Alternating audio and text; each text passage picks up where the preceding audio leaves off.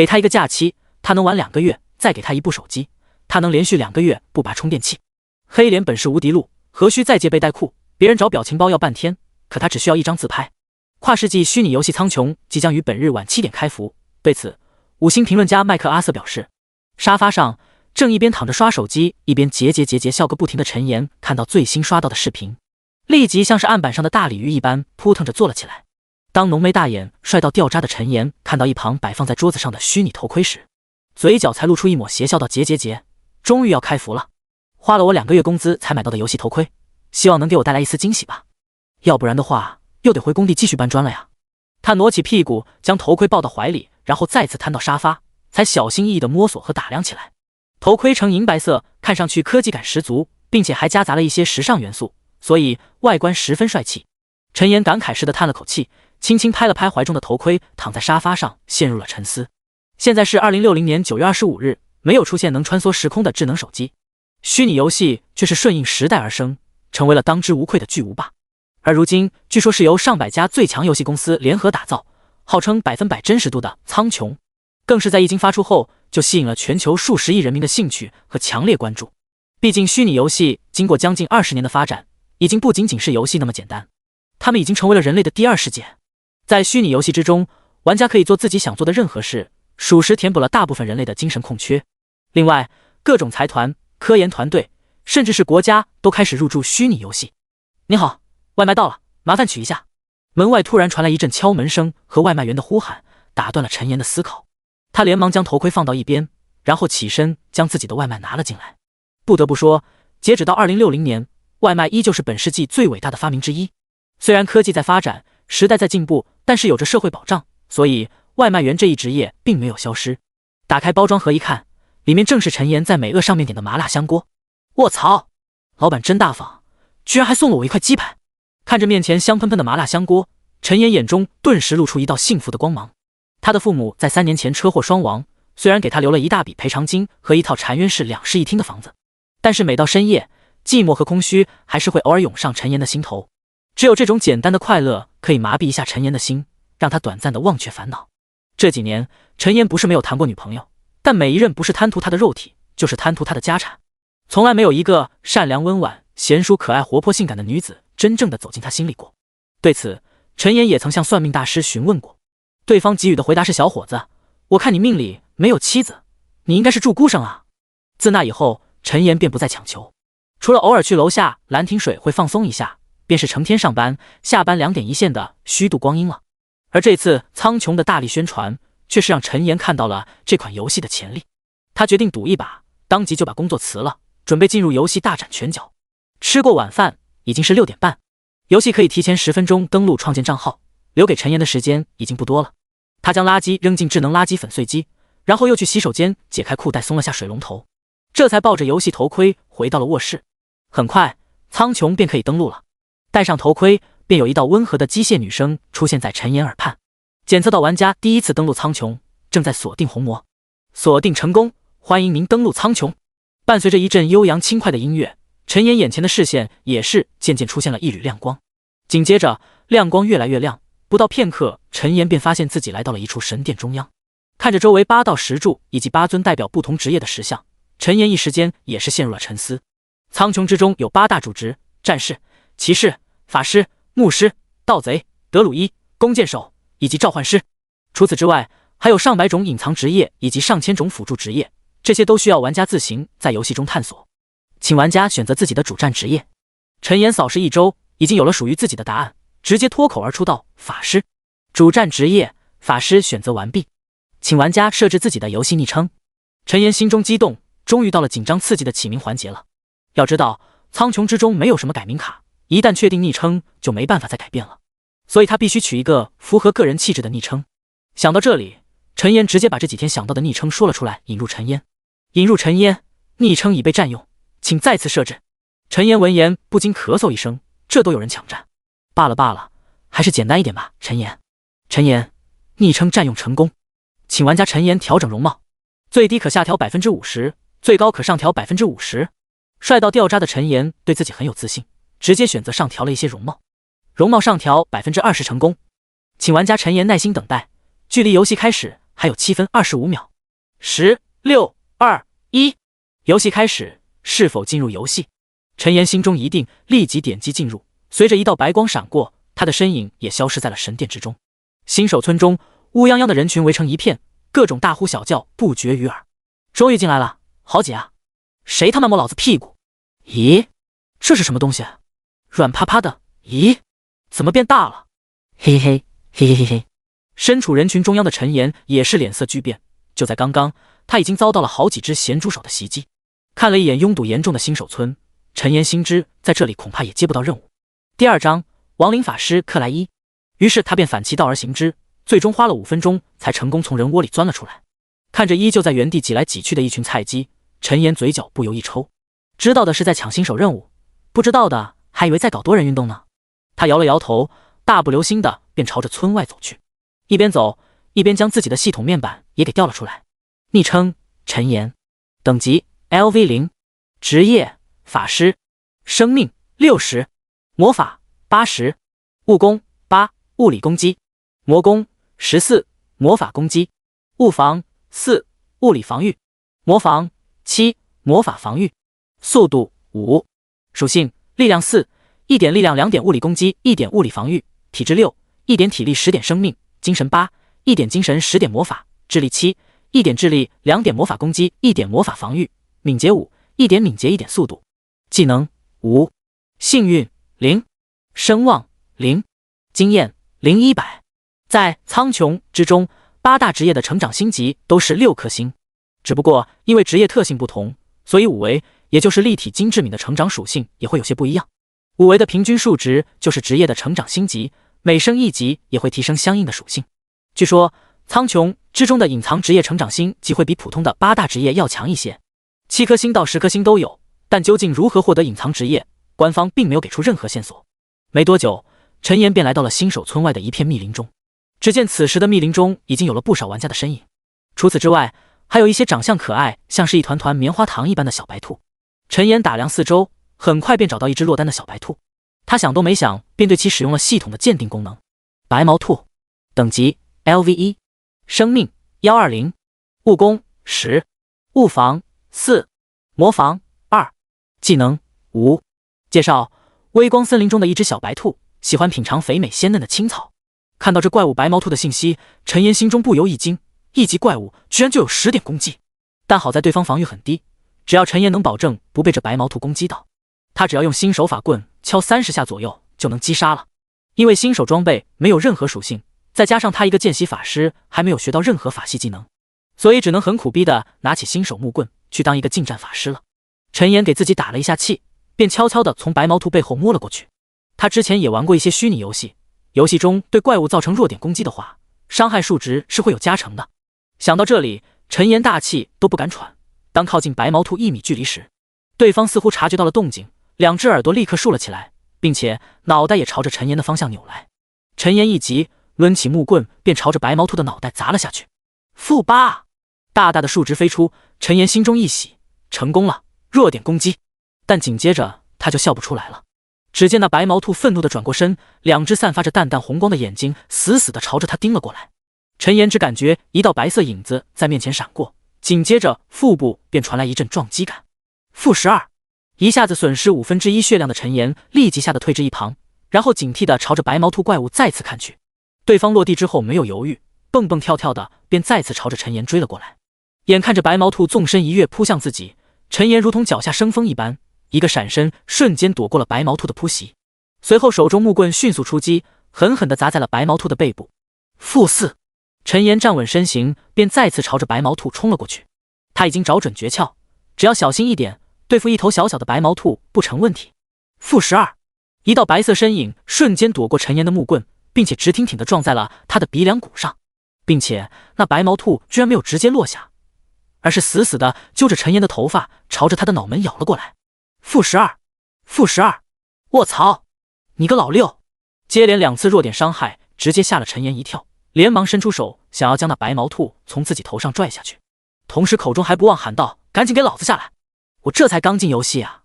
可他的双手刚一碰到白毛兔柔软的身子，一道致命伤害便再次从他脑门上飘起。负12，战斗提示：你已被白毛兔击杀，因为你的等级为 LV0，本次死亡不损耗任何经验。系统提示：正在传送回新手村复活点。10、9。飘在空中的陈岩看着自己的尸体以及扬长而去的白毛兔，不禁有种怀疑人生的感觉。这自由度也太他妈高，不对，这也太他妈坑了吧！不行，绝对不能让别人知道我在苍穹的处女卦居然给了一只兔子。陈岩转眼看去，发现微光森林中死在白毛兔攻击下的玩家好像还不在少数。正在这时，一道身穿黑色华丽法袍的身影悄然出现在了陈岩的尸体旁边。陈岩一愣，看着突然出现在眼前的身影，顿时有些摸不着头脑。而且诡异的是，周围的玩家和白毛兔似乎根本没有发现这道黑色身影一般。黑袍身影伸手对着陈岩的尸体释放出幽蓝色的火焰，黑色的兜袍下一同传来一道低沉的嗓音：“终于等到你了。”叮！复活传送被打断。看着出现在眼前的提示，还没等陈岩惊疑出声，一道吸扯力便自他的尸体中生出，随后将他的灵魂扯了进去。系统提示：你已被亡灵法师克莱伊使用亡灵复苏技能复活。迷迷糊糊的，陈岩便再次恢复了视线。睁开眼，首先看到的便是黑色兜袍下一双幽蓝色的眼睛。陈岩心跳都是放慢了一拍，同时不着痕迹的朝着面前的黑袍身影丢去系统鉴定。姓名：克莱伊，等级：职业：亡灵法师。其他。陈岩刚丢完鉴定，一道低沉苍老的嗓音便从黑袍下响了起来：年轻人，随便探查别人信息可是不礼貌的行为。第3章，王者。陈岩闻言有些尴尬，但他还是迅速调整反应，谦卑有礼道：那个，请问老人家复活我是有什么需要帮助的吗？黑袍身影眼中幽蓝色光芒闪动，笑着说道：确实有事需要你帮忙。我问你，你可愿意继承我的衣钵，成为一名亡灵法师？话刚说完，一道系统提示便出现在了陈岩面前：亡灵法师克莱伊欲收你为徒，是否同意？系统提示：同意后，职业和种族将发生改变。黑袍老者的声音和接连2道系统提示让陈岩不由愣了愣神。这种情况，自己是触发隐藏职业了？是自己运气太好，还是说苍穹中的隐藏职业其实并没有大家想的那么难获得？虽是心中划过无数念头，但陈岩还是迅速回过神来，没有丝毫犹豫道：我愿意。老人家，不，老师。黑袍老者看着浓眉大眼斩钉截铁的陈岩，笑着将自己的黑色兜帽摘了下来，然后缓缓说道：那真是太好了，不枉我等你这么长时间。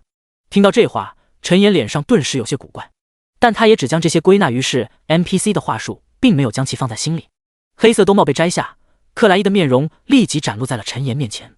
与印象中枯瘦阴森的亡灵法师不同，克莱伊长相温和，还有着一头银白色的长长卷发和大把的银白色胡子。如果不是他幽蓝色的双眼有些奇异，恐怕不知道的还会以为这是一位圣堂牧师呢。克莱伊被陈岩盯得有些不舒服，瞪了他一眼道：你这么看着我干什么？陈岩咳了咳声道：没什么，我就是觉得老师长得真是帅呆了。听着陈岩的硬夸，克莱伊的老脸上也是一阵通红。他伸出手臂，释放出一道幽蓝色的火焰道：好了，少说废话，现在我就帮助你成为一名亡灵法师。说着，他便操纵着那幽蓝色的火焰朝着陈岩飞来。感受到其中的炽热，陈岩有些紧张，但一想到对方应该没必要这么整自己，于是便强装镇定，看着那幽蓝色火焰没入了自己的眉心。克莱伊见到这一幕，不由暗自点了点头，这小子虽然有些油嘴滑舌，但心性还算可以。而在幽蓝色火焰融入陈岩体内的瞬间，一股剧烈的疼痛却是直接从他脑海之中爆发。卧槽，怎么这么疼啊？难以忍受的疼痛瞬间击溃陈岩的心理防线，身为一辈子没受过多大伤势的普通人，第一次遇到这种情况，陈岩自然是慌了神。好在这种疼痛也只是持续了不到2秒钟，紧接着便尽皆退散。与此同时，系统的提示也是不断的开始弹出。叮！你的主战职业发生变化，你已获得新属性魂火。叮！由于你转职为隐藏职业，获得2点幸运。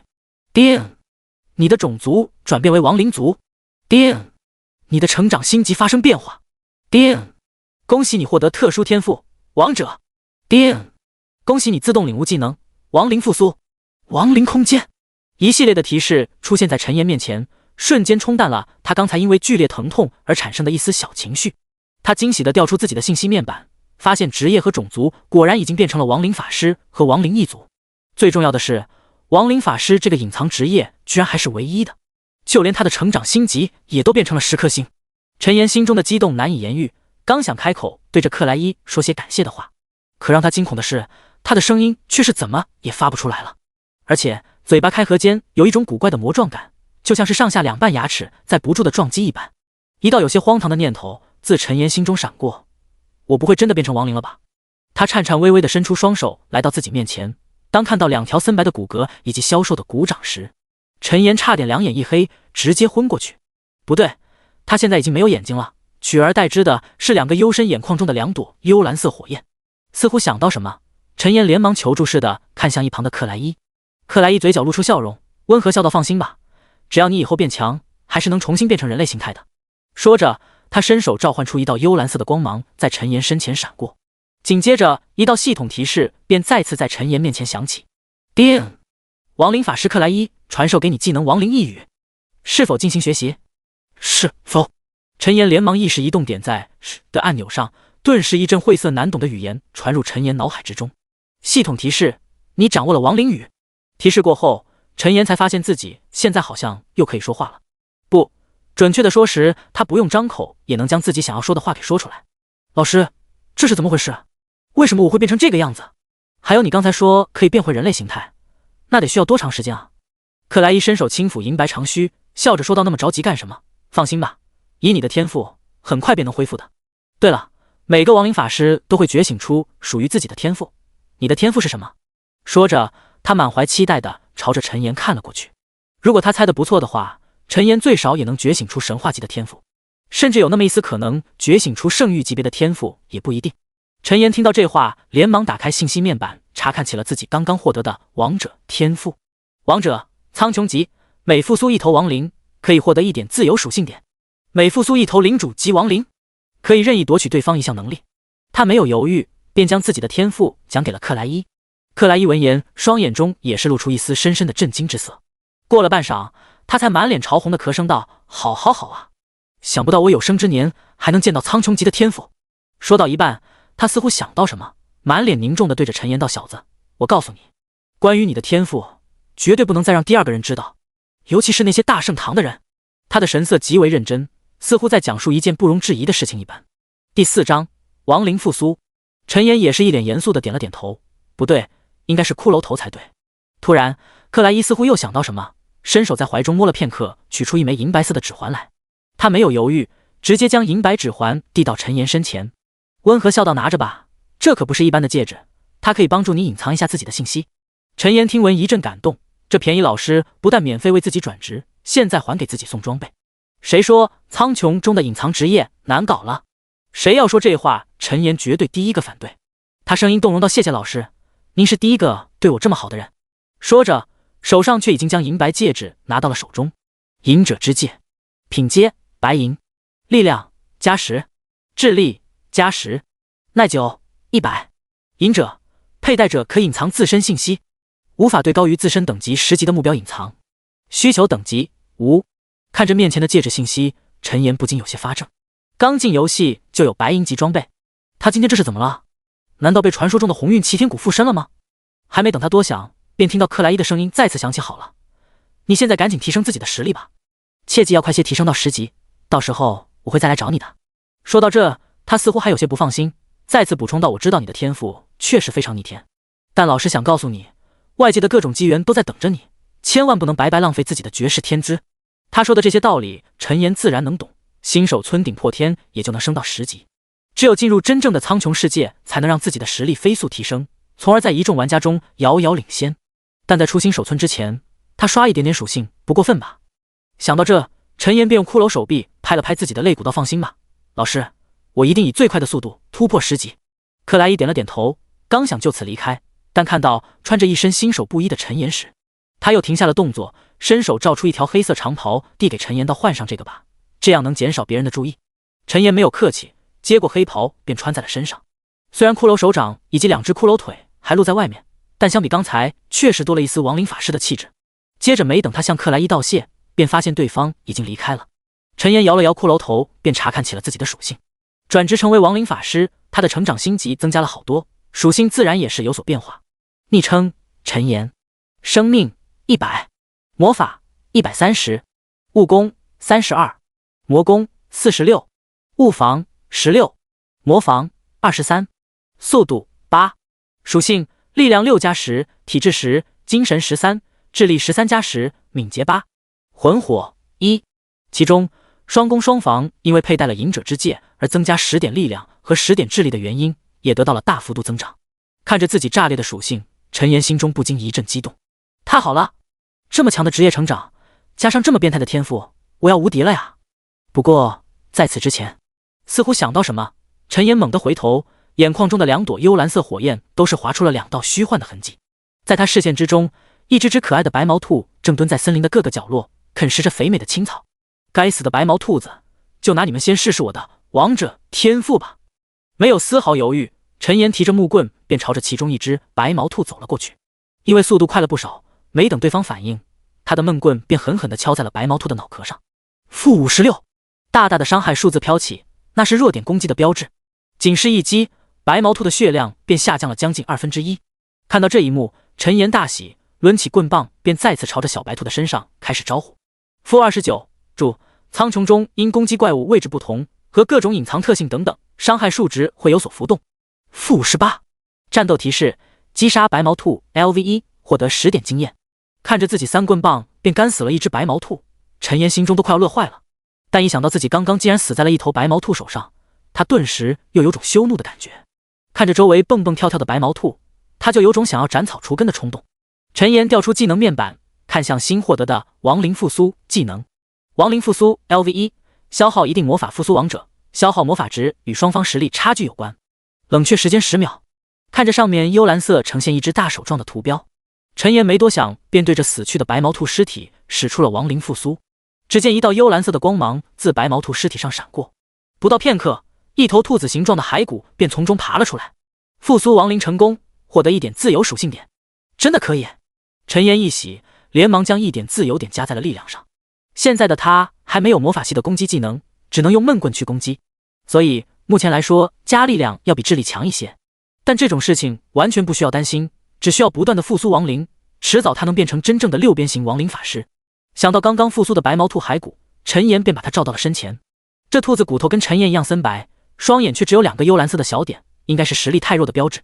白骨兔，亡灵，等级 LV1， 生命40，物攻4，物防2，魔防0，技能无。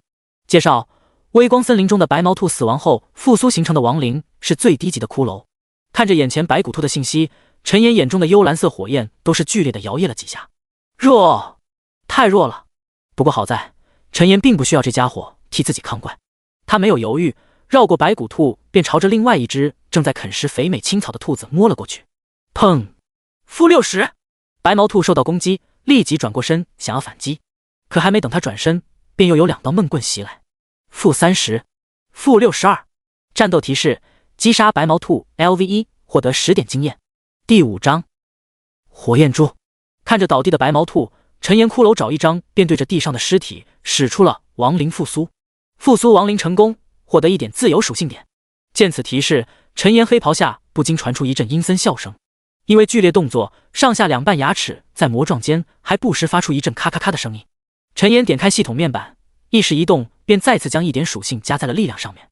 力量8，加上隐者直接10点力量，陈岩的物攻也是一跃来到了36点。他没有理会刚复苏的白骨兔，绕过他便朝着另外一只白毛兔扑杀而去。闷棍-70，大大的伤害数字飘起，陈岩眼中幽蓝色的火焰都是跳动了2下。砰！-64，战斗提示：击杀白毛兔 LV1，获得10点经验。亡灵复苏，复苏亡灵成功，获得1点自由属性点。继续加点力量，物攻38。接下来的时间，陈岩如法炮制，很快便又击杀并复苏了6只白毛兔，获得了6点自由属性。没有意外，6点属性全都加在了力量上。力量15。当看到又有一只白毛兔刷新在自己身前的时候，陈岩条件反射般握着闷棍便朝着对方脑袋砸了下去。-96，-46，两棍下去，白毛兔直接当场毙命。战斗提示：击杀白毛兔 LV1，获得10点经验。系统提示：你升到了 LV1，你的属性发生变化，你获得了5点自由属性点。伴随着一道金光闪过，陈岩终于是升级了。他伸出骨掌，对着白毛兔丢出一记亡灵复苏，然后把得到的1点属性点和5点自由属性全都再次加在了力量上。打开系统面板一看，力量 27+10，体质20，精神26，智力26+10，敏捷16。升级之后，属性果然增加了成长星级对应的点数。因为体质增加到20的原因，他的血量也是来到了200。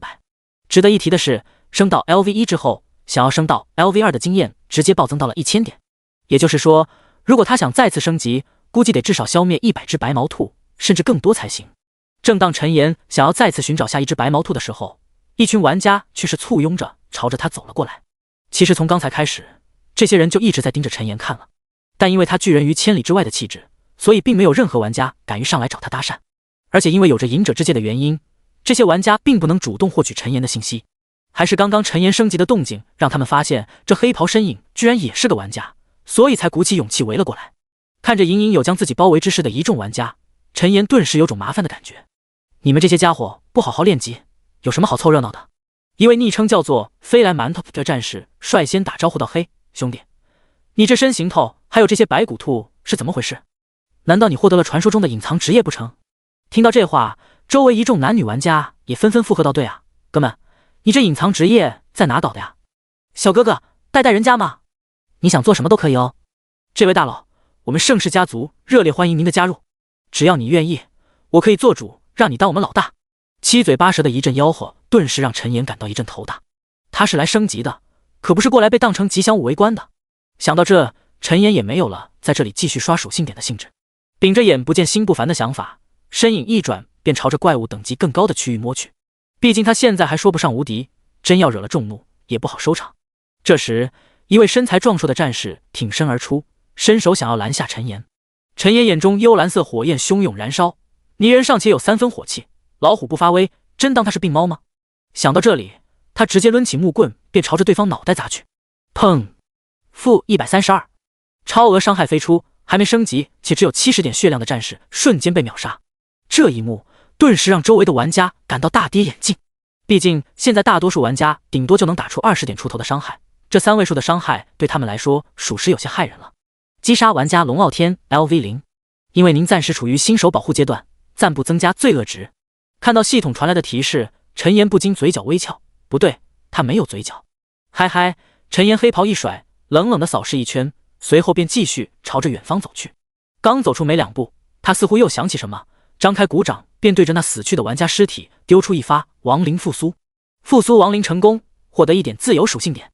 伴随着一阵咔咔咔的声响，一头骷髅也是从倒地的龙傲天尸体中缓缓站起。周围的玩家见状都是连忙退后一段距离，还有一些不信邪的玩家想要阻拦。陈岩立即召唤骷髅和一旁的10只炮灰白骨兔冲了上去。虽然这群白骨兔属性很低，但好在还是能抵挡一下这些菜鸡玩家的。陈岩也是仗着已经甩开普通玩家一大截的速度，快速穿过众人的围堵，消失在了微光森林之中。见此情景，周围不敢吱声的玩家才骂骂咧咧道：“操，有什么好装的？就是转职成隐藏职业就了不起了吗？大家伙，这些白骨兔杀了也可以获得经验爱。”随着一位玩家的发言，周围玩家先是一愣，旋即神色大喜，朝着那些白骨兔冲去。另一边，陈岩飞速穿过 LV2 的大角羊和 LV3 的野狼练级区域，最终来到了一片有着 LV5 火焰猪怪物的土坡。之所以选择这里，也是因为只有这里暂时还没有被玩家占领。陈岩心中一定，必须赶在大部队来临之前将属性点和等级刷上来。火焰猪，等级 LV5， 生命680，魔攻60，物防30，魔防40，技能火焰撞击。介绍：红岩土坡上的一只火焰猪，喜欢吸收红岩中蕴含的一丝火焰能量。第6章近身战斗法师。看着系统面板上火焰猪的信息，陈岩大概对比了一下，发现自己完全可以对付。于是他不再墨迹，提着木棍龙行虎步，便朝着其中一头火焰猪冲了上去。闷棍，砰！负92，大大的弱点伤害飘起，火焰猪立即被吸引了仇恨，打了个冒着火星的响鼻，便朝着陈岩冲来。他的速度很快，陈岩也是提前做出预判，这才躲过对方一击。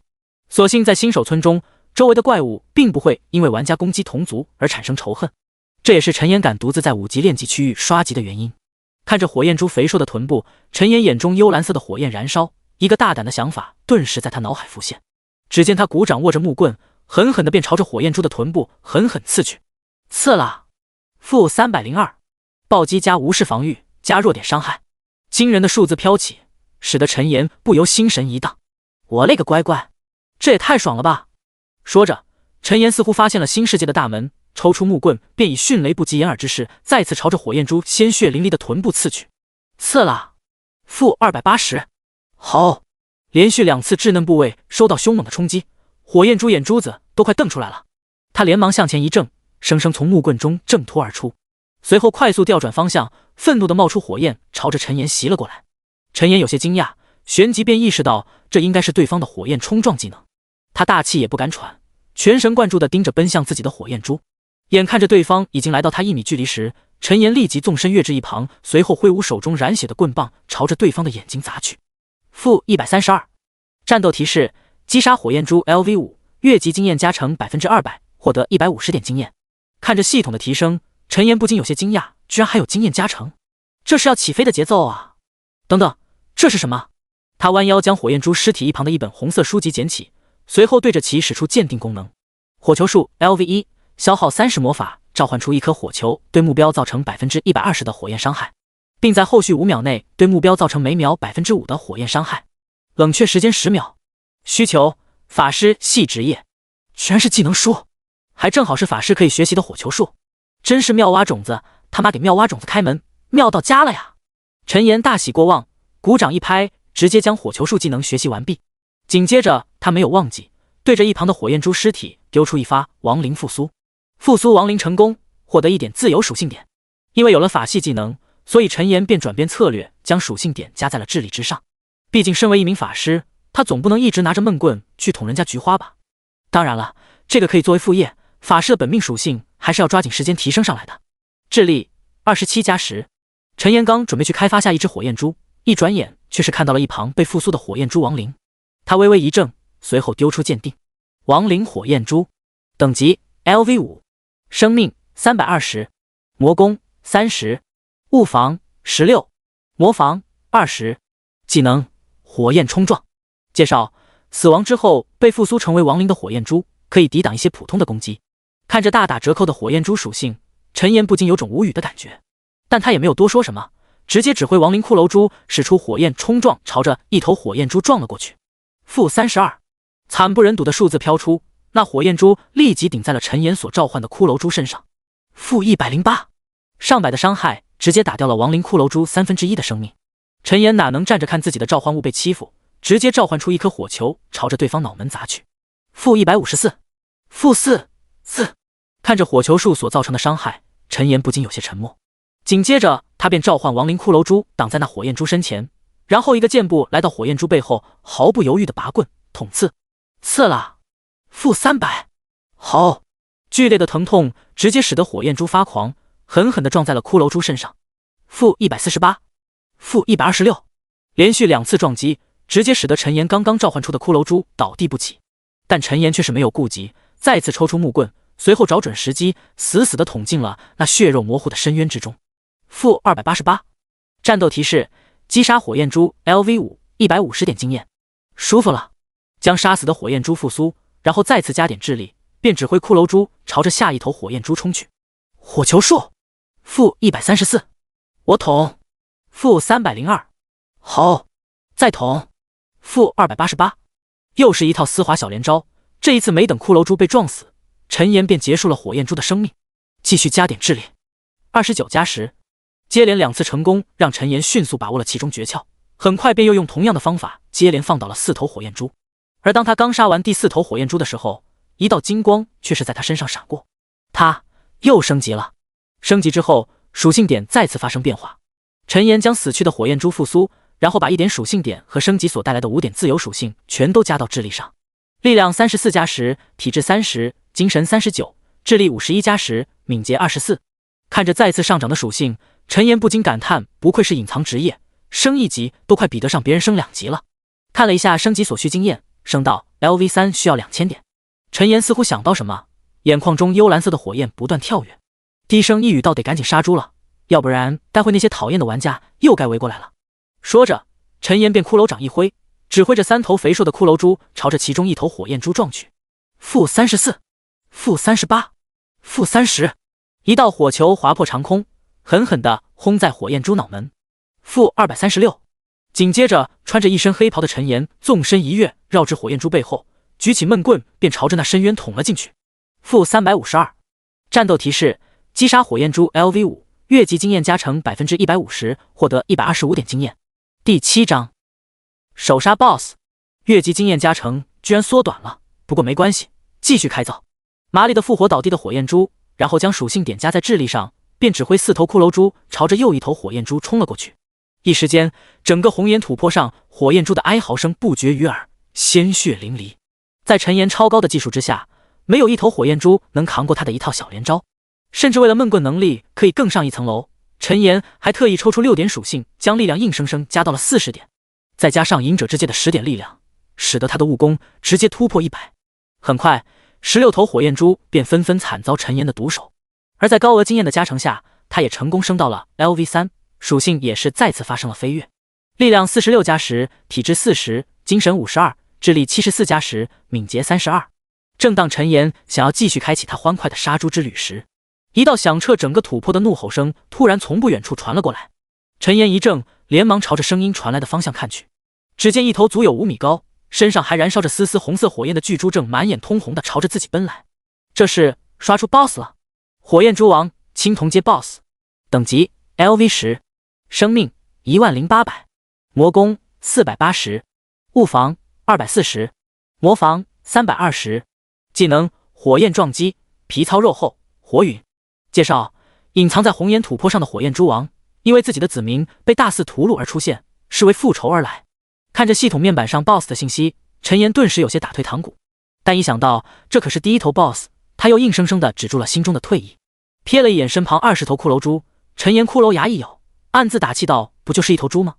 干了，等着瞧吧，看是你这大块头厉害，还是我的深渊之刺厉害。没有丝毫犹豫，不等火焰猪王临近，陈岩便直接丢出一团火球，朝着对方的眼睛砸了过去。负55，负888，不到3位数的伤害飘起，陈岩的小脑瞬间萎缩了一下。可火焰猪王却是不会给他后悔的余地，身上冒起炽热的火焰，便朝着陈岩冲了上来。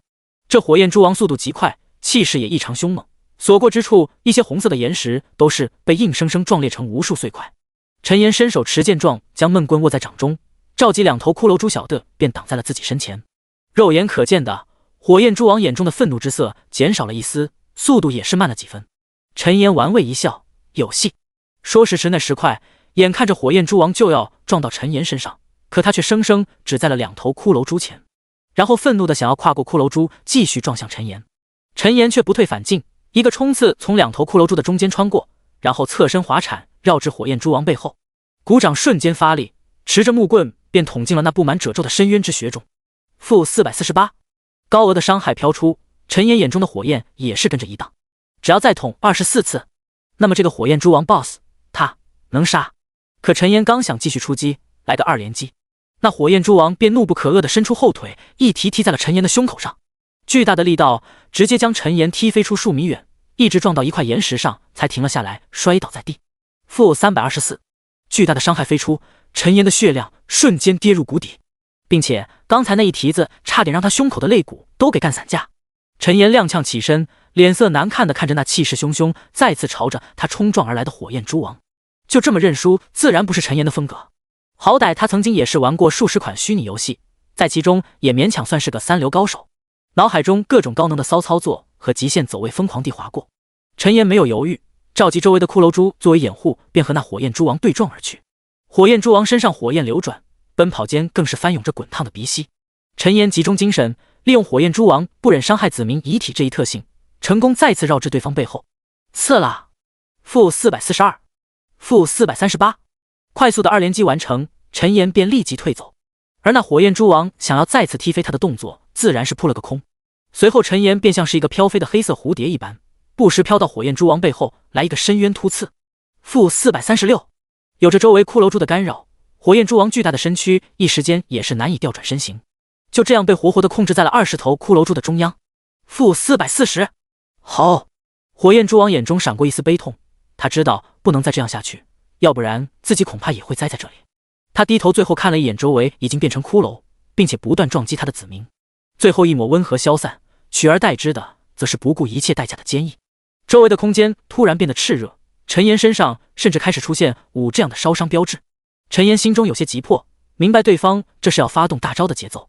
可看着火焰蛛王现在仅剩的3000多点血量，他一咬牙便用上了自己单身20多年来的手速，疯狂地开始发动深渊突刺。-462，-458，-460，接连3击使得火焰蛛王身体一颤，但周围炽热的温度还在升高。但好在随着伤势不断叠加，陈岩所能造成的伤害也是越来越高。这时，一颗直径5米大小的火红色陨石突然从空中渐渐显现，陈岩心都快跳到了嗓子眼上，他连忙再次出击。此时的他恨不得把骷髅掌都给干冒烟。-480，-464，-468，火焰蛛王还剩最后1000点血量，可那火红色的陨石眼看着就要落到陈岩身上。一瞬间，他好像爆发了所有的潜力，携带着势不可挡之威，猛然迅速将木棍捅了进去。-502，-518，轰！夹杂着火焰和烟尘，依稀可以见到一道金光自其中冲天而起。待到一切尘烟散去，躲在火焰蛛王身下仅剩一丝残血的陈岩才缓缓爬了出来。第8章火陨。刚才要不是他运气好，先一步杀了火焰蛛王，然后升级将血量回满，恐怕此刻的他已经被那火焰陨石给送回新手村了。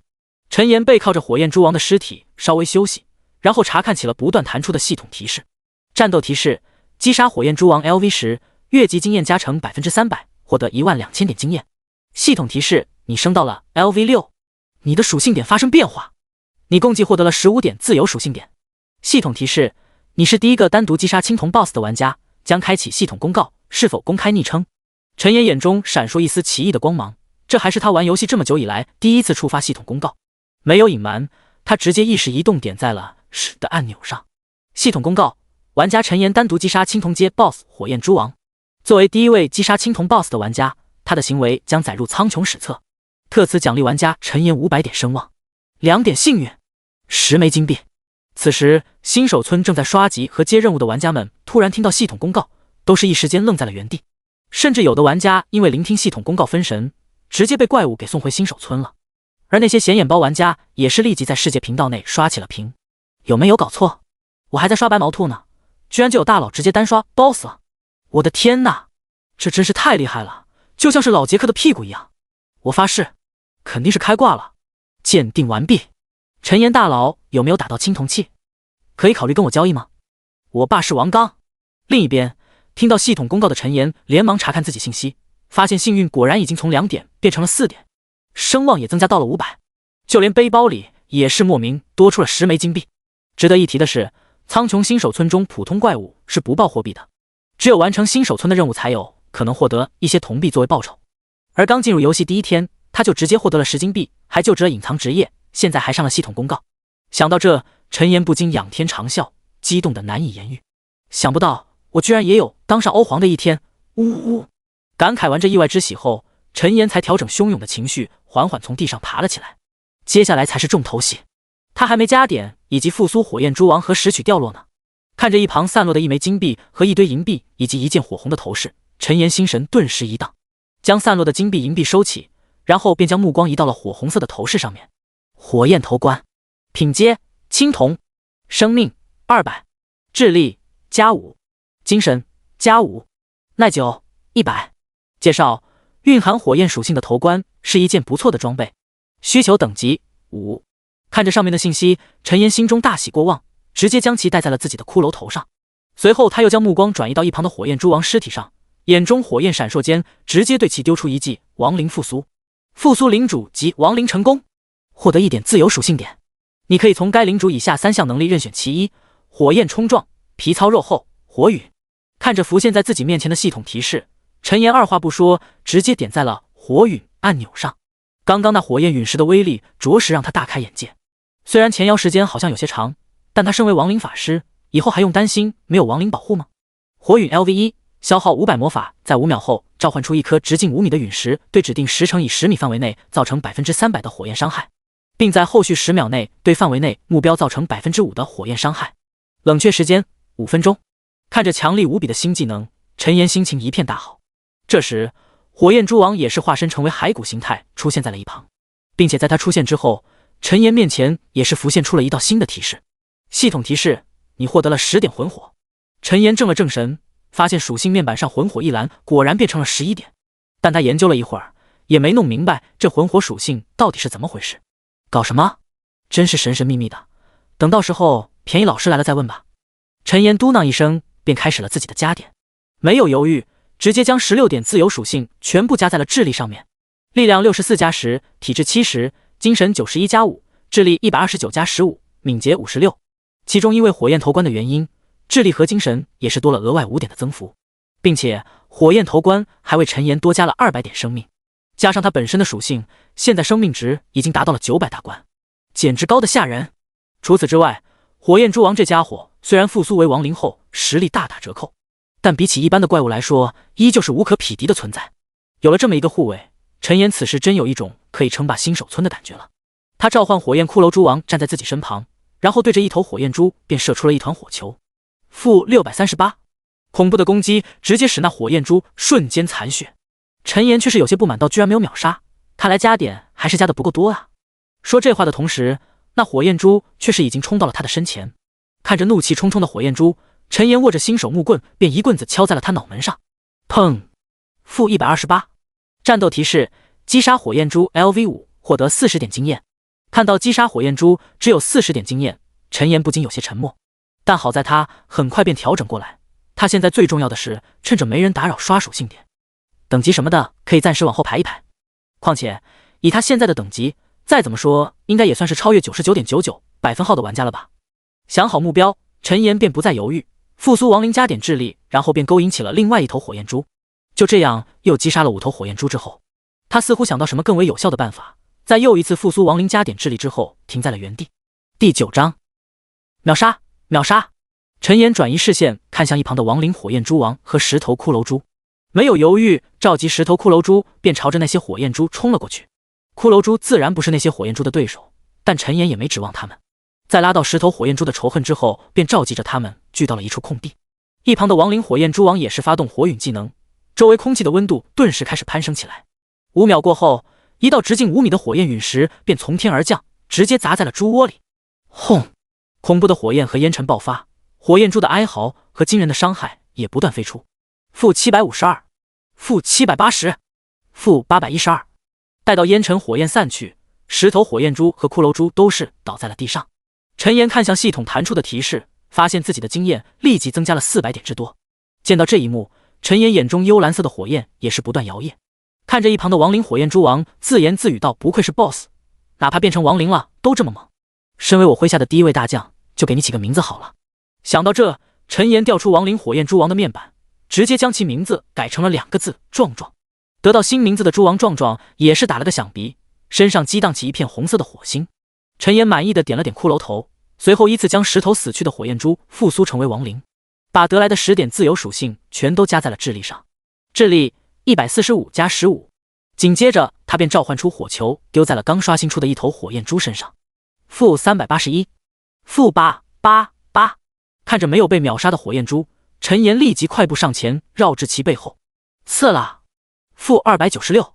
恐怖的伤害飞起，刚刷新出来不到10秒的火焰蛛立即一软倒在了地上。见到这一幕，陈岩才熟练地将新手木棍从深渊中拔了出来。看来还是得多加点，我现在居然还秒杀不了一头火焰蛛。陈岩摇了摇头，张开鼓掌，对着火焰蛛使出了亡灵复苏，继续加点智力。就这样，在火球术加深渊突刺加亡灵复苏的连击和蛛王壮壮5分钟一次的火陨之下，陈岩的经验值和属性都是以肉眼可见度速度飞速攀升着。大概过了将近1个小时，在陈岩一发火球术秒掉一头火焰蛛后，他终于升到了 LV7。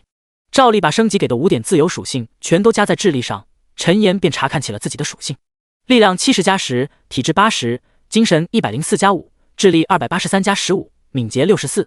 查看完信息，陈岩也是将目光看向了新手村的方向，轻声呢喃道：“算时间，大部队应该也快来了，要不要把他们也杀了，收割一波属性点呢？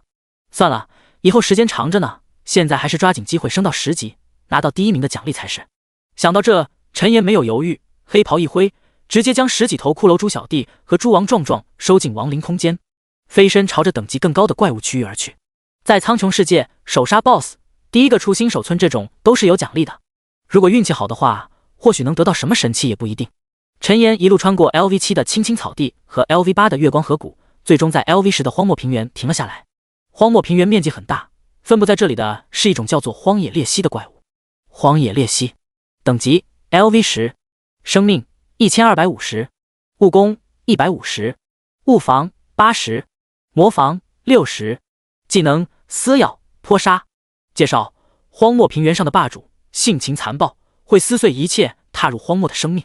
看着身长2米、张着大嘴的鬣蜥，陈岩没有犹豫，直接发动火球术，朝着对方脑门砸了过去。砰！负1350。战斗提示：击杀荒野鬣蜥 LV 石，越级经验加成 150%， 获得250点经验。仅是一击，性情残暴的荒野鬣蜥连反抗的机会都没有，直接被秒杀。陈岩见此，不由语气古怪道：“10级怪物，好弱呀！”说话间，他上下牙齿还不断的开合，发出一阵咔咔咔的声响。伸出骨掌将荒野鬣蜥复苏，陈岩再次将自由属性点加在了智力上。不到片刻，一具骷髅蜥蜴便出现在了陈岩身旁。看到面前的骷髅蜥蜴，陈岩这才想起来自己的一众骷髅猪小弟和猪王壮壮。他心念一动，发动亡灵空间技能，便见到周围有一道道黑色的雾气漩涡浮现，紧接着一头头骷髅猪便从中走了出来。待到最后，那些小型的漩涡汇聚在一起，形成一道5米直径的黑色雾气漩涡。体型庞大的猪王壮壮才缓缓来到了陈岩身旁的空处。他指挥着猪王壮壮和一众骷髅猪以及骷髅蜥蜴攻向其他的荒野鬣蜥，自己也对准另外一头荒野鬣蜥丢出一记刚刚刷新完毕的火球术。砰！负1368。没有意外，又是一头鬣蜥直接被秒杀。另一边，猪王壮壮一个火焰冲锋也是直接将一头荒野鬣蜥撞了半死，然后几个撞击便了解了其生命。有了壮壮的加入，陈岩刷怪的速度立即猛增1倍。不多时，在又杀了20多头荒野鬣蜥之后，一道熟悉的金光便自陈岩身上闪过。系统提示：你升到了 LV8， 你的属性发生变化，你获得了5点自由属性点。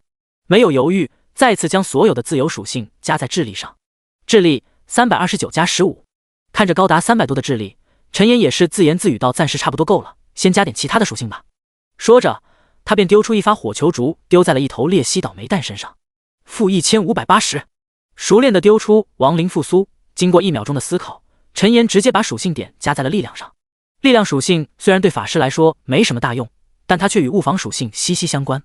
如果陈岩以后想要与那些战士贴身肉搏，那力量绝对是必不可少的。力量77加10。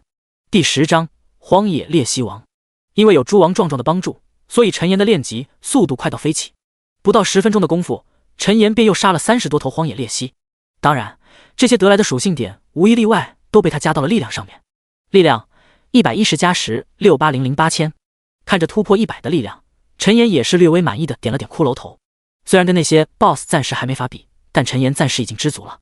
正当他这么想的时候，不远处的鬣蜥群中突然传来一道震天的吼声。陈岩一愣，旋即惊喜的看向吼声来源。只见一头体长8米有余的荒野鬣蜥正以每秒数米的速度朝着自己飞速而来。荒野鬣蜥王，青铜阶 BOSS， 等级 LV10， 生命12000，物攻520，物防360，魔防280，技能死亡翻滚，巨鳄撕咬，生命汲取。介绍：荒漠平原中的王者，具备撕碎一切的力量，遇到他一定要小心。看着面板上荒野鬣蜥王的介绍，陈岩却是丝毫不慌。他现在已经不是之前那个弱小的小骷髅了。火球术，负1147。恐怖的伤害飞出，荒野鬣蜥王的血条肉眼可见的减少了1小节。陈岩眼中幽蓝色火焰燃烧，一个小小的蜈蚣怪居然还敢挑衅高贵的亡灵法师，给爷爬！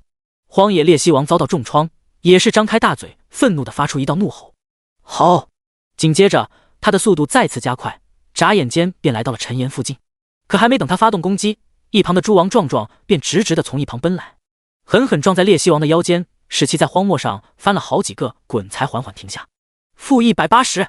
虽然动静很大，但伤害对比陈岩来说却小得可怜。陈岩无奈，但也只好让猪王壮壮纠缠住荒野鬣蜥王，同时召集10几头骷髅猪和70多头骷髅蜥围在鬣蜥王的身边，制造混乱。自己则站在原地，发动起了另一大招火雨。新手木棍上有红色的火焰升腾，随着时间的流逝，周围的温度也是开始逐渐攀升。终于，在陈岩期盼的神色中，一颗直径5米的火焰陨石在天空生成，直直的朝着鬣蜥王砸去。当然了，陈岩也没有忘记让猪王壮壮提前躲开。毕竟再怎么说也是一头不错的打手了。轰！恐怖的火焰陨石精准地砸落在烈西王身上，立即飞出一道恐怖的数字-3528。惊人的伤害飙起，陈岩的心也是跟着一荡，没有愣神，新手木棍再次甩出一团火球，砸在那烈西王的脑门-1286。仅是瞬间，荒野烈西王的血量便直降一半。体长8米的巨兽愤怒地嘶吼着，身上携带着火焰，在黄沙之中翻涌着，朝着陈岩再次扑来。看那情形，就像是从深渊之中爬出来的魔兽一般。更让陈岩感到惊讶的是，烈西王在路过一头骷髅猪的时候，直接张开大嘴咬在了他的身上，大嘴中有血红色的光芒闪耀，紧接着便见到骷髅猪直接被秒杀。然后烈西王的身上也是飘起了一个大大的绿色数字+320。陈岩先是一怔，随后快速反应过来，应该是对方的生命汲取技能。他没有慌张，不紧不慢地再次丢出一发冷却完毕的火球术-680。普普通通的伤害飞起，这一次却是因为烈西王及时躲避而没有出现弱点攻击。看着再次迅猛袭来的烈西王，陈岩心念一动，便召唤剩余的骷髅猪和骷髅蜥蜴包围向对方。烈西王怒吼声不断，但却一时没有办法突破骷髅群的阻拦。而猪王壮壮则在陈岩的指示下，同样发动起了火陨技能。轰！-1680。陈岩的火球术也是紧跟其后，死死地落在了烈西王的脑门上。-1172。烈西王无能狂怒，只能逮住一旁一头骷髅蜥在原地死亡翻滚起来。陈岩则站在骷髅群外，冷冷地注视着那已经血量不多的烈西王。10秒过去，又是一发火球术飞出-1260。烈西王挣扎，咬住一头骷髅猪，便再次发动了生命汲取。可这在陈岩看来不过是垂死挣扎罢了。不到1分钟，在几发火球术的攻击下，荒野烈西王终于是呜咽一声咽下了气。战斗提示：击杀荒野烈西王 LV10，越级经验加成100%，获得6000点经验，获得200点声望。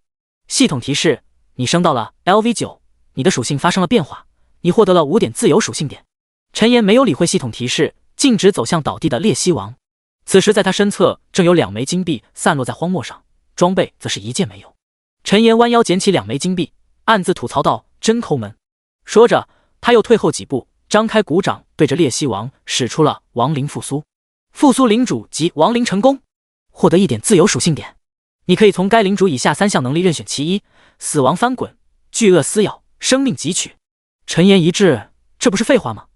难道让他跟怪物一起打滚不成？想都没想，直接点在了生命汲取上。生命汲取 LV1，发动物理攻击接触目标，对其造成120%的伤害，并恢复自身30%的生命。冷却时间30秒。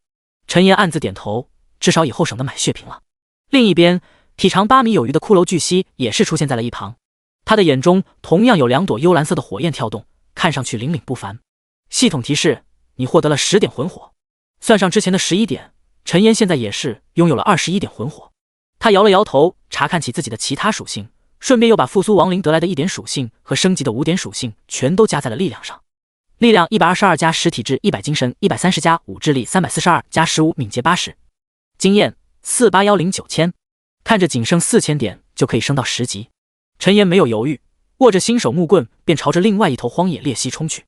-1475。第11章亡灵之章。战斗提示：击杀荒野烈蜥 LV10，获得100点经验。看着系统提示，陈岩不禁疑声道：怎么回事？居然没有越级经验加成了？虽是这样说，但陈岩还是指挥猪王壮壮和西王硕硕朝着那些荒野烈蜥冲了过去。是的，第2位大将荒野烈蜥王被陈岩取名为了硕硕，正好和猪王壮壮是兄弟名。2位大将化身亡灵，虽然被削弱了一部分，但对于普通的怪物来说，还是碾压般的存在。不到片刻，便又有2头荒野烈蜥纷纷殒命。陈岩照例将他们复苏，然后把得来的自由属性都加在了力量上。大概过了10分钟，陈岩身旁便再次聚集了40头骷髅蜥蜴，这些属性点自然是无一例外都被他加在了力量上。在陈岩一发火球术秒掉一头荒野烈蜥后，他终于是升到了10级。系统提示：你升到了 LV10，你的属性发生变化，你获得了5点自由属性点。系统提示：身为第1位升到 LV10的玩家，将开启系统公告，是否公开昵称？陈岩眼中幽蓝色火焰摇曳，心中的惊喜溢于言表，自己果然又是第1名。既然如此，那还用说？当然是不隐藏。系统公告：玩家陈岩第1个升到 LV10，即将进入真正的苍穹世界。本事件将载入苍穹史册，特此奖励玩家陈岩500点声望，10点自由属性点，2点幸运。苍穹世界抽奖机会 X1。与上一次不同，这次的系统公告足足播报了3遍才缓缓消散，而这一动静自然是让所有苍穹玩家都陷入了轰动之中。一处密林之中，正手持重剑与一头身高5米有余的梅花鹿 BOSS 战斗的男人不禁微微一愣，但也只是片刻，他便反应过来，找准机会将梅花鹿 BOSS 最后一缕残血打掉之后，才站在原地喘着粗气道：“又是这个陈岩，难道是谁的马甲吗？不过我可是杀了3个 BOSS， 到现在也才7级，那家伙到底怎么升级那么快的？”另一边，正在新手村和村长交接任务的美女法师也是抬头看向天空，好看的眉头微皱，到第一个升到10级的居然不是他，这个陈岩到底是何方神圣？一旁同样绝色无双，身后还跟着一头小狼崽的美女也是皱眉道：第一次可能只是巧合，这陈岩居然连续2次上了系统公告。话还没说完，一位手持长剑的男子便轻哼一声道：或许他只是踩了狗屎运呢。不仅是他们，整个苍穹的玩家都是轰动不止，纷纷和身旁的伙伴或者在聊天频道中躁动起来。陈岩大佬第2次上系统公告了，哎，对啊，恐怕裁决还有神堂那些家伙现在都快急疯了吧？我倒觉得挺好的，至少说明我们散人玩家也能有顶尖大神。想多了，没有资源支撑，这陈岩单打独斗走不了多远的。正当所有人各抒己见之时，陈岩却是已经忙得要找不着北了。撇开升级和奖励的属性点不谈，此时他的面前一直在不断地弹出着系统提示。系统提示：你已升到10级，是否立即传送前往苍穹世界？是否？陈岩沉思片刻，直接点在了否的按钮上。毕竟之前便宜老师说过，等他升到10级的时候会再来找他。系统提示：你已取消传送，你有1个小时的自由活动时间，1小时后将随机传送至苍穹世界。系统提示：检测到你获得1次苍穹世界抽奖机会，是否立即使用？是否？看到这一幕，陈岩立即眼前一亮，连忙点在了是的按钮上。下一刻，一面巨大的轮盘便出现在了他的面前，上面有着7种颜色的格子，其中黑色、青铜色以及白银色占据了将近3/4的面积，剩下的大部分也都被黄金色和暗金色所占据。陈岩有些沉默，就知道不会有这么好心。虽然其中有着一小片彩色的区域，不知道是什么意思，但看着那比转盘指针还要小的面积，就知道大概率应该只是个摆设。话不多说，陈岩直接转动了指针，指针滑动，转了好几圈之后，开始渐渐放缓，一路滑过黑铁、青铜、白银。眼看着指针越来越慢，渐渐要停在一小片紫色区域的时候，陈岩眼中的火焰都是差点激动的跳出眼眶。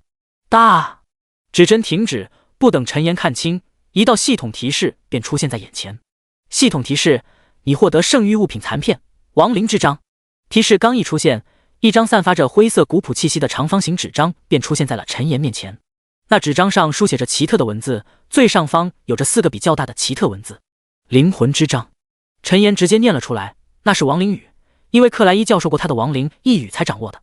灵魂之章，亡灵之章第3章，圣域物品残片。力量加100，体质加100，精神加100，智力加100，敏捷加100。能力：灵魂锁链，强制使目标每秒降低1%生命上限，持续时间120秒，冷却时间1个自然日。介绍：持有灵魂之章者，亡灵复苏技能所复苏的亡灵强度提升10%。备注：该物品放入背包即可生效，死亡后必定掉落。看着面前灰色纸张的介绍，陈岩不禁震惊到无以复加。他是没想到自己居然能抽到这种变态的物品，强悍的属性，变态的技能，还能提升亡灵强度。想到这，陈岩连忙查看诸王壮壮和西王硕硕的信息，发现他们果然变强了一些。陈岩恍然若梦，低声呢喃道：就是死亡后必定掉落，这一点也太坑了吧。感慨过后，陈岩又开始加点属性，将奖励的10点属性加到力量之后，他的属性也是迎来了巨大的蜕变。力量180加110，体质110加100，精神143加105，智力355加115，敏捷88加100。第12章布鲁威斯城。看着面板上唯一没有过100的速度，陈岩的强迫症也是犯了，持着新手木棍便朝着一头荒野裂隙冲去。火球术负1680，麻利的复苏亡灵，然后将属性点加在速度上，陈岩便又马不停蹄地冲向下一头荒野裂隙。现在时间紧迫，他必须以最快的速度收割属性点。不一会儿，12头荒野裂隙便纷纷殒命，而陈岩的速度也是被加到了100点，速度100加100，陈岩满意的暗自点了点骷髅头，轻声呢喃道：“这下舒服了，接下来还是继续提升智力吧。”说着，他没有犹豫，便提着木棍袭向荒野裂隙。速度提升之后，陈岩的攻速和移速都是有了明显的变化，整个身影就像是一只飘飞的黑色蝴蝶一般，在数不清的荒野裂隙之间来回游荡。值得一提的是，升到10级之后，经验并没有折扣，依旧是100点。陈岩猜测，应该是只有等级高于怪物的时候，获得的经验值才会下降。因为有着壮壮和硕硕的帮忙，所以陈岩刷怪获取属性点的速度很快，几乎是每分钟就能刷大概6点属性。这还是受限于亡灵复苏技能的冷却时间，要不然速度还能再翻上1倍不止。不到20分钟，陈岩的经验便被刷满了。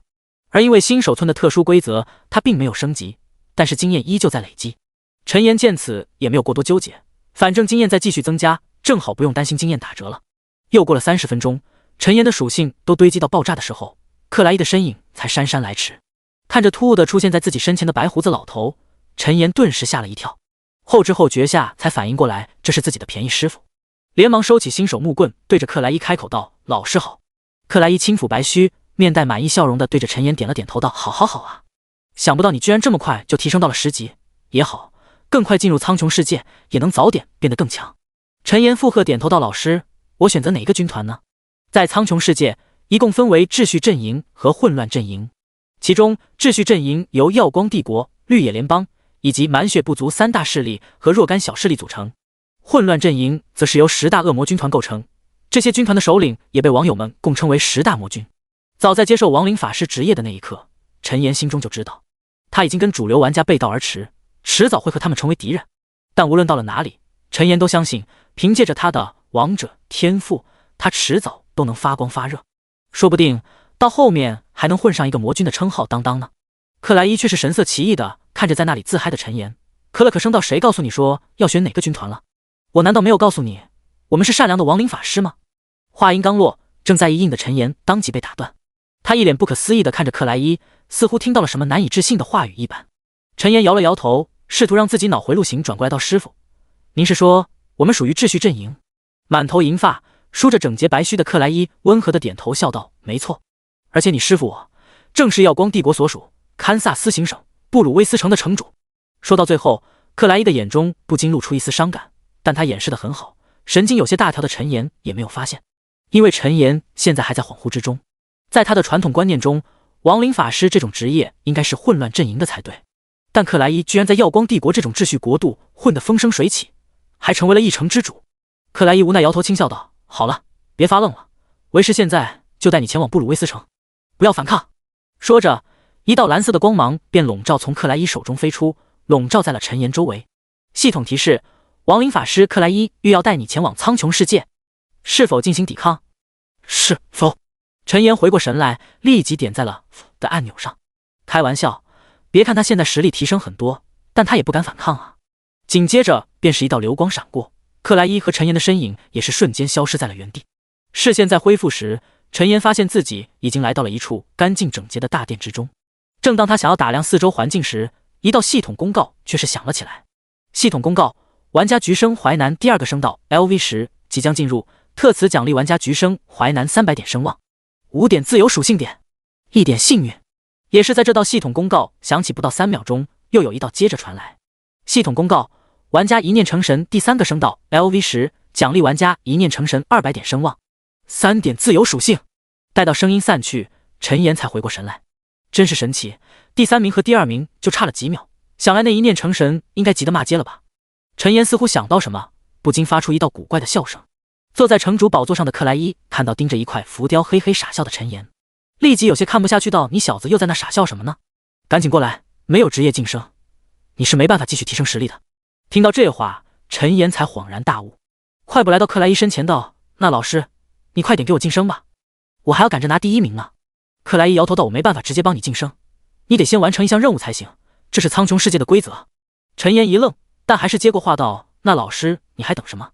赶快发布任务吧。”克莱伊没好气地瞪了一眼陈岩，随即大手一挥，一道任务提示便出现在了陈岩面前。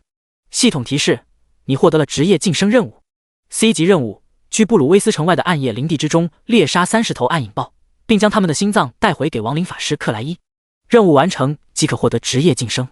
陈岩看到任务没有犹豫，直接便转身朝着大殿外走去。可他刚迈出一步，便被克莱伊叫住了身影。第13章暗影护腕。等一下，拿着这个，任务完成之后可以直接回来。克莱伊伸手拿出一颗蓝色的水晶球，直接将其抛向陈岩。陈岩转身伸出骨掌，牢牢握在手中，随后丢出系统鉴定，传送水晶，使用后可直接传送至克莱伊身边，战斗状态不可使用，剩余使用次数10%。看着水晶的介绍，陈岩不禁有些惊奇，这可是危机时刻的保命神器啊！紧接着他似乎想到什么，抬头对着克莱伊道：“对了，师傅，您能给我一些装备吗？你看我现在还是用的新手木棍呢，你也不想别人知道你的徒弟过得这么寒战吧？”克莱伊眼中幽光闪烁，抬头笑道：“你不用使出激将法，想要法器需要靠你自己的努力，快去吧，要不然小心你的第一名不保。”陈岩轻哼一声道：“不可能的事儿。”说着，他便再次转身消失在了大殿门口。布鲁威斯城很大，陈岩也是做了传送阵，又花了半个小时才来到了城外的暗夜林地之中。林地内怪异扭曲的树木遮蔽了大半阳光，因此哪怕现在还是白天，整体的视线依然显得有些昏暗。陈岩迈步走在僻静的林地，身上的黑袍仿佛与周围的环境融合成了一片。闲来无事，陈岩便打开系统面板，查看起了自己的属性：力量200+110，体质110+100，精神200+105，智力546+115，敏捷100+100。这些就是之前陈岩在新手村逗留的成果。正当他暗自感叹人生无敌之时，一道劲风却是从背后猛地袭来。陈岩丝毫不急，一个瞬身便跃至一旁的树梢之上。待到他朝原位看去时，赫然见到一头体长2米有余的黑色猎豹正死死地盯着自己。暗影豹，等级 LV15， 生命2350，魔攻250，物防120，魔防160，技能影级暗影撕咬。介绍：暗夜林地中的致命杀手，是很多冒险者的头号天敌。那暗影豹周身布满黑色的毛发，双目之中更是散发着渗人的幽光，全身上下只有露出的2道尖牙呈现白色，便再也找不出一点其他颜色。也是这时，那黑豹猛地朝陈岩一扑，然后便见到一道虚幻的黑色獠牙出现在陈岩上下，朝着他迅速合拢而来。黑色的虚幻獠牙闪过，一道伤害数字从陈岩身上飘出，负10。刚过2位数的伤害飞起，刚刚还气势汹汹的暗影豹立即止住身形，愣愣地看着树梢上的陈岩。陈岩挥动新手木棍，一团轻飘飘的火球便砸落在暗影豹身上，负2692，秒杀！暗影豹血量瞬间清空，直接呜咽一声倒在了地上。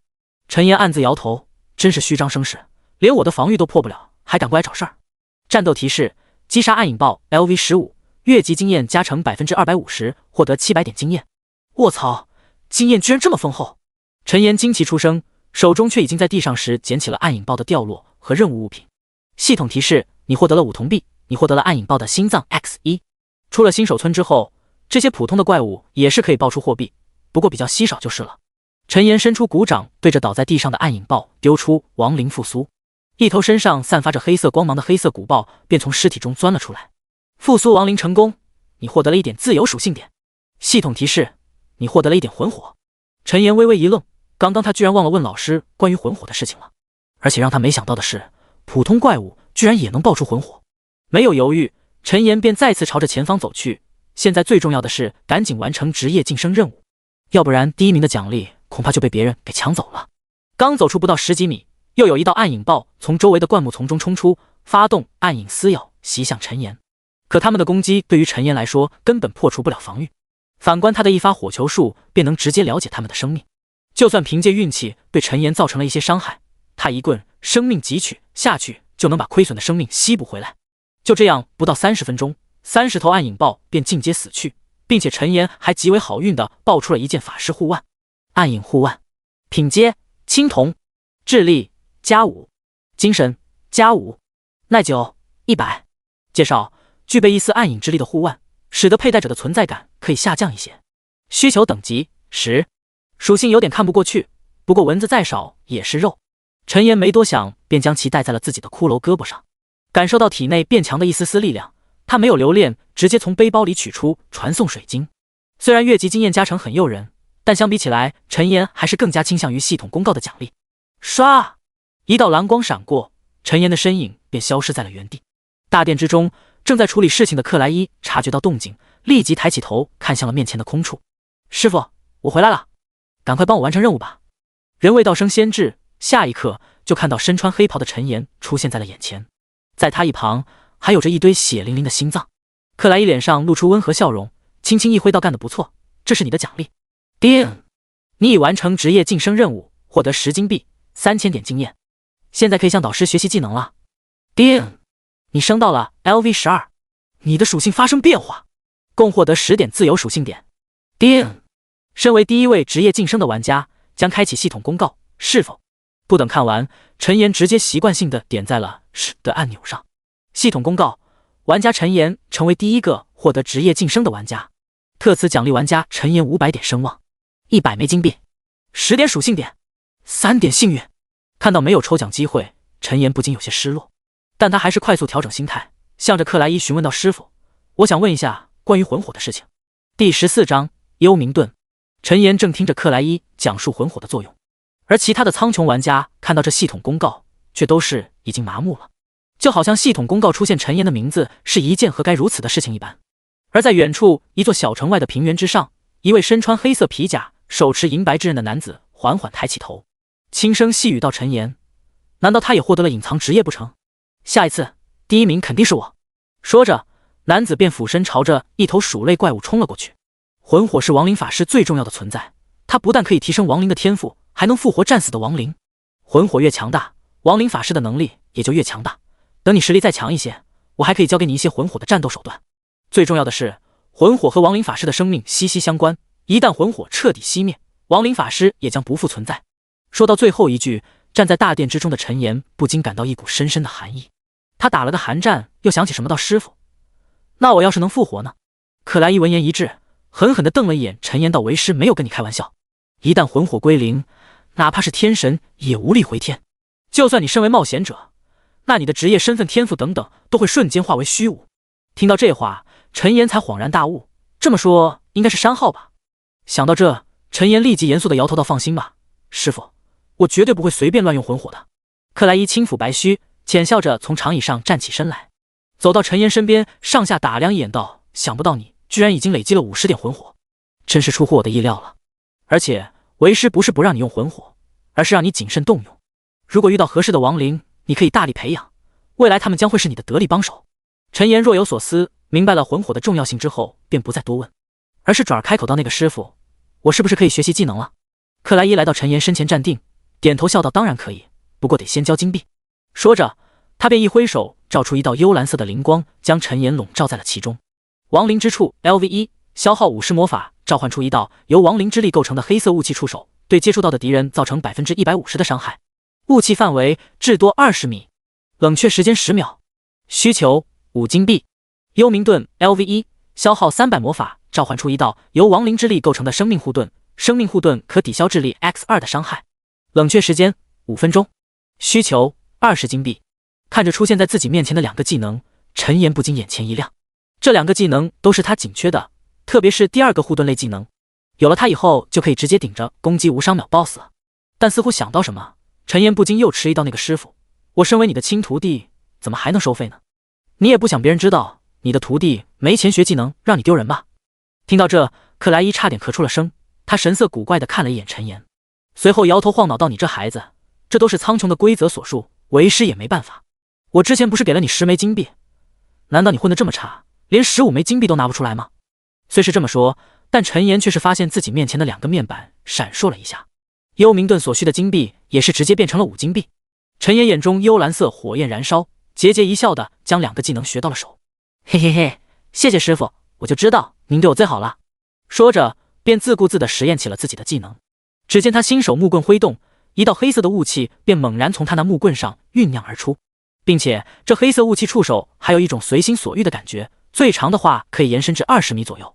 陈岩心念一动，那黑色触手居然还能随着他的心意变换形状。看到这一幕，陈岩不禁大呼捡到宝了，想不到这个技能居然这么酷炫。克莱伊则静静地站在陈岩的身边，看着他操纵黑色雾气，不过在他的脸上可以清楚见到一抹温和回忆的笑容。陈岩玩了片刻，便取消掉了技能。黑色雾气渐渐散去，陈岩也再次开口道：“师傅，这里有休息的地方吗？我想休息一会儿。”克莱伊闻言微微笑道：“自然有，别西卜，你带他去给他准备的房间吧。”话音刚落，一道黑色的身影便从克莱伊背后的影子之中浮现而出。他形似黑熊，身高却只有1米左右，并且周围还散发着一些若有若无的黑色雾气。陈岩看得惊奇，被称作别西卜的小黑熊却是主动开口道：“少爷，请跟我来。”说着，小黑熊便迈着短腿走向大门。陈岩看了一眼他的背影，又转身看了一眼克莱伊。克莱伊轻抚白须，笑道：“跟他去吧，如果有什么事，可以来大殿找我。”听到这话，陈岩才重重点头道：“好的，师傅，再见。”打完招呼，陈岩便快步跟上别西卜的脚步，缓缓消失在了大殿门口。呼！被别西卜带到一座偏殿之后，陈岩便下了游戏。经过一晚上的奋战，他现在也需要先休息一下。来到客厅，发现外面天居然已经亮了。陈岩不禁有些惊奇，难道还好我辞职了，要不然又该去打工了。说着，他便熟练地横躺在沙发上，扒拉着手机点起了外卖。新的一天得从一顿温暖的早餐开始，不是吗？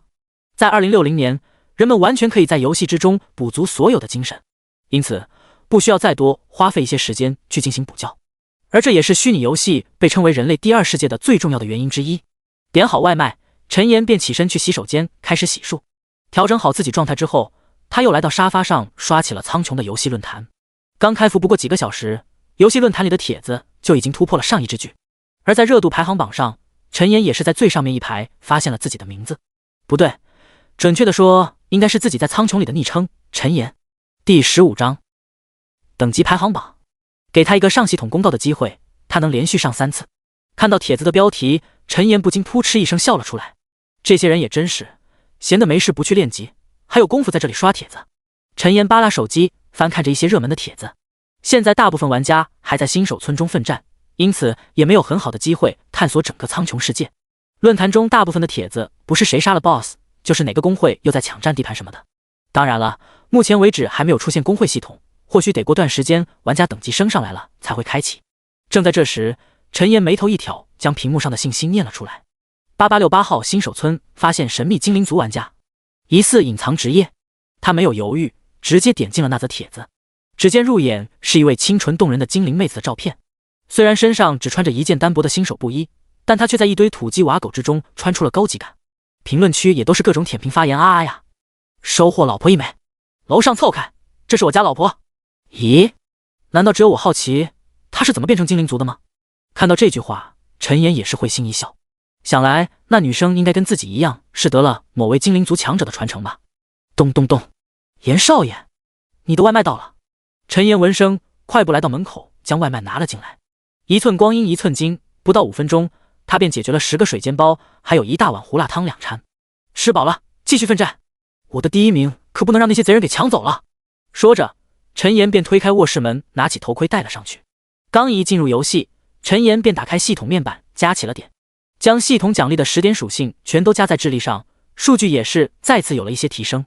昵称陈岩，等级 LV12， 职业亡灵法师，生命2500，魔法3360，物攻624，魔攻1464，物防312，魔防732，速度216，属性力量212加110，体质130加100，精神226加110，智力612加120，敏捷116加100，魂火50，技能亡灵复苏，亡灵空间，火球术，火陨，生命汲取，亡灵之处，幽冥盾，幸运9，声望1700，经验2201030000。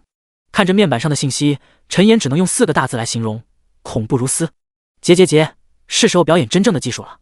说着，陈岩便推开房门，径直朝着城外的暗夜林地而去。此去一行，陈岩旨在将自己的生命短板和力量短板彻底补足，成为一头真正的披着玩家外衣的 BOSS。20分钟后，暗夜林地内再次出现了陈岩的身影。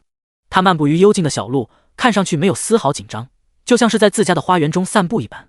突然，一道2米长的暗影豹径直从灌木丛中飞出，张开大嘴朝着陈岩扑击而来。陈岩脚下一滑，身形便调转过来，随后一道黑色雾气触手便从他背后飞出，闪电般缠绕在了暗影豹的身上。负4092。战斗提示：击杀暗影豹 LV15， 越级经验加成150%，获得500点经验。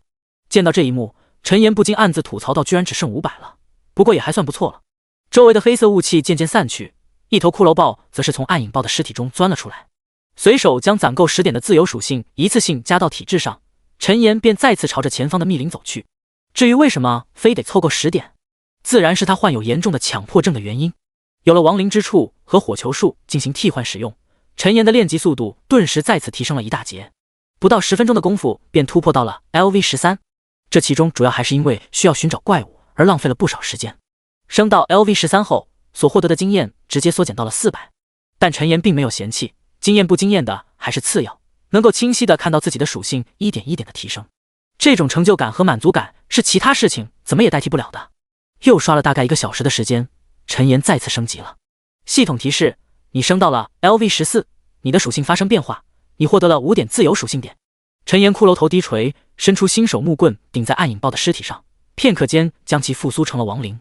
刷了100多头暗影豹，可他却始终没有再爆出来一件装备，这让陈岩不禁怀疑自己的9点幸运是不是被吞了，还是说昨天一天已经耗费了他所有的运气。正当这时，一道系统公告却是在他头顶上空响起。系统公告：从新手村进入苍穹世界的玩家已经突破1万人数，等级排行榜、装备排行榜、宠物排行榜正式开启。这条系统公告足足播报了3遍，才缓缓消散。等到陈岩回过神来，发现自己的面板上也弹出了2道新的提示。叮！玩家陈岩，你的等级登上等级排行榜第1名，是否隐藏昵称？叮！玩家陈岩，你的装备隐者之戒登上装备排行榜第3名，是否隐藏昵称？陈岩一愣，随后思索片刻，选择了公开等级隐藏装备。若是换一件装备，他可能就不隐藏了，但隐者之戒能隐藏信息的能力比较特殊，还是不让别人知道比较好。他打开排行榜，发现第2名和自己足足有3级的差距。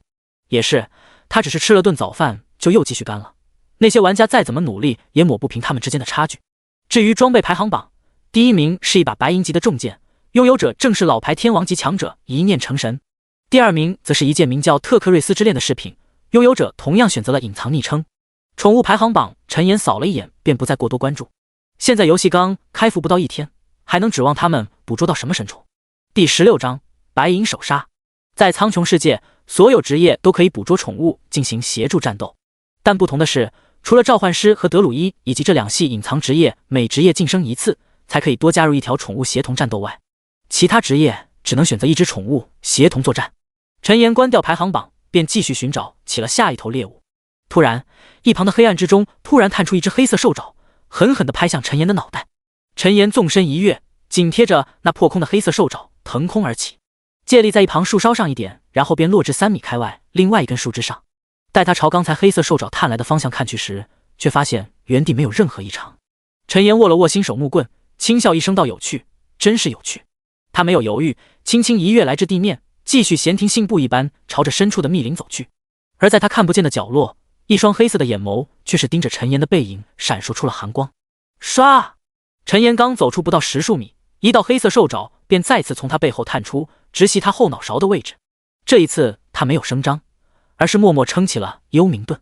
只见一道由黑色雾气形成的虚幻护盾缭绕在他的四周，瞬间将那黑色兽爪挡了下来。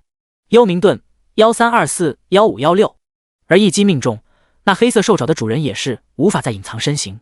陈岩提着新手木棍扫视而去，发现是一头周身散发着黑色光芒的黑豹。这黑豹体长足有5米，比一般的暗影豹大了2倍有余。暗影豹王，白银阶 BOSS， 等级 LV20， 生命6万，魔攻950，物防420，魔防520，技能暗影前行、影疾、影刺、暗影突袭。介绍：暗夜灵地内的霸主之一，拥有神出鬼没的暗影前行之力，是很多生灵的噩梦。看着眼前的系统面板，陈岩不禁有些惊讶，他还以为是一头精英怪，想不到居然是头 BOSS， 还是白银级的。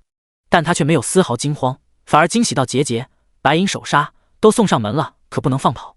说着，一道黑色雾气触手便瞬间飞向暗影豹王。负3480。暗影豹王眼中闪过一丝惊疑，但下一刻便继续朝着陈岩扑来。只见他挥动兽爪，便有数道黑色影刺从地上的阴影中升起，直接穿透了陈岩的身躯。负248，负265，负480。陈岩心中一惊，脚下动作却丝毫不慢，险之又险地避开了剩下2道黑色尖刺。不然的话，恐怕他的幽冥盾又要直接告破了。看着仅剩300多点的护盾值，陈岩的心中也是有些愤怒了。他可从来不是单打独斗。一团团黑雾漩涡出现在周围的暗影密林之中，从那漩涡中则有着源源不断的骷髅涌现。骷髅豹、骷髅蜥、骷髅猪，尤其是2团比较大的漩涡，更是走出了2具跟暗影豹王体型不相上下的骷髅。每一个骷髅的双眼之中都是有着幽蓝色的光芒亮起。这一刻，沉寂已久的暗夜森林仿佛活过来了。火球术负2870，仅是2个技能释放而出，白银 BOSS 的血量便骤然下降了1/10。这还没完，趁着暗影豹王被周围的骷髅和壮壮硕硕2位大将阻拦，陈岩直接发动了技能火雨。火红的能量升起，周围的温度顿时以肉眼可见的速度开始攀升。暗影豹王似乎察觉到了一丝不妙，拼命地撕碎着围堵他的骷髅。在他猛烈的攻击下，离得最近的壮壮和硕硕也是支撑不到5秒钟便彻底陨落。但与此同时，一颗直径5米有余的火焰陨石也是瞬间砸落在了暗影豹王的脑袋之上。轰！恐怖的能量爆发，周围几棵扭曲的树木都是被撕成无数碎片。负9096，鲜血自暗影豹王脑袋处横流，他纵身一跃，冲出火焰陨石和周围骷髅的包围圈，愤怒低吼一声，便再次以闪电般的速度朝着陈岩袭来。没了壮壮和硕硕的抵挡，周围的骷髅更是连暗影豹王一击都抵挡不了。看着势如破竹在骷髅群中杀进杀出的暗影豹王，陈岩也是稍微认真了起来。他紧握新手木棍，没有犹豫便召唤出一道黑色雾气，触手缠绕在了暗影豹王的脖颈之上。负3948，伤害刚飘起没过1秒，又有一道更高的伤害伴随着撕心裂肺的吼叫声直接飞出。负6528，放眼看去，原来是陈岩又使出了他的深渊突刺。在伤害飞起的同时，一道绿色的数字也是出现在了陈岩身上，加1958。治疗一出，直接把他濒临破碎的幽冥盾护盾值重新拉满。紧接着，陈岩贴腚开大，凭借着比暗影豹王还要快上一丝的速度，直接发动深渊突刺连击。负5680，负5820。暗影豹王还想用暗影突袭进行绝地反击，可没等他动作，陈岩便一发连招打断他的施法，并彻底夺走了他的生机。叮！击杀暗影豹王 LV20，越级经验加成300%，获得72000点经验。叮！你升到了 LV15，你的属性5点自由属性点。叮！你是第一个单独击杀白银 BOSS 的玩家，将开启系统公告，是否公开昵称？陈岩摇头轻笑道：公开，以后这种手杀都给我公开。他没别的意思，纯粹是当显眼包当惯了。系统公告：玩家陈岩单独击杀白银阶 BOSS 暗影豹王，作为第一个击杀白银，特此奖励玩家陈岩1000点声望，2点幸运，100枚金币。听到系统公告，陈岩才心满意足的点了点头。又是2点幸运到手，他的幸运也正式突破了2位数。至于100枚金币，现在还没有开启货币兑换系统，恐怕要再过段时间才能通过这一点赚钱。而世界频道内又是掀起一大波吹捧热潮，至于来骚扰陈岩的，则是一个都没有。原因是他早就预料到这一点，提前把好友申请通知给屏蔽掉了。第17章，会前行的法师。一处高大的城门下，几名玩家正商量着等会儿的练级去向。当听到系统公告时，几人都是愣在了原地。其中一位手持匕首的男子神色复杂道：这陈岩到底什么身份？白银级的 BOSS 说单杀就单杀了。另外一位身穿铠甲的男子则神色微动道：谁知道呢？看他等级都 LV15了，也不知道是怎么升那么快的。永济峡谷中，陈岩看着倒下的暗影豹王，不禁暗自感叹可惜了，壮壮和硕硕居然牺牲了。他并不打算利用魂火复苏2位大将，他们只有青铜品阶，为此浪费魂火属实有点不妥，但无所谓了，反正他即将获得更加强大的暗影豹王骷髅。等等，这是……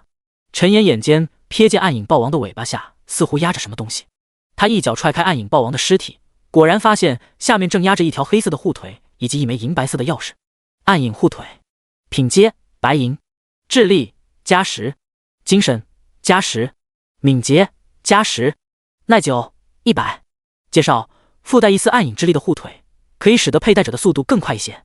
需求等级15。看着眼前的装备信息，陈岩不禁一喜道：太好了，刚好能用。迫不及待地将黑色护腿穿上，整体的实力顿时又增加了一丝。刚一穿上，系统提示便又弹了出来。叮！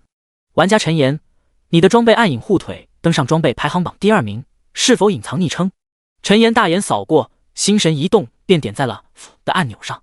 这种事情没必要隐藏，真有什么不长眼的玩家过来找茬的话，那他还乐意至极热烈欢迎呢。说不定到时候还能爆一些金币或者装备，反正自由属性点肯定是少不了的。至于那枚钥匙，陈岩鉴定过后发现是一枚可以开启宝箱的万能钥匙，白银钥匙，可开启白银及以下宝箱，剩余使用次数3/3。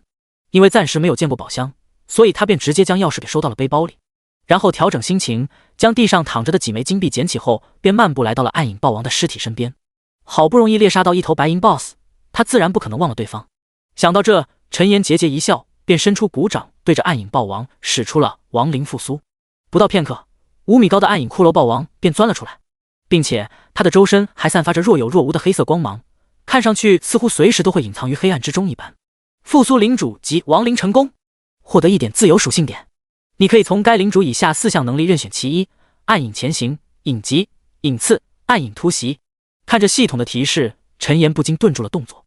暗影豹王的几个能力都很不错，但他犹豫片刻，还是选择了暗影前行能力。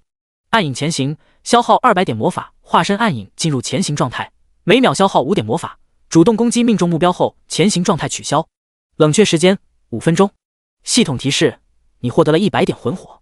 随手将属性点加在力量上，陈岩便将其余普通骷髅收入亡灵空间，跨上骷髅暗影豹王的身子，朝着暗夜灵地的深处而去。为了方便，陈岩也给暗影豹王起了个名字，小黑。半小时后，永济峡谷，穿越暗夜灵地，便来到了这片 LV20、LV40 的炼级区域。永济峡谷很大，面积足有数十平方公里。当陈岩骑着小黑到达谷底的时候，一道系统提示也是在他面前响起：叮，你发现了永济峡谷，获得100点经验。陈岩有些惊讶，他没想到居然还有经验值奖励。从小黑背上下来，他便左右扫视起了周围的环境。不远处有着一些游荡的形似羚羊的怪物，只不过他们身上却是有着暗紫色的毛发和白色的大围脖，看上去就像是暗夜中的精灵一般。永济峡谷相较于暗夜灵地视线会好上一些，但整体的环境也比较昏暗。优美羚羊，等级 LV20， 生命3200，物攻300，物防170，魔防150，技能魅影迅击、菱角撞击。介绍：永济峡谷中受魔气感染堕落而成的羚羊，美丽的外表下却隐藏着狂暴的内心。陈岩看着系统的介绍，又看了看不远处体态轻盈的优美羚羊，不得不承认这种怪物外表看上去确实挺漂亮的。他沉吟片刻，便决定前行过去，再开始拉怪刷级。只见一道黑色的光芒在他身上闪过，下一刻身穿黑袍的陈岩便消失不见，转而化作一道黑影，朝着其中一头优美羚羊迅速冲去。正在吃草的优美羚羊似乎发现什么动静，竖起耳朵，一脸警惕地朝着四周看去。可他扫视一圈，却并没有发现任何异常。突然，一股撕裂般的疼痛自背后传来，没等优美羚羊发出哀嚎，便又是一阵剧痛袭来。紧接着，他的整个身子就像是失去全身力气一般，瞬间倒在了地上。-2776，-2826。系统提示：击杀优美羚羊 LV20， 越级，获得1050点经验。看着2发深渊突刺才解决目标，陈岩不禁有些懊恼，连忙复苏优美羚羊，然后将新获得的1点自由属性加在了力量之上。2击过后，陈岩的身影自然是暴露在了周围的优美羚羊视线之中。苍穹世界的怪物可不会像是新手村那样等着你一个一个去刷等级，他们见到同伴死亡，纷纷停下动作，抬起头颅，齐刷刷的从各个方向朝着陈岩盯了过来。那阵势再搭配上周围若隐若现的灰色雾气，还真有种生化危机的感觉了。其中几头优美羚羊速度很快，身上亮起暗紫色的光芒，便拖拽着一道流星般的光尾朝着陈岩扑了过来。眼看着他们即将攻击到陈岩，一道体长5米有余的黑色骷髅豹却是瞬间从阴影中冲出，直接探出黑色骨爪，将其中2头优美羚羊狠狠拍飞出去。第18章隐秘副本。然后身上亮起黑色光芒，几个冲锋将剩余几头羚羊同样撞飞10数米开外。陈岩则挥舞手中新手木棍，周围顿时出现一道道黑色的漩涡。片刻间，数十上百头骷髅豹便从中冲出，朝着周围的优美羚羊而去。虽然这些骷髅豹实力远比不上周围的羚羊，但确实给了陈岩得以喘息的契机。他手中木棍化作魔杖，轻轻摇曳间，周围的温度便开始攀升起来。5、4、1，一道直径5米的火焰陨石瞬间从天而降，狠狠轰在了优美羚羊最密集的一片区域。-4236， -4351， -8620，大片的伤害飞起，仅是一瞬间就有10几头优美羚羊瞬间毙命。而陈岩的经验条也是陡然增加了一截，距离再次升级俨然也不远了。一发火陨下去，周围顿时空缺了起来，剩下10几头优魅羚羊则继续扫荡骷髅豹，想要袭向陈岩。陈岩不慌不忙，一边用火球术和亡灵之处收割着经验，一边利用亡灵复苏技能复活新的亡灵。优魅羚羊的数量不断减少，而陈岩周围的亡灵却是越来越多。系统提示：因为您的熟练使用，亡灵复苏技能提升为 LV2。亡灵复苏 LV2， 消耗魔法值减少，一次性可同时复苏最多10个亡灵，冷却时间9秒。看着系统突然出现的提示，陈岩先是一愣，随即便是连忙惊喜地对着剩余10头死去的优魅羚羊使出了 LV2 的亡灵复苏。仅是瞬间，10头骸骨羚羊便从尸体中钻了出来，它们的骸骨偏暗紫色，眼眶中都有着2点幽蓝色的火焰。复苏亡灵成功，你共计获得了10点自由属性点。系统提示：你获得10点魂火。陈岩哈哈大笑，伸出新手木棍一挥道：“去吧，我的宝贝们，杀死这些邪恶的优魅羚羊！”10头骷髅羚羊转动脖颈，便齐齐朝着剩余的优魅羚羊冲去。听他那阴森的语气以及其阴森的打扮，要是让别的玩家见到，指定会以为他才是真正的邪恶。不多时，在仅剩1头优魅羚羊的时候，陈岩的经验也是再次拉满。叮！你升到了 LV16， 你获得了5点自由属性点。陈岩顺势丢出一道火球术，将最后1头优魅羚羊放倒，暗自点头道：“还是越级杀怪的经验多，而且还没人打扰。”将倒在地上的尸体全部复苏成亡灵，陈岩也再次开始了他的加点：力量250加110，体质300加100，精神280加120，智力681加130，敏捷150加110。看着自己强横的属性，陈岩也是不着痕迹的点了点头。紧接着，他收起新手木棍，开始在尸堆里寻找起掉落品。足足过了5分钟，陈岩才打扫完这处小战场，共计收获了9枚银币以及2件青铜级的装备。可惜的是，这2件装备都是务工职业的，他都穿不上。陈岩摇头，将装备和银币收入空间，便开始继续上路。这里的怪物已经刷完了，再次刷新也不知道等到什么时候，还不如接着去找下一处怪物聚集点。往前穿越大约2公里的距离，期间陈岩又发现了几头落单的优魅羚羊，自然是将它们一一变成了自己的形状。值得一提的是，升到 LV16 后，优魅羚羊的经验削减到了900点，但对此陈岩并没有过多失望，毕竟他现在的等级依旧在排行榜上遥遥领先。第2名，除非连续击杀几头 BOSS， 否则想要超越他不是件容易的事情。咦，那是什么东西？陈岩愣愣地看着不远处一面崖壁，只见那崖壁上有着一个洞口，入口处还有着一些模糊的黑影正在移动。他迟疑片刻，便顺着一旁的岩壁朝着洞口攀爬。苍穹世界中可是有着各种各样的副本秘境，里面不但有强大的怪物，还有着珍贵的宝箱。如果运气好的话，说不定还能碰到一些稀奇古怪的天才地宝呢。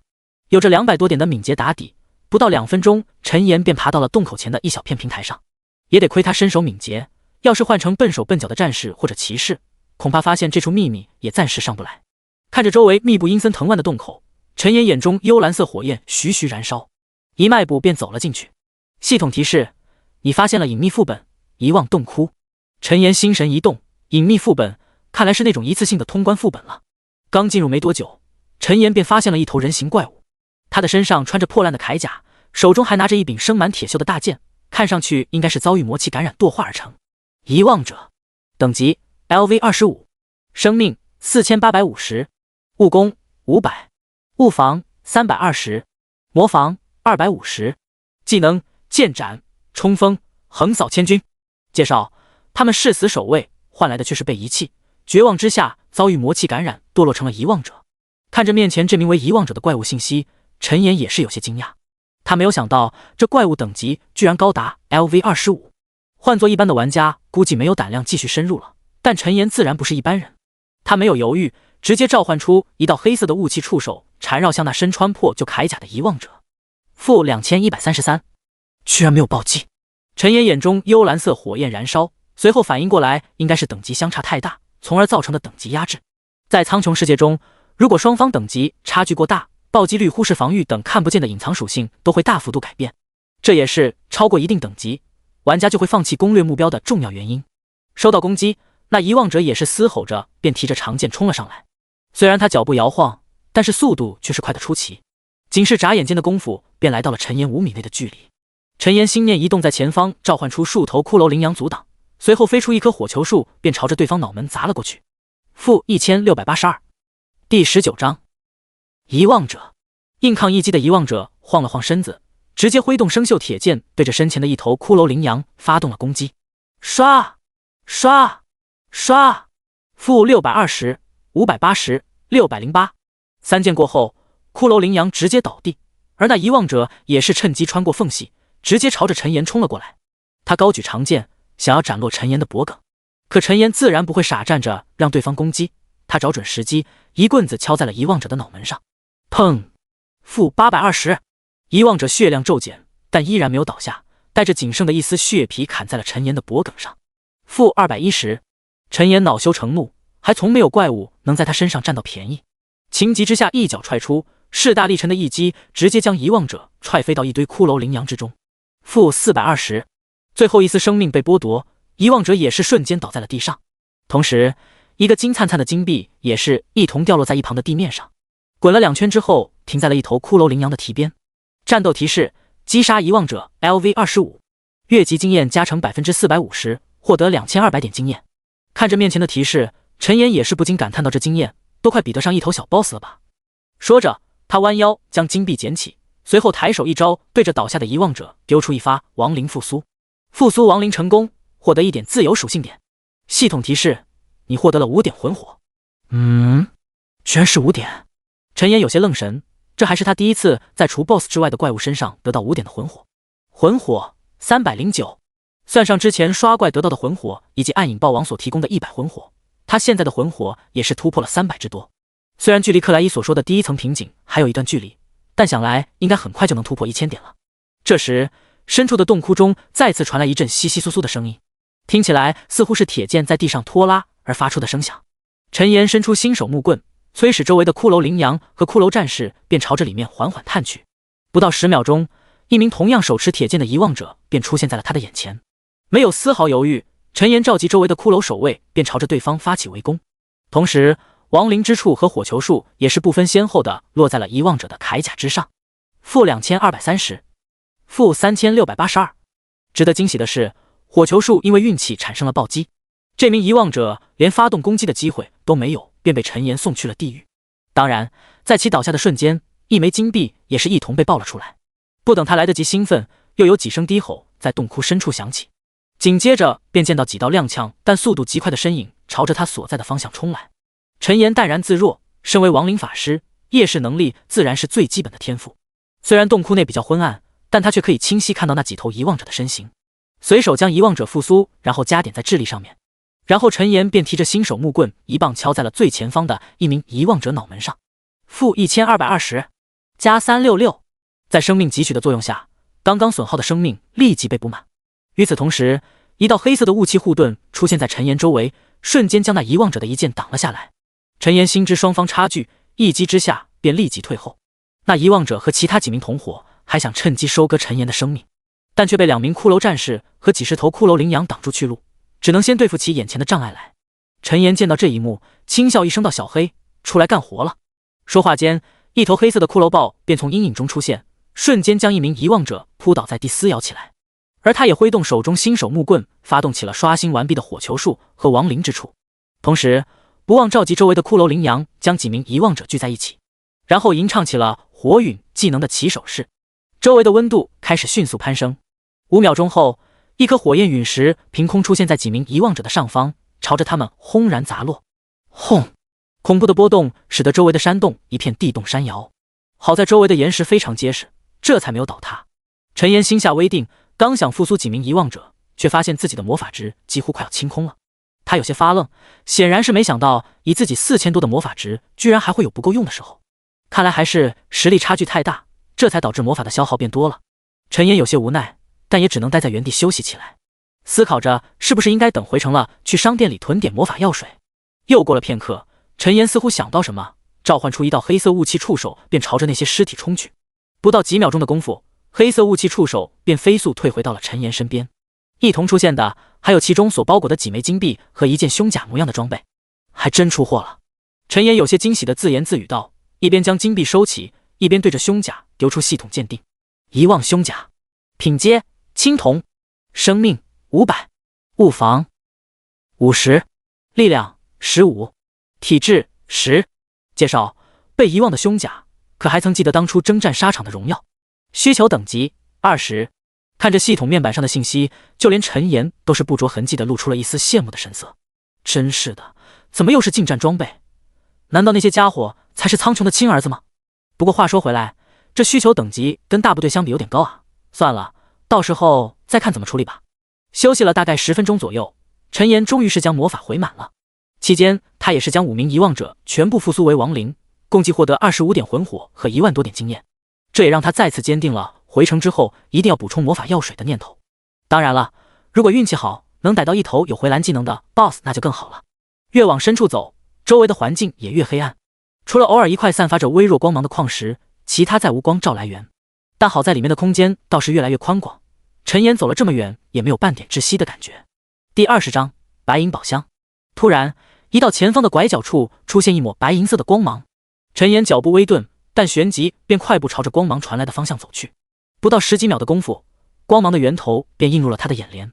只见在几名遗忘者的身后角落，正有着一个皮箱大小的宝箱摆放在地面上。宝箱散发着银白色的光芒，周围的环境都是被照耀的一清二楚。陈岩扫视前方4名遗忘者以及身处模糊的几十道人形身影，心中不禁产生了一丝紧张。虽然他实力很强，但是这些遗忘者跟他等级相差不小，而且数量很多，不小心的话说不定真会栽在这里。正当陈岩思考如何解决这些怪物，顺利打开宝箱时，一道灵光忽然在他脑海中一闪而逝。只见黑色的光芒笼罩周身，紧接着陈岩竟是化身一道黑影，融入到了周围的黑暗之中。他所使用的自然是从暗影豹王小黑那里得来的暗影潜行技能，有着隐者之界隐藏气息的能力，加上暗影潜行，应该可以躲避这些遗忘者的感知吧。陈岩扪心自问，壮着胆子便朝着那白银宝箱溜去。当来到遗忘者身侧2米左右的距离时，一名遗忘者却是突然转过身走了2步。陈岩心中一速站定在原地，如果引发连锁反应，将身处的遗忘者也给引过来的话，那他想要再打开宝箱恐怕就困难了。好在那遗忘者并没有什么异常，陈岩也小心翼翼地穿过几名遗忘者的身形，顺利来到了白银宝箱的身边。他取出白银钥匙，便开始开启宝箱。除了盗贼职业外，其他职业想要开启宝箱必须使用钥匙，除非运气好遇到没上锁的宝箱。系统提示：正在开启白银宝箱中，进度 2%、3%。陈岩看着每隔1秒半才增加1点的进度，不禁暗自吐槽，我都有钥匙了还开得这么慢，真是有够坑人的。虽是这么说，但他也趁着这段空隙开始琢磨起了攻略这个隐秘副本的思路。整个洞窟的通道宽窄不一，最宽的地方足有20多米，最窄的地方却只有3米左右。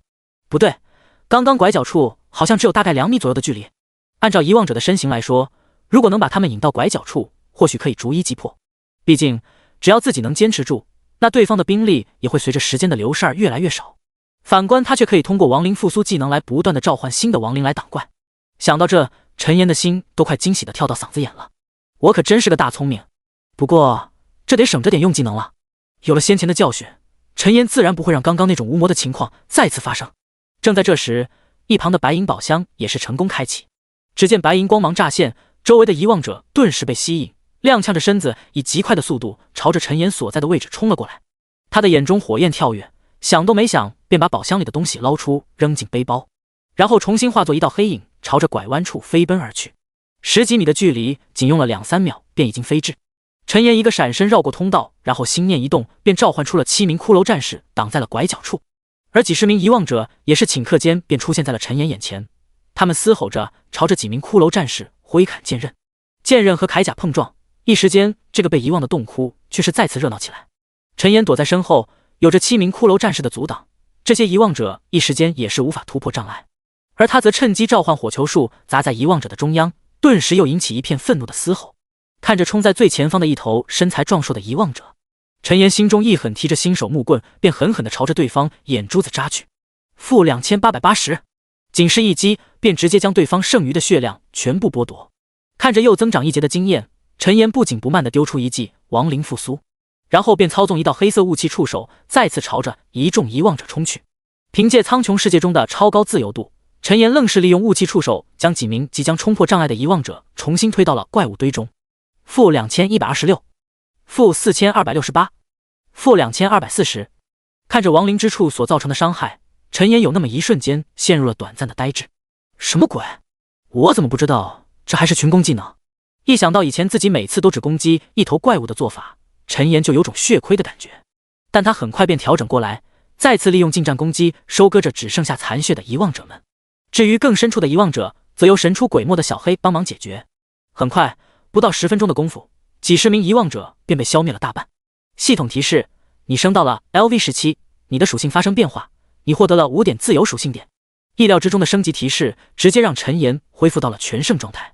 看着仅剩的10几名残血的遗忘者，陈岩直接召唤出亡灵之触，化身黑色雾气触手，顷刻间便带走了他们仅剩的生命。升级后，遗忘者所提供的经验也是缩减到了2000点，但比起其他玩家来说，依然高得令人发指。陈岩分2批将倒下的遗忘者复苏为自己的骷髅战士，再次获得了200多点魂火和2万多点经验。打扫完战场后，陈岩再次收获了将近40枚金币和2件青铜品阶的装备。可惜的是，跟遗忘胸甲并不是一个系列，要不然以套装进行售卖的话，价值肯定能再翻上几倍。将所有的战利品全都收起，陈岩也是有了功夫查看起自己刚刚在白银宝箱中所得到的收获。那是一枚有着淡蓝色宝石的项链，宝石周围有着一些银饰作为护甲。凝神项链，品阶白银，生命300，精神30，智力30。凝神附带凝神特效的项链可以看破一些低级的结界、潜行以及伪装技能。需求等级20。看着眼前装备的介绍，陈岩不由心神一荡，这不就是为自己量身打造的装备吗？想到这里，陈岩眼中立即燃起熊熊火焰，气势十足道好，今天一定要干到20级。第21章骑士格兰特。加油打气之后，陈岩便继续踏上副本征程。在又击杀了28头遗忘者之后，他的身上也是再次闪过一道金色的升级光芒。LV18 1660900000，熟练的将得来的自由属性全都加在智力上，陈岩的属性也是再次迎来了飞跃。力量262加110，体质320加100，精神306加120，智力789加130，敏捷166加110。看着前方突然变得宽阔的洞窟，陈岩顿时心领神会，呢喃道：看来这个副本应该是到头了。说着，他提着新手木棍便朝着洞窟深处走去。几十米的距离片刻间变至，当看到映入眼帘的景象时，饶是早有准备的陈岩都是微微吓了一跳。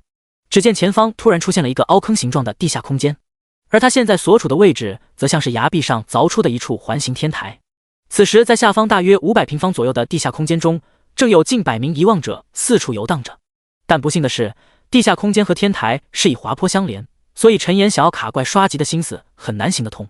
而且在地下空间中央，一座人工修建的祭台上，正有一尊看起来比其他遗忘者都要高大不少的身影盘坐在上面。那身影身穿一身银白铠甲，身前则插着一柄2尺宽的重剑。陈岩心有所感，这个应该就是副本的最终 BOSS 了。遗忘者格兰特，黄金阶 BOSS， 等级 LV30， 生命18万，物攻1720，物防980，魔防900，技能横扫千军，嗜血狂袭，守护之盾，堕落治疗，破灭斩。介绍：被命运追弄的骑士，一生都在誓死保护他的主人，最终却被主人献祭给了混乱。看着对方的等级和属性，陈岩一时间也是陷入了沉默。10几级的差距，自己是不是太拖大了？而且对方还有近100名小弟，自己那些弱化版的骷髅战士恐怕根本不是他们的对手啊！等等，陈岩似乎想到什么，眼中幽蓝色的火焰突然无风自动的跳跃了2下。谁说自己一定要上去拼命的？陈岩小心翼翼地取出一张布满黑色符文的灰色纸张，纸张被魔力托举着悬浮在他的面前。伴随着陈岩口中传来的一声低语，灰色的纸张顿时绽放出浓郁的黑色光芒。灵魂锁链，黑色光芒化作锁链，闪电般飞出，瞬间缠绕在了那遗忘者格兰特的身上。-1800， -1800。黑色的锁链散发着幽光，就如同索命的绳索一般。突如其来的动静使得祭坛上的银白骑士立即站起身来，他拔出重剑，眼神瞬间便顺着锁链锁定在了面前悬浮着灵魂之章的陈岩身上。陈岩心跳加速，此时的他正处于特殊状态，无法进行移动。如果非要移动的话，那这灵魂锁链肯定就会失效了。想到这，他二话不说便召集身后的骷髅战士们朝着自己前方涌去。而那些遗忘者也得到了格兰特的指令，齐刷刷的扭转身躯，嘶吼着踉跄朝陈岩飞奔来。-3860， -4280， -4628。格兰特接连挥动手中重剑，当场将3名骷髅战士砍成了一堆碎骨头。陈岩大吃一惊，连忙召唤小黑前来一边救驾，一边利用远程攻击骚扰着那骑士格兰特。虽然自己已经储备了80多名骷髅战士，但是面对属性要强上1倍有余的遗忘者和格兰特这个黄金 BOSS， 周围的阵线还是在短短10几秒的功夫便败下阵来。看着周围摇摇欲散的骷髅战士防线，陈岩的心都快跳出来了。拜托你们给点力啊！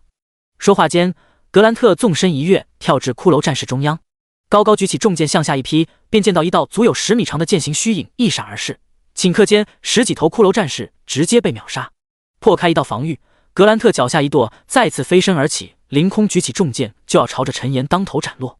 可他的身形刚来到陈岩5米距离，一道5米长的骷髅豹便从一旁飞扑而来，撕咬着将格兰特的身影直接撞飞出10几米开外。而多拖延了几秒功夫，格兰特身上的灵魂锁链也是持续发威，以每秒1%的血量消减着格兰特的生命。周围的骷髅战士也是飞速合拢，再次护在陈岩身前，这才阻挡住了周围来势凶猛的遗忘者。陈岩抬眼看去，发现此时格兰特的血量已经降到了60%，他心中微定，明白只要再坚持一会，胜利肯定是属于自己的。可就在这时，格兰特却是停下动作，伸手凝聚出一团暗紫色的能量光团，然后猛地拍入到了自己的胸口之中。随后让陈岩大跌眼镜的一幕发生了，只见那光团没入之后，格兰特的血量再次回升，直接恢复了足足36000点血量。这一下差点没让陈岩气得骂娘，卧槽，搞什么鬼啊？谁家黄金 BOSS 就这么变态啊？是不是出 bug 啊？虽是这么说，但陈岩还是咬紧牙关，挥动新手木棍，丢出一发火球术，便轰在了格兰特身上。-3268，格兰特被突然偷袭，立即转身朝着陈岩冷冷扫视而来。虽然隔着一副头盔，但陈岩还是感觉到后背一阵发凉。等等，他现在就一副骷髅架子，哪来的什么后背？陈岩冷哼一声，狠狠地瞪了一眼格兰特，随后一边操纵灵魂之章，一边召唤起了火陨技能，同时不忘让小黑主动出击，牵引着格兰特赶往遗忘者密集的区域。5秒钟很快便过，格兰特也在小黑灵活的指引下来到了一群遗忘者的中央。哼，怪物就是怪物，一点都不懂得战术。说着，直径5米的火焰陨石轰然砸落，直接将方圆10米的遗忘者砸翻在地。-9804，-5280，-9268，密密麻麻的伤害飞起，待到尘埃落定，除了格兰特之外，方圆10米内其余的遗忘者全都失去了生机。第22章堕落治疗。而经过一番轰击和拖延，格兰特的血量再次下降到了60%以下。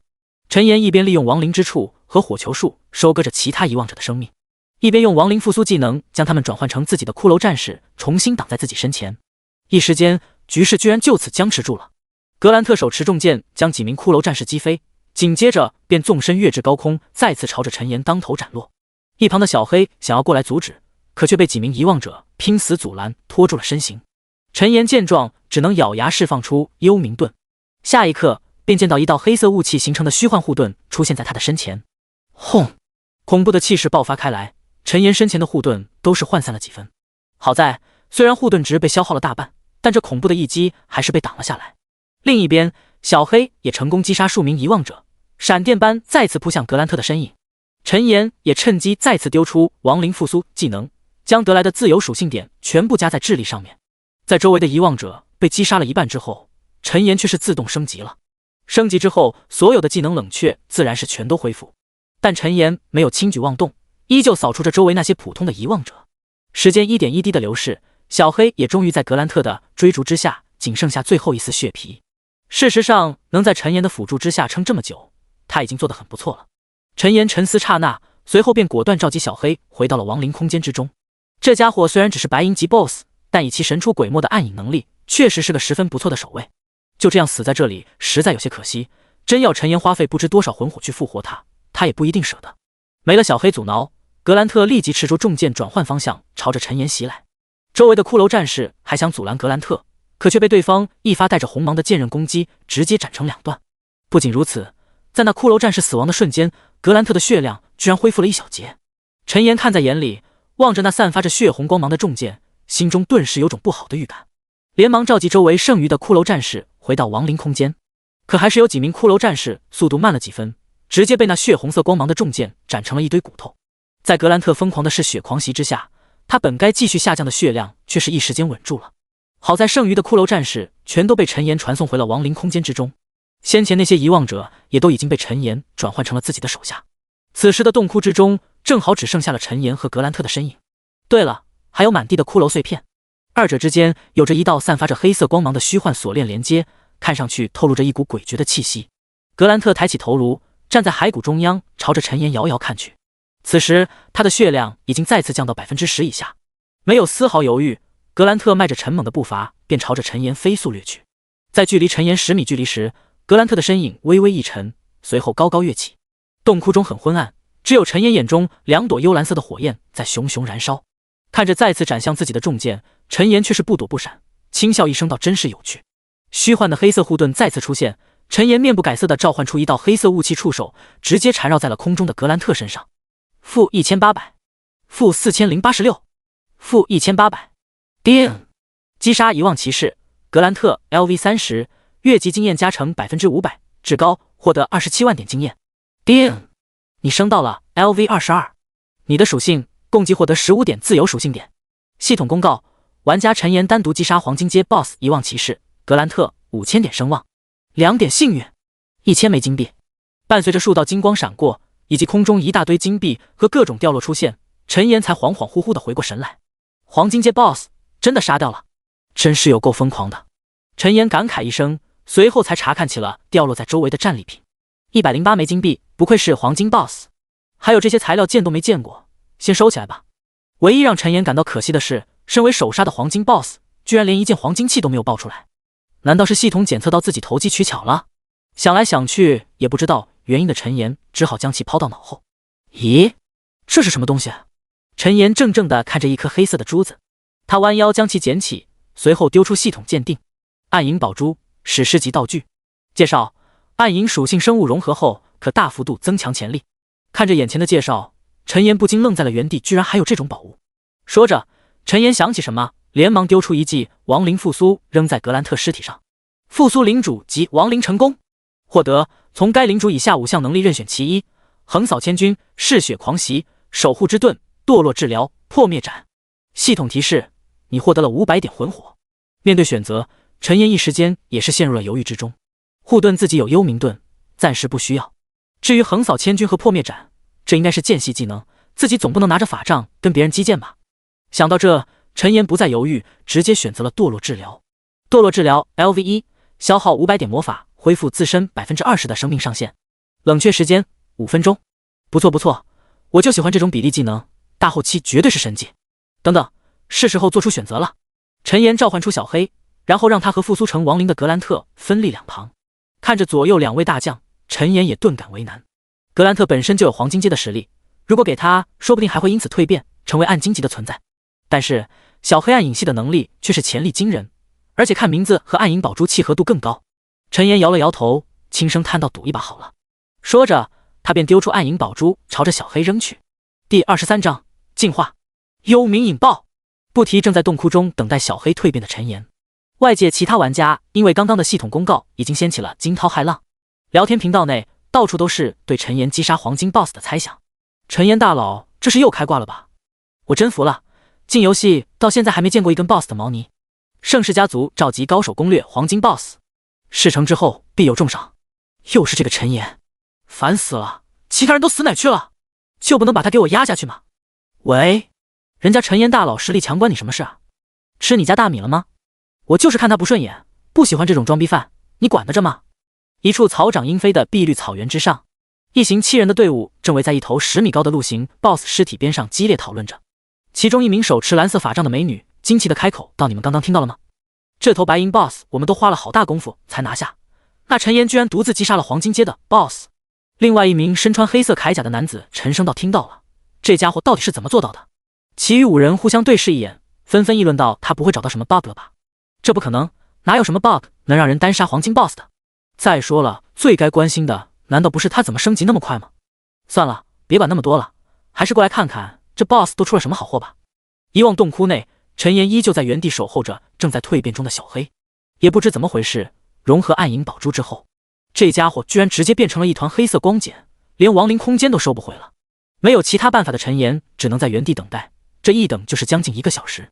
当然了，这段时间他也没闲着，一直在锻炼着自己的各项技能。而经过他的不断努力，火球术技能终于是提升到了 LV2。火球术 LV2， 消耗60魔法，召唤出一颗火球，对前方2×2范围内所有目标造成 150% 的火焰伤害，并在后续6秒内对目标造成每秒 6% 的火焰伤害，冷却时间9秒。而它的自身的属性也因为连升数级的原因，实现了又一飞跃。力量286+110，体质360+100，精神358+150，智力952+160，敏捷198+110。其中精神和智力因为升到20级，佩戴上凝神项链的缘故，额外附加值也是再次增加了一些。生命值加上装备的加成，也终于突破了5000大关。正在这时，一旁包裹小黑的黑色光茧终于有了动静。只见那黑色的光茧一道道的退去，就像是影子归于虚无一般。待到所有的黑暗光芒退散，一只浑身上下笼罩着黑色雾气的豹形生物悄然落至陈岩身旁。这豹形生物自然正是小黑，不过它的形态却是大变样，身上原本裸露的骨头被包裹在了黑色雾气之中，双眼中幽蓝色的火焰也变得更加凶猛。陈岩心中激动，连忙丢出系统鉴定。幽冥引爆，黄金阶亡灵，等级 LV30， 生命65000，魔攻720，物防420，魔防450，技能幽影前行、幽影化身、幽冥影刺、幽影突袭、幽影束缚。让陈岩惊喜的是，小黑不但晋级到了黄金阶，身上的技能也都强化了一遍，而且他自己的暗影前行也跟着一同转换成了幽影前行。幽影前行 LV1， 消耗500点魔法，化身幽影进入前行状态，每秒消耗5点魔法，主动攻击命中目标3次后，前行状态取消，冷却时间5分钟。看着系统面板上技能的介绍，陈岩声音都变得激动不已，道这也太牛了吧。小黑也察觉到了自身的变化，绕着陈岩转了好几圈后才缓缓停下，卧在了他的身边。不过看他不断在陈岩身上磨蹭的脑袋，就知道这孩子还在表达他的感激之情。陈岩摇头轻笑，手掌在那黑色雾气包裹的脑袋上抚摸了2下，让他惊讶的是，手感竟然和真实的毛发摸起来一样顺滑。好了，小黑，掀起来吧。小黑听到之后，立即站起身来，低头看向陈岩。在他突破黄金阶之后，体长已经增长到了10米左右，肩高也足有2米有余。从外形来看，已经妥妥是一头来自幽冥的凶兽了。一旁手拄着重剑的格兰特默默看着跟陈岩撒娇的小黑，眼中幽蓝色火焰安静的燃烧着。又跟着粘人的小黑墨迹了一小会儿，陈岩才取出传送水晶，回到了布鲁威斯城中。大殿之中，依旧只有克莱伊独自一人在翻阅着卷宗，这些都是下辖的城镇中送过来的一些批文。身为一城之主，他自然不能撒手不管。突然，大殿空处掀起一道空间涟漪，紧接着骑着黑豹的陈岩便出现在了一旁。克莱伊一愣，旋即有些惊讶的上下打量了一眼小黑，惊奇说道：“好小子，居然找到了稀有的暗影宝珠！”陈岩翻身落地，轻笑一声回应道：“师傅，我现在实力进步很多，不过我到现在用的还是新手木棍呢，您看能不能送我一件合适的法器呢？”说着，他有些不好意思的拿出了自己的新手木棍。克莱伊哈哈一笑，捋了捋自己银白的胡子道：“这可不行，苍穹世界有规则约束，老师也不能过多帮你。这样好了，你帮老师去送一封信给枯寂荒原上德雷亚小镇的镇长，任务完成之后，老师再送给你一件合适的法杖好了。”话音落毕，克莱伊已经从桌子上取出一封信笺，来到了陈岩身边。他的眼中露出一丝温和笑意，伸出另外一只手拍了拍陈岩的肩膀，轻声道：“枯寂荒原上有很多危险，以你的实力也要万分小心。”听到这话，陈岩心中顿时有一股暖流淌过。他收下信笺，重重的点了点骷髅头道：“我知道了，师傅，您就放心吧，保证平安送达。”第24章购买药剂。系统提示：你已接取 B 级任务德雷亚信笺。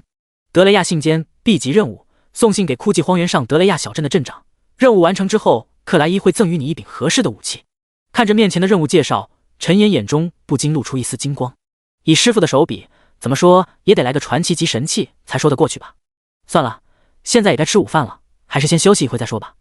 现实世界，因为选择困难症一时复发，选了10分钟都没选出合适午餐的陈岩，只好简单收拾一番出门觅食。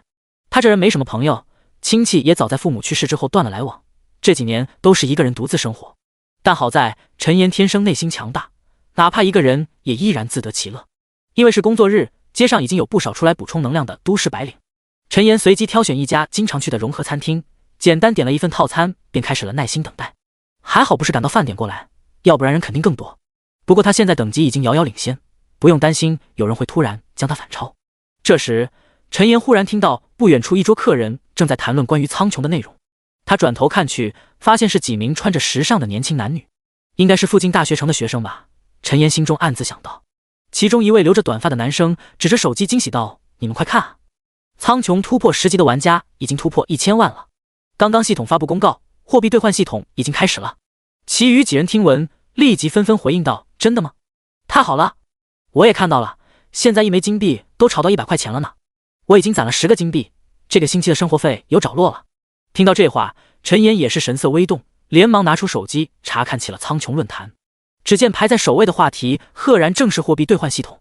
值得一提的是，玩家只能利用游戏中的金币在苍穹论坛上进行现实货币的交易，而不能用现实中的金钱直接去充值。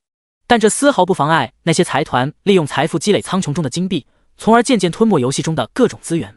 他先前千辛万苦积攒的1000多枚金币根本卷不起丝毫浪花，只有登临绝顶的实力，才有可能在未来诸强争霸之中取得一席之位。心知这一点的陈岩也没了待会吃完饭再逛会儿街的心思。待到套餐上齐之后，匆匆解决完战斗，便火速赶回了家。布鲁威斯城药剂商店，一位身穿白色法袍的老者正悠闲地躺在店内空出的躺椅上闭目养神。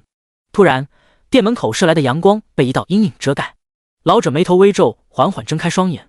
当看到映入眼帘一道披着黑袍的身影时，不由愣了愣神。但他随即便咳声道：“要买什么？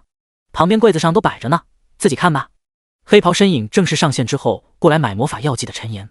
他没有客气，抬头扫视起了周围货架上的各种商品，上面摆放着一些形形色色的药剂，但最多的还是呈现红蓝2色的药剂。货架上都清楚地标志着各种药剂的效果和售价。对于不喜欢麻烦的人和社恐玩家，可以说是宝藏级小店了。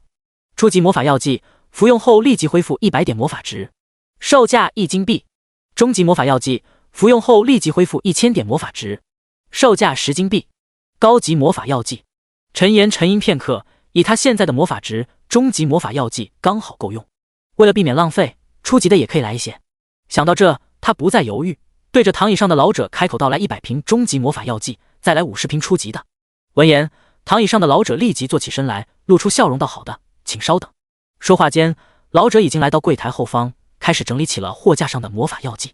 不到1分钟，整整150瓶魔法药剂便整理好，摆放在了陈岩面前。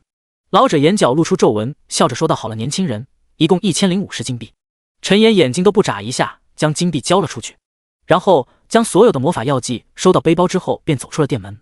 看着陈岩消失的背影，老者脸上的笑容渐渐褪去。他转头看了一眼城主府的方向，摇头道：“克莱伊那个老家伙，也不知道上哪找了个这么优秀的徒弟。”另一边，从药剂商店走出来的陈岩看着自己仅剩500枚的金币，不禁暗自吐槽道：“真是的，这钱也太不经花了。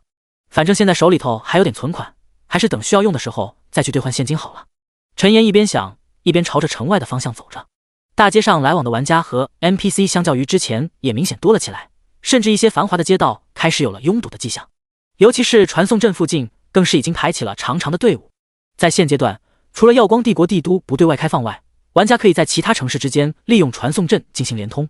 当然了，想要使用传送阵也是需要收取一定费用的，并且这个费用也会随着玩家实力的增长不断增加。这在一定程度上也为一些工会玩家提供了极大的便利，至少他们可以选定一座城市进行集中发展。不知不觉间，陈岩便已经来到了南城门口。刚一到这，陈岩就被眼前的盛况惊讶的怔在了原地。只见在通往城门的街道两旁，正有许多玩家在撑着五颜六色的方布摆摊，贩卖着各种物品、装备、材料、药剂、道具、技能书，甚至是宠物等等。各种眼花缭乱的物品和纷繁绕耳的叫卖不断传入陈岩的脑海，让他一时间都有种脑袋不够用的感觉。走一走看一看喽！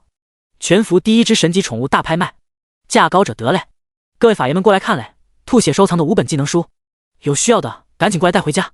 本德鲁伊专卖捕兽绳，成功率比别的捕兽绳要高出2个百分点哦！有想要的宝宝就去自己抓吧。第25章抵达枯寂荒原。看着周围叫卖的玩家，陈岩也是缓缓回过神来。既然都到这了，就先逛逛再出城吧。想到这，陈岩便迈步朝着其中一个贩卖法师技能书的摊位走去。摊主是一位身材有些消瘦的盗贼玩家，看到身穿黑袍的陈岩，他也没有见怪，而是热脸相迎道：“这位朋友，相中哪本直接跟我说，价格什么都可以谈的。”陈岩微微点头，旋即看向5本技能书的介绍，分别是火球术、冰剑术、锋刃术、地刺术、以及一本火系群攻技能烈焰燎原。除了烈焰燎原需要50枚金币外，其他每本都只需要10金币。别看10金币很少，但对于普通玩家来说，那也是一笔巨款了。技能书这东西虽然爆率不高，但很多野外的宝箱之中都有可能得到。陈岩扫视片刻，便开口说道：“除了火球术，其他我都要了。”摊主闻言一惊，随即惊喜莫名道：“好嘞，大哥，一共80金币，这样咱交个朋友，我给您打98折，您给78枚金币好了。”陈岩眼中幽蓝色火焰一抽，咳了咳声道：“好的，谢谢了。”他这人不会讨价还价，但对方愿意打折，他自然是不会拒绝。说着，他便对着摊主发起了交易。系统提示：是否花费78枚金币与玩家一缕清风交易冰剑术、锋刃术、地刺术、烈焰燎原技能书？而另一边，摊主看着面前的系统提示，却是呆愣在了原地。他有些呆滞的看了一眼面前披着黑袍的身影，刚想开口说话，就听到耳边再次传来声音：“老板，快点同意啊！”摊主一缕清风回过神来，激动的点头道：“好嘞，我现在就同意。”说罢，便点击在了面前是的按钮之上。看到技能书入账，陈岩没有留恋，转身便准备继续逛其他摊位，却被一缕清风叫住了身影，道：“那个大哥，我能加您一个好友吗？”陈岩顿住身影，有些疑惑道：“你还有事吗？”一缕清风脸上立即露出一抹热情的笑容，道：“那个是这样的，以后要是我弄到法师其他的技能书，您要是想要，可以直接进行交易吗？”陈岩恍然大悟，点头道：“没问题，要是找到直接给我留言就行了。”加完好友，陈岩便继续逛起了其他摊位。一缕清风却是看着好友列表里那排在首位的陈岩2字，发出了嘿嘿的傻笑。在又逛了大概10几分钟，买了一堆稀奇古怪的东西之后，陈岩终于是踏出了城门。这其中不免又有一些玩家想要加陈岩的好友，但却都被他一一给拒绝了。原因无他，那些玩家等级都很低，一看就不是什么职业玩家。那个一缕清风至少也是一名 LV13的盗贼，在一众玩家之中也可以算是一位高手了。或许以后真的可以给他带来一些惊喜，也不一定。另外，之前打到的一些装备也都被他送到了拍卖行，一旦有人购买，就可以直接将金币汇入他的背包。虽然会扣除掉一些手续费，但好处就是不用再浪费时间去大街上摆摊了。碧绿的草地上，一头体长10米有余的黑豹正急速前进着，在他背上正坐着一位身穿黑袍的神秘身影。他悠闲地取出4本颜色各异的书籍，伸手一拍，便将4本技能书全部掌握。系统提示：你学会了冰剑术、锋刃术、地刺术、烈焰燎原。看着技能面板上多出的4个技能以及他们的技能介绍，黑袍身影的声音也是缓缓响起：3个技能冷却都是10秒，只有烈焰燎原冷却是5分钟。不过这样一算，平时来说差不多应该够用了。这次带了这么多魔法药剂，我就不信属性点刷不上去了。不多时，周围碧绿的草地渐渐退去，取而代之的则是一些干枯的杂草和开裂的土地。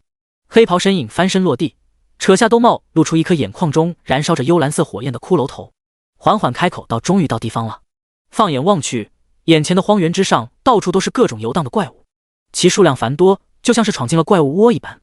不远处，一头体长2米有余的灰毛硕鼠发现了身穿黑袍的陈岩，叽叽怪叫一声，便朝着他窜了过来。陈岩轻声笑道：“看来老师是知道我的目标，这才专门给我找了个风水宝地啊。”小黑，咬他！身上黑色雾气蒸腾的黑豹立即飞身而出，张开巨口便咬在了那灰毛硕鼠的身上。-1280。陈岩微微摇头，召唤出一道青色锋刃，直接斩在硕鼠裸露的脖颈之上。叽叽！伴随着一道痛苦的尖叫，一个惊人的数字顿时从硕鼠身上飞起。-7857。战斗提示：击杀灰毛硕鼠 LV27，越级经验加成 250%， 获得1540点经验。看着系统传来的提示，陈岩不禁摇头，呢喃道：“经验太少了，不过正好用来刷属性点。”说着，他直接召唤出亡灵空间，将格兰特和一众骷髅战士释放了出来。格兰特，去击杀那些灰毛老鼠，然后把尸体带回来。听到这话，身穿银白铠甲的格兰特眼中立即亮起幽蓝色的火焰，持着重剑便朝着不远处一头灰毛硕鼠冲了过去。陈岩也没有偷懒，释放各种技能秒杀着周围的硕鼠。骷髅战士们则分成2队，一队分成几列去围杀那些灰毛硕鼠，另外一队则簇拥在陈岩身边，并为他捡取周围掉落的金币或者装备。有着格兰特和小黑2位大将和大部队的加入，陈岩的经验值再次开始飞涨起来。其中格兰特他们击杀灰毛硕鼠后，自己也可以保留一部分经验用来提升自身的实力，但除非像格兰特和小黑这种 BOSS 转换的亡灵拥有不错的属性和技能，其他像是骷髅战士这种普通亡灵很难凭借自己的能力提升多少实力。时间一点一滴的流逝，枯寂荒原上，一位被众多骷髅包围的黑袍法师正不住地用各种属性的技能收割着周围怪物的生命。火球术、冰剑术、风刃术。第26章德雷亚小镇。在苍穹世界，法师职业可以学习各种属性的技能，但由于魔法值的限制和后期技能熟练度提升难度的原因，大部分法师都会选择只专精一系或者2系的技能，很少有人会选择成为全系法师。因为技能太多，一旦作战的时候魔法值不够用，那可就尴尬了。系统提示：你升到了 LV23， 你的属性发生变化，你获得了5点自由属性点。突如其来的系统提示打断了陈岩的动作，他思索片刻，便将5点自由属性全部加在了精神上面。力量300加110，体质400加100，精神400加150，智力1000加160，敏捷210加110。除此之外，他还额外获得了101点魂火。也不知道是那些遗忘者本身就是死灵生物，还是什么其他莫名的原因。除了他们之外，其他怪物击杀之后都是只有1点魂火，这让陈岩不禁有些懊恼。经此一战，他的骷髅战士损耗了一些，但剩下的都有了不等的提升。看着周围满地的骷髅硕鼠和骷髅战士，陈岩不禁暗自点头道：只要我的实力提升上来，那岂不是一人成军？现在魂火已经快2000点了，距离师傅说的第1个门槛1万点也不远了。这次在陈岩的追问下，克莱伊也是讲述了关于亡灵法师的魂火等级，1万以下都是低级亡灵，1万到10万之间是中级亡灵，10万到100万之间则是高级亡灵，其中突破10万之后就可以恢复成自身原本的形态。至于高级亡灵之上还有哪些境界，克莱伊只说现在距离陈岩还很遥远，让他等突破高级亡灵之后再去询问。查看了一下格兰特和小黑的面板，陈岩发现他们2个居然也快升级了，看来这2个家伙也私吞了不少经验啊。虽是这么想，但陈岩却是没有丝毫生气，毕竟他们越强，以后对自己的帮助才会越多。因为克莱伊的送信任务并没有时间要求，所以陈岩便一边扫荡着枯寂荒原上的野怪，一边缓缓朝着德雷亚小镇的方向靠近。他一路穿越了 LV28、LV32 的野怪区，一直到翻越了一小片荒土坡后，才看到了远处小镇的模糊影子。陈岩从背包里取出一瓶终极魔法药水灌了下去，随后一发火球术将一头残血的野狼送上西天。系统提示：你升到了 LV24， 你的获得5点自由属性点。卧槽，早知道用小瓶的了，真是亏大发了。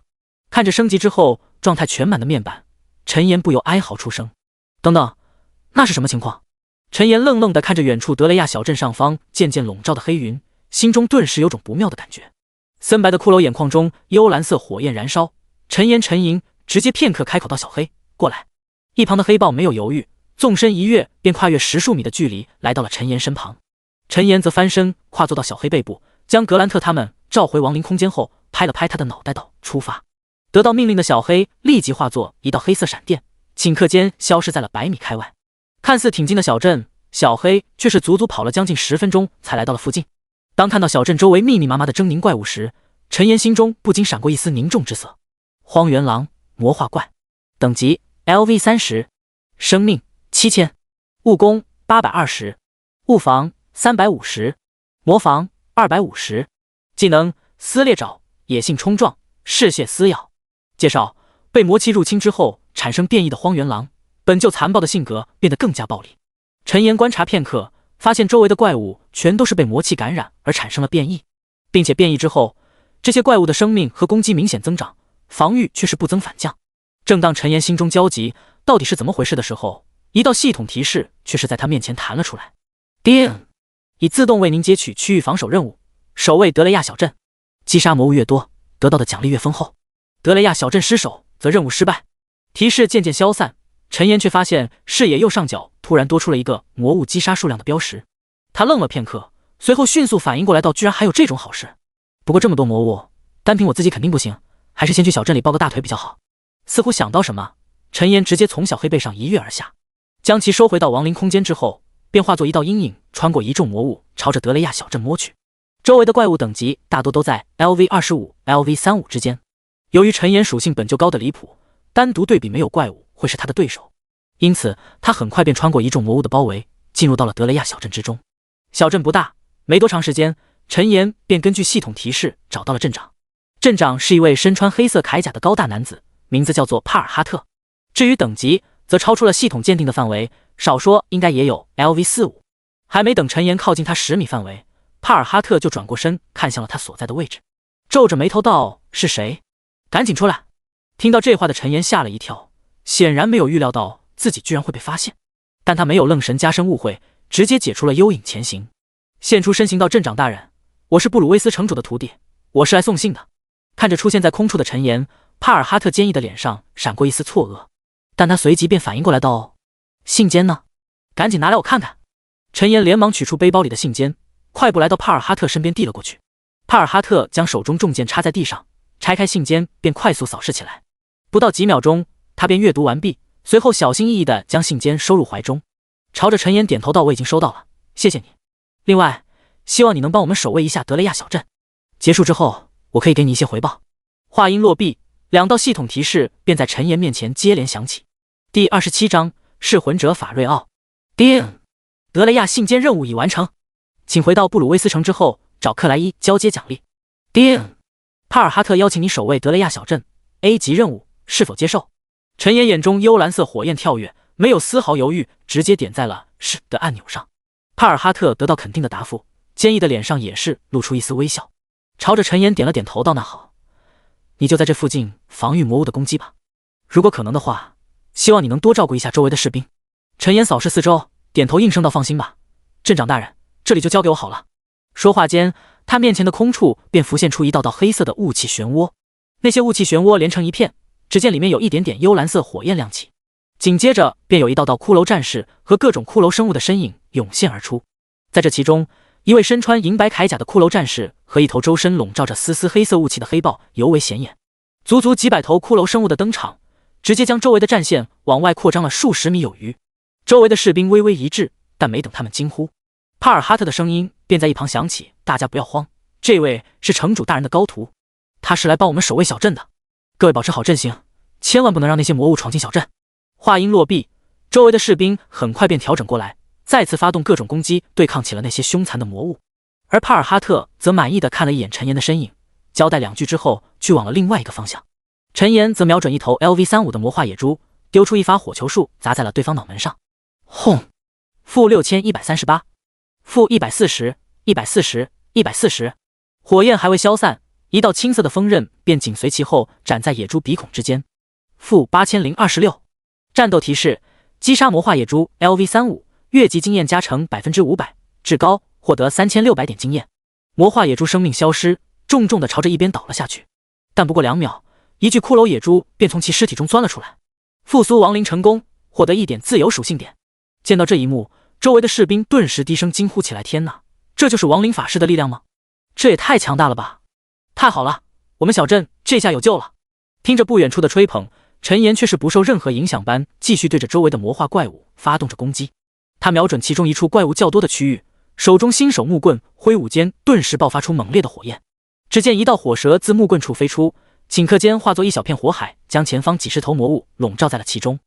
负7068，负14280，负8650，一大片的伤害不断飞出，其中更是有不少上万的数值。这就是陈岩出城之前淘到的烈焰燎原技能。烈焰燎原 LV1， 消耗500魔法，召集火焰之力，对前方20乘以20范围内的目标造成 150% 的火焰伤害，并在后续10秒内持续造成每秒 10% 的烧伤伤害。冷却时间5分钟，仅是一击就有不下20头魔物殒命火海。陈岩心中激动不已，直接朝着另外一堆魔物发动了火陨技能。轰！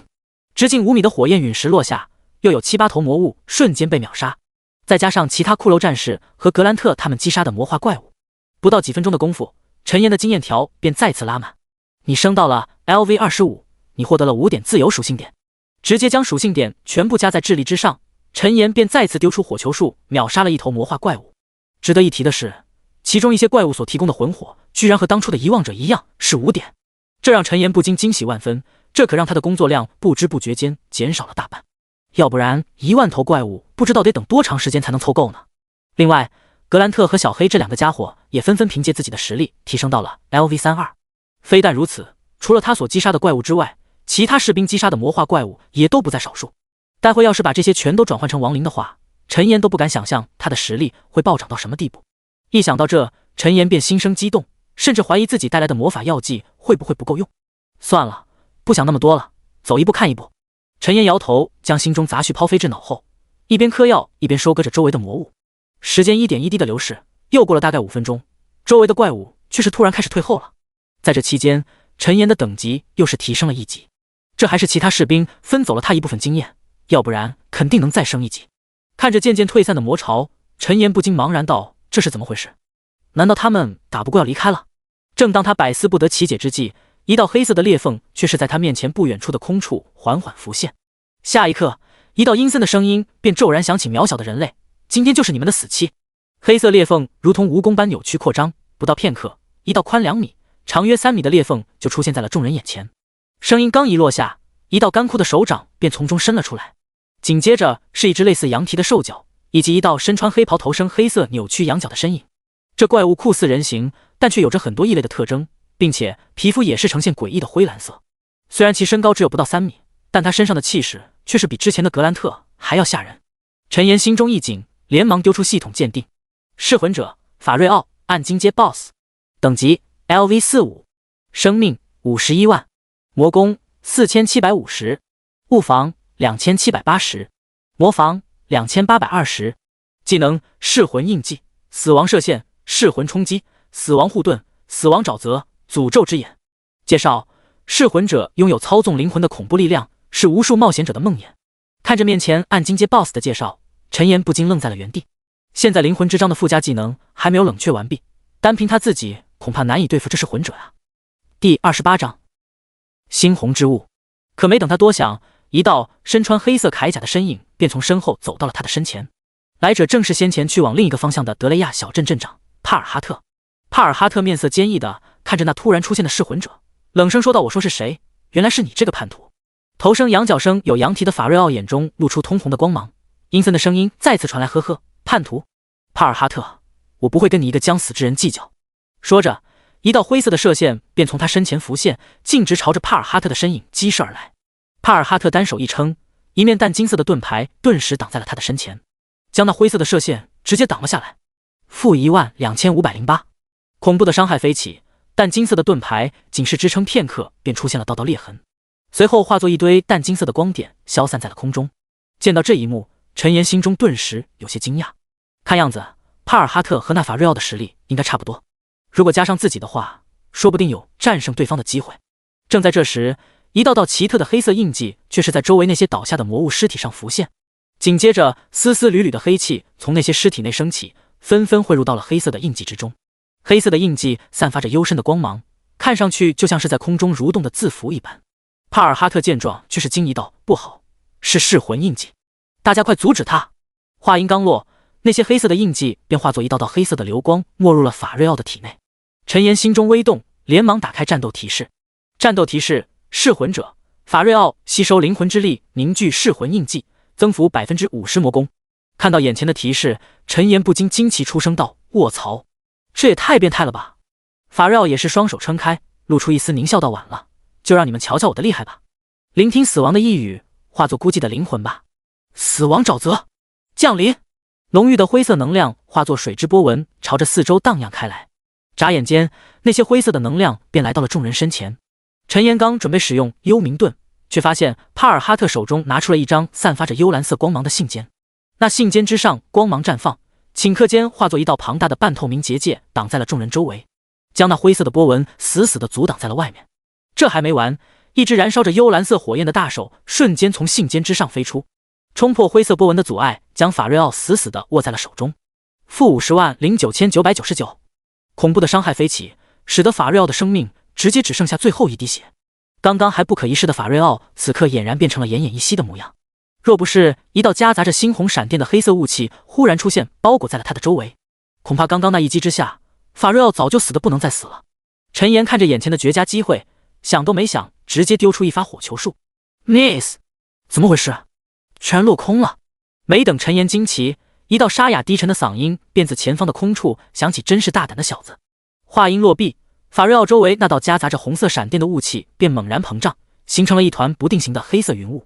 那云雾四周有着细密的红色闪电缭绕，中央则是有着两只红色的狭长的眼睛。陈岩惊疑不定地丢出系统鉴定，出来的却全都是一片问号。沙哑的声音再次传来：你就是克莱伊的弟子？就拿你先偿还一下利息吧。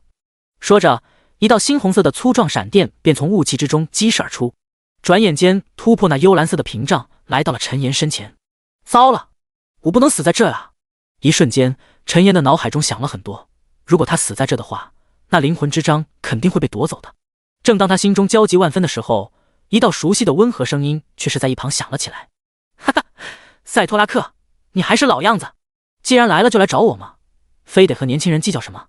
熟悉的身穿白袍、银发银须的老者身影从空间中走出，伸手一扶，那红色闪电便消散于虚无。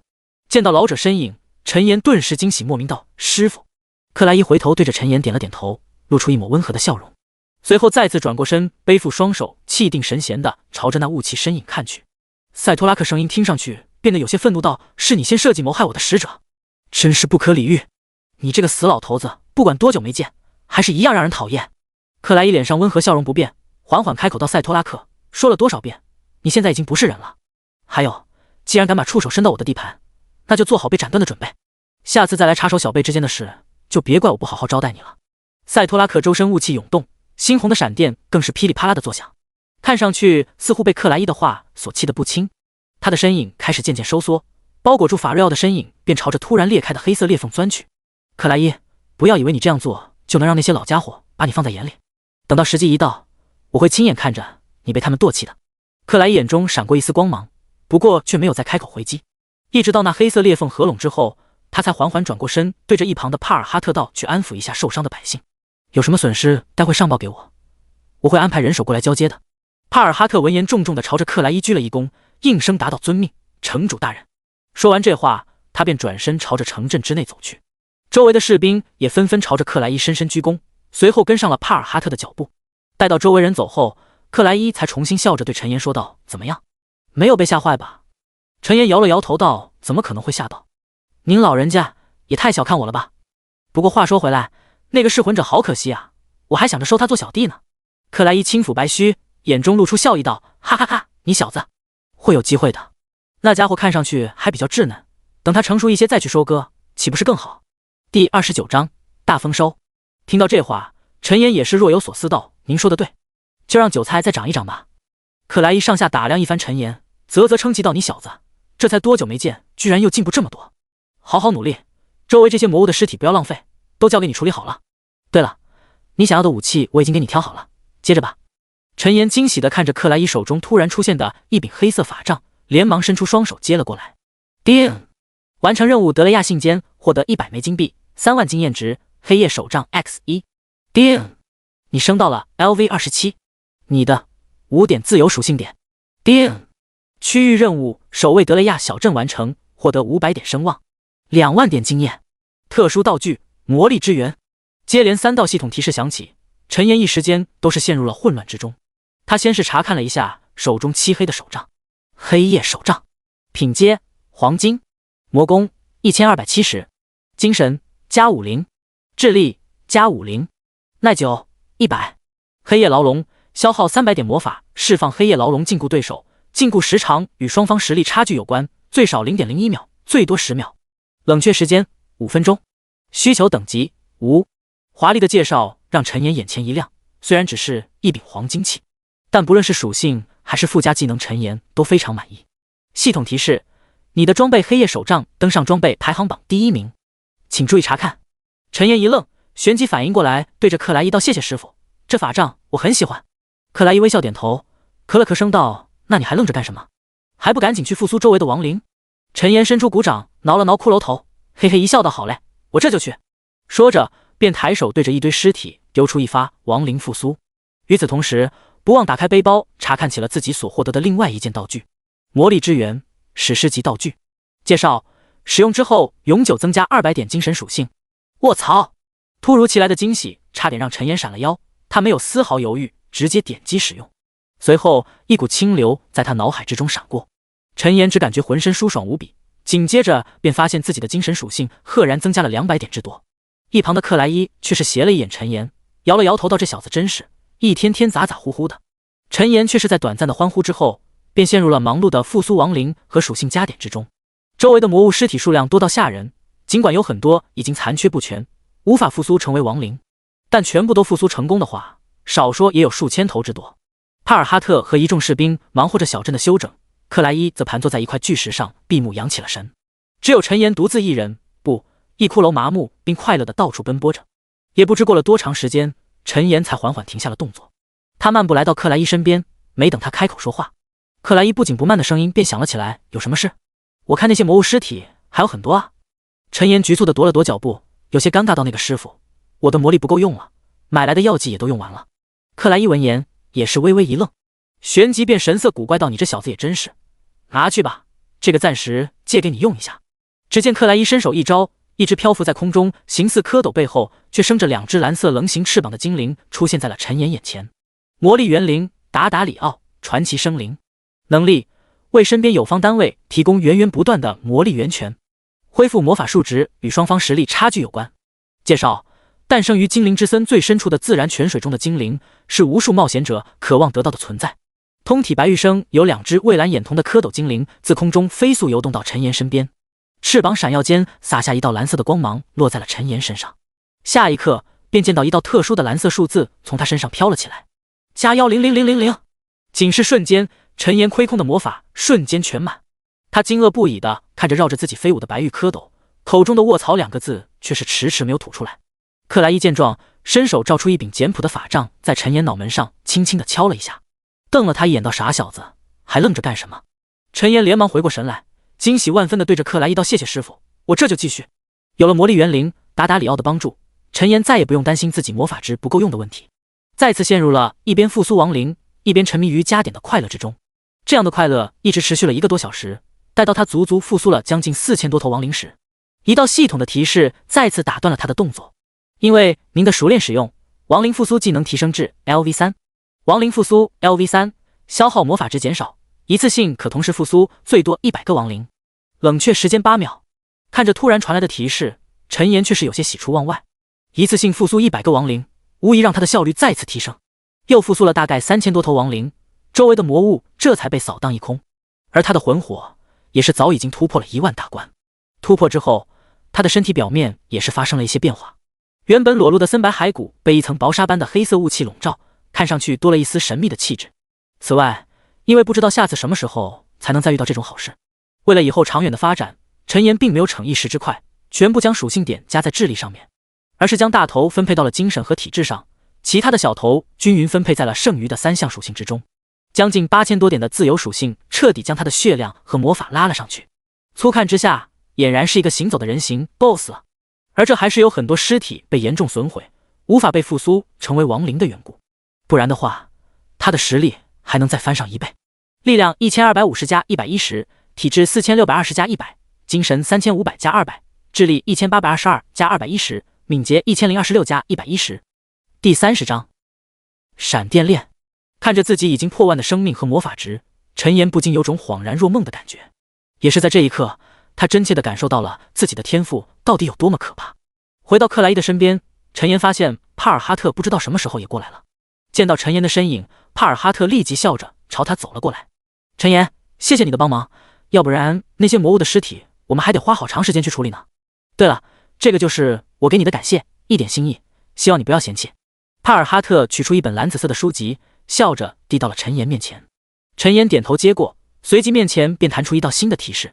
系统提示：守卫德雷亚小镇，帕尔哈特的委托已完成，获得100枚金币，2万点经验。闪电链技能书 X1。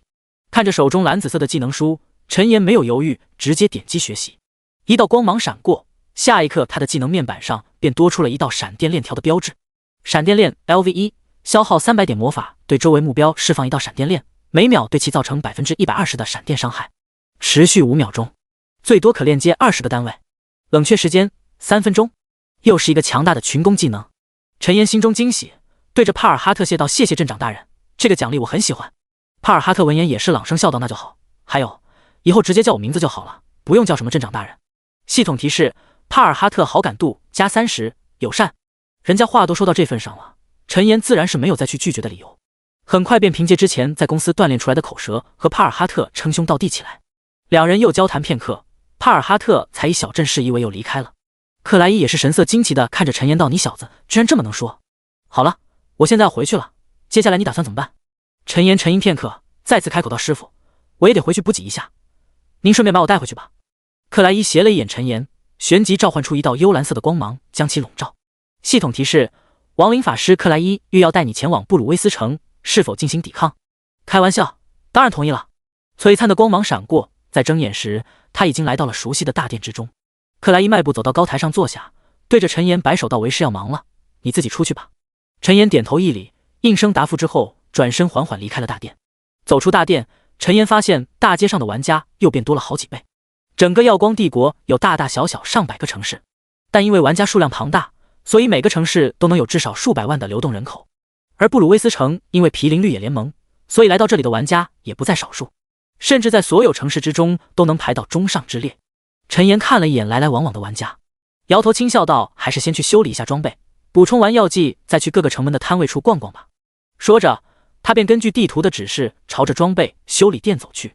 布鲁威斯城中也有很多小型的传送阵，这些是为了方便而修建的通用传送阵。只要告诉管理员自己想要去的地方，然后再付出一些金币，就可以瞬间抵达目标附近的传送阵。这在无形之间大大缩减了很多玩家通行的时间成本。在布鲁威斯城共有3家装备修理店铺，陈岩去的是靠近北城门的一家。好在修理店周围的玩家并不多，不到5分钟，他所有装备的耐久度便全部恢复了。大概又步行有7、8分钟，一条与南城门相差无几的摊位街便映入了陈岩的眼帘。没等他走近，便听到了不绝于耳的叫卖声：“这位大哥，5金币也太便宜了，您再多给2个吧，外面一次还要1800呢。”“少废话，游戏里面又不费你什么劲，你要不同意我去找其他人了。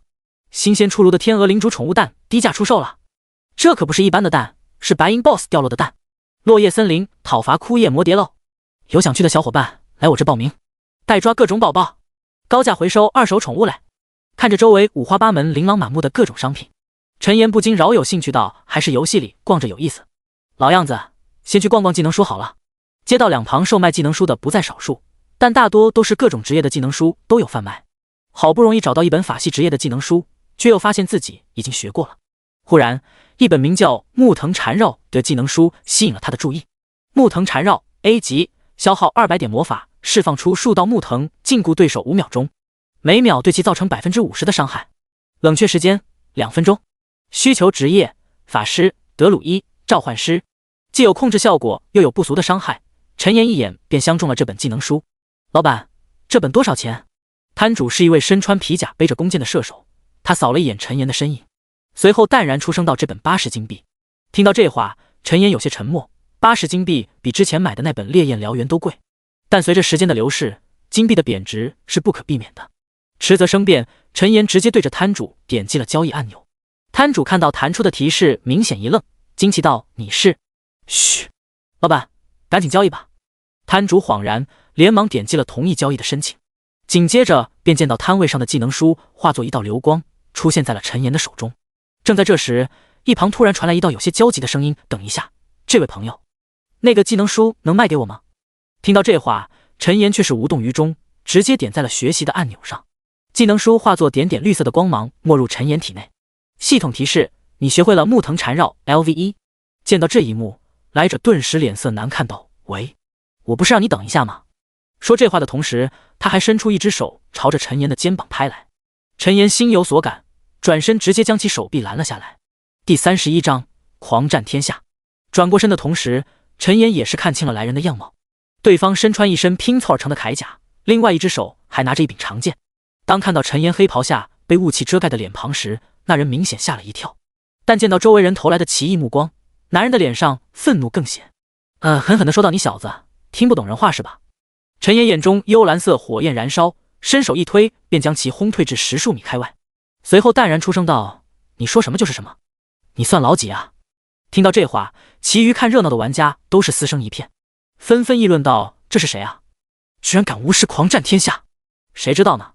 看他刚才那样，应该有2把刷子。不过惹上狂战工会，我看是自讨苦吃啊！你们看他脸上的黑雾是怎么回事？我也看不到他的信息啊！他是不是隐藏职业啊？怎么可能？隐藏职业那么稀有，说不定是什么道具呢？”周围看热闹的玩家各抒己见，生怕两人不打起来。刚才那卖给陈岩技能书的弓箭手摊主却是神色有些古怪，但他也没有主动去挑明陈岩的身份，毕竟万一惹到了对方，那可就不好收场了。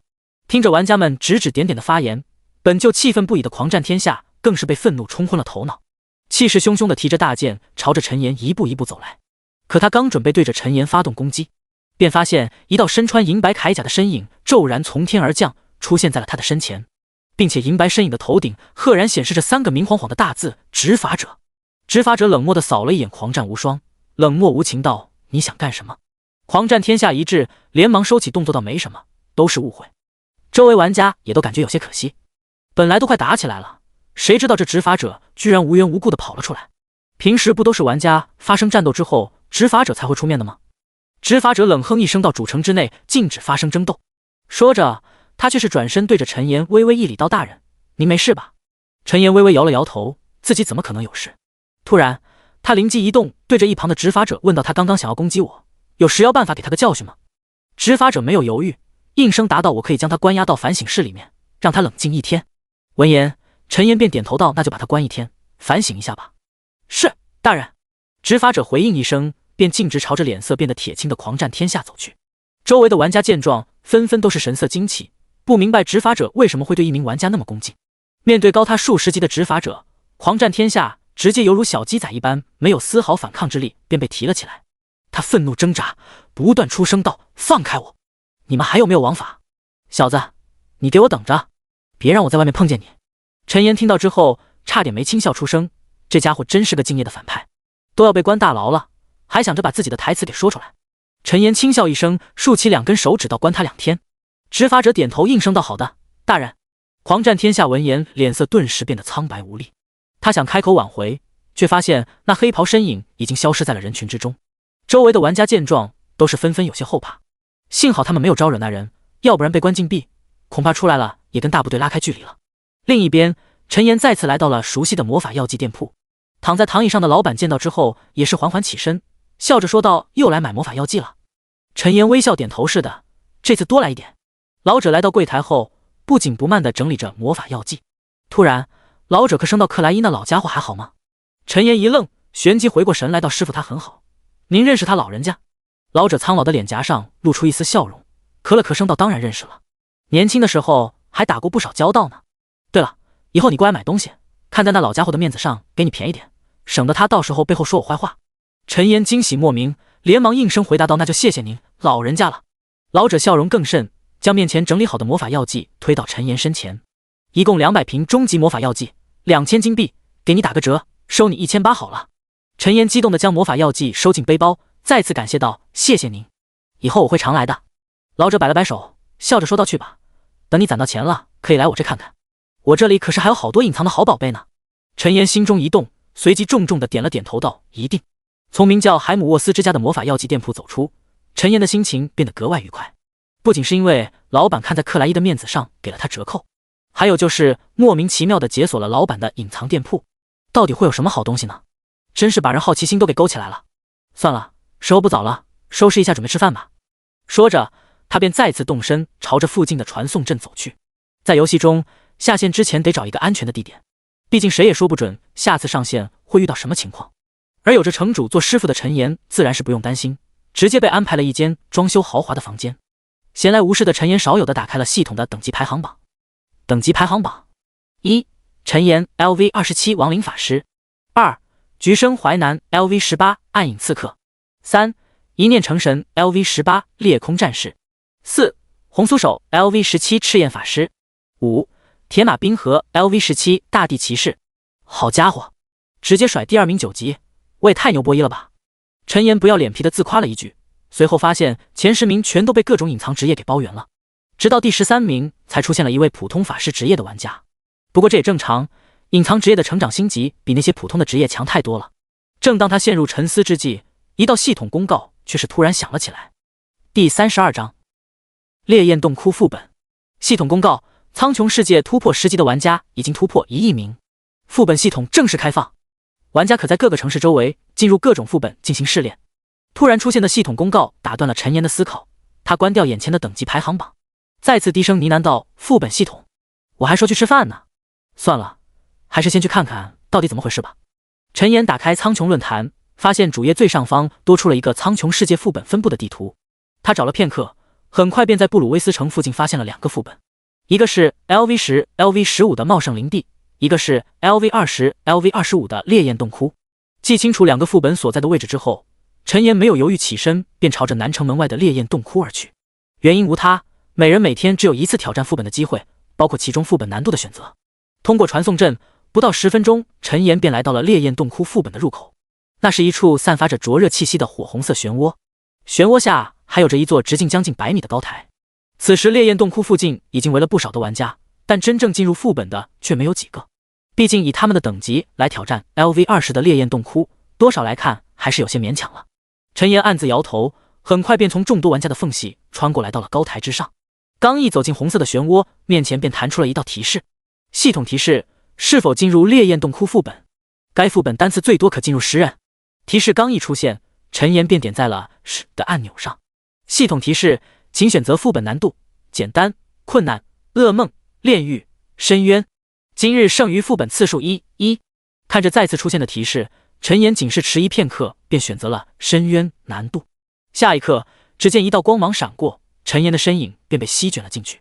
周围的玩家见状，顿时惊奇万分道：哪里来的显眼包？居然一个人就进去了，胆子也太大了吧！估计是想进去探路吧，刚才不也进去了好几波送死的吗？对啊，这个烈焰洞窟副本等级太高了，现在的玩家根本打不过呀。就是，我们还是去西门的茂盛林地副本吧。待到陈岩的视线再次恢复之时，发现自己已经身处在了一片灼热的洞窟之中，四周是空旷的暗红色岩石，不远处有着几坛冒着滚烫热泡的岩浆池，一些凸起的岩石和倒挂的钟乳石上更是燃烧着炽热的红色火焰，看上去就像是进入了火焰世界一般。正在这时，岩浆中突然冲出了一头野猪形状的怪物，那怪物生有一对赤红獠牙，浑身呈暗红色，身上还有着道道如同岩浆般赤红的纹路。岩浆猪，深渊怪，等级 LV20， 生命9800，魔攻950，物防580，魔防680，技能火焰冲击，岩浆吐息，蓄火。介绍：烈焰洞窟中的岩浆猪喜欢在炽热的岩浆之中泡澡。看着面前岩浆猪怪物的介绍，陈岩惊得差点下巴掉下来。什么鬼？这野怪都快赶上小 boss 了吧？真不愧是深渊难度啊！岩浆猪打了个响鼻，呼哧呼哧的便冒着火焰朝着陈岩冲了过来。与此同时，周围那些岩浆池中也接二连三的钻出新的岩浆猪，仅是呼吸之间便出现了40-50头岩浆猪的身影。陈岩心中惊疑，暗自吐槽到：普通玩家选择深渊难度，恐怕连1分钟都挺不过吧。没有犹豫，陈岩直接发动了刚学会还没用过的闪电链。只见一道蓝紫色的闪电瞬间激射而出，在众多岩浆猪之间左冲右撞，刹那之间便连接了20头岩浆猪。蓝紫色的电光闪耀，一片恐怖的伤害顿时飞起。负4028，负8523，负8268，负4380。恐怖的伤害不断出现，不到3秒钟，20头岩浆猪便纷纷殒命。没等剩余30头岩浆猪靠近，一道烈焰火海便出现在了他们的必经之路上。轰！恐怖的火焰席卷，顿时又有一大半岩浆猪直接被秒杀。看着仅剩的几头残血岩浆猪，陈岩不紧不慢地唤出一道黑色雾气触手，转瞬间便将它们尽数收割。因为您的熟练使用，亡灵之触技能提升为 LV2。亡灵之触 LV2，消耗200魔法，召唤出2道由亡灵之力构成的黑色雾气触手，对接触到的敌人造成200%的伤害。雾气范围扩张至50米，冷却时间9秒。看着眼前弹出的提示，陈岩不禁微微一愣，还真是意外之喜啊！没有浪费时间，陈岩直接召唤出数十头骷髅，让他们把掉落的金币都给自己捡了回来。随后便带着一众骷髅小弟继续前进，复行数十步，眼前景象再次焕然一新。只见大大小小的岩浆池散落在各处，相互之间还有道道岩浆河流连通，周围的温度更是再次增加，甚至开始对陈岩和一众骷髅产生了灼烧伤害。负10，这也太变态了吧！不过还好我血量足，耐造。陈岩四下打量周围正在冒着滚烫热浪的岩浆池，眼中幽蓝色的火焰燃烧不定。说这话的同时，那些岩浆池中开始源源不断地钻出岩浆猪来，它们体型圆滚，浑身冒着炽热的火焰，看上去凶猛中透着一丝可爱。陈岩也不再留手，周身黑色雾气荡漾间，一头头双眼冒着幽蓝色光芒的骷髅便缓缓出现。之前在德雷亚小镇中，他足足获得了近万头骷髅，哪怕复苏为亡灵后实力大打折扣，但若是论数量的话，陈岩的骷髅大军绝对是碾压性的。数不清的骷髅化作一片骷髅海，簇拥在陈岩周围。一旦有骷髅战死，便会有新的骷髅从黑雾漩涡之中走出。陈岩也没有闲着，不断的用各种技能收割着从岩浆河流中出现的岩浆珠。-12580，一道凸起的地刺从其中一头岩浆珠身下升起，瞬间使其血量见底，呜咽一声倒在了地上。第33章熔岩蛛王。周围源源不断的岩浆珠一直持续了有5分钟，一直到整个洞窟都堆满了岩浆珠和各种骸骨之时，岩浆之中才渐渐恢复了平静。陈岩查看了一下复苏那些岩浆珠所获得的属性点，发现已经积累了足足2000点之多，而他的等级也随之飞跃，来到了 LV29。这还是因为他超越这些岩浆珠等级太多，经验大打折扣的原因。陈岩心中激动，低声呢喃到：这么多属性点，以后每天都来刷一次副本的话，那就不用再到处找怪了。趁着周围骷髅打扫战场的间隙，陈岩直接将2280点属性全部加在了智力之上。智力4128加210，看着瞬间暴涨到8000多点的魔宫，陈岩不禁有种天下无敌的感觉。好了，还是继续前进吧。周围掉落的金币都已经被打捞完毕，总共4000多枚。除此之外，还掉落了3件白银品阶的装备，其中2件分别是烈焰之袍和烈焰之靴，陈岩自己能用于是便直接穿在了身上。总共又为陈岩加了300点生命、50点精神、50点智力和20点敏捷。还有一件则是战士职业的烈焰战靴，待会直接扔到拍卖行就行。休整片刻，陈岩便再次上路。通过错综复杂的岩浆河流，又步行了大概1分钟，一处直径100米有余的岩浆湖泊悄然映入了他的眼帘。不仅如此，在湖泊的中央还有着一处直径5米左右的湖心岛屿，岛屿中央摆放着一个金灿灿的宝箱，并且是没有上锁的。陈岩惊喜万分，小心翼翼地朝着通往湖心岛屿的一道岩石之桥走去。说是桥，也只不过是一条由岩石构成的通道罢了。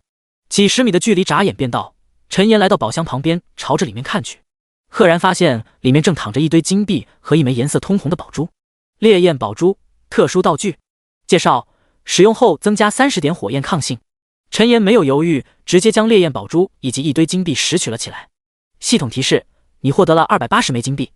烈焰宝珠 X1， 刚一拾取，黄金宝箱便缓缓消失不见，周围的温度更是再次暴涨。陈岩身上的灼伤直接从原本的10点暴涨到了50点，-50、50、50。见此情景，陈岩灵机一动，将烈焰宝珠取出，直接点在了使用按钮上。下一刻，他便感到周围的温度骤降，身上的灼烧伤害也削弱到了30点。卧槽，还好我够机灵。没等他暗自庆幸，周围的洞窟又是一阵地动山摇，来时的岩石之桥瞬间断裂成无数碎块，其中一些更是缓缓没入到了岩浆湖中。陈岩有些疑惑，低声呢喃道：这又是怎么回事？话音刚落，一道沉闷的鼻息声便在岩浆湖中响起。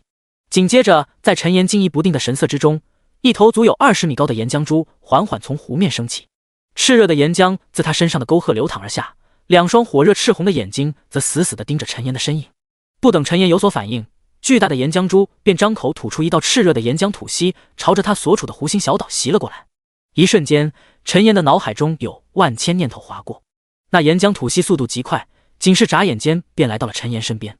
正当那炽热的岩浆即将淹没陈岩身影的刹那，一道黑色雾气形成的护盾瞬间将其包裹。-1280，炽热的岩浆直接将陈岩身下的小岛融化，但因为有着幽冥盾的保护，所以陈岩并没有受到什么伤害。可没了小岛的落脚，他的身躯也是瞬间漂浮在了岩浆之中。仅是瞬间，他身上的装备耐久度便没了大半，这让陈岩不禁心疼无比，连忙将身上的装备全都暂时收到了背包之中。不仅如此，身处岩浆之中，身上的灼烧伤害也再次增加。-170、-170、-170，一道道灼烧伤害飞起，可陈岩身上的血量却是丝毫不见减少。原来是他周围的幽冥盾将所有的灼伤全都挡了下来。陈岩镇定心神，朝着那巨大的岩浆珠丢去系统鉴定。熔岩蛛王，深渊，黄金阶 BOSS， 等级 LV25， 生命45万，魔攻4200，物防2100，魔防2500，技能岩浆吐息，熔岩护盾，蓄火，岩浆呼唤，熔岩之力。介绍：烈焰洞窟中的霸主，也是熔岩的主宰。扫视完这熔岩蛛王的信息，陈岩才彻底认识到深渊副本的恐怖之处。毫不夸张地说，比之前那 LV45 的暗金级 BOSS 都要厉害。不过，对于现在的我来说，只是小菜一碟罢了。亡灵之处，负21828，足足2万的伤害飞起。熔岩蛛王立即发出一道愤怒至极的吼声，只见他周身火焰涌动，身上直接飘起一道道绿色的数字，加500，加500，加500。见到这一幕，陈岩不禁暗自吐槽道：有没有搞错？才掉一丝血皮就急着回血，你真的是我目前为止见过最无赖的 BOSS， 没有之一。说这话的同时，他也不忘丢出一道锋刃术，负25806。熔岩蛛王即将回满的生命再次下降一截，并且刚刚的生命恢复效果也彻底被打断。但没等陈岩欣喜，对方便仰天发出一声长啸，紧接着便见到周围的岩浆湖面上竟然出现了一头头熔岩形成的小型岩浆蛛。那些小型的岩浆蛛踏着岩浆而行，径直朝着飘在岩浆表面的陈岩冲了过来。看着总共10头的岩浆蛛，陈岩想都没想，直接朝着熔岩蛛王丢出一发闪电链，蓝紫色的电光闪耀，顿时又有一大片的伤害飞起。负17102，负18508，负8046，19201。不到5秒钟，熔岩蛛王召唤出来的小弟直接被秒杀，甚至连他自己都损失掉了1/10的血量。熔岩蛛王震怒无比，怒吼一声，便再次朝着陈岩喷吐出一道粗壮的岩浆吐息。第34章，深渊副本首通。陈岩则动都不动，直接拿着新手木棍与对方对轰，负868，负21280。2道伤害同时飞起，前一个是落在陈岩身上的，后面一个则是落在熔岩蛛王身上的。强烈的差距使得熔岩蛛王一时呆滞在了原地，似乎连他也不明白为什么眼前的冒险者会这么强。陈岩没有给对方机会，再次召唤出魔力，发动了木藤缠绕技能。只见一道道藤蔓自熔岩蛛王的四周凭空生成，化作数道灵活的锁链，直接缠绕在了其庞大的身体之上。负4802， 8068，负8208。木藤缠绕技能的伤害虽然不太显眼，但它的禁锢效果却是实打实的。5秒钟很快过去，可没等熔岩蛛王有所动作，一颗直径5米的火焰陨石便死死地砸在了他的脑门之上。负45756。好！恐怖的伤害和愤怒的吼声不分前后的响起，多次被打击的熔岩蛛王再也无法忍耐，直接就额发动了最终底牌。只见一道道火焰自他周身燃烧而起，仅是眨眼之间，其身上的气势便比之前强了数倍不止。战斗提示：熔岩蛛王使用了熔岩之力，30秒内所有属性增强 50%， 所有火属性技能增强 100%。 见到这一幕，陈岩眼中的幽蓝色火焰也是不由一跳，还有这种技能，这也太变态了吧！一瞬间，陈岩脑海中划过无数个念头，都已经到这个地步了，让他放弃自然是不可能的。既然如此，那就只好拿出自己隐藏的实力了。只见陈岩的身影猛地用力，直接躲过了一道来袭的岩浆吐息，他的身躯在空中辗转腾挪，轻飘飘地落在了一片还未沉底的碎石板之上。拥有足足上千点的敏捷，他的速度和身姿灵活度等都已经到了一种难以想象的境界。熔岩蛛王见此情景，还想继续追击，可他刚一转身，一道黑蝴蝶般的身影便悄然落到了他的身后。只见一道闪电般的残影在炽热的空气中划过，下一刻便听到一道刺破天际的杀猪般的惨叫声在洞窟之中响起。负21760。深渊突刺。绕至熔岩蛛王身后的陈岩手中新手木棍被他玩出了花样，手腕翻转间就如同在操纵一柄华丽的艺术品一般，仅是1秒内就刺出了足足5发深渊突刺。负20860，负21089，负23074。炽热的气息涌现，陈岩心神一动，瞬间化作一道黑蝴蝶，再次消失在了原地。熔岩蛛王愤怒地将整个身子一屁股坐进了岩浆湖中，仅剩下一张愤怒无比的猪头还裸露在外。巨大的动静使得整个岩浆湖动荡不止，掀起道道熔岩巨浪。陈岩就那么闲庭信步地在起伏不定的岩浆湖面之上来回飞舞，蜻蜓点水般在一块块散落的碎石板上辗转腾移着，看上去就像是一位优雅至极的舞蹈家一般。待到他的身影站定，才似笑非笑的低声呢喃道：深渊突刺遇上深渊 BOSS， 还真是妙蛙种子，他妈给妙蛙种子开门，妙到家了。看着仅剩10万不到血量，却还想偷偷回血的熔岩蛛王，陈岩直接召唤出一道黑色雾气触手，朝着对方脑袋缠绕而去。还是给我消停点，老实去死吧。负23896。火球术、锋刃术、地刺术，叮！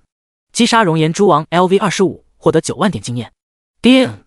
你升到了 LV30， 你的属性发生变化，你获得了5点自由属性点。伴随着接连2道系统提示响起，熔岩蛛王也是呜咽一声，彻底没入到了熔岩之中。与此同时，一堆金币和一大堆各种各样的材料，以及一件金光闪闪装备，也是漂浮到了岩浆湖面上。陈岩纵身一跃，来到距离最近的一块碎石板上，3下5除2就将所有的掉落全都收到了背包之中。抛开各种乱七八糟的材料不看，陈岩直接将那金光闪闪的头环拿到了手中。熔岩之冠，品阶黄金，生命2400，精神加30，智力加30，耐久100。熔岩护盾，消耗300点魔法，生成一面抵挡5000点伤害的护盾。冷却时间5分钟。需求等级25。哦哟，还不错嘛，还带了个护盾，算是小极品了。陈岩爱不释手的摸索了2下熔岩之冠，随后便毫不犹豫的将其带了上去。暗自庆贺了几秒，陈岩便再次把目光转移到了岩浆湖的下方。他凭着感觉对着下方丢出一发亡灵复苏，不到2秒钟，一道系统提示便弹了出来。复苏领主及亡灵成功，获得从该领主以下5项能力任选其一：岩浆吐息、熔岩护盾、蓄火、岩浆呼唤、熔岩之力。陈岩沉吟片刻，便点在了熔岩之力上。熔岩之力 LV1， 消耗1000点魔法，获得熔岩之力祝福，全属性增强 50%， 所有火属性技能增强 100%， 持续时间60秒，冷却时间2小时。死，居然要2个小时冷却，有点坑啊！没等陈岩多想，一头20米高的骷髅蛛王便从岩浆之中游了出来。看着眼前有些熟悉，宛如一位雇猪般的身影，陈岩不禁有些发愣。随后神色古怪的随手将他的名字重新命名成了壮壮。系统提示：您已通关烈焰洞窟深渊副本，因为您是第1位通关，将进行系统公告。是否？陈岩见到这套路，哪还不明白系统的意思，直接伸手点在了是的按钮上。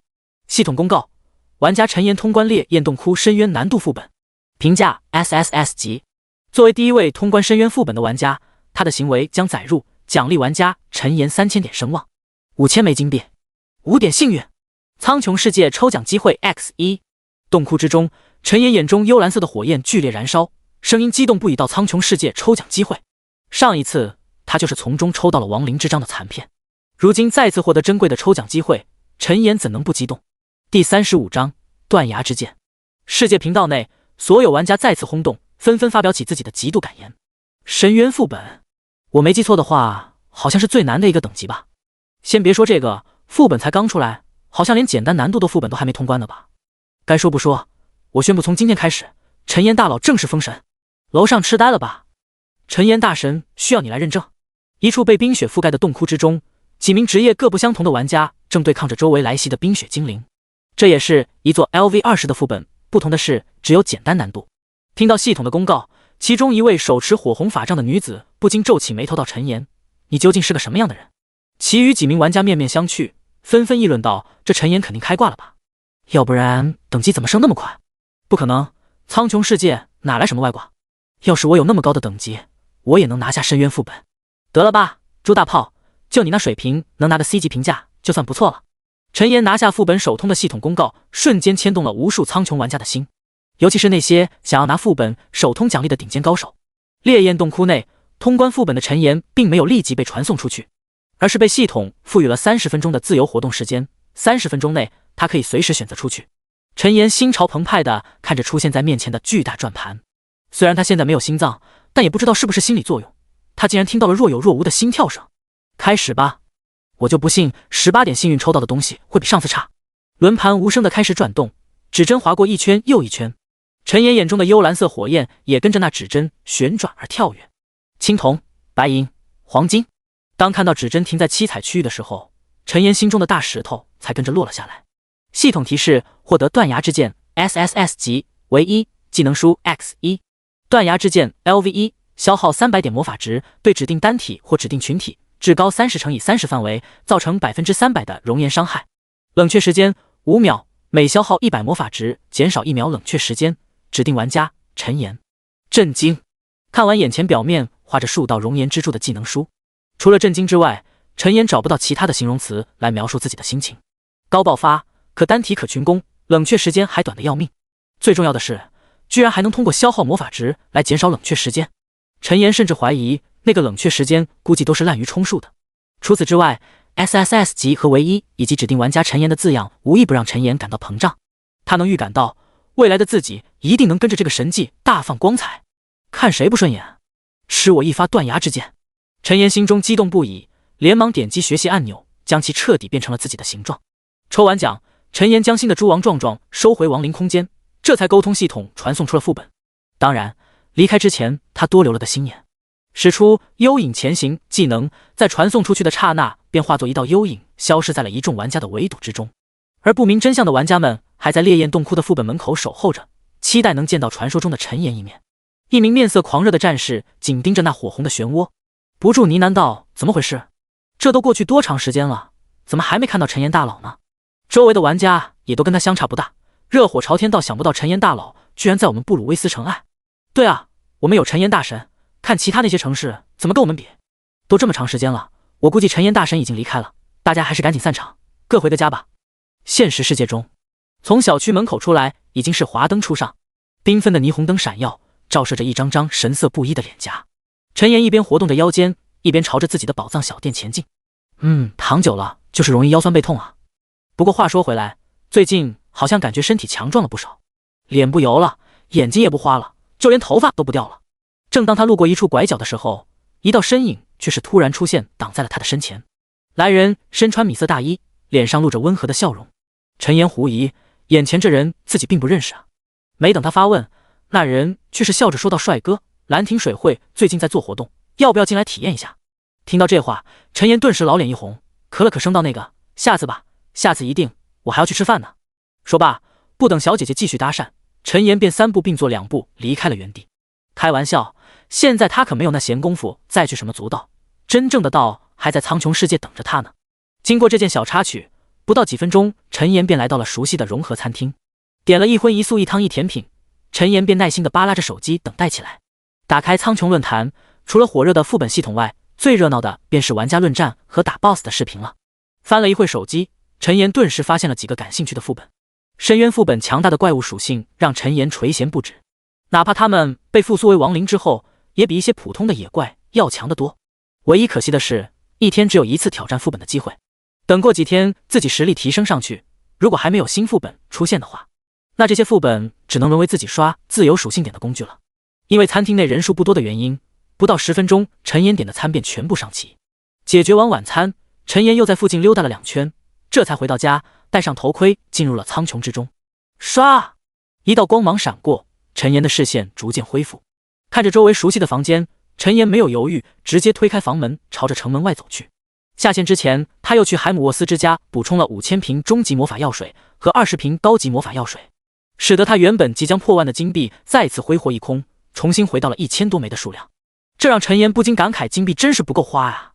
本来还想着赚钱，这弄得我都想往里面充钱了。第36章，前往精灵之森。虽是这么说，但陈岩自然是不可能真的这么做。就他那几十万养老本，全部砸进来也掀不起多大浪花，还没他上一次系统公告给的奖励多呢。系统公告：玩家橘生淮南1壶清酒2袖清风3生石10里红妆组队通关红岩峡谷噩梦难度副本，评价 A 级，奖励每位玩家1000点声望，500枚金币，2点幸运。刚走出城门，头顶天空便突然响起一道系统公告。陈岩不禁微微一愣，但他很快便反应过来，既然他都能获得这么多变态的能力，那其他玩家多少开点外挂也不是不可能。想到这，陈岩便不再放在心上，直接召唤出小黑翻身上杯，化作一道黑色闪电，顷刻间消失在了原地。今天他的目的地便是 LV30、LV50 的炼级区域精灵之森。据说精灵之森是曾经精灵生活过的地方，这里也是耀光帝国和绿野联盟所接壤的要塞之一。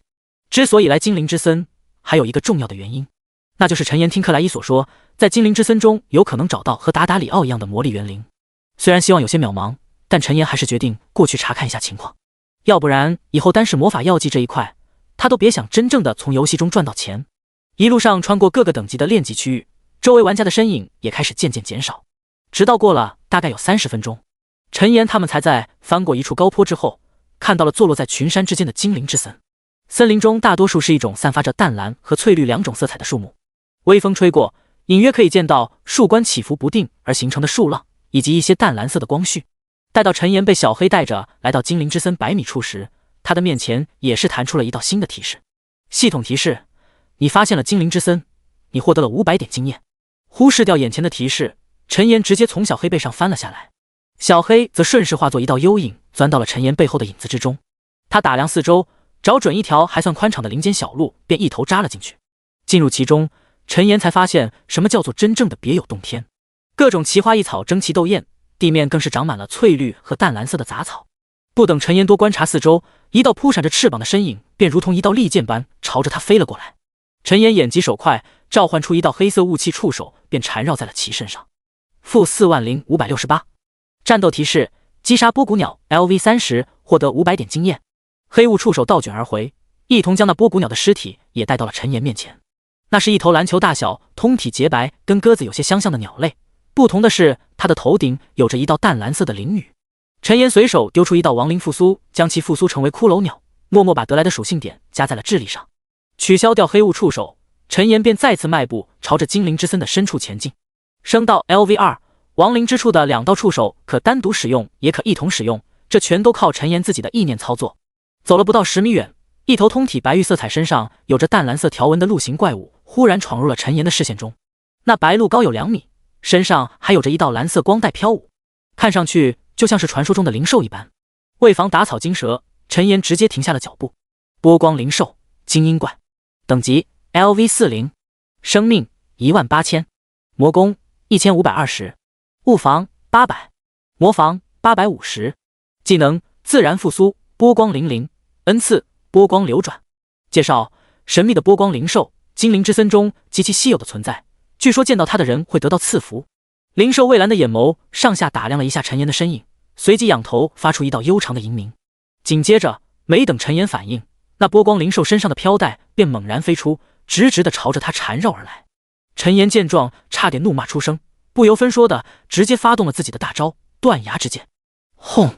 粗壮的熔岩之柱径直从灵兽身下突刺而起。-28052，足足5位数的伤害飞起，波光灵兽的生命瞬间见底。可奇怪的是，陈岩并没有收到击杀提示，那波光灵兽没了血条，也依然避开了断崖之剑的范围，好好的站在原地。陈岩有些摸不着头脑，连忙打开战斗提示。战斗提示：波光灵兽使用了恩赐，强制保留1点血量，10秒内无法再次受到伤害。战斗提示：波光灵兽使用了自然复苏，每秒恢复10%的生命，持续10秒。战斗提示：波光灵兽使用了波光粼粼，60秒内自身所有防御增幅100%。接连3道提示，差点让陈岩小脑萎缩。每一条单拎出来都十分 bug 的技能，居然集中出现在了一头精英怪的身上。看着蓄势待发，想要再次反击的波光灵兽，陈岩顿时气急反笑，摇头轻笑道：“好，这么玩是吧？我就站在这不动，能破防算我输。”说着，他不动声色地为自己套上了一层幽冥盾，随后双臂抱拳横于胸前，好整以暇地朝着那波光灵兽看了过去。身披白玉毛发间环蓝色光带的波光灵兽周围不断有生命恢复的数字飘起，加1800，加1800，加1800。当看到陈岩有恃无恐的样子时，波光灵兽顿时有些愤怒地朝着他瞪了过来。这还没完，灵兽周围蓝色光带直接化作一道光束，顷刻间射在了陈岩的身上。-358， 3位数的伤害缓缓飘荡，波光灵兽一时间也是呆愣在了原地。陈岩却是摇头轻笑，耐心等待着对方无敌时间的结束。3、2、1，断崖之剑，炽热的熔岩柱拔地而起，瞬间轰在了波光灵兽身上。-56212。这一次，波光灵兽没有再开锁血挂，而是哀鸣一声，缓缓倒在了地上。战斗提示：击杀波光灵兽 LV40， 越级经验加成500%，获得8400点经验。第37章时光印记。陈岩并没有理会获得了多少经验，而是疑惑地朝着波光灵兽倒地的位置看去。只见死去的波光灵兽尸体开始散发光芒，渐渐地变得若隐若现起来。似乎想到什么，陈岩连忙朝着尸体丢出一记亡灵复苏。系统提示：亡灵复苏失败。看着面前的提示，陈岩眼中幽蓝色火焰顿时微不可察地跳跃了一下。这还是他第一次遇到这种情况，虽然不知道是怎么回事，但陈岩也是无可奈何。正在这时，那波光灵兽的尸体彻底消失不见，取而代之的则是一堆金币和一枚漂浮在半空中的散发着白玉和蔚蓝光芒的神秘符文。陈岩一愣，不动声色地丢出系统鉴定：时光印记 X1， 特殊物品1/4。介绍：这似乎是开启某处秘境的钥匙，试着找齐剩下的4枚碎片吧。看着面前的介绍，陈岩顿时有种发现隐秘的感觉。他先是将时光印记和掉落的数十枚金币捡起，然后默默地站在原地自言自语道：“这种操作，我好像嗅到了副本的节奏啊。”陈岩打量四周，沉吟片刻，还是选择派出小黑去当先行官。这孩子拥有化身幽影的能力，用来探路再合适不过了。小黑得到指示，瞬间化作一道黑色的影子，左右几个折跃，消失在了原地。陈岩一旁则再次出现一道黑色漩涡，下一刻便见到一位身穿银白铠甲、手持重剑的身影出现在了他的身边。格兰特，你负责保护我的安全，有怪物靠近立即斩杀。格兰特单手握拳横于胸前，似是在以礼回应陈岩。虽然派出去小黑探路，但陈岩他们自然是不可能一直待在远处。没有犹豫，陈岩便带着格兰特朝着其中一个方向再次前进。此时正值阳光明媚，微风拂过，柔和的阳光透过林荫缝隙洒落在陈岩的身上，周围的空气中飘荡着点点蓝色的光絮，空气中都透露着一股奇特的清香。有那么一瞬间，陈岩感觉自己就像是躲在阴暗古堡里的邪恶亡灵，被这治愈的风景给净化了一般。原因无他，周围都是宁静祥和，宛如童话般的场景。只有他周身黑雾涌动，身边还跟着一头骷髅将士。放眼望去，他和格兰特与周围的画风都不太一样。忽然，一道雪白的虫丝骤然从一旁的树冠中朝着陈岩激射而来。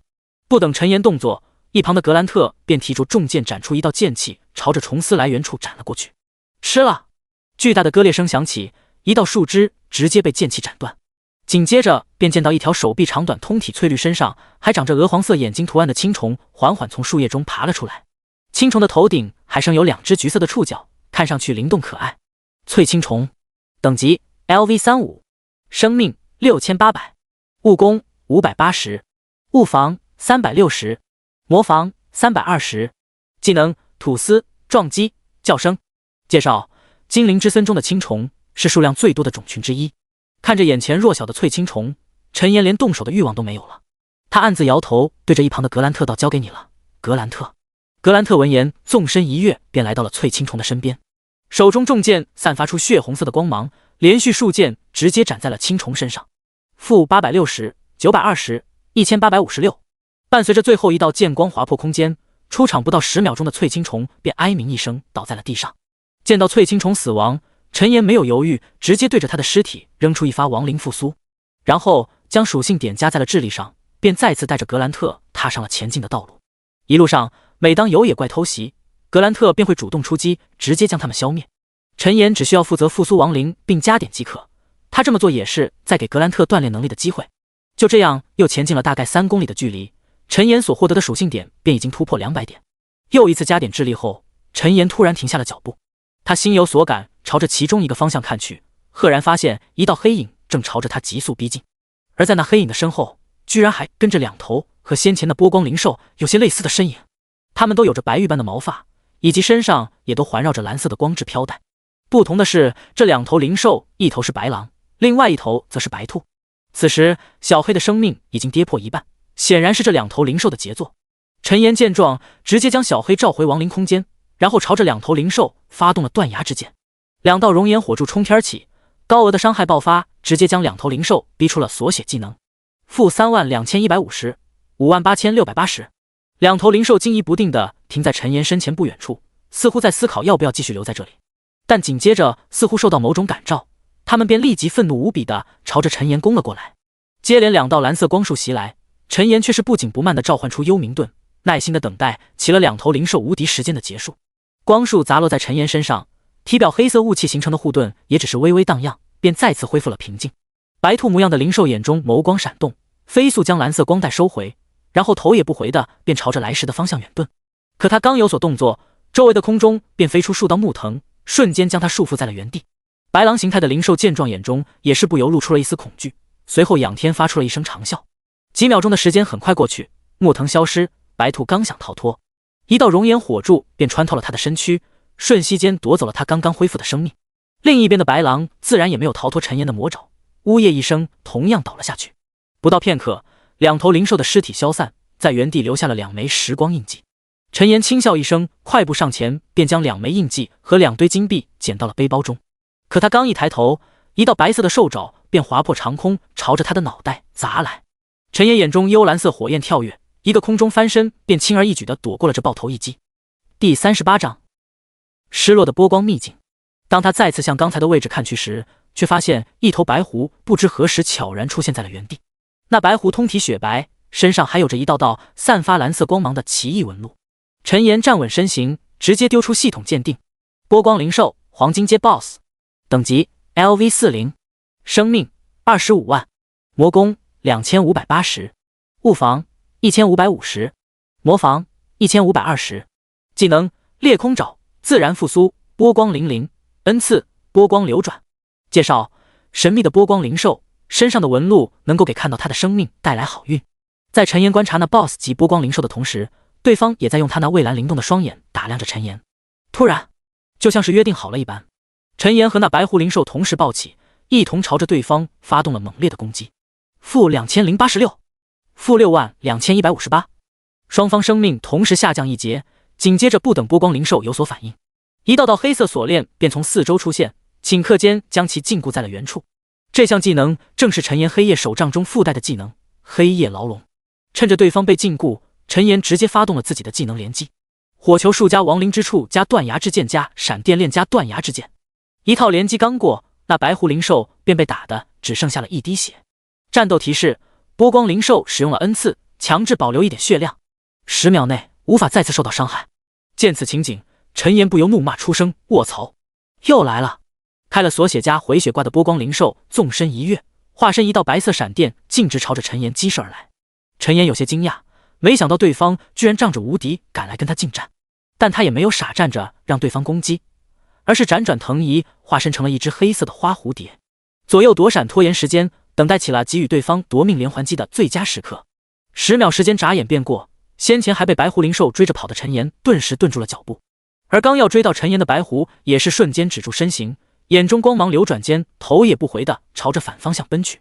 可他刚一转身，一道火红的熔岩之柱便从身下升起。断崖之剑，负68025。结，小狐狸，刚才追得很爽是吧？现在轮到我来当鬼了。身披黑袍眼战幽光的陈岩传出恶魔般的低沉嗓音，纵身一跃，直接来到了白狐身边。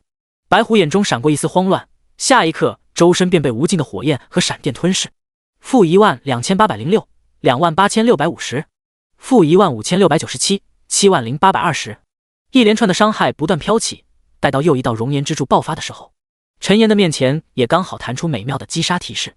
战斗提示：击杀波光灵兽 LV40， 越级经验加成 500%， 获得378000点经验。系统提示：你升到了 LV32， 你的共获得10点自由属性点。随手将自由属性加在智力上，陈岩便迈步朝着波光灵兽 BOSS 掉落的印记走去。刚一触碰到那散发着白玉和蔚蓝色的印记，陈岩耳边便响起了系统提示：叮，获得时光印记 X1， 叮，检测到您已集齐时光印记 X4， 是否立即融合钥匙开启秘境？那还用说，当然是开启。刚一做出决定，其余3枚时光印记便接连飞出，和那枚最大的时光印记一起组成了一道环形，然后开始飞速的旋转起来。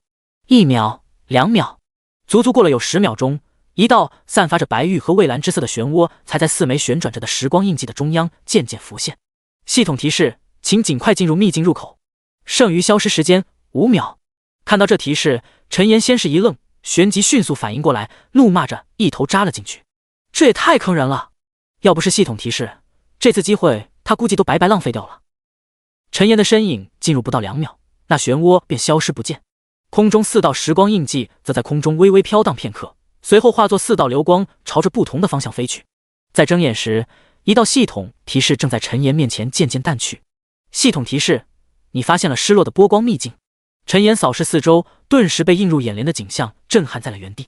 只见他现在所处的位置是一处蔚蓝色湖泊的湖边，岸边上生长着许多不知名的奇花异草，远处则是一望无际的山林，山林上方则是看上去凛冽无比的雪山高峰。让陈岩真正感到震惊的是，周围的山脉竟然如同一枚枚花瓣一般冲天起。仔细看去，他现在所处的这片湖泊就像是被花瓣包裹在中央的花蕊一般。突然，一道金色光芒自一处茂盛的湖边草丛中闪现，陈岩心中一动，连忙快步朝着金色光芒所处的位置走去。来到近前，一口敞开的黄金宝箱便暴露在了陈岩的视线之中。宝箱里别无其他，只有一枚散发着蔚蓝色光芒的珠子。碧水珠，黄金阶。介绍：使用后可获得在水中自由呼吸和游动的能力。看着眼前珠子的介绍，陈岩不禁眼前一亮，想都没想便将其一把捞起，然后点击了使用按钮。系统提示：你获得了水中呼吸和移动的能力。没等陈岩激动，背后却突然传来一阵吵闹的鸣叫声。他疑惑地转身朝着身后看去，赫然见到一群通体洁白、头生金色翎羽的飞鸟正朝着他所在的位置急速飞来。那些飞鸟数量极多，并且远处周围的山林中同样正有数不清的颜色各异的飞鸟不断出现。不到片刻，无数的飞鸟便化作一道遮天的乌云，朝着陈岩渐渐吞没而来。见到这一幕，陈岩非但没有害怕，反而变得前所未有的兴奋和激动。他刚才扫了一眼，这些飞鸟基本上都只有 LV30、LV35 的等级。普通玩家见到这一幕，肯定早就吓得钻到湖里去了。但陈岩却是摆好架势，开始召唤起了他的亡灵大军。数量如此恐怖的野怪群，错过这趟村，下次不知道还能在哪趟店碰到。陈岩自然要把握好机会，大肆的收割一番。第39章火力全开。只见陈岩身姿挺立，周身黑色雾气不断弥漫，顷刻间便覆盖了周围数公里的范围。黑色雾气翻滚，逐渐形成了一个个黑色的漩涡，漩涡中有幽蓝色的火焰燃烧，那些火焰凝为实质，赫然是一头头骷髅生命的眼睛。在陈岩身旁，两大一小三道漩涡同样出现，小黑、格兰特以及从烈焰洞窟中重新被赋予真名的猪王壮壮再次强势登场。足足20米高的身躯，俨然已经算是在场所有亡灵和无数飞鸟之中当之无愧的巨兽。陈岩看着飞到近前的鸟群，径直便对着前方施展了自己新进的招牌技能断崖之剑。10数道粗壮无比的熔岩之柱瞬间升起，恐怖的火焰和伤害连成一片。仅是刹那间，便有数十上百头飞鸟彻底殒命，从高空中跌落了下来。紧接着，又有一大片火海冲向另外一片鸟群，立即又夺走了上百名飞鸟的生命。黑色的雾气触手扫荡四周，仿佛化身一道螺旋桨一般，收割起了周围移动的属性点。闪电链化身蓝紫色的电光绳索，照亮周围乌泱泱的黑暗。断崖之剑则彻底将陈岩周遭化身成为一片岩浆炼狱。但凡有飞鸟靠近，立即便会被炽热的火焰夺去全部生机。小黑、格兰特、壮壮他们也都各施手段，不断地对抗着周围源源不断的鸟群。有着足足数千瓶终极魔法药水打底，陈岩根本不怕自己的魔法值亏空不够用。他一边收割着周围的经验值，一边均匀分配着自己的各项属性。一时间，陈岩面板上的属性顿时以肉眼可见的速度开始攀升起来。不到1分钟，他的经验值便被拉满，并且在数千头骷髅的全力以赴下，刚刚变空的经验再次以火箭般的速度开始增加。每一分每一秒，陈岩的实力都在急速扩张，或许用膨胀来形容更为合适。陈岩心中激动万分，差点都要笑得合不拢嘴了。这场混战一直持续了2个小时，才渐渐的停了下来。他的等级也是直接来到了40级，这还是因为40级需要职业晋升，他才没有再继续升下去，否则的话肯定还能再升个好几级。据说职业晋升之后，升级所需要的经验值也会成倍增加。不过陈岩既然能做到一步领先，那肯定能把这个差距拉得越来越大。除了等级的提升，这次行动陈岩总共获得了将近3万点属性，而他的实力自然也是在 BOSS 的道路上越走越远。昵称陈岩，等级 LV40， 职业亡灵法师，生命154000，魔法152750，物攻5380，魔攻18976，物防2690，魔防8853，速度2380，属性力量2580加110，体质15000加100，精神15000加275，智力8568加285，敏捷2250加130，魂火53805。技能亡灵复苏，亡灵空间，亡灵一语，断崖之剑。幸运18，声望11200。看着自己的属性面板，陈岩顿时有种泪流满面的感觉。能走到今天这一步，谁知道他究竟吃了多少苦头。感慨片刻，陈岩便开始打扫起周围的掉落来。这又是一项浩大的工程，不过好在有1万多头飞鸟骷髅的帮助。为什么是1万多头？自然是因为其中有不少都被损耗掉了。不到半个小时，陈岩的背包便被塞得满满当当的，单是金币都足足有56805枚，这还是他花了一部分金币用于扩充背包之后所剩下的。至于各种装备材料道具，那就更是数不胜数了。陈岩站在湖边，不禁暗自欢喜到这么多好货，这次真的是发大财了啊！等等，山里的野怪都打得差不多了，这湖里面还没看呢。想到这里，陈岩眼中的火焰顿时燃烧得更加旺盛起来。他不再浪费时间，收起周围的格兰特和小黑等一众亡灵，一个鲤鱼跃龙门便朝着蔚蓝的湖面扎了下去。咕噜噜，一连串的气泡升起，来到水下陈岩的视线也并没有受到多大影响。透过阳光折射进入湖水的光芒，可以清晰看到周围的一切。可让陈岩感到疑惑的是，方圆数百米竟然连一条鱼的影子都没有见到，这让他不禁心生警惕。俗话说得好，事出反常必有妖。外面那么多鸟，湖里面却是一条鱼都不长，怎么想都觉得奇怪。陈岩找准方向，再次朝着更深处的湖底游去。越往下，周围的光芒也越昏暗，饶是以陈岩的夜视能力，都有些看不清楚周围的情况了。身处水下，陈岩总有种心里发慌的感觉。之前刷视频经常能见到一些黑暗的水域中隐藏着择人而噬的巨大水怪。正当陈岩这么想的时候，一道白玉和蔚蓝相间的光芒突然自深处的水域之中亮起。陈岩一愣，旋即加快速度朝着那点亮光摸索而去。距离越来越近，直到相距大约100米时，陈岩才看到了散发亮光的存在。那是一尊人手鱼身，身上刻有神秘符文的雕像。雕像背后则有着一座看不清规模但却恢宏无比的水下建筑宫殿。陈岩壮着胆子丢出一记系统鉴定，同时口中低声呢喃道：“真是越来越离谱了。”波光石像介绍：波光神殿的守护者会击杀一切擅自闯入的生命。会击杀擅自闯入，闯入。看到最后几个字，陈岩声调都变高了几个分贝。他连忙朝着石像看去，赫然见到对方身上正裂出一道道裂缝，白玉和蔚蓝的光芒也越来越耀眼。不到3秒钟，石像便全部开裂。下一刻，一条人身鱼尾的美人鱼便出现在了陈岩的面前。那人鱼容貌绝色，通体肌肤犹如白玉，头发和鱼尾却呈现如同大海一般的蔚蓝色彩。人鱼缓缓睁开双眼，露出的赫然是一双毫无感情、满是杀伐的眸子。第40章暗金 BOSS 首杀。波光守卫者特亚斯暗金阶 BOSS， 等级 LV45， 生命48万，魔攻4550，物防2580，魔防2720，技能水流冲击、多重鳞片、水之护盾、水龙卷、死亡之鹰、水之贞解。介绍：波光神殿的守护者拥有无可匹敌的力量。看到人鱼的完整信息，陈岩才微微放松下来。他抽出黑夜手杖，不假思索的便朝着人鱼击射出一道断崖之箭。-105840，仅是一击，人鱼守卫者就掉了近1/5的血量。人鱼脸上露出怒容，张口发出一道尖锐至极的叫声。无形的音波扫荡，就连湖中的摇曳的水草都是被震得齐齐粉碎。而陈岩身上也是被这股音波影响，冒出了一个个不俗的伤害。-550， -550， -550。面对这种情况，陈岩却是不闪不避，召唤出2道黑雾触手，再次射向人鱼守卫。人鱼双手交叉合十，身上一同亮起蓝色的光芒，一道鱼鳞状的水之护盾顿时挡在了他的身前。但凭借陈岩近2万点的魔攻，那水之护盾在黑雾触手面前只不过是一层摆设罢了。-15628， -72560。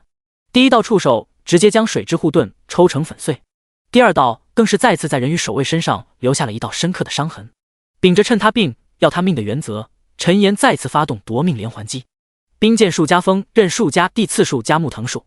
-21590， 36891， 29804。不到1分钟的功夫，人鱼守卫的血量便径直掉到了 30% 以下。陈岩还想继续趁热打铁一波送走对方，可那人鱼守卫的周围突然亮起了一层层白玉和蔚蓝相间的鳞片。战斗提示：波光守卫者厄亚斯使用了多重鳞片，10秒内无法再次受到伤害。战斗提示：波光使用了水之贞解，形态发生变化，全属性增幅 30%， 持续时间1分钟。接连2道技能释放，陈岩顿时停在了原地。对方开了无敌外挂，他也不好再继续浪费自己的魔法。看着周身白玉和蔚蓝光芒涌动，并且身形在不断扩张的人鱼守卫者，陈岩顿时有些无语的暗自吐槽到：这些家伙真是一个比一个开的挂大。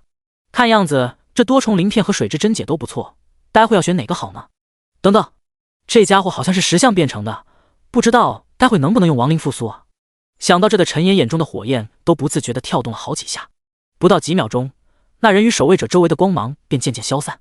此时他周围的光芒已经膨胀到了体长20米有余的范围。光芒消失，刚刚绝色的人鱼消失不见，取而代之的却是一头有着宽大鱼鳍，浑身布满白玉鳞片，且身上还有着道道蔚蓝色纹路的大鱼。陈岩查看了一番对方的血量，发现从刚刚的15万恢复到了20万。体型庞大的大鱼摇曳于其，化身一道白色闪电，便朝着陈岩游了过来。陈岩掐准时间，在对方无敌时间结束的刹那，直接送给对方一道断崖之剑，当作贺礼。-112580。本来充裕的血量再次下降一半，白玉大鱼顿时发出一道愤怒的吼声。下一刻，周围的水流飞速旋转，化作一道数十米高的水龙卷，径直将陈岩包裹在了其中。陈岩心急手快，直接给自己套上了一层黑雾护盾。-1250， -1380， -1168。一道道伤害不断飞起，陈岩身上的护盾也开始以肉眼可见的速度消失。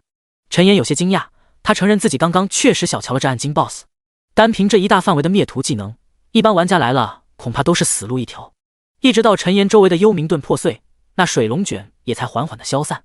陈岩看着气势汹涌，不断在水中摇曳身姿的大鱼，淡然出声道：“一切都该结束了。”断崖之剑，-106280。伤害飞起，陈岩的面前也适时弹出了击杀提示。战斗提示：击杀波光守卫者特亚斯 LV45， 越级经验加成，共获得378000点经验。系统公告：玩家陈岩单独击杀暗金阶 BOSS 波光守卫，奖励玩家陈岩1万点声望，3点幸运，2万枚金币。登上系统公告，陈岩却是没有半点激动，而是直接对着那大鱼尸体丢去一发亡灵复苏。系统提示：亡灵复苏失败。果然如陈岩所料，他没有失落，而是上前来到了大鱼下方的一堆掉落品处。只见至少2000多枚金币散落在湖底，另外还有一件通体白玉带着道道蓝纹的法袍，以及一本通体蔚蓝的书籍。陈岩心神一荡，连忙将一堆战利品捡了起来。叮，你获得了水龙卷技能书 X1， 波光法袍 X1。叮，你的装备波光法袍登上装备排行榜第1名，请注意查看。波光法袍，品阶暗金，魔防2380，力量+50，体质+50，智力+50，耐久100。波光00，消耗500点魔法，提升 30% 的物防和魔防，持续时间120秒，冷却时间1小时。介绍：汇聚波光之力的法袍，蕴含着强大至极的力量。需求等级40。看着眼前拥有强大属性的暗金阶法袍，陈岩顿时喜不胜收的将其穿到了身上，一时间本就强大的魔防瞬间破万。紧接着陈岩又把水龙卷技能书伸手一拍，化作了自己的形状。水龙卷 LV1， 消耗800点魔法，召唤一道30米高5米直径的水龙卷，根据自己心意对前方范围造成每秒 200% 的伤害，持续时间10秒钟，冷却时间10分钟。又是一个强大的群攻技能。陈岩心满意足的点了点头，然后将目光看向了那处恢宏的地下宫殿。没有迟疑，陈岩直接化身一道黑色的闪电，朝着宫殿入口游了过去。大鱼的尸体渐渐消失，湖底也再次恢复了平静。第41章沉沦之章。外界所有玩家们却是都被陈岩的升级速度再次震惊到了。短短几个小时的时间连升10级，试问这种操作还有谁能做到？苍穹世界无数玩家都为之大跌眼镜，恨不得将其中的秘密占为己有。其中一些顶尖玩家更是苦不堪言，本来他们都是1顶1的高手，如今却被陈岩一人踩在脚下。等级排行榜上，除了陈岩第1名 LV40 以外，第2名一念成神也才刚刚达到 LV22 的等级。橘生淮南、铁马冰河等一众高手也都是踩着线到达了 LV20 的水平。一处生长着翠绿植物的旷野之上，几名玩家正分立于一头 BOSS 尸体旁交谈着。其中一位手持长枪的男子神色复杂到那个陈岩到底是怎么升那么快的？难道他真的得到了什么神器不成？论坛上关于陈岩实力提升之谜，很多玩家都给出了各自的猜测。有人说陈岩拥有强大的神器，有人说他背后有超级 NPC 代练，还有人说他是苍穹的亲儿子。听到骑士男子的话，一位手持闪电之刃的男子抬头望远，轻声说道：“谁知道呢？神器也好，超级 NPC 也罢，能领先这么多步，这家伙以后一定是个不可多得的对手啊！”一旁一位身穿白色法袍的牧师女子则伸出指尖勾动一缕秀发，语气略带玩味道：“橘生，20级的差距你有信心追得上吗？”手持闪电之刃的男子嘴角露出一丝自信的笑容，抬头做45度角道：“怕什么？这才刚开始，以后时间还长着呢。”陈岩有绝世天赋，而他们既然能获得隐藏职业，自然也有自己的出色之处。失落的波光秘境，进入湖底的波光神殿之后，陈岩俨然来到了一处与外界湖水隔绝的空间。这里空气干燥，居然没有丝毫的水分。陈岩迈步朝着深处走去，两旁是各种看不懂的浮雕和石像。走在其中，陈岩都生怕两旁的石像突然复活过来对他发起攻击，一直向前行进了大概10分钟，陈岩才在远处发现了一缕亮光。他没有犹豫，径直朝着那亮光所在处前进。只见一颗散发着蔚蓝色光芒的宝珠正镶嵌于一面浮雕上空，照亮了周围100米的距离。波光宝珠，特殊物品。介绍：万年不息，可以照亮方圆100米内的空间，强制使范围内的潜行类技能失效。陈岩收回注视宝珠的目光，这东西不错，待会可以带走。紧接着他又打量起了四周，发现这里竟然是一处祭坛的模样。祭坛上方，一座圆柱形的高台立于中央，高台上则摆放着一本厚重的敞开着的书籍。看着高台上的书籍，一道灵光顿时在陈岩脑海中闪过。他漫步上前，来到书籍面前，一道提示便随之弹了出来。系统提示：你发现了岁月史书。似乎感应到陈岩的到来，史书无风自动开始一张张的翻起页来。史书上的纸张已经严重泛黄，其上的字迹更是已经模糊难以辨认。但不到5秒钟，陈岩的面前便弹出一系列的提示：叮，你学会了古通用语；叮，你学会了精灵语；叮，你学会了蛮族语；叮，你学会了。一连10几道提示，差点让陈岩的脑袋都给炸了。各种奇妙晦涩的语言直接烙印入他的脑海，仅是短短片刻，他便成功掌握了10几门语言。伴随着系统提示渐渐消失，陈岩面前的史书也缓缓定格在了其中一页。但当陈岩看清楚那一页纸张的时候，双眼中幽蓝色的火焰顿时剧烈地燃烧了起来。只见那一页纸张与其他的泛黄书页不同，其整体呈现灰色，表面上还有着熟悉的黑色字体。亡灵之章。陈岩惊喜出声，连忙将其拿了起来。系统提示：你获得了沉沦之章 X1。系统提示：检测到你已拥有相似的亡灵之章，沉沦之章属性获得略微增幅。沉沦之章，亡灵之章第5章，圣域物品残片。力量加300，体质加300，精神加300，智力加300，敏捷加300。能力：沉沦牢笼，强制禁锢对方90秒。冷却时间1个自然日。介绍：持有灵魂之章者，亡灵复苏技能所复苏的亡灵强度提升 10%。备注：该物品放入背包即可生效，死亡后必定掉落。看着眼前沉沦之章的介绍，陈岩眼中的火焰也是越来越旺盛。尤其是当他看到其附带的沉沦牢笼时，差点发出了惊喜的爆鸣声。好家伙，沉沦牢笼加上灵魂锁链，任何 BOSS 来了那不都得跪啊？就是这个时间，要是能同样延长到120秒就好了。贪婪至极的陈岩对于90秒的强控仍不知足，居然还想要更多。突然，陈岩似乎想到什么，连忙朝着背包里看去。当看到灵魂之章的属性增幅同样增加到了300之后，陈岩才心满意足地将沉沦之章一同收到了背包中。做完这一切，陈岩又将目光瞄向了镶嵌在浮雕上的波光宝珠上。一道黑雾触手瞬间涌出，直接将蔚蓝色的珠子席卷带回到了陈岩手中。陈岩握着波光宝珠，顿时有种精神焕发的感觉。他没有立即离开，而是带着宝珠继续逛起了波光神殿。可惜的是，转了一大圈的陈岩也没再发现任何有用的东西。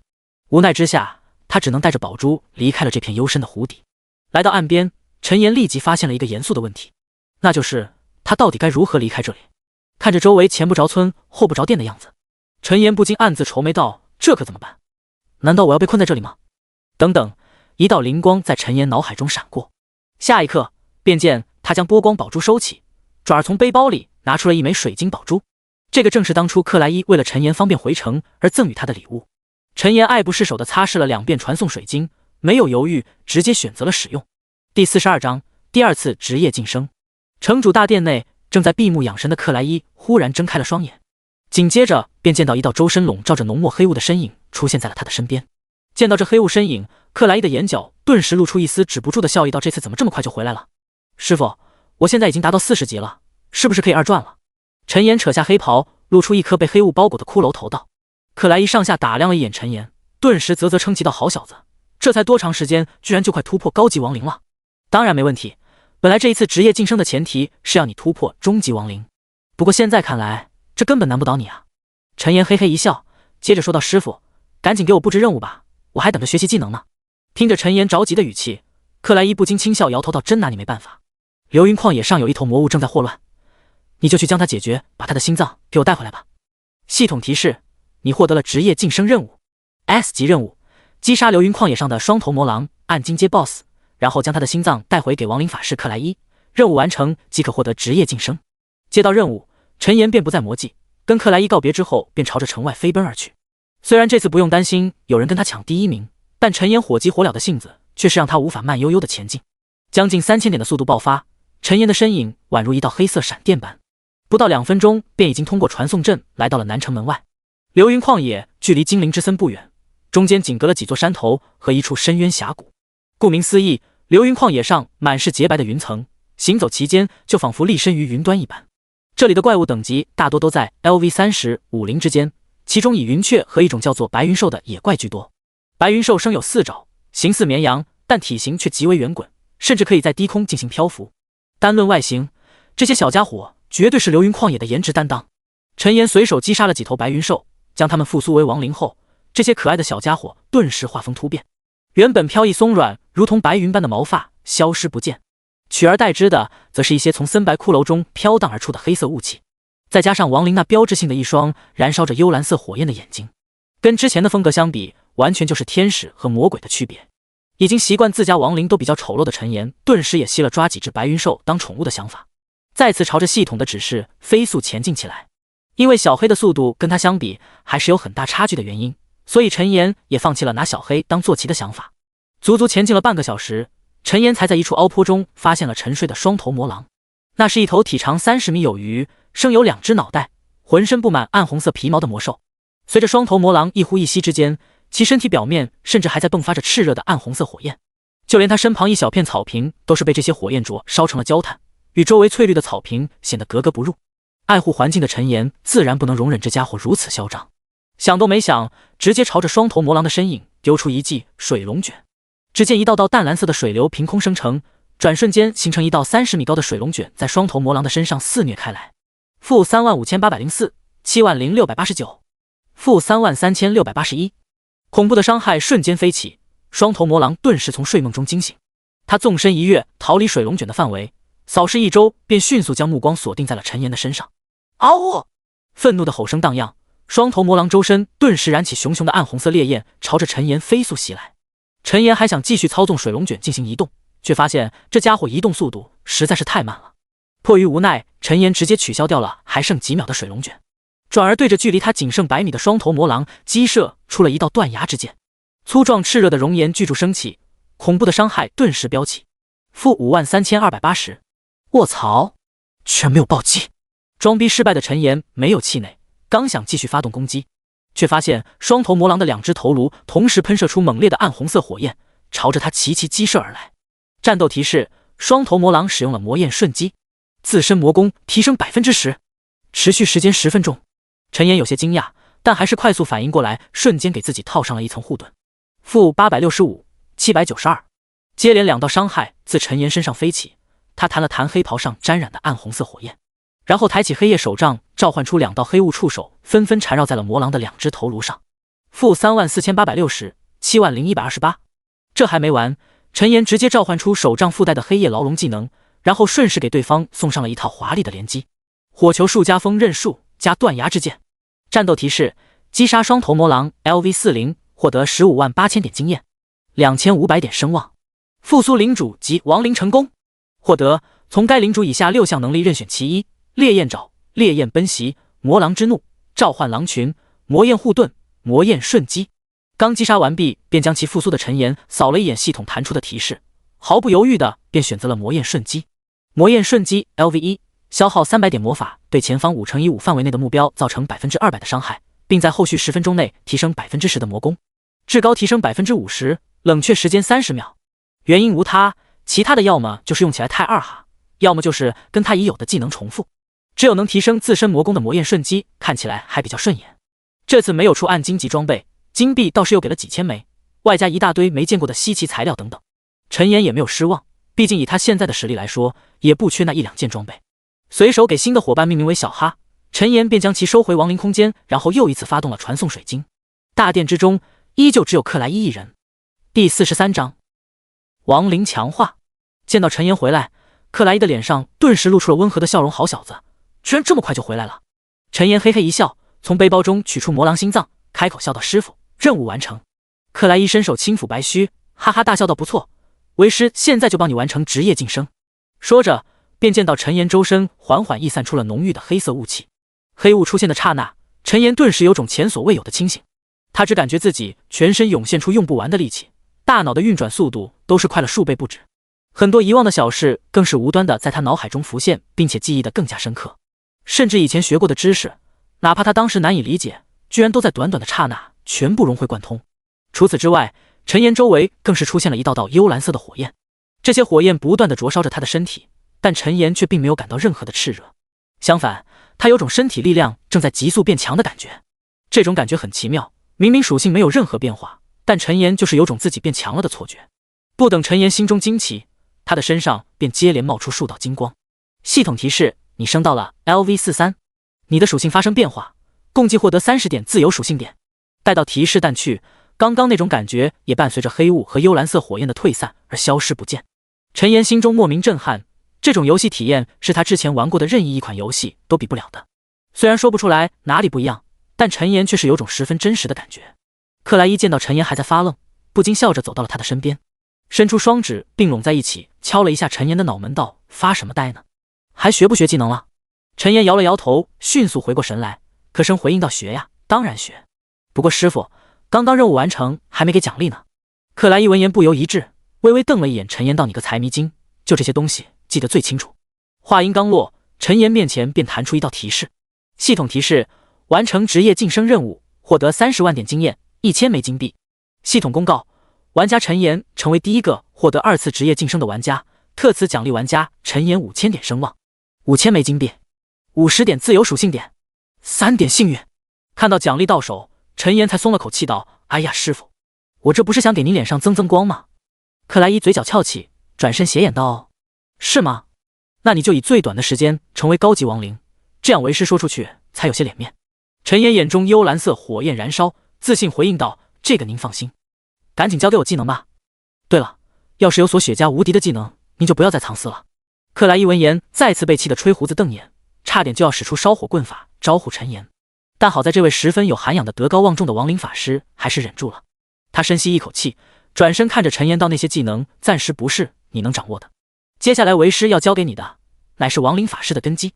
话音刚落，陈岩面前便弹出一道系统弹窗，上面赫然正显示着2个技能：亡灵强化，消耗魂火永久增强亡灵属性，所消耗的数值与亡灵实力强弱有关。冷却时间5，需求500金币。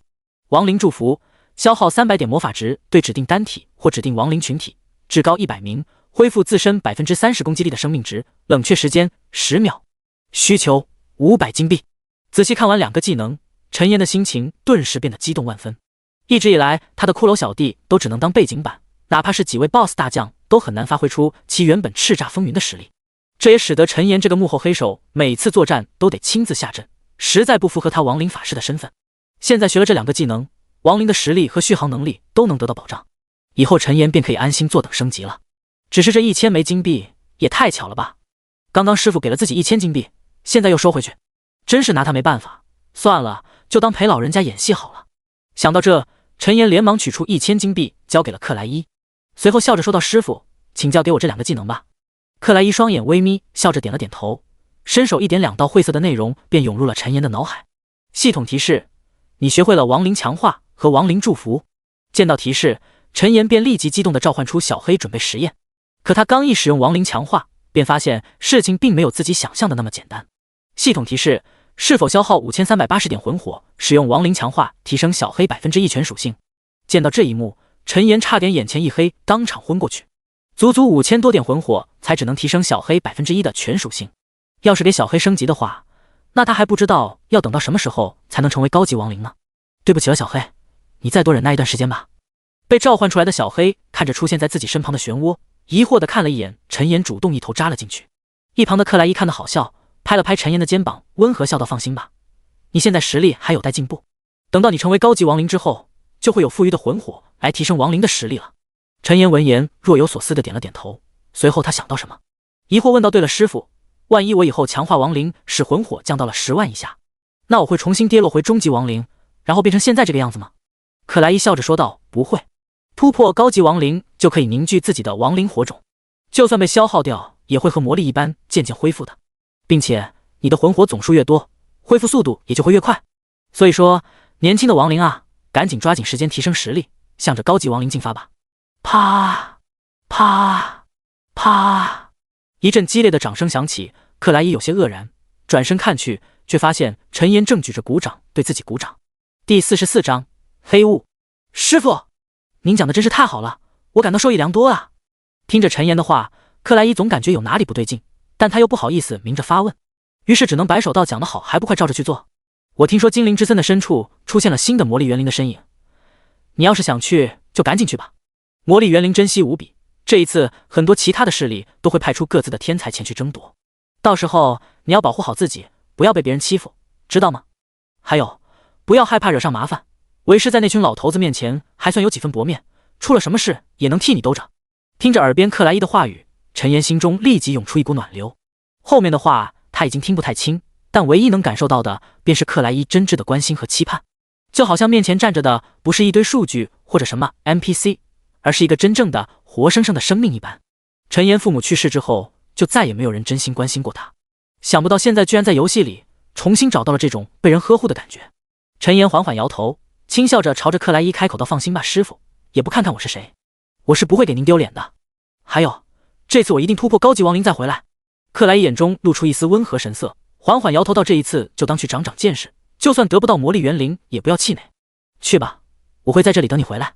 陈岩深深一礼，然后转身迈步离开了大殿。出了门，他并没有立即前往精灵之森，而是回到了自己的房间之中。现实世界已经到了早上，他也有一些个人隐私需要及时解决。卧室中，陈岩取下头盔，推门而出，3两步走到卫生间，便准备开始洗漱。可当他看到镜子里的自己时，不禁震惊地发出一声国粹，卧槽，这是怎么回事？顺着陈岩的目光看去，只见镜子中的他身体周围正冒着丝丝缕缕的黑色雾气，看上去就像是着火冒烟了一般。等等，这好像跟自己游戏里面的黑雾有些像啊！难道游戏入侵现实，我继承了游戏里面的力量吗？陈岩震撼莫名，心念一动间，想要召集周围的雾气改变形状。1秒2秒，看着背后毫无动静的雾气，陈岩眼中顿时闪过一丝失望。什么嘛，还以为自己获得超能力了呢。正当他准备按捺下心中失落继续洗漱的时候，却发现周围黑色的雾气竟开始缓缓地朝着他刚刚所想的形状开始转变。见此情景，陈岩刚刚握紧刷牙缸的手瞬间用力，刹那间高科技合金制作的牙缸瞬间被挤压成一团铁饼。陈岩有些发愣，身体的变化让他一时间无法接受如此多的异常状况。伴随着陈岩心神涣散，刚刚转换形状的黑雾也随之一震，重新恢复了不定形的样子。陈岩茫然无措地站在原地，一直过去了好几分钟，他才重新有了动作。只见他先是将报废的牙缸扔进垃圾粉碎机，然后便再次取出一只新的牙缸，开始了洗漱。经过刚才几分钟的思考，他已经可以确定自己的身体发生了未知的变化，不但力量变得更强，甚至还获得了和游戏中黑雾相似的超能力。洗漱完毕，陈岩便连忙来到客厅的沙发，开始摸索起了黑雾的特性。他没有想过去苍穹论坛上寻找答案，毕竟互联网会留下痕迹，万一被有心人士关注到，拉自己去切片研究，那他到时候后悔都来不及。而且这种变化也是他2次职业晋升后才出现的，现如今恐怕没有玩家能跟自己有相似的情况发生。沙发上，陈岩看着随着自己心意从手中冒出的黑色雾气，再次陷入了沉思。熟悉的黑雾，增强的力量，难道刚才游戏里的那种感觉都是真的？苍穹真的是一款游戏吗？陈岩想了很多，但最终他还是将所有的杂念全都抛出脑后。不管怎样，有一点他可以确定，那就是如果没有实力，无论发生什么，他都只能被动接受。想要掌握自己的命运，他就只有不断的变得更强。一道金光自陈岩眼中一闪而逝，下一刻便见到他手上的黑色雾气急速翻涌，转瞬间形成了一只体长1米有余的虚幻黑豹，围着他在空中凌空奔腾起来。黑雾能力，陈岩实验了大概有半个小时，最终确定了其基本能力。除了最基本的变换形状之外，它还能和亡灵之触一般对实体产生作用。另外，好像还拥有迷惑神智和屏蔽感知的能力。至于其他的，则还需要陈岩慢慢去发掘。陈岩放松心神，将全部黑雾收回体内之后，便打开手机点起了外卖。毕竟人是铁，饭是钢，一顿不吃饿得慌。点完外卖，陈岩便翻看起了苍穹论坛，刷了10几条举报自己开挂的帖子，最终在一处对战视频区停了下来。外卖速度很快，陈岩2条视频没看完，外卖员就已经敲响了房门。严少爷，你的外卖到了。陈岩放下手机，快步来到房门，将自己的外卖迎了进来。今天的水煎包看着很有食欲嘛，10分钟解决战斗。上线之后，陈岩先是去拍卖行把波光秘境打到的所有装备通通上架，然后又去海姆沃斯之家买了5万金币的魔法药剂。现在他还没有获得魔力元灵，只能有备无患的多准备一些药剂。至于隐藏商店的事情，陈岩向老者提了一句，可对方却表示陈岩目前的财力连最便宜的东西都买不起。对此，陈岩也没有显得失望，毕竟那些东西再好，对于现在的他来说也只是锦上添花而已。出了城门，陈岩便一路向南，顺着记忆中的路线朝着精灵之森赶去。再次踏入精灵之森时，陈岩顿时有种发现周围的环境和上次相比有种大不一样的感觉。首先，森林之中蓝色的光绪变得更多更大，就像是漂浮在空气中的蓝色光质花朵一般。第45章，风雨者洛桑。除此之外，周围的野怪身影也是莫名消失了很多，甚至陈岩都进入森林5分钟了，也才碰到了不到10只翠青虫和波谷鸟，这让陈岩顿时心生疑惑，这是怎么回事？难道真如师傅所说，其他势力的天才都已经过来了吗？暗自吐槽2句，陈岩便继续迈步朝着森林深处走去。此时天色渐晚，远处最后一抹斜阳渐渐引入层峦叠嶂的山脉，天空中也是染上了一层神秘的暗蓝色。抬头看去，依稀可以透过疏松的树隙见到夜空中高悬的3轮明月，它们各自分立一方，分别呈现红、蓝、银3种颜色。越往里走，周围也就越安静，四周的树木开始变得高大，空气中漂浮的蓝色光绪也开始渐渐减少。陈岩独自行走在昏暗的丛林之中，甚至能听到若有若无的心跳声。突然，前方的森林中传来一阵树叶摩挲和野兽嘶吼的声响。不等陈岩有所反应，远处的灌木丛中便瞬间冲出一头生有4爪形似野狼，但却显得极为狰狞的怪物。看着那背后突出道道尖刺，浑身骨瘦如柴，并且双眼也变得通红无比的怪物，一道雷霆顿时在陈岩脑海中炸响。他恍然一惊道，这不是之前见过的魔物吗？不过这里怎么会有魔物？难道有混乱阵营的 BOSS 出现不成？虽然心中震惊，但陈岩手上动作却是丝毫不慢。只见一道火球瞬间飞出，轰然砸在了野狼怪物的脑门之上。-30195。战斗提示：击杀魔化野狼 LV45，获得900点经验。陈岩漫步来到魔狼尸体身边，熟练地捡起掉落的金币，然后将其复苏成亡灵，随手把属性点在了智力上面。冥冥之中，他有一种感觉，今天晚上的精灵之森恐怕不会太平。等等，不会要像上次那样拿我们当诱饵吧？模糊猜到一些东西，但又没有证据的陈岩只能暗自摇头，将其抛到脑后，再次朝着丛林深处进发。突破 LV40以后，他每升1级所需要的经验值也是增加了数倍之多。除了升到 LV41花费了100万之外，之后每升1级就会在前1级的基础上多出10万经验。例如他现在升到 LV44就需要足足130万点经验。复行数百步，陈岩忽然停了下来，他转身朝着另外一个方向望去，透过错综复杂的树干，依稀可见前方数百米处亮起了一道道璀璨的青色光芒。陈岩眼中幽蓝色火焰跳跃，犹豫片刻便纵身朝着光芒所在的位置冲去。他的速度很快，不到10秒钟的功夫便已经到了目的地。较为宽敞的林地空处，一道手持弓箭、身形矫健的身影正与数头高等级的魔物激烈对抗着。其中一头人力而起的狼人魔物更是气势凶猛，居然还是一头黄金阶的 BOSS。 陈岩刚想上前，但他似乎想到什么，硬生生地止住了迈出的步伐。紧接着便见他轻轻一跃，跳到了一旁的树干之上，好整以暇地看起了那弓箭身影的战斗。这还是陈岩第一次见到野生的 NPC， 不禁有些好奇地丢出了一记系统鉴定：风雨者洛桑，黄金阶 NPC， 等级 LV45， 生命12万，魔攻1750，物防850，魔防920，技能清风剑、疾风步、风之护盾、风之舞、风声鹤唳。介绍：绿野联盟风之铭文的传承者，拥有呼唤风的力量。看着眼前 NPC 的介绍，陈岩顿时眼前一亮，这家伙看上去似乎是绿野联盟的天才，或许可以敲诈，不对，应该是结交一下。出发之前，克莱伊告诉陈岩不要怕招惹麻烦，但他自然不会傻到四处为其树立仇敌。无缘无故之下，他也不会丧心病狂的去杀死 NPC， 将其复苏成亡灵。不过要是有 NPC 主动找他麻烦，那就另当别论了。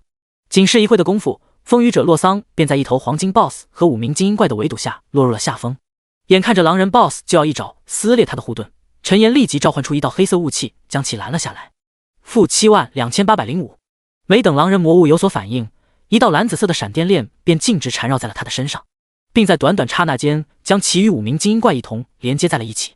-25048，-51802，-23689，一大片恐怖的伤害飞起，不到2秒钟，5头精英怪便直接毙命，而狼人魔物也在闪电链的折磨下血量亏空大半。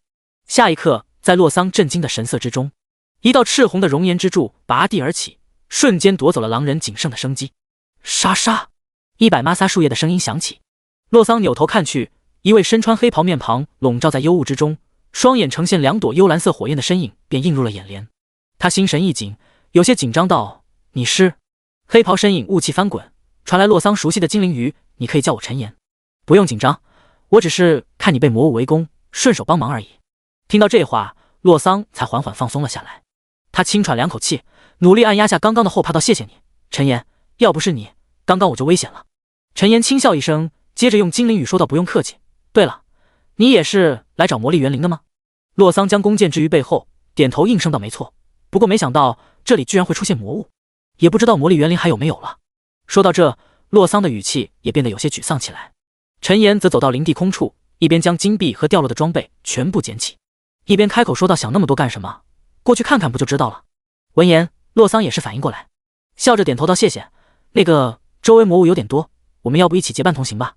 这样的话，相互之间也能有个照应。”说到后面，洛桑的声音都是越来越小，似乎连他也觉得自己说的话没有任何说服力了。第46章赤炎魔。毕竟他和陈岩的实力明显差距很大，与其说是相互照应，不如说他想要抱上陈岩的大腿来的明白。陈岩却是心中微动，没有立即回应洛桑的提议，只因他面前弹出了一道新的系统提示。系统提示：是否接受任务？洛桑的请求。任务描述：保护洛桑的安全，任务完成可获得洛桑的感谢以及绿野联盟的友谊。一瞬间，陈岩的脑海之中想了很多。自从现实中获得了来自游戏的能力之后，他就不敢再把苍穹世界当成一个普通的游戏来看了。这里的每一个人物恐怕都是真实存在的，如果能得到洛桑的友谊，那以后去了绿野联盟那边也能有个说得上话的。另一边，洛桑则因为陈岩久久没有回应而感到紧张。正当他不知所措的时候，一道天籁之音般的声音传来：“好吧，那我们就一起前进吧。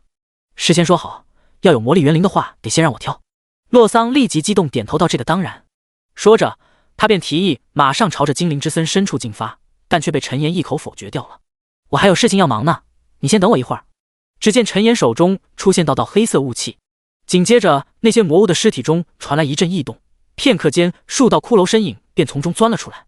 复苏亡灵成功，共获得5点自由属性点。复苏领主及亡灵成功，从该领主以下5项能力任选其一。陈岩扫视一圈，最终选择了一个叫做野性力量的技能。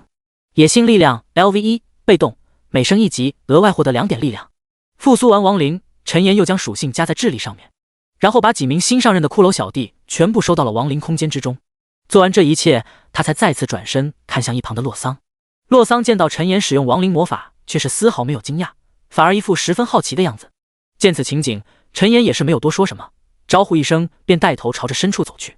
夜幕彻底降临，天空中的3轮圆月也是被黑色的雾气遮盖。一时间，整个精灵之森仿佛变成了一个巨大的斗兽场，充满了低沉沙哑的嘶吼声。但好在这些魔物的等级大多不超过 LV50， 因此几乎没有一头魔物是陈岩的一合之敌。感受到陈岩的强大，洛桑也是彻底被其折服，直接开始攀起关系来。时间飞速的流逝，而陈岩他们也渐渐来到了精灵之森的最深处。洛桑纵身一跃，从树干上落至陈岩身旁，惊喜说道：“陈哥，再走大概2公里就能到圣泉那里了。”听到这话，陈岩心中也是涌现出一丝期待。魔力园灵出生之时，大多都是从水中诞生。如果精灵之森真的有魔力园灵诞生，那大概率就是在森林中圣泉所在的位置了。忽然，不远处的天空猛然亮起数道火红的光芒，紧接着那些火红色流光便化作道道流星，径直朝着陈岩和洛桑所在的位置飞速袭来。洛桑脸上露出一丝凝重，握紧手中长弓，便准备搭弓射箭。可他刚有多动作，那数道火焰流星便砸落在了他们四周。唯有其中一道最大的火焰流星却是缓缓收敛，露出了一头被生火焰之翼，浑身宛如熔岩铸成般的身影。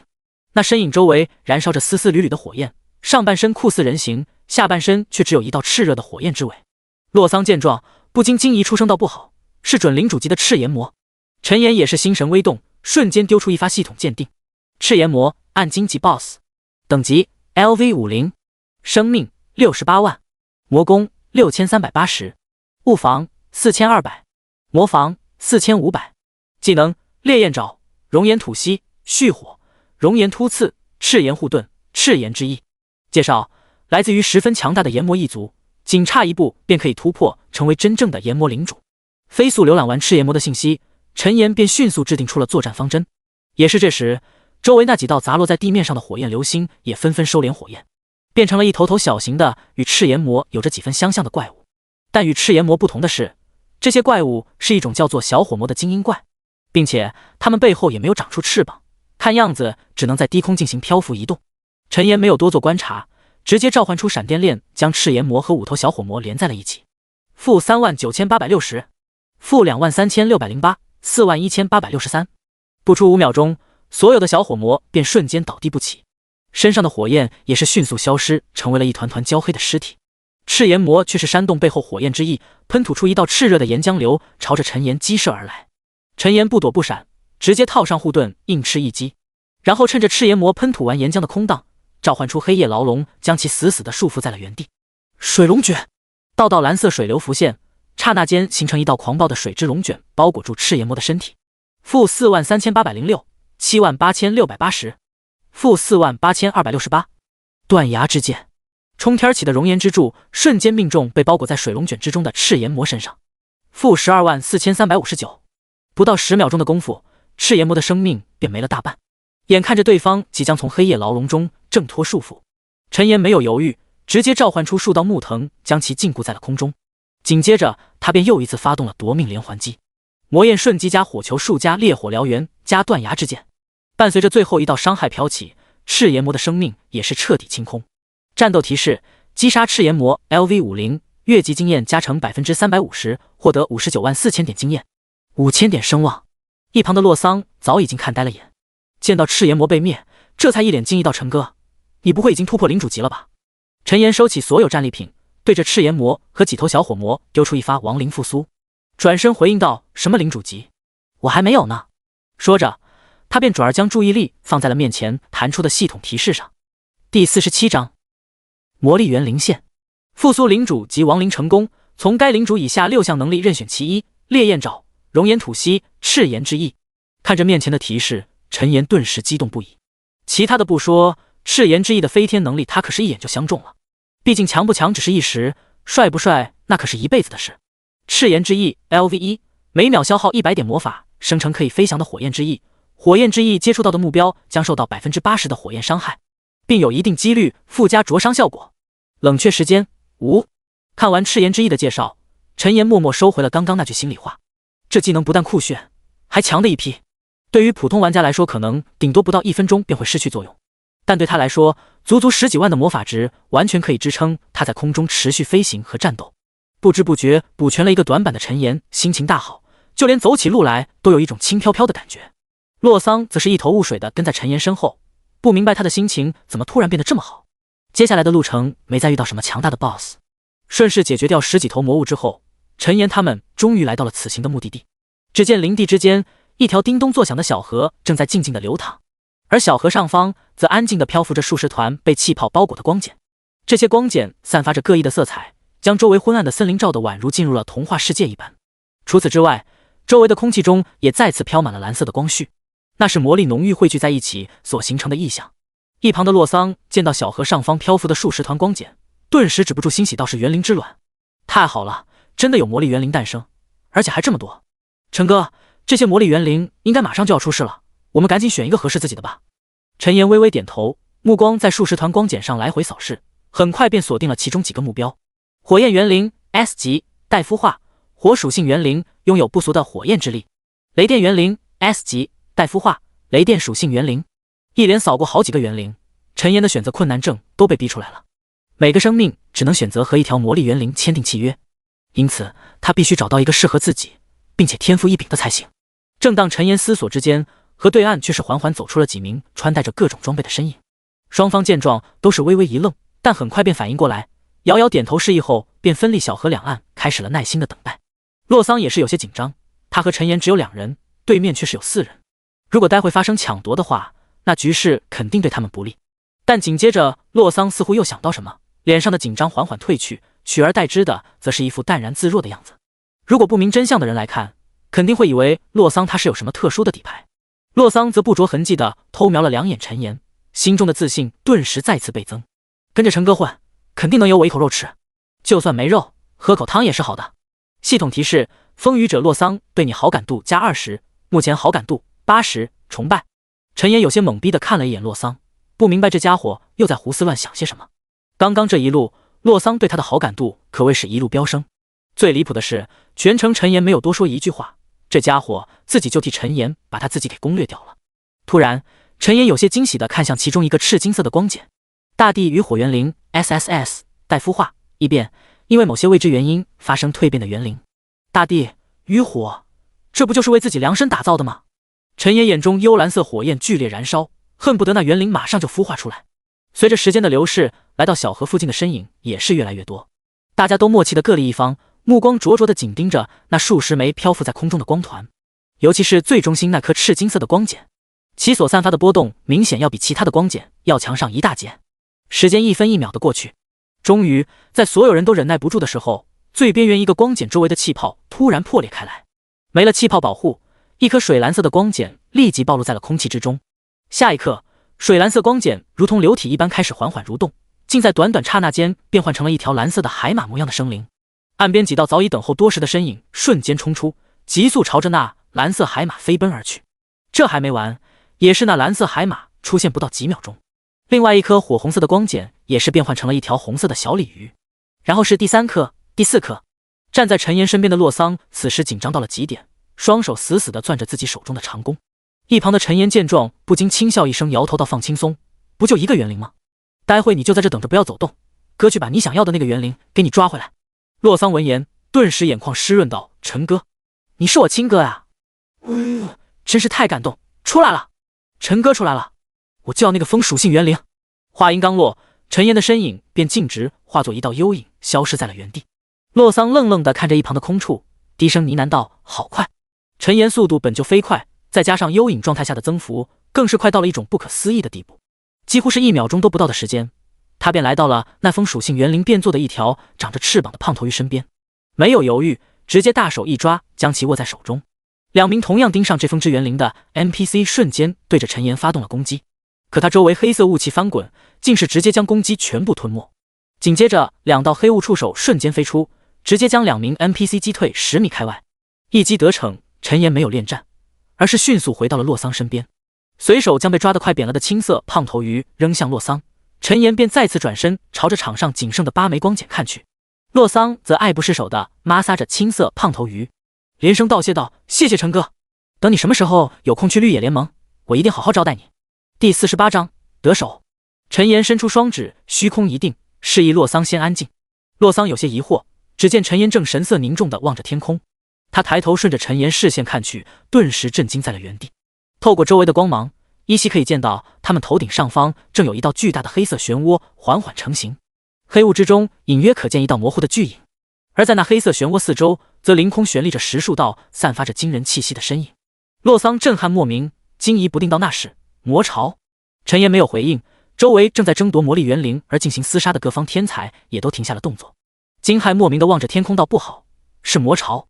魔物大军出现了，大家做好准备啊！”话刚说完，就见到天空中突然下起了数不清的雨滴来。不对，那不是雨滴，而是一头头狰狞恐怖的魔物。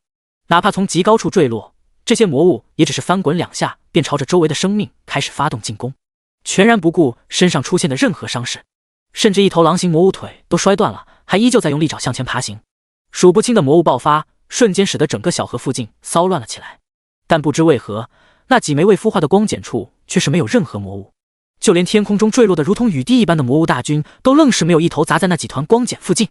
又是一团雷霆光茧轰然破碎，这次的雷霆竟是变换成了一条生有4翅且形似小龙的生灵，其中几名正在被魔物纠缠的身影脸上顿时露出急不可耐的神色。陈岩则是瞥了一眼，便不再过多关注，他的目标已经确定，自然不可能唯捡芝麻不要西瓜。为了确保万无一失，陈岩直接来到了那赤金色园林的下方，一边等待，一边收割起周围的魔物来。这些魔物大军对其他天才来说是一场磨砺，但对陈岩来说，不过是会移动的经验值和属性点罢了。源源不断的骷髅出现在陈岩身侧，顷刻间便将他方圆数百米的范围化成了一片骷髅海。周围各方势力的天才见此，都是有些惊疑不定的看向被众多骷髅围在中央的陈岩。能被选中过来争夺魔力园灵，天才们的实力自然是毋庸置疑，但在开了外挂的陈岩面前，他们的实力就有些微不足道了。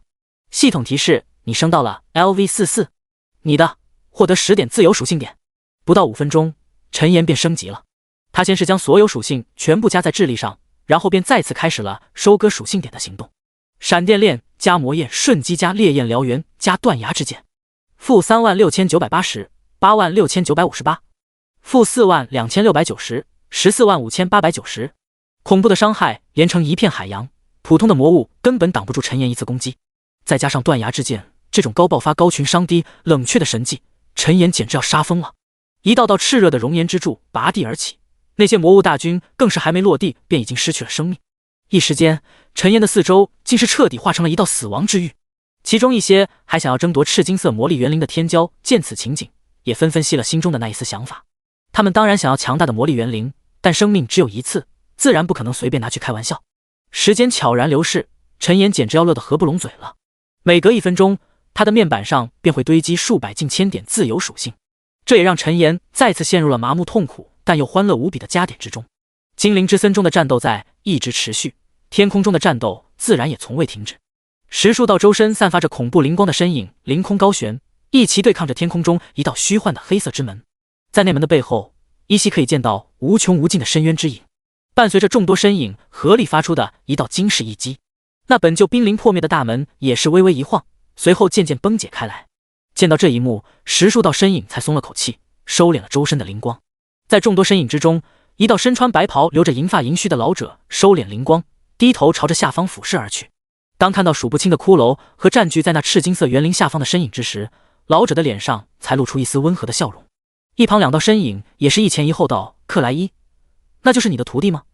看上去天赋很强嘛。我也觉得不错，有你当年的风范。”克莱伊伸手轻抚白须，没有开口回应，但却可以清晰看到他脸上露出的一抹骄傲之色。小河旁，天空中已经不再下落魔物大军，周围的魔物却是还没有被解决完毕。毕竟不是每个人都能像陈岩一样一夫当关万夫莫开的，周围各方势力的天才也都出现了一些不同程度的伤亡。若不是这次的魔物大军，或许他们也不会殒命于此。但世界就是这样，没有成长起来的天才终究不是天才。这时负责看点的洛桑突然惊喜道：“哥，陈哥，你的元灵孵出来了。”听到这话，刚准备加点的陈岩立即关掉系统面板，转而朝着赤金色光茧所处的位置看去。只见赤金光茧缓缓流动，逐渐变成了一条巴掌大小，形似金鱼，但却通体赤红，且身上还有着金色神纹的生灵。他生性灵动，见到陈岩的第一眼，竟是主动漂浮着来到了他的身边。系统提示：是否与魔力园灵缔结契约？陈岩轻笑出声：“那还用问？当然选择是了。”下一刻，一道光芒便自虚空之中亮起，然后分成2半，分别进入了陈岩和小金鱼的体内。又过了大概2个小时，周围的魔物才尽数被消灭，各大势力的天才都是陆陆续续退场。陈岩则是开始了他捡漏尸体的大计。其他人杀死的魔物，他也能复苏成亡灵。虽然没有经验，但是白捡的属性点，他不香吗？洛桑这小子也是跟了一会儿之后，提出了离别陈哥。我现在回去还有重要的事情要做，等再见的话，说不定我已经突破领主级了。到时候你要到了绿野联盟，记得联系我。对了，这个给你。第49章凝聚火种。说着便见到洛桑手中递来一颗银白色的宝珠。陈岩有些惊讶，想不到这小子还有这么好的东西。接过来的刹那，系统提示一同在耳边响起：叮！任务洛桑的请求已完成，获得15万点经验，5000枚金币。无畏宝珠 X1， 绿野联盟好感度加20，友善。无畏宝珠，史诗级道具。介绍：蕴含无畏勇气的宝珠，融合后大幅度增强近战天赋。洛桑的声音接着传来：陈哥，我这次出来的集很多好东西都没有带，等你到了绿野联盟，我肯定会好好招呼你。陈岩微微点头，应声回答道：那好，绿野联盟我会去的。闻言，洛桑脸上也是再次露出笑容道：陈哥，我先走了，下次见面绝对让你看到一个不一样的我。话音落毕，一道青色光芒便笼罩洛桑周身，下一刻他便消失在了天空洒落的第一缕阳光之中。陈岩将无畏宝珠收起，对于他的归属，他的心中已经有了答案。对自己来说，所谓的近战天赋不过是锦上添花，但对于格兰特却是能起到1+1=2的效果。不过他现在还要忙着收割属性点，得等到空闲的时候才能让它融合了。除此之外，今天晚上他最大的收获就是等级提升到了 LV49， 这还是等级升高之后经验大幅度缩减的结果，不然的话肯定还能再多升几级。饶是如此，陈岩心中也已经心满意足了。毕竟第2名到现在也才刚到 LV27， 距离他的差距那可不是一星半点。陈岩满心欢喜地丢出一发亡灵复苏，然后再次将所有属性点全部加在精神之上。对于这种大幅度收割属性点的情况，陈岩都是优先加点体质和精神这2项属性，毕竟生命和魔法上去了，他的续航时间才能变得越来越长。复苏亡灵成功，共获得485点魂火，魂火97860。看着系统面板上即将破10万的魂火，陈岩心中的干劲顿时如日中天。好，终于快到10万了，高级亡灵，亡灵火种，我来了！一鼓作气的陈岩继续埋头苦干，收割起周围散落的进化点来。值得一提的是，LV40以上的魔物所带来的魂火都是增加到了5点之多。至于先前遗忘者和一些特殊怪物为何能提供5点魂火，陈岩也只能将其归功于他们天赋异禀。又过了一会，陈岩的动作忽然被一道弹出的提示打断。系统提示：你的魂火已经突破10万点，请尽快寻找导师突破，成为高级亡灵。陈岩一愣，他还以为突破之后可以水到渠成的成为高级亡灵呢。看着依旧漫山遍野的魔物骸骨，陈岩顿时有种纠结至极的感觉。等等，又没规定不能接着积累魂火。想到这里的陈岩不再犹豫，继续埋头苦干起来。足足花了1上午的时间，陈岩才将90%的魔物尸体全都转换成了亡灵，而他的魂火更是到达了一个恐怖至极的地步。魂火295690。至于属性点，加上刚刚积累的，这次精灵之森一共收获有4万多点自由属性。照例将大头分配到体质和精神上，他现在的属性也变成了力量2800+660，体质35090+650，精神35117+775，智力12723+835，敏捷2480+630。30多万的生命，我现在满打满算应该也算是一头黄金 BOSS 了吧。陈岩感慨片刻，便将复苏的亡灵全部收入到了亡灵空间之中。他还有很多事情要做，不能在这里继续待下去了。忽然，一道系统公告的声音在天空中响起。系统公告：玩家一念成神，建立神殿公会。作为第一个建立公会的玩家，奖励玩家一念成神等级+3，2万点声望，1万枚金币，3点幸运。苍穹世界抽奖机会 X1。刚准备使用传送水晶的陈岩听到公告，立即呆愣在了原地。过了好几秒，他才一副错过500万的样子，自言自语道：卧槽，早知道我也建立个公会玩了。其他奖励无所谓，抽奖机会那可是重中之重啊。虽是这么说，但陈岩并没有过多羡慕，反正上系统公告对他来说就如同吃饭喝水一样简单。而且其他玩家能强一点也是好事，至少以后不会那么无聊了。回到大殿之中，陈岩便看到了正坐在高台上一脸笑意的看着自己的克莱伊。他没有拐弯抹角，直接开口说道：师傅，我已经积累了足够多的魂火，可以突破高级亡灵了。克莱伊笑着点了点头，漫步来到陈岩身边道：不错，魂火充盈，看样子似乎不止10万。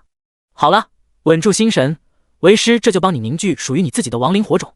说着便见到整个大殿突然变得一暗，丝丝缕缕的黑色雾气顷刻间将周围吞没，仅剩下身穿一身白袍银发银须的克莱伊，以及周身笼罩在雾气之中，只有双眼呈现2朵幽蓝色火焰的陈岩。克莱伊轻声开口，一股晦涩莫名的语言顿时在这片黑暗空间中响起，紧接着一缕缕幽蓝色的火焰突然自陈岩体内浮现，那些火焰在空中变换扭曲，竟是渐渐形成了一个个奇异的散发着幽蓝色光芒的字符。1秒2秒，也不知过了多长时间，陈岩身上冒出的火焰开始减少，可放眼望向四周，他和克莱伊的身影已经被数不清的幽蓝色符文包裹。突然，随着克莱伊双眼睁开一声下令，周围的幽蓝符文顿时铺天盖地般朝着陈岩汇聚而去。小妍子，稳定心神，按照我教你的方法开始凝聚火种。陈岩点头，可没等他回应，身体已经被符文包裹，形成了一个散发着幽蓝色光芒的光茧。光茧内，陈岩只感觉浑身炽热无比，甚至脑海中都有一种被火焰灼烧的刺痛。第50章突破高级亡灵，但陈岩却心知这正是凝聚火种的绝佳时机。想到这，他不再犹豫，立即按照克莱伊所教的方法凝聚起火种来。周围的温度持续攀升，但陈岩却仿佛已经习惯了一般。他的口中振振有词，一道道晦涩莫名的亡灵语不断传出。就这样，不知道持续了多久。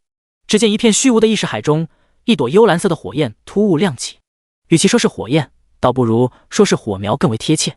那幽蓝色的火焰出生只有拇指粗细，可不过几秒钟的功夫，幼小的火苗便像是吃了激素一般，开始蹭蹭的膨胀起来。一开始先是膨胀到拳头大小，后来变成了头颅大小，到最后直到接近磨盘大小的时候，幽蓝色的火焰才渐渐停止增长。系统提示：恭喜你突破成为高级亡灵，凝聚出属于自己的亡灵火种，全属性加500。看到系统弹出提示，一直紧绷着的陈岩也是松了口气。但当他看到全属性增加500点的时候，顿时变得古怪起来。这还真是，挂来的时候挡都挡不住。这时，周围的幽蓝色火焰开始缓缓退去。陈岩回过神来，却发现自己已经回到了大殿之中。突破的感觉怎么样？一道温和的声音自背后传来。陈岩转身看去，银发银须的克莱伊正带着温和笑容看着自己。想到刚刚的感觉以及全属性增加的提示，旋即笑着回应道：“很好。”说着，他似乎想到什么，举起双手放到了自己眼前。当看到和现实世界之中一般无二的人类手掌时，陈岩差点激动地落下泪来。再次恢复人身，这让陈岩不禁有种重见天日的感觉。一旁的克莱伊则始终面带温和笑容地看着陈岩，就像是在看一个长不大的孩子一般。过了片刻，掂了一会儿的陈岩终于是再次恢复平静，并问出了心中的疑惑：“对了，师傅，我现在已经是高级亡灵了，什么时候到下一个境界？”克莱伊摇头轻笑道：“你小子还是那么火急火燎的。也罢，既然你这么想知道，那我就一次性给你说完好了。当你获得100万魂火之时，就可以自动晋升为领主级亡灵。在那之后，1000万魂火可成霸主，1亿魂火可成君主，100亿魂火可成大帝，10000亿成神。师傅，这个世界还有神的存在吗？”听完克莱伊的话，陈岩顿时心神震撼。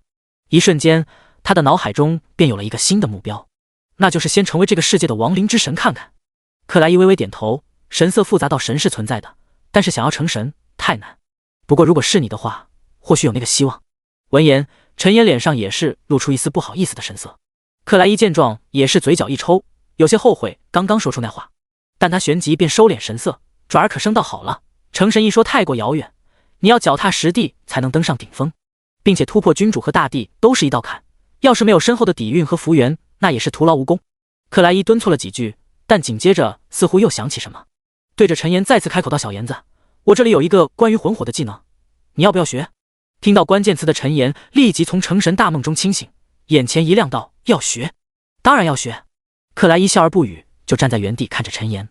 陈岩心领神会，连忙拿出1000金币朝着克莱伊递了过去。“师傅，这是弟子的一点小小心意，还请您收下。”克莱伊不着痕迹地将金币收起，然后背负双手道：“不错，你有心了。我要传给你的是和亡灵之处有些类似的能力，但是它却可以无视防御，更是可以对敌人造成精神伤害。”说话间，便见一道幽蓝色的火焰径直化作一道火龙冲出，盘旋在陈岩和克莱伊周围，散发出阵阵强大的气势。火焰席卷，但却诡异的没有对周围的建筑造成任何破坏。陈岩身处火焰中央，啧啧称奇地看着那栩栩如生的幽蓝色火焰长龙。伴随着一道晦涩的信息涌入脑海，陈岩的面前也是弹出一道新的提示。系统提示：亡灵法师克莱伊正在向你传授灵魂之言，是否学习？那还用说？是。灵魂之言 LV1， 消耗300点魂火，对前方接触到的目标发动200%无视防御的攻击，至高100米范围，冷却时间10秒。看完灵魂之言的介绍，陈岩的心中也是有了几分明悟。这技能最变态的一点就在于它能无视防御，并且它所消耗的是魂火，与魔法是分开的，出其不意的话，或许会起到意想不到的效果。学完新技能的陈岩又和克莱伊闲聊了一会儿，顺便补充了一下传送水晶的使用次数，然后便回到自己房间退出了游戏，准备休息一会儿再上线。陈岩查看了一下时间，发现已经下午5点多了。游戏之中的突破居然直接花了他好几个小时。说来奇怪，中午没吃饭的陈岩却是一点不饿，反而有种精力充沛无处发泄的感觉。来到客厅沙发，陈岩直接躺了下去。这次下线除了他想放空一会儿，还有就是想要验证心中的猜想。只见他先是熟练至极的召唤出一道黑雾触手，给自己接了杯白开水，接着又召集周围的黑色雾气，形成了一道道形态各异活灵活现的生灵。躺在沙发上的陈岩眼中立即闪过一道金光，低声呢喃道：“果然如此，身体中的力量正在逐渐增强，是我突破的原因吗？还是说有其他我不知道的因素？”等等，似乎想到什么的陈岩稳定心神，闭目感知了起来。过了片刻，他才睁开双眼，不可思议到真的出现了亡灵火种。是的，他的脑海之中竟然真的多出了一团火种。陈岩伸出一根手指，一道幽蓝色的火焰立即在他的指尖升了起来，火光摇曳，在周围黑色雾气的衬托下更显神秘色彩。第51章集体强化。看着指尖徐徐燃烧的幽蓝火焰，陈岩的嘴角不禁露出一丝不易察觉的笑容。他已经可以肯定自己在现实世界同样可以释放亡灵复苏，但不知为何，亡灵空间之中并未感知到任何骷髅的身影。或许得等到更高境界才能打通两个世界的通道，将小黑和格兰特他们彻底带入现实。一想到自己携带着亡灵大军降临现实，陈岩就激动万分，身子都难以自控地抖了起来。伴随着一道光芒闪过，陈岩的视线也是再次回到了游戏中的房间。他没有犹豫，直接打开房门便朝着城外出发。这里空间不大，还不够他待会施展的呢。20分钟后，一片 LV50的练级区中，陈岩和他的一众骷髅小弟彻底包场了。陈岩站在中央，身上黑色雾气翻涌，看不见他的面目。这样做也是为了避免现实中遇到麻烦。格兰特，你过来。身穿银白铠甲、手持重剑的身影上前一步，径直来到陈岩身边。陈岩则取出背包里的无畏宝珠，直接丢给了格兰特，随后又对着他点开了亡灵强化技能。系统提示：是否消耗278506点魂火使用亡灵强化，提升格兰特50%全属性。看着系统弹出的提示，陈岩瞬间倒吸一口凉气。但无奈格兰特这家伙的天赋还算可以，要是挂了那以后再复活，肯定花得更多。想通这一点的陈岩不再犹豫，一咬牙便点在了是的按钮上。下一刻，原本充盈的魂火瞬间跌落谷底，只剩下2万点左右。但紧接着，魂火又开始以肉眼可见的速度飞速增长起来，25806、27580、29120。陈岩看了一下增长速度，每分钟大约能增加1万点左右。一切正常的话，不超30分钟，他便能将小黑也强化到巅峰实力了。还好凝聚出了亡灵火种，不然小黑他们不知道得等多长时间才能强化呢。陈岩暗自感叹，心知不断积累魂火，尽快突破100万关卡，成为领主级亡灵才是他当下最重要的目标。有着2件亡灵之章的帮助，陈岩所复苏的亡灵本就被提升到了50%的强度，因此他只需要再增强50%即可帮助他们重返巅峰。这在无形之中也是减少了陈岩很大一部分压力。另一边，同时接受亡灵强化和无畏宝珠的格兰特身上顿时爆发出一股强大的气势，并且他的品阶也是发生变化，开始朝着暗金阶缓缓蜕变。微风拂过，慵懒的阳光照射在翠绿的山坡上。闲来无事的陈岩背靠着侧卧在草地上的小黑腹部，召唤出了刚刚获得不久的魔力园灵。形似一头小金鱼，通体赤红生有经文的魔力园灵刚一出现，便绕着陈岩四处飞舞起来。魔力园灵，大地与火之灵，黄金阶生灵，等级 LV1， 生命1200，魔法1200，魔攻500，物防200，魔防200，技能魔力之源，大地之盾，烈焰喷发。介绍：天赋异禀的魔力园灵，体内蕴含着难以想象的力量。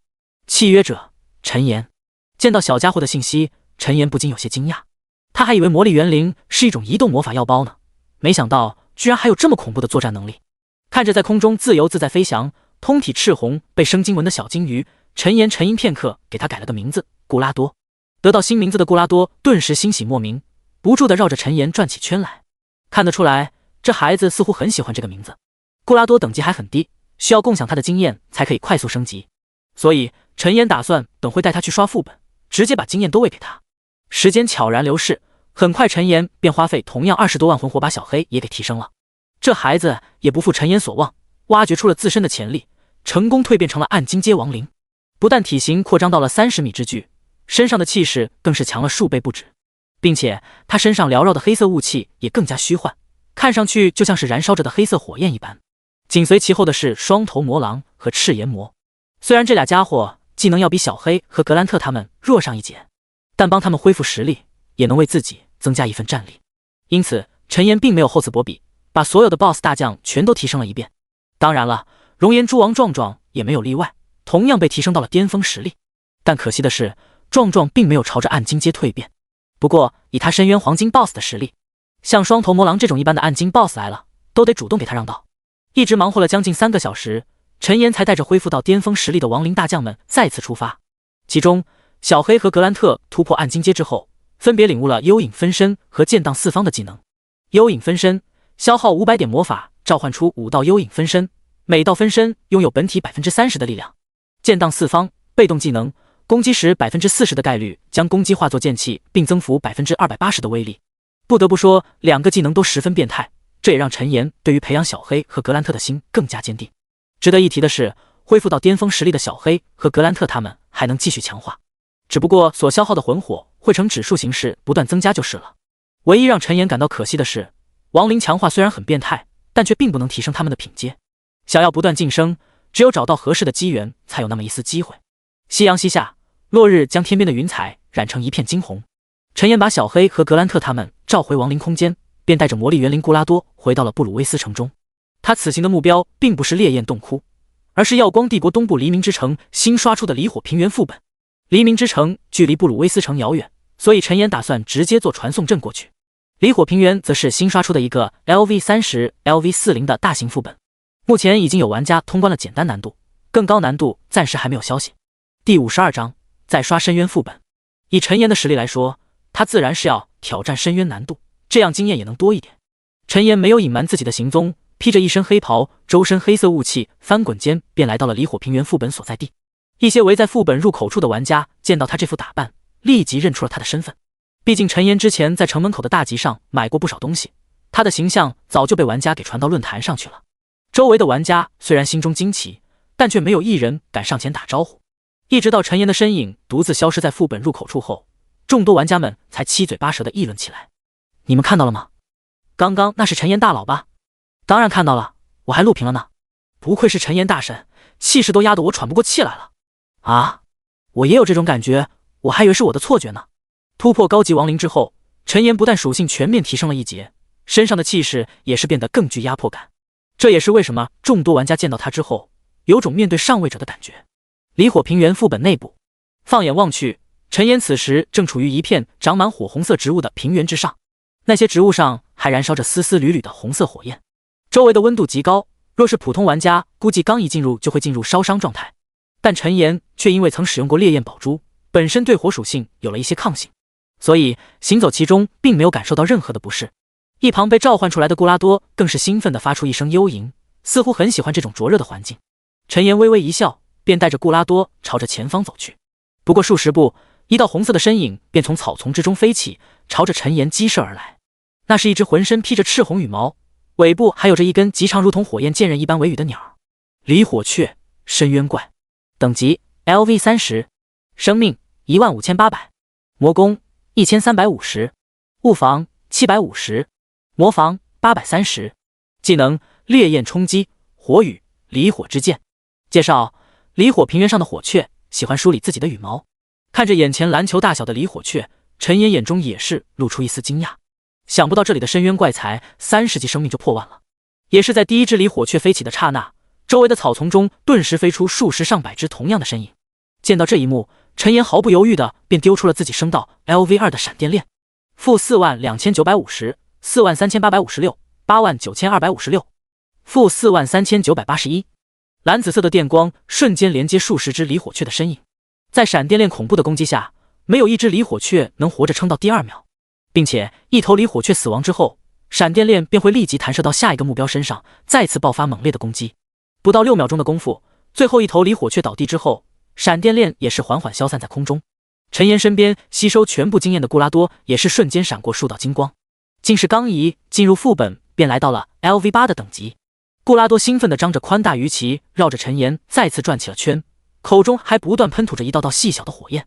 不仅如此，这家伙的体型也是瞬间膨胀了不少，俨然已经如同一张磨盘那么大了。陈岩也是有些惊讶，看着已经颇具几分神气的固拉多，一个不成熟的想法突然在他脑海中一闪而过。被陈岩紧盯着固拉多却是丝毫没有察觉到异常，依旧傻乎乎地绕着陈岩转圈圈。陈岩操纵亡灵之处，将掉落的全部金币拾取到背包，照例把他们全都复苏为亡灵。随后一把按住还想继续转圈的固拉多，带着他继续朝着前方的平原走去。离火平原不像烈焰洞窟那样只有一条道路，玩家可以随意探索整个平原，但想要通关副本，必须尽可能多的击杀平原上的离火雀，把副本 BOSS 引出并将其击杀才行。每走一步，陈岩周围便会出现一道浓郁的黑色雾气，那些黑色雾气在空中翻滚动荡，顷刻间便形成了一个个黑色的雾气漩涡。紧接着，一朵朵幽蓝色火焰自漩涡中亮起，然后便见到数量繁多、形态各异的亡灵从漩涡中走了出来。其中紧随在陈岩身后的，赫然便是蜕变为暗金阶的格兰特和小黑。在后方是双头魔狼、赤炎魔两头暗金阶以及壮壮这个深渊黄金阶亡灵。在数位大将身后，则是成百上千并且还在飞速增加的亡灵骷髅。陈岩召唤亡灵的动静瞬间引起了整个离火平原的混乱。霎时间，数之不尽的离火雀自草丛中飞起，朝着陈岩和他身后的亡灵袭来。陈岩扫视一周，轻声开口说道：“灭了他们。”话音落毕，数道身影瞬间自陈岩身后飞出，朝着四周铺天盖地的离火雀冲了上去。陈岩也没有闲着，直接对准一片离火雀发动了断崖之剑。-85758 172580 -87258。战斗一触即发，离火平原上肉眼可见的出现了一片被骷髅海所笼罩的区域，而周围那些源源不断从草丛中飞出的离火雀，就像是捍卫自己家园的勇士一般，悍不畏死地对着那些从黑雾中涌现出的骷髅发动了自杀式的袭击。双方交战的瞬间，陈岩身边的固拉多便再次开始冒起了金光。系统提示：你的魔力园灵固拉多升到了 LV10，自动领悟了新技能灼热之炎，并解锁自由战斗形态切换能力。升到10级的固拉多体型再次扩张，来到了5米体长，并且随着周围经验的不断汇聚以及他身上接连闪烁的金光，他的体型也在以一种肉眼可见的速度飞速增长着，10米、15米、20米，而周围的离火雀数量也是开始渐渐减少。也不知过了多长时间，当天空中离火雀的数量仅剩1000只不到的时候，一道尖锐至极、带着无尽怒火的鸟鸣声突然自远处的空中响起。烈！仅是瞬间，陈岩便见到一道火红的身影宛如流星般划破长空，舒展着满是火焰的羽翼，在距离自己100米处的高空中缓缓停了下来。第53章离火剑刃。那是一只和周围离火雀十分相似，但体型和威势却天差地别的身影。它一展50米有余，修长的脖颈上燃烧着炽热的火焰，头顶上还有着2道一长一短的火焰翎羽，其尾羽较短，但却如同孔雀开屏一般，有着9柄火焰形成的剑刃隔空悬浮着。离火剑雀，深渊暗金阶 BOSS， 等级 LV40， 生命81万，魔攻10500，物防6500，魔防7200。技能：离火俯冲、离火吐息、烈焰护盾、十字延展、漫天火雨、离火剑刃。介绍：离火剑雀深渊形态蕴含着难以想象的惊人力量。看着高空之中神异非凡的火焰神鸟，陈岩顿时激动的难以言语。他这人本来就对酷炫的东西没有抵抗力，如今见到背负9柄火焰剑刃的离火剑雀，更是恨不得马上将对方收入麾下。正在这时，气势汹汹的离火剑雀率先吐出一道烈焰吐息，朝着陈岩袭来。陈岩眼中闪过一道金光，轻声笑道：“来得正好，就让我来会会你。”说罢，便见他背后生出一道火焰之翼。下一刻，陈岩竟是直接朝着那道烈焰飞了过去。黑色的雾气翻涌，与炽热的烈焰交织在一起。但紧接着，陈岩的身影便直接从火焰之中冲出，毫发无伤的来到了离火剑雀的周身。离火剑雀愤怒啼鸣，背后一道剑刃瞬间划破长空，急速斩在了陈岩身前的护盾之上。-358。陈岩啧啧称奇道：“不错不错，居然还能给我刮下一点伤害。”可听到这话，离火剑却顿时感到了一股难以容忍的羞辱。他煽动火焰之翼，便化作一道闪电，朝着陈岩俯冲而来。陈岩却是不躲不避，先是使出了强化技能熔岩之力，全属性增幅 50%， 火属性技能增强 100%， 然后便对着来到身边的离火剑雀狠狠地轰出一记断崖之剑。炽热的熔岩之柱于陈岩面前的虚空中生成，径直化作一柄利刃，轰在了离火剑雀的脑门之上。-456589。恐怖的伤害飘起，巨大的力道更是使得离火剑雀直接倒飞而出，一击被干掉1/2的血量。离火剑雀顿时惊怒交加，身后9柄火焰神剑霎时间飞出，化作一道火焰剑龙，朝着陈岩狂斩而来。陈岩眼睛都不带眨的，便对着离火剑雀使出了黑夜手杖上附带的黑夜牢笼。随着数道黑色触手将离火剑雀禁锢，陈岩便立即发动了自己的夺命连环击：魔焰瞬击加火球术加断崖之剑。-145,680， -114,860， 228476。系统提示：击杀离火剑雀 LV40， 获得126000点经验。系统提示：你的魔力园灵固拉多升到 LV30， 自动领悟了新技能熔岩领域。品阶晋升为暗金阶，属性获得大幅度增幅。接连2道提示传来，但陈岩只是看了一眼，便将其抛到了脑后。看着空中即将消散的黑夜牢笼，陈岩没有犹豫，直接对着离火剑阙的尸体丢出亡灵复苏。复苏领主及亡灵成功，从该领主以下几项能力任选其一：离火俯冲、离火剑刃。陈岩心中一喜，想都没想便点在了离火剑刃上。毕竟强不强的无所谓，关键必须要帅。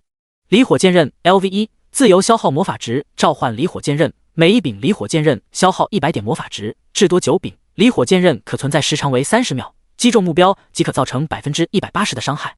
冷却时间5分钟。看完介绍，陈岩便毫不犹豫地召唤出了9柄离火剑刃。下一刻，便见到陈岩周围火焰燃烧，9柄火焰形成的剑刃旋立着围着他转起圈来。陈岩又试着操纵了一下离火剑刃，发现攻击距离足高达300米。要知道，这还只是 LV1 的技能，等以后升到更高等级，效果肯定能更上数层楼。正在这时，一旁的亡灵离火剑阙也是出现在了陈岩一旁的空中。他扇动翅膀，竟是直接发动火焰，将残余的血肉燃烧成了飞灰。紧接着又仰天发出一声尖锐的啼鸣，这才低下头颅，对着陈岩舒展翅膀施了一礼。蜕变成亡灵之后，虽然他的整体实力下降了不少，但是其身上竟然多出了一些幽蓝色的火焰。火红的烈焰和幽蓝色的火焰交织在一起，使得他看上去就像是火焰中的精灵一般。陈岩看的也有些惊奇，不知道这种情况是好是坏。但趁着现在魂火富余，陈岩也没有藏私，直接对着离火剑阙使出了亡灵强化。系统提示：是否消耗302590魂火，使用亡灵强化提升离火剑阙 25% 的全属性。看着弹出的提示，陈岩顿时愣在了原地，但随即反应过来，这离火剑阙可是深渊副本中的暗金 BOSS， 其实力强度恐怕足以比肩一些较弱的史诗级 BOSS。 想到这，陈岩不再犹豫，直接点在了是的按钮上。这次离火平原副本一行，虽然他把经验都让给了顾拉多，但是却收获了15869点魂火以及10158点属性。这其中的原因自然是因为单是离火剑阙这个最终 BOSS 就为他提供了5000多点魂火。这一次陈岩没有再提升体质和精神，而是均匀分配给了力量、智力和敏捷各3000点属性，最后又把剩余1000多点再次全部分配到了智力之上。力量6300加660，体质35590加650，精神35617加775，智力17381加835，敏捷5980加630。陈岩收起离火剑刃，然后便带着离火剑阙回到了平原之上。为了方便，陈岩也是给他起了个名字火狸。此时所有的掉落和金币也都被小黑和格兰特他们指挥着骷髅大军们捡了回来。陈岩见状也是满意的点了点头，虽然小黑他们暂时还不会开口说话，但是打扫战场这方面还是十分靠谱的。第54章伤血。没等陈岩查看战利品，一旁扩张到50米体长的巨兽顾拉多便朝着陈岩飞了过来。看着眼前如同一艘飞船般的顾拉多，陈岩的嘴角也是露出了一丝灿烂的笑容。顾拉多升到了 LV30， 以后就不用再那么费心思去买魔法药剂了，这一切全都归功于他的第一个技能魔力之源。魔力之源可以源源不断的为目标提供魔力，目前单次至多恢复3000点魔法。无冷却，虽然和师傅的达达里奥比还差得远，但至少对现在的我来说勉强够用了。低声呢喃的陈岩转身看向体型庞大的顾拉多，伸出手便想抚摸他的脑门，但看看如今50米长的火红色鲸鱼，陈岩伸出一半的手也是缓缓停了下来。他摇头轻笑，刚想收回动作，可顾拉多却是光芒一闪，瞬间切回了巴掌大小的胖头鱼形态，一头扎到了陈岩半张的手掌之中。陈岩眉头一挑，轻柔的揉捏了2下，顿时惹得顾拉多发出一阵欢快的幽吟。这形态切换能力真是方便，既能变身作战，又能卖萌当吉祥物。逗弄了片刻顾拉多，陈岩便查看起了此行的战利品收获，共计58659枚金币，100件青铜装备，18件白银装备，5件黄金以及1件暗金装备。最吸引人的自然正是那件暗金级的靴子，离火之靴，品阶暗金，敏捷560，力量加50，体质加50，耐久100，离火消耗300点魔法，提升 50% 的速度，冷却时间30分钟。介绍：由珍贵的离火之羽编织而成的布靴，拥有极为强大的力量，需求等级40。强大的属性让陈岩眼冒金光，没有丝毫犹豫便换掉了脚上白银品阶的烈焰之靴。趁着这个机会，陈岩也从5件黄金装备中挑选出了一对护腕和护腿，把身上的装备也给换了下来。之前是懒得换，既然这次换了，陈岩索性便全部焕然一新，这也让他再次在原来的基础上多出了50点力量、60点体质，以及50点精神和30点敏捷。收拾完毕，陈岩也不再逗留，将所有的亡灵进阶收回亡灵空间，便沟通系统离开了副本。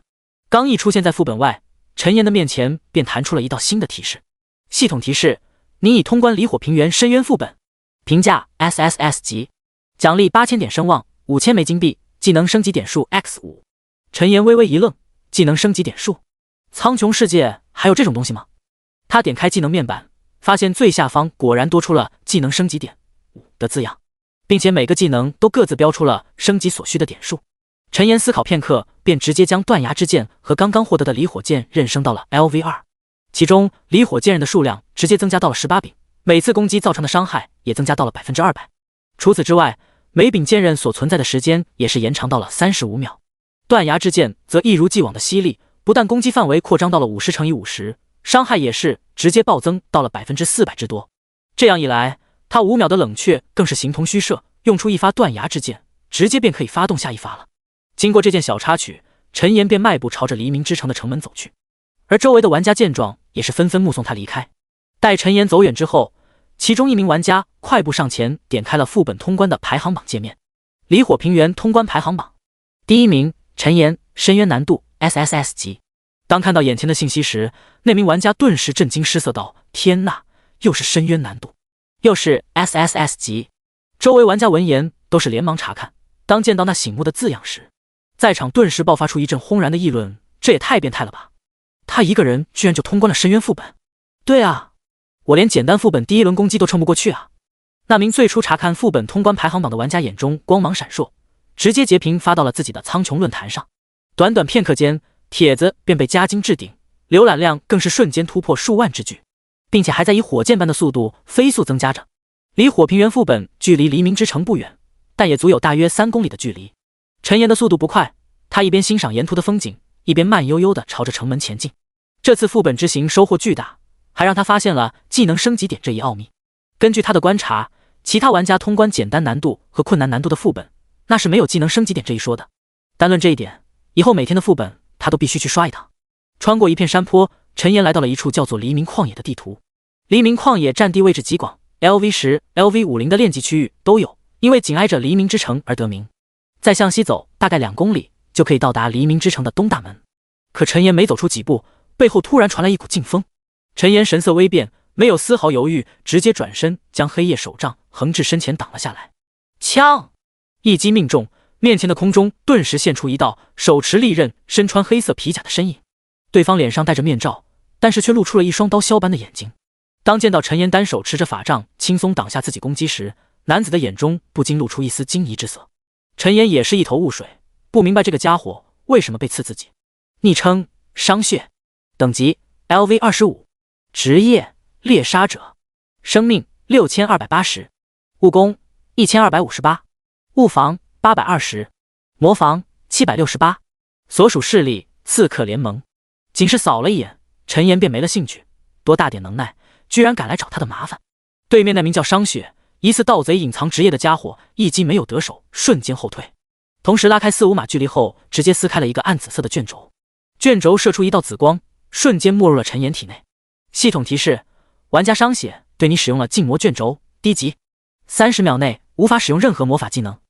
第55章刺客中的刺客。系统提示：因为你已突破高级亡灵，禁魔卷轴效果缩减至15秒。看着面前接连弹出的2道提示，陈岩不禁愣住了。这家伙怎么这么多花里胡哨的玩意？这还没完，对面那猎杀者商血显然也收到了提示，本来自信的眼神顿时变得有些阴鸷。他冷冷地扫了一眼陈岩，手中再次出现2张不同颜色的卷轴。系统提示：玩家商血对你使用了剧毒卷轴，低级，每秒损伤300点血量，持续30秒。系统提示：玩家商血对你使用了破甲卷轴，低级，30秒内双防降低 10%。接连弹出的提示使得陈岩一时也是好奇地停在了原地。这些奇特的卷轴他以前可从没见过，自然想问问对面那家伙是在哪买的。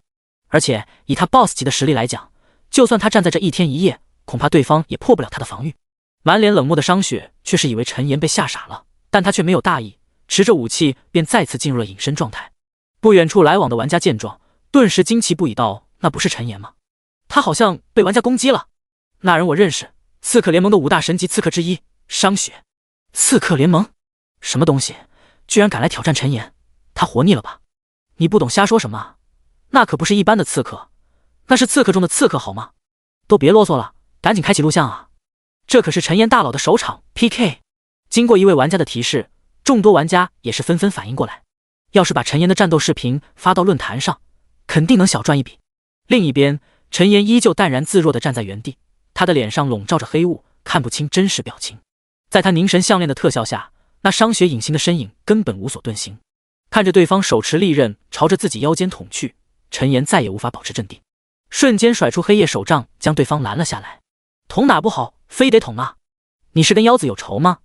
本想站着不动给对方一次刮痧的机会，可那似乎有什么大病的商雪却自己不懂得珍惜。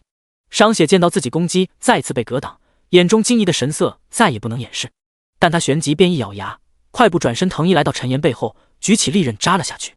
-2，华丽的数字飘起，商雪和周围正在录像的玩家顿时惊愕万分地瞪大了双眼。商雪不信邪地再次舞动手中利刃。-1，301，其中300的伤害依旧是刚刚剧毒卷轴的效果。看着自己的刮痧伤害，商雪再也忍不住了，万分不解道：“这怎么可能？”听到话语，陈岩才闲庭信步般缓缓转过身来，微笑着说道：“为什么不可能？来吧，我就站在这不动，能打出2位数的伤害，就算你赢。”闻言，商雪脸上顿时露出一丝羞怒，但他同时也知道这次行动大概率是失败了。想到这，他不禁恶狠狠地瞪了一眼陈岩道：“你别得意，下次我一定会让你好看。”说着，他便直接转身离开。可也是这时，陈岩的话再次传来：“别走啊，我还有话要问你呢。你那些卷轴是从哪里来的？”商雪头也不回道：“我为什么要告诉你？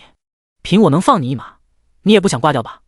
不但经验保不住，说不定还会身败。”商雪轻笑出声道：“没办法释放技能，你一个法师等级再高能力还到。”话还没说完，一道幽蓝色的火焰便瞬间飞射而出，那火焰在商雪身上轻轻掠过，便缓缓消散，但他的头顶却是飘出一道惊人的数字：-72864。没有暴击，5位数的伤害直接惊爆一旁所有玩家的眼球。商雪更是两眼一黑，直接倒在了地上，他的灵魂体飘在半空，看着那还未消散的伤害，心有余悸。叮！你已被玩家陈岩击杀，即将返回黎明之城复活传送点。叮！传送失败，你已被玩家陈岩使用亡灵复苏复活成亡灵，再次死亡或24小时之后即可重新返回复活点。2道提示响起，商雪只感觉头脑一晕，便再次回到了体内。但不同的是，他这次回到的是从自己尸体里爬出来的骷髅体内。沉默，依旧是沉默。陈岩则弯腰将掉落的一柄黄金匕首捡起，啧啧感叹道：“黄金匕首，运气可真不错呀。说吧，为什么要偷袭我？”商雪现在的感觉很奇特，那就是他必须无条件听从对面那道身影的指令，并且对方似乎可以随时了解自己的性命。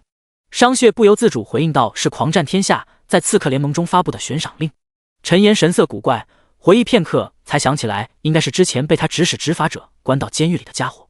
这老小子都进监狱了还不老实，看来回去得让他再多关几天了。对了，你那些卷轴到底是从哪里弄的？商雪再次应声回应道：“是我在黎明之城一家隐藏店铺购买的。”陈岩若有所思地点了点头，随后缓缓说道：“本来呢，是你主动先找我时，我应该狠狠地报复你才对，但是我这人一向比较善良，这样把你背包里剩余的金币和道具都交出来，并且答应以后谁要再敢发布我的悬赏令，直接告诉我，我就可以再放你一马。”商雪有些愣神，但旋即他便毫不犹豫点头道：“我同意，我以刺客信条发誓。”陈岩轻笑一声，没有说话。本来他也是随便一说，有没有人想找他麻烦，他根本不在乎。他的目标可是亡灵之神，自然不会与那些跳梁小丑一般见识。询问出隐藏商店的位置，陈岩便直接赐予了商血所化身的骷髅解脱。毕竟韭菜不能一下子割得太狠，要不然发育不起来，那可就糟糕了。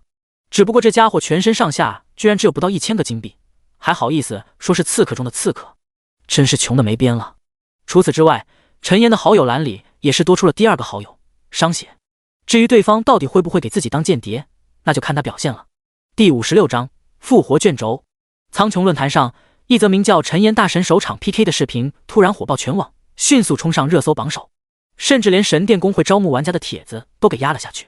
视频很短，不过数十秒，但观看人数却是在短短10分钟便突破了1000万之巨。尤其是刺客之王商血对着陈岩攻击，竟然只打出1点伤害，并且陈岩随手一击轰出7万多点伤害的画面，直接被众多苍穹玩家评为了封神名场面。而当玩家们看到商血被复苏成为亡灵时，更是第一次直观感受到了亡灵法师的恐怖之处。一处满是黄沙的山谷中，几名男女也正坐在巨石上讨论着陈岩 PK 的视频。其中一位手持法杖的美女美眸中满是不可置信，到那个陈岩的伤害怎么可能那么高？其余几名玩家都是面面相觑道：谁知道呢？7万多伤害，他的魔功恐怕都破万了吧？他才49级，魔功怎么可能破万？哪来那么多属性点？难道他掌握了什么隐藏的道具或者装备？正当众人疑惑不解的时候，一位手持长剑的男子却是从巨石上一跃而下，望着深处的峡谷道：好了，不要管别人那么多，休息时间结束，继续深入吧。3天内必须全部提升到40级。几名玩家闻言都是没有反驳，纷纷整理行装，跟上了男子的脚步。黎明之城内，陈岩循着商血给出的地址，来到了所谓的隐藏店铺——巴克托魔法卷轴商店。这座店铺位于一片有些偏僻的街道，门口看上去也有些破旧。刚一进门，映入眼帘的便是一堆各种稀奇古怪的工具和一堆空白的卷轴纸张。或许是察觉到有客人进入，一道身影便从礼物中掀开帘子，朝着陈岩看了过来。要些什么？客人。那身影看上去不过40来岁，头发有些杂乱，脸上还有着一些熏黑的印记。但让人印象深刻的是，他有着一双炯炯有神的双眼和一脸粗糙的络腮胡。陈岩咳了咳声道：我来这里买些卷轴，能跟我介绍一下都有哪些产品吗？听到这话，男人顿时眼前一亮道：哦，尊贵的客人，当然没问题。说着，他便快步来到柜台边上，拿出一堆颜色各异的卷轴到客人请看。这个是麻痹卷轴，可以让敌人僵直在原地5秒钟。这是虚弱卷轴，可以让敌人防御削弱。还有这个枯萎卷轴，每秒可以剥夺敌人1000点生命。加速卷轴、防御卷轴、石化卷轴。或许是少有客人来往，老板一直滔滔不绝地讲了将近10分钟，这才有些不好意思地停了下来，缓缓开口道：客人，您要多少？陈岩沉吟片刻，说实话，这些卷轴并不贵，但是效果都没有达到他的预期。似乎察觉到了陈岩的心意，老板迟疑刹那便咬牙开口道：其实我这里还有效果更强的卷轴，只是这个价格可能会……陈岩眼中光芒闪烁，立即回应道：价格无所谓，只要我满意，肯定会买。老板立即笑着点头，弯下腰又拿出了几枚看起来比之前那些普通卷轴高档很多的卷轴。他先是拿出一个紫色卷轴道：这是高级的虚弱卷轴，哪怕传奇生灵都可以受到一丝影响。说这话的同时，他的脸上还露出了一抹难以掩饰的自傲神色。虚弱卷轴高级，使目标全属性削弱 30%， 持续时间30秒。提示：目标品阶越高，持续时间越短，削弱效果越弱。神话品阶无效。看到这一幕，陈岩眼中顿时爆射出金光。老板的介绍还在继续，这个是神圣卷轴，使用后可以提升自身 30% 的全属性，持续时间1分钟，搭配虚弱卷轴使用，效果绝对会超出你的意料。这个雷霆卷轴直接对目标造成10万点伤害，当然实力差距太大，伤害也会降低很多。还有这个飞行卷轴，以及最后一个最珍贵的，也是我最得意的作品之一——复活卷轴。说着，老板手中拿起一个金色卷轴，满脸骄傲道：复活卷轴无需返回城市复活点复活，可直接原地复活，并且不会损耗经验。复活后5秒内不受到任何伤害。当看到最后一个复活卷轴的时候，陈岩顿时无法淡定了。不过复活卷轴价格却是比其他卷轴贵了好几倍，足足需要5万金币。但同时它也是陈岩最需要的，毕竟他背包里还有2张死亡后必定掉落的亡灵之章，真要在野外死透了，那他到时候后悔都来不及。想到这，陈岩不再犹豫，给我拿5张虚弱卷轴和1张复活卷轴。老板一愣，旋即惊喜万分道：好嘞，贵客请稍等。不到1分钟，老板便将5张紫色卷轴和1张复活卷轴递到了陈岩手上，同时他也是直接花掉了10万金币。这也幸亏他在拍卖行寄售了大量装备，不然的话恐怕他还买不到自己想要的复活卷轴呢。消费这么多金币，陈岩直接一跃成为了这家卷轴商店的 VIP 客户。最终在老板巴克托依依不舍的眼神之中，陈岩把6枚卷轴装入背包，便毫不留恋地走出了店铺。从卷轴商店出来，陈岩便直接坐传送阵回了布鲁威斯城。没办法，在外面他总是忍不住大手大脚，要不是超出预算，他还想着去黎明之城的大集上看看技能书呢。出了传送阵，陈岩没有犹豫，直接朝着城主宫殿走去。他打算去看看克莱伊，顺便问一下有没有适合他的任务。只不过让陈岩感到疑惑的就是，一路上那些玩家看自己的眼神就像是外星人一般。每当自己看向他们，他们又会连忙低下头生怕跟自己对视，这让陈岩顿时有些摸不着头脑。但他自然不会跟这些普通玩家计较，没多长时间便回到了城主大殿之中。刚一进入大殿，陈岩便愣在了原地。第57章凛冬要塞。只因大殿之中除了克莱伊之外，还站着一个他有些熟悉的身影，那就是之前在德雷亚小镇见过的帕尔哈特。如今自己已经可以探索到对方的信息，60级的暗金阶 NPC， 只是不明白为什么当初帕尔哈特不把那法瑞奥直接拿下，难道是最近才突破暗金阶的？正当陈岩胡思乱想之际，克莱伊和帕尔哈特也是发现了他的身影。帕尔哈特朝着陈岩微微点头示意，但没有多说什么。克莱伊则笑着说道：“今天怎么从大门走过来了？”陈岩轻声笑道：“师傅，我今天也没去太远的地方，就直接走回来了。”话音刚落，克莱伊便点头道：“那正好，凛冬要塞最近出了问题，你和帕尔哈特一起去那边查看一下情况。”陈岩听闻立即脸上一喜，可还没等他开口，一旁的帕尔哈特便神色一紧道：“城主大人，不派一位领主过去查看吗？”克莱伊摇头道：“最近战事吃紧，领主及以上的强者都在2界战场那边。放心吧，我这徒弟虽然还没有突破领主，但足以对付一般的领主级生灵了。”帕尔哈特脸上一抹尴尬，一闪而逝道：“我不是那个意思。”陈岩则丝毫没有介意道：“师傅，赶紧给我发布任务吧。”听到这话，克莱伊不禁有些哑然失笑道：“真是拿你没办法，你这火急火燎的性子该改了。”说着，克莱伊便缓步来到大殿中央，伸掌一翻，取出2枚冰蓝色的珠子，分别递给陈岩和帕尔哈特道：“这是寒冰宝珠，可以提升一些你们的抗寒能力。若是遇到不可抵挡的生灵，及时撤退，不要逞强。”陈岩接过宝珠，面前便弹出一道新的提示：系统提示，亡灵法师克莱伊欲要派你前往凛冬要塞查看失联情况 ，S 级，是否接受任务？接受。看到 S 级任务的标识，陈岩不禁有些惊喜，因为难度越高，代表着任务完成后的奖励也就越珍贵。想到这，陈岩止不住笑意道：“放心吧，师傅，我一定完成任务回来。帕尔哈特大哥，我们现在就出发吧。”帕尔哈特闻言，不由自主地看向克莱伊，克莱伊则摆了摆手道：“去吧，保重安全。”得到启示，帕尔哈特才对着克莱伊深深一礼，然后对着陈岩道：“走吧，陈岩。”出了城门，陈岩便和帕尔哈特一前一后朝着凛冬峡谷的方向而去。凛冬要塞就位于凛冬峡谷之中，说是要塞，也只是一个稍微大点的村落罢了。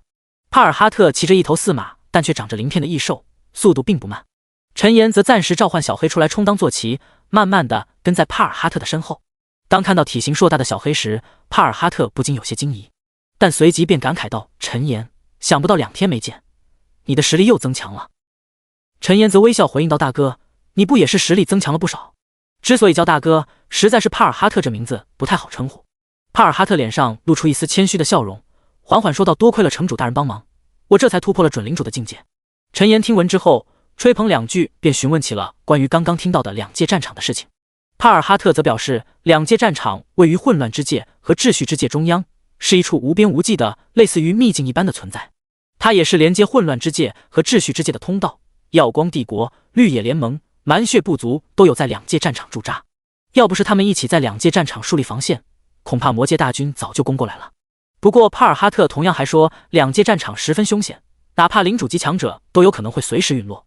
因此陈岩要是想去的话，恐怕还要再过一段时间才行。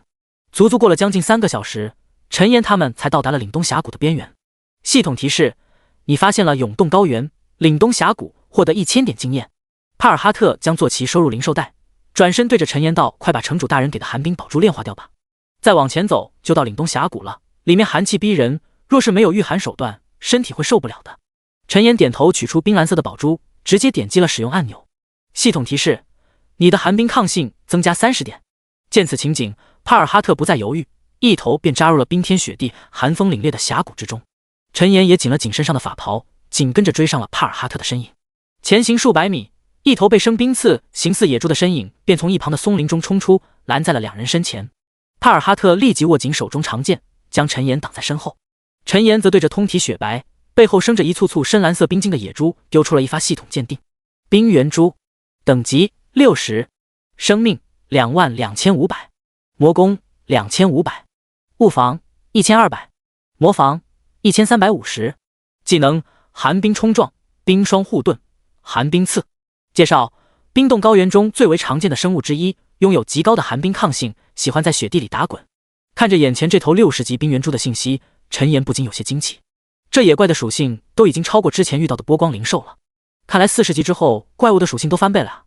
正当陈岩感慨万千时，那冰原蛛已经咆哮着冲了过来，漫天风雪飞舞，身高3米有余的冰原蛛如同一只雪球一般，直接在雪地里拉出一道深深的沟壑。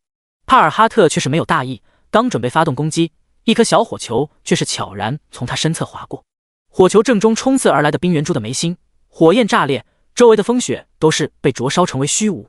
-51562，恐怖的伤害飘起，体型圆滚的冰原蛛瞬间倒在了雪地里，硕大的身躯将雪地压出一片凹陷，10几枚金币更是散落在周围的雪堆中。系统提示：击杀冰原蛛 LV60，越级经验加成500%，至高获得9000点经验。陈岩漫步穿过帕尔哈特的身影，将金币捡起后，顺手对着冰原蛛丢出亡灵复苏。第58章峡谷中的龙吟。不到刹那，一头浑身散发着点点寒霜的骷髅蛛便从倒地的尸体中钻了出来，其眼眶内2朵幽蓝色火焰燃烧，周围的雪花飘入其中，立即融化不见。系统提示：你获得了20点魂火。陈岩一愣，居然直接获得了20点魂火，这还是第一次见。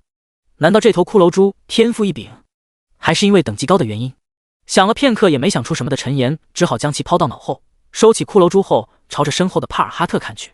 只见帕尔哈特正一脸惊疑地看着自己，似乎对自己刚才的表现感到不可思议一般。大哥，愣什么呢？赶紧出发呀！听到声音，帕尔哈特也是迅速反应过来，连忙快步来到陈岩身边道：不好意思，我们走吧。我刚刚发愣，实在是因为没想到陈岩你这么厉害。显而易见的，帕尔哈特对于陈岩的态度不再似之前如同看待一个晚辈那样，而是开始将他放在同一高度，当成可以信任以及一同作战的队友了。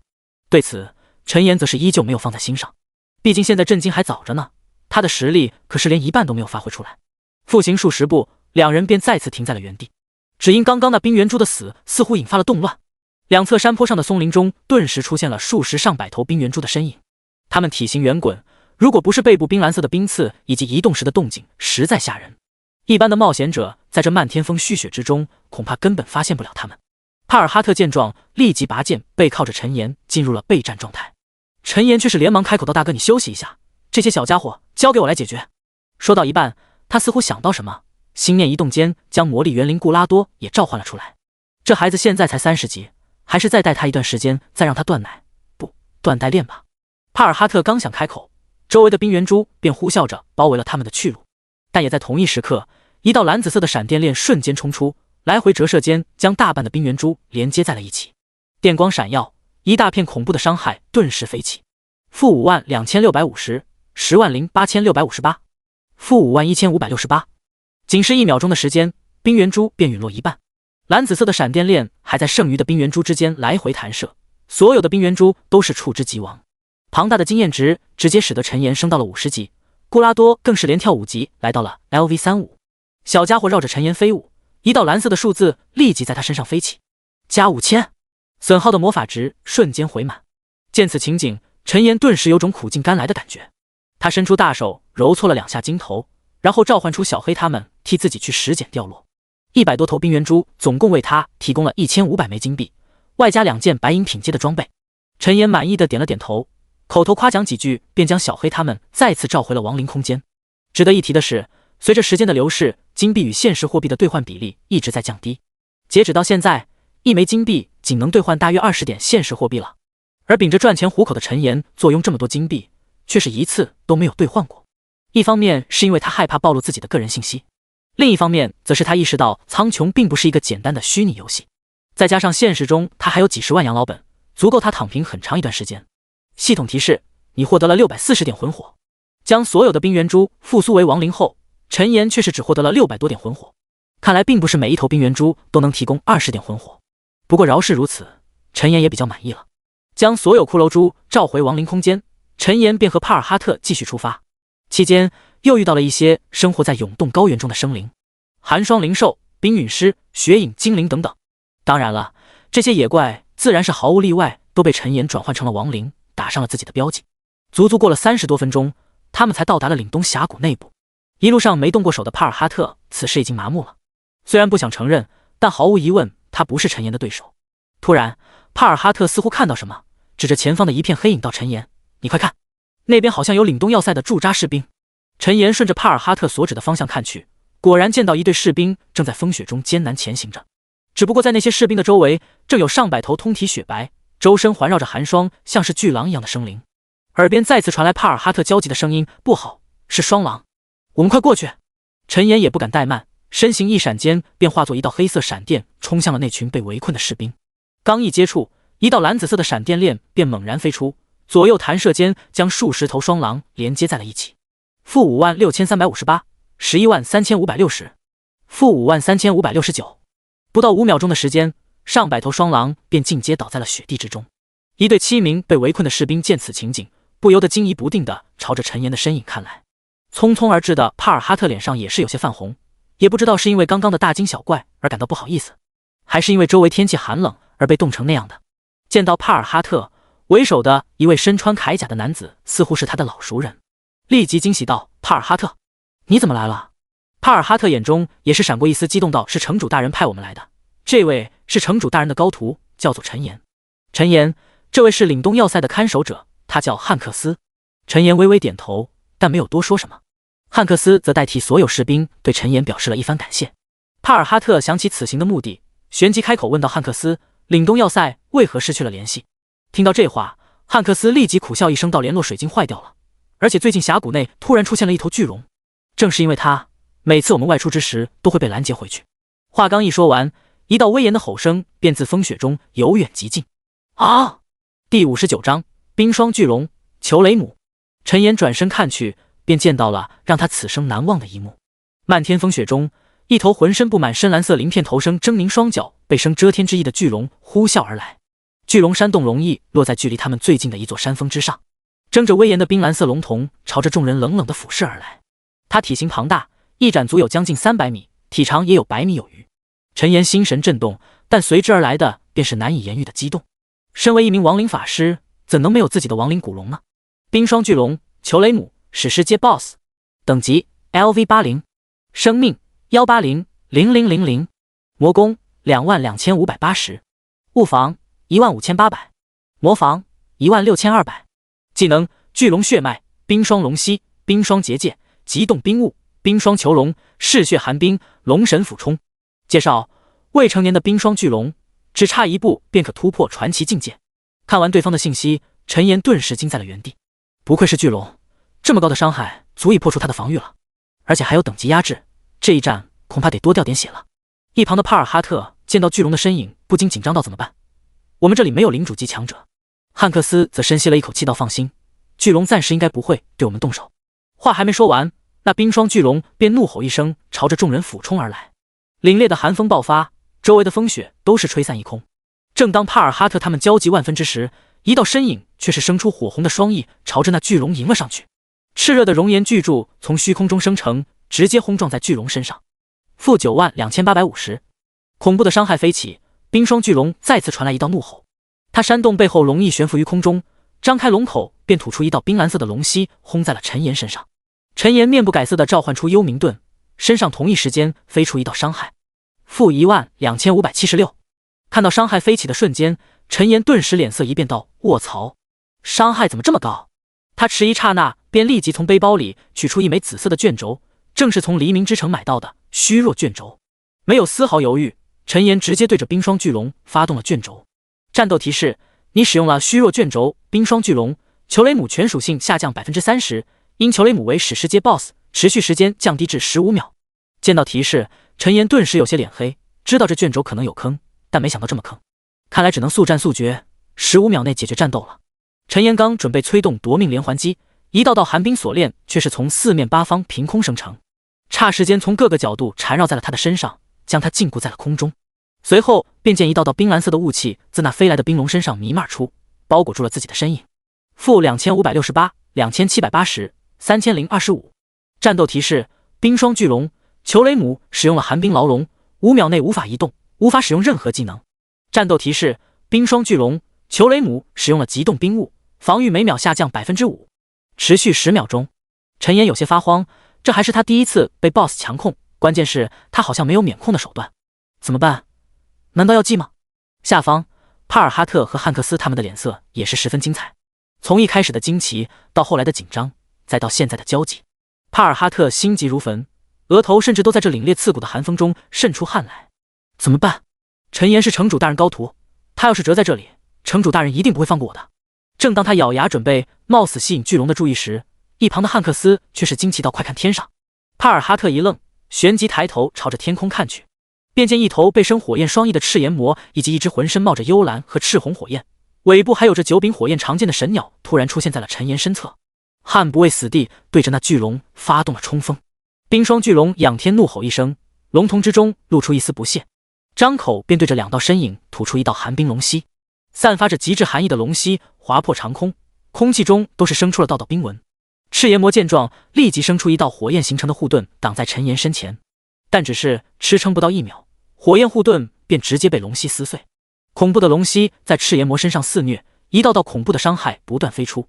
-72580， -89650， -93580。短短2秒钟的功夫，赤炎魔的血量便没了一半。要不是陈岩将他强化到了巅峰状态，恐怕早就陨落在冰霜龙息之下了。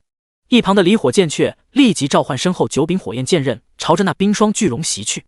-950、865、920。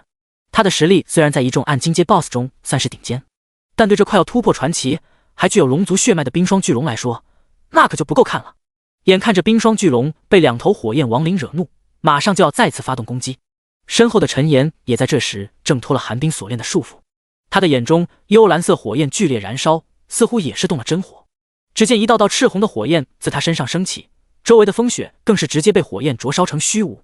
战斗提示：你使用了熔岩之力，全属性提升 50%， 所有火属性技能增强 100%。 断崖之剑，火红的流淌着岩浆的熔岩之柱冲出，一道惊人的伤害顿时飘出。-689536，将近70万的伤害直接使得冰霜巨龙的血量降到了 50% 以下。啊！冰霜巨龙眼中闪过无穷的怒火，身上的寒冰甚至出现了一丝血红之色。紧接着，他的身影骤然加速，顷刻间便划破空间，狠狠地撞到了陈岩的身上。-78750，陈岩被这股巨力冲撞着倒飞而出，直到砸落在一面山壁之上，掀起一阵冰雪才停了下来。他利用身后火焰之翼稳定身形，惊奇地看着不远处的巨龙。在他身上，一个大大绿色数字正在缓缓消散。+78750。第60章史诗 BOSS 首杀。战斗提示：冰霜巨龙使用了嗜血寒冰，接下来一击将无视防御并吸取全部伤害转换为生命。战斗提示：冰霜巨龙使用了龙神俯冲，对你造成 500% 魔攻伤害，你损失了78750点生命。陈岩深吸一口气，依靠着背后的火焰之翼重新回到了半空之中，与那冰霜巨龙遥遥对望起来。此时虚弱卷轴已经失去了作用，但陈岩已经有了必胜的把握。只见一道道火焰长剑自他身后浮现，所有的火焰长剑都是剑尖直指巨龙的身影。恐怖的高温直接将空间都灼烧出道道波纹，方圆数百米的风雪更是直接被灼烧一空。随着陈岩心神一动，18柄火焰长剑瞬间飞出，一柄接一柄的斩在了巨龙身上。-84516， 172808， -83950， 176950。冰霜巨龙怒吼声不断传来，但他却逃不脱火焰长剑的斩击。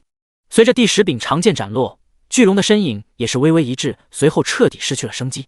庞大如同小山一般的身影朝着地面摔落，狠狠地在地面砸出一处深坑。紧接着便是一系列的系统提示传来。叮！击杀冰霜巨龙，裘雷姆 LV80， 越级经验加成，获得207万点经验。叮！你升到了 LV51， 你的属性发生变化。叮！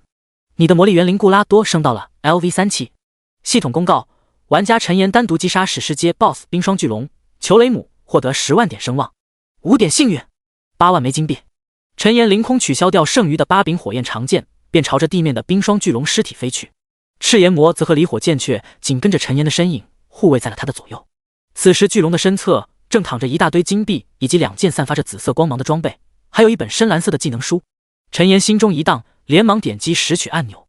系统提示：你获得了35805枚金币，冰霜守护之戒 X1， 冰霜巨龙权杖 X1， 冰霜牢笼技能书 X1。冰霜守护之戒，品阶史诗阶，力量加200，体质加200，智力加200，耐久100。冰霜守护，消耗500点魔法，释放一个抵消5万点伤害的护盾。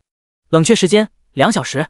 介绍：蕴含着冰龙祝福的戒指是无数冒险者梦寐以求的珍宝。需求等级60。看着戒指的信息，陈岩顿时眼前一亮，但看着需求等级60的字样，他又有种止不住想要骂娘的感觉。他现在才 LV51，想要提升到60级，除非特殊情况，否则恐怕至少还需要2天甚至3天的时间。这种能看不能用的滋味，真是让陈岩不好受。他将戒指放入背包，又查看起了权杖的属性。冰霜巨龙权杖，品阶史诗阶，魔攻10850，体质加500，精神加350，智力加350，耐久100。冰霜龙息，消耗500点魔法，对前方单体或10乘以10码范围内目标造成150%的寒冰伤害，冷却时间10秒。介绍：蕴含冰霜巨龙魔法的权杖，潜藏着恐怖至极的力量。需求等级60。得，又是能看不能用。毫无疑问的是，2件史诗阶的装备又上榜了，直接霸占了第1、第2的位置。陈岩点开技能书，查看之后没有犹豫，直接点击了学习按钮。冰霜牢笼 LV1，消耗500点魔法，召唤数道寒冰锁链禁锢目标，使其无法移动，无法使用任何技能。持续时间5秒钟，冷却时间30秒。标准的禁锢型技能，还多出了一个无法使用技能的特效。接下来便是最重要的重头戏了。陈岩胸口起伏，深深地呼吸了2口气。亡灵复苏，黑色的雾气不断涌入冰霜巨龙的尸体，所消耗的魔法值更是以肉眼可见的速度飞速下降。复苏领主及亡灵成功，从该领主以下7项能力任选其一：巨龙血脉、冰霜龙息、冰霜结界、嗜血寒冰、龙神俯冲。系统提示：你获得了53580点魂火。看到提示出现，陈岩才缓缓松了一口气。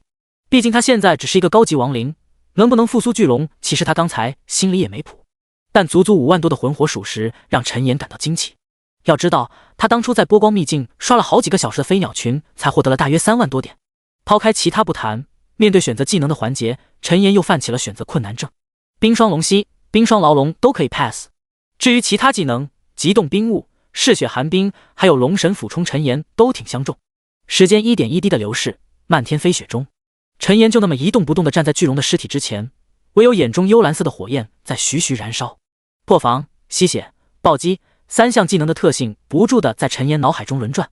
等等，陈岩将目光掠过3项技能，停在了选择技能之后的第一个技能上面，巨龙血脉。巨龙血脉能选择吗？有什么用？犹豫片刻，陈岩便一咬牙点在了上面，赌一把。其他技能虽然都很强力，但陈岩却有着更大的图谋。提示渐渐消散，下一刻，陈岩便感觉体内多出了一些什么东西。紧接着2道提示便接连响起。叮！获得巨龙血脉，全属性加500，所有元素抗性加50。叮！你的成长星级发生变化。陈岩震撼莫名，但不管怎么说，他好像赌对了。没等他查看自己的面板和新天赋，面前冰霜巨龙的尸体便出现了新的动静。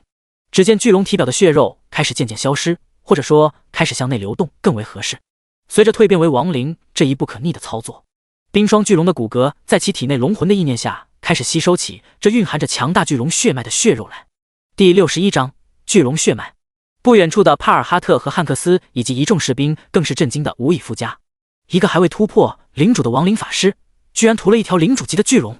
汉克斯眼中露出敬佩，低声呢喃道：“不愧是城主大人的高徒。”帕尔哈特也是心中有些复杂。第一次见面的时候，陈岩还没他厉害呢。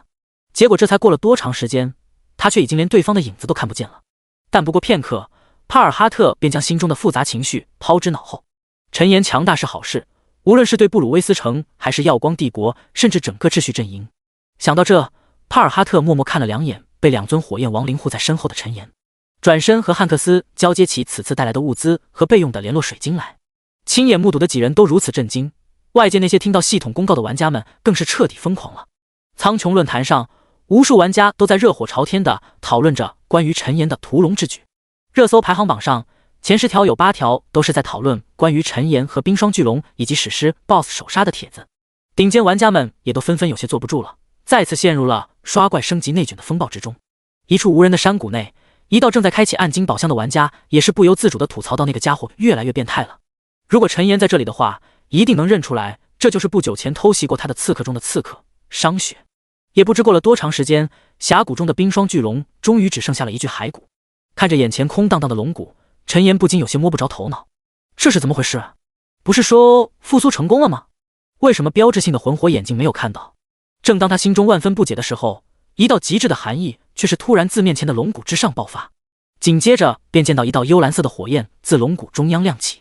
初始只有一团拳头大小的火焰，但不过2-3个呼吸之间，那幽蓝色的火焰便熊熊燃烧，遍布了大半龙骨。火焰蔓延，龙骨也开始晃动起来。随着火焰冲上龙首，在眼眶处亮起2团幽蓝火焰，庞大如同小山般的龙骨顿时仰天发出一声惊天的龙吼。啊！燃烧着幽蓝火焰的龙骨之一伸展，整个山谷的风雪都是被这股强大的气势清扫一空。更加奇异的是，明明眼前的古龙体内燃烧着幽蓝色的火焰，但是周围的峡谷却是变得越发寒冷了，甚至随着火焰的燃烧，周围的空间竟然都开始凝结出了一道道冰纹。正在这时，发泄完毕的亡灵古龙却是低垂龙首，向着陈岩看来。龙骨开合之间，一道低沉沙哑的声音便在峡谷之中响起：“裘雷姆参见主人。”陈岩一愣，旋即有些惊奇道：“你会说话？”裘雷姆龙首转动，再次回应道：“主人，大部分领主及生灵都能掌握沟通能力。”闻言，陈岩也只好接受了这一设定，同时也开始期盼起小黑他们什么时候能突破领主了。不得不说，这次行动，陈岩对于自己的收获很满意，不但收获了亡灵法师最重要的标志性亡灵冰霜古龙，还阴差阳错获得了强大的巨龙血脉。巨龙血脉，血脉技能可逐步领悟冰霜巨龙种族技能，冰属性技能威力增加 100%， 初始血脉浓度 1%， 每升1级血脉浓度提升 1%， 达到 100%可获得变身冰霜巨龙的能力。特殊的血脉技能让陈岩有些血脉奋张，原因无他，领悟冰霜巨龙技能，冰属性技能翻倍，还能变身巨龙，每一条单独拎出来都足以让普通玩家疯狂。最重要的是，因为这一特殊技能，他不仅获得了全属性加500以及全元素抗性加50的奖励，成长星级更是相比之前发生了天翻地覆的变化。力量200，体质300，精神300，智力200，敏捷200，足足数十倍的差距让陈岩差点激动的昏过去。看到如此变态的成长星级，他只能说：“我以后不做人了。”感慨片刻，陈岩缓缓回过神来，事情已经解决，是时候回去了。想到这，他直接将裘雷姆火力以及赤炎魔召回亡灵空间，然后朝着帕尔哈特所在的位置走去。刚一走近，面前便弹出一道提示：系统提示，帕尔哈特好感度加30，目前好感度60，尊敬。陈岩微微一愣，但随即开口说道：“大哥，我们回去吧。”帕尔哈特老脸一红道：“陈岩，你以后还是直接叫我名字吧，我的实力。”他话还没说完，陈岩便开口打断道：“这是什么话？说叫你大哥就是大哥？你年长于我，让我直呼你的名字，那像什么话？”说着，他拿出传送水晶，伸手搭在帕尔哈特肩膀上道：“走吧，大哥，我们直接传送回去。”下一刻，传送水晶爆发出强烈的光芒，陈岩和帕尔哈特的身影便消失在了原地。大殿之中，依旧只有克莱伊一人的身影。见到陈岩和帕尔哈特，克莱伊也是抬起了头颅。当他看到陈岩时，眼中的惊奇之色一闪而逝。帕尔哈特则上前一步道：“城主大人，凛冬要塞失联原因乃是因为一头领主级的巨龙，要不是陈岩他，恐怕这次我们就回不来了。”克莱伊点头笑道：“事情我已经知道了，你们做得很好。帕尔哈特，你去找扎克商量一下德雷亚小镇的物资，然后直接回去吧。”听到这话，帕尔哈特朝着克莱伊微微一礼，又向陈岩点了点头后，便转身离开了大殿。大殿中再次只剩陈岩和克莱伊。克莱伊漫步来到陈岩身边，上下打量一番之后，才缓缓开口道：“小岩子，想不到你这么大胆，居然获得了巨龙血脉。”陈岩被这么一说，顿时有些紧张道：“师傅，这样有什么不妥吗？”克莱伊笑着摇了摇头道：“没什么不妥，只是如果就这么大摇大摆的出去，肯定会引起那些家伙的轰动，而且要是被龙族发现的话，肯定不会善罢甘休的。”第62章冰与火之歌。闻言，陈岩也是有些后怕，但他随即想到什么，笑着开口说道：“师傅，您这么说，肯定是有办法解决的吧？您就不要藏着掖着了，赶紧帮徒弟解决后患之忧吧。”克莱伊伸手轻抚白须，睁眼斜睨了一眼陈岩道：“你这小子真是越来越火急火燎了，站着别动，为师现在就帮你隐藏巨龙血脉气息。”话音刚落，一道道幽蓝色的符文便出现在了周围，那些幽蓝色的符文变换，渐渐形成一座繁奥复杂的阵法，将陈岩笼罩在了其中。1秒2秒，足足过了将近1分钟，阵法才缓缓消散。陈岩没有得到任何提示，但他却感觉好像有哪里变得不一样了。克莱伊的声音响起：“好了，除非距离巨龙十分接近，否则他们是感应不到你身上的龙族血脉的。”说到一半，他似乎又想起什么，转而开口道：“还有那亡灵古龙，如果召唤他助阵的话，小心将其他的巨龙吸引过来。”陈岩却是不禁反喜道：“那不正好，来一个我杀一个，来一对我斩一双。”到时候直接组建一支亡灵古龙大军。刚一说完，克莱伊便瞪了他一眼，道：“你小子不可如此张扬。巨龙在秩序阵营之中同样是不可缺少的一方势力，如果跟他们关系闹得太僵，到时候把龙族长老们惹出来，我也保不了你。”陈岩撇了撇嘴，但还是应声点头道：“我知道了，师傅。除非他们主动招惹我，否则我不会再去猎杀他们了。”克莱伊见状也是微微颔首道：“不错，还不算太笨。还有，这段时间抓紧提升到领主级的境界。再过几天会有一个超大型的秘境开放，到时候很多领主级的天骄都会前往。”陈岩听到之后，顿时有种迫不及待的感觉。要知道，秘境这种东西，那可谓是宝藏聚集地。上次他的沉沦之章就是在波光秘境里面找到的。又和克莱伊闲聊了一会，陈岩便回到自己房间，退出了游戏。毕竟经过一晚上的奋战，现在也该到了吃早饭的时候了。而且不知道怎么回事，他竟然有种十分饥饿的感觉。刚一摘下头盔，陈岩就吓了一大跳。只见他床上竟是莫名湿了一大片。看着床单上的大滩水渍，陈岩的表情顿时变得无比精彩。这是怎么回事？难道尿床了？不可能啊！这种情况就像是身体出了很多汗，然后将床单浸湿的一般。但按常理来说，出这么多汗，恐怕早就脱水而死了。正在这时，陈岩发现床单的边缘有着一些冰屑和烧焦的痕迹。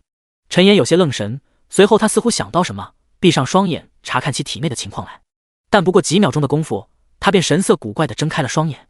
只因他的心脏处赫然盘踞了一冰一火两道能量，并且两道能量还在随着心脏的跳动，朝着他的四肢百骸不断地输送着寒冰和火焰。奇异的是，他并没有感受到任何寒冷或者炽热，而且那些冰霜和火焰竟然没有对他体内的五脏六腑产生伤害，反而像是在不断地增强他的体质一般。陈岩一脸茫然地推开房门，来到客厅，顺势便倒在了松软的沙发上。他仰头望着天花板，思考着体内冰火能量的来源。冰属性很好理解，除了冰霜巨龙血脉之外，应该没有其他罪魁祸首，不对，始作俑者了。但火属性的能量却是让陈岩有些匪夷所思。难道是和古拉多契约的原因？不对啊，他昨天就契约了。或者是因为断崖之剑 SSS 及唯一技能的因素？纠结许久的陈岩也没有想出个所以然，索性他便摇头，将这些杂乱的思绪抛之脑后，转而再次查看其体内的冰火能量来。不管怎么说，能获得两种新的能力总归是一件好事。而且看样子冰与火并没有在他体内发生争斗，反而异常的融洽。观察片刻，陈岩又惊喜万分地睁开了双眼。通过仔细的观察，他已经掌握了体内冰火能量的运用，已经可以将其释放出体外，从而发动冰火之力了。陈岩一个鲤鱼打挺坐起身来，伸出双手摆在面前。下一刻，便见到他的左手冒出冰霜寒气，右手燃烧起了赤红的烈焰，冰霜升腾，渐渐形成了一条散发着寒意的小龙，并且那小冰龙在脱离陈岩身体之后，依然可以按照他的心意自由移动。看着不断绕着自己盘旋的冰龙，陈岩又将目光转移向右手上燃烧着的熊熊烈焰。烈！一道清脆的凤鸣声响起，紧接着便见到陈岩燃烧的手掌之上，一只火红的凤鸟舒展羽翼从中诞生，火凤扇动翅膀便追上了冰龙的身影，一起环绕着陈岩飞舞起来。见此情景，陈岩嘴角不禁露出一丝微不可察的笑容。不过虽然这冰龙火凤看上去威风凛凛，神意非凡，但其实它们只是徒有其形，其威力还远远没有达到可以让人忌惮的地步。又实验了片刻冰火之力，陈岩便换好了衣服下楼吃饭，体内诞生了新的力量，所消耗的能量自然得补回来。20分钟后，楼下早餐店最里面的餐桌上已经摆放了足足8屉蒸笼，4个空碗，还有3盘吃的，只剩一些酥皮渣的饼盘。陈岩心满意足地抽出湿巾擦了擦嘴巴和双手。吃了这么多热乎的早餐，刚刚的饥饿终于止住了一些。他拿起手机再次走向点餐台，全然不顾周围人异样的目光，张口说道：“阿姨，再来6笼肉包，3张肉盒，2碗胡辣汤，打包带走。”负责收银的阿姨眼中不禁露出一丝惊奇之色，道：“乖乖，吃太多了，身子会受不住的。”说着，他还不由自主地用一种担忧的眼神上下打量了一下陈岩鼓起的腹肌。陈岩微微一笑，应声回答道：“放心吧，阿姨，我已经吃饱了，这是给我家人带的。”从早餐店回来，陈岩光速将所有打包的食物全部消灭，然后又将湿透的床单丢入无声干燥洗衣机，换上新的床单之后，戴上头盔，再次进入了游戏。第63章火龙树。刚一进入游戏，面前便弹出一道提示：系统提示，你有一条新的留言未查看，点击进入对话框。陈岩点开一看，发现是之前买技能书时加的第一个好友一缕清风。对话框里只有一张技能截图：火龙树，消耗500点魔法召唤一条火龙，对前方单体或10乘以10范围内目标造成250%的火焰伤害，并在后续5秒内每秒造成10%的烧伤伤害。冷却时间30秒。需求职业：法师、召唤师、德鲁伊。看着眼前的技能截图，陈岩顿时眼前一亮。他现在正缺火属性技能，想不到对方就主动给他送上门来了。想到这，他没有犹豫，直接给对方发了一个微笑的表情。不到2秒钟，对面便传来了新的消息：大佬，售价3000金币，您看怎么样？看到对方要价，陈岩缓缓陷入了沉思。现在金币越来越贬值，一枚金币顶多值5点现实货币，3000金币差不多就是现实货币15000的价格。虽然比之前贵了数倍不止，但这个技能冷却短，伤害还高，比起市场价来说，应该已经算是很便宜了。思考完毕的陈岩便直接回复了对方一个 OK 的手指标志，随后面前便弹出一道交易提示。系统提示：玩家一缕清风正在用火龙术技能书与你交易3000金币，是否同意？同意。刚一点击按钮，一道系统提示便再次弹出。叮！你获得了火龙术技能书 X1。确认收获的陈岩并没有急着退出，反而询问起了对方是在哪里找到的技能书。一缕清风也没有隐瞒，直接给出了回复，说是在维苏威火山附近的宝箱中开出来的。听到这，陈岩顿时有些惊讶。维苏威火山可是 LV60、LV90 的炼级区域，想不到对方居然如此胆大。但与此同时，他也起了去火山查看一番的心思。毕竟那里应该是火属性怪物的聚集地，说不定会隐藏一些强力的火属性 BOSS。关掉对话框，陈岩便推门而出，朝着大殿之内走去。出发之前，当然得先给师傅请个安，顺便看一下有没有任务可以领取。无奈的是，克莱伊直接将陈岩赶了出来，理由是他正在忙，让陈岩自己出去玩，不要烦他。吃了个闭门羹的陈岩也没有放在心上，直接出了城门，朝着维苏威火山的方向而去。火山位于布鲁威斯城东部，中间还横跨着一处叫做腾布拉的大草原。陈岩背后生着火焰之意，直接选择飞行前往。足足过了1个多小时，他才远远的看到了火山的影子。远远望去，庞大的火山如同一只沉睡的巨兽，火山口内流淌着橙红色的岩浆，看上去就像是遗落人间的黄金宝藏一般。陈岩煽动背后火焰之意，缓缓朝着山口处降落而去。火山口是一大段黑灰色的熔岩背，其中还夹杂着一些如同树根一般的赤红色的岩浆河流。除此之外，火山上还生长着一些奇异的燃烧着火焰的植物。岩浆河流边则有着一些如同蜥蜴，但背部却有着道道赤红色裂纹的野怪。它们趴在岩浆河流边，用粗糙的利爪捕捞着河流中一种长着鱼鳍的蝌蚪一般的生灵。陈岩刚一落地，几只熔岩蜥蜴便朝着他所在的位置围了过来。地岩火蜥，等级 LV60， 生命21800，魔攻2350，物防1200，魔防1080，技能地岩突刺，火焰冲锋，烈焰咆哮。介绍：维苏威火山数量最多的霸主，喜欢欺负火山中其他弱小的生灵。陈岩看得好笑，好一个欺负弱小，今天就让我来好好惩罚一下你们这些恶霸。只见一道蓝紫色的闪电飞出，瞬间将数十头地岩火蜥连接在了一起。-56916， 114658， -57580。不到3秒钟的功夫，围上来的近100头的岩火蜥便全都倒了下去。而陈岩也是短短片刻便直接获得了60万点经验，看着经验条肉眼可见的增加了1/3，陈岩不禁感慨万千道：还是越级刷怪升级快啊！对了，赶紧把古拉多放出来再带一回吧。说着，一头火红的小金鱼便从虚空中浮现，出现在了陈岩的肩侧。不远处的地岩火蜥见到同伴倒地，顿时怒吼着朝着陈岩所在的位置奔袭而来。陈岩扫视四周，发现这地岩火蜥的数量简直多到吓人，因为它们皮肤和熔岩被极为相似，刚才不动还好，这一动弹，好家伙，看数量只怕有数千头地岩火蜥都在这一片区域活动。不愧是维苏威火山数量最多的霸主啊！陈岩似乎想到什么，心念一动间，周围顿时出现了一道道黑色的雾气漩涡。这种大好机会，当然要带上小黑他们一起升级才是。小黑、格兰特、火狸、裘雷姆、壮壮，还有赤炎魔和双头魔狼也都被放了出来。不用多说，7位大将便各自占据一方，扫荡起了周围的地岩火蜥。陈岩也瞄准一群来袭的火蜥身影，挥动手中黑夜手杖，便发动了刚刚学会的火龙术。只见一道火焰漩涡自他身前缓缓浮现，下一刻，一头火焰长龙便呼啸着朝着前方的地岩火蜥冲了过去。与真正巨龙不同的是，这头火焰长龙只有头部有着龙首的形状，身子则完全由一道长长的火焰流星形成。火龙在一众地岩火蜥之间肆虐，片刻间便又有数十头火蜥被夺去了全部生机。负75958， 152657，负153691。地眼火蜥倒下的瞬间，一旁的固拉多身上便闪过一道金光。系统提示：你的魔力园灵固拉多升到了 LV38。升级的固拉多立即扇动鱼鳍，发出一声欢快的幽吟，绕着陈岩转了一圈后，对着他丢了一个魔力之源，加5000。蓝色的字样飘起，刚刚损失的魔法瞬间被回满。有固拉多作为后盾，陈岩释放起技能来更是肆无忌惮。第64章，无手地眼火蜥，断崖之剑。只见一大片熔岩之柱轰然自地眼火蜥群之中拔地而起，顷刻间夺去了上百头火蜥的生机。负157860， 159586， 312688。这还没完，陈岩又召唤出18柄火焰长剑，心念一动，火焰长剑便化作一道洪流，冲向了地眼火蜥群。每一柄火焰长剑都携带着惊人的威势，那些火蜥更是触之即死，而且火焰长剑更是能够持续45秒之久。这45秒的时间，每一秒都有数十头火蜥陨落在火焰之剑下，而陈岩的经验更是如同坐火箭一般飞速攀升，几乎是每隔10几秒他就能升上一级。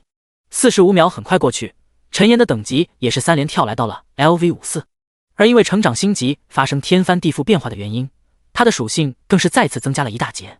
力量7408加760，体质37000加760，精神37030加825，智力19236加835，敏捷7088加660。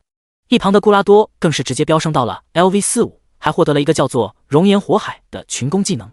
不仅如此，陈岩他们都已经消灭至少3000头地眼火蜥了，可周围火蜥的数量却是丝毫不见减少，反而有种正在持续增多的迹象。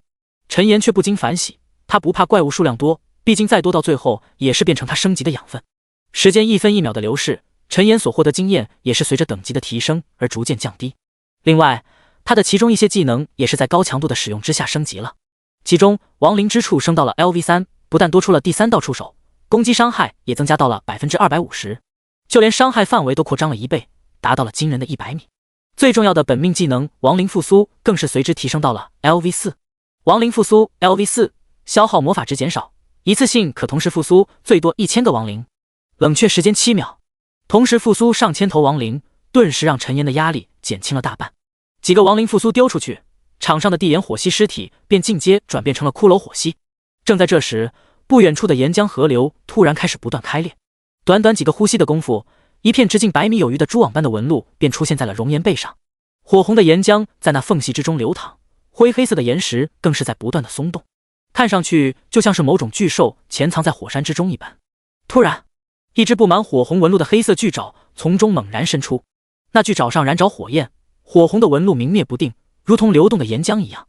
大地震颤，巨爪的主人弓着腰自熔岩背中露出身形，并且在飞速的升高着，不断有岩浆和灰黑色的岩石碎块自那巨兽的身上掉落。在陈岩惊奇的目光之中，那像是周围地眼火蜥的首领的巨兽居然抬起了5只龙首一样的头颅，只不过那5只龙首看上去却是比龙首狰狞多了。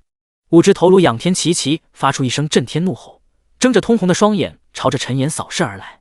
无手地眼火蜥，奥古斯汀，史诗阶 BOSS， 等级 LV80， 生命1500000，魔攻17580，物防10560，魔防10870。技能：熔岩突刺、烈焰咆哮、熔岩星陨、熔岩流域、岩之守护、熔岩回流、熔岩喷发。介绍：维苏威火山的霸主，拥有引动火山喷发的恐怖力量。见此情景，陈岩却是微微松了口气，还以为是什么了不得的 BOSS， 原来只是史诗阶而已。而且同等级下，裘雷姆要比他强多了。陈岩有心试探这5手地眼火蜥各个技能的作用和威力，因此并没有着急灭杀对方，反而是召集周围的几位大将朝着他围攻而去。火力煽动火焰之翼率先发动攻击，背后9柄火焰长剑飞出，接连斩在地眼火蜥5颗兽首之上。负6580， 12680，负6821。刚刚击杀地眼火蜥的经验让他也升到了 LV50， 属性各方面也都增强了不少。一旁的小黑和格兰特还有赤炎魔以及壮壮他们也都各施手段，5手火蜥的血量顿时下降了一截。被众多 BOSS 围攻，5手火蜥不禁再次仰天发出声声怒吼。紧接着5颗兽首上火红的岩浆纹路亮起5道炽热的岩浆吐息瞬间倾泻而出，周围的大地上更是不断有炽热的熔岩之柱拔地而起。仅是一个照面，小黑和赤炎魔他们就纷纷血量大降，但这也是无可避免的，毕竟他们目前也只有暗金阶的实力而已。陈岩看准时机，不慌不忙地丢出一发亡灵祝福，将几位大将的生命值拉回了一些。这时无手火蜥身上的熔岩纹路又开始亮起光芒，随着一道道此起彼伏的怒吼声不断传来，天空中赫然出现了数颗散发着炽热气息的熔岩流星。这还没完，在陈岩惊奇的神色之中，周围的空中竟然出现了一道道岩浆河流，那些炽热的岩浆河流如同树状一般沿着四周蔓延开来，所过之处，刚刚转换成亡灵的地岩火蜥们瞬间毙命。负18509 37651，负19256。陈岩看着周围漂浮在空中如同一幅火焰画卷般的岩浆河流，眼中幽蓝色的火焰顿时越来越旺盛。这技能有点小帅啊。虽是这么想，但陈岩也没有急着出手，而是继续观测无手火蜥剩余的几个技能。很快，在众多大将有序不稳的围攻下，无手火蜥剩余3个技能也纷纷暴露在了陈岩的眼皮底下。岩之守护乃是一个护盾技能，熔岩回流则是吸收周围的熔岩河流，从而恢复生命值。最后的熔岩喷发是在周围形成数座小型火山，从而爆发岩浆，对四周产生强大伤害。心中已有选择的陈岩不再留手，直接发动熔岩之力以及数发断崖之剑，解决了无手火蜥。随着亡灵复苏丢出，系统提示也一同弹出，复苏领主及亡灵成功，从该领证以下7项能力任选其一。第65章熔岩之心。看着面前7个散发着火红光芒的技能，陈岩没有犹豫，直接选择了熔岩流域。熔岩流域 LV1， 消耗1000点魔法召唤浮空的岩浆河流，对周围100乘以100范围内目标造成200%的火焰伤害，并在后续10秒内每秒损伤10%的灼烧伤害，冷却时间5分钟。虽然熔岩喷发威力也很强，但是熔岩流域的技能效果帅多了。一想到以后自己挥手间释放出一道道漂浮在空中的岩浆河流，陈岩的心中就不禁闪过浓浓的激动之色。这时成功复苏为亡灵的奥古斯汀也是吸收完残余的血肉，出现在了陈岩面前。漆黑的骨骼上刻画着道道岩浆般的纹路，身上更是燃烧着熊熊的赤色烈焰。相比之下，成为亡灵的奥古斯汀居然比之前更多了一丝凶猛。看着眼前5颗骸骨兽手中燃烧着的幽蓝色火焰，陈岩顿时有种莫名震撼的感觉。他有种感觉，这5手火蜥恐怕以后还能一直进化下去，说不定以后会长出6手、7手甚至8手。没等他一想完毕，一道浑厚的声音便在空中响起：“奥古斯汀，参见主人。”陈岩微微一怔，随后反应过来是眼前的亡灵5手火蜥在说话。他朝着奥古斯汀点了点头，简单沟通了2句，便闷头查看起了自己此行的收获。但是奥古斯汀自己就为陈岩提供了3万多点魂火，此外其余1万头左右的地岩火蜥同样为他提供了6万多点魂火，这也让陈岩的魂火正式突破了40万大关，即将迈入50万的行列。魂火47万2589。至于此次收获的1万多点属性，则是被陈岩平均分配到了5位之上。加上陈岩击杀奥古斯汀后升到 LV59 的等级，他的属性也是再次到了一个新的高度。力量10420加760，体质40500加760，精神40530加835，智力22350加835，敏捷10088加660。看到自己全部破万的5维属性，陈岩隐藏在黑雾之下的嘴角也是不由自主地勾了起来。我现在差不多应该算是一个暗金阶的 BOSS 了吧？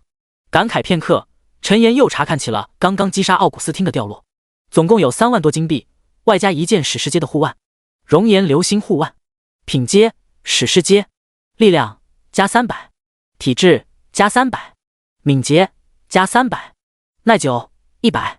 熔岩流星消耗500点魔法召唤5道熔岩流星，对前方50乘以50范围内目标造成300%的伤害，冷却时间30分钟。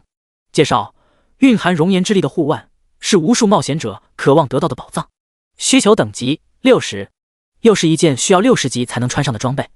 LV59 的陈岩不禁有种欲哭无泪的感觉。正当他想着继续刷怪赶紧升到 LV60 的时候，一旁的顾拉多却是突然有了动静。只见他绕着陈岩不断飞舞，一边还朝着火山口的方向发出阵阵催促的幽吟。陈岩神色古怪道：“顾拉多，你有什么事吗？”话音刚落，一旁的5手火蜥就开口道：“主人，他应该是感应到火山之中的熔岩之心了。”熔岩之心？陈岩不由一愣，那是什么东西？5手火蜥眼中火焰燃烧，缓缓开口说道：“每一座火山中都有熔岩之心，它是支撑火山经久不息的存在。熔岩之心对于火属性生灵拥有极其强大的效果，甚至可以提高他们的生命层次。听到这，陈岩顿时眼前一亮道：“还有这种好东西！”奥古斯汀，你知道熔岩之心在什么地方？奥古斯汀无手晃动，再次回应道：“当然知道，但是那里温度极高，甚至一些火属性生灵都可能会被活活烧成焦炭。”没等他说完，陈岩便开口道：“带我们去。”闻言，奥古斯汀不再劝说，转身朝着火山口的方向缓缓走去。陈岩则召唤黑雾，将所有的地眼火系亡灵收进亡灵空间，这才招呼迫不及待的顾拉多和小黑他们跟上了奥古斯汀的脚步。越往前走，周围的温度也就越高，甚至到了火山口的边缘，就连陈岩身上都开始掉起血来。-500、500、500。陈岩心中惊奇，要知道他的火属性抗性可是已经达到了80点之多。他朝着下方望去，入眼是橘红色与金黄色相交织的火海，其中还不断的冒着滚烫的气泡和热浪，空间都是被这股恐怖的高温灼烧出了道道扭曲的波纹。他吞咽了一下唾沫，第一次近距离接触火山，他的心中多少有一些紧张。这时他似乎想起什么，转身朝着身后看去，几位大将都是有些支撑不住，身上的血量也都开始哗哗的往下掉。唯有裘雷姆和奥古斯汀的情况还算好些，再怎么说他们也是领主级的存在。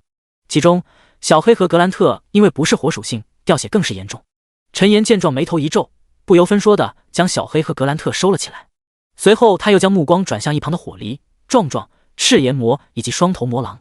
沉吟片刻，陈岩还是没有将他们收回，毕竟他们也都是火属性的存在，说不定待会可以在下面得到一些机缘。想到这，他不再犹豫，对着不断飞舞的顾拉多和一众大将道：“我们下去。”话音刚落，顾拉多便率先挥动鱼鳍，钻入了滚烫的岩浆之中。第二个下去的则是壮壮，虽然他只有黄金品阶，但他之前就生活在岩浆之中，因此在他跳下去之后，竟有种如鱼得水，回到了家一般的感觉。赤炎魔和火狸也都没有停留，不分先后的进入了岩浆之中。只有双头魔狼看上去有些胆怯，但他也没有犹豫多久，吼叫一声，同样跳了下去。裘雷姆则主动要求回到亡灵空间，陈岩也没有拒绝，直接召唤黑雾将他收了回去。做完这一切，陈岩朝着一旁的奥古斯汀点了点头，随后便一头扎了下去。第66章炎魔明确熔岩领主。刚一进入，陈岩的视线便被一片赤红的世界笼罩，他的面前更是弹出一道紧急提示：系统提示，你已进入岩浆区域，每秒损失2000点生命。陈岩有些惊讶，但没等他多想，耳边便传来一道巨物落水的声音，紧接着奥古斯汀的声音便再次响起：“主人，熔岩之心位于火山底部，请随我来。”说着，陈岩便见到奥古斯汀朝着下方急速坠去。陈岩眸中幽蓝色火焰跳跃，连忙跟上了奥古斯汀的身影。同时，为了避免装备损毁，他直接将身上的装备全都收了起来。向下大概游动了100米距离，陈岩便看到了双头魔狼的身影。虽然已经成为了亡灵，但他此时的情形看上去一点也不好受。只见其黑色的骸骨上出现了道道红色的裂缝，其中一些骨头更是被周围的岩浆熔炼成了虚无。陈岩迟疑片刻，在双头魔狼身边开了一道黑色的漩涡。如果他想，随时可以回到亡灵空间之中，但出乎陈岩意料的是，这家伙似乎很有骨气，依旧在滚烫的岩浆中坚持着。见到这一幕，陈岩也不再多说什么，再次游动身躯朝着下方的岩浆底部而去。越往下，周围的温度也就越炽热，陈岩身上的烧伤更是从2000蹦到了4000点。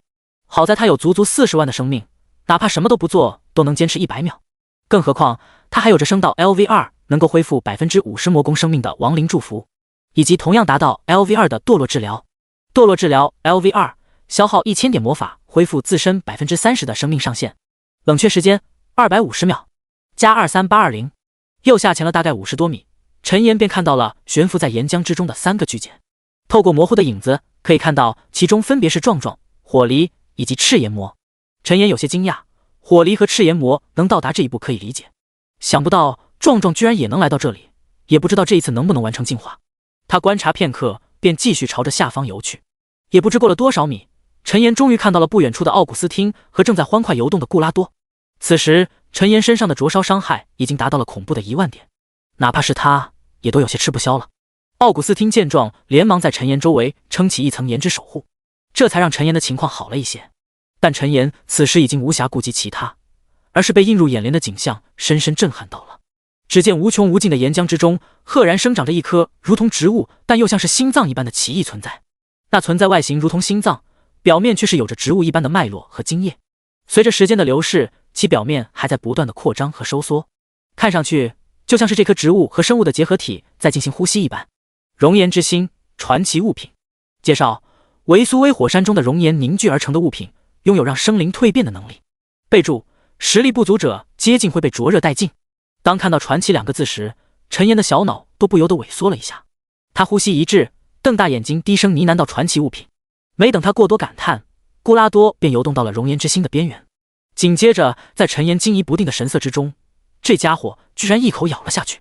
陈岩神色一紧，身体竟同样不由自主地朝着熔岩之心飘去。刚一靠近，陈岩身上便出现一道道恐怖的伤害。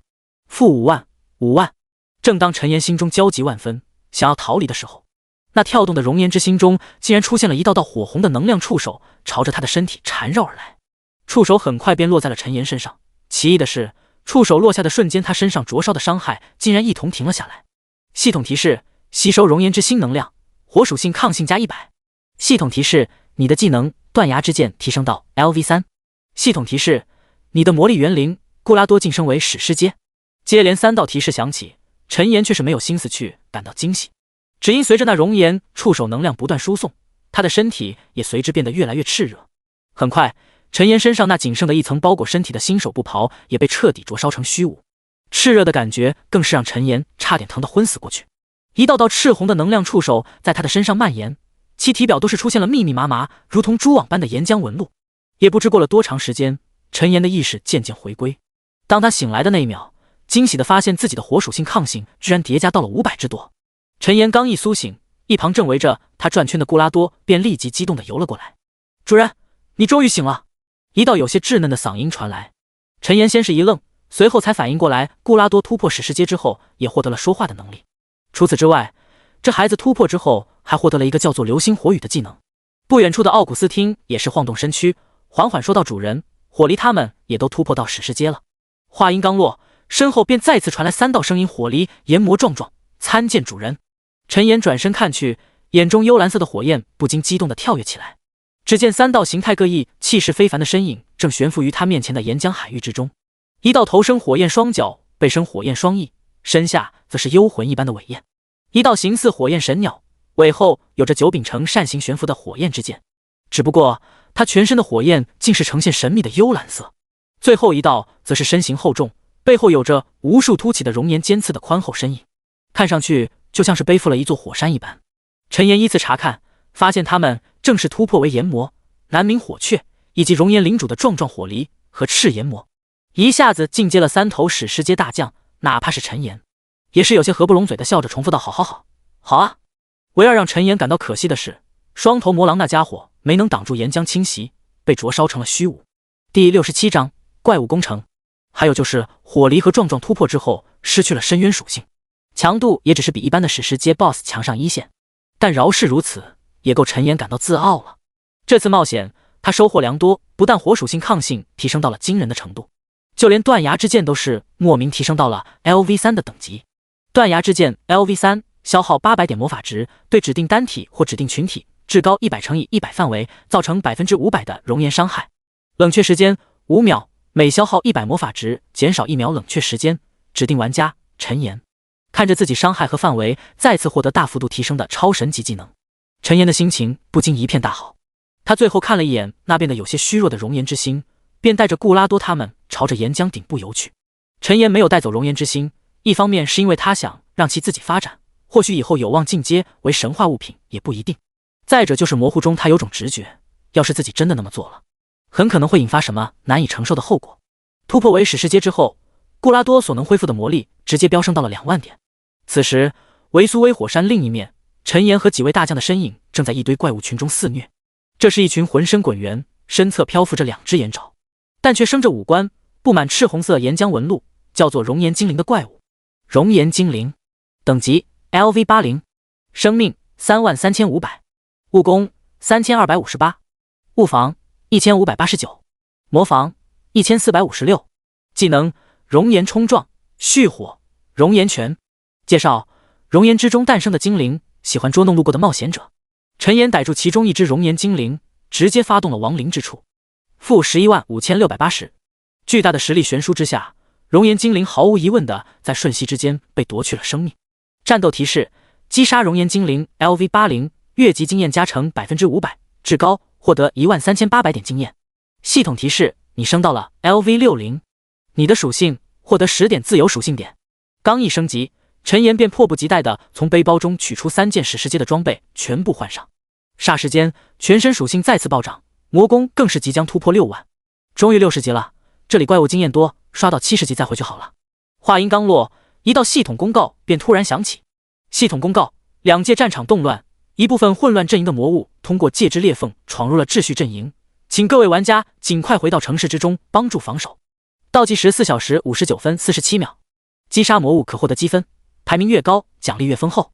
听到系统公告，握着冰龙权杖的陈岩不禁愣在了原地。过了片刻，他才反应过来，男生道这是怪物攻城。紧接着，陈岩脸上顿时露出一抹惊喜之色。毕竟这是第一次系统组织的大型活动，想来奖励肯定会非同一般的丰厚。不过倒计时还有将近5个小时，足够他再刷上一回了。想到这，陈岩不再墨迹，召唤出一道闪电链，再次收割起了熔岩精灵的生命。唯一让陈岩感到可惜的是，这熔岩精灵并不能复苏成亡灵。苍穹论坛上所有的帖子也都彻底沦陷，到处都在讨论着苍穹世界第一次版本活动。目前大多数玩家的等级基本上都已经到了 LV20 以上，少部分玩家更是达到了 LV30。想来这次怪物攻城活动之后，其中一部分玩家应该能突破到 LV40，成为第一批2次职业转职的顶尖高手。一时间，所有玩家都是放下了手中的任务和练级，纷纷开始朝各自的主城赶去。一处金碧辉煌、圣洁典雅的大殿之中，数道身穿白袍的身影正围立在一颗漂浮在空中的棱形水晶四周。其中一位瘦长马脸、面容淡漠的中年男子率先开口道：“那些冒险者等级才不过20多级，这么早就开启魔物入侵，是不是太冒险了？”一旁一位身宽体胖的中年男子闻言，立即出声回应道：“怕什么？反正他们只是魂体降临，就算死了也可以重新复活。两界战场那边压力越来越大，必须让这些冒险者尽快成长起来。”其余身影闻言也都是纷纷附和道：“没错，这次放过来的魔物数量也不算多，那么多冒险者一起对付，应该没什么问题。”听到这些话，刚刚的马脸男子也只能微微点头道：“既然如此，那就希望这次能出一些好苗子了。”布鲁威斯城外，此时城门外已经有不少玩家等待了。虽然布鲁威斯城只是耀光帝国一座2级主城，但是它得天独厚的地理位置却是让很多玩家都选择了入住，人气排名上更是与一些普通的1级主城都不相上下。人群中，一位骑着白狼、坐骑身穿法袍的少女正一边为白狼编着毛发，一边和身旁的几位玩家闲聊：“太好了，我刚刚升到33级就来了怪物攻城，这不摆明了让我们赶紧升到40级2转吗？”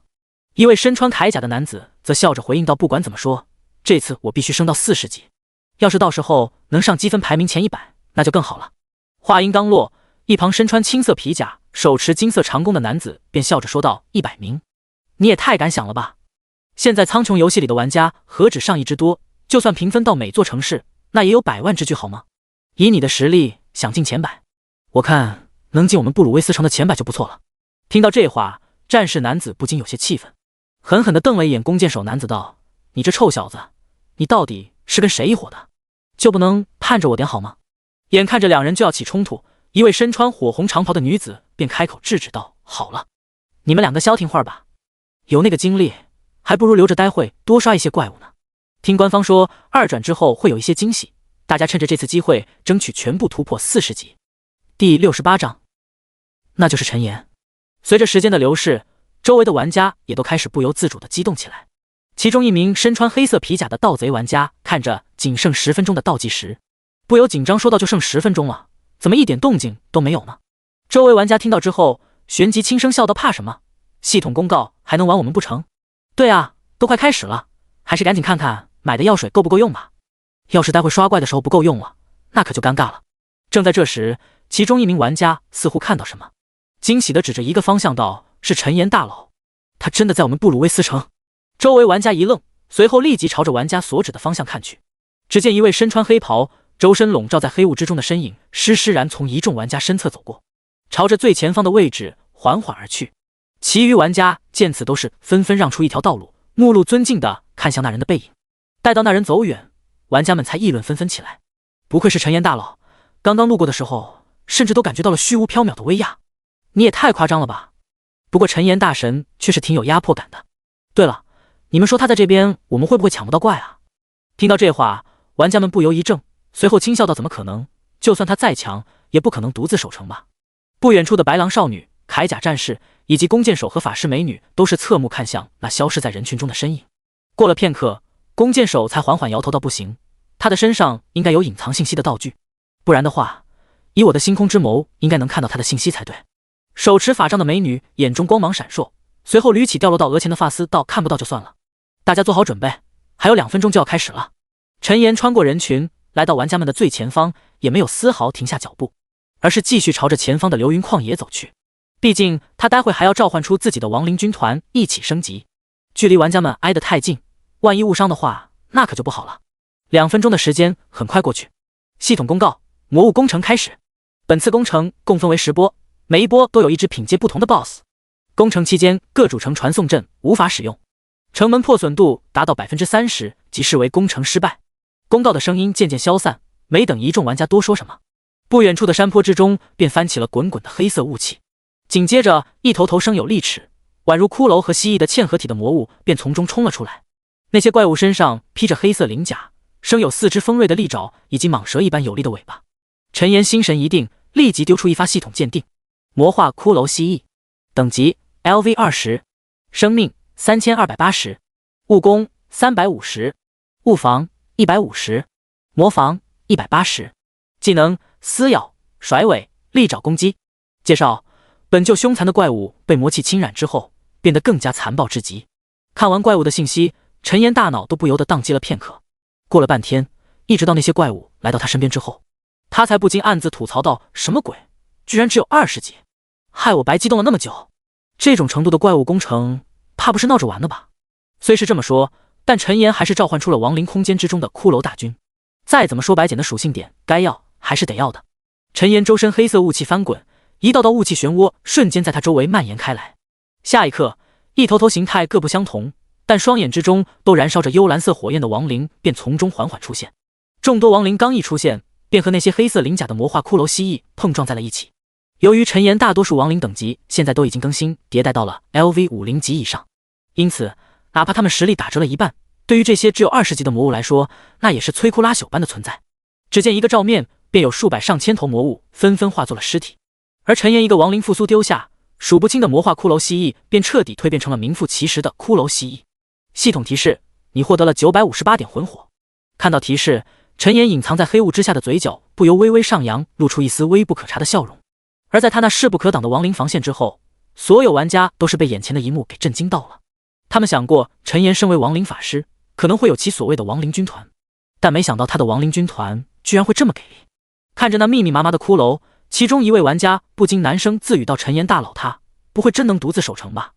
听到这话，周围的玩家都是吓了一跳，但仔细想想，却好像又有那么一些可能性。而且看目前陈岩亡灵大军的等级压制，这个可能性似乎还不小。刚刚那几名看上去等级颇高的玩家见状也是眉头微蹙，纷纷议论到：这陈岩独自一人就把怪物给拦了下来，让我们一点参与感都没有啊！红姐，要不我们去其他城门吧？为首的身穿法袍的女子微微摇头道：我已经问过其他城门的好友了，只有南门这边的怪物数量是最多的。你们看，有一些魔物已经穿过亡灵防线了，我们赶紧过去吧。其余几名玩家朝着前方看去，赫然见到一些怪物穿过了亡灵大军的缝隙，来到了众多玩家面前。这当然是陈岩故意为之，毕竟他的亡灵复活的话可是要损耗魂火的，还不如让这些玩家也出一些力，既能让他们提升等级，又能帮自己分担压力。反正最后只要尸体留着自己都可以复活，至于他的魂火可以恢复这一说，陈岩当然是要将其花在刀刃之上。要知道冰霜巨龙裘雷姆和五手火系奥古斯汀的实力还没有完全恢复呢。时间飞逝，很快第一波近10万的魔化骷髅巨蜥便到了尾声，而伴随着一道震天的怒吼，一道比其他骷髅蜥蜴要庞大不少的魔物缓缓从黑雾中现出了身形。第69章亡灵法师之威。骷髅巨蜥白银阶 BOSS， 等级 LV25， 生命85000，物攻800，物防460，魔防420，技能死亡翻滚、撕裂爪、锯齿撕咬、魔尾击。介绍：被魔气侵染的骷髅巨蜥来自深渊的狂暴巨兽。看完仅1秒，陈岩便收回了视线，随后丢出一发 LV3的火球术，直接将其秒杀。负116640。恐怖的伤害飘起，所有玩家都是被这一幕惊得瞳孔地震。一名身穿皮甲的德鲁伊玩家惊得张大下巴道：“11万，我没看错吧？”周围玩家也都是纷纷附和道：“这也太恐怖了吧！白银阶 BOSS 都直接秒杀。”就是啊，我连 BOSS 的腿毛都没摸到呢。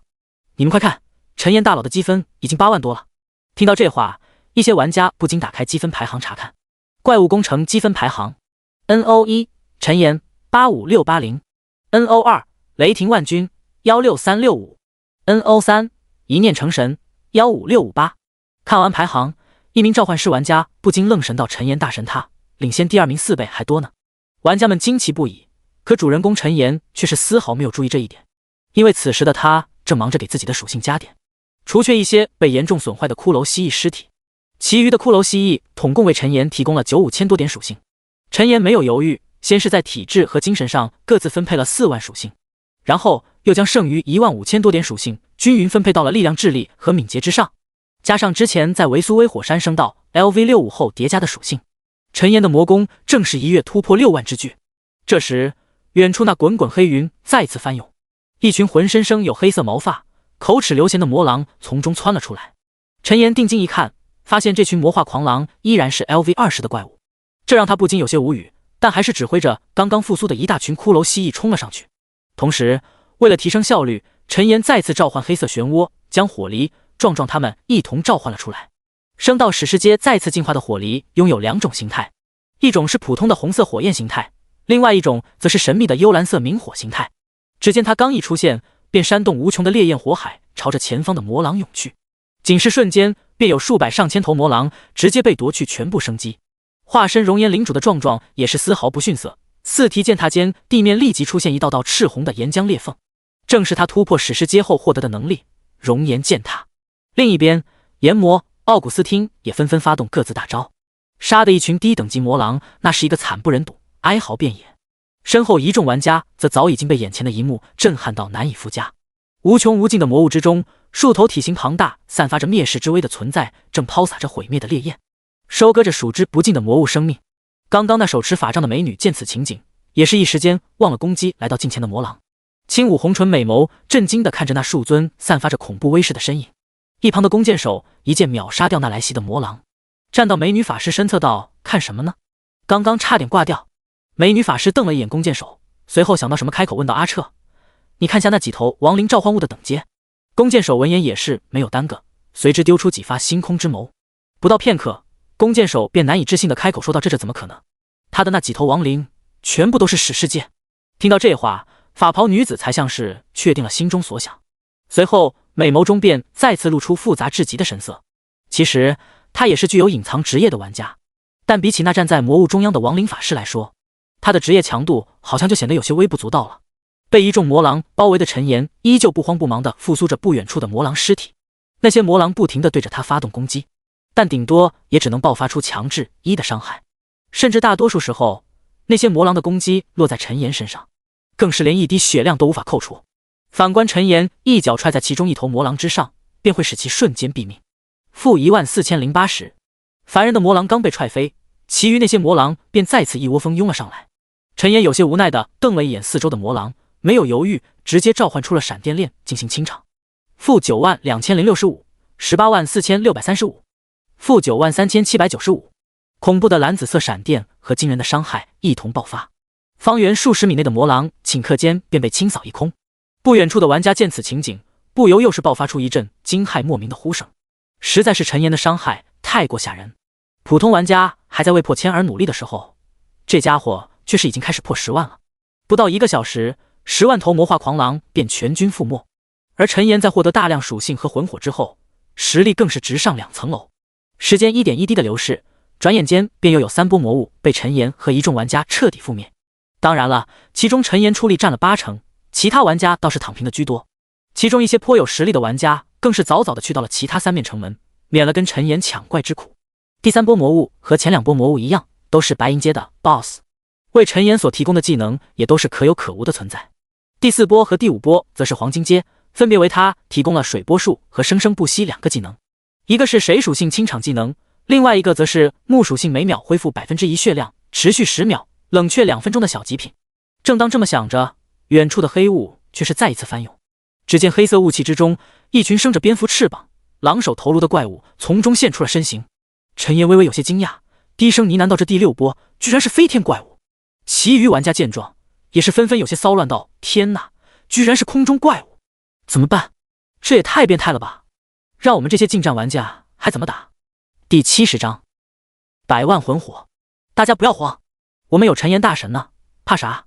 听到这话，周围玩家都是微微一愣，随后齐刷刷的朝着声音来远处看去。被众多玩家盯着，刚刚喊出那话的玩家不禁有些尴尬道：“怎么了？难道我说错了吗？”周围玩家都是老脸微红，虽然这玩家说的有道理，但你也太直白了吧？我们难道不要面子的吗？不提众多玩家的心理活动，不远处的陈岩却是已经开始了屠杀。血符狼妖，等级 LV30， 生命5500，魔攻580，物防260，魔防250，技能音波术、嗜血光环、血刃狂袭。介绍：混乱阵营中的常见怪物，是嗜血狂暴的化身。眼看着那些血符狼妖的怪物即将到达陈岩面前，他直接站在原地，挥动手中权杖，发动了刚获得不久的熔岩流域。只见一道道赤红的岩浆河流自陈岩面前的空中蔓延开来，顷刻间夺走了上千只血符狼妖的生命。182568， 186580， 369561。大片恐怖的伤害不断飞起，那些飞翔在空中的血符狼妖面对恐怖的岩浆河流，根本连半点反抗之力都没有，便被夺去了全部生机。不远处的火狸也是召唤出9柄幽蓝色的火焰长剑，不断的清扫着空中的狼妖。陈岩则一边收割狼妖的性命，一边不住的复苏亡灵，并加点着自己的属性。就这样，不知过了多长时间，一道提示却是打断了陈岩的动作。系统提示：你的魂火已经突破100万点，请尽快寻找安全区域，开始突破领主级亡灵。陈岩先是一愣，随后惊喜莫名道：终于100万了。不过现在正处在关键时期，待会还有至少几十万魂火入账，我可不能就这么离开。想到这，陈岩只能暂时压下系统提示，再次复苏亡灵，并加起点来。很快，这一波血符狼妖也被陈岩和火狸他们击杀的几近于无。可正在这时，一道有些凄厉以及沙哑的嘶吼却是从远处的黑云中传了出来。下一刻，一头形似狼人，但背后却有着一双服役的身影便出现在了众人面前。那狼人身上穿着华贵的黑色金丝长袍，若是忽略掉其狰狞的外表和夸张的血符翅膀，说不定会误以为对方是一位中世纪欧洲来的贵族。陈岩神色微动，立即丢出一发系统鉴定：血符狼王崔斯特，暗金阶 BOSS， 等级 LV40， 生命38万，魔攻3750，物防1800，魔防1650，技能血符召唤、嗜血光环、血色蔷薇、鲜血之刃、鲜血束缚、血月降临。介绍：身为血符狼妖中的佼佼者，崔斯特无疑是一个具有野心的家伙。看到对方的信息，陈岩不禁有些惊讶，想不到第6波居然就出了暗金 BOSS， 但同时他的心中也是暗自惊喜，因为这代表着后面肯定会出史诗阶 BOSS。 那名叫崔斯特的血符狼王刚一出现，便煽动着背后的服役，朝着众人飞速掠来。他的脸上挂着从容不迫的笑容，手中还折着一朵血色蔷薇。可他的笑容还没保持2秒，当看到从天空中降落到陈岩身边的火狸时，崔斯特的笑容瞬间僵在了脸上。他瞪大眼神，不可置信地指着火狸道：这是怎么回事？为什么这里有领主级的生灵存在？话音刚落，一道道冰霜锁链便凭空生成，瞬间将其束缚在了原地。陈岩暗自摇头，召唤出一发断崖之剑，便粗暴地轰在了对方身上。负456280，惊掉一地眼球的伤害和炽热的岩浆之柱一同拔地而起。仅是1秒钟的时间，刚刚还优雅淡定、从容不迫、有野心的崔斯特便直接丢掉了性命。不远处，城门边上正与一些残余的血符狼妖战斗的玩家不由有些呆滞。他们对付这些狼妖都很吃力，可那陈岩居然一招把暗金阶的 BOSS 给秒了。复苏领主及亡灵成功，从该领主以下6项能力任选其一：血符召唤、血月降临。陈岩没有犹豫，直接选择了最后一个技能血月降临。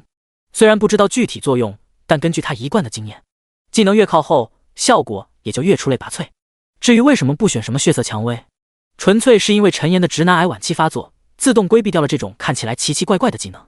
血月降临 LV1， 消耗500点魔法召唤一道血月降临，10秒钟内增加法术吸血 30% 效果，冷却时间10分钟。这个技能出乎意料的还不错吗？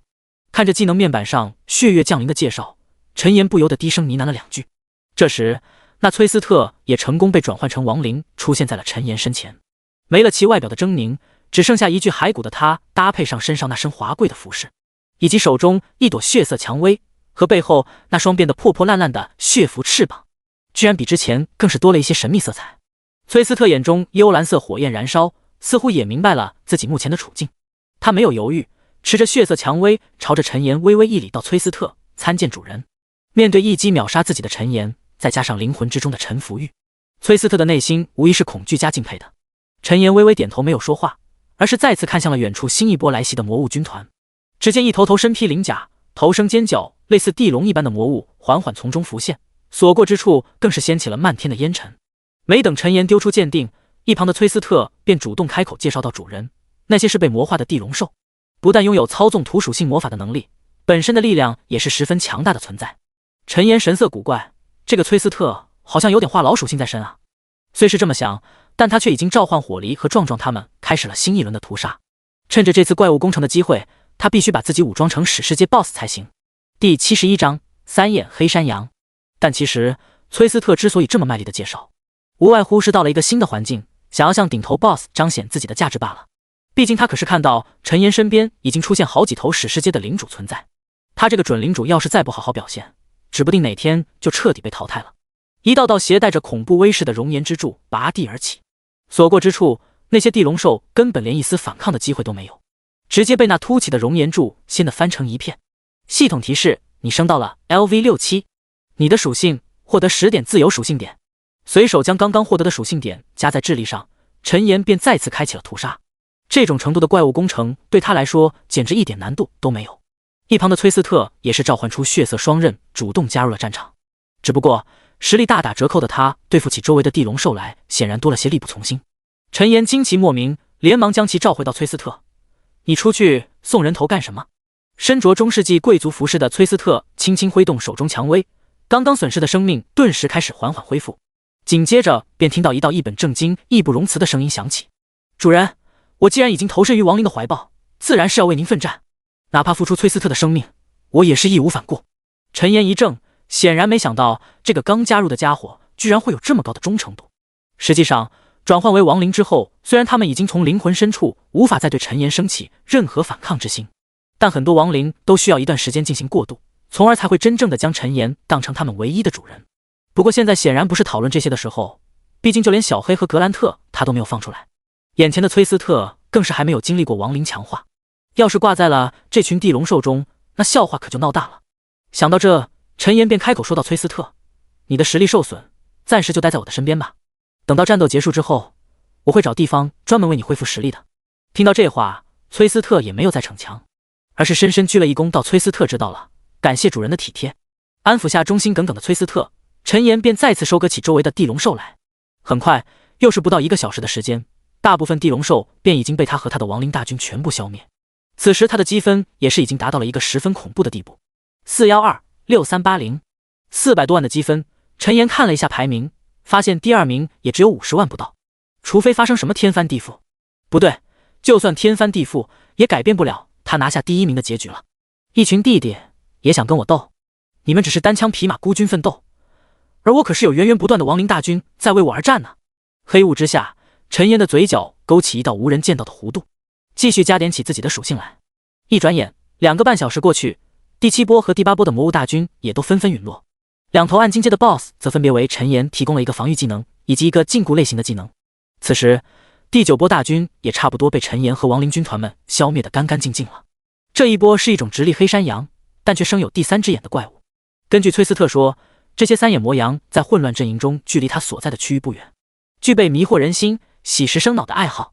这时黑雾再次翻滚，一头身穿黑袍、手持一本黑色书籍、直立而起的3眼黑山羊从中缓缓飘了出来。那黑山羊留着一把胡须，瞳仁之中露着一丝阴险诡异的笑容。在他身后则凌空悬浮着一道道黑色的气焰，看上去比之前的 BOSS 气势都强大了一截。一旁的崔斯特更是神色一惊道：“不好，主人，那是3眼魔羊一族的领主级强者。我们……”话说到一半，崔斯特硬生生的止住了，只因他突然想起来自己现在好像不用再怕那史世界的黑山羊了，因为他现在已经傍上了新的大腿，单凭极为史诗阶的亡灵围攻，崔斯特都想不出他们还能怎么输。你黑山羊是厉害，但能做到1挑4、1挑5吗？陈岩则神色微动，连忙丢出一发系统鉴定。3眼黑山羊，赫尔福斯，史诗阶 BOSS， 等级 LV60， 生命90万，魔攻10050，物防6800，魔防6500，技能黑暗诅咒、沉眠幻境、堕落治疗、黑暗之处、虚弱诅咒、死亡之握、生命诅咒。介绍：3眼黑山羊中特立独行的存在，喜欢钻研一些稀奇古怪的魔法书籍。看着眼前3眼黑山羊的信息，陈岩顿时眼前一亮。如不意外，这赫尔福斯应该是属于简易类型的黑魔法师了。正好他手下大将之中缺少一个这样的人才，收了之后暂时还不用担心其进阶问题，简直是一箭多雕啊！想到这，陈岩不再犹豫，直接召唤出18柄火焰之剑，朝着对方围攻而去。只见一柄柄火焰长剑化作一道剑气长河，瞬间从天而降，斩在了赫尔福斯的身上。负123580， 135217， 268412。不过9道火焰之剑斩落，那3眼黑山羊便在使出一式堕落治疗后领了盒饭。身后知道陈岩恐怖实力的崔斯特已经麻木了，其余玩家更是没有丝毫意外。要是陈岩没能秒杀掉这 BOSS， 他们倒可能会产生一丝惊讶。陈岩来到3眼黑山羊身边，惊喜地发现居然爆出了一本技能书以及一件黑色法袍。系统提示：你获得了死亡之握技能书 X1， 沉眠法袍 X1。陈岩看了一眼技能书的介绍，没有犹豫，直接伸手一拍，点击了学习按钮。死亡之握 LV1， 消耗500点魔法，召唤出一道黑色雾气手掌，对目标造成 300% 的伤害，并在后续5秒内使其无法移动。冷却时间30秒。紧接着便是陈岩心心念念的史诗阶法袍。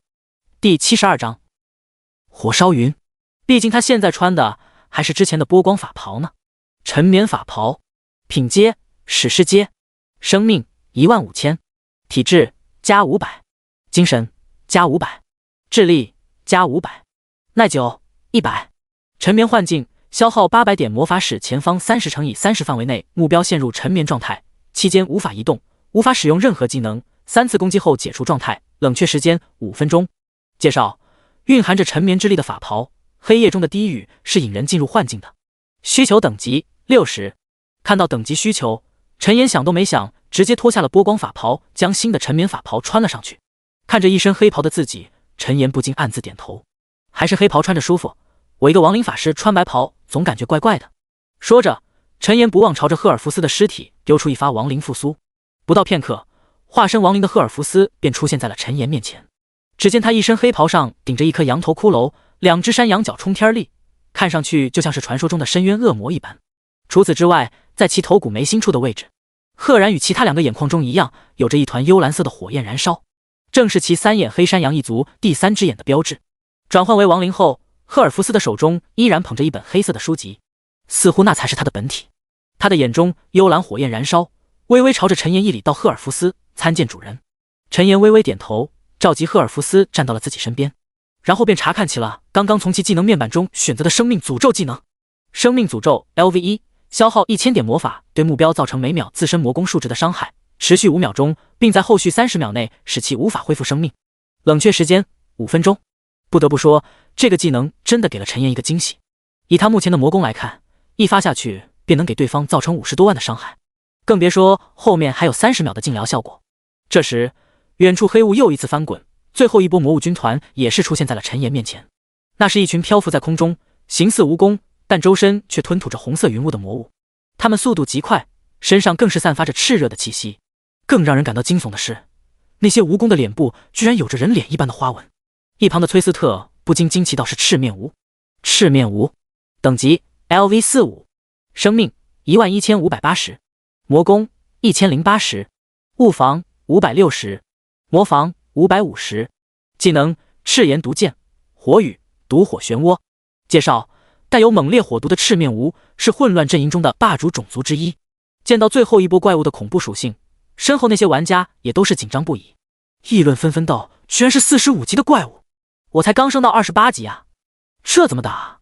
嘿嘿嘿，我升到36级了，这一波过去，差不多应该能升到38呢。”飞天的赤面蜈很快便来到了一众玩家身前，但没等众人惊慌，一道悬浮在空中背后漂浮着9根火焰长剑的神鸟便发出一声啼鸣，召唤出身后的火焰长剑，收割起了周围的赤面无。火焰所过之处，那些赤面无根本连反抗之力都没有，便被清扫一空。另一边，一头体内燃烧着幽蓝色火焰的冰霜巨龙也是发出道道龙吟，扑闪着遮天的龙翼在赤面无群中来回肆虐着。奇异的是，那巨龙体内幽蓝色的火焰竟是给人一种寒冷刺骨的感觉。火焰落在赤面无身上，更是在其表面凝结出了层层寒霜。三眼黑山羊赫尔福斯以及谢弗狼王崔斯特见此情景，眼中都是露出震惊不已的神色。显然他们没有想到，陈岩居然连巨龙都转换成了亡灵。时间一分一秒的流逝，这场毫无悬念的怪物工程也是渐渐到了尾声。伴随着一道震天刺耳的嘶鸣，一道裹挟着滚滚红色气焰、体长足有近100米的巨型赤面无从黑雾之中飞了出来。那赤面无头上还生着一些赤红的尖刺，看上去就像是王冠一般。在其周围还有着一道道赤红的云雾飘带，气势威武，着实不凡。赤面炎无阿蒙，史诗界 BOSS， 等级 LV60， 生命1050000，魔攻10580，物防5800，魔防5300，技能火雨，火焰之处，赤炎护盾，烈焰火海，烙毒，断臂求生，火烧云。介绍：擅长火毒的赤面无是混乱阵营名副其实的战争机器。看着天空中那仰天长嘶、不可一世的巨型飞天蜈蚣，陈岩微微一笑，没有多说什么，直接挥动冰龙权杖，召唤出了断崖之剑。负652780，咦，居然没有秒杀，那就再来一发吧。负662183，连续2发断崖之剑，瞬间夺走了赤面炎无的全部生机。身后刚刚收服的2名大将和一众玩家都是陷入了诡异的平静，实在是眼前的一切太过超出他们的想象。陈岩却是已经来到庞大的赤面炎无尸体之旁，丢出了亡灵复苏。复苏领主及亡灵成功，从该领主以下7项能力任选其一。火烧云 LV1， 每秒消耗100点魔法，召唤出一片以自身为中心100乘以100范围的火云。火云可按照自身心意变换形状，每秒对接触到的目标造成10%的火焰伤害。冷却时间无。看到新获得的技能介绍，陈岩的双眼顿时亮了起来。以他现在恐怖的魔攻来说，每秒都能造成1万多点伤害。这样一来，那他要是使出火烧云技能，岂不就是行走的人形禁区了？一想到这里，陈岩顿时有种激动万分的感觉。这时，一旁的赤面炎无也是转换成了亡灵形态，长达100米的蜈蚣骷髅，看上去简直就是巨物恐惧症的福音。陈岩打量了片刻赤面炎无，随后又捡起地上掉落的一大堆物品。可惜的是，没有爆出他自己能用的装备。第73章抽取梦魇之章。紧接着，他似乎想到什么，连忙将其和赫尔福斯以及其他大将收回亡灵空间，化作一道黑影，朝着其余城门而去。刚一来到其他城门，陈岩便顿时眼前一亮。只见漫山遍野中，到处都是死去的魔物尸体，其中更是还有一些隐藏的掉落和零星的金币。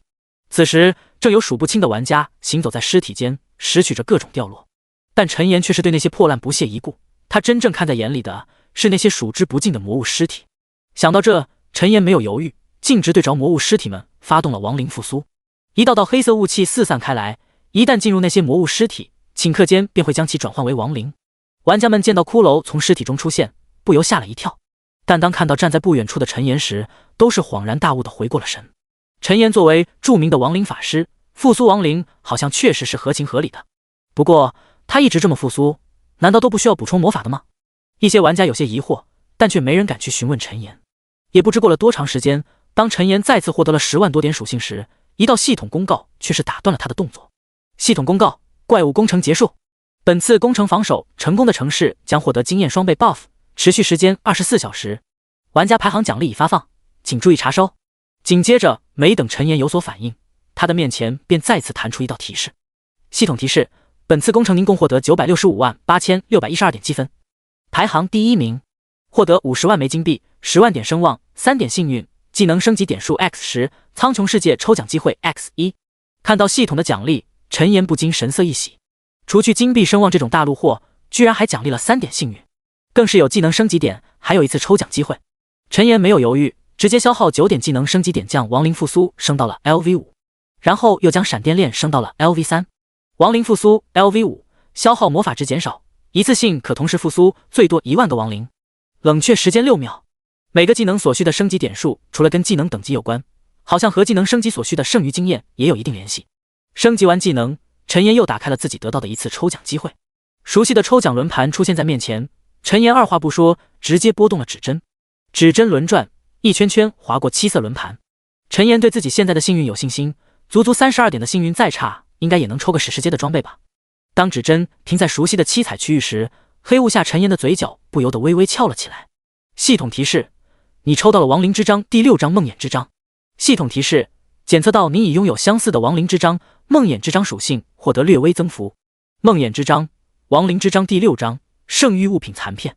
力量加800，体质加800，精神加800，智力加800，敏捷加800。能力：梦魇化身，进入梦魇形态，梦魇形态期间无法受到伤害，并可对目标持续造成500%的伤害。持续时间30秒。冷却时间1个自然日。介绍：持有梦魇之章者，亡灵复苏技能所复苏的亡灵强度提升10%。备注：该物品放入背包即可生效，死亡后必定掉落。看完之后，陈岩的心都是砰砰直跳。不愧是亡灵之章，属性变得更炸裂了。这一次的技能也没有让我失望。值得一提的是，灵魂之章和沉沦之章属性增幅也都变成了800点，这让陈岩的属性再次飞跃，在无敌的道路上越走越远。放入背包，陈岩刚想继续复苏亡灵，却发现一道璀璨的金光赫然从天而降。金光所过之处，那些魔物的尸体更是纷纷化作灰烬。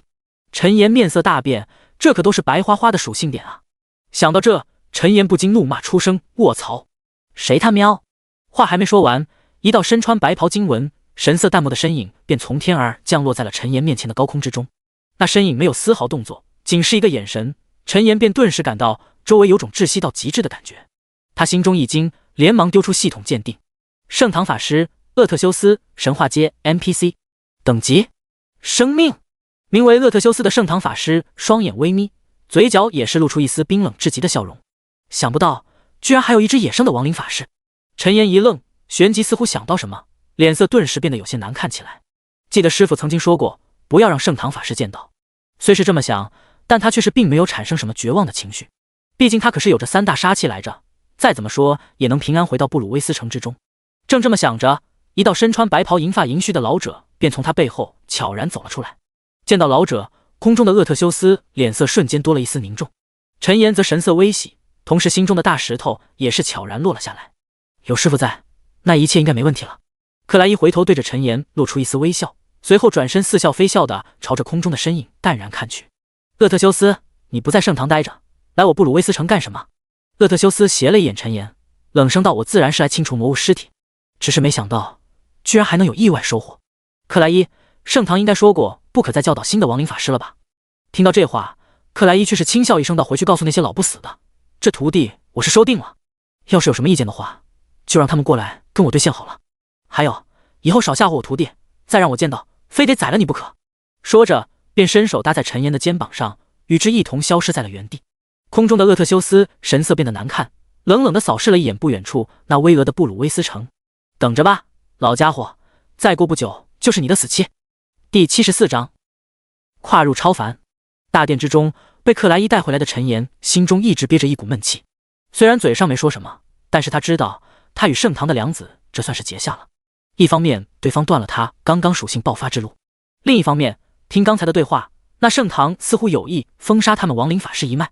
2份仇恨叠加之下，陈岩对那圣堂的感官一下子厌恶到了极点。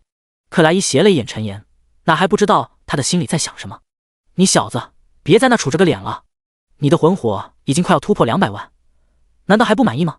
听到这话，陈岩缓缓回过神来，看着脸露温和笑容的克莱伊道：师傅，我现在可以突破领主级了。克莱伊轻抚银须，笑着说道：为师带你来此，就是想要为你护法，这里没有外人打扰，你就在这里突破吧。闻言，陈岩也没有犹豫，直接点击了系统面板上的突破按钮，紧接着便见到陈岩的周身开始凭空生成一道道黑色的雾气，在那雾气之中还有着数之不尽的幽蓝色火焰徐徐燃烧。另一边，经过这次怪物工程，其中一些玩家也是达到了 LV40 的等级，达到40级，他们自然是第一时间返回城市之中寻找导师，接取了职业晋升任务。旷野之上，一名身穿黑色皮甲的盗贼玩家脸上露出一丝惊喜的笑容，终于完成了，赶紧回城交接任务，我都快累死了。一道光芒闪过，盗贼回到了职业导师所在的位置。老师，这些是您要的东西，可以帮我完成职业晋升了吗？身形瘦削、嘴角带着淡淡笑容的盗贼导师手中绽放道黑色光芒，包裹其身影，缓缓出声道：橘生淮南，暗影庇佑你，愿你能继续播撒影武者的光荣。随着一道流光闪过，一道系统提示也是随之弹在玩家面前。系统提示：你获得了影之祝福，职业获得晋升，全属性加300。看到系统提示，盗贼玩家也就是大名鼎鼎的橘生淮南先是一愣，随之而来的便是一阵狂喜。乖乖，职业晋升还有这种惊喜吗？我的是隐藏职业，所以才增加这么多属性，也不知道那些普通职业能增加多少。这样想着，橘生淮南跟导师道了个别，便朝着自己在游戏中的安全住所走去。连续10个多小时的奋战，哪怕是他身体也是有些吃不消了。伴随着视线没入黑暗，橘生淮南缓缓摘下了自己的游戏头盔。刚一回到现实，他便发现了一些异样之处。首先，有些近视的眼睛似乎一下子好了，周围的环境猛然变得清晰了很多。除此之外，橘生淮南难以置信地伸出冒着黑色光芒的手掌，低声呢喃道：“这是游戏中的能力。”同一时间，现实世界一些从苍穹游戏中下线的玩家，也都发现自己的身体发生了一些异常的变化，其中一些更是获得了匪夷所思的超自然能力。无一例外的，他们都是游戏之中突破 LV40 并完成职业晋升的玩家。一处宽敞明亮的研究室中，一名身穿蓝色研究服、身材壮硕的男子缓缓摘下头盔，在周围一众身穿白大褂期待不已的神色之中，缓缓开口道：“我已经获得超凡之力了。”说着，只见他手臂一震，一道璀璨的金光便自他手臂之上凝聚而出。那金光变幻自如，刹那间便化作一道金色长枪出现在了男人手中。见到这一幕，周围那些身穿白大褂的研究员脸上顿时露出激动难耐的表情，纷纷开口道：“恭喜戚先生了，获得超凡之力，以后遇到危险也能多一丝保障。”没错，恭喜戚先生，接下来还请您配合一下我们的研究，我们会付出相应的报酬。男子点了点头，没有拒绝，笑着说道：“应该的，要不是你们支持，我也不可能这么快升到40级。”这时，其中一名研究员突然开口道：“也不知道那陈岩的能力开发的怎么样了？他那么早就突破40级，现在的能力应该已经快要突破精英级了吧？”闻言，周围顿时陷入了一片诡异的寂静之中。过了片刻，另外一名研究员才无奈开口道：“那陈岩也太稳健了，从开服到现在，一次金币与现实币之间的交易都没有出现过，而且他在论坛上更是几乎没有过发言。”其余研究员听到之后也是应声议论道：“哎，这样也好，省得被那些地下组织给找到了。”布鲁威斯城大殿之中，陈岩周身的黑色雾气已经尽皆消散，而他也缓缓睁开了双眼。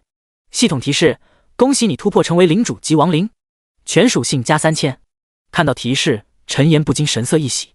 通过之前的大战，他已经升到了 LV70， 复苏100万头亡灵所带来的属性也是将他的实力推上了一个新的巅峰。毫不夸张地说，史诗阶 BOSS 来了都得给他当弟弟。至于传奇阶，陈岩现在还没有见过。力量48820加3060，体质505300加4060，精神503800加3435，智力65580加3685，敏捷48588加2860。换算下来，500万的生命，将近15万的魔功。还有谁？除此之外，他的魂火同样到达了一个恐怖的程度。魂火1586781。看着有些飘飘然的陈岩，克莱伊不禁敲打道：“小妍子，虽然你现在实力强大，足以碾压一些霸主，但是你的目标可不是这些，不要被一时的强大迷失了自我。”陈岩回过神，笑着说道：“师傅，你就放心吧，我不是那种人。对了，我已经突破领主阶，你有什么新的技能教给我的吗？”克莱伊沉吟片刻，伸手一扶，陈岩面前便弹出一道提示：系统提示，亡灵法师克莱伊欲要传授你亡灵之门，是否学习？陈岩一愣，还真有，不过老头子怎么不收金币了？虽是这么想，但陈岩自然没有不学习的理由。第75章亡灵之门。亡灵之门 LV1， 消耗500点魔法，释放一道亡灵之门，可通过亡灵之门穿梭至1000米内任意位置。冷却时间无。见到这一幕，陈岩顿时有种激动到难以言喻的感觉。这不妥妥的赶路，不对，应该是逃跑神技吗？说着，陈岩便直接召唤出一道亡灵之门。只见黑色的雾气在他面前翻涌，下一刻，一道黑色的长方形的雾气之门便出现在了他的面前。陈岩一步踏入，瞬间消失在了原地。紧接着，陈岩的身影便在不远处另外一道刚刚出现的亡灵之门中走了出来。这技能优缺点明显，虽然跨越距离足有上千米，但是用起来太过明显，而且真要到关键时刻，似乎也来不及释放。想到这，刚刚还激动不已的陈岩瞬间蔫了下来。他不死心地朝着克莱伊再次开口问道：“师傅，难道就没有瞬移之类的技能吗？这亡灵之门赶路还好，要是战斗使用，我怕还没进去就被人给打死了啊！”克莱伊神色古怪地看了一眼陈岩，随后缓缓说道：“瞬移技能自然有，但得等你突破80级才能学习。而且，谁说亡灵之门不能用在战斗之中的？”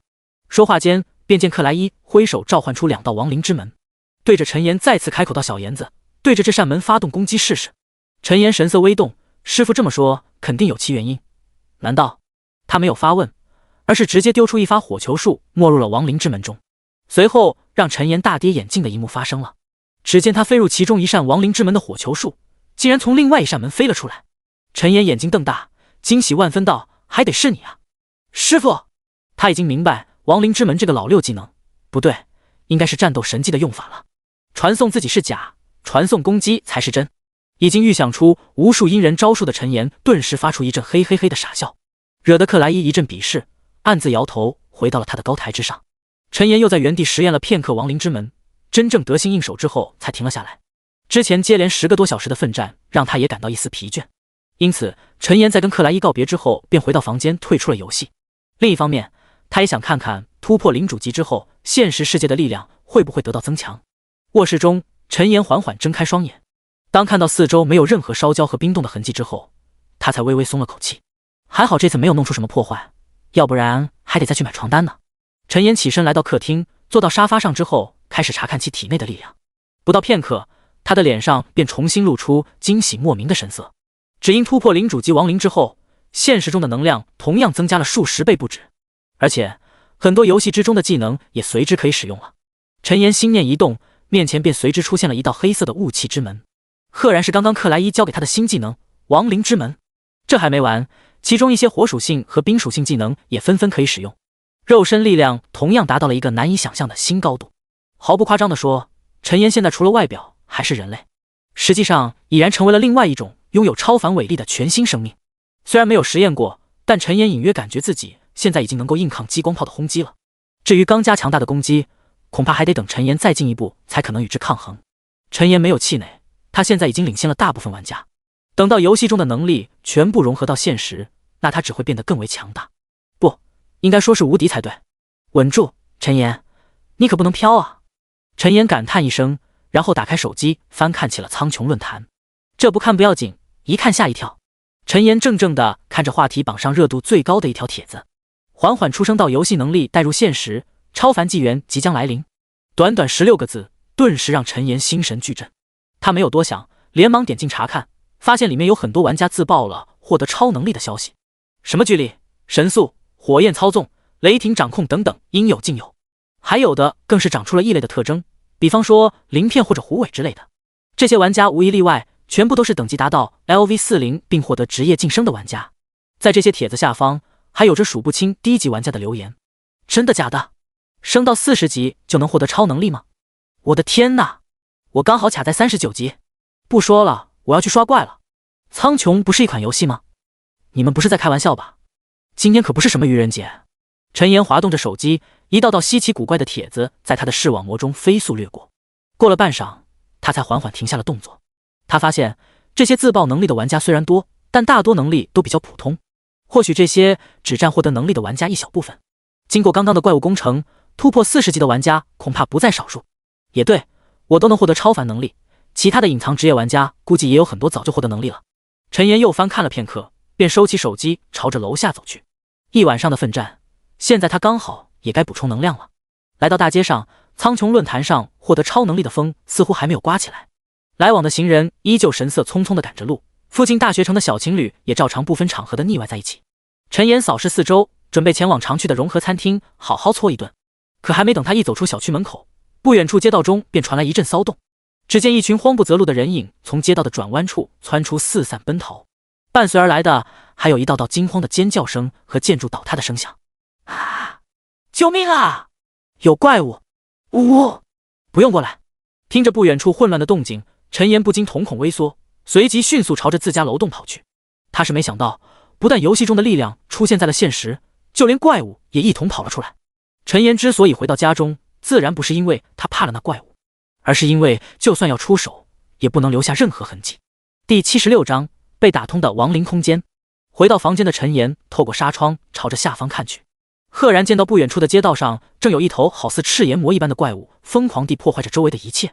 在那赤炎魔的周围，还有着一些已经赶到的治安人员正在用小型镭射枪阻击，不过看样子似乎效果有些甚微。陈岩心中微动，以他现在的实力，对付一只赤炎魔应该没什么困难。想到这，他不再犹豫，径直召唤出黑色雾气包裹自身，一步迈入了一旁刚刚出现的亡灵之门中。十字街道上，一头身高3米有余，上半身呈人形，下半身却是有着一条火焰尾巴的怪物，正释放着炽热的火焰，毁灭着周围的一切。10几名身穿战斗服、手持护盾和镭射枪的战斗人员正紧张地与那赤炎魔对峙着。一旁的街道上还有着几具全身焦黑的尸体，以及3辆正在冒着浓烟的汽车。其中一位面色刚毅的男子脸上满是焦急之色，大声道：“怎么回事？还没有派人过来吗？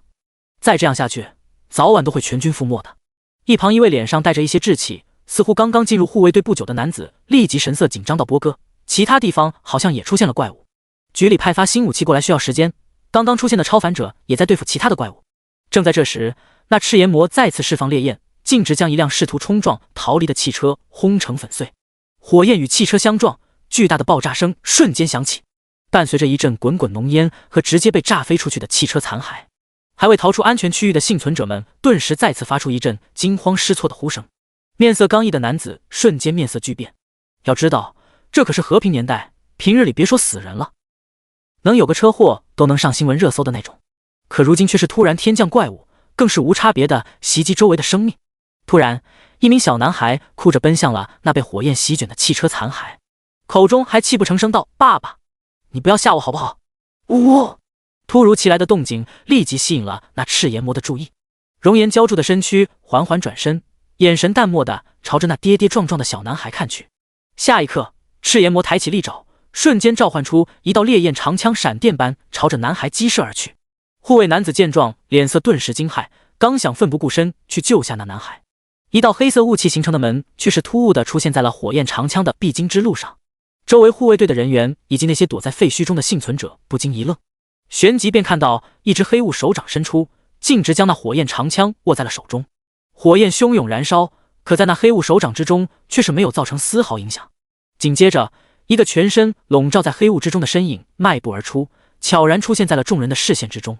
那身影似是冷冷地抬头看了一眼身形高大、气势汹涌的赤炎魔，随后手中紧攥的火焰长枪竟是再次折返而回，朝着那赤炎魔急速射去。这还没完，那黑雾身影一步步踏出，浓郁的黑色雾气瞬间弥漫开来，顷刻间便覆盖了方圆数十上百米的距离，将那赤炎魔和身后的黑雾之门彻底包裹在了其中。刚进入护卫队的男子见状，不禁有些惊奇道：“波哥，那是什么？新的怪物吗？还是什么超凡者？”被称作波哥的男子一怔，随后有些无语道：“你问我，我问谁？不管怎么说，能多拖延1秒，对我们都是好事。希望总队那边能快点派人过来吧。”话还没说完，面前的黑色雾气便开始缓缓消散。5秒钟过后，眼前的黑雾不见，一同消失的还有那赤炎魔和黑雾身影。众人都是微微发愣，面面相觑的对视一眼，随后起身朝着那些幸存者走去。客厅之中，陈岩的身影出现在沙发上，他背靠着沙发，神色有些古怪的自言自语道：“这赤炎魔好弱呀，不过赤炎魔好像是准领主，而我刚刚已经突破领主了，弱一点好像也很正常。刚刚他仅是一招就将其击毙，并成功利用亡灵复苏将其复苏成了亡灵。这一操作更是让陈岩有了新的发现，那就是他的亡灵空间居然和游戏之中莫名连通了。也就是说，他现在完全可以召唤小黑、格兰特或者裘雷姆他们降临现世。想通这一点的陈岩嘴角顿时露出一丝止不住的笑容。经过刚才一事，他也没心思再去融合餐厅吃什么大餐了，简单取出冰箱中的食材加工一番，开始在客厅吃了起来。陈岩一边吃饭一边翻看着手机上的最新消息。值得庆幸的是，虽然世界各地都出现了不同怪物的身影，但它们数量却是不多，似乎这次只是一个简单的警示一般。确定怪物没有大范围降临之后，陈岩的心中也是悄悄松了一口气。毕竟他现在还没有真的无敌，要是发生动乱的话，那他以后还怎么去苍穹世界提升实力？吃过饭，陈岩便一刻也不敢耽搁的回到卧室，重新进入了游戏。光芒闪过，视线重新回归。陈岩打量四周，深吸一口气之后，便朝着城外赶去。这次他的目标明确，昨天询问过克莱伊之后，他准备去一趟西边的黑暗古堡，看看能不能让小黑和格兰特他们这些黑暗属性的亡灵进阶为史诗阶。对了，还有刚加入不久的血蝠狼王崔斯特。黑暗古堡是一处被混乱阵营的魔气侵染堕落而成的 LV80、LV100 的练级区域，因为古堡可以锻炼耀光帝国冒险者的实力，也就一直没有派出人马进行围剿。不过，如果实力不够，黑暗古堡对于普通的冒险者那可是不亚于禁区的存在。无穷的黑暗森林之中，一处透露着阴森诡异的古堡正坐落在中央。宫殿周围破损的栅栏上生长着带刺的荆棘藤蔓，空处则是各种断壁残垣的影子，整个古堡周围更是弥漫着一股淡淡的灰蓝色的雾气。突然，一道背身火焰之翼的身影从天而降，那身影降临的瞬间，周围灰蓝色的雾气顿时被炽热的烈焰灼烧一空。第77章黑暗古堡。不远处正在废墟中游荡的人形身影更是微微一滞，随后齐刷刷地朝着那火焰身影投来目光。他们身形瘦削，身上穿着破烂的仆人服饰，俨然是古堡中最低等的怪物。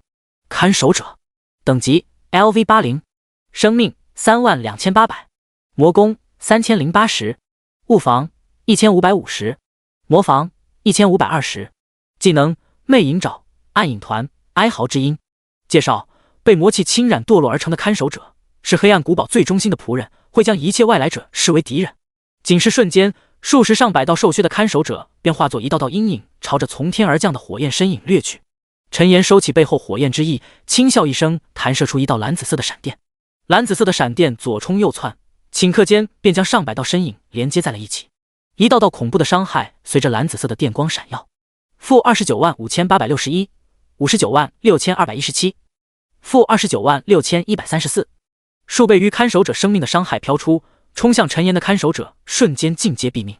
陈岩迈步向前，朝着古堡入口走去，周围的看守者则随之一个接一个的到底。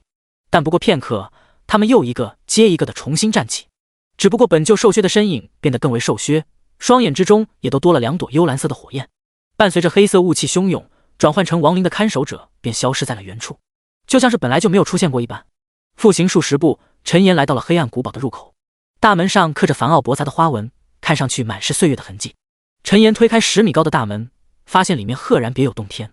入眼是一处空旷的大殿，中央则是有2排刻着花纹的巨柱，左右两侧则有着共计12个拱形入口。抬头向上，约莫6层楼高的古堡顶端有着数盏散发着灰蓝色光芒的水晶灯，每一盏垂直而下，都足有将近12米的高度。除此之外，大殿之中还刻画着数之不尽的壁画，巨柱上还留有亮着灰蓝色光芒的灯烛。陈岩惊叹，抛却大殿之中穿着腐烂华服的身影不谈，这座充满哥特风情的古堡还真是让他眼界大开。随着大门敞开，原本在大殿之中站着沉睡的身影瞬间被唤醒，齐齐转头朝着大门处的陈岩看来。每次都来这一套，就不能有点新意吗？话虽这么说，但陈岩却是直接开启了不久前获得的火烧云技能。只见大片的火红色气焰瞬间以他为中心，朝着四周蔓延开来。那火红气焰似火焰，却又像是云雾，看上去十分奇特。不仅如此，威力更是惊人无比。那些身穿腐烂华服的身影刚一接触，身上瞬间便出现了一道道伤害。-14950、14836、29217。虽说伤害削减很多，但这个技能的覆盖范围却是极广，魔法消耗更加不值一提，甚至不用顾拉多出场，刚刚消耗一点点魔法，自身的魔法恢复能力便会瞬间补足。而有着陈岩召唤出的亡灵阻挡，那些腐烂身影也根本无法进得了陈岩的身。偶尔发射出的2道远程攻击落在陈岩身上，更是连一丝血皮都无法打掉。随着不断深入，陈岩缓缓来到了大殿中央。这时他才发现周围不远处的拱门旁赫然有着几尊形态扭曲怪异的雕塑。他神色微动，想都没想便丢出一发火球术，火焰在一尊人手蟹身的雕塑身上炸裂，其表面立即出现了道道扭曲的裂痕。好！伴随着一道沙哑的吼声响起，那人手蟹身的雕塑表面石肤缓缓掉落，露出了一头上半身肌肉横球，下半身却是一只巨大蟹身的怪物。怪物生有人类脑袋，面容粗犷，留有茂密的胡须。当看到大殿中央正在被腐烂华服怪物围攻的陈岩时，那人手蟹身的怪物立即舞动身下的蝎足，快速朝着陈岩疾驰而来，口中还传出炸雷般的声响：“可恶的入侵者，受死吧！”陈岩神色微动，刚想丢出系统鉴定，天蝎座魔灵朗基努斯，史诗阶 BOSS， 等级 LV100， 生命2450000，物攻23850，物防12800，魔防13200。技能：愤怒捶打、快意恩仇、野蛮之力、护盾术、大地宽恕、十字毒牙、剧毒蝎刺。介绍：朗基努斯本是一位强大的冒险者，却被魔力侵染，堕落成了极为神秘的天蝎座魔灵。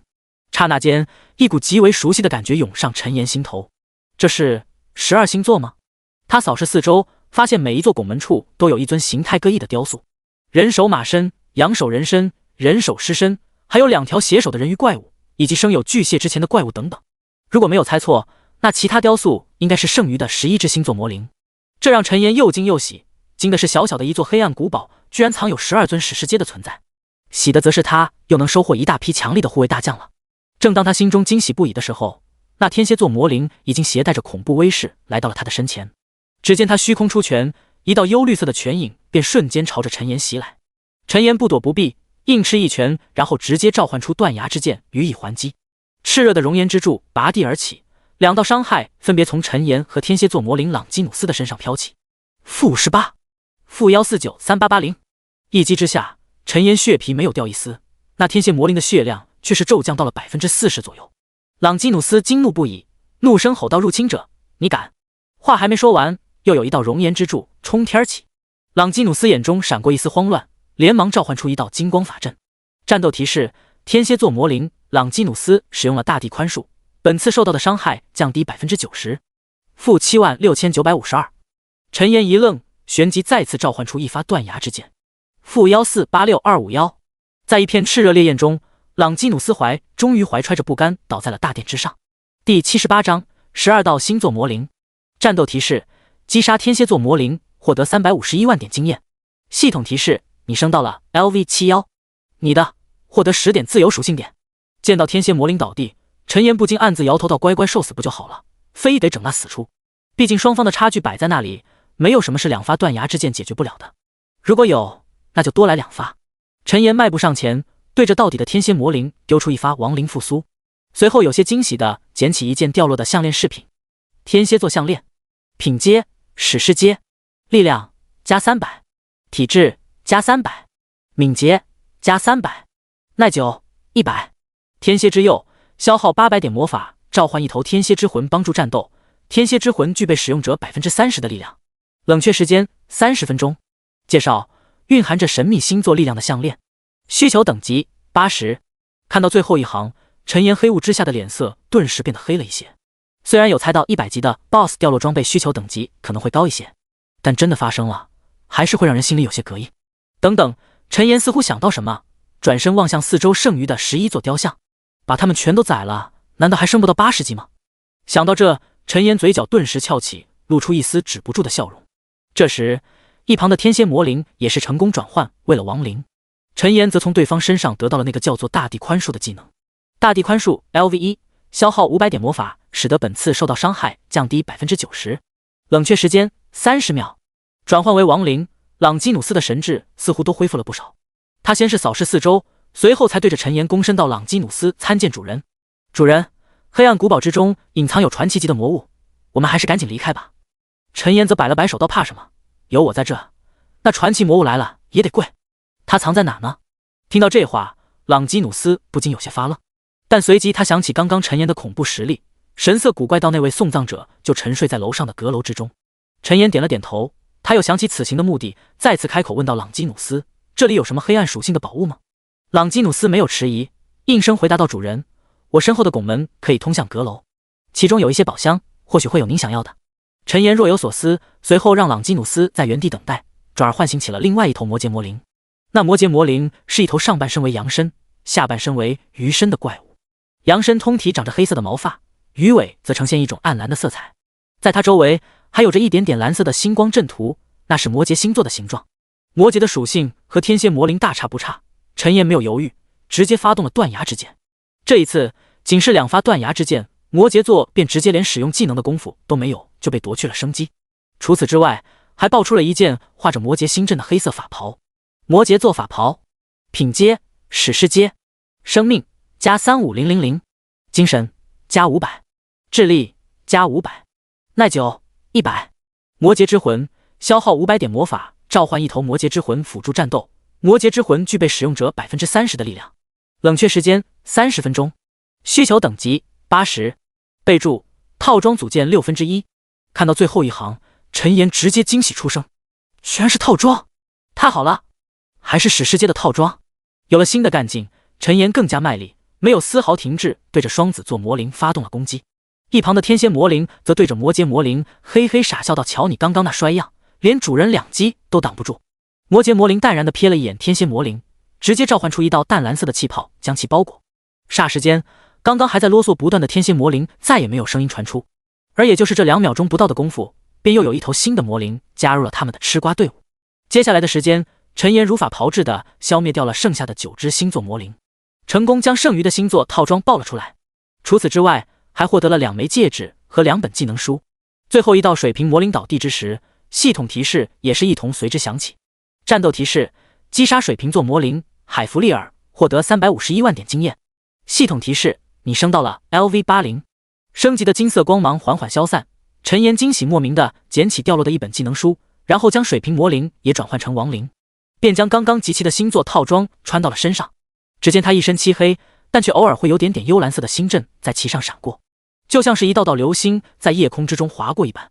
手中的冰龙权杖也是被换上了全新的双鱼座法杖，足足加了将近2万点的魔功。穿上星座套装，还出现了一个极为强力的效果。套装效果：生命加1000000，魔功增加 30%， 防御增加 30%。12道形态各异的星座亡灵环绕在陈岩四周，他则坐在地上继续查看起了此行的收获。属性点总共获得了3000多点，魂火则获得了将近80万。最重要的还是从12星座魔灵那里得来的12个强力技能，以及套装附赠的一个强大技能。12星灵召唤12星灵，形成12星灵阵法，阵法内星灵全属性增幅 100%， 持续时间1分钟，冷却时间1个自然日。陈岩惊喜至极，单个星灵就有史诗阶的能力，12个星灵再翻1倍，肯定能碾压传奇，说不定还能跟神话界的强者比拼呢。加点完属性，陈岩缓缓起身，12星灵的目光瞬间被陈岩吸引，落在了他的身上。那个传奇 BOSS， 你们谁去引他过来？闻言，11位星灵立即齐刷刷的转头朝着天蝎魔灵看去，而被众星灵围视的天蝎魔灵立即脸色大变，急声喝道：“不是，你们都看我干嘛啊？”第79章，送葬者福克斯。陈岩则摆了摆手，道：“朗基努斯，就你去吧，搞快点，我还要回去转职呢。”听到这话，天蝎亡灵朗基努斯瞬间欲哭无泪，但也只能迈动脚下些足，朝着楼洞之上的阁楼爬去。数十米的距离转瞬便至，朗基努斯挥出一道拳影，轰向阁楼。1秒、2秒，阁楼上却是没有丝毫动静。陈岩眉头微皱，没等他说什么，便见到朗基努斯再次深入，蝎族攀爬着墙壁，便没入了最高楼层走廊之中。一旁的魔羯亡灵则开口说道：“主人，送葬者一般沉睡在黑暗之棺中，需要近距离接触才会被唤醒。”闻言，陈岩似懂非懂的点了点头，随后对着剩余星座亡灵道：“你们几个去把城堡里的宝箱开启一下，把东西都带过来。”话音落毕，11道身影不敢多耽搁，化作道道闪电，朝着各自身后的拱门冲去。也是同一时间，头顶突然有一盏巨大的水晶吊灯轰然碎裂，朝着地面狠狠砸来，伴随着的好像还有一道被甩飞出来的人手些身的身影。陈岩一愣，下一刻便见到一道背着黑暗之棺的身影从天而降，狠狠地砸在了他面前的空地之中。那身影酷似人形，却生有一对鬼爪，背后还背着一个1人高的黑棺。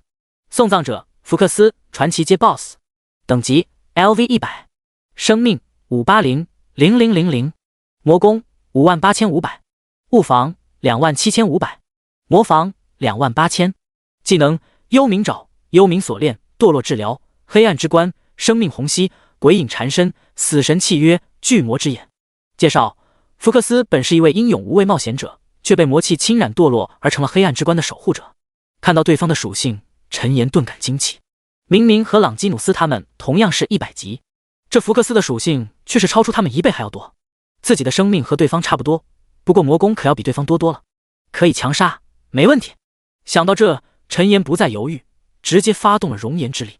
战斗提示：你使用了熔岩之力，全属性提升 50%， 火属性技能增强 100%， 持续时间60秒。道道火红的气焰自陈岩周身缠绕，一道火焰流星瞬间砸落在福克斯的身上。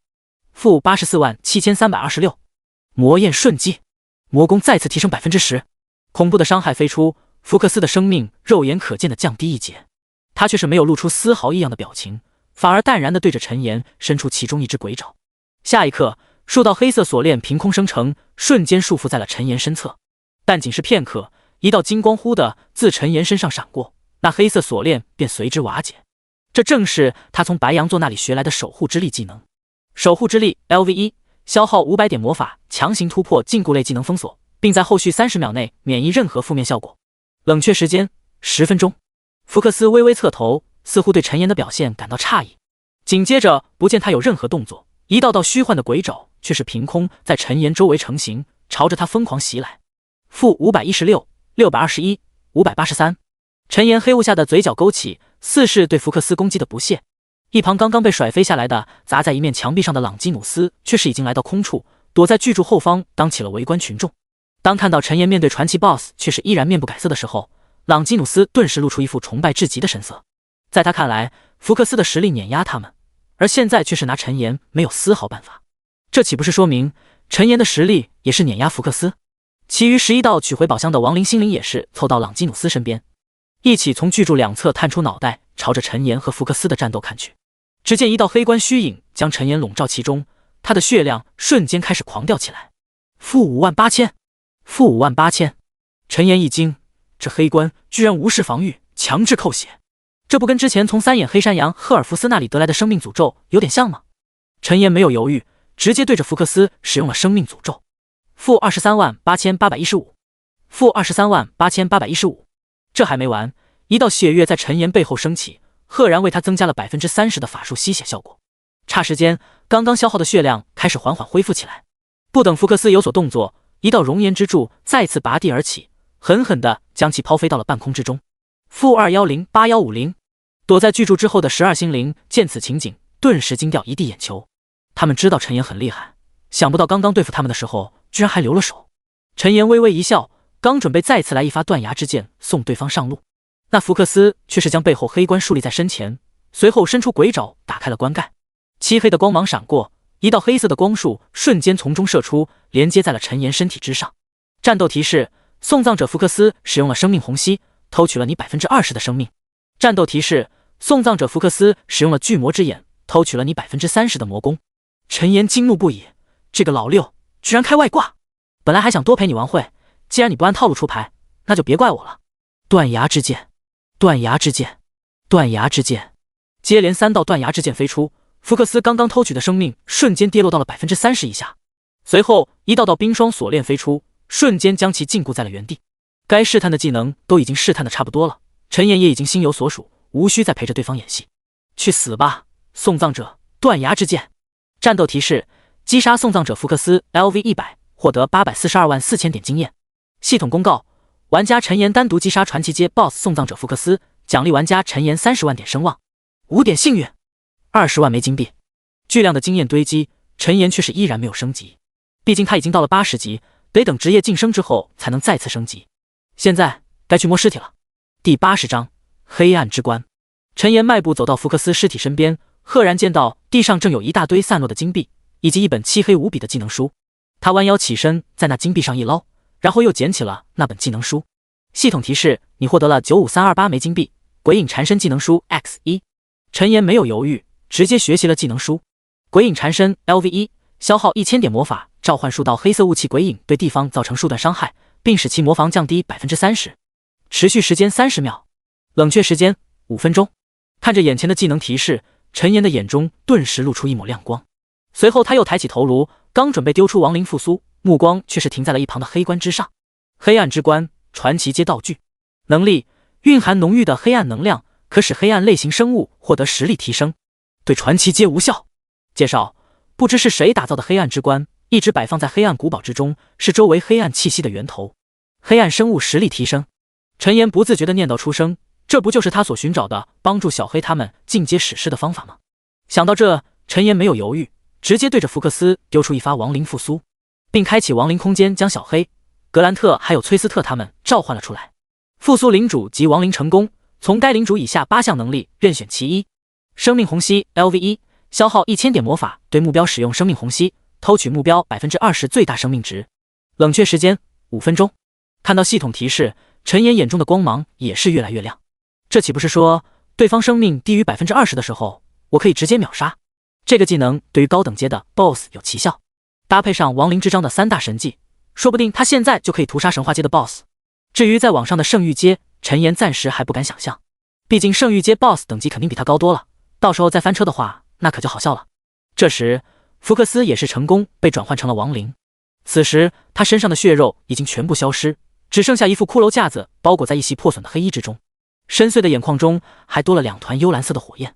福克斯伸出一只鬼爪放在胸前，微微鞠躬一礼，道：“福克斯参见主人。”这一刻，一旁从巨柱后来到陈岩身后的12星灵都是露出惊奇至极的神色。要知道，之前他们在这里没少受到福克斯的压迫，想不到他们现在居然变成了一辈人，真是风水轮流转，30年河东30年河西。朗基努斯暗自想到，身后些尾钩来回摆动，嘴角更是歪得不成样子。其余星灵也没有好到哪里去，一个个都是一副小人得志的样子，纷纷高傲地抬起头颅，斜视着那缓缓起身的福克斯。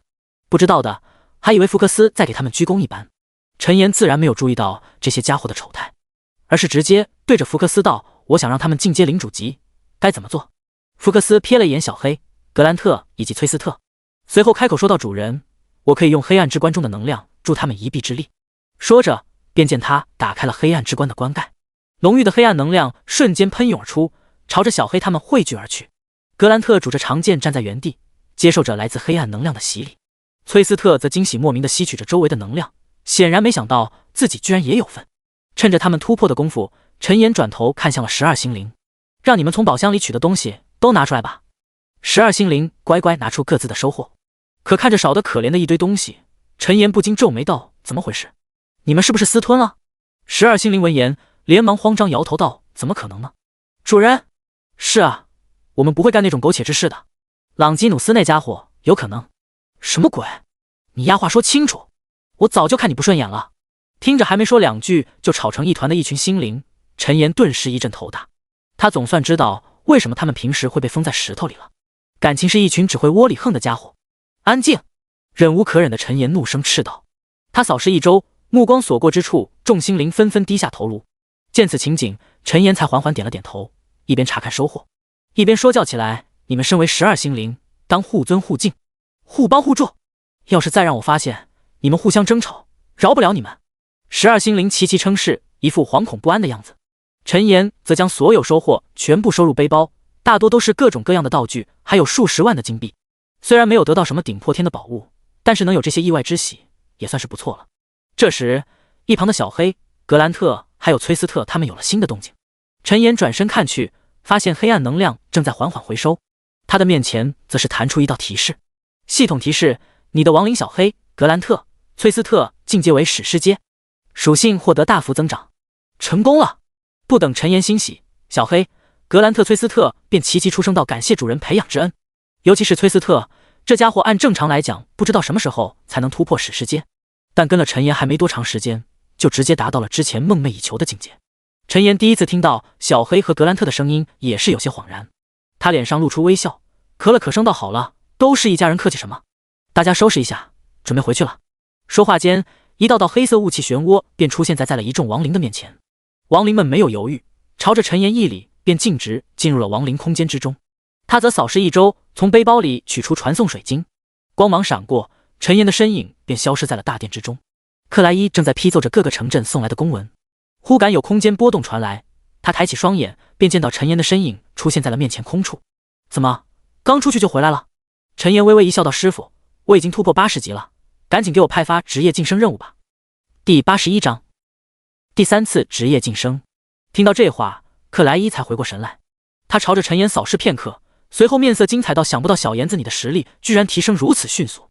也好，耀光秘境开启在即，你能多一分实力，也就多一分保障。说着，陈岩面前便弹出一道新的提示：系统提示，你获得了职业晋升任务 SS 级任务，击杀星源裂缝中100头星空兽，并将他们头顶的星元晶带回给克莱伊。任务完成即可获得职业晋升。星源裂缝就在跨越精灵之森后东北方向的一道峡谷之中，到那之后千万小心，若是碰上星空巨兽就放弃任务。听着耳边克莱伊的告诫，陈岩顿感疑惑道：“师傅，那星空巨兽什么实力？克莱伊沉吟片刻，缓缓开口说道：“星空巨兽乃是星空兽中的王者，成年便具有霸主级的力量。若是天赋异禀，说不定能达到君主阶的层次。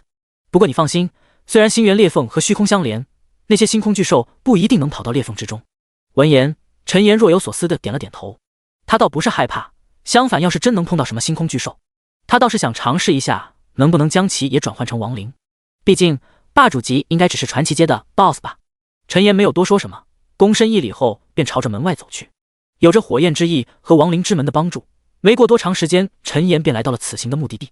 从高空中俯视，赫然能见到一道峡谷中充满了暗蓝的色彩，其中还有道道散发着银色光芒的矿石点缀，看上去就像是一幅平铺在峡谷中的星空画卷一般。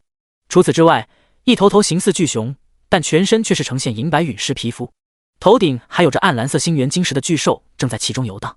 那些巨兽每一头都足有近100米高，不断的在众多银白色的矿石之间来回簇拥着。陈岩心神一动，山洞背后火焰之翼便朝着山谷降落，待到近前，直接朝着其中一头巨兽丢出剑定。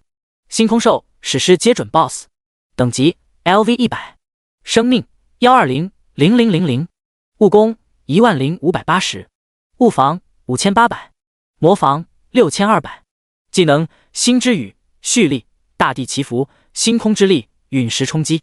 介绍：虚空之中的星空兽被特殊的星元矿石吸引而来，喜欢聚在一起吸食矿石中的星元之力。看着每处矿石周围都围有3-4只的星空巨兽，陈岩不禁暗自吐槽道：这又是怎么个事儿？都能斗地主搓麻将了。虽是这么说，但他却已经毫不犹豫地轰出了自己的招牌技能断崖之剑。一道道熔岩巨柱拔地而起，瞬间将正在聚众吸食星元之力的星空兽惊得四处乱窜怒吼。-765050 1536817，-751264，仅是一击便有3头星空兽直接被秒杀。其余星空兽看到动静，纷纷朝着周围扫视。当看到空中煽动着火焰之翼的陈岩时，顿时怒不可遏地吐出道道蓝银色的能量吐息，朝着陈岩齐齐击射而来。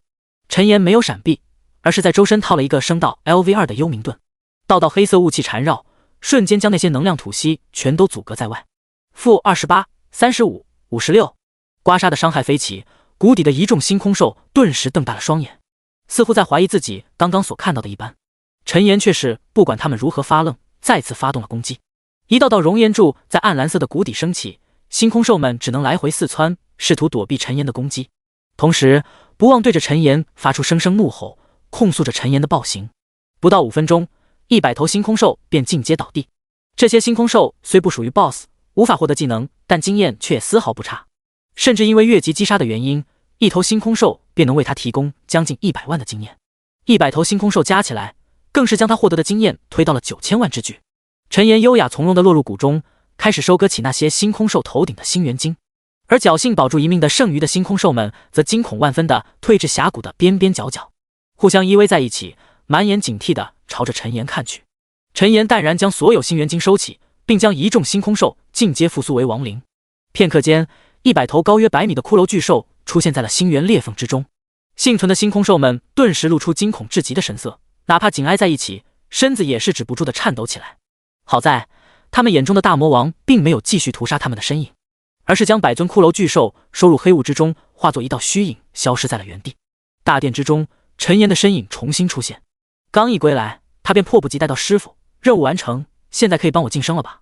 他依稀记得师傅上次可是说过会有瞬移技能传授的。克莱伊缓缓抬头，轻抚银须，笑着说道：你小子还是那个急性子，先把星元晶拿出来吧。陈岩点头，将此行的收获取出堆积在一旁的空处，上百簇散发着点点荧光的暗蓝色星元晶摆放在一起，顷刻间将整个大殿都渲染成了一幅星空画卷。克莱伊大手一挥，便将所有的星元晶收起，随后在陈岩面前一拂，一道提示便随之弹出。系统提示：你完成了职业晋升任务，获得50万点经验，5000枚金币。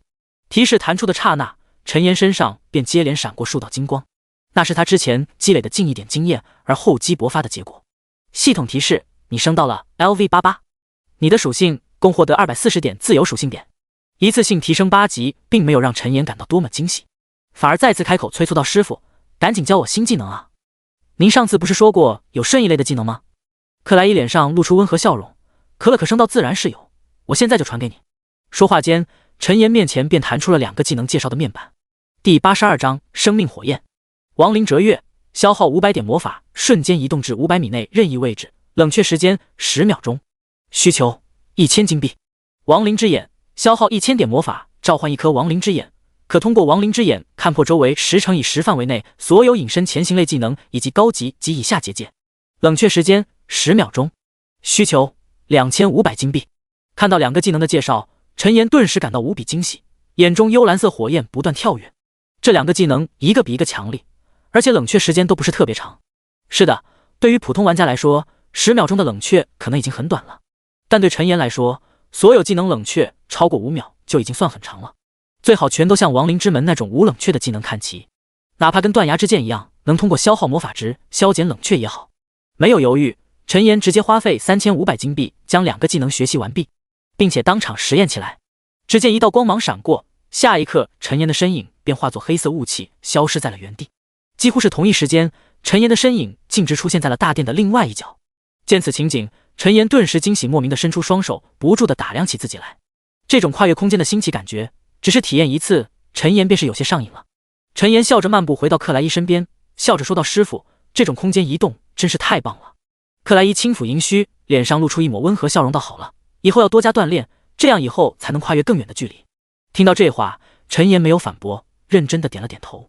这点道理他还是明白的，而他也是一直都是这样做的。陈岩站定身形，实验起了第2个技能亡灵之眼。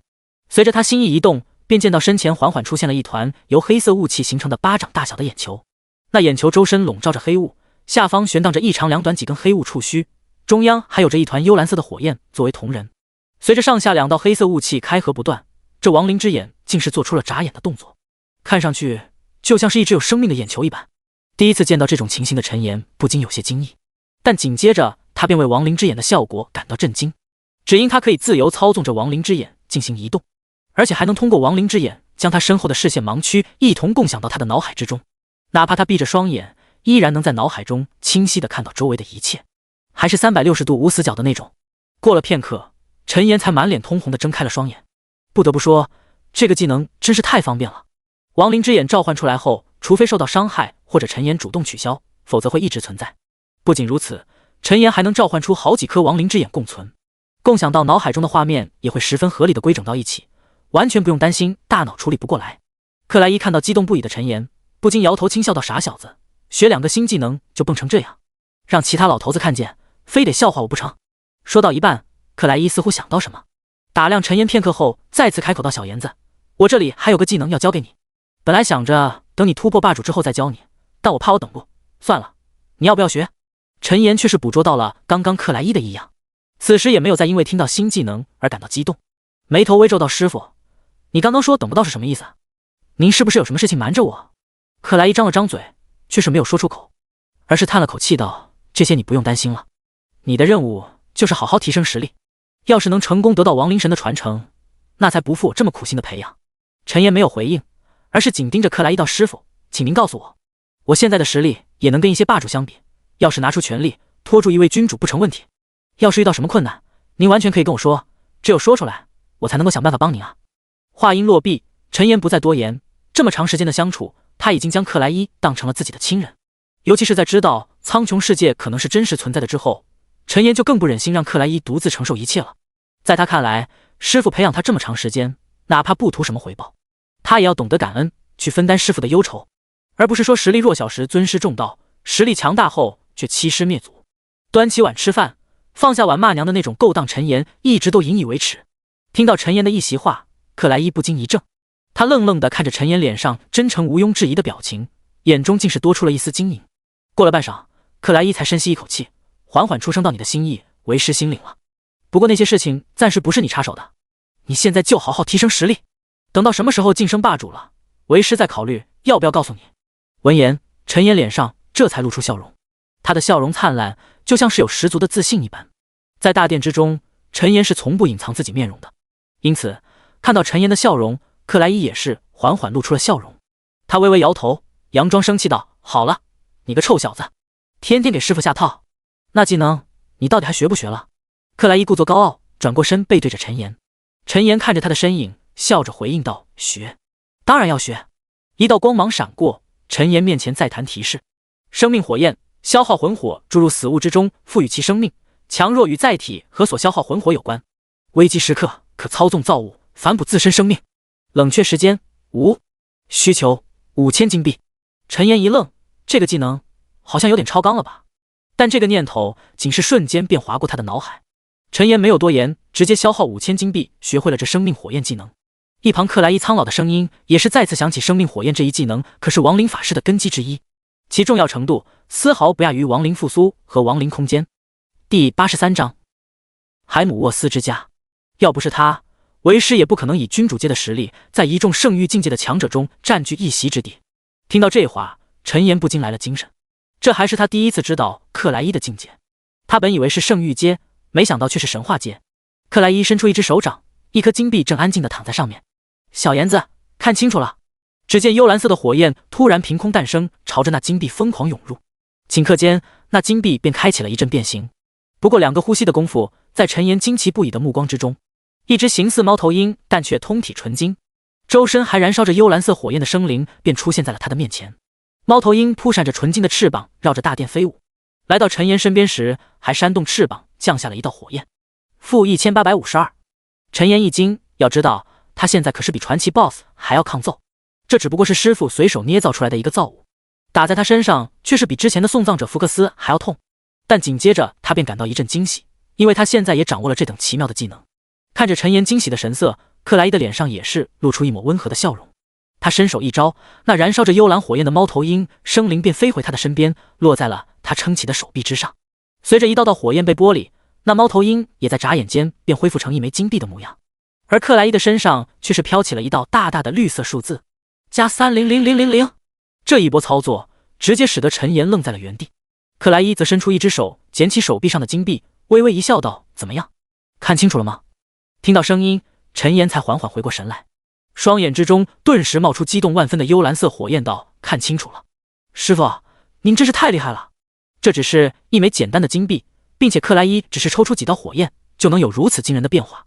难以想象他在背后究竟创造了多少这种神奇的造物。”克莱伊听到陈岩的夸奖，脸上也是露出一丝红润之色，他哈哈大笑，再次开口道：“好了，你能学到就好。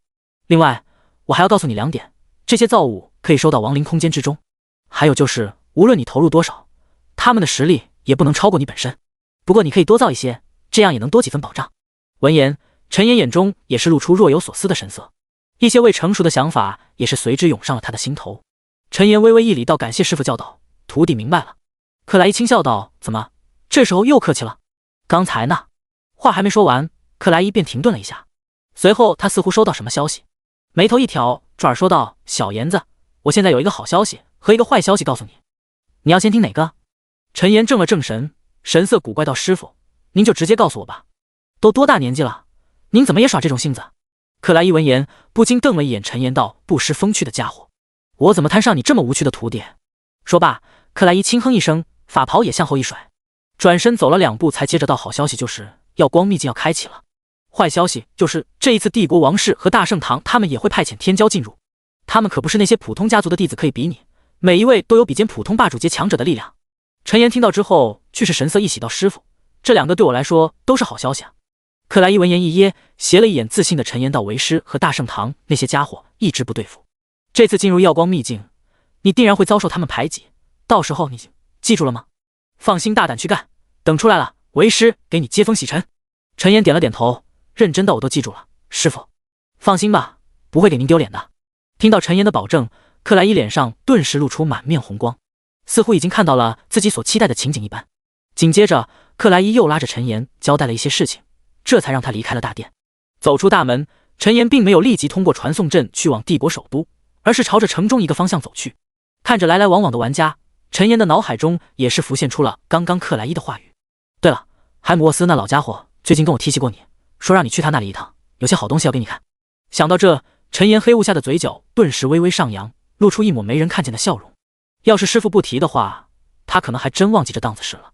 当初卖给他魔法药剂的海姆沃斯答应过为他开启隐藏商店，可最近他虽然有钱了，但是却陷入各种事情，忙得转不过来，也就疏忽了这件事情。陈岩速度很快，不过几分钟便来到了熟悉的魔法药剂商店。当看到躺在门口悠闲晒着太阳的海姆沃斯，以及店内一道忙碌的年轻身影时，陈岩不由愣了一下，但旋即他恢复平静，朝着躺椅上的身影走去。老人家，我来看您了。听到声音，躺椅上的海姆沃斯缓缓睁开双眼，看到陈岩的身影，他的脸上顿时露出笑容道：你怎么才来？我给你留的东西都要发霉了。说话间，他已经站起身来，对着陈岩招呼了一下，便转过身朝着店里面走去，一边走还一边开口道：快点进来吧，这些东西可是我翻了好久才找出来的。陈岩迈步跟上，店内那年轻身影见到陈岩，也是一时怔在了原地。他乃是一名因为一些机缘巧合来到海姆沃斯店里当药剂学徒的玩家，见到整个苍穹世界的话题人物陈岩，自然是一眼便认了出来。但好在强大的修养让他并没有露出什么异样的表情，仅是扫了一眼便低下头忙起了自己的事情。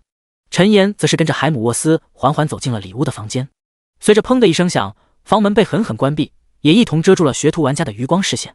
学徒玩家一边擦拭柜台，一边不禁自言自语道：这是怎么回事？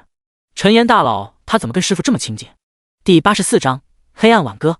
里屋内，陈岩满脸好奇地打量着周围的物品，只见两排货架摆放在两边墙壁上，对面墙边还有着一大口厚重的牛皮宝箱，各种稀奇古怪从未见过的道具堆得满满，甚至还有一只飞舞的小精灵以及一株生长着眼耳口鼻的植物。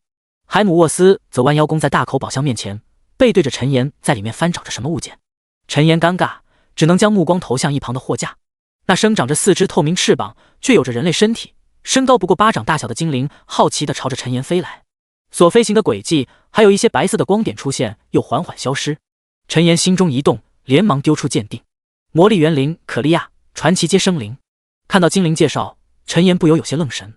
他和师傅的魔力园灵要么就是蝌蚪，要么就是鲸鱼，上次在精灵之森遇到的其他魔力园灵也大多都是化身成了水生动物，这还是他第一次见到精灵形态的魔力园灵。虽是这么说，但陈岩还是喜欢自己家的固拉多，毕竟外表什么的都是浮云，还是合适最重要。这时海姆沃斯也拿着5件东西转过了身：来吧，这些就是我为你准备的商品，绝对优惠。陈岩定睛看去，便发现一颗头骨、一柄蜡烛、2块一黑一金的宝石，以及一本漆黑深邃的技能书便出现在了他的面前。陈岩挨个丢去鉴定，脸上的神色顿时变得精彩起来。亡灵君主之头骨，神话物品。介绍：蕴含亡灵真谛，可以让霸主级巅峰亡灵进阶为君主级，售价5880000金币。海姆沃斯的声音也在一旁响起：这可是我年轻时候得到的，你可知道君主级亡灵可是很难晋升的，哪怕你的实力到了，但若是没有合适的机缘，想要突破君主级也是不可能的事情。这颗头骨已经很便宜了，要不是看在克莱伊的面。陈岩吞咽了一下唾沫，不是他不想要，而是他财力有限啊。这4件道具全部都是神话阶物品，那本技能书则是一本黑暗属性的禁咒技能书。黑暗挽歌禁咒为1，消耗5万点魔法，生成1万乘以1万米的黑暗领域，操纵黑暗之力对范围内所有目标每秒造成300%的伤害，持续时间10秒钟，冷却时间1个自然日，售价3880000。想要全部购买不太可能，不过仅挑1件的话，剁手还是能拿下的。陈岩扫视一周，每一件他都想要。海姆沃斯却是丝毫不急，耐心地等待着陈岩的选择。过了片刻，他才咬牙选择了最便宜的禁咒技能书黑暗挽歌。海姆沃斯有些惊讶道：我还以为你会先买亡灵头骨。陈岩摇头道：我现在还没到达霸主阶，等以后再买也不迟，还请您帮我留着。至于其他商品，若是等我攒够了，一定回来光顾。海姆沃斯脸上露出笑容，应声答道：放心吧，其他的不敢保证，这头骨一定给你留着。对了，你是不是要去耀光秘境？祝你好运。听到这话，陈岩也没有意外，笑着点头应了一声，随后又和海姆沃斯简单交谈了几句，便转身离开了店铺。经过这一插曲，陈岩没有再多做犹豫，直接朝着最近的传送阵走去。想要进入耀光秘境，必须先去到帝都，而自他升到 LV80 以上之后，帝都也是对他给予了开放。耀光帝国的帝都还有一个名字，那就是耀光之城。身为整个耀光帝国的中心，耀光之城的规模自然是其余城市不可比拟的，可以说是整个帝国最为恢宏壮观辽阔的城市也不为过。一片白玉大理石铺成的街道上，几名身穿银白铠甲的士兵正守卫在传送阵周围。突然，传送阵独特的蓝色光芒冲天起，下一刻，一位身穿黑袍、面容笼罩着一层薄薄黑雾的身影便从中走了出来。几名士兵见状，立即皱眉道：等一下，你是干什么的？陈岩一愣，旋即便反应过来，自己这副打扮好像确实有点容易让人误会。他取出师傅给的信物，开口说道：“我是布鲁威斯城的，为耀光秘境而来。”其中一名士兵打量片刻，确认无误后，便微微点头，不再多说什么。见此情景，陈岩才松了口气，继续朝着师傅所说的方向走去。其实这也是陈岩只是在大街上，若是进入王宫那等重地，肯定是不会让他这么遮遮掩掩的进入的。陈岩漫步走在空旷的街头，一边打量着周围恢宏神奇的建筑，一边朝着耀光秘境所处的帝国神庙走去。此时升到80级之上的只有他一名玩家，其他玩家现在最高等级也不过 LV45， 因此整个帝都除了陈岩之外，再也找不到一名其他玩家。没过多长时间，他便根据提示来到了耀光神庙。远远看去，8道擎天巨柱的影子便出现在了陈岩的视线之中，那是代表着苍穹世界8大职业的耀光神柱。每一座神柱上方都有着一尊各个职业的雕塑，相传他们都是8大职业中最终成神的强者。此时神庙的附近已经站了很多身影，看上去应该是其他城市来的领主及天骄。陈岩沉吟片刻，便迈步朝着队伍末端走去。他没有声张，这里他一个人都不认识，而且帝国内强者辈出，还是低调一些为好。其余天骄见到这么1号人物出现，都是不由好奇的将目光投来，但一直过了好几秒，看到对方丝毫没有打招呼的迹象之后，他们才纷纷收回视线，继续交谈起来。真是让人激动啊！10年开启一次的耀光秘境。对啊，我听说有人压着境界不突破，就是为了耀光秘境大捞一笔呢。谁说不是呢？错过这个机会，哪里还能那么快速的提升实力呢？他们声音不小，哪怕离得有10几米远，陈岩也听得一清二楚。第85章，进入耀光秘境。听到这，陈岩又不禁回忆起克莱伊关于耀光秘境的描述。你可知道，耀光秘境可是整个帝国屹立于秩序阵营和其他2大势力分庭抗礼的根基，其中不仅蕴藏着飞速提升实力的秘密，还有着各种奇珍，无比让人一步登天的机缘。进入其中之后，你须得不计一切代价猎杀其中的各属性耀光灵兽，获得足够多的秘药之石。这样一来，你的技能等级便可以通过秘药之石快速提升。黑雾之下，陈岩的嘴角不由得翘起。他本来还苦恼怎么才能提升自己的技能等级呢，真是瞌睡来了有枕头。正在这时，几名身穿金边白袍、带着阳光笑容的男女朝着陈岩的位置走了过来。他们这一动，立即将其余天骄的目光吸引了过去。那不是大圣堂的查尔斯他们吗？等等，他们去找那个人干嘛？不知道啊。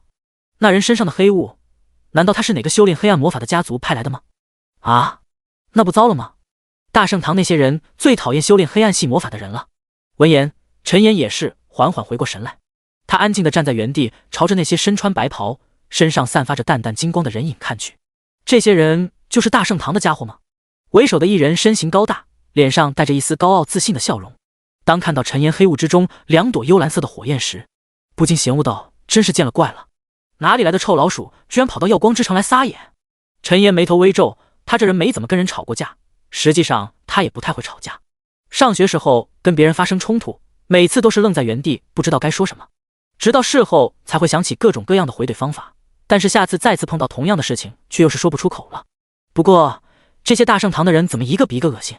刚想到这，那男子身旁几名同伙便居高临下道：“喂，臭老鼠，查尔斯大人在跟你说话呢。”“就是，你居然敢对查尔斯大人不敬，你想找死吗？”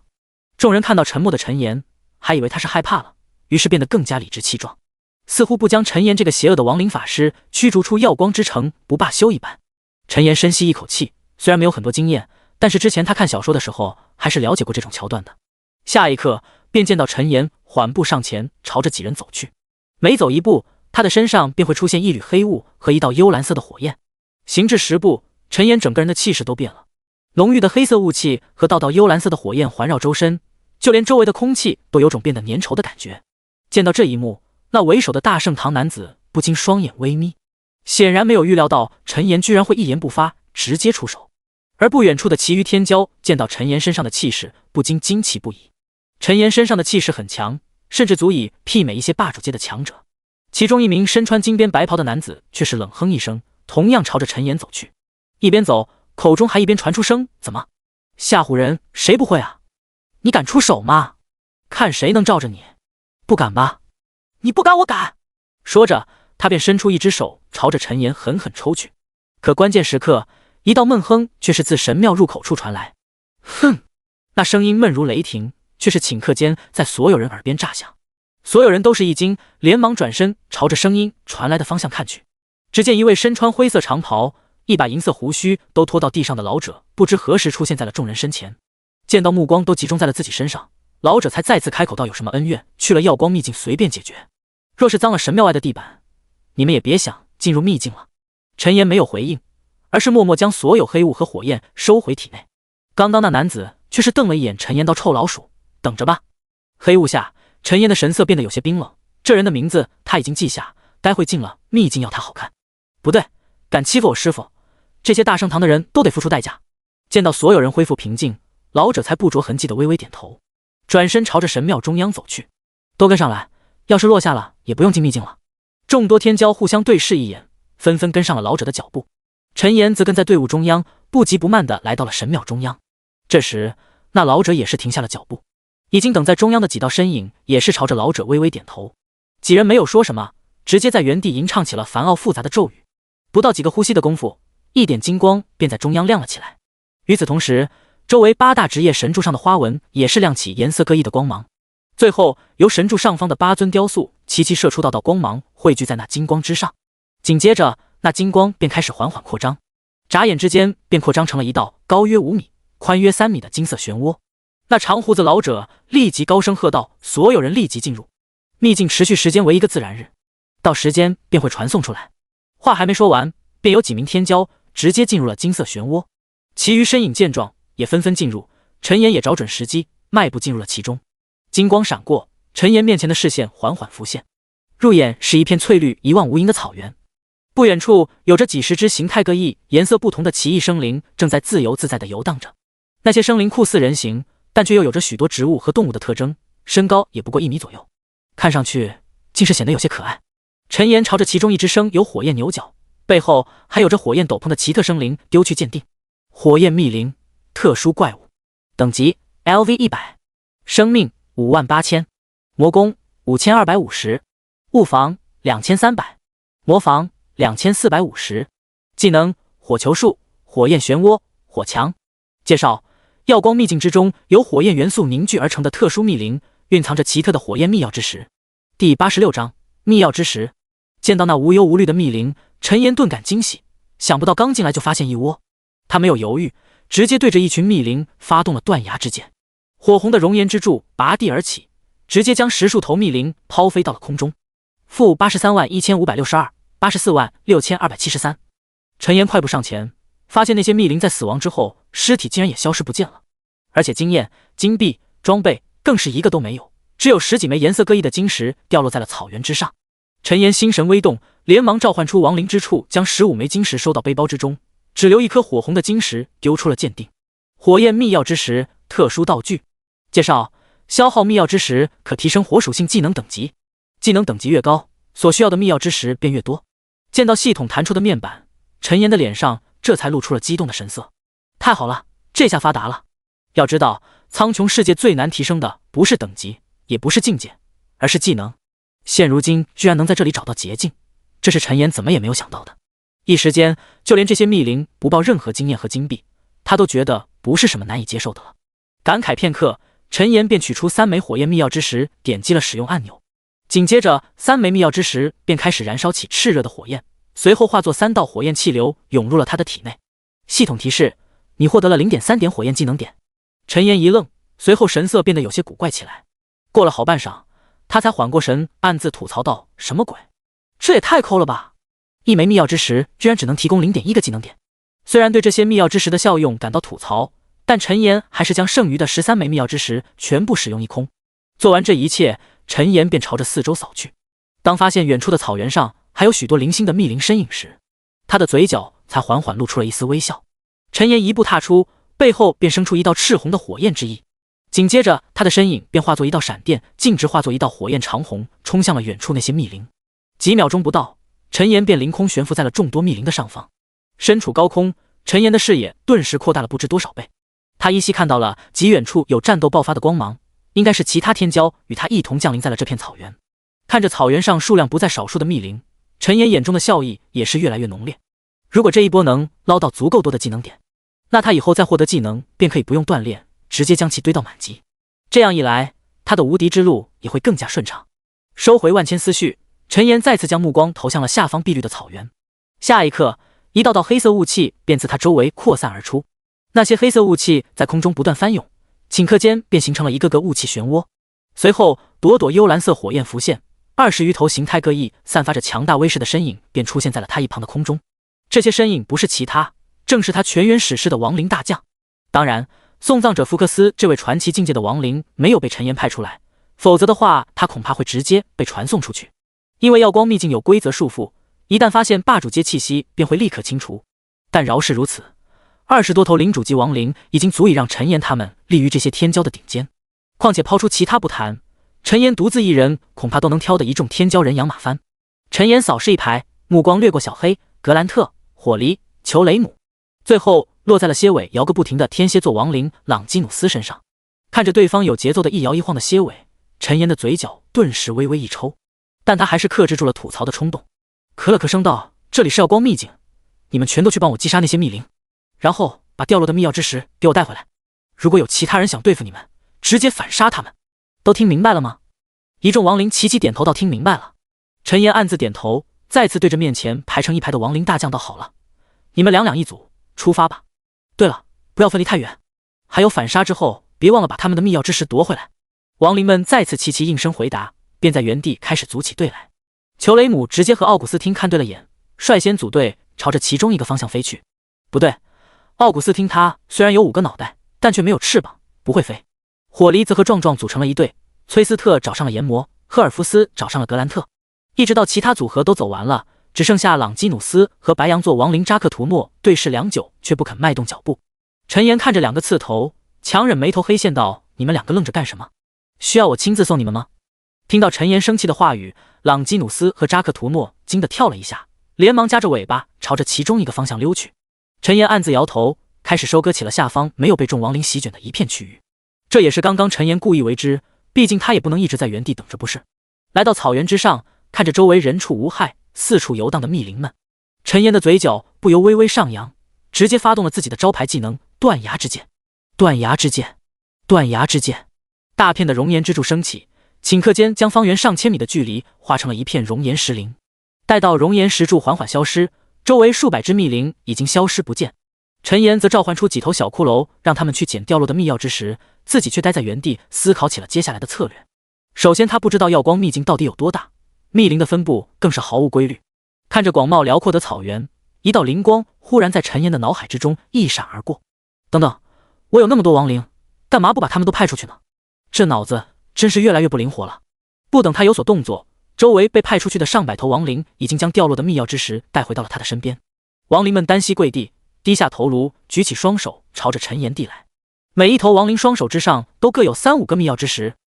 第87章，亡灵天灾，主宰一切。陈岩大手一挥，照出亡灵之处，将所有的密钥之石收起，然后全部使用。霎时间，技能面板上瞬间多出数十点技能点。看着自己一系列的技能，陈岩心念一动，便消耗5点火焰技能点，将火烧云升到了 LV2。火烧云 LV2，每秒消耗300点魔法，召唤出一片以自身为中心300乘以300范围的火云。火云可按照自身心意变换形状，每秒对接触到的目标造成10%的火焰伤害。冷却时间无。除此之外，水龙卷、木藤缠绕、冰霜牢笼等技能也都被他提升了一下等级。加点完技能，陈岩不再犹豫，直接再次召唤出大范围的黑色雾气，准备开启亡灵空间，将其他亡灵一同放出，为自己搜集更多的密钥之石。下一刻，便见到浓郁至极的黑色雾气如同海浪一般朝着四面八方蔓延开来，短短片刻便笼罩了方圆数千米的距离。紧接着，无穷无尽的幽蓝色火焰自其中亮起，一头头形态各异的骸骨亡灵从中奔腾而出，朝着四周浩浩荡荡的席卷开来。生有双翅却有着狼首的血蝠狼妖骷髅，手持利刃、身形敏捷的看守者骷髅，以及仰首骷髅、蜈蚣骷髅、飞鸟骷髅等等，其中更有上百头高有100米有余的巨型骸骨迈动步子，人力而起，被众多亡灵簇拥着向着四周前进。这些亡灵自然正是之前在星源裂缝之中转换而来的星空兽亡灵，他们体型庞大，如同亡灵之中的巨人一般。一时间，大地之上、天空之中，到处都是各种亡灵的身影。仅仅是几个呼吸之间的功夫，便有数万头亡灵出现在了草原之上，并且亡灵的数量还在继续源源不断的增加着。从高空之上看去，此时碧绿的充满生命力的草原中央突然出现了一大块黑色的乌云，这块乌云更是以一种难以想象的速度开始朝着四周急速扩张，数之不尽的亡灵骷髅携带着黑色的雾气以及幽蓝色的火焰，看上去就像是一片波涛汹涌的亡灵之海一般。陈岩待在原地，制造出数十颗散发着黑雾的亡灵之眼，指挥着那些亡灵之眼与周围的亡灵一齐飘去。瞬间，脑海中的视线飞速扩张，仅是眨眼间便被分成了数十块区域。感受到亡灵之眼中央有所断隔，陈岩的眉头不禁微微皱起。这个技能等级还是太低了。想到这，陈岩一股脑将20点黑暗技能点全都加在了亡灵之眼上。亡灵之眼 LV4， 消耗5000点魔法，召唤一颗亡灵之眼，可通过亡灵之眼看破周围200×200范围内所有隐身潜行类技能以及高级及以下结界。冷却时间7秒钟。亡灵之眼刚一升到 LV4， 陈岩脑海中分散出去的画面顷刻间便连贯在了一起，一时间陈岩竟有种上帝视角的感觉。不仅如此，升级之后的亡灵之眼不但体型扩大到了篮球大小，下方生长而出的黑雾触须更是增加到了5-6条，而且那些黑雾触须还可以灵活摆动，正是收集密钥之时的好帮手。值得一提的是，亡灵之眼哪怕相隔上万米，依然可以与陈岩保持一种联系，这也是他能成为亡灵法师最重要的技能的原因之一。另一边，正在草原上收集密钥之时的几位天骄突然瞥见远处爆发的滔天黑云以及那浩浩荡荡的亡灵大军，眼中顿时露出一丝惊疑不定的神色。其中一位手持法杖生有一头亚麻色长卷发、翡翠双眼的女子更是紧张到那是怎么回事。一旁一名红棕色短发、手持长剑的男子微微皱眉，沉声说道：“不清楚，看样子应该是亡灵魔法。不过这么多亡灵，我们恐怕难以阻挡，大家还是先暂避锋芒为妙。”说着，男子便头也不回地朝着远方的山林冲去。其余几人面面相觑，但动作也丝毫不慢，各施手段便朝着与亡灵大军相反的方向开始前进。没过多久，整个草原便已经布满了亡灵的身影。原本碧绿的草坪早已看不见任何踪迹，取而代之的则是乌泱泱一片漆黑的亡灵之海，其中还有着无数朵燃烧的幽蓝色火焰。在这其中，则有着一道背身火焰双翼的身影四处飞翔，就像是划破天际的火焰流星一般。这道身影自然正是陈岩。陈岩悬浮于高空之上，当看到不远处几只亡灵之眼正聚在一起，周围还摆放着各色的密钥之石时，他的眼前不禁闪过一道亮光。没有犹豫，陈岩直接调转方向，朝着亡灵之眼的位置俯冲而去。唰！火焰之翼缓缓消散，陈岩的身影则稳稳地落在了一群大眼珠子的中央。见到陈岩，几只亡灵之眼立即延伸触手，将周围的密钥之石捧到了陈岩面前。陈岩微微一笑，直接开始吸收起了周围数千枚密钥之石。不一会儿，陈岩的技能点便再次增加了数百点之多。看着技能面板上足足累计了3621点技能点时，陈岩的心也是不由自主的砰砰跳动起来。淡定，淡定，按捺下心中激动，陈岩开始了各个技能的加点。系统提示：你的技能亡灵之眼提升到了 LV7， 亡灵之门提升到了 LV8。因为黑暗属性技能点不是特别多，所以2个亡灵技能也只是提升到了7、8级左右。之所以优先提升这2个技能，也完全是因为接下来的行动中有这2项技能会更加方便一些。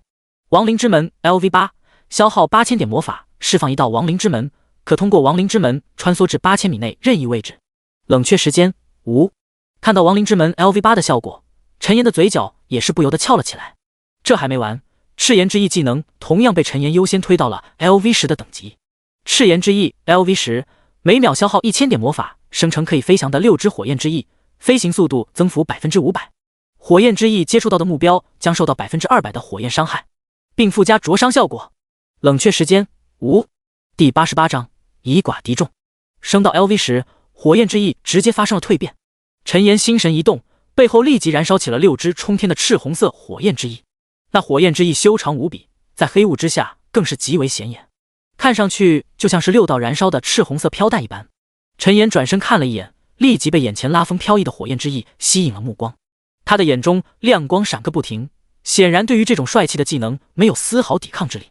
陈岩抬头望向天空，嘴角上扬，猛地化作一道火焰流星冲天而起，其速度比之刚才快了数倍不止。来到空中，陈岩的视线顿时再度提升，整个草原的密林已经被他扫荡的差不多了，接下来得赶紧去下一个地方才行，要不然到时候时间到了还没有得到足够的技能点，那这一趟算是白来了。陈岩沉吟片刻，便召集亡灵朝着周围几个方向分批蔓延。正在这时，远处突然亮起滔天的火焰和阵阵怒吼声。陈岩心中一肃，那不是奥古斯汀和裘雷姆的方向吗？该死，难道遭到围攻了？想到这，陈岩没有犹豫，径直化作一道红色流星，朝着动静传来的方向飞去。不时还能见到那火焰流星划破空间，瞬移至极远处，又再次开始飞行。一处鹰飞草长的旷野上，10几道身影正围着2头亡灵巨兽疯狂围攻着。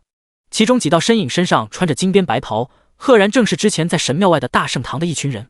为首的一人脸上带着笑容，贪婪地盯着飞翔在空中喷吐幽蓝色火焰龙息的亡灵古龙。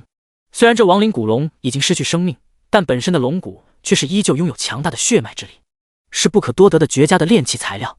想到这，为首的男子立即神色一冷道：加快速度，这2头亡灵必须尽快拿下。如果陈烟在这里的话，一定能认出来这道身影正是先前想要攻击自己的那个家伙。听到这话，其余身影都是身形一致，连忙释放出更强的攻击，朝着2头亡灵巨兽轰去。这2头亡灵正是裘雷姆和五手火蜥奥古斯汀。他们一路上收集了不少秘药之时，却没想到居然在这里碰到这么多大圣堂的人。这时又有2道亡灵身影似乎发现了裘雷姆他们的困境，正在飞速地朝着他们所处的位置疾驰而来。一道身穿铠甲手持重剑，另外一道身影骷髅头上生有一对羊角，手掌之上还托着一本悬浮的黑色魔法书，赫然是格兰特和3眼黑羊赫尔福斯的组合。见到2道亡灵，裘雷姆和奥古斯汀的心中也是闪过一丝惊喜。为首男子却是冷哼一声，眼中闪过一丝浓浓的不屑之色。在他看来，他们有12位领主级的战力，对方哪怕再多来几头亡灵，也依然只有受死的份。果不其然，不到10几秒的功夫，加入战斗的格兰特和赫尔福斯也力有不逮，渐渐落入了下风。周围天骄顿时精神振奋，发动的攻击也是越发凶狠。其中身具巨龙血脉的裘雷姆更是被集火的重点对象，身上的伤势明显要比奥古斯汀他们重多了。眼看着裘雷姆身上的气势越来越弱，周围一群天骄脸上的神色也是越来越兴奋。忽然，一道黑雾之门悄然出现在了裘雷姆的头顶上方。天骄们神色一愣，下一刻便见到一道周身环绕着黑色雾气的身影从大门中一步迈出，来到了裘雷姆的头顶上方。感受到头顶突然多出一道身影，裘雷姆刚想发怒，但旋即一股熟悉的感觉传来，他的吼声也转怒为喜，犹如雷霆般炸响开来。奥古斯汀和格兰特以及赫尔福斯心中悬着的巨石也是缓缓落下。别的不说，主人来了，那就不会再出现任何反转了。为首的大圣堂的男子却是眉头一抬，不屑道：我还以为是谁，原来是这些废物亡灵的臭老鼠主人。不过来得正好，就拿你这个臭老鼠先出出气好了。陈岩神色淡漠，召唤出5道黑雾触手，便朝着周围11名天骄齐齐扫去。-557326-1104918 -563501。呼吸之间，除了那为首的叫嚣的男子之外，其余天骄都是受了不同程度的伤势，其中一些倒霉的更是直接没了半条命。仅此一击，先前还不屑一顾的男子瞬间瞳孔一缩，震惊不已地指着陈岩道：这怎么可能？你怎么会有霸主级的力量？其余天骄也是脸色大变，纷纷求饶道：放过我们，这都是哈维尔指使的。话音刚落，一道蓝紫色的闪电便奔腾而出，顷刻间将除了那名为哈维尔的大圣堂成员之外，其余11名天骄连接在了一起。闪电爆发，一道道恐怖的伤害瞬间飘出。-561374 532716。这一次不到3秒钟的时间，11名天骄便齐齐倒在了地上，只留下瑟瑟发抖的哈维尔满脸惊恐地盯着陈岩，哪里还有刚刚那嚣张跋扈的样子。站在亡灵古龙球雷姆脑袋上的陈岩嘴角翘起，居高临下的看着那气质全无的哈维尔。虽然这是他目前为止为数不多的打脸反派的机会，但陈岩不得不承认，这样好像确实挺爽的。陈岩止住嘴角的笑容，丢出亡灵复苏，将11名天骄全部转换成亡灵，齐齐朝着哈维尔围去。哈维尔神色惊骇，身子都止不住的颤抖起来。突然他似乎想到什么，连忙急声喊道：住手！你已经击杀了这么多天骄，难道想和整个耀光帝国为敌吗？只要你放我一马，我可以当作没有看见。可周围的11名亡灵却是并没有止步，依旧一步一步缓慢地朝着哈维尔走去。哈维尔面色微变，再次深吸一口气道：等一下，我们之间并没有什么不可挽回的恩怨，查尔斯他才是你真正的敌人，并且他也有与霸主一战的实力。如果你放过我，我可以把他的弱点告诉。话还没说完，一道熔岩之柱便拔地而起，瞬间将哈维尔的身体贯穿。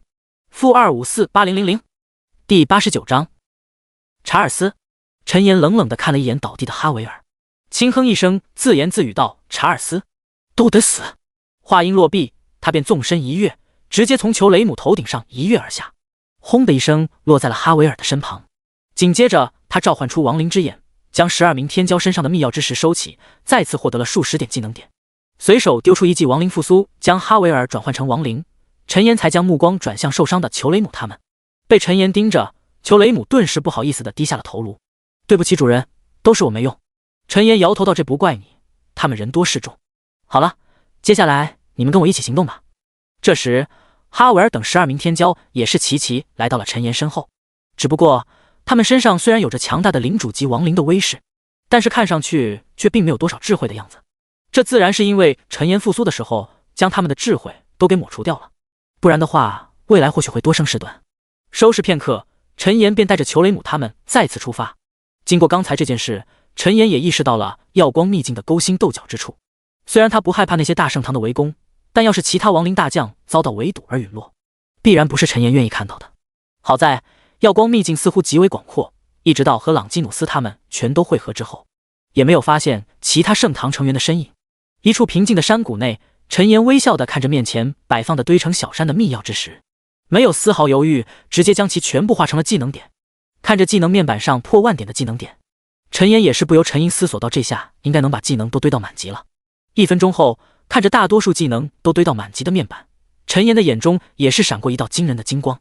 断崖之剑 LV10， 堕落治疗 LV10， 亡灵折月 LV10， 消耗5000点魔法，瞬间移动至5000米内任意位置，冷却时间1秒钟。还不够，我得多攒一些技能点，错过这个村恐怕就没有下个店了。想到这，陈岩收起亡灵大将，瞄准一个方向一步迈出，身影瞬间消失在了原地。下一刻，5公里之外的山脚下，陈岩的身影凭空出现在了一块巨石之上。陈岩脸上露出一丝难以掩饰的激动，虽然亡灵之门也很帅，但有时候瞬移这种技能的逼格是其他技能比不了的，而他足500多万的魔法值，足以他使用上千次瞬移都不拉倒。况且他还有另外一个外挂。古拉多，出来吧！一道火光乍现，一条巴掌大小的火红色经文鲸鱼便出现在了陈岩肩膀之上。刚一出现，他便不住地磨蹭着陈岩的手臂，略带稚嫩的声音响起：“主人，你都好久没叫我出来了。”陈岩微微一笑：“这不让你出来了，帮我恢复魔法吧。”说着，他便再次一步踏出，身影再次凭空出现在5公里之外。而顾拉多也是跟着陈岩一起，小家伙初次体验瞬移，却没有丝毫惊慌，挥舞鱼鳍便朝着陈岩丢出一道光芒，加1000000，仅是一发便直接将陈岩亏损的魔法拉满。陈岩则身下不停，继续利用亡灵折月赶起路来。不得不说，有了这个就是比之前快多了。途中遇到密林，他便会停下收割，然后再次赶路。不到1个小时的时间，便再次搜集了上千点技能点。另外，那些天骄似乎并不能像他一样立即吸收密钥之石，这也让陈岩无意之间多了好几笔意外收获。除此之外，陈岩在普通密林之上还发现了更加强大的精英密林，以及极为稀少的领主级密林，其所提供的密钥之石自然是更上一层楼。精英密林的密钥之石能提供1点技能点，领主级密林更是直接暴增到了50点之多。但陈岩转了好长时间，也才仅仅发现一头领主级的密林罢了。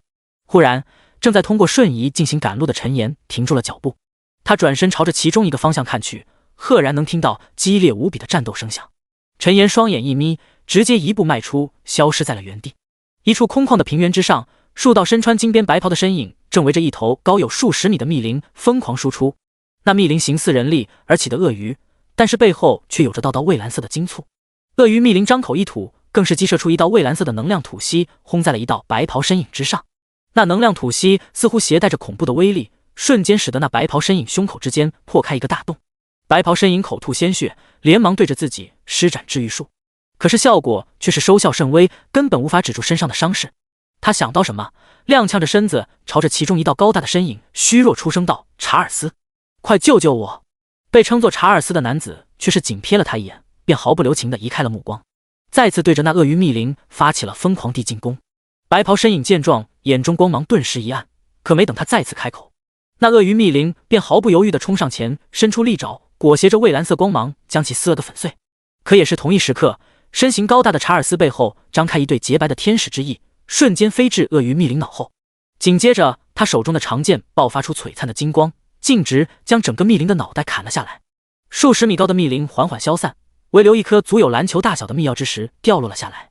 查尔斯嘴角带着微笑，迈步朝着那密钥之石走去。其余圣堂成员见到，都是不敢出声。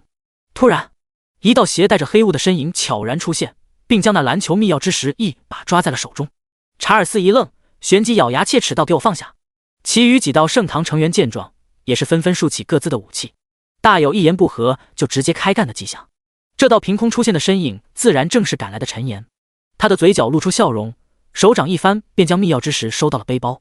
随后一副百无聊赖道：“想要啊，过来拿吧。”第90章耀光密林。查尔斯气急反笑，冷声说道：“真是找死！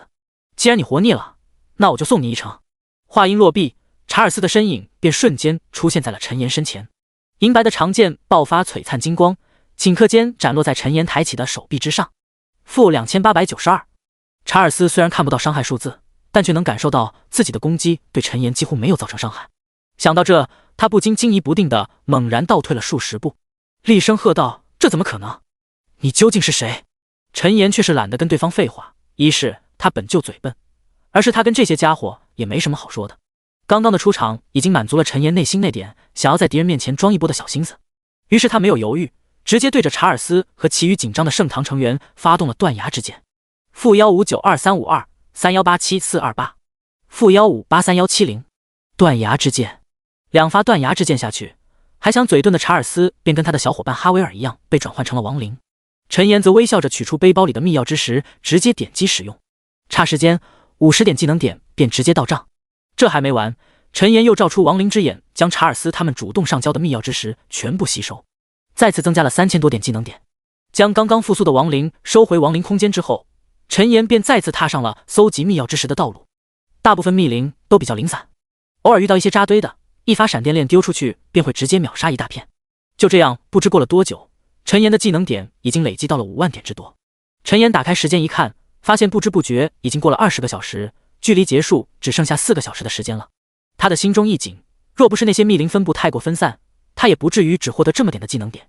突然，陈岩发现不远处裂开了一道金色的裂缝，那裂缝如同蜈蚣一般开裂，道道细密的金色纹路不断蔓延。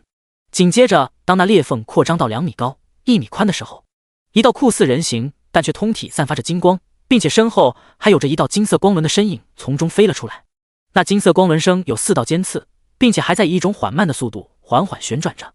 金光身影面目笼罩在一片金光面罩下，只留下一道和人类有些类似的嘴角暴露在空气之中。陈岩连忙丢去鉴定，那神秘身影的信息立即展露在他的面前。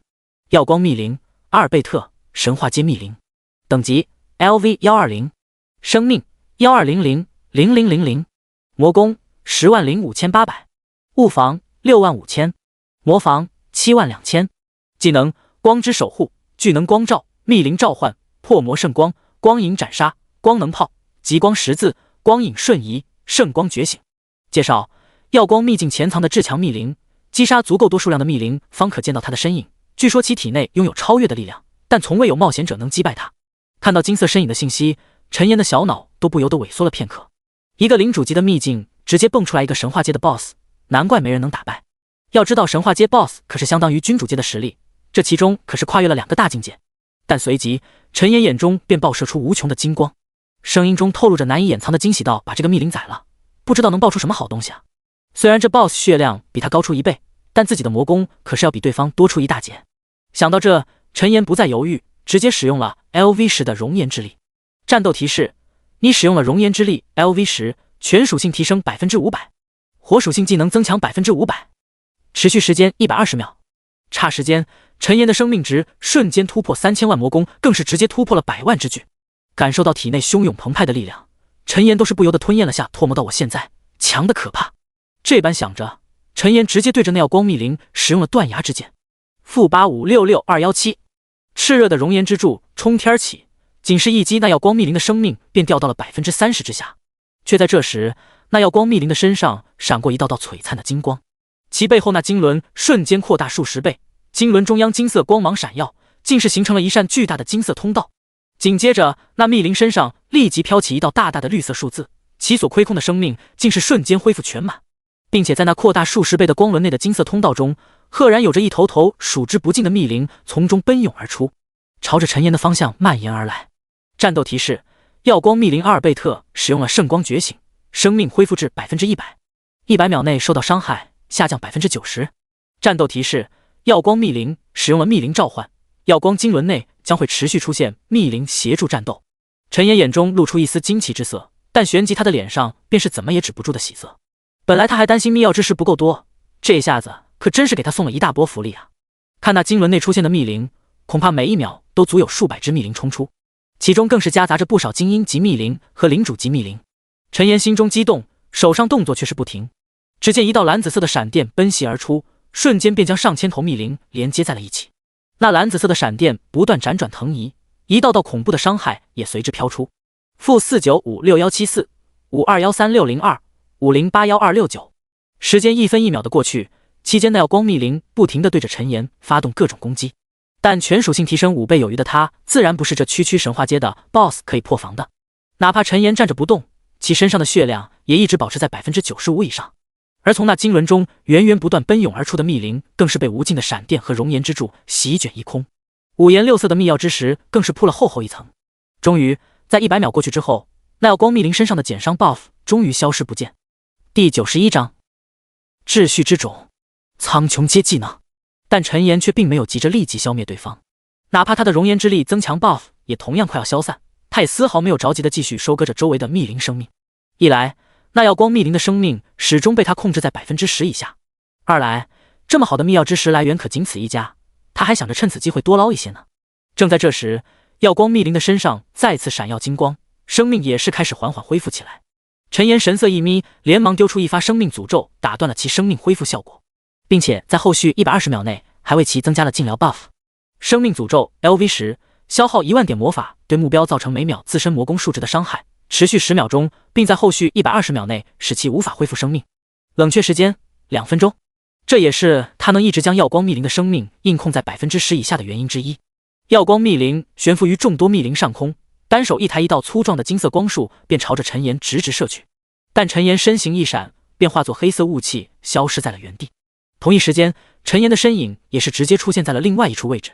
二者你来我往，从那金色光轮之中涌出的密灵却是通通被转换成了各色的密钥之石，躺在了地面之上。陈岩则一边对付耀光密灵，一边通过瞬移不断地拾取着那些铺成厚厚一层的密钥之石。他的技能点更是以一种肉眼可见的速度开始飞速攀升，1万、5万、10万，二者足足僵持了3个多小时。金色光轮中出现的密灵也开始渐渐减少，直到零零散散，似乎是被陈岩独自一人给收割完了。耀光密灵手持金色双刃，不停地变换身形朝着陈岩劈斩，但每一次都被陈岩轻而易举地躲过。即便命中，陈岩的生命也会很快回满，始终没有掉下过 80% 以下。这时那耀光密灵却突然停下了脚步，背后的经轮也开始渐渐回缩，就连身形也渐渐淡化，似乎想要就此离开一般。陈岩面色微变，嘴角露出一丝轻笑道：现在还想跑？想得到没？说着便见一道黑色的光束径直命中那淡化的耀光密灵，随后其身上立即飘出一道恐怖的伤害-3600000。伤害刚一出现，那耀光密灵的身影瞬间僵硬在了原地，紧接着其身形猛然开始溃散，只留下一道散发着璀璨光芒的金色光团静静地悬浮在原处。因为耀光秘境的特殊性，陈岩并没有获得经验、金币或者神话阶 BOSS 首杀的奖励，但他得到的却比那些东西还要珍贵无数倍。陈岩怔怔地看着那金色的光团，此时此刻，天地之间仿佛只剩下那一抹璀璨的金芒，冥冥中更是有一股极致的吸引力自那金色光团中散发而出。秩序之种特殊道具介绍：蕴含秩序之力的光之种拥有打破界限的力量，吸收之后可以将技能进阶为苍穹阶。备注：只有得到秩序之力认可的冒险者才能吸收秩序之种。指定玩家：陈岩。陈岩一愣，旋即伸出手触碰向那金色光团，没有丝毫阻碍，那金色光团便如同流水一般没入了他的体内。紧接着，陈岩面前便再次弹出一道新的提示：系统提示：吸收秩序之种，全属性抗性增加200点，部分技能可进阶为苍穹阶技能。见到提示，陈岩连忙打开系统面板查看。当看到下方累积多达50多万的技能点时，他的眼中也是闪过一丝难以言喻的激动之色。紧接着，陈岩便发现先前已经不能再升级的断崖之剑和亡灵之门这种技能后面重新出现了代表升级的加号。陈岩心中微动，旋即便点在了亡灵之门的加号上。系统提示：是否消耗1万点技能点将亡灵之门提升到苍穹阶？陈岩眉头一抬，没有犹豫，直接点了是的按钮。下一刻，技能面板上亡灵之门便闪烁出一道璀璨的蔚蓝色光芒。不到2秒钟，光芒缓缓退去。亡灵之门，苍穹阶，消耗1万点魔法，释放一道亡灵之门，可通过亡灵之门穿梭至心中所想的任意位置。无视结界封锁，冷却时间无。看到眼前亡灵之门的技能介绍，陈岩的心跳都差点停了半拍。过了半晌，他才声音激动颤抖道：“这技能也太变态了吧！还好是我的技能。”紧接着，陈岩想到什么，连忙又将几个重要的技能全都进阶到了苍穹阶。因为技能点数要留存一些，再加上大部分技能升到 LV 时已经非常顶用的原因，陈岩只将其中比较重要、经常使用或者具备特殊能力的技能破格升到了苍穹阶。比如亡灵之眼升到苍穹阶之后，便可以无视空间直接将画面同步到陈岩脑海之中，并且在升到苍穹阶之后，亡灵之眼更是具备了陈岩10%的属性，从而拥有了不俗的攻击力。除此之外，还有威力达到2000%的断崖之剑，以及威力达到1000%并且足以连接1万个单位，持续时间直接飙升到100秒的闪电链。一句话，简直恐怖如斯。当然，还有关键时刻必不可少的爆种技能熔岩之力。熔岩之力，苍穹阶，消耗100万点魔法，获得熔岩之力祝福，全属性增强1000%，所有火属性技能增强1000%，持续时间300秒，冷却时间无。还是那句话，主打的就是无冷却。这一波加强，直接让陈岩在无敌的道路上瞬间拔高到了一个前所未有的新高度。看着自己的技能属性，陈岩顿感无奈。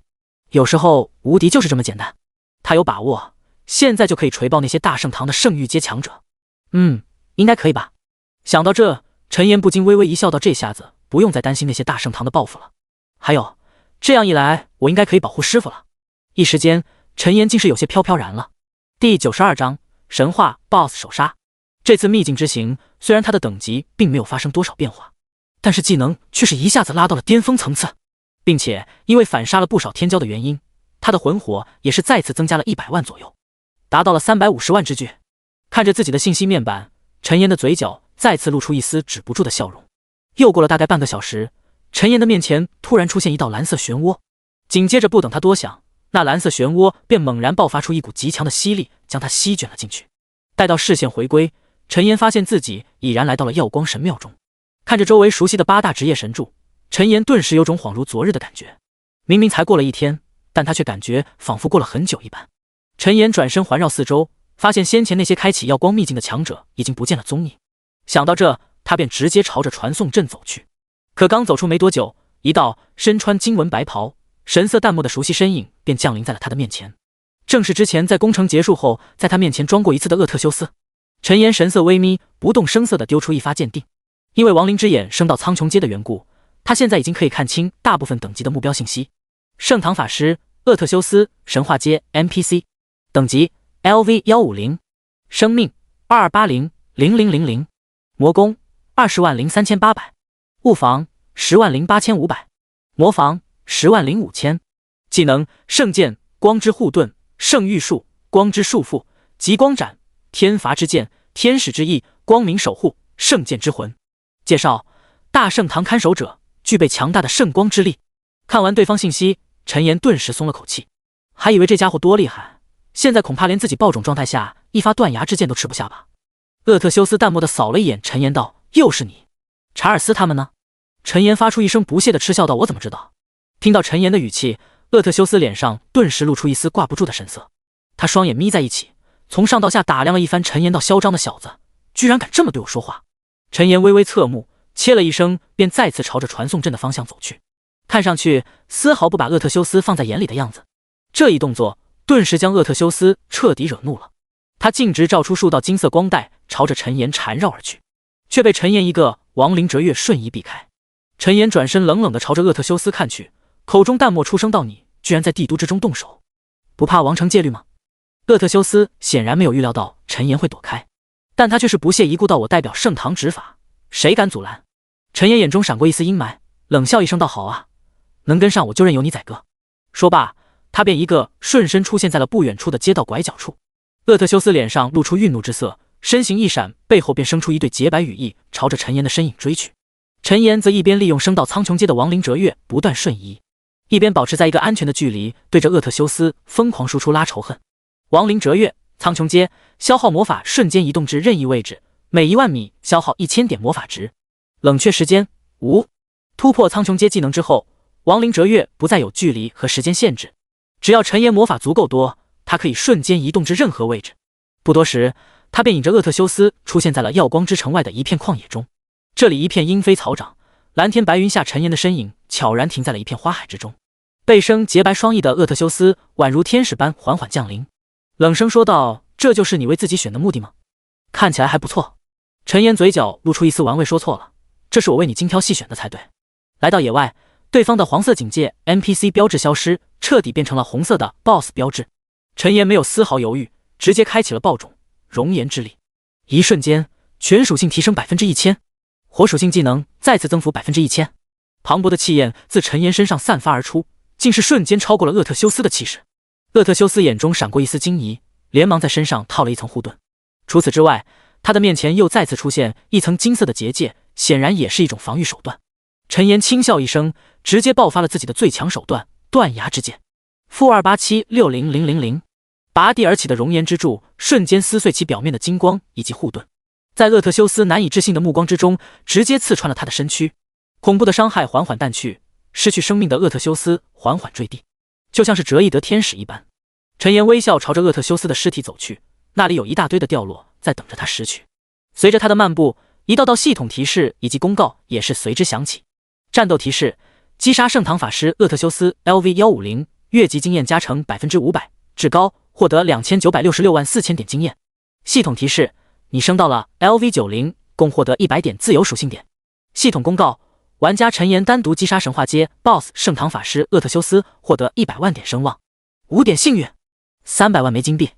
来到厄特修斯身边，陈岩赫然从中发现了一件散发着红光以及2件散发着淡淡金光的装备。陈岩一一鉴定，旋即面色有些发黑的将其收到了背包之中。原因无他，全部都需要 LV150级才能装备，并且还有一件是长剑类型的近战武器。随后陈岩又发现一本金色的技能书：光明守护，消耗2000点魔法，提升自身 100% 的物防和魔防，以及1000点光属性抗性，持续时间30秒，冷却时间5分钟。需求职业：法师、牧师、召唤师。陈岩扫了一眼，便直接点击了学习按钮。光芒一闪，他的技能面板便多出了一道新的技能。紧接着，陈岩又丢出亡灵复苏，片刻间将抹除灵智的厄特修斯转换成了亡灵。第93章，实力暴涨，复苏领主及亡灵成功，从该领主以下9项能力任选其一。备注：领主、霸主、君主、大帝统称为领主。陈岩犹豫片刻，随即选择了最下方的圣剑之魂。圣剑之魂 LV1， 消耗5000点魔法，召唤圣剑之魂降临，对前方50乘以1000范围内造成 500% 的技能伤害，冷却时间5分钟。看到技能介绍，陈岩不禁眉头一抬，虽然和他想象中的有些出入，但也是一个不错的技能了。将第一头神话阶亡灵厄特修斯收回亡灵空间，陈岩的面前便悄然出现了一道黑色的亡灵之门。紧接着他一步踏入，身影瞬间消失在了原地。布鲁威斯城大殿之中，正在思考的克莱伊察觉到什么，猛然朝着大殿空处看去。下一刻便见一道黑雾之门出现，陈岩的身影从中走出。克莱伊一愣，旋即有些惊奇道：“小妍子，你的亡灵之门？”他刚刚没有任何察觉，这亡灵之门似乎是从极远处传送而来的。陈岩的嘴角露出一丝微笑，笑着说道：“师傅，我得到了特殊机缘，亡灵之门进阶到了苍穹阶。”听到这话，克莱伊顿时震撼莫名。本来他让陈岩过去，想的是应该能让他的一些技能提升到顶级，没想到这家伙居然直接将技能突破界限，达到了自己都未曾达到的苍穹阶。过了片刻，克莱伊才神色古怪道：“我确实听说过耀光秘境有这么一个传说，你小子不会越阶击杀了神话界的密灵吧？”陈岩嘿嘿一笑道：“答对了，而且我现在足以和大帝一战。师傅，要是那些圣堂的人欺负你，直接联系我好了。”克莱伊闻言差点被呛得咳出声来，别人都是打了小的来老的，你却让我打了老的叫小的，让别人知道了，你师傅的老脸该往哪搁呀？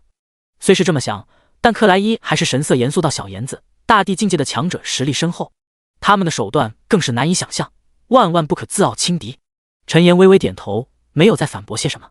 随后他又跟克莱伊聊了一会，便回到了自己的房间，退出了游戏。一天一夜的奋战，虽然身体并没有什么异样，但陈岩还是需要休息一下，顺便再补充一些能量。刚一出来，陈岩便察觉到了一丝奇特的感觉，他神色微动，竟是发现自己体内的力量比之前再次强大了10数倍有余，并且他的体内还多出了一道闪电的能量。只见陈岩伸手虚握，一道散发着爆裂气息的蓝紫色闪电便出现在了他的手中。陈岩心神震动，难道是因为闪电链突破苍穹阶的原因吗？心中有所猜测的陈岩嘴角不禁露出一丝笑容。若真是如他想的那样，那他以后岂不是可以拥有全系力量？陈岩按捺下心中思绪，起身来到沙发之中。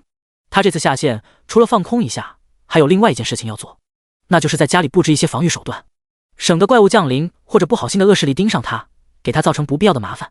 下一刻便见到一道带着数根黑雾触手的大眼珠子凭空出现在了他的身前。叽里咕噜，黑雾眼皮眨动，露出里面燃烧着幽蓝色火焰的瞳仁。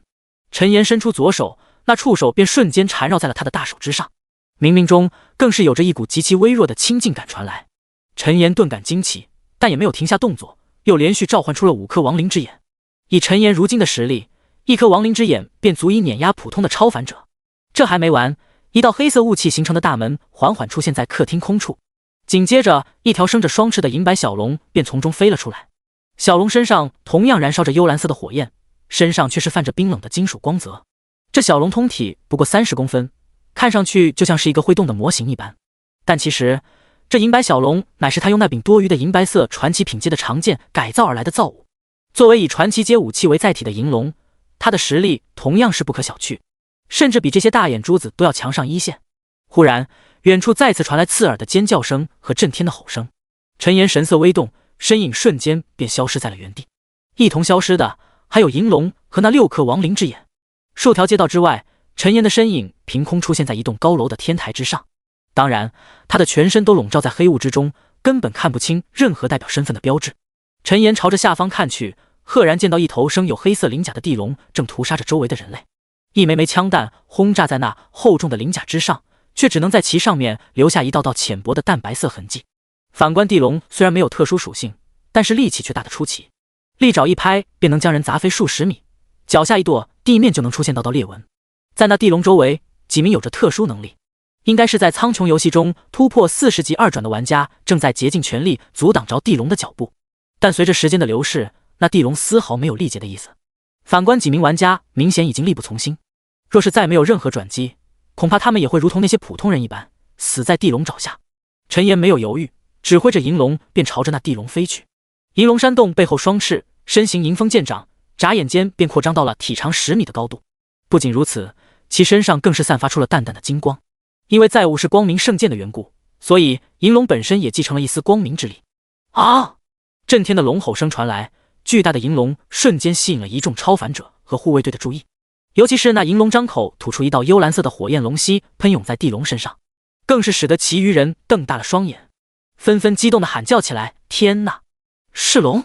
这里怎么会有龙？呼叫总队，华龙街出现新的怪物，是一条银龙。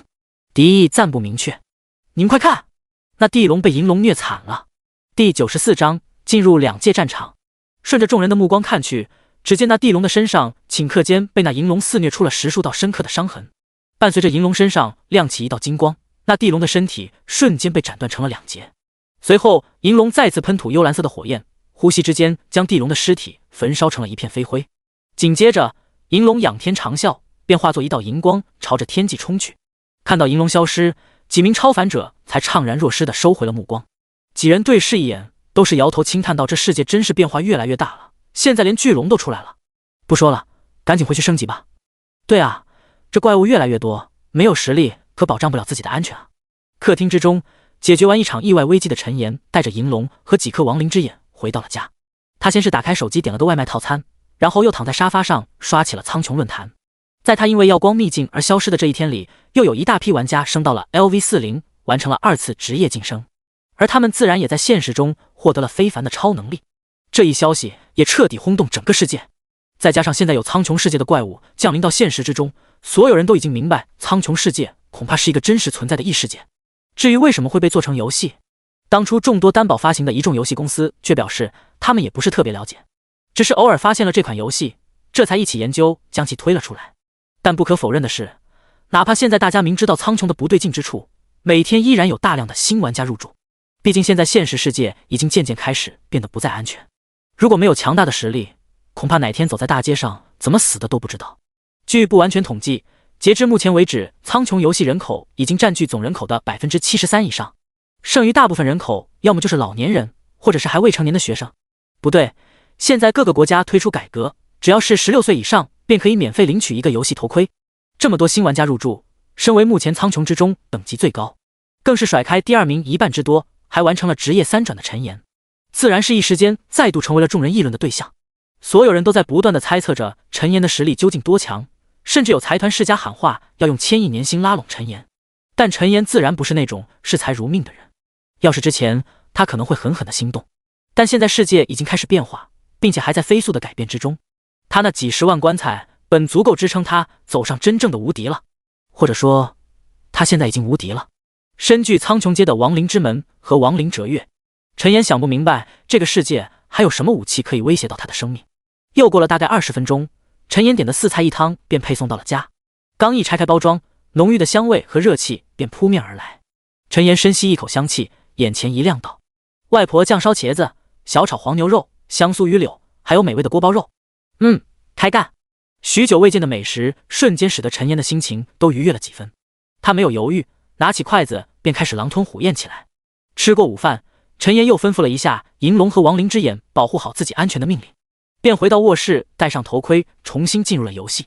唰的一道白光闪过，陈岩的视线便回到了游戏中的房间之中。他站起身来，迈步朝着克莱伊所在的大殿走去。正在提笔写些什么的克莱伊注意到动静，旋即放下手中动作，朝着陈岩笑道：怎么，又有什么事吗？陈岩没有遮掩，张口说道：师傅，我现在实力也上来了，您看一下有没有什么特别艰巨的任务派给我啊？听到这话，克莱伊的脸上也是露出一丝思索之色。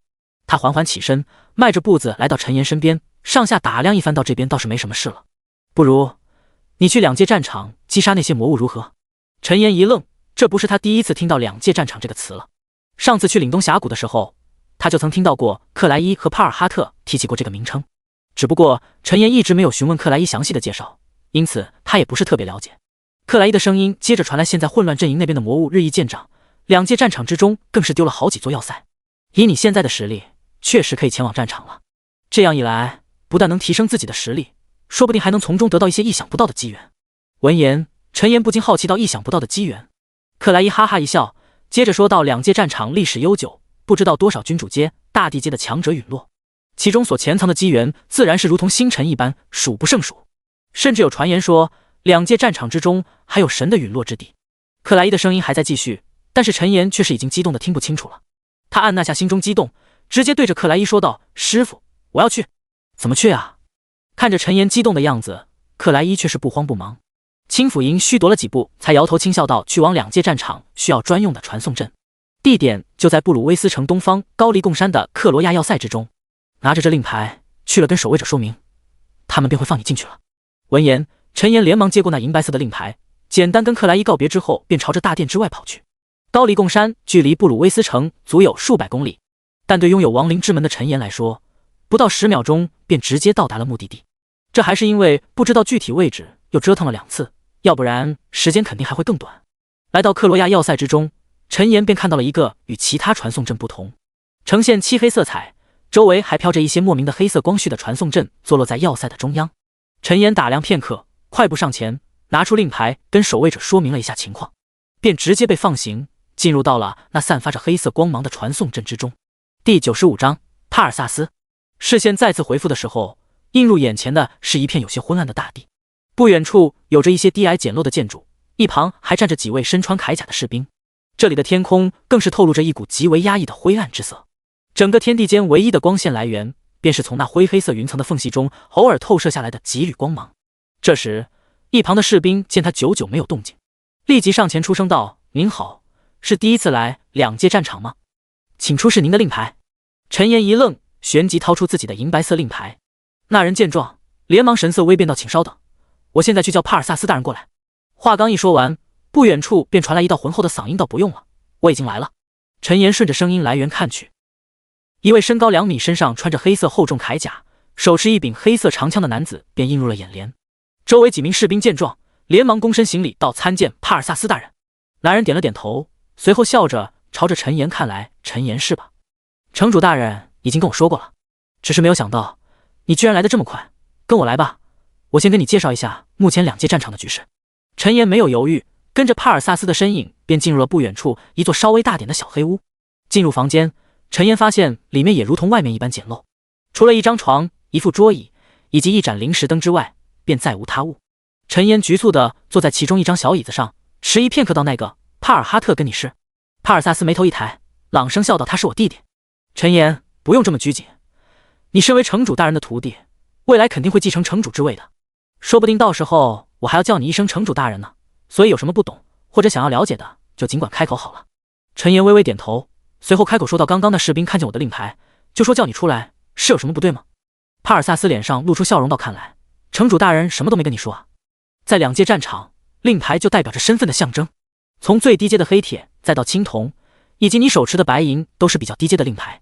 不过手握白银令牌已经足以掌握一小支队伍，算是不高不低的身份吧。”说着，帕尔萨斯提着一壶美酒给陈岩倒了一杯，然后自己拿着另外一杯一饮而尽，接着说道：“在网上就是黄金、暗金、史诗、传奇以及最终的耀光，击杀魔物越多，所获得的功勋就越多，令牌等级也就越高，所获得权利以及福利都会随之提升。”帕尔萨斯讲了很多，陈岩就那么坐在小椅子上安静地听着，不时还若有所思地点点头。一直过了20多分钟，帕尔萨斯才缓缓停了下来。两人一前一后的出了小黑屋，来到要塞出口处。陈岩，接下来你打算怎么办？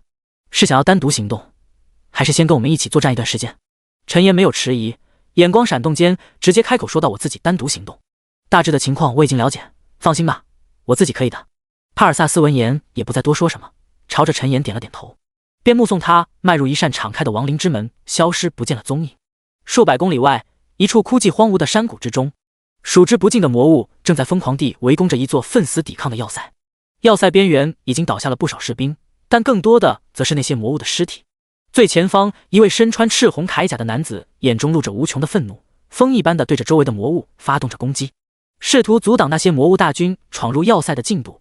可放眼望去，其余士兵已经尽皆力竭，单凭他自己想要对抗数以万计的魔物，似乎是一件不可能完成的任务。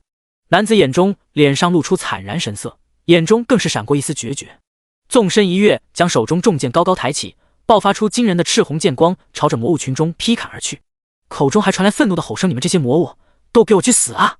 长达数十米的剑光肆虐，数百只魔物被波及，瞬间被轰碎成一片血雾。而男人也是力竭一般，身形一晃，朝着地面倒去。关键时刻，男人重剑死死插在地面之上，这才支撑着自己没有彻底摔倒在地上。发动拼死一击，男人的眼神已经开始涣散，体内更是一点力气都使不出来，这让男人不禁心中微沉。要结束了吗？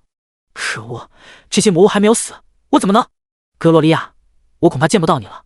周围的魔物仅仅被男人的攻击震慑片刻，便再次一窝蜂地朝着他铺天盖地的围击而来。四面八方的魔物如同海浪一般疯狂地朝着男人奔袭，似要把那最后一抹礁石吞没。正当男人以为自己死期将至之时，一道蓝紫色的闪电却是从天而降。那闪电速度极快，顷刻间便将周围数百上千头魔物连接在了一起。紧接着，那闪电更是以一种难以想象的速度飞速辗转，刹那间将整个山谷的魔物贯穿连接在了一起。一时间，蓝紫色的闪电闪耀整个山谷，就连天空的灰黑色云层都是被这股恐怖的威势震散一空，露出了久违的光芒。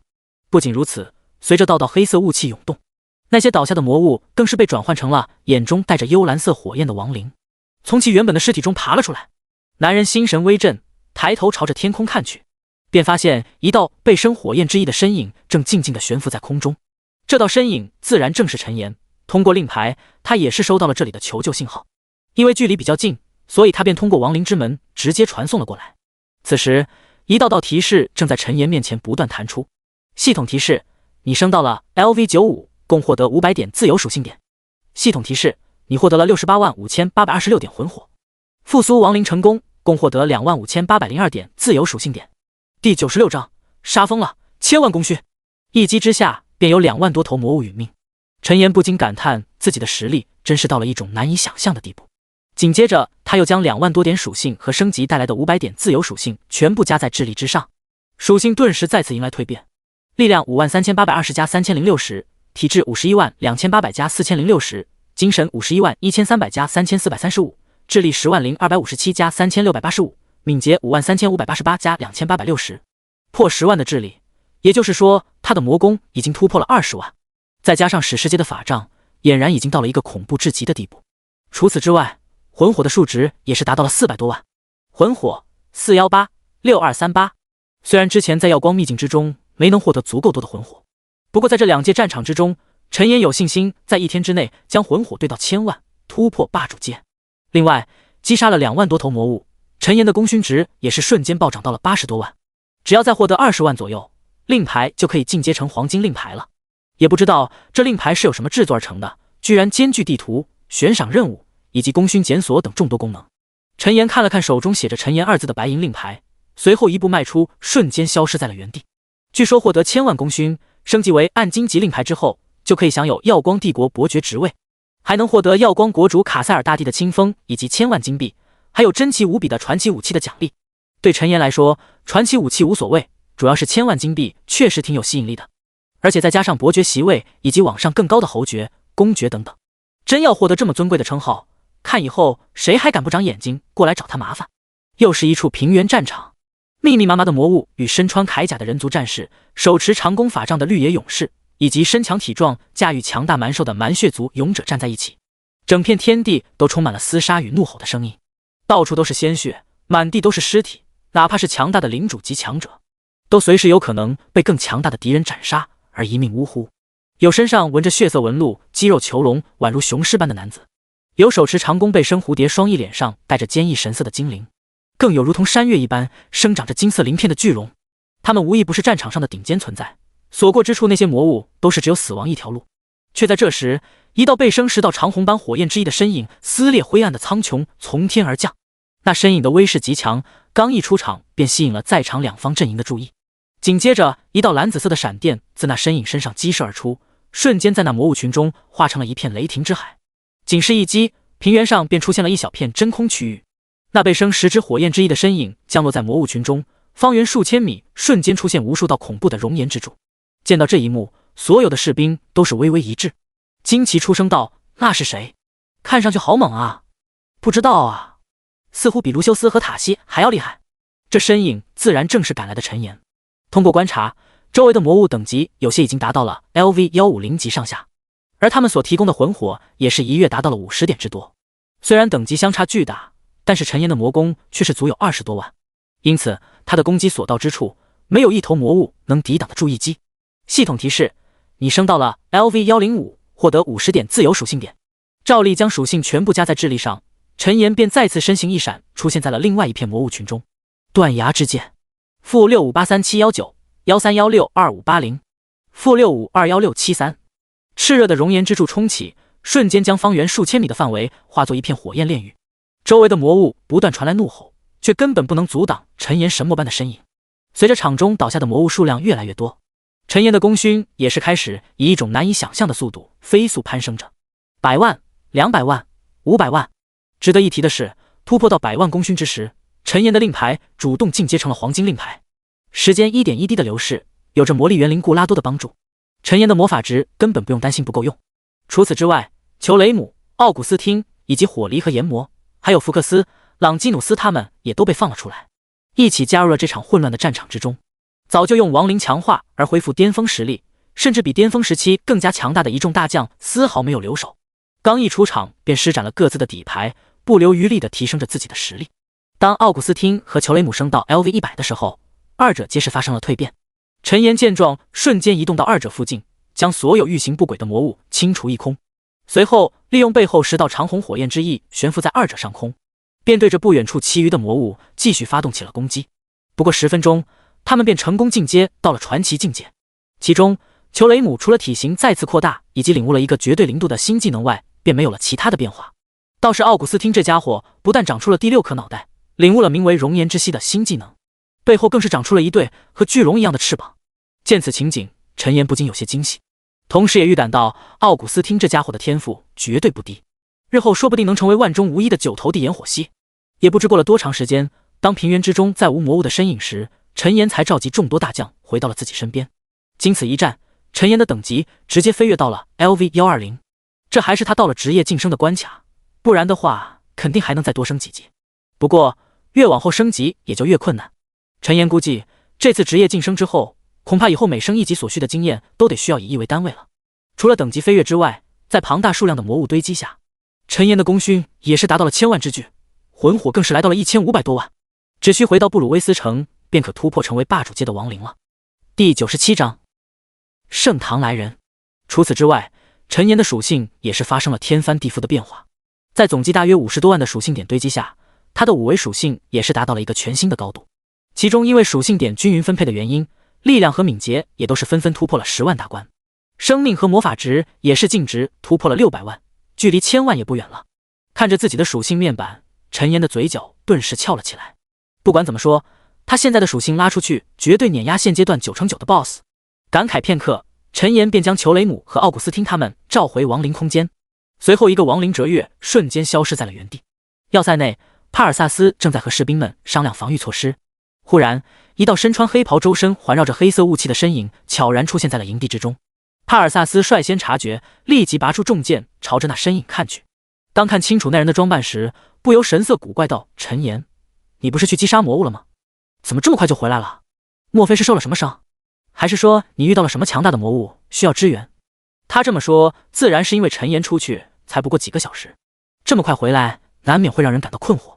陈岩摇了摇头道：“都不是，帕尔萨斯自觉，我要用一下传送阵。”帕尔萨斯闻言没有多说什么，而是招呼其中一个士兵前去开启传送阵，顺便对着陈岩开口说道：“通过传送阵需要用令牌进行登记，你把令牌拿出来吧。”陈岩没有犹豫，直接从背包里取出了已经进阶为暗金阶的令牌。见此情景，帕尔萨斯却是惊奇出声道：“这是怎么回事？你怎么会有暗金令牌？”话刚一出口，他便似乎察觉到了自己所说的有些不妥，于是连忙改口道：“我不是那个意思，只是想说暗金阶令牌可是需要1000万功勋，而你不过出去了几个小时。”陈岩轻笑一声道：“自然是我在这几个小时的时间里击杀了足够多的魔物，从而获得了1000万的功勋啊。”说罢，他便不再多言，转身跟着那带着崇敬目光的士兵朝着传送阵走去。周围的士兵也都是满脸惊奇与尊崇，对于强者，他们是从来都不会隐藏敬意的。帕尔萨斯也是嘴唇微张，眼睛瞪得老大，显然被陈岩所说的话给震惊到了。通过传送阵之后，陈岩便直接召出一道亡灵之门，一步迈入回到了布鲁威斯城的大殿之中。只不过刚一入殿，陈岩便感觉气氛有些不对劲。只见他熟悉的师傅克莱伊正脸色愠怒地坐在高台上，而大殿中央却是站着2名身穿经文白袍的老者。见到陈岩的身影，克莱伊和2名白袍老者都是微微一愣，神色变幻莫测。克莱伊率先开口：“小言子，你先出去。”陈岩微皱眉头，朝着其中一名老者丢去鉴定。圣堂大法师卡修莫，圣域阶 NPC， 等级 LV220， 生命125000000，魔功1350000，物防75万，魔防81万，技能惩戒圣域光之瞳，神圣誓约圣剑光之雨，圣光降临，光壁无魂，神圣祝福，净化之言。介绍：圣堂大法师，圣堂之中实力最顶尖的数人之一。他没有听从克莱伊的话，而是开口询问道：“师傅，他们过来是有什么事吗？”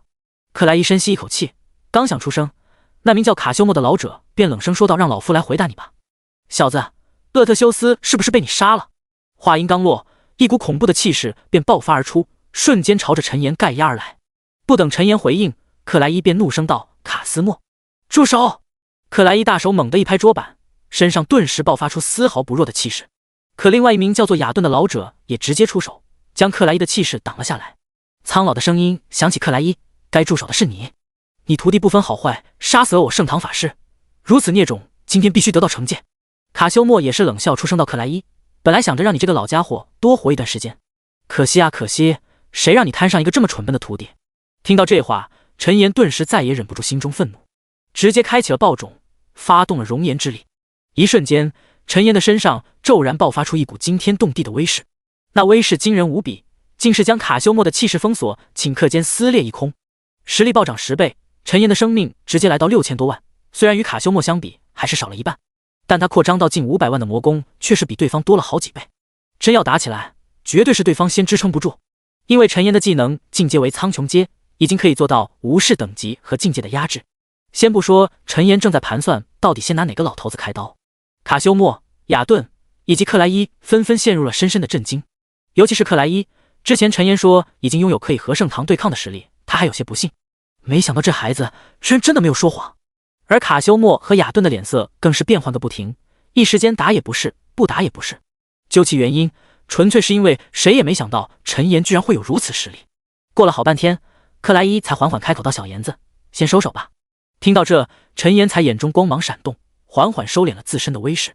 卡修莫和雅顿则不愿再看他，显然不想再丢了脸面。两人朝着克莱伊放出几句狠话，便灰溜溜地消失在了大殿之中。待到两人走后，克莱伊才缓缓来到陈岩身边，神色奇异道：“好徒弟，你怎么突然变这么强了？”陈岩嘿嘿一笑，没有隐瞒到自然是在耀光秘境中得到的机缘。听完陈岩说的话，克莱伊才神色恍惚道：“秩序之种，居然还有此等生物！历史中不是没有天纵之才获得过苍穹阶的技能，但加起来也不过无指之数。想不到你居然一个人就超过了他们。”说到一半，克莱伊的脸上都是因为激动而露出了一抹通红之色。第98章第4次职业晋升。身为师傅，自己的徒弟越强，自己脸上的面子自然也就越足。克莱伊感慨片刻，便再次开口道：“小妍子，虽然你现在实力非凡，但也不能骄傲自大。先不说圣堂之中就有3位圣域境界的强者，绿野联盟、蛮血部落，还有混乱阵营那边圣域界的强者，同样不容忽视。”陈岩听闻没有反驳，而是认真点头道：“放心吧，师傅，我一定不会自大的。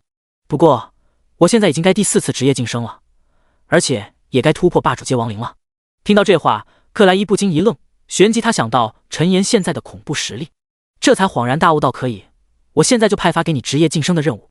系统提示，你获得了职业晋升任务 SSS 任务，前往绿野之森猎杀一头千足飞巫，并将他的尸体带回给克莱伊，即可获得职业晋升。”接到任务，陈岩不再耽搁时间，跟克莱伊说了一声，便跨入了一旁的亡灵之门。一处茂密青翠的灵海上空，陈岩的身影悄然出现在这里。看着下方和精灵之森别无二致的样子，陈岩一时就有种重游故地的感觉。根据克莱伊的描述，千足飞巫是绿野之森中非常稀少的一种生物，它实力强大，远非一般的冒险者可以对抗，因此哪怕有人能侥幸见到他们的身影，也很有可能实力不济而葬身于无父。陈岩一步踏出，瞬间出现在其中一处空旷的林地之中。此时正值正午，阳光透过绿荫洒落，照射在空中漂浮的蓝色光絮上，折射出道道璀璨夺目的光线。陈岩环顾四周，找准一个方向，便迈步走去。虽然不知道那千足飞巫到底在什么地方，不过事关他的职业晋升，哪怕挖地3尺，陈岩也要将其撅出来。正在这时，远处突然传来一阵嘈杂的声音。陈岩心神一动，便朝着声音来源处走去。复行数百步，陈岩便发现了嘈杂声音的一群主人。只不过当看清楚其中一道身影时，陈岩的脸色不禁变得有些古怪起来。怎么会是他？林地中央正有几道身影互相对峙着，其中一方人数较多，有着3道身影，气势也都不弱。反观另一方却是只有2道身影，不过他们应该都是绿野联盟的族人，似乎是因为什么宝物才发生了争斗。其中人数较多的为首一人忽然怒声斥道：“赶紧把东西交出来，要不然你们2个别想走出这片森林。”那2道身影一男一女，男子听闻不禁眉头紧皱道：“不可能，那东西我们好不容易才得手，不可能交给你。”另外一名生长着一头草木颜色的发丝，肩膀上还有着一只小鸟的女子更是一脸焦急，带着一丝哭腔道：“你们怎么可以这样？这是我们抢到的。”正当2方人马对峙之时，陈岩却是自顾自地从灌木丛后走了出来。突然见到另外一人，那男子以及人数多的一方为首之人不禁愣了愣神。为首那人先是一愣，随即神色惊喜道：“陈哥，你怎么会在这？”听到这话，一男一女脸色顿时一变，显然没有预料到这突然出现的身影居然和对方认识。陈岩则对着为首那人道：“好久不见了，洛桑。不过你们这是在干什么？他们是抢了你什么东西吗？”为首那人也就是曾经在精灵之森和陈岩有过一面之缘，不对，应该说已经对陈岩达到崇拜好感度的洛桑立即开口说道：“陈哥，这2人抢了我们蹲点好久的风灵果。”话音刚落，那女子便瞪了一眼洛桑道：“你也太不要脸了，这些灵果都是能者居之，你们自己打不过那看守的灵兽，怎么能怨上我们呢？”不等洛桑反驳，他身后一名男子便愤怒吼道：“你还好意思说？是谁趁着我们牵制那灵兽，偷偷的将风灵果摘走的？”女子脸色微变，一时却是不知道该怎么回对了。陈岩暗自摇头，凭着几句话已经了解了事情的大概。对付这种人，绝对不能陷入对方的嘴遁之中。想到这，陈岩直接对着洛桑道：“需要帮你解决他们吗？”洛桑一愣，旋即想起陈岩的恐怖实力，连忙点头道：“如果陈哥能出手的话，自然是好。”话刚一说完，一道闪电便弹射而出，瞬间将一男一女化成了飞灰。与此同时，一颗绣着草木花纹的布袋也是一同掉落在了地上。陈岩没有去捡，示意洛桑那个归他了。随后想起此行目的，再次开口道：“洛桑，你知道千足飞无在哪个地方吗？”洛桑闻言立即陷入了沉思。可也是这时，另外一名男子弱弱举手道：“我知道，我哥哥之前跟我说过，千足飞无好像在绿野之森东南角落的山涧中。”闻言，陈岩立即眼前一亮道：“真的？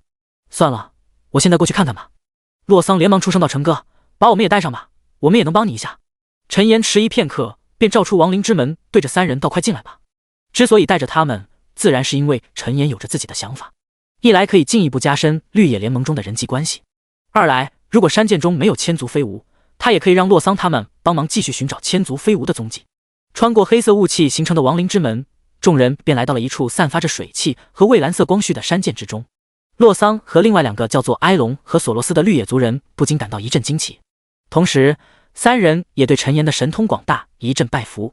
洛桑的好感度进一步增加，埃隆和索罗斯也是一跃攀升到了友善的高度。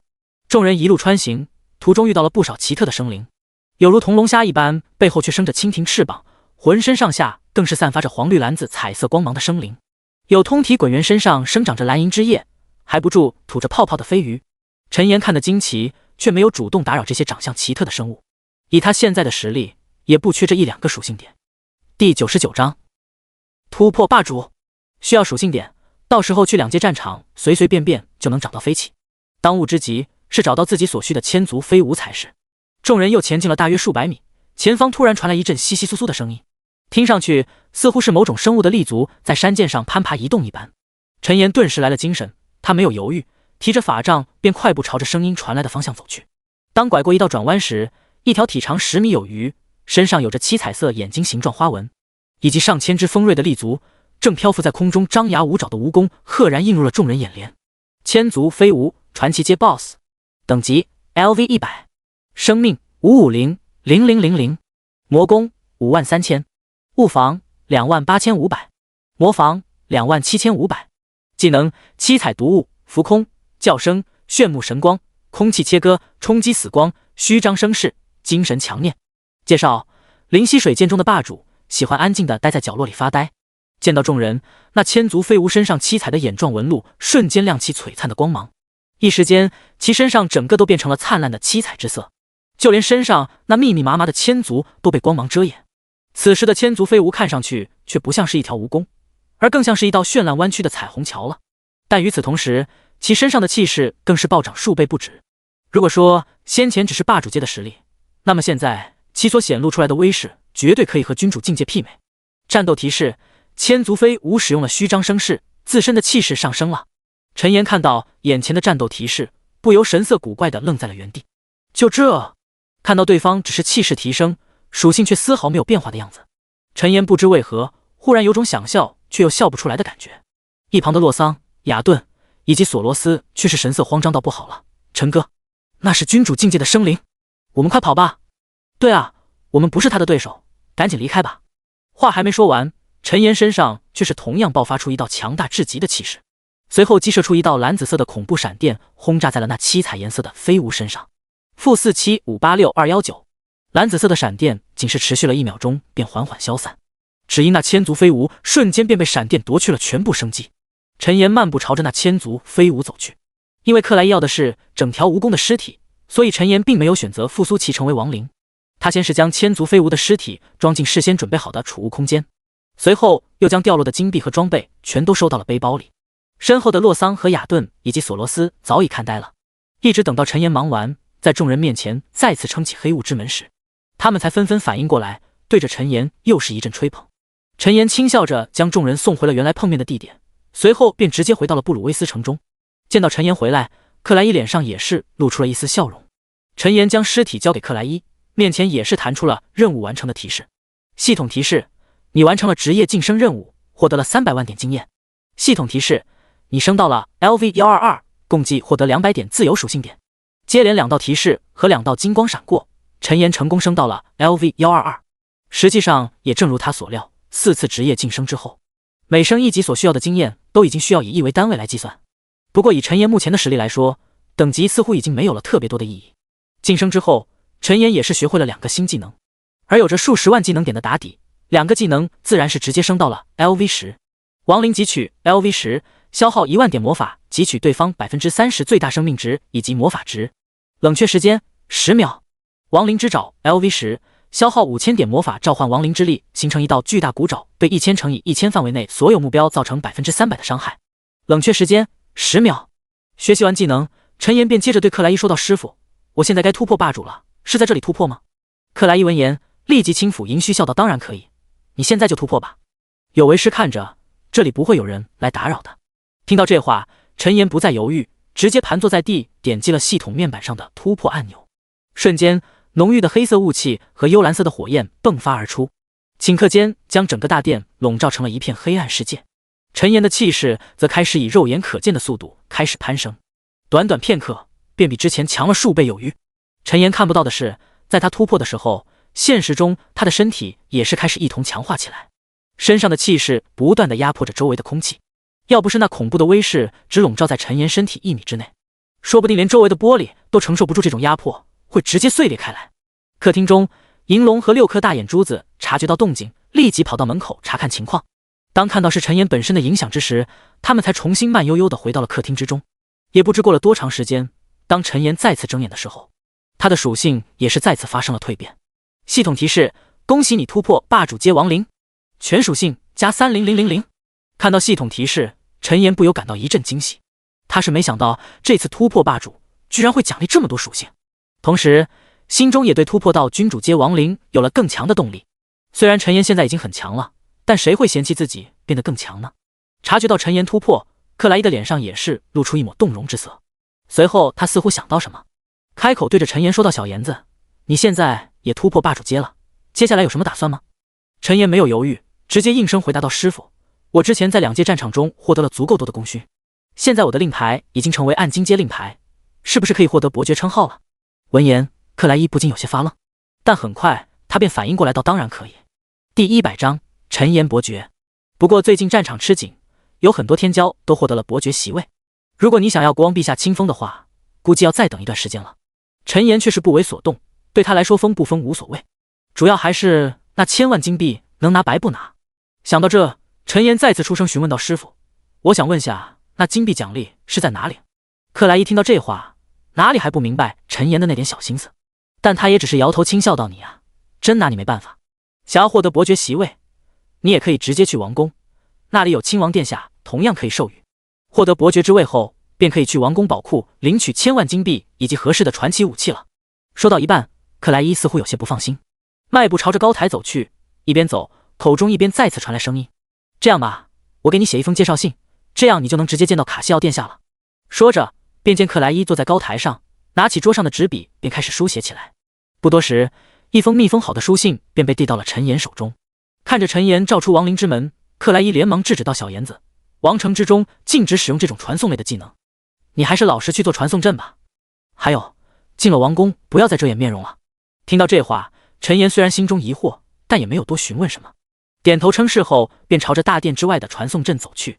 再次来到王城，这一次陈岩没有被阻拦，因为他的腰间正悬挂着代表他不俗身份与实力的2届战场的令牌。根据提示来到恢宏的王宫门口之时，陈岩才明白了什么叫做真正的毫无人性。白玉和纯金铺就而成的拱门，拳头大小的夜明珠更是不要钱一般镶嵌在满墙的墙壁上，还有各种珍珠、玛瑙、美玉，以及陈岩叫不出名字的水晶灵石等等，甚至就连来往的仆人穿着都比外面那些普通的贵族还要光鲜亮丽。陈岩有些局促地被一名露着温和笑容的女子带进了王宫，他倒不是紧张，纯粹是因为没有经历过这样的场面。但不过10几秒的时间，陈岩便渐入佳境，熟悉了这种上流之间的处事方式。毕竟他有着强大的实力兜底，自然也就不用在这些比他还弱的人面前感到紧张之类的了。陈岩被带着走了10几分钟，最终才穿过10几座宫殿，来到了一座看上去宽敞明亮的大殿之中。刚一进入，一位体型宽厚、面容和善、有着一头亚麻色卷发的中年男子便映入了他的眼帘。不等陈岩开口说话，那中年男子便屏退了周围的仆人，笑着开口说道：“我叫卡西奥，是耀光帝国3位亲王之一。刚刚送来的信件我已经看过了，陈岩，你确定有我为你敕封伯爵之位吗？”陈岩点头应声道：“没错，我是师傅介绍过来的。”听到这话，卡西奥的脸上笑容更深，伸出胖手一招，一道写着金色字体的白玉纸张便出现在了陈岩面前。签了吧，这是帝国文书，具备一丝契约之力。属下姓名之后，我们便是一条船上的人了。陈岩简单查看了一下，发现跟师傅说的确实差不多，于是便在其上签下了陈岩2字。刚一落笔，一道提示便随之响起。系统提示：恭喜您获得伯爵席位，由于您是第1位获得爵位的玩家，将开启系统公告。大眼一扫，陈岩便明白了眼前的套路，没有犹豫，直接点在了是的按钮上。系统公告：玩家陈岩获得伯爵席位，获得奖励300万点声望，200万枚金币，3点幸运。伴随着提示和公告渐渐退散，亲王卡西奥也是再次微笑着开口了：“跟我来吧，陈岩。王宫宝库需要耀光密令才能开启，正好我现在没事儿，我可以亲自带你过去。”陈岩点头应了一声，便跟着胖亲王朝着王宫宝库走去。又绕了10几分钟，陈岩才被带着经过了重重把手，来到了神秘的耀光帝国王宫宝库之中。进入之后，陈岩的眼界顿时再次被开阔到了一个新高度。之前那些只是外表的浮华，眼前这些王宫重宝才算是真正的帝国底蕴，每一件都是陈岩前所未见，具备着各种匪夷所思能力的装备和道具，就连史诗阶的装备在这里都是当垫脚石的存在。卡西奥背负双手，面带笑容，跟在陈岩身后。不用着急，挑选重宝没有时间限制，不过伯爵只能挑取1件传奇级以下的宝物。陈岩点头，继续查看着周围的道具。对他来说，装备什么的无所谓，倒是道具更为吸引人一些。忽然，陈岩眼前一亮，似乎看到什么，脚步都是加快了几分。来到目的地，一张被封存在透明宝柜之中的灰色纸张吸引了他的注意。只见那灰色纸张上书写着黑色的扭曲字符，陈岩看得熟悉，正是他所掌握的亡灵语复苏之章。没错，这件灰色纸张道具正是他熟悉的亡灵之章。陈岩心跳加速，随即转身对着胖亲王道：“亲王殿下，我想要这个。”卡西奥一愣，旋即张了张嘴道：“这个虽然是圣域物品，但不过是一张残片，具体威力甚至不如一件史诗装备，你确定要？”说到一半，他又想起陈岩的职业，随后哑然失笑道：“也罢，我就做主将这个给你好了。”话音落毕，卡西奥便手持一枚淡金色的令牌，对着那透明宝柜一照，紧接着那宝柜便缓缓敞开，露出了里面的亡灵之章。陈岩不动声色地将其收入背包，随后笑着对卡西奥道：“谢谢亲王殿下，我选好了，我们走吧。”1000万金币在进入宝库之时就已经被交到了陈岩手中，因此他这一趟算是已经完成了目的。卡西奥自无不可，跟着陈岩出去之后，又和他交谈了几句，便匆匆回到了王宫之中。陈岩则喜滋滋地来到王城之中，查看起了背包之中的亡灵之章、复苏之章、亡灵之章第4章、圣域物品残片第101章。现实世界动荡，力量加2000，体质加2000，精神加2000，智力加2000，敏捷加2000，能力复苏之佑，死亡之后立即复苏为亡灵形态，全属性提升500%，期间免疫任何负面状态，所有属性抗性增加500点，持续时间30秒，冷却时间1个自然日。介绍：持有复苏之章者，亡灵复苏技能所复苏的亡灵强度提升10%。备注：该物品放入背包即可生效，死亡后必定掉落。强大至极的属性，这也是陈岩已经获得的第4章亡灵之章。虽然不知道具体有多少章，但陈岩能已经预感到他及其所有亡灵之章使其蜕变为圣域道具的那一天了。同时，其余3张亡灵之章的属性也纷纷提升到了2000点之多，这也让陈岩的属性再次获得了一个小小的飞跃。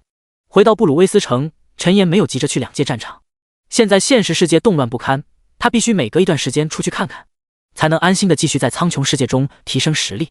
回到现实客厅之中，发现周围暂时没有出现怪物，于是陈岩便躺在沙发上开始点起了外卖，顺便进入苍穹论坛查看起了有没有新的关于亡灵之章的线索。可结果亡灵之章没有找到，关于他成为耀光帝国伯爵的消息却是占据了热搜。陈岩点开最火的一条帖子，里面赫然写着带你挖掘陈岩伯爵当年的那钩子事儿。点进去一看，却只有陈岩寥寥几次出场的画面，大部分都是一些苍穹世界各个地图的风景画，纯粹是妥妥的标题党。但出乎意料的，博主抓住了众多玩家想要了解的关于陈岩的一些神秘色彩。充分发挥了自己的想象加以点缀，然后又添加了一些充满色彩的不可描述的描述，这才成功让这条帖子爆火，播放量更是短短时间突破了上百亿次浏览。陈岩看得津津有味，一直到自己的外卖送达之后，他才起身将自己点的惠灵顿牛排给取了进来。一直到吃过晚饭，陈岩准备回房间继续奋战的时候，窗外却是突然响起了一道刺耳的警报声。所有禅园市居民请注意，禅园市奥体中心区域出现大量怪物，请大家规划行程路线，避开危险区域。这里是禅园市广播电视台，请各位禅园市居民朋友们不要紧张，我们已经派超凡守卫者们前去平息动乱，请大家不要惊慌，理智安排行程，尽快回到各自家中。最后再次提醒大家，请绕开奥体中心区域，请大家不要惊慌，避免发生踩踏事件。一道道广播重复响起，窗外顿时爆发出一阵嘈杂和骚乱的声音。陈岩来到窗边，发现外面的街道上到处都是拥挤堵塞的车辆以及此起彼伏的车鸣声。除此之外，来来往往拎着大包小包的行人也是神色匆匆地往各自的家赶去。虽然没有明说，但大家都极为默契地开始囤积起了粮食。陈岩眼中闪烁光芒，旋即身影一闪，朝着奥体中心的方向瞬移而去。不管怎么说，这里都是他生活了20多年的城市，他亲眼见证着这座城市发展到如今这个地步，绝对不允许有任何存在将它破坏，哪怕是异世界来的怪物也不行。奥体中心，因为怪物降临太过突然，没有任何预兆，直接使得来奥体锻炼身体和散步娱乐的居民们死伤了大片。要不是有一队超凡护卫者刚好在这附近巡逻，到时候这些怪物散落到各个城市的角落，那才是真正的灾难。为首一人身穿护卫制服，耳边戴着对讲的蓝牙耳机，他的神色严肃，身上更是散发着一股凌冽的气势。一旁一位掌握着冰属性超能力的护卫成员则将其中一头身似猛虎尾似毒蝎的怪物冰冻之后，转身对着凌冽男子说道：不行啊，波哥，这里怪物太多了，再这样下去，我们队伍里的人也会死光的。放眼望去，除了那蝎虎怪物之外，还有身似巨熊浑身包裹着岩石的怪物，以及人力而且挥舞利刃的螳螂，生长彩蝶翅膀却有着人形身躯的怪物等等。这些怪物形态各异，却不知为何目的惊人的统一，那就是疯狂地屠戮周围普通的人类。被称作波哥的凌冽男子眼中闪过一丝冰冷，旋即双手握住手中双刀，冷声喝道：禅园市的市民都在身后，不行也得行。小光，忘了当初加入护卫队的时候发过的誓了吗？操纵寒冰的男子小光一愣，随即脸上的慌张消失不见，取而代之的是满脸坚毅。我知道了，波哥，我们上吧，跟这些狗娘养的怪物拼了！周围的护卫队成员都是奋死反击，明知不敌，却依然誓死对抗着这些怪物，一边护送幸存者撤离，一边等待着重要的支援降临。突然，又有一道蓝色的裂缝出现，紧接着，一头身高数十米有余，如同一栋高楼般的巨兽从那裂缝之中缓缓出现。那巨兽生有2道灵活如钩的长尾，身上则是长满了可以远程发射的尖刺。不仅如此，它的身上还散发着道道蓝紫色的雷霆，所过之处，周围的大地和建筑都是被雷霆轰得一片焦黑。见此情景，所有人都是心神一跳。远处正在通过战斗直升机支援和转播战况的工作人员也是震惊出声：糟了，是领主级的怪物！网络上所有苍穹玩家也是收到了怪物成群入侵各个城市的消息，纷纷停下了手中的任务，转而看起了各个城市战况的实时直播。其中禅渊市出现领主级怪物之后，热度更是直线飙升，顷刻间来到了榜1的位置。所有人都是对那雷霆怪物既愤怒又恐慌。通过直播，他们看得清楚，一些顶尖研发的激光武器甚至都无法对那怪物造成丝毫伤害。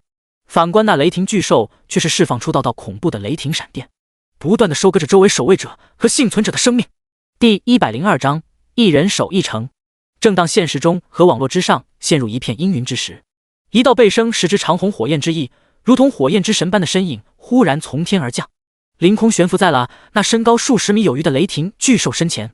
那身影面容周身笼罩着黑色雾气，看不清楚真实面容。不过看到那身影的瞬间，所有人的脑海中都是出现了一道熟悉的身影。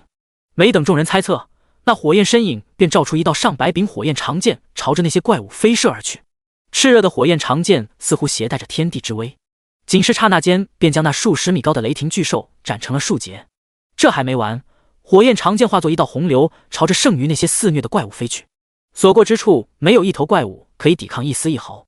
不到几个呼吸的功夫，覆盖大半个奥体中心的怪物便尽皆成为了一地焦炭。随后不见那人有任何动作，他的身影便凭空消失在了原地，就像是从来没有出现过一般。不过那满地的焦尸以及断成数节的怪物尸体，时时刻刻都在提醒着众人，刚才那一切全都是真实发生的事情。一直到一条弹幕在直播间内划过，众人才纷纷反应过来，加入了群情激烈的讨论之中。如果我没猜错，刚刚那人应该是陈岩大佬吧？除了他还能有谁？那黑雾，还有那些火焰长剑，都是陈岩大神标志性的技能啊！想不到陈岩大神居然在禅渊市，正好我有套房子在禅渊，不说了家人们，我去搬家了。呜，陈岩大大好帅，感觉跟我素未谋面的老公很像呢。不提直播间内激情似火的众人，有些机智的玩家早早的就录了屏，刚一结束战斗，便直接将陈岩翻手间便消灭一头领主阶怪物以及一群强大怪物的视频传到了苍穹论坛上。一时间，禅渊市、领主级怪物以及陈岩等字眼迅速占领热搜榜前10。随着时间的发酵，越来越多人知晓了陈岩就在禅渊市之中，竟是纷纷开始谋划搬迁去禅渊市。毕竟现在苍穹世界怪物降临越来越频繁，如果能和大佬一个城市，别的不说，安全系数肯定比其他普通城市要高一些。对此，陈岩却是丝毫不以为意。他们就算来了，自己也不会特意去关照什么。而且凭借瞬间移动，只要陈岩不主动暴露身份，那便没人能找到他。退一万步来讲，就算暴露了，那些人加起来也不会是他的对手。突破霸主阶亡灵后，陈岩已经有信心硬扛当时最顶尖的武器轰炸。就在陈岩消灭禅渊市出现的领主级怪物之后不久，又有一则消息直接震动了整个世界，那就是小樱花出现了一头霸主级的8头大蛇怪物，掀起海啸，直接淹没了整个岛国。甚至于面对那种天地之威的灾害，他们连任何反抗之力都没有，便直接被覆灭了。相关的战斗画面瞬间传遍全网，更是把陈岩和禅渊市的热搜一时都给压了下去。当然了，真心为小樱花悼念的趋近于零，反观放烟花燃爆竹普天同庆的倒是不在少数。不过除了倒霉的小樱花出现了霸主级怪物之外，其他世界各地最多也就是出现了一些领主级的怪物。饶是如此，很多城市因为没有及时的火力支援，在那些领主级怪物的攻击之下，也是损失惨重。这也让所有人再次清晰意识到了苍穹世界怪物降临的恐怖危机。如果没有强大的实力傍身，说不定哪天就会死于非命。京城，一众神色肃穆中带着愁容的身影正围着一长桌沉声讨论着什么。其中一头发梳的油光锃亮，但两鬓却有着几缕白丝的中年男子皱眉道：霸主级怪物居然无视离子武器。听到这话，其余身影皆是有些沉默。但过了片刻，便有人重新开口：暂时不用担心，那8头大蛇还在沉默的小樱花那里徘徊。哎，虽是这么说，但万一哪天我国也降临了霸主级怪物呢？众人脸上都是一片愁云，未雨绸缪居安思危的道理，他们自然是懂得。这时，为首一位头发花白的老者缓缓睁开双眼，苍老的声音响起：既来之则安之，现在该做的应该是趁着危机到来之前抓紧提升实力。彭宇，这段时间你试着和那陈岩接触一下，不过要记住，不能误了对方。一位30出头的男子闻言立即点头应声道：知道了。穆老，被称作穆老的老者眼中闪过一丝浑浊的金光，随后再次开口道：还有一件事，陈岩现在的实力已经过4次职业晋升，应该可以对付霸主级的怪物。你们规划一下，将禅渊市列入重点城市，各种战略项目都可以朝那边转移了。记住，一切前提不要饿了那陈岩。命令下达之后，便见到一艘磁悬浮飞天战舰朝着禅渊市不断飞去。一些人得知后，也都开始各施手段朝着禅渊市扎根。不过这些都跟陈岩没有任何关系。回到家之后，他便戴上头盔，再次进入了游戏。光芒闪过，陈岩的视线回到了游戏里的房间之中。他并没有急着前去2界战场，反而迈步朝着城中的海姆沃斯之家走去。来到店铺门口的时候，躺在摇椅上的海姆沃斯便立即起身，笑着迎了上来。陈岩，我就知道当初没有看错，想不到这么短时间，你居然就成为伯爵了。跟我来吧，伯爵大人，今天所有的消费我都给你打98折。陈岩嘴角一抽，但还是笑着说道：那就多谢了。说话间，陈岩便跟着海姆沃斯来到了上次的那个小木屋。这一次，陈岩没有犹豫，直接拿下了那君主级的亡灵头骨。除此之外，陈岩还拿下了另外一件神话品阶的蜡烛道具——幽冥烛，神话物品。能力：消耗魔法使蜡烛燃烧，烛光照耀的身影将会被定住身形，魔法消耗越多，蜡烛照耀范围也就越广。被照耀的目标每秒损失1%的生命值。备注：目标死亡后，灵魂之力将会化作养料被蜡烛吸收。神话品阶，生灵无效。第103章。再入2界战场。这幽冥烛虽然无法对神话品阶的 BOSS 无效，但对陈岩来说却是勉强够用了。毕竟他买来也不是说用来战斗，而是准备将其同样利用生命火焰制造成像银龙那样的造物，好用来守卫自己现实中的家，顺便抵挡周围有可能出现的苍穹怪物的。离开海姆沃斯之家，陈岩又闲逛着来到了城门处的大集上。虽然现实中偶尔有怪物降临，所有玩家都在拼命的提升实力，但是城门处摆摊的玩家却依然不在少数。穿着黑袍围绕黑色雾气的陈岩刚一到场，便引起了许多玩家的注意。不过他们迫于陈岩积攒的威压，都是没一个人敢上前打招呼的。陈岩也不理会自己的到来造成的短暂寂静，依旧自顾自的在一个个技能书摊位面前闲逛着。忽然，陈岩停下了脚步，指着其中一本暗紫色的技能书道：“这个怎么卖？”摊主是位身穿皮甲的盗贼玩家，听到陈岩的声音，他不由有些紧张，但还是迅速反应到这个需要5000金币。听到这话，陈岩也没有多说，直接对着摊主发起了交易。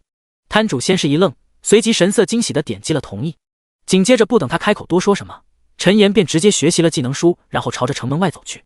来到城外，陈岩已经将那新技能直接升到了 LV10。暗影漩涡 LV10，消耗5万点魔法，召唤10个1000乘以1000范围的暗紫色雾气漩涡，席卷附近目标进入漩涡之中，造成每秒200%的伤害，持续时间5秒钟，冷却时间30秒。不得不说，这个技能出乎陈岩的意料。本来他以为升到10级可能只有一个1000乘以1000的漩涡，却没想到每升1级便增加一个，升到10级更是可以一次性释放出10个漩涡。这种既有控制又有伤害，攻击范围还大得惊人的技能，真可谓是一个极品技能了。感慨完自己意外的运气，陈岩便直接通过亡灵之门穿越到了克罗亚要塞之中。再次见到陈岩，要塞中守卫的士兵明显就尊敬多了。不等陈岩开口，那负责看守传送阵的士兵便主动施礼道：“伯爵大人好。”陈岩一愣，旋即便神色古怪的点了点头，然后一步迈入了传送阵中。他这才刚成为伯爵，消息居然都已经传到这里了吗？通过传送阵来到2界战场中的要塞后，便又有2名士兵迎了上来。“伯爵大人，帕尔萨斯大人，他带队前去剿灭魔物了。”陈岩微微点头，应声回道：“好，你们忙吧，不用管我。”说着，他便再次召出亡灵之门，随后按照令牌中显示的地图进入了其中。一处被众多魔物围攻的要塞中，数十名士兵和一位霸主阶的强者正拼命抵抗着周围的魔物，但在周围众多的魔物之中，却是足有2头霸主阶以及5头领主阶的魔物存在。那霸主阶强者虽然实力强大，但时间一长，他便在众多强大魔物的围攻下渐渐露出颓势，眼看着就要败下阵来。正在这时，一道黑色雾气形成的大门忽然出现在了魔物群中，紧接着一道周身笼罩着黑色雾气的身影便从中踏出，凭空出现在了半空之中。周围的魔物见状，纷纷发动各自的攻击，朝着那身影袭去。但所有的攻击刚一近身，却全都被一面突然升起的大地屏障通通拦了下来。这道身影自然正是陈岩。突破霸主阶以后，他也是拥有了凌空悬浮的能力。看着下方密密麻麻的魔物以及不远处即将失去战斗力的要塞镇守者，陈岩没有犹豫，直接发动了刚刚获得的技能暗影漩涡。下一刻，便见以陈岩为中心10个千米方圆的暗紫色雾气漩涡凭空出现在了密密麻麻的魔物群中，并且那暗紫色漩涡有着极强的吸卷之力，短短片刻间，所有的魔物便被吸卷到了漩涡之中。那些魔物刚一触碰到暗紫色的雾气，身上便飘出了一道道恐怖的伤害。-962581 1917638-951943，漫无边际的伤害飞出，甚至占据了大半个地图。不但是那些普通的魔物，其中2头霸主阶魔物和5头领主阶魔物也都被吸卷到了漩涡中心。5秒钟结束之后，漩涡缓缓消散，满地只剩下密密麻麻的魔物尸体和铺成一地的金币以及装备。陈岩看得一惊，虽然是自己的技能，但他也没想到这技能居然这么好用，其真实的覆盖范围绝对不止表面上说的那么简单。与此同时，数道金光以及2道系统提示也是一同出现在了陈岩面前。战斗提示：击杀魔物25620头，获得183564点经验。系统提示：你升到了 LV130级，你的共获得了800点自由属性点。这一波下来，直接让陈岩升到了 LV130。见此情景，陈岩顿时信心爆棚，今天努力，说不定能突破到5转呢。当然了，陈岩也是这么一说。随着等级的提升以及高等级魔物的稀缺，越到后面所获得的经验肯定也会随之大打折扣。想要以最快的速度升到 LV180 进行第5次职业晋升，恐怕这不是1天2天可以完成的任务。紧接着，陈岩又使出升到 LV10的亡灵复苏，直接将在场2万多头魔物复苏成了亡灵。先后复苏共计7头史诗和传奇 BOSS， 陈岩又获得了7个不痛不痒的新技能。除此之外，他还获得了上百万的功勋以及200多万的魂火。按照这个节奏下去，他很有可能在下次职业晋升之前突破成为君主级的亡灵。陈岩没有和那些要塞中的人打招呼，而是指挥着众多亡灵回到了亡灵空间之中。同时，他又利用升到 LV10的亡灵之处，顷刻间照出10道黑龙般的雾气触手，扫遍全场，将所有的金币和装备全部都收入了背包之中。做完这一切，陈岩才踏入亡灵之门，消失在了原地。第104章再遇噬魂者。一片耸立着无数石柱，石柱上还生长着无数彩色孢子的区域，数不清的形似狮虎却有着岩石皮肤，仅凭身前2只粗壮兽爪移动的魔物正四处移动，采食着那些石柱上的彩色孢子。忽然，一道黑色雾气形成的大门悄然出现在了石柱中央。周围的石爪兽见状，纷纷调转身躯，朝着那黑雾之门看去。当看到从中走出的一道黑雾身影时，众多石爪兽立即嘶吼着朝着那身影扑了上去。所过之处，周围的彩色孢子也是被劲风席卷，纷纷扬扬地飞到了空中，看上去就像是下了一场彩色孢子雨一般。但不等众多石爪兽临近那人10米范围，一道蓝紫色的闪电便瞬间爆射而出，顷刻间将所有的石爪兽连接在一起，直接夺走了他们的生命。系统提示：击杀石爪魔兽，共获得262万5千点经验。看到系统弹出的提示，陈岩顿时有种无语的感觉。击杀了1000头怪物，居然才给了不到300万的经验。经过几个小时的奋战，他现在已经升到了 LV145， 但是因为高等级魔物十分稀少的原因，他所获得的经验也是越来越少，这让陈岩心里不禁有种巨大的落差。怎么办？现在令牌中也没有显示哪里有小规模的战斗。想了半天也没想出快速升级方法的陈岩，只能暗自摇头，将那些杂讯抛之脑后，转而复苏起了面前的1000头石爪魔兽。系统提示：共获得12万5千点魂火。还好，升级之后魂火倒是没有多少折扣。截止目前为止，陈岩的魂火已经达到了3500万之多。将1000点属性全部加在智力上，陈岩的属性也是再次迎来突破。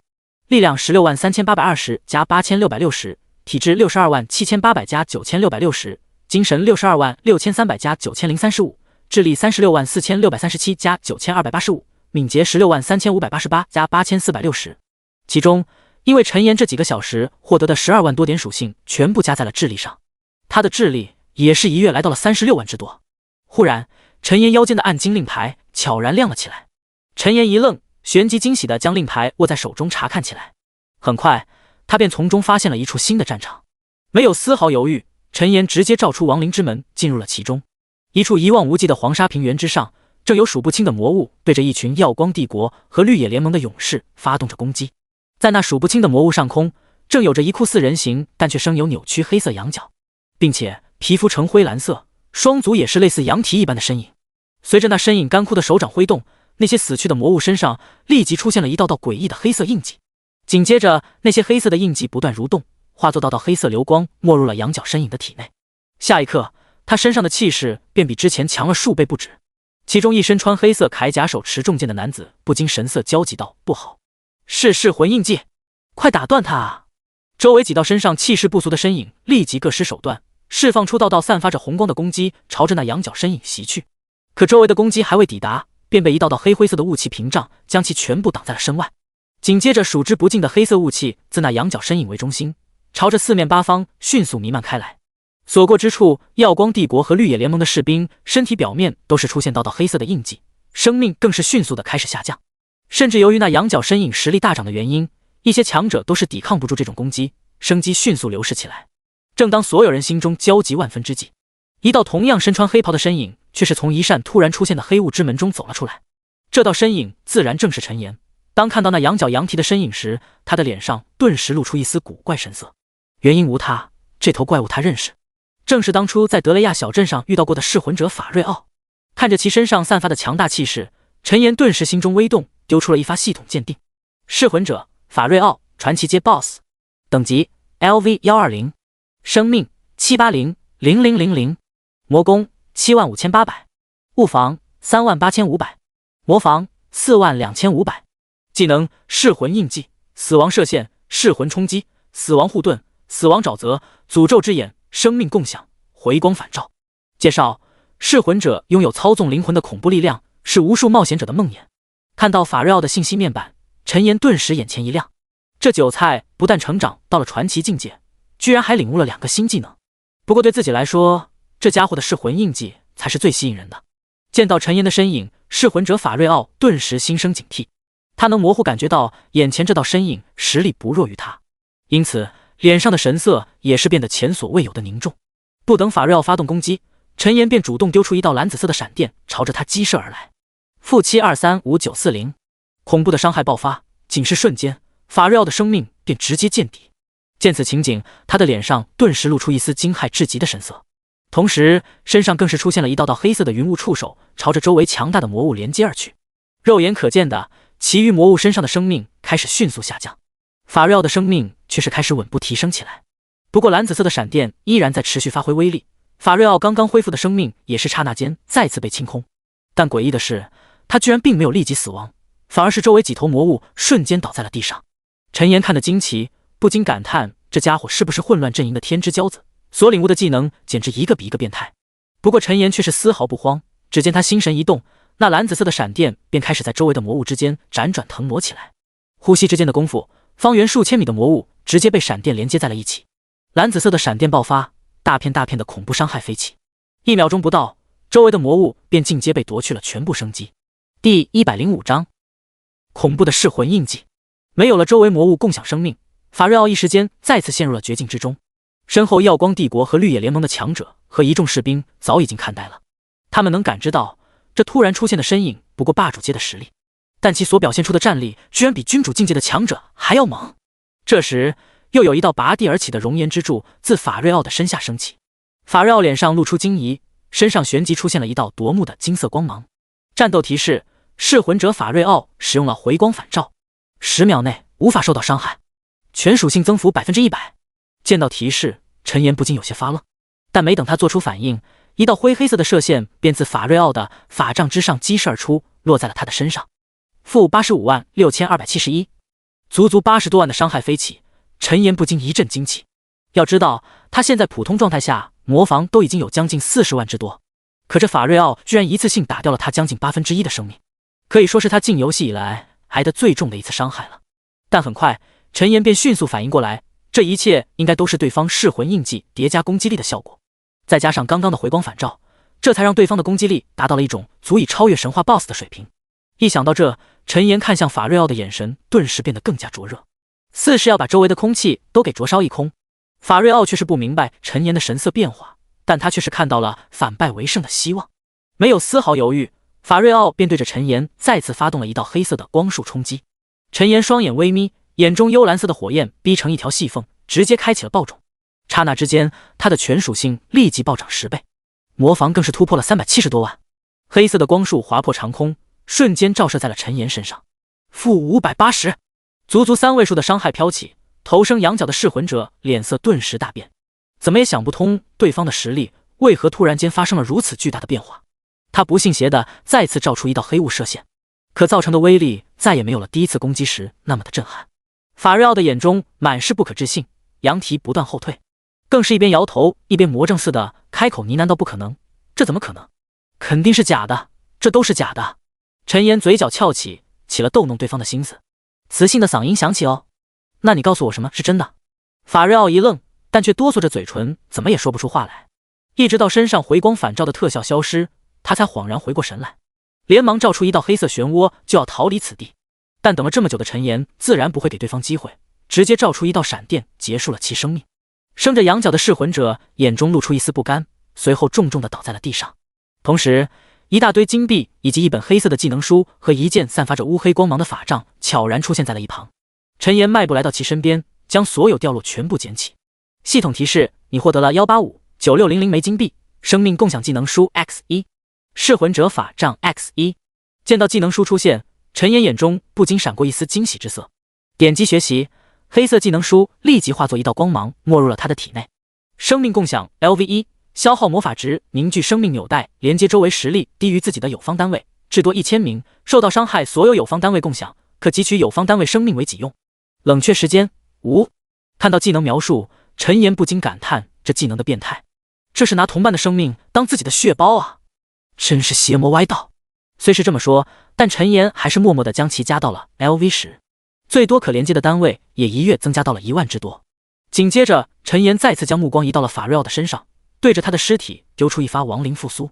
复苏领主及亡灵成功，从该领主以下8项能力任选其一。有了生命共享，陈岩也没有过多纠结，直接选择了自己心念已久的噬魂印记。至于刚刚那强大的回光返照，陈岩已经有了更强的熔岩之力，自然不再需要这弱化版的爆种技能了。虽然他的爆种没有无敌时间，但他却具备强大的属性。再者说，他还有化身梦魇无敌30秒的梦魇之章呢。抛开其他，陈岩查看起了自己获得的噬魂印记。噬魂印记 LV1， 消耗魔法吸收周围死去的灵魂，增幅自己的魔攻。每一道噬魂印记增幅 1% 的攻击力，至高 100%。冷却时间5。看着面板上的技能描述，陈岩顿感惊奇，又是没有冷却，而且一级就能增加 100% 的魔攻。难以想象到时候叠加完噬魂印记，然后再使用熔岩之力，他的魔攻会恐怖到什么程度。陈岩心念一动，直接将噬魂印记瞬间堆到了 LV10。升到满级后，噬魂印记更是最多增幅直达 1000%， 也就是10倍之多。接连获得2个强大技能，陈岩心中不禁惊喜万分。将周围的魔物尸体全部转换为亡灵，并加点属性之后，陈岩便准备召唤出亡灵之门离开。可正在这时，他面前的空间却悄然出现了一道猩红的裂缝。那猩红色的裂缝如同伤疤一般飞速朝着四周扩张，转眼间便达到了10米高3米多宽的范围。见到此景，陈岩顿时有些发愣，但旋即他似乎想到什么，也是同一时间，一道焦急的声音自背后响起：“小心，是猩红之王！”话音刚落，一道密布猩红闪电的黑色雾气便从那裂缝之中飘了出来。那黑雾不定形的变换着，一双猩红细长的眼睛从中显露而出，周围则是猩红色不断闪烁的闪电。这道身影刚一出现，周围的空气便迅速昏暗了下来，空气中更是升起一股凝如实质的威压，让人呼吸喘不过气来。陈岩看得真切，瞬间回忆起了这被称作猩红之王的身影，正是当初在德雷亚小镇曾与克莱伊对峙过的猩红之物赛托拉克。第106章猩红之王赛托拉克。低沉自带混音特效的声音响起：“小子，居然是你！”赛托拉克的声音中透露着一丝惊奇。要知道，当初在德雷亚小镇遇见的时候，陈岩还不到40级呢。这才过了多长时间，他却已经成长到了这种地步。哪怕是活了不知道多长时间的赛托拉克，心中也是升起了一种惊奇的情绪。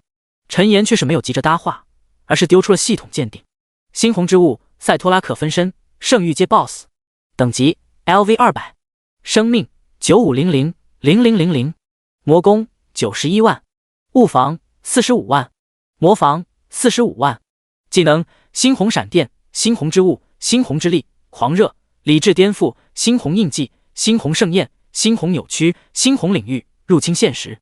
介绍：混乱阵营10大魔神之一，尽管只是一道分身，但也有圣域阶的力量。看到面前的介绍，陈岩顿时微微一惊。他有猜到猩红之物非常厉害，但没想到居然会是混乱阵营的10大魔神之一，而且仅是一条分身就拥有圣域阶的力量，那其本体的实力该有多强？另一边，久久等不到陈岩回应的赛托拉克顿时有些生气，再次操着一口自带混音的声音道：“小子，你难道不记得我了吗？”听到声音，陈岩这才回过神来，对着那正不断变换形状、闪烁着道道猩红色闪电的猩红之王道：“当然记得，你不是赛托拉克吗？”赛托拉克细长的双眼微眯，愤怒出声道：“叫我猩红之王，小子！”一边说着，他还一边照出一道猩红闪电劈在陈岩周围，顿时轰出一道恐怖的裂痕。陈岩神色古怪，但却没有再理会这分身说的话，而是直接调整状态，开启爆种之后，对着其发动了断崖之剑。-1626935518，惊爆眼球的伤害飞出，刚刚还愤怒至极的赛托拉克直接被打断施法，瞬间被秒杀。震惊、震撼，身后一众耀光帝国和绿野联盟的强者和士兵早已看傻，作为吃瓜群众，竟是忘了他们的本分，没有开口出声。一时间都是被陈岩秒杀赛托拉克分身的举动深深震撼到了。过了好半天，众人才惊疑不定道：“我没有看错吧？那人秒杀猩红之王？等等，那应该是猩红之王的分身吧？我记得魔神本体是无法离开混乱阵营的。先别说这些，要是换你，你能打败猩红之王的分身吗？还是秒杀？”众人震惊，议论纷纷，都是沉浸在了刚刚那一击所带来的震撼之中。而陈岩这边虽说只是击杀了一道分身，但该获得的奖励和经验却是一丝不少。战斗提示：击杀猩红之王赛托拉克分身 LV200， 越级获得34830万点经验。系统提示：你升到了 LV146， 你的获得了100点自由属性点。系统公告：玩家陈岩单独击杀圣域阶 BOSS 猩红之王赛托拉克分身，特此奖励玩家陈岩500万点声望，5点幸运，500万枚金币。苍穹世界抽奖机会 X1，一系列的提示弹出并消失之后，陈岩才有功夫查看起了这次的收获。但是金币就足足爆了将近1000万之多。不得不说，这些混乱阵营的 BOSS 真是一个比一个富有。除此之外，还爆了一件圣域品阶的装备以及一件圣域品阶的道具。装备是一件猩红王冠，陈岩准备留着自己升到200级的时候用，因为使用生命火焰造物的话，以后就不能再用了。至于道具，则是一枚6边形的猩红宝石。猩红宝石，圣域物品。介绍：蕴含着猩红之物赛托拉克一丝本源之力的宝石，拥有扭曲现实的猩红之力。备注：该物品为混乱阵营10大魔神之一赛托拉克所有，擅自使用可能会引起他的仇视。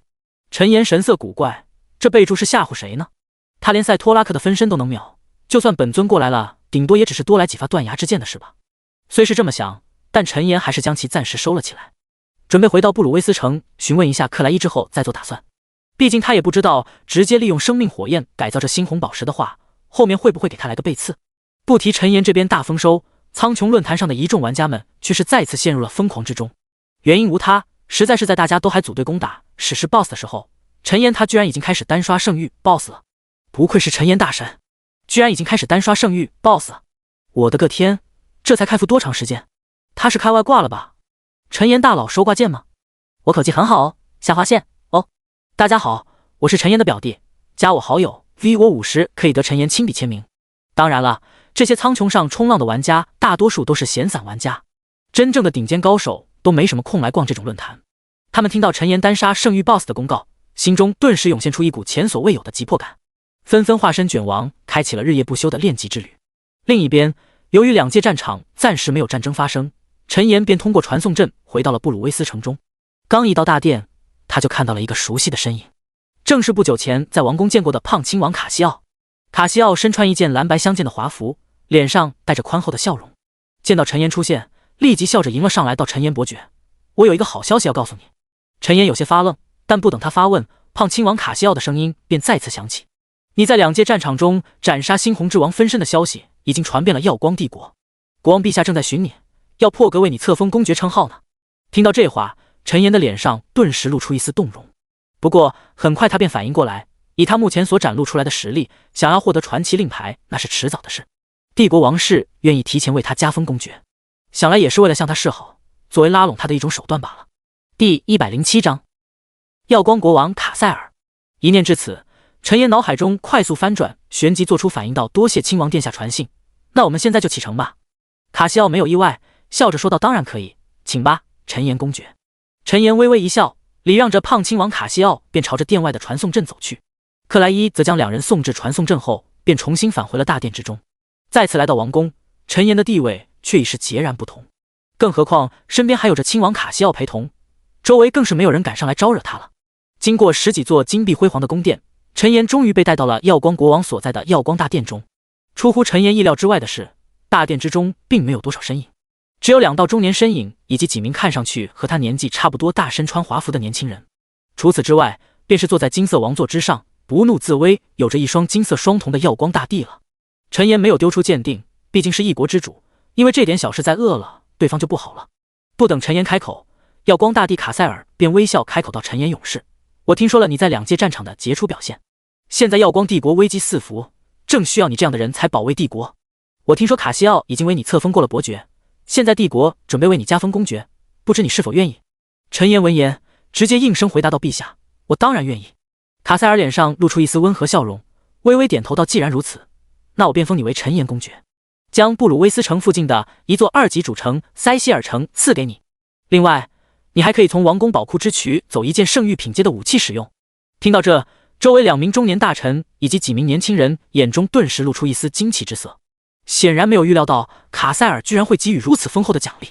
要知道，2级主城在耀光帝国也算是十分重要的城市了，就连布鲁威斯城也不过是一座2级主城罢了。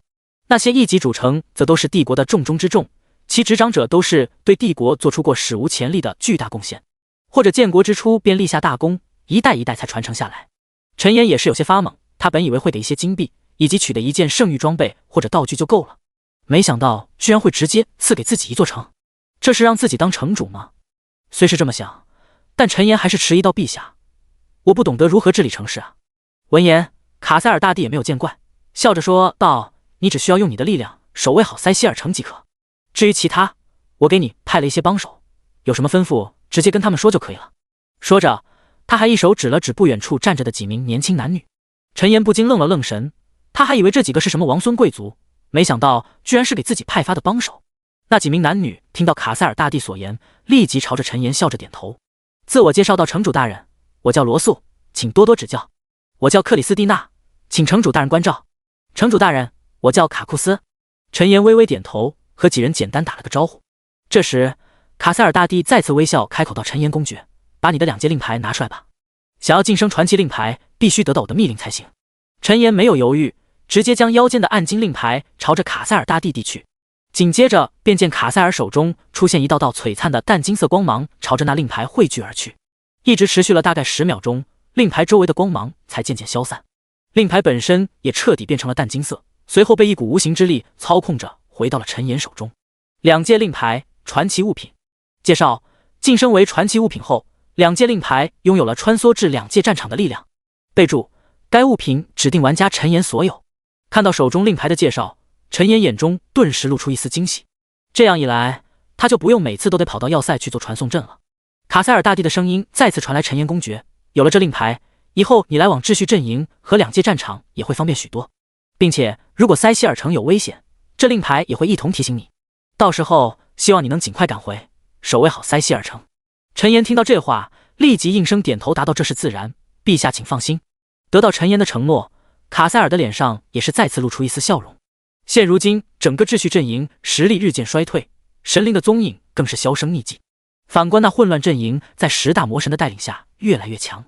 如果不是受到秩序阵营本源意志的影响，恐怕那些魔神早就带着无尽的魔物大军攻过来了。现如今，居然有一位能秒杀魔神分身的勇士出现，那他作为耀光帝国的国主，自然是要想尽一切办法将其捆绑在同一条战线上。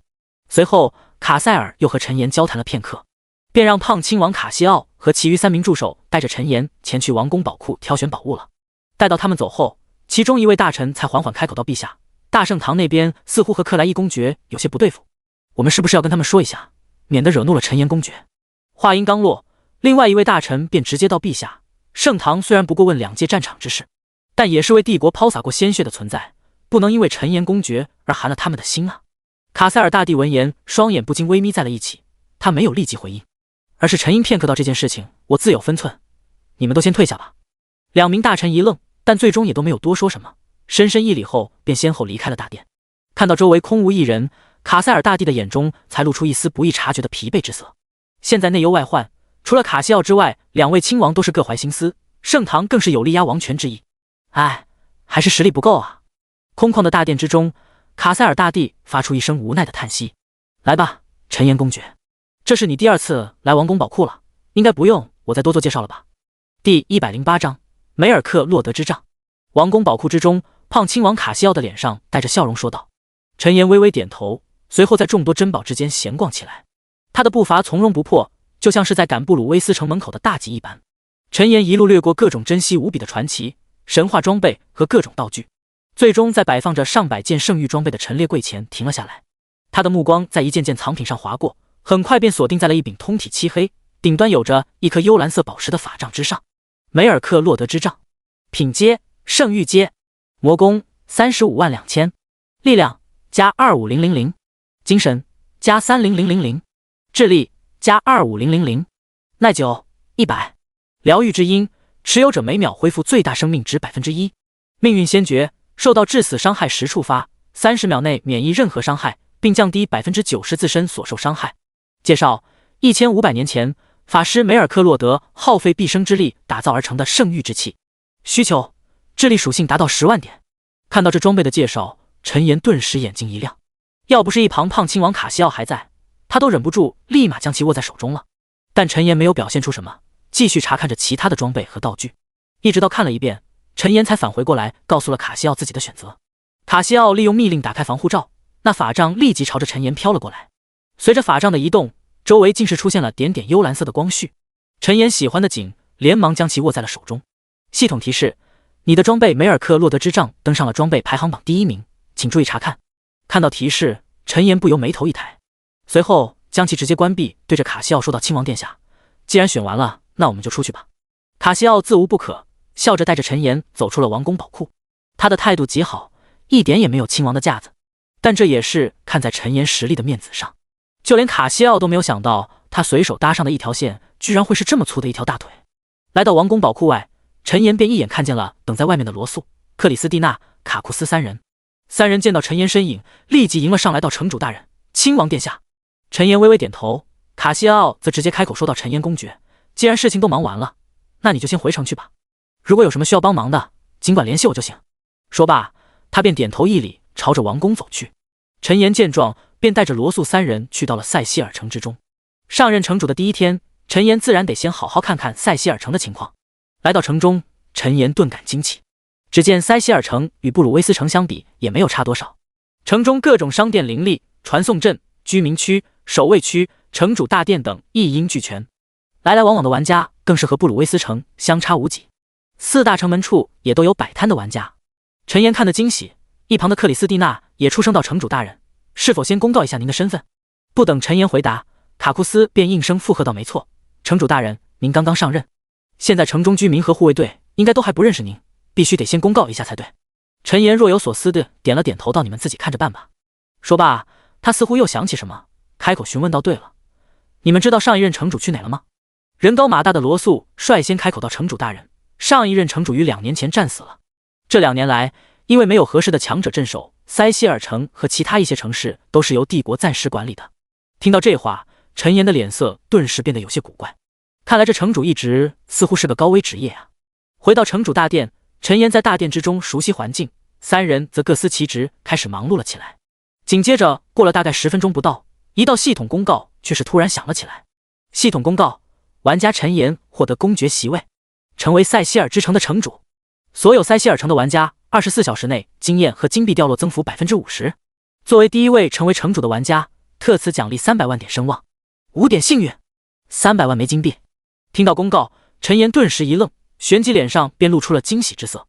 声望和金币什么的无所谓，但是加了5点幸运倒是极为难得的。要知道，作为圣域首杀的奖励也才5点幸运罢了。点开信息面板，陈岩才恍然想起来，自己刚刚还有一次苍穹世界抽奖机会没有用呢。没有犹豫，直接调出轮盘，拨动了那熟悉的指针。虽然已经抽过很多次了，但看着指针的转动，陈岩的心也不禁跟着加速了起来。不过有着55点幸运打底，最差应该也会是史诗阶的装备或者道具吧。事实证明，陈岩还是低估了他的幸运。指针稳稳当当地落在7彩区域，随后便是一道提示弹出：系统提示，你获得了圣域物品不死鸟之心 X1。紧接着，一道散发着赤红色火焰，正在一张一缩不断跳跃的心脏一般的物品便出现在了陈岩面前。说是心脏，但它看上去却更像是一件艺术品。火红的表面透露着一股琉璃的光泽，看上去就像是心脏和玉石的结合体一般。陈岩丢出鉴定，这心脏的信息便立即展露：不死鸟之心，圣域物品。介绍：相传苍穹世界有一不死鸟，每次死亡之时都会将全部心血封锁入心脏之中，等待下一次重生。使用方法1：与不死鸟签订契约，但会使其力量封印，需重新提升等级和实力。使用方法2：吞噬不死鸟之心，获得不死之力。看到面前这不死鸟之心的介绍，陈岩不禁愣在了原地。好家伙，本以为是个了不得的道具，没想到只是一个宠物蛋。不对，这上面说可以直接吞噬。陈岩沉思片刻，旋即便产生了决断。只见他二话不说，直接按照系统提示，将那火红的不死鸟之心按在了自己胸口之上。第109章不死鸟之语。炽热的不死鸟之心刚一贴到胸口，陈岩便感到一阵难以忍受的灼痛。要知道，他的火抗在杂七杂八的加持之下，可是已经达到了恐怖的上千点。但饶是如此，陈岩的身上也是开始飘起一道道恐怖的烧伤伤害来。-38800，-52880，-68880。不仅如此，身上装备的耐久度更是蹭蹭直降，短短片刻的功夫便已经降到了20点以下。陈岩见状，连忙将身上的法袍和其余装备全部收起，随后耐心地融合起不死鸟之心来。没错，他并不打算再孵化一只不死鸟重新代练，与其带一个宠物，他倒是更倾向于将所有力量倾斜到自己身上。随着时间的流逝，不死鸟之心竟是缓缓融化，渗入到了陈岩体内。难以忍受的炽热爆发，陈岩甚至有种感觉，那就是他的五脏六腑此时都已经燃烧起了火焰。好在之前很多次已经有了经验，陈岩只能咬牙稳住心神，继续吸收起不死鸟之心来。融合进度 0.1%、0.3%。外界正在塞西尔城摆摊和补给或是闲逛的玩家们听到系统公告，顿时都愣在了原地。过了片刻，才有人率先反应过来，一脸懵逼道：什么情况？陈岩大神他成城主了，还是我们塞西尔城的？我哩个乖乖，这泼天的富贵终于轮到我们塞西尔城的玩家了。哎，大兄弟，你这干嘛呢？技能书我还没选好呢，还选个球啊？走吧哥们，赶紧趁着爆率提高出城刷怪去了。陈岩成为城主的消息立即引起了一众玩家的轰动，一些摊主甚至连摊都不摆了，直接收拾家伙便朝着城外冲去。其余玩家则痛恨自己为什么当初没有选择入驻塞西尔城。苍穹论坛上更是发动了又一波关于陈岩获得城主的吹捧。但不可否认的是，陈岩这一操作顿时在他本就辉煌的履历上再次画下了浓墨重彩的一笔，甚至在不久的未来，硬生生凭一己之力将塞西尔城发展成了在苍穹世界足以抗衡耀光之城的中心城市，一处环绕着雷霆的峡谷之中。几名身穿豪华装备的玩家刚刚将一头雷霆 BOSS 斩杀，便听到了系统传来公告。为首一名 LV68 的战士听到之后，脸上顿时露出一丝微不可察的苦涩。一旁几名玩家则是感慨道：这陈岩也太变态了吧，之前成了伯爵还不够，现在居然直接当城主了。就是，而且他的等级都快150了，也不知道怎么升那么快的。众人脸上神色复杂，但却又觉得这很正常，毕竟陈岩一路走来创造了太多奇迹，现在哪怕他直接斩杀魔神，他们都不觉得有什么意外了。其中一位美女法师注意到为首男子的沉默，微微摇头道：好了，大家把注意力收回来吧，刚刚杀的这头雷霆巨兽可是爆出了史诗阶的装备哦。塞西尔大殿，此时的大殿之内已经燃起了熊熊火焰，如此大的动静自然是引来了罗素三人。三人简单扫视一眼，便明白过来是陈岩在修炼导致，连忙施展防护阵法将大殿隔离，这才待在一旁为陈岩护起法来。看着包裹在陈岩周围的赤红色烈焰，三人不禁感到一阵心悸。克里斯蒂娜更是美眸圆睁道：那是什么火焰？我在阵法之外都感觉有些难以忍受。罗素微微摇头，身为一名骑士，他对于这些元素册的知识并不太了解。卡库斯则有些惊疑不定道：如果我没猜错的话，那好像是不死鸟的火焰。其余两人一愣，定神朝着陈岩周身看去，却是能从中模糊见到一道神鸟的虚影。正在这时，一道直入灵魂的啼鸣声突然自陈岩体内传出。烈！那啼鸣声清脆，但又带着一股难以抵抗的威严。三人刚一听到，顿时就有种想要臣服的感觉。罗素三人互相对视一眼，都是从对方眼中看到了一丝惊骇。不等三人开口，便见陈岩身上出现了新的动静。只见他身上穿的那件没有属性的黑袍骤然被两道从背后伸展开来的赤红色羽翼撕裂，那羽翼赤红如火，其上还有着一丝丝金色的纹路，看上去神异至极。陈岩就那么站在大殿中央，闭目仰天，感受着体内汹涌澎湃的火焰之力，顿时有种想要高声呐喊出来的冲动。好在他还有一丝残存的羞耻心，不想在三个手下面前做出怪异的举动。不到2秒钟，陈岩便从这种力量变强的感觉中回过神来。他心念一动，收起背后赤金色的双翼，然后又取出装备全部穿上，这才转身看向了三人道：辛苦你们了，这里没什么事，你们先去忙吧。罗素三人闻言立即点头应声道：得令，城主大人。打发走三人，陈岩便打开系统查看起了自己的变化。首先，全属性直接增加了5万点之多，这让陈岩不禁惊奇万分，暗自感叹不死鸟之心的强大。除此之外，他还获得了一个天赋以及一个技能，不死之力，死亡后触发，强制清除所有负面状态，30秒内无法受到伤害和任何减益效果，每秒恢复 10% 的最大生命值，每个自然日可触发一次。备注：不死之力天赋优先于装备梅尔克洛德之杖的命运先决。至于另外一个技能，陈岩则直接将其点到了苍穹阶。不死之炎，苍穹阶，消耗魔法释放不死之炎，可分为2种形态，红色火焰主杀伐，并可叠加其他火属性技能使用；金色火焰主升级，可恢复自身或有方生命值，威力与自身强弱和魔法消耗有关。当然，除了这些，陈岩还获得了一些隐性的能力，比如刚才从背后生长而出的赤金色羽翼，亦或者是暂时变身为不死鸟进行战斗等等。总结完收获，陈岩不禁来到城主大殿的高台上坐下，暗自感叹到：我现在强的连自己都害怕。第110章幽火竹林与猩红之龙。在塞西尔城待了没多久，陈岩便回到了布鲁威斯城。他来这里，一是告诉克莱伊他成为城主的好消息，二是想询问一下关于猩红宝石的秘密。刚一进入大殿，克莱伊便满脸笑容的起身来到了他的身边。小妍子，我都听卡西奥亲王说了，想不到陛下还让你当了塞西尔城的城主啊。陈岩微微一笑，应声回答道：嘿嘿，其实我也没想到。不过师傅，我来这里是有其他事情想问你。克莱伊眉头一抬，眼中露出一丝惊讶道：什么事？说吧。陈岩没有墨迹，直接将猩红宝石取了出来。虽然他现在实力很强，但某些见识或者隐秘方面还是需要克莱伊帮忙解惑的。师傅，这是我斩杀赛托拉克分身得到的，我想用它做生命火焰的造物载体，可我不知道这样会不会有什么风险，就想着先来问问您的意见。克莱伊闻言暗自点了点头，随后接过猩红宝石仔细查看起来。过了半晌，他才缓缓开口说道：这里面有着赛托拉克的一丝猩红本源，不过若是你想改造的话，可以出手，生命火焰的能量会彻底斩断其中的联系。但你要注意，这毕竟是魔神的宝物，谁也不知道他有没有什么后手。听到这话，陈岩没有意外，点了点头道：我知道了，放心吧师傅，我自有分寸。说罢，他便接过猩红宝石和克莱伊聊起了其他话题。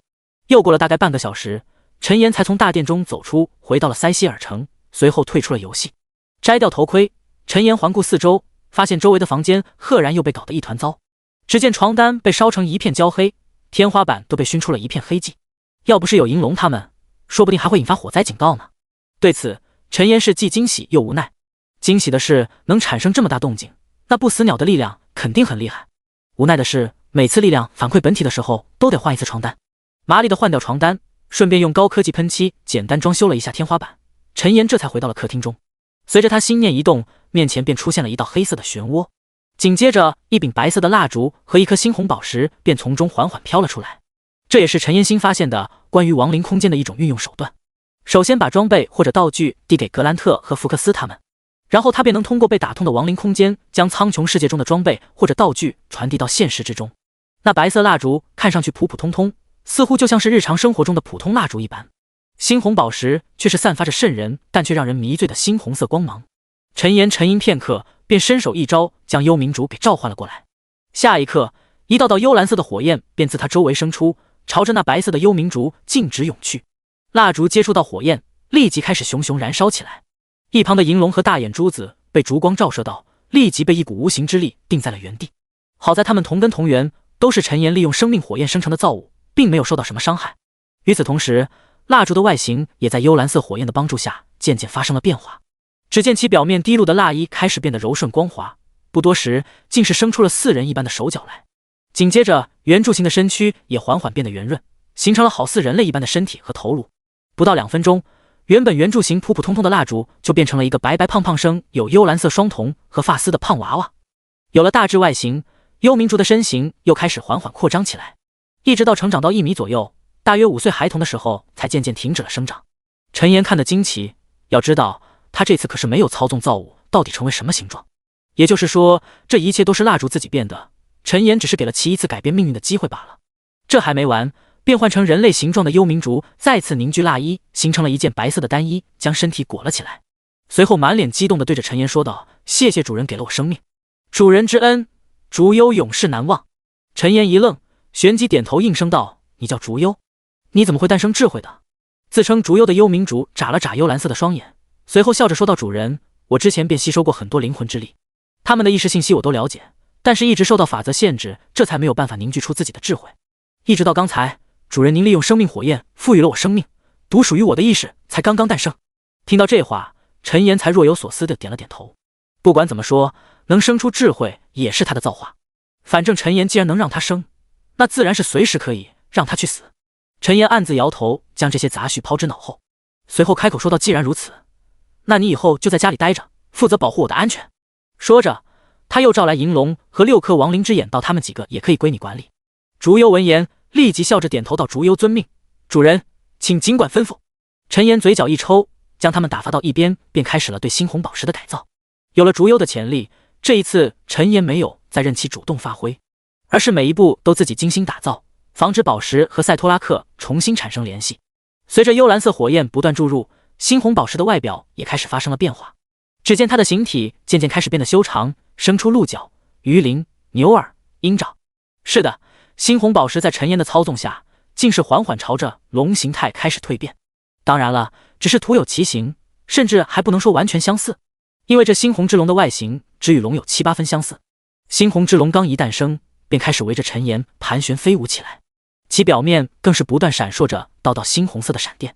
虽然比之真正的龙差远了，但好歹也是圣域物品，放在现实世界绝对可以称得上战力天花板级别的存在了。看着家中被安排的明明白白的守卫力量，陈岩心中也是不由升起了一股安全感。第111章魔物入侵。还有一件让陈岩感到意外的事，就是猩红之龙居然还继承了一丝修改现实的力量。当然了，对比猩红之王赛托拉克来说，这丝力量肯定是微不足道的，但对于陈岩来说，无异于把他家的安保能力提高到了一个超越时代的高度。改造完幽冥竹和猩红宝石，陈岩便躺在沙发上开始点起了外卖。一旁的竹幽见此情景，不由好奇道：“主人，这是什么？”陈岩眉头一抬，没有打消这孩子的好奇心，开口解释道：“这是手机，我们世界人手必备的神器。”竹幽一愣，疑惑出声道：“神器？可是我并没有察觉到任何力量啊。”陈岩暗自摇头，轻笑一声道：“手机并不能拿来战斗，只要你想，可以通过手机了解到这个世界大部分的信息。”听到这话，竹幽2只幽蓝色的眼睛立即闪烁出一道亮光，随后便听到他请求的声音：“主人，能给我一个手机吗？我也想了解主人的世界，这样也能更好的保护主人。”闻言，陈岩不由一噎，这家伙还没创造价值呢，就想着找自己要东西了。陈岩感到好笑，刚想开口拒绝，远处便传来一阵震耳欲聋的轰炸以及震天的嘶吼声。听到动静，陈岩和竹幽几乎是同一时间抬起头朝着远处看去，清楚的声音响起：“主人，我看到了魔物降临，数量很多。”陈岩惊讶，这么远都能看到。虽是这么想，但他还是神色一肃，伸手将猩红之龙召回，利用其修改现实的能力，将其变作一枚猩红戒指戴在了手中，随后便带着竹幽和银龙朝着动静来源的位置瞬移而去。至于6颗大眼珠子，不，亡灵之眼，则是被陈岩留在家里看家。毕竟他们虽然实力不弱，但更多的是进行侦测和辅助，实际上并没有太多的战斗能力。不过碾压当时超凡者还是轻而易举的。禅渊市郊区，一大片黑色的雾气突然出现，并迅速覆盖了将近10数公里的区域，紧接着便有各种各样的魔物开始朝着四周蔓延开来。几乎是第一时间，守卫队便派出防守和武器支援赶往了事发地点，但因为事发太过突然，还是有很多居民在这次灾难中丢了性命，其余幸存者则都是趁乱找到了躲藏的地点。但若是不尽快将这些从黑雾中源源不断涌现而出的魔物消灭的话，那这次魔物入侵绝对会对禅渊市产生不可估量的重大损失。一处到处都是冒着火光和尸体的十字街道处，凛冽男子波哥和寒冰超凡者小光也是来到了战场之中。身穿一系黑色战斗紧身衣，面容带着一丝稚气的小光见到街道上的残忍景象，脸上顿时露出一抹不忍之色，但同时他的眼中更是产生了浓厚的对那些魔物的恨意。小光手中凝聚出寒冰长枪，径直将一头即将撕咬到普通居民的魔狼捅了个对穿，恐怖的寒冰之力更是生生将魔狼冻成了一座冰雕。显然实力提升的不仅仅是陈岩，其他强大的玩家在游戏中实力提升的同时，现实中也是同样迎来了更多的反馈。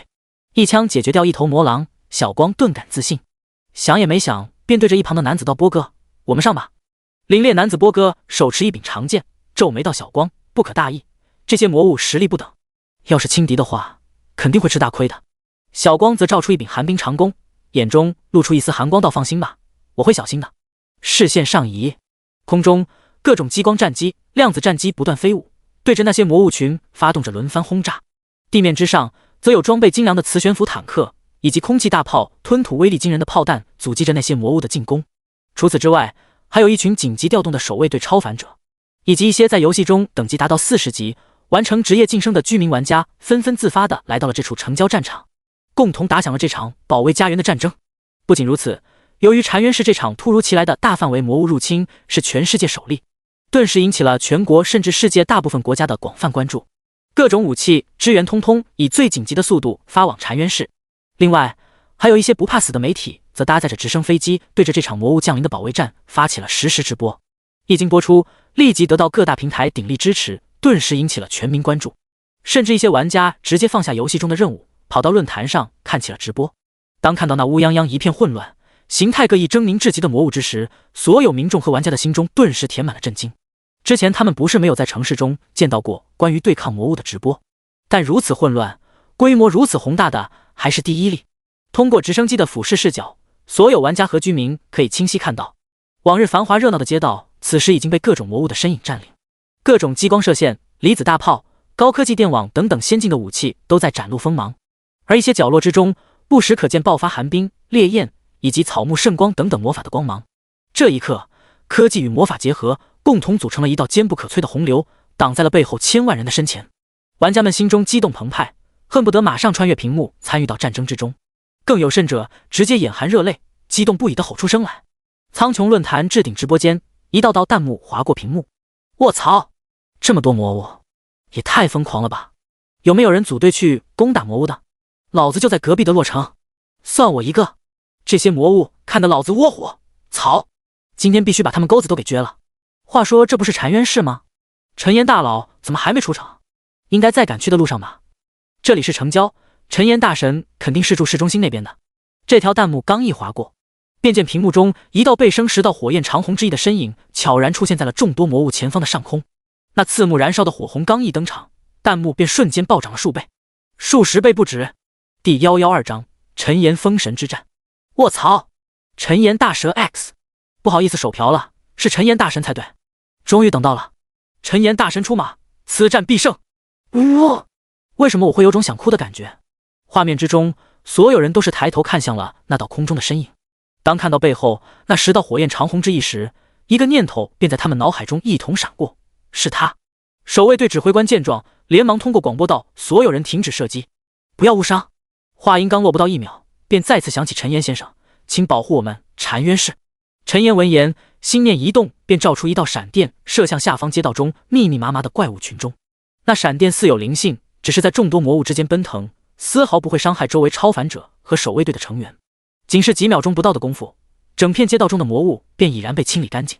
一众超凡者见状，脸上顿时露出溢于言表的震惊与激动之色。这还没完，随着陈岩周围同样升起一道道黑色的雾气漩涡，一头头形态各异的亡灵同样从中冲了出来。身穿铠甲手持重剑的骸骨战士，漂浮在空中的巨型蜈蚣骷髅，以及生有蝙蝠翅膀狼首头颅的血蝠狼妖等等。除此之外，更有一头头身高100米的星空巨兽骷髅，迈动着粗壮的骸骨，朝着那些魔物之潮奔袭而去。不仅是位于现场的守卫对超凡者们感到惊奇，其他城市的居民和苍穹玩家们也都是震惊的说不出话来。一时间，屏幕上竟然出现了短暂的真空，直到一头体长数百米、胸腔之中生着幽蓝色火焰、生有一对龙翼的亡灵古龙从黑雾之中飞出时，密密麻麻的弹幕再一次狂热来袭。卧槽！卧槽！卧槽！亡灵古龙，是陈岩大神的亡灵古龙啊！我的天，我都一把老骨头了，居然看得热血沸腾！遥远的救世主，陈岩大神，他是人间真神吧？卧槽，那是什么？6头奇美拉吗？还有那个，那是堕天使吗？只见画面之中，在亡灵古龙出场之后，一头生有6手形似蜥蜴，但却生有一对龙翼的骷髅巨兽不分先后的冲了出来，还有背着黑冠的送葬者福克斯，形态各异却又各有神奇能力的12星座亡灵，以及不久前击杀的神话街 NPC 厄特修斯。施展出天使之翼后，搭配其表面腐朽的骸骨和黑色的雾气，看上去还真多了一丝堕落天使的味道。同时，这也是陈岩的亡灵大军第一次展露在所有人的面前，但也深深的烙印进了每一个人的灵魂深处。直到多年以后，当有人提及这场战争的时候，多数人还对此念念不忘。有了亡灵大军的帮忙，整个城郊附近的魔物顿时被清扫一空。再往外，便是一片面积开阔的平原，以及不远处山脚下魔物入侵的来源裂缝。当众多亡灵反杀到平原之上时，密密麻麻的魔物和亡灵才为众人上演了一出真正的史诗之战。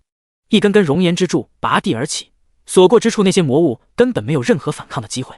除此之外，还有着道道岩浆河流漂浮在空中，收割着周围的魔物，以及一道道在众多魔物之间辗转腾移的蓝紫色闪电，刚一生成便将众多魔物席卷到中央的10个暗紫色的雾气漩涡。遮天蔽日，一掌拍下印出一道10公里的巨大掌印的亡灵骨爪。众人看得震撼，同时也不住地惊叹陈岩的强大。这种程度已经超出了他们的想象，简直跟传说中无所不能的神别无两样了。如果让他们知道这只是陈岩真正实力的1/10不到，不知又会作何感想。不到10分钟，10数万大军便被陈岩和他的亡灵大军消灭一空。当来到那黑色雾气边缘时，陈岩不由得犯了难。随后他想到什么，抬起了带着猩红之戒的那根手指，紧接着便见到一道道猩红的闪电迸发而出，瞬间击射入那些黑色的雾气之中。刹那间，猩红色的闪电以肉眼不可见的速度蔓延至10数公里，随后便见到那扩张的裂缝竟是停止了开裂，反而渐渐缩小起来。见到这一幕，众多玩家再次惊叹道：不愧是陈岩大神，居然连魔物通道都能关闭。我承认自己之前说的话有点过分，陈岩大神，我以后不举报你开挂了，请你把挂再开得更大一点吧。第一次见到陈岩大神出手，果然不是我等普通玩家可以想象的。我就想说，大神现实中就这么厉害，游戏中那还得了？那有什么？陈岩大佬早都单刷圣域 BOSS 了好吧？那不就是无敌了吗？禅渊是成交。小光看着远处那黑雾中爆发的猩红色闪电，以及那道被生10道赤红之翼的身影，眼中顿时露出一丝向往的神色。直到一旁的男子咳嗽出声，小光的意识才被拉了回来。看到身旁男子身上的伤势，小光顿时露出一丝愧疚道：波哥，对不起，要不是我大意，你也不会受伤了。凛冽男子波哥脸上有些苍白，但还是摇了摇头道：你小子知道教训了就好，现实不是游戏，可没有那么多条命让你复活，以后不管干什么都得小心再小心，懂了吗？小光脸上露出坚毅，认真点头道：懂了。波哥你放心，以后我一定变得更强，不会再让你受伤了。我皇甫极光誓死保卫刘波。凛冽男子嘴角一抽，咳了咳声道：以后不准在外面提起我的名字。说着，他似乎想到什么，又开口补充道：你的名字也不要提，你就叫小光，特别是不能一起提，总之你记住就行了。又过了大概5分钟，整片黑雾才彻底消散。陈岩则将所有亡灵召回后，便通过瞬移动直接返回到了家中。反正那些街道有专人负责打扫，他也不用一直在那里待着。战斗虽已结束，但是陈岩那如同神灵般的姿态却是永远的刻在了众人的心中。第113章裂谷海峡。咚咚咚，严少爷，您的外卖到了。听到声音，陈岩放下手机到门口将自己的外卖取了进来，一份菊花开辣的麻辣香锅，还有一份惠灵顿牛排和榴莲披萨，以及一台5英寸 2048G 的新手机。是的，拗不过竹优在一旁眼巴巴的眼神，陈岩给他也点了一份外卖和一台新手机。简单教了一下竹优手机的基本操作和几个娱乐项目，陈岩便来到餐桌旁吃起了麻辣香锅。看着色香味俱全，食材丰富，红润中点缀着点点白色芝麻的香锅，陈岩不禁味蕾大开，赞叹道：好久没馋这一口了，今天必须吃个过瘾。说着便拿起筷子打开一个下饭视频，津津有味地吃了起来。竹优则有样学样地点开自己手机的短视频，拿起披萨和牛排便吃了起来。虽然不知道这家伙能不能消化，但看其眼中闪烁的金光，足以判断出他对这些美食的喜爱了。没过多长时间，一大盘菊花开辣的麻辣香锅便进了陈岩的腹中。心满意足地拍了拍自己的3块腹肌，陈岩又打开一旁的冰镇汽水，一口闷了个干净。随后对着一旁的竹优说道：我去打游戏了，你在家好好看家。还没吃完的竹优嘴角沾着拉丝的芝士，认真点头道：好的，主人，交给我您就放心吧。听到回答，陈岩微微一笑，便转身回到了卧室之中。一道炫目的白光闪过，陈岩的视线便回到了塞西尔城的城主大殿。通过令牌简单查看了一下2界战场的局势，发现依然没有什么大规模的战争，这让陈岩不禁有些无奈，但也只能暂时放弃去收割属性的想法，转而查看起了秩序阵营其他地图。趁着现在时间充裕，他打算把那些高等级的地图转一圈，先把能捞的好处都捞一波再说。突然，其中一处地图吸引了陈岩的注意，只见那上面是一处海域，分布有 LV180、LV220 的怪物，正适合陈岩练级。他没有犹豫，打开亡灵之门，便朝着伽罗海域而去。一步迈入亡灵之门，再出来时，眼前已是一片蔚蓝澄澈的海域，一望无际的海洋映入陈岩的眼帘，其中还有着一些长相奇特、生着翅膀的鱼类正在海面嬉戏。阳光正好，微风不燥，海面风平浪静，看上去一片祥和。陈岩打开地图查看，发现地图上所说的练级点在海域的深处。看着深不见底的海域，陈岩没有多想，直接朝着下方海面冲去。之前在波光秘境的时候，他就曾得到过水下呼吸的能力，后来击杀了水瓶座和双鱼座星座魔灵，他也是得到了2个和水属性有关的技能。潮汐水令 LV10， 身处水中时可无视阻力，移动速度增加 1000%， 双防增加 500%， 并每秒恢复 5% 的最大生命值。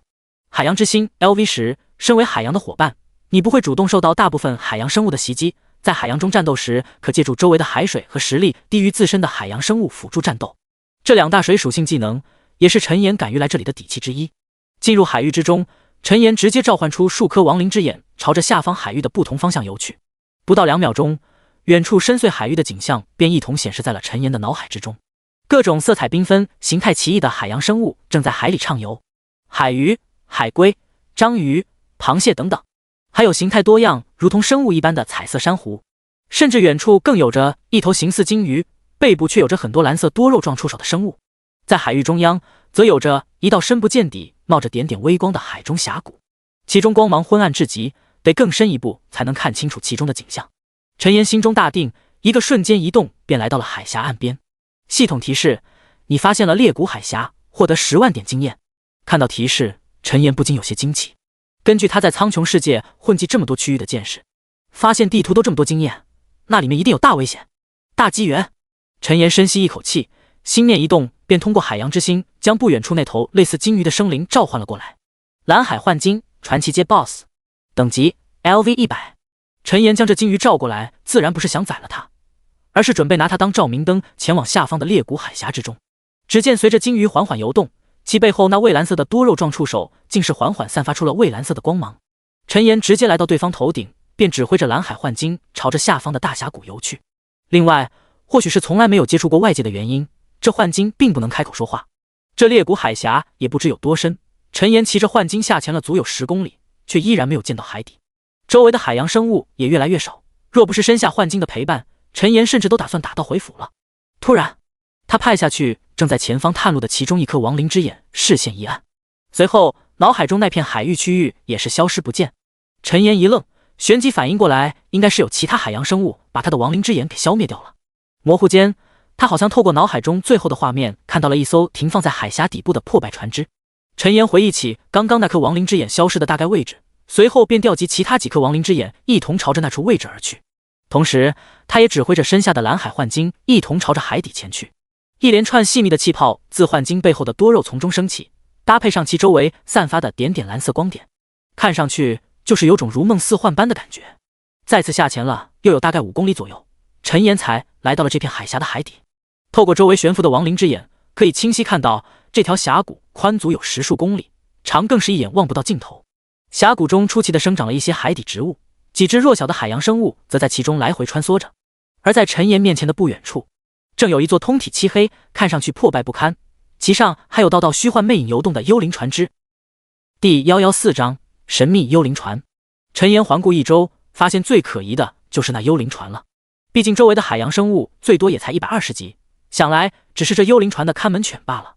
遣散走蓝海幻鲸，陈岩便带着身后5颗大眼珠子朝着那幽灵船游去。这艘船巨大，足有数千米长，宽也有至少500米左右。其船身早已破败不堪，表面更是布满了各种海藻和贝类的外壳。陈岩紧了紧手中的梅尔克洛德之杖，心中也是稍微安定了一些。来到甲板上之后，却发现刚刚还能看到的模糊魅影，此时却全都消失了踪迹。陈岩眉头微皱，随后便朝着船舱走去。船舱内依稀可见一些生满铁锈、腐朽不堪的装备和乱七八糟横躺在各处的骷髅白骨。陈岩试着丢出亡灵复苏，却发现这些骷髅已经失去了灵魂，只剩一具毫无作用的白骨了。继续向前，船舱外的走廊上有着有些被某种武器或是利爪划伤的痕迹。除此之外，还有着一种人身鱼尾的白骨，看上去应该是袭击这艘船只的罪魁祸首。突然，一道彩色的光芒在不远处的船舱中一闪而逝。陈岩双眼微眯，旋即便纵身一跃，朝着那船舱的位置掠去。由于他本身就有10万多的敏捷，再加上潮汐水灵在水中移速增加10倍的特性，此时的陈岩仿佛化身一道闪电，仅是瞬间便抵达了刚刚发光的船舱。来到船舱内部，陈岩的脸上顿时露出一丝古怪之色。只见这间船舱和其他船舱不同，四周堆满了各种金银财宝，中间更是摆放着一口散发着彩色光芒的宝箱。陈岩朝着四周散落的金币看去，发现是一些自己不认识的货币，连忙丢出一道系统鉴定：被诅咒的金币，特殊道具。介绍：一次性道具，使用后随机获得一个属性 buff， 持续时间30分钟。备注：金币具有诅咒的力量，或许可以得到大量的属性提升，也可能会让你的属性降至冰点，有一定几率永久增加属性。看到面前的介绍，陈岩不由愣在了原地。好家伙，这种概率不用说，听名字就知道肯定是简易 buff 占绝大比例。哪怕陈岩拥有55点幸运，他也没有选择去冒险。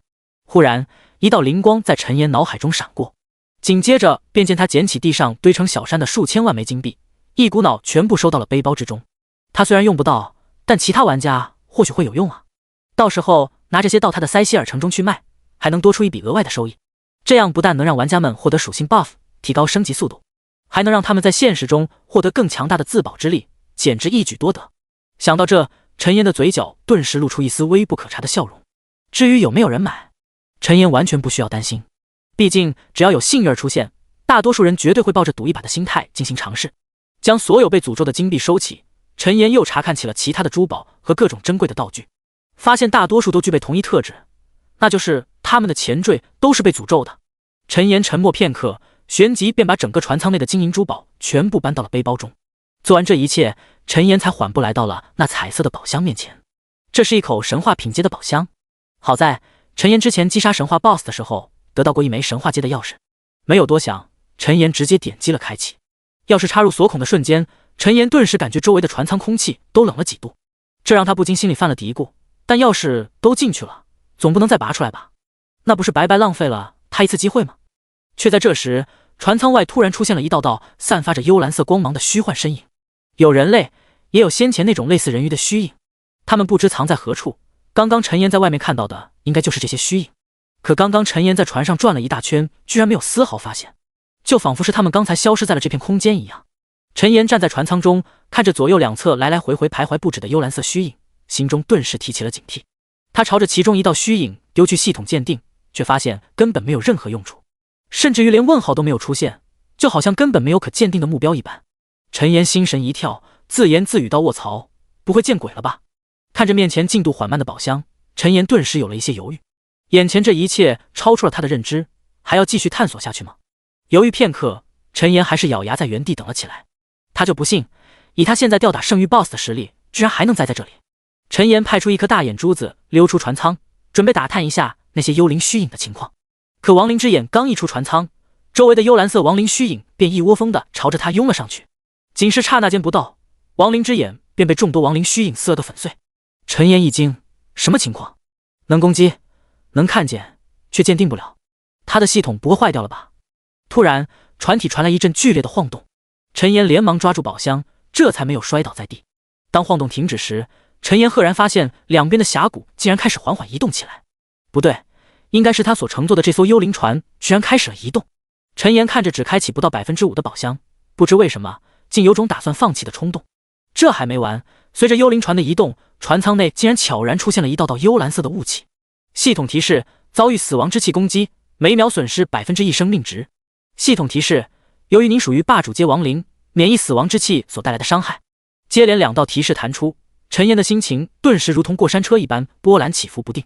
同时，他又对这趟海底幽灵船的旅程少了些担忧，多了一些期待。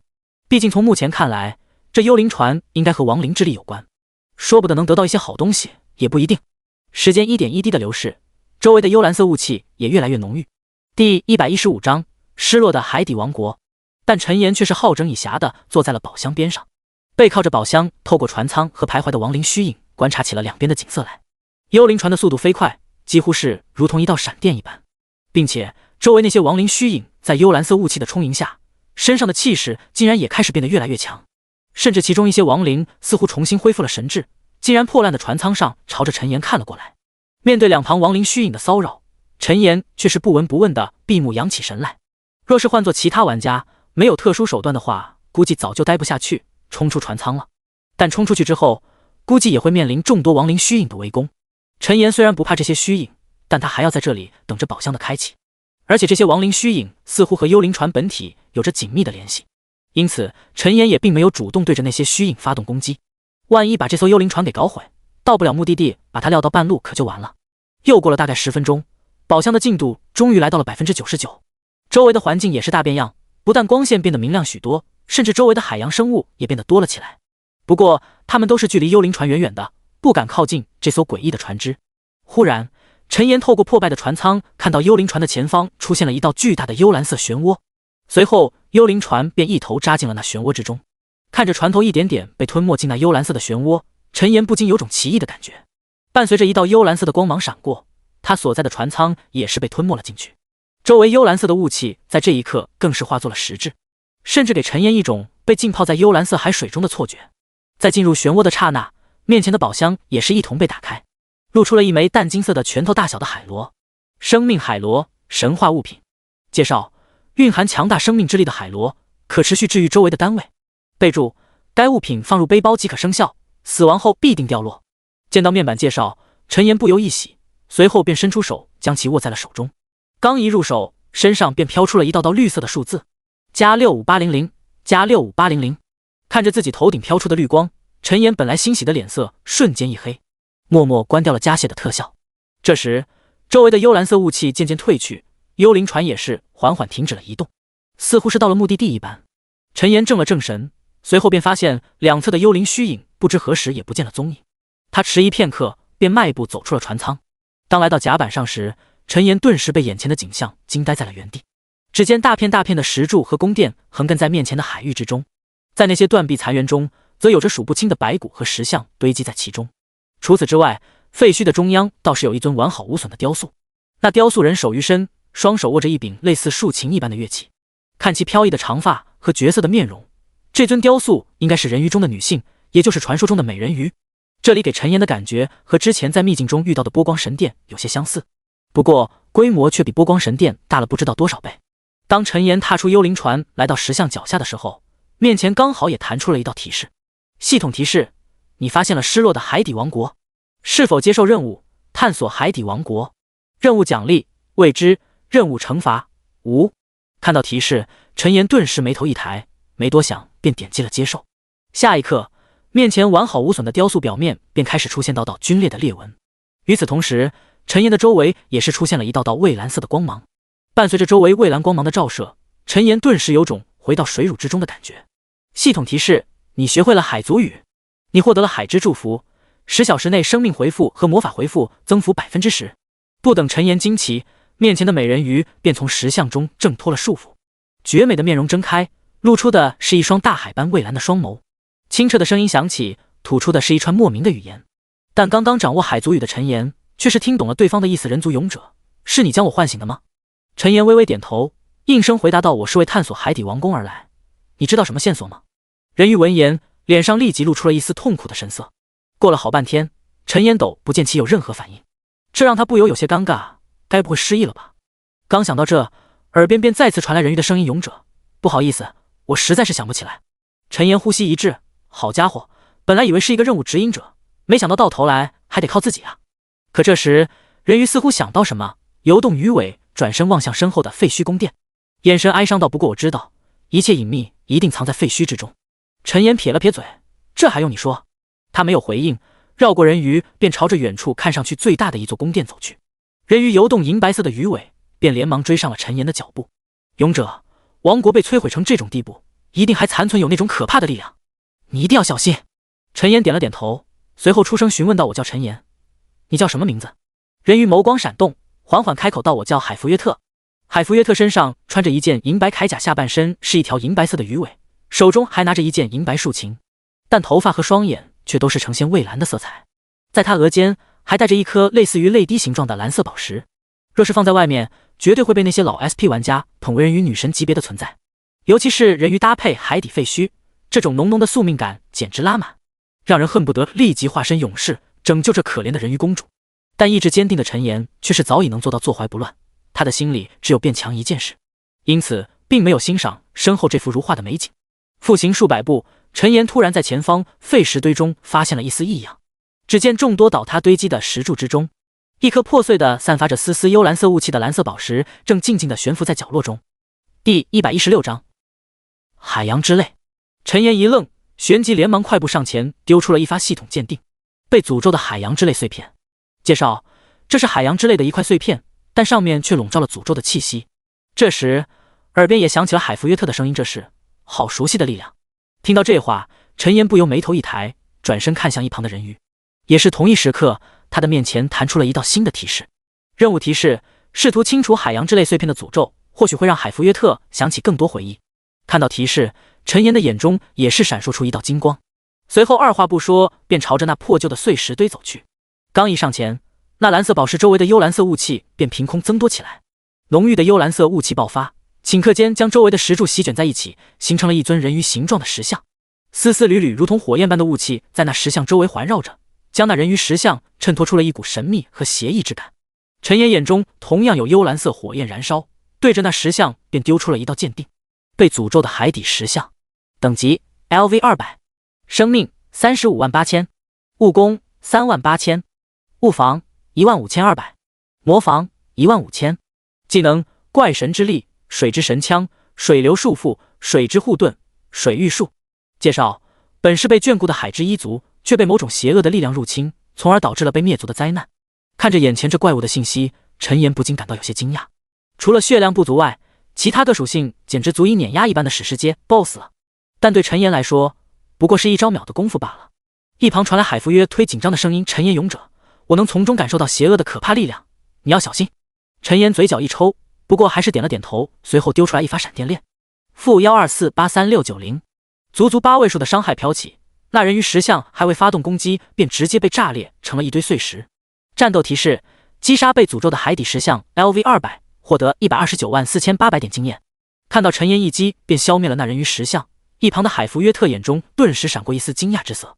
正在这时，那破碎的石块上幽蓝色的雾气开始缓缓消散，原本蓝色的宝石散发出更为澄澈的光芒，并且竟然缓缓朝着陈岩所在的位置飞了过来。不，准确的说是朝着陈岩身旁的海弗约推飞来。陈岩转身看去，发现海弗约推眉心处的那颗泪滴形状的宝石正散发着若有若无的光芒，似是在吸引那颗破碎的蓝色宝石一般。陈岩心中一动，静静地守在一旁等待起来。那蓝色宝石漂浮到海弗约特眉心处时，立即化作一道流光，没入了那颗泪滴宝石之中。与此同时，海弗约特的眉头不禁紧紧地了起来，双眼也是缓缓闭在了一起。过了大概5秒钟，他才缓缓睁开了双眼。海弗约特没有犹豫，直接告诉了陈岩自己的变化：陈岩勇者，我感觉自己的力量变强了，而且也回忆起了一些模糊的片段。我们必须找到更多的宝石，才能发现海底王宫的秘密。闻言，陈岩没有意外的点了点头，跟他预想中的差不多，接下来应该就是帮助海弗约特恢复一定实力，然后才能进展到下一环节。想到这里，陈岩直接召唤出了福克斯、朗基努斯以及崔斯特和赫尔福斯他们。毕竟整个王国不知道有多大，还是大家一起探索会更快一些。除此之外，陈岩还召唤出了大约1万头亡灵，同样朝着四面八方蔓延开来。只要把那些藏在各个废墟之中的宝石找出来，应该就可以触发之前那种人鱼石像了。然后再把所有石像消灭，或许就能让海弗约特回忆起一些关键性的记忆了。整个海底王国的上空，陈岩和海弗约推的身影静静地悬浮着，看着周围铺天盖地的亡灵身影，海弗约特眼中顿时闪过一丝疑惑之色。不知道为什么，这种力量他总感觉很熟悉，但似乎又有一些不一样。不多时，整个海底王国的王城便被吸引出了数千头人鱼石像。看着下方被乌泱泱的亡灵簇拥的人鱼石像，陈岩二话不说便丢下去了一道蓝紫色的闪电。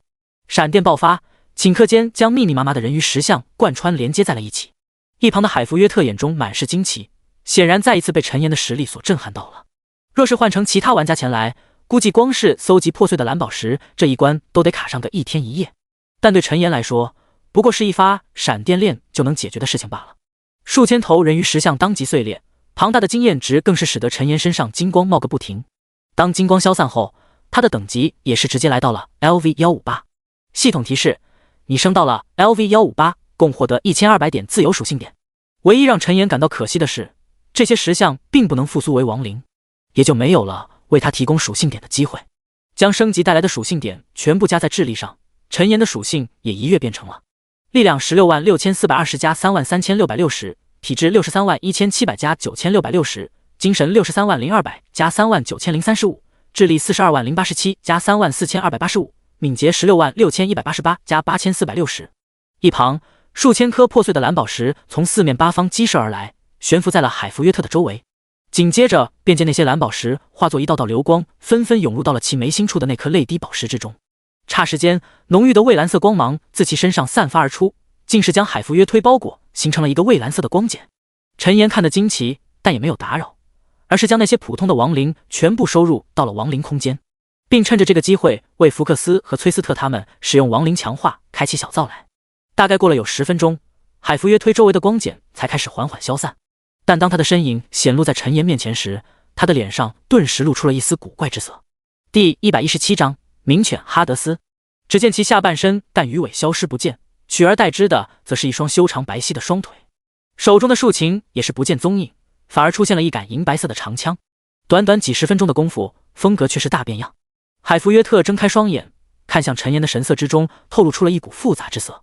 陈岩被看得有些不知所以，刚想出口询问，耳边便传来一道澄澈的声音：“陈岩勇者，多谢你的帮忙，我全都想起来了。”说着，海弗约特转身望向前方破旧的废墟，眼中露出一丝哀伤道：“不知多久以前，我本是海族之中的公主。海族是整个大海的霸主，统领着整个秩序阵营的海域，与陆地上其他3大势力共同对抗着混乱阵营的入侵。可突然有一天，海族之中却是出现了一群叛徒。”说到这里，海弗约特的脸上顿时变得有些愤怒，但他还是压制住自己的情绪，继续为陈岩解释到那些叛徒被魔神提出的永生诱惑，竟是献祭数千万族人的生命，强制打破2界通道，召唤了魔神降临。可魔神带来的却并不是永生，而是可怕的诅咒。诅咒一瞬间蔓延整个海底王国，9成的海族被恐怖的魔神击杀，剩余的族人拼尽全力，这才将所有的希望凝聚到了我带的这颗海洋之泪中。话音落毕，海弗约特解下眉间的那颗海洋之泪宝石，随后将其贴在了长枪之上。下一刻，便见长枪的枪尖顷刻间变成了蔚蓝色，海弗约特身上的气势也是变强了不少。变成人类形态的人鱼公主转身看向陈岩，继续说道：“陈岩勇者，你愿意跟我一起前往王国深处，击杀掉魔神留下的余孽，让海族重现在秩序阵营吗？”陈岩一愣，旋即便看到面前弹出一道新的提示：“任务提示，海弗约特邀请你消灭魔神残留的势力，请做出你的选择。备注：你的选择可能会改变当前秩序阵营的局势，请慎重选择。”看到面前的提示，陈岩眼中的幽蓝色光芒也是迅速闪动。毫无疑问，这是一次能改变当下秩序阵营格局的选择。现如今，整个秩序阵营分为耀光帝国、绿野联盟以及满血部族3大势力，最多再加上一个龙族的势力龙骨。至于其他秩序阵营的种族和小型势力，则完全是3大势力的附庸。单看目前的情况，这海族绝对拥有可以媲美耀光帝国的实力。毕竟能在一尊魔神的覆灭下保留希望，其本身绝对是有一定底蕴的。若是能搭上这条线，和海族势力建立上联系，自己以后也能多条后手。想到这，陈岩不再犹豫，直接应声回答道：“没问题，你带路吧。”海弗约特闻言，脸上顿时露出一丝灿烂的微笑，但陈岩却是没有欣赏，而是将福克斯他们全部都召回到了亡灵空间中。接下来要面对魔神的残余势力，说不定会有圣域 BOSS 出场。为了避免不必要的误伤，陈岩还是决定先将他们召回再说。海弗约推却是满脸不解道：“陈岩勇者，你这是在做什么？那魔神留下的势力很强，单凭我们2个或许难以解决。”说到一半，他的声音却是不知不觉地小了许多，显然是想起了刚才陈岩恐怖的实力。陈岩也是轻声笑道：“放心吧，我自己就够了，你只管带路就行。”闻言，海弗约特也不再多说什么，化作一道流光便朝着深处飞去。陈岩则一步迈出，瞬间便追上了对方的脚步。一边赶往最后战场，陈岩一边疑惑问道：“海弗约特，这一路上我看到了不少的亡灵，那是怎么回事？”海弗约特眼中露出哀伤，悲叹一声道：“那些都是被魔神诅咒的灵魂，也是他承诺给那些叛徒的永生。”说到最后，海弗约特声音中的情绪变得有些复杂，既有对那些叛徒的愤怒，又有对他们如今这般处境的悲哀。陈岩顿感疑惑，难道魔神中也有使用亡灵之力的存在吗？这个问题刚一抛出，海弗约特便做出了解释：那毁灭海族的乃是10大魔神中排行第3的巫妖王阿萨尤斯，他最擅长的便是亡灵之力以及各种恐怖至极的诅咒。陈岩听闻，脸上顿时露出一丝惊奇的神色，随后他想到什么，出声询问道：“魔神是什么境界？苍穹吗？”海弗约推眼中露出思索之色，过了片刻才回应到：“具体我也不清楚，但绝对不是苍穹境界，因为苍穹境界乃是神之领域，只有成为神才能踏入苍穹。不过他们比普通的圣域阶要强得多，应该是介于圣域和苍穹之间的境界吧。”这般说着，2人便一前一后的到达了此行的最终目的地。陈岩朝着下方望去，顿时被映入眼帘的景象震惊的倒吸了一口凉气。只见入眼到处都是密密麻麻的白骨，它们堆积成山，形成了一个巨大的包围圈。所有的骸骨都是做出同一个动作，那就是双手向上，似乎是想要抓住某种东西一般。而在被众多白骨包围的真空圈之中，陈岩却是看到了一个意想不到的生物。那是一头体长上千米，浑身冒着黑色火焰，四爪、关节、尾部、脖颈、眼睛等部位缠绕着幽蓝色雾气，生有3只巨大狰狞的拳手，并缓缓睁开6只眼睛，朝着他们凝视而来的3头犬。一旁的海弗约特神色更是凝重无比，银牙紧咬到是巫妖王的3头冥犬。想不到他居然还在这里。陈岩心中微动，丢出一发系统鉴定。3头冥焰犬，哈德斯圣域阶 BOSS， 等级 LV220， 生命135800000，魔攻1480000，物防85万，魔防85万，技能影子切割、暗影球、鬼影缠身、堕落治疗、伪之权力、幽灵缠绕、幽灵镜、死亡之翼、明焰焚天、不死之身。介绍：巫妖王阿萨尤斯的名犬，喜欢聆听亡灵的哀嚎。第118章，巫妖王阿萨尤斯。看到面前这3头明焰犬的信息，陈岩顿时微微有些惊讶。好家伙，居然比圣堂的那些老头子都要厉害！这还只是巫妖王的一头看门犬，也不知道其本体该有多厉害。而且像巫妖王阿萨尤斯、猩红之王赛托拉克这样的存在混乱阵营中，足足有10尊。要不是有着2阶意志的束缚，恐怕整个苍穹世界早都被混乱阵营给征服了。一旁的海弗约特则紧握长枪，轻声说道：“陈岩勇者，这3头犬实力很强，我们2个一起上吧。”听到这话，陈岩却是笑着摆了摆手道：“用不着，你就在这看着，我去就来。”说罢，陈岩便一步踏出，直接通过亡灵折跃，出现在了3头明焰犬哈德斯的面前。哈德斯6只眼中明显一愣，显然没有预料到陈岩的胆子居然这么大，随之而来的便是无尽的愤怒，因为对方这么做无异于是在无视他的存在。没有丝毫犹豫，哈德斯3只头颅便同时喷吐出3道黑炎洪流，朝着陈岩汹涌袭去。陈岩心念一动，直接发动了熔岩之力，紧接着便见一道熔岩巨柱瞬间拔地而起，狠狠地刺进了哈德斯的体内。-23514880，恐怖的伤害爆发，刚刚发动一发攻击的哈德斯瞬间被秒杀。可奇怪的是，陈岩并没有收到击杀提示，打开系统面板，却发现是哈德斯死亡之际触发了最后一个技能。战斗提示：哈德斯使用了不死之身，消耗掉1颗头颅为代价成功复活，30分钟内全属性提升 50%。 陈岩不禁有些惊讶，随后便看到那3头明焰犬果然恢复了行动，只不过其中1颗头颅却是缓缓地消失了。不远处的海弗约特见状，双眸之中的震惊是越来越浓郁，哪怕以他的见识，也从没见过有哪些能直接秒杀圣域境界的手段。这还没完，不等哈德斯发动技能，陈岩便再次召唤出了一道熔岩之柱，再次了解了他的生命。在又一次复活之后，哈德斯仅剩1颗脑袋的眼中明显多了些慌乱，同时口中开始不断地传出道道哀嚎来。陈岩漫步来到哈德斯身前，嘴角更是不由得翘了起来。知道反派死于话多道理的陈岩二话不说，便再次召唤出一道熔岩之柱轰在了哈德斯身上。可预想中的击杀提示依旧没有传来，定睛看去，却发现一道身穿华贵但又破烂腐朽的法袍的身影出现在了那哈德斯的身前。那身影周围燃烧着幽蓝色的雾气，眼中则是有着2道漆黑无比的火焰，看上去跟陈岩的力量极为相似，但却又是呈现相反的2个极端。身后的海弗约特这是也是来到陈岩面前，神色严肃道：“陈岩，那就是巫妖王阿萨尤斯，不过这只是他的一道虚影，我们还是有机会打败他的。”话还没说完，对面那身影便传来一道阴森似笑非笑的声音：“打败我？就凭你？还是这个霸主阶的亡灵？虽然不知道你使出了什么手段打败了赛托拉克那家伙的分身，但你遇到我算你倒霉。”陈岩一愣，随即默不作声地丢出一记系统鉴定：巫妖王阿萨尤斯分身，圣域阶 BOSS， 等级200，生命105000000，魔攻1200000，物防65万，魔防65万，技能死亡之影、亡灵召唤、亡灵奴役、不死之躯、生命诅咒、灵魂锁链、亡灵融合、本源诅咒、死亡意志、亡灵天灾。介绍：混乱阵营10大魔神之一，尽管只是一道分身，但也绝非普通圣域可以比拟的存在。看到对方的信息面板，不知道为什么陈岩突然有种心神不安的错觉。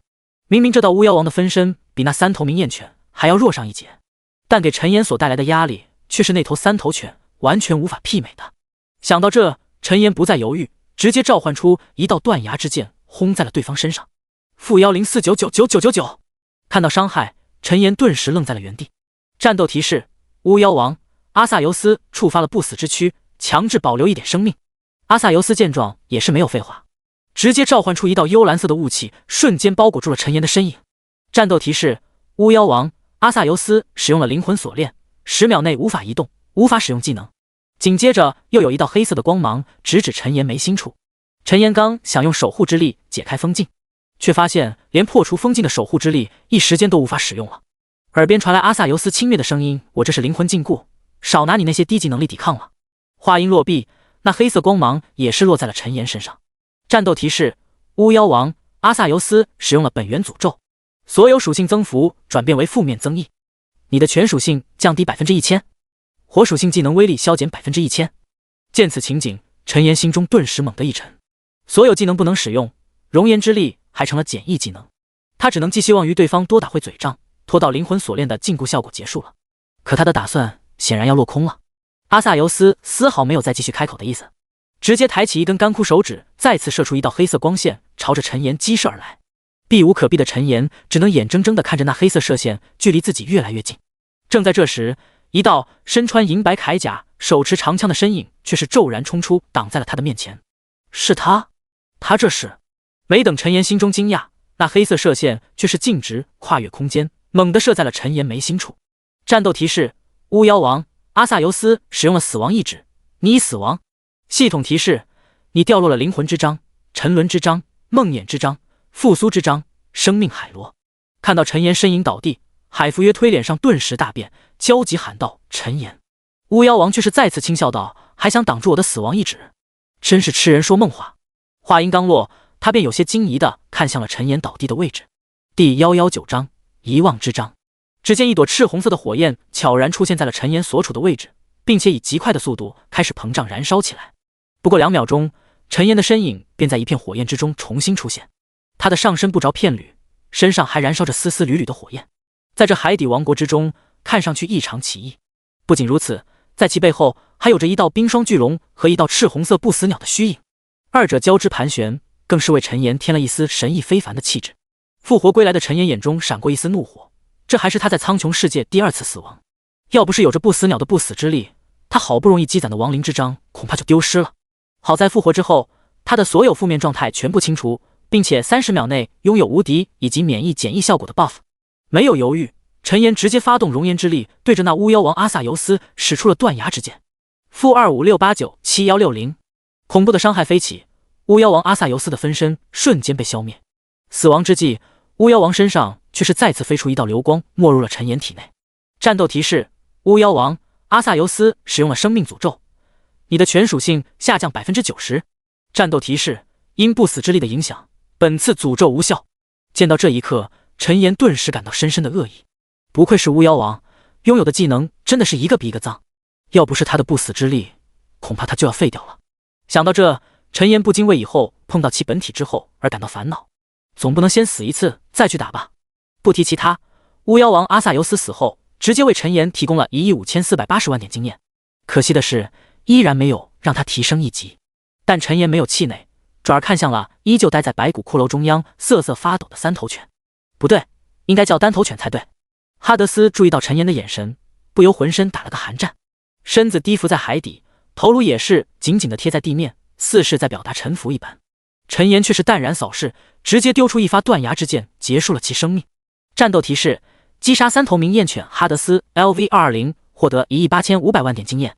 系统提示：你升到了 LV159， 你的获得了100点自由属性点。哈德斯带来的经验成功让陈岩升到了 LV159， 并且其倒地的位置更是爆出了一堆散发着黑色光芒的宝石。不过这家伙的尸体却是直接消失了，也没给陈岩留下复苏亡灵的机会。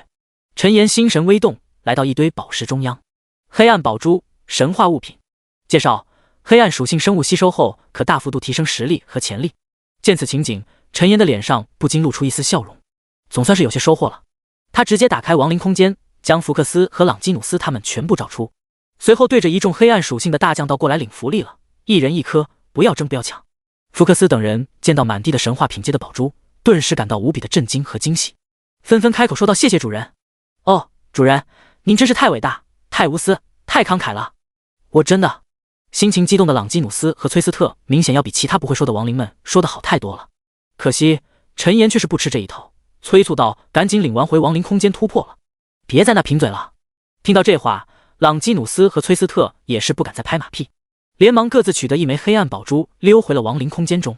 这时海弗约特也是脸上带着感激之色走了过来：谢谢你陈岩，要不是你，也不可能消灭那3头名犬还有巫妖王的分身。话音落毕，陈岩面前也是弹出一道新的提示。系统提示：海弗约推好感度+50，当前好感度尊敬。看到提示，陈岩也是会心一笑道不用客气，举手之劳罢了。说到一半，他似乎又想起什么，接着说道不过接下来你打算怎么办呢？海弗约特神色一暗，刚想表示自己也不清楚，却发现了众多白骨中依稀有许多被包裹在其中的完好的人鱼石像。见到这一幕，海弗约特脸上突然露出一抹激动，开口说道我打算利用海洋之泪将那些沉睡中的海族唤醒。说着，他缓缓收回目光，再次看向一旁的陈岩。沉吟片刻后，伸手一招，手中凭空出现了一张灰色的纸张。陈岩眉头一挑，只一眼便认出了那正是他所熟知的亡灵之章。海弗约特的声音传来，陈岩，这是我们海族残存的宝物之一，或许对你有用处。看着递来的亡灵之章，陈岩没有犹豫，道了声谢后便接了过来。见此情景，海弗约推回以一笑，便朝着一旁那些白骨中的人鱼石像游去。陈岩则待在原地查看起了亡灵之章的信息。遗忘之章，亡灵之章第2章，圣域物品残片，力量加5000，体质加5000，精神加5000，智力加5000，敏捷加5000，能力遗忘之心，消耗100万点，魔法使目标永久遗忘一项技能，单个目标只能施展1次。冷却时间1个自然日。介绍：持有遗忘之章者，亡灵复苏技能所复苏的亡灵强度提升10%。备注：该物品放入背包即可生效，死亡后必定掉落。看到面前遗忘之章的介绍，陈岩的眼中顿时露出一丝古怪之色。过了片刻，他才缓缓将其收到了背包之中，转而朝着一旁看去。此时在海弗约特身侧已经有了几名人鱼模样的男女，他们的脸上都是透露着淡淡的哀伤，显然还没有从如今的处境中恢复过来。又过了大概30分钟，海弗约推才停止了动作，而在他身后已经跟随了上百名海族的身影，其中大多数都只有领主阶的存在，少数为霸主阶、君主阶的则有10个左右。至于圣域品阶的强者，也有2名。第120章，塞西尔魔法商店。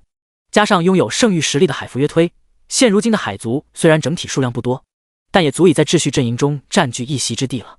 更别说海族拥有着统领大海、沟通海洋生灵的能力。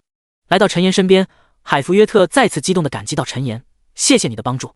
接下来我打算重建海底王国，你愿意和我们一起吗？陈岩闻言却是轻笑着摇头道暂时不了，我还有其他事情要忙呢。不过如果有什么需要帮忙，可以到耀光帝国的塞西尔城找我。听到这话，海弗约特也没有意外，点了点头道那好，我记住了。再次感谢你的帮助，我们海族绝对不会忘记你的恩情。系统提示：海族好感度加50，当前好感度尊敬。陈岩微微一笑，却是没有再说什么。这还没完，提示弹去后，一道新的提示便随之弹了出来。系统提示：任务探索海底王国已完成，获得奖励3000万点经验，500万枚金币，500万点声望。苍穹世界抽奖机会 X1。看到抽奖机会，陈岩不由眼前一亮，但他也没有着急抽取，而是和海弗约推告别之后，照出了亡灵之门。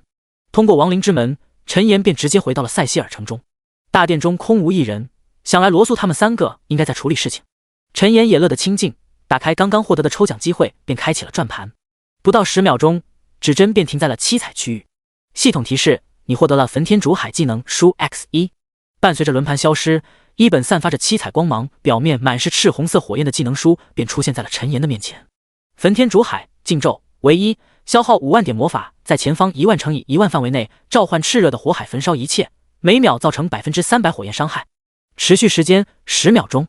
冷却时间1个自然日。没有犹豫，陈岩直接点击了学习按钮，霎时间技能书便化作一道光芒没入了他的体内。经过这个小插曲，陈岩便继续查看起了此行的收获。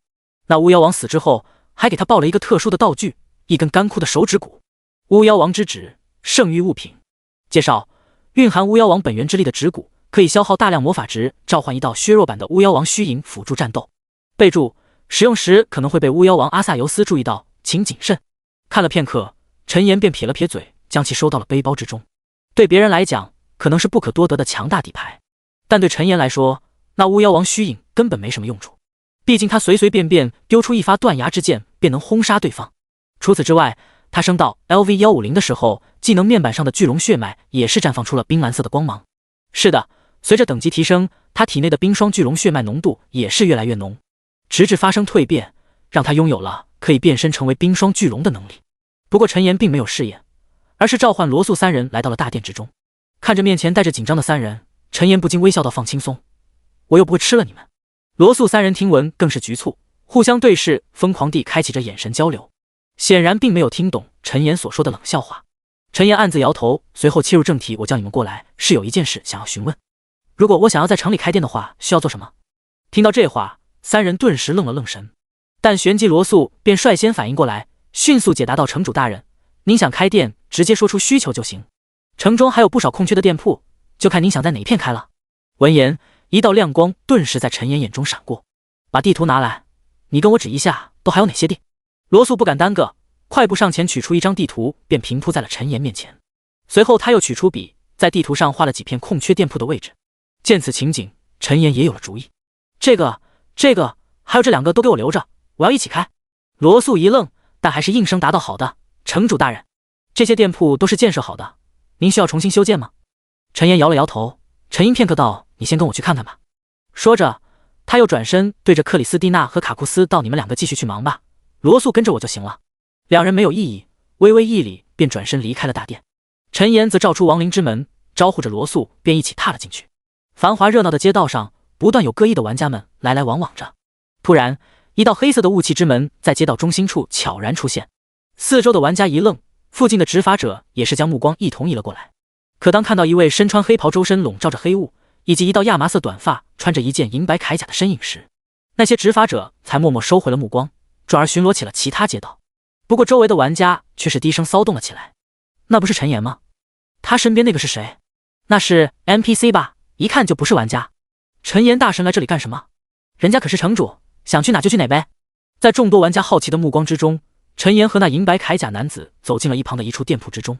看着那空白的店铺，玩家们顿时好奇更甚，但却没有一个人敢上前询问的。店铺之中，陈岩打量着周围有模有样、装修精致的店铺，不由满意的点了点头。不错，其他几个不用看了，都给我收拾一下，把门牌挂上，名字就都叫塞西尔魔法商店好了。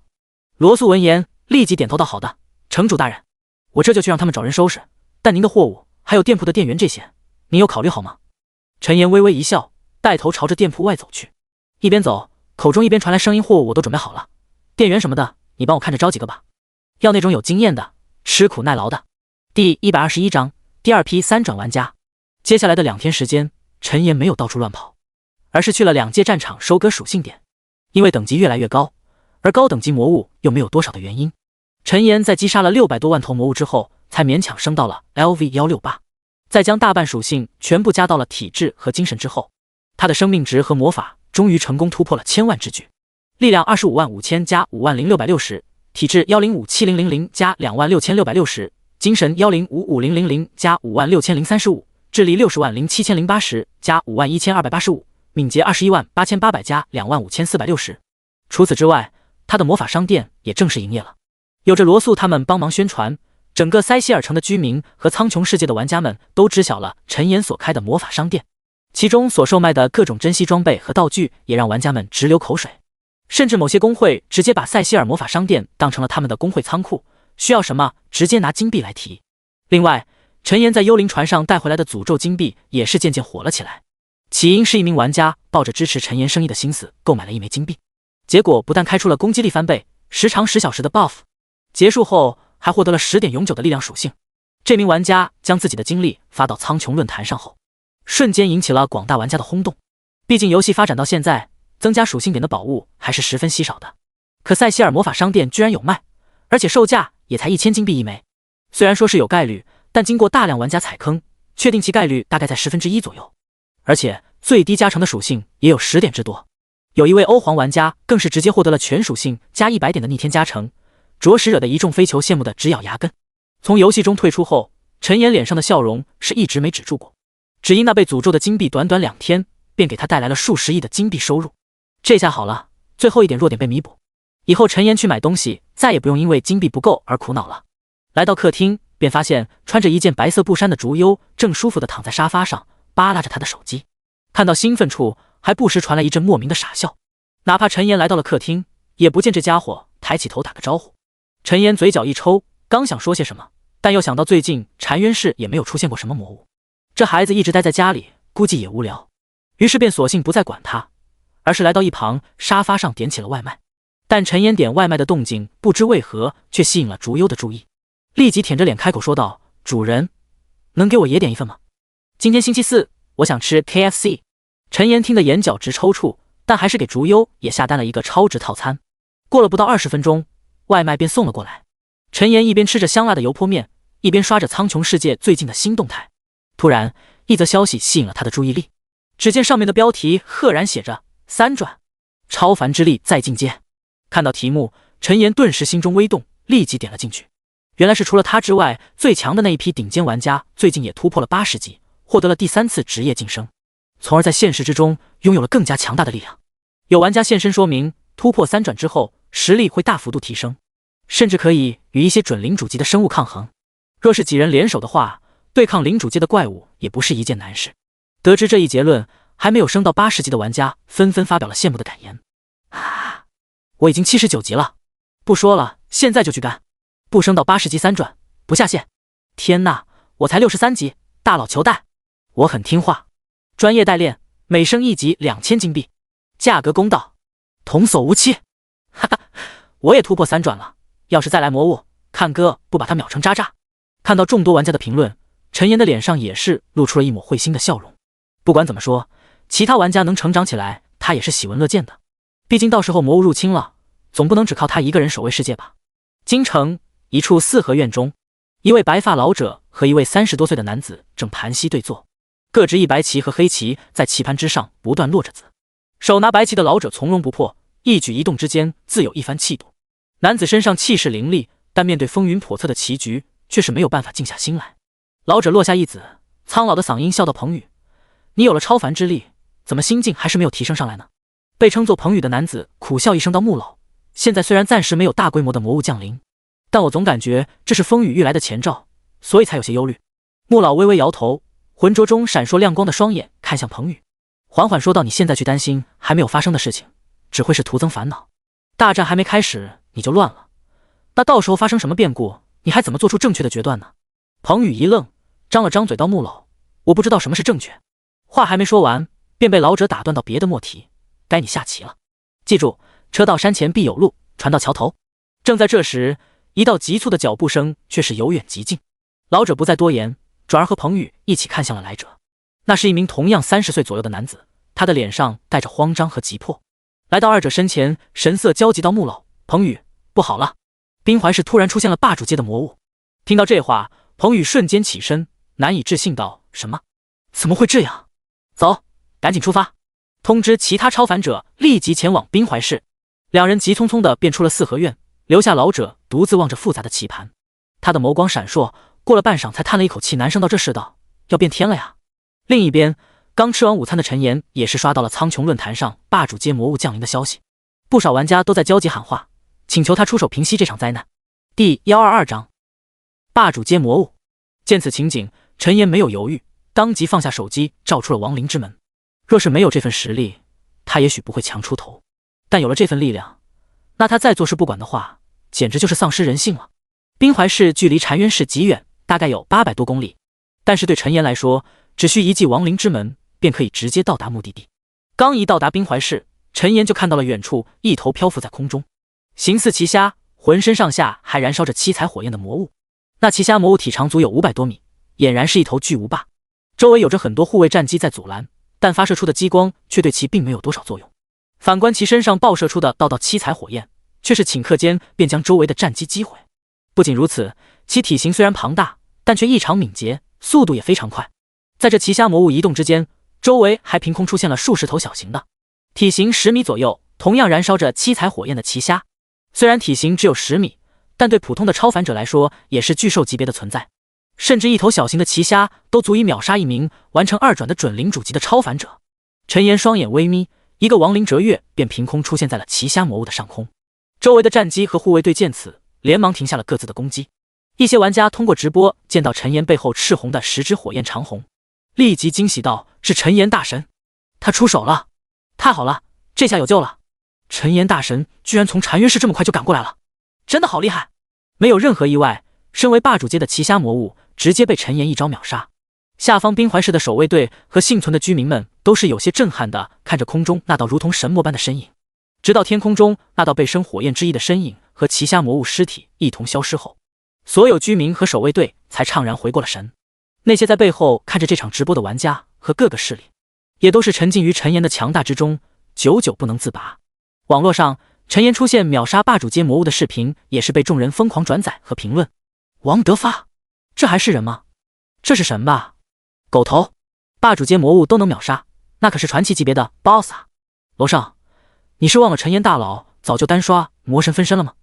回到家中，陈岩握着自己手中刚刚点外卖买的7成温的珍珠奶茶，吸了一口后，轻笑着自言自语道：“果然，还是要大家都活着才有意思，要不然就算我无敌了，一个人也未免太无聊了。”一旁的竹优同样吸了一口自己的芋泥波波奶茶，双眼眯成一条细缝，满脸幸福道：“奶茶真是太好喝了，主人，你能再给我转500块钱吗？之前赚的已经花光了。”陈岩顿感惊奇，满脸不可思议道：“什么？我之前不是给你转了500吗？这才2天你就花完了？你不会给那些主播打赏了吧？”竹优摇了摇头，抱着自己的奶茶道：“没有啊，怎么可能呢？”陈岩狐疑的扫视了一眼竹优，继续猜测道：“那你都干什么了？充钱买皮肤？开视频会员？还是遇到电信诈骗了？”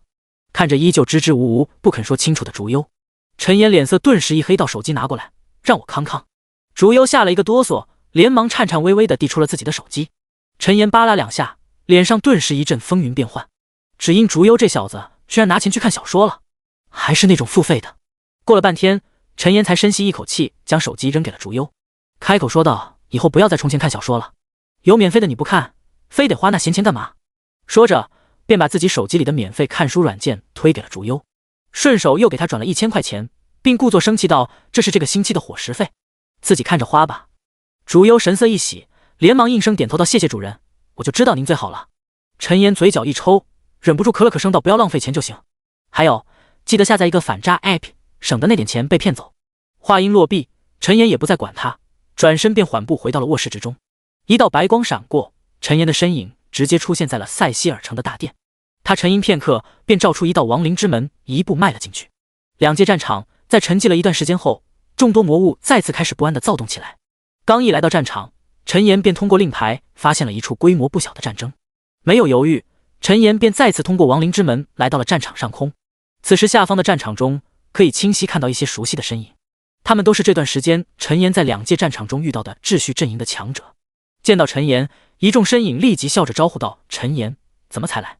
大家都等着你呢。”“对啊，陈岩，快点出手吧，我们几个有些挡不住了。”其中一名赤着上身，身上纹着一条猛虎的男子朗声大笑道。说话间，一头霸主阶的魔物突破封锁，张开血盆大口便朝着男子咬去。男子瞬间转身，双手直接抵住那狼形魔物的2颚，紧接着其上下用力间，竟是生生将那狼形魔物的嘴巴撕裂开来。嫣红的鲜血如注般洒落在男子的身上，却是被其身上的猛虎纹身吸引，缓缓消失在了男子的皮肤表面。其余几道身影也是各有千秋，但无一例外，他们大多都有着君主阶的实力。至于圣域阶，一般情况下是不会出现在2界战场之中的。陈岩看着下方乌泱泱一片漆黑的魔物大军，轻声一笑，便丢出了一发蓝紫色的闪电链。恐怖的闪电爆发，直接在战场上形成了一大片雷电之海。这还没完，随着一阵赤红如火的雾气弥漫，那些魔物更是连丝毫反抗之力都没有，便被夺去了生命。还有拔地而起的熔岩之柱，滋生蔓延如同经络般的岩浆之河，威力惊人，具备强大吸卷力量的暗紫色漩涡。几个大范围的技能丢下，陈岩身上顿时金光再次闪烁起来。第123章第5次职业晋升。系统提示：你升到了 LV175。金光连闪，陈岩的等级也是再次开始攀升。也不知过了多长时间，整个战场再也不见一头魔物，陈岩才停下了手中动作。而他的等级也是如愿达到了 LV180。一旁的魔力园林固拉多也是兴奋地绕着陈岩直转圈。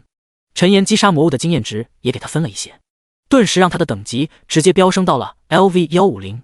不但领悟了2个新技能，品阶更是一路连升，直接来到了神话品阶。看着兴奋的不能自已的固拉多，陈岩的嘴角也是露出了一抹若有若无的笑容。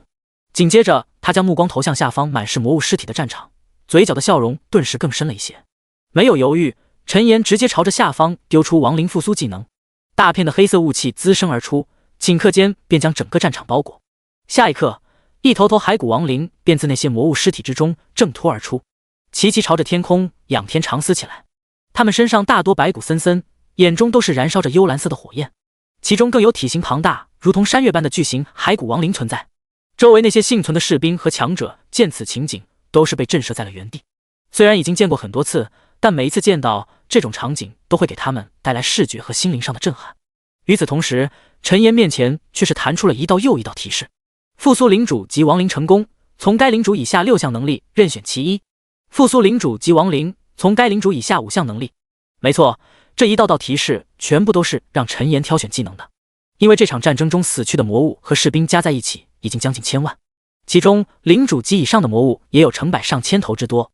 将他们转换为亡灵后，陈岩顿时陷入了麻木但又快乐的筛选技能之中。好在经过长时间混迹各大技能书地摊的经验，陈岩仅凭名字就能知晓各个技能的大概作用。黑色之眼应该是控制类技能，就它了。川流不息估计是恢复类技能，要了。还有什么电磁巨炮、寄生种子、极寒冰刀、食魂爆破之类的技能等等。总而言之，陈岩都挑快花眼了。一直到技能面板都多了几十页之后，他才缓缓停下了动作，随后照出一道道黑色漩涡，将众多近1000万亡灵大军全部收了进去。如此多的属性，陈岩自然不会厚此薄彼。经过上次的教训，他决定先把整体属性全都拉上来再说。至于生命和魔法，以后可以在2阶战场中慢慢的单独往上堆。因此，陈岩直接将900多万点自由属性平分到了5维属性之上。做完这一切，陈岩才心满意足的暗自点了点头。和几位在2阶战场中结识的秩序阵营的朋友聊了几句，陈岩便召出亡灵之门，回到了布鲁威斯城。之所以不回塞西尔城，自然是因为他现在已经到了180级，可以进行第5次职业晋升了。同时，他的魂火属性也是直接堆积到了将近2亿点之多，这还是大部分魔物和他实力相差太大，魂火大打折扣的原因。刚一来到大殿，克莱伊便明白了陈岩的目的，他没有意外，微笑着便给陈岩派发了职业晋升的任务。系统提示：你接受了职业晋升任务。SSS 级任务：蛮血不足的蛮荒旷野上有一头暴虐的旱地蛮牛，将其击杀并将尸体带回给克莱伊，即可完成职业晋升。看到任务，陈岩不由古怪地看了一眼克莱伊，不知道为什么这2次的职业晋升好像都是击杀 BOSS， 也不知道师傅他要这些尸体有什么用等等。难道？克莱伊被陈岩看得老脸微红，咳了咳声道：你看什么？还不赶紧去！陈岩嘿嘿傻笑一声，便直接瞬间移动，消失在了原地。一片黄沙漫天、怪石嶙峋的旷野之上，一头体长100米、高也有数十米的蛮牛正在漫无目的地游荡着。它体型厚重，身上更是布满了岩石般的鳞甲和岩刺，头顶则是有着一对如同弯月一般的巨大牛角。突然，一道周围笼罩着黑色雾气的身影悄然出现在了蛮牛的身前。蛮牛抬起头颅，看到那身影的瞬间，双眼顿时以肉眼可见的速度迅速变得通红起来。但没等蛮牛发起进攻，一道蓝紫色的闪电便从天而降，瞬间贯穿了蛮牛的身躯。轰！厚重的身影倒地，竟是瞬间被那闪电夺去了生机。而那黑色雾气身影则飘然落地，顷刻间收起蛮牛尸体后便消失不见了踪影。大殿之中，还没来得及坐下的克莱伊突然一滞，转身错愕地看向回来的陈岩，惊奇到这就解决了。陈岩微微一笑，将装有蛮牛尸体的储物手环递给了克莱伊。师傅，由我出马，那还不是手到擒来吗？快点传授我新的技能吧。克莱伊嘴角一抽，默默收起手环，来到陈岩身前，深吸一口气，照出一道光芒挥过，随后便见陈岩身上闪烁出了一道金光。系统提示：职业晋升任务已完成，获得1000点经验，500枚金币，500点声望。系统提示：你升到了 LV181，获得了200点自由属性点。接连2道提示弹出，陈岩的神色不禁露出一丝惊喜，但不过刹那，他脸上的惊喜消失，取而代之的便是满脸的无奈。虽然说升1级获得的属性点变成了200，但是每升1级所需要的经验居然直接变成了10亿起步。陈岩暗叹一声，将这些杂绪抛出脑后，随后对着克莱伊道：师傅，还是赶紧传授我新的技能吧。克莱伊无奈地斜了一眼陈岩，伸手照出一道雾气，陈岩的面前便出现了2个新技能。你小子就不能不那么着急吗？陈岩嘿嘿一笑，没有回应，而是认真看起了面前的2个新技能。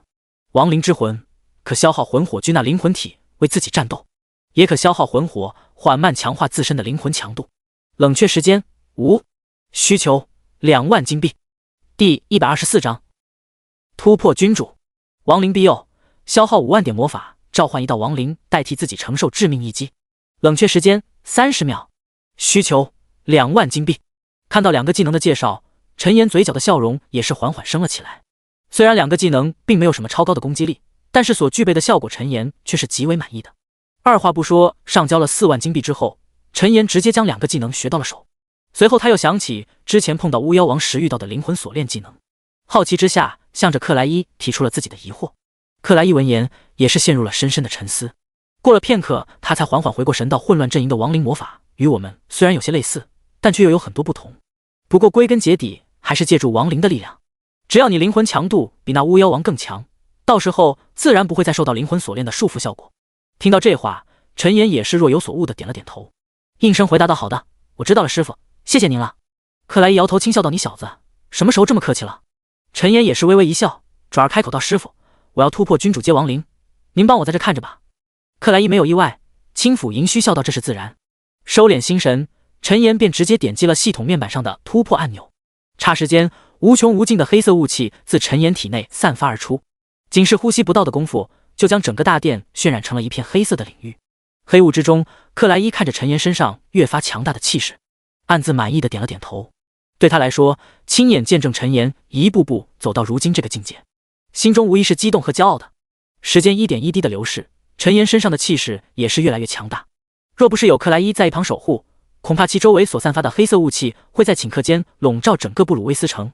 也不知过了多久，陈岩身上的气势才缓缓收敛。当他再次睁开双眼的时候，眼前便弹出了一道让他感到惊喜的提示。系统提示：恭喜你突破君主阶亡灵，全属性加300000，足足30万的全属性加成。陈岩一时有种被馅饼砸中的错觉。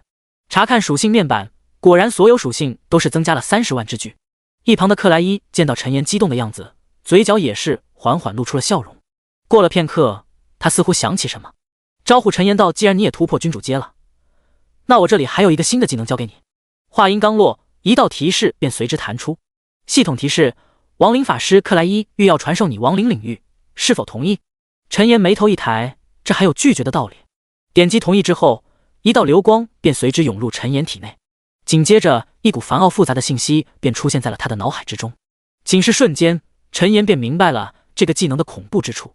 亡灵领域 LV1， 消耗100万点魔法，开启亡灵领域，领域内所有亡灵获得不死特性，持续时间每秒消耗1万点魔法值，冷却时间5。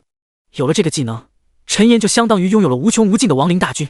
除非遇到毁灭性打击，否则若是亡灵被普通的攻击夺去生命，便可以通过亡灵领域在短时间内重新复活。陈岩看得惊奇，同时也感到无比的惊喜。他转身看向克莱伊，认真说道：“师傅，谢谢你。”克莱伊笑着摆了摆手道：“好了，你也突破了，赶紧离开吧，为师还有事要忙呢。”被下了逐客令，陈岩也没有生气，微微一笑后便通过亡灵之门离开了大殿。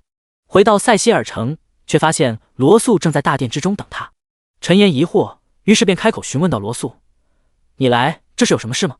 罗素见到陈岩，微微一礼道：“城主大人，最近有冒险者想要购买塞西尔城的店铺，我们一时不知道该如何解决，便想着来问一下您的想法。”陈岩一愣，旋即神色古怪道：“冒险者购买店铺，他们出价多少？”罗素没有迟疑，直接应声回答：“小型店铺有冒险者出价200万金币，中型和大型的则分别有出价500万和800万的。”闻言，陈岩心中不禁有些惊奇，看来这些玩家的财力同样是不容小觑啊。陈岩思考片刻，便决定出售店铺的使用权，毕竟这样不但能提高塞西尔城在玩家之中的影响力，还能为塞西尔城带来一笔额外的开支。不过必须再加一些条件才行。听到陈岩的话，罗素不禁有些愣神道：“城主大人，抽取5%的营业额，会不会太过分了？”陈岩暗自摇头道：“这已经算很良心了好吗？我还没收他们物业费、管理费、卫生费什么的呢。”罗素闻言却是感觉头有些发懵，显然没有反应过来陈岩所说的究竟都是什么东西。但既然陈岩已经下定决心，那他自然不会多说什么，应声点头后便默默退出了大殿。经过这件小插曲，陈岩刚准备继续前往2界战场收割魔物大军，大殿门口却是被克里斯蒂娜带着进来了一位意外的客人。只见身穿一袭华服的胖亲王卡西奥正满脸愁容的踱步走着，当看到陈岩的身影时，其脸上才扯出了一丝笑容。陈岩有些疑惑，不等他开口询问，卡西奥便主动开口道：“陈岩公爵，有件事情需要你帮忙。”陈岩正了正神，但还是迅速反应到：“亲王殿下，什么事您先说吧。”卡西奥不再犹豫，脱口而出道：“秩序阵营最近即将举行秩序大会，届时整个秩序阵营的年轻一辈都会参加，但是如今我们秩序阵营最强的年轻一辈与其他两大势力相比，还有着不小的差距。我就想来问一下你，能不能代表耀光帝国进行参赛？说到最后，卡西奥的声音也渐渐弱了下去，一边还不断的眼睛转动，打量着陈岩的神色。陈岩则是神色微动，渐渐陷入了思考。第125章秩序阵营大会。紧接着，卡西奥似乎是觉得自己所说的没有说服力，再次补充到时候若是能夺得冠军，不但可以得到整个秩序阵营的奖励，陛下肯定也会亲自嘉奖你的。听到这话，陈岩不再犹豫，点头便应了下来。亲王殿下，我可以参加大会，但你能不能先给我讲一下大会的规则之类的？卡西奥闻言，脸上的愁容彻底消散，缓缓笑道：秩序大会是由耀光帝国、绿野联盟、满血部族联手举办，整个秩序阵营各个势力都会参加的盛会，像巨龙一族、矮人一族、地精一族等也会参加。说着，卡西奥的神色变得激动，双手都是不住的比划起来。陈岩也被他的情绪调动，不由产生了一丝好奇。卡西奥的声音接着传来：大会分为几个赛道，不过最盛大的还是要数战力比拼。届时整个秩序阵营的天骄都会参加，最终获胜者不但能获得大会嘉奖，说不定还有机会得到秩序阵营本源意志的奖励。陈岩似懂非懂的点了点头，随后开口询问道：那秩序大会什么时候召开？卡西奥微微一笑，应声回答道：就在10天之后。这段时间你先好好准备一下，比赛之前我会再过来找你的。陈岩自无不可，当即应了下来。随后两人又聊了一些关于秩序大会的其他细节，卡西奥便踱步离开了大殿。待到卡西奥走后，克里斯蒂娜也和陈岩告别一声，退了出去。看着重新变得空旷的大殿，陈岩的眼中也是闪过一丝莫名的光芒。还有10天时间，足够他把属性堆到一个让人望而止步的境界了。思考片刻，陈岩便退出了游戏。秩序大会还要等好几天呢，以他的实力完全不需要着急，到时候估计也是走个过场罢了。来到客厅，映入眼帘的景象却是让陈岩错愕不已。只见竹优正舒服地躺在沙发上，一手握着奶茶，一手捏着炸串，在那喜滋滋的看电影呢。陈岩见此情景，不禁有种倒反天罡的感觉。好家伙，他在游戏里刷怪刷到吐，这家伙居然在这里白吃白喝，还舒舒服服的看电影，还真是会享受，真是让人羡慕。陈岩撇了撇嘴，上前2步便捞起一根炸串塞入了口中。竹优见状，连忙向一边腾了腾位置，伸出小拇指指了指一旁剩余的3杯奶茶道：主人，给您点的珍珠奶茶，7分糖，常温的哦，下划线哦。陈岩暗自点头，拿起奶茶插上吸管吸溜一口，赞赏道：不错，你有心了。说着，陈岩又想起什么，再次出声询问道：对了，这段时间有新的魔物出现吗？竹优眨了眨眼睛，放下手中的炸串道：是有几头，不过都被我出手解决了。听到这话，陈岩还想再说什么，竹优却是心领神会到没有留下任何痕迹。陈岩哑然失笑，这小子现在居然能猜到自己要说什么了，原来大家常说的察言观色是真的。心中感慨片刻，陈岩便抛下杂絮道：中午了，你是要点外卖还是跟我一块出去吃？竹优闻言一愣，旋即脑海中飞速运转到：主人，我跟您一块出去吃？开玩笑，自己在家点外卖还要花钱的好吗？跟主人出去吃，让他请客不是合情合理的吗？想到这，竹优的嘴角不禁微微上扬，露出一抹微不可察的笑容。陈岩却是没有在乎他那点小心思，指了指他的头发和眼睛道：头发眼睛变一下黑色，还有衣服换一件，上次不是去商场给你买了2身吗？竹优没有异议，立即纵身一跃，便朝着自己的房间跑去。没过2分钟，一个看起来不过5、6岁孩童模样，穿着一身白色童装的小男孩便走了出来。竹优有些局促地摆弄着自己身上的羽绒服，似乎是第一次穿这么多衣服，有些不太适应。但好在有美食的诱惑，这孩子很快就适应了。一大一小走出房门，便朝着陈岩常去的融合餐厅走去。因为陈岩之前不怎么和人打交道的原因，也没什么人注意到他身边多了个小男孩。不过倒是竹优这家伙长得似乎很得小姐姐喜欢，被好几波女生拦着互动了一番。竹优也不生气，依旧乐呵呵的和那些女生打着招呼，并开心的接受着他们的投喂。10分钟的路程，硬是被这家伙拖了20多分钟，两人才来到了此行的目的地。看着坐在对面正拿着一只烤红薯刺哈的吞吐红薯肉的竹优，陈岩不禁嘴角一抽道：吃这么多，你还用吃午饭吗？竹优一口咬掉一大块红薯，呜咽不停道：当然要吃，这只是开胃小菜。陈岩摇了摇头，拿出菜单，将自己喜欢的饭菜全部打上对勾，然后便扔给了竹优。竹优看着菜单上丰盛无比的美味佳肴，眼中的亮光顿时更甚。在家里的时候，他一个人可不敢点这么贵的，这次好不容易跟着陈岩出来吃，自然要把之前的全部补上。陈岩见到对方一连点了5、6个菜，连忙制止道：“行了，这么多吃不完。”他这么说当然不是真的吃不完，而是不想显得太过另类罢了。毕竟竹优外表看起来才5、6岁，真要吃那么多也太夸张了。竹优闻言只能乖乖地递出手中菜单，转而拿出自己的手机扒拉起来。陈岩也不管他，将菜单递给服务员，便扬起精神来。正在这时，不远处一桌年轻人的对话却是吸引了他的注意。那是一群看上去不过20左右的年轻人，应该是附近大学的学生。他们正一边吃着饭菜，一边神神秘秘的低声交谈着什么。陈岩因为实力提升、五感增强的原因，可以清晰听到几人的对话。其中一位短寸男生一脸神秘道：“我听说那些失踪的学生是被人给抓走了。”一旁几人立即惊奇出声道：“这怎么可能呢？现在这个社会还有人贩子吗？而且他们有的还是男的啊！那些人贩子抓男的干嘛？”第126章魔化动物。那短寸男生斜了一眼众人，嘘声道：“你们小点声音，我也只是听说，不过谁说男的就没人要了？而且我听说他们被抓走是被抓去做人体实验，研究超能力去了。”其他几人则面面相觑，似乎是不相信短寸男子所说的话。短寸男生见到其他几人这副模样，撇了撇嘴，也没了再谈下去的欲望，转而又开始聊起了其他的话题。陈岩则眼中光芒闪动，默默思考起了男生所说的话。人体实验，虽然他没有见过，但是却不排除没有人去做。不过这些他也不可能花费时间去追查，若是真让他碰到了，那倒可以顺手解决一下。当下最重要的还是继续提升自己的实力才是。没多久，陈岩他们点的菜便上齐了。看着一大桌满满当当的美味佳肴，竹优的口水甚至都快流出来了。陈岩无奈的摇头，将抽纸递到他的身旁，道：“口水擦擦，出来注意点形象好吧？”竹优小脸一红，连连点头道：“我知道了，叔叔。”陈岩斜了一眼差点就要露馅的竹优，拿起餐具便开始品尝起美味来。竹优也是迫不及待地将饭碗拉到自己身前，拿着勺子大口大口地吃了起来。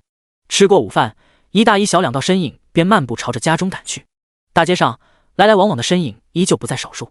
虽然说现在苍穹世界和超凡之力的降临打乱了很多节奏，但人们不免还要正常的生活。突然，前方的拐角处传来一阵惊慌失措的尖叫声。陈岩双眼微眯，旋即快步朝着声音传来的方向走去。竹优见状，也是连忙跟上陈岩的身影，很快便来到了拐角处。来到近前，映入眼帘的景象变得越发混乱。只见一头类似犀牛的怪物正疯狂地破坏着周围的一切，他的双眼通红，身上更是有着道道漆黑的裂痕。犀牛怪物体长足有10米有余，身上气势磅礴，足以比肩一些领主阶的存在。周围有具备超能力的人类想要上前阻止这头巨兽，可是发出的攻击却是根本破除不了那巨蜥的防御。反观这巨蜥一个死亡冲撞，竟是生生将一辆小汽车顶飞出数10米开外。众人一片惊慌，一些人更是发出了尖锐的爆鸣声。陈岩神色不急不缓，默默照出一道亡灵之眼，便冲了上去。以他现在的实力，一颗亡灵之眼都能吊打普通的霸主阶魔物。紧接着，在众人惊奇的视线之中，一颗生长着10数条触手的黑色眼珠便直直飞到了巨蜥身边。那大眼珠子伸出数道黑雾触手，顷刻间便将体长10数米的巨蜥捆绑在了空中。随后，一道幽蓝色的火焰自眼瞳处飞出，霎时间便环绕在了巨蜥周身，将其燃烧成了一片飞灰。周围人见状，脸上顿时露出震惊不已的神色，显然没有预料到一颗大眼珠子居然能有这么恐怖的力量。也是这时，一群守卫队员从远处焦急赶到。当看到巨蜥被大眼珠子消灭时，他们的脸上才缓缓放松下来。身为守卫队，他们自然是见过不少次陈岩带着这些亡灵之眼出没。其中一人对着大眼珠子拱手一礼，然后对着周围众人说道：“各位居民朋友们，还请散去吧，这里已经没有危险了。大家这段时间如非必要不要外出，最近有很多动物被魔气入侵，已经发生了变异，并且被魔化的动物还会具备极强的实力和攻击欲望，所以大家还是提前备好物资，不要再随意出门了。”听到这话，周围的超凡者和幸存者脸上都是有些沉默，但最终他们还是没有再说什么，转身默默离开了。陈岩也带着竹优继续朝着家中走去，一边走一边回忆着刚刚那守卫队员所说的话。现实世界的动物居然被魔化了，这又是怎么一回事？难道有新的魔物裂缝出现吗？不可能啊！陈岩想了很多，连什么时候到家的都不知道，一直在沙发上待了几10分钟，陈岩才回过了神。打开手机，发现苍穹论坛上同样有很多关于魔化动物的帖子，其中各大城市的动物园已经被紧急封控，所有民众未经许可更是禁止再去野外。毕竟相比于动物园，野外才算是真正的危险。各种层出不穷的动物一旦被魔化，恐怕又将在现实世界掀起一波动荡之潮。竹优则依旧趴在沙发上玩着手机，丝毫不担心这世界会变成什么样。不过以他的实力，确实不用怎么担心就是了。一处充斥着冷白光芒，周围全是银白铁板当作墙壁和地板的房间内，一位周身笼罩着金色雷电，身上还生长着黑色鳞片的身影正一动不动地躺在角落。看其身形，应该是一位20多岁的男子。男子睁着双眼，但脸上却没有一丝生机，有的只是无尽的麻木。更奇怪的是，他的脖颈上还戴着一顶黑色的项圈。这时，其中一面墙壁突然出现了一个方形缺口，紧接着一盘简单的米饭套餐便被送了进来。门外传来一道冰冷的声音：“快吃吧，30分钟后开始下一轮实验。”角落里的男子没有动静，似乎是没有听到门外的声音一般，或者说他听到了，只是已经失去了生的希望。门外那人也没有管他，关闭缺口后便迈步离开了原地。视线穿过墙壁来到外面，赫然见到几道身穿银白色防护服的身影正在这一条类似走廊上的过道中来回巡视着。其中一道身影推着一辆餐车，在某一处墙壁上操作片刻，便再次出现了一个和刚才一样的缺口。那身影将一份新的米饭套餐放入其中，再次重复了一遍刚才的话语，随后在关上缺口之后便继续朝着前方走去。放眼望去，这条走廊长度足有上千米，若是两边都是关押着如刚刚那黑鳞雷电男子般的身影，难以想象这里究竟被囚禁着多少人。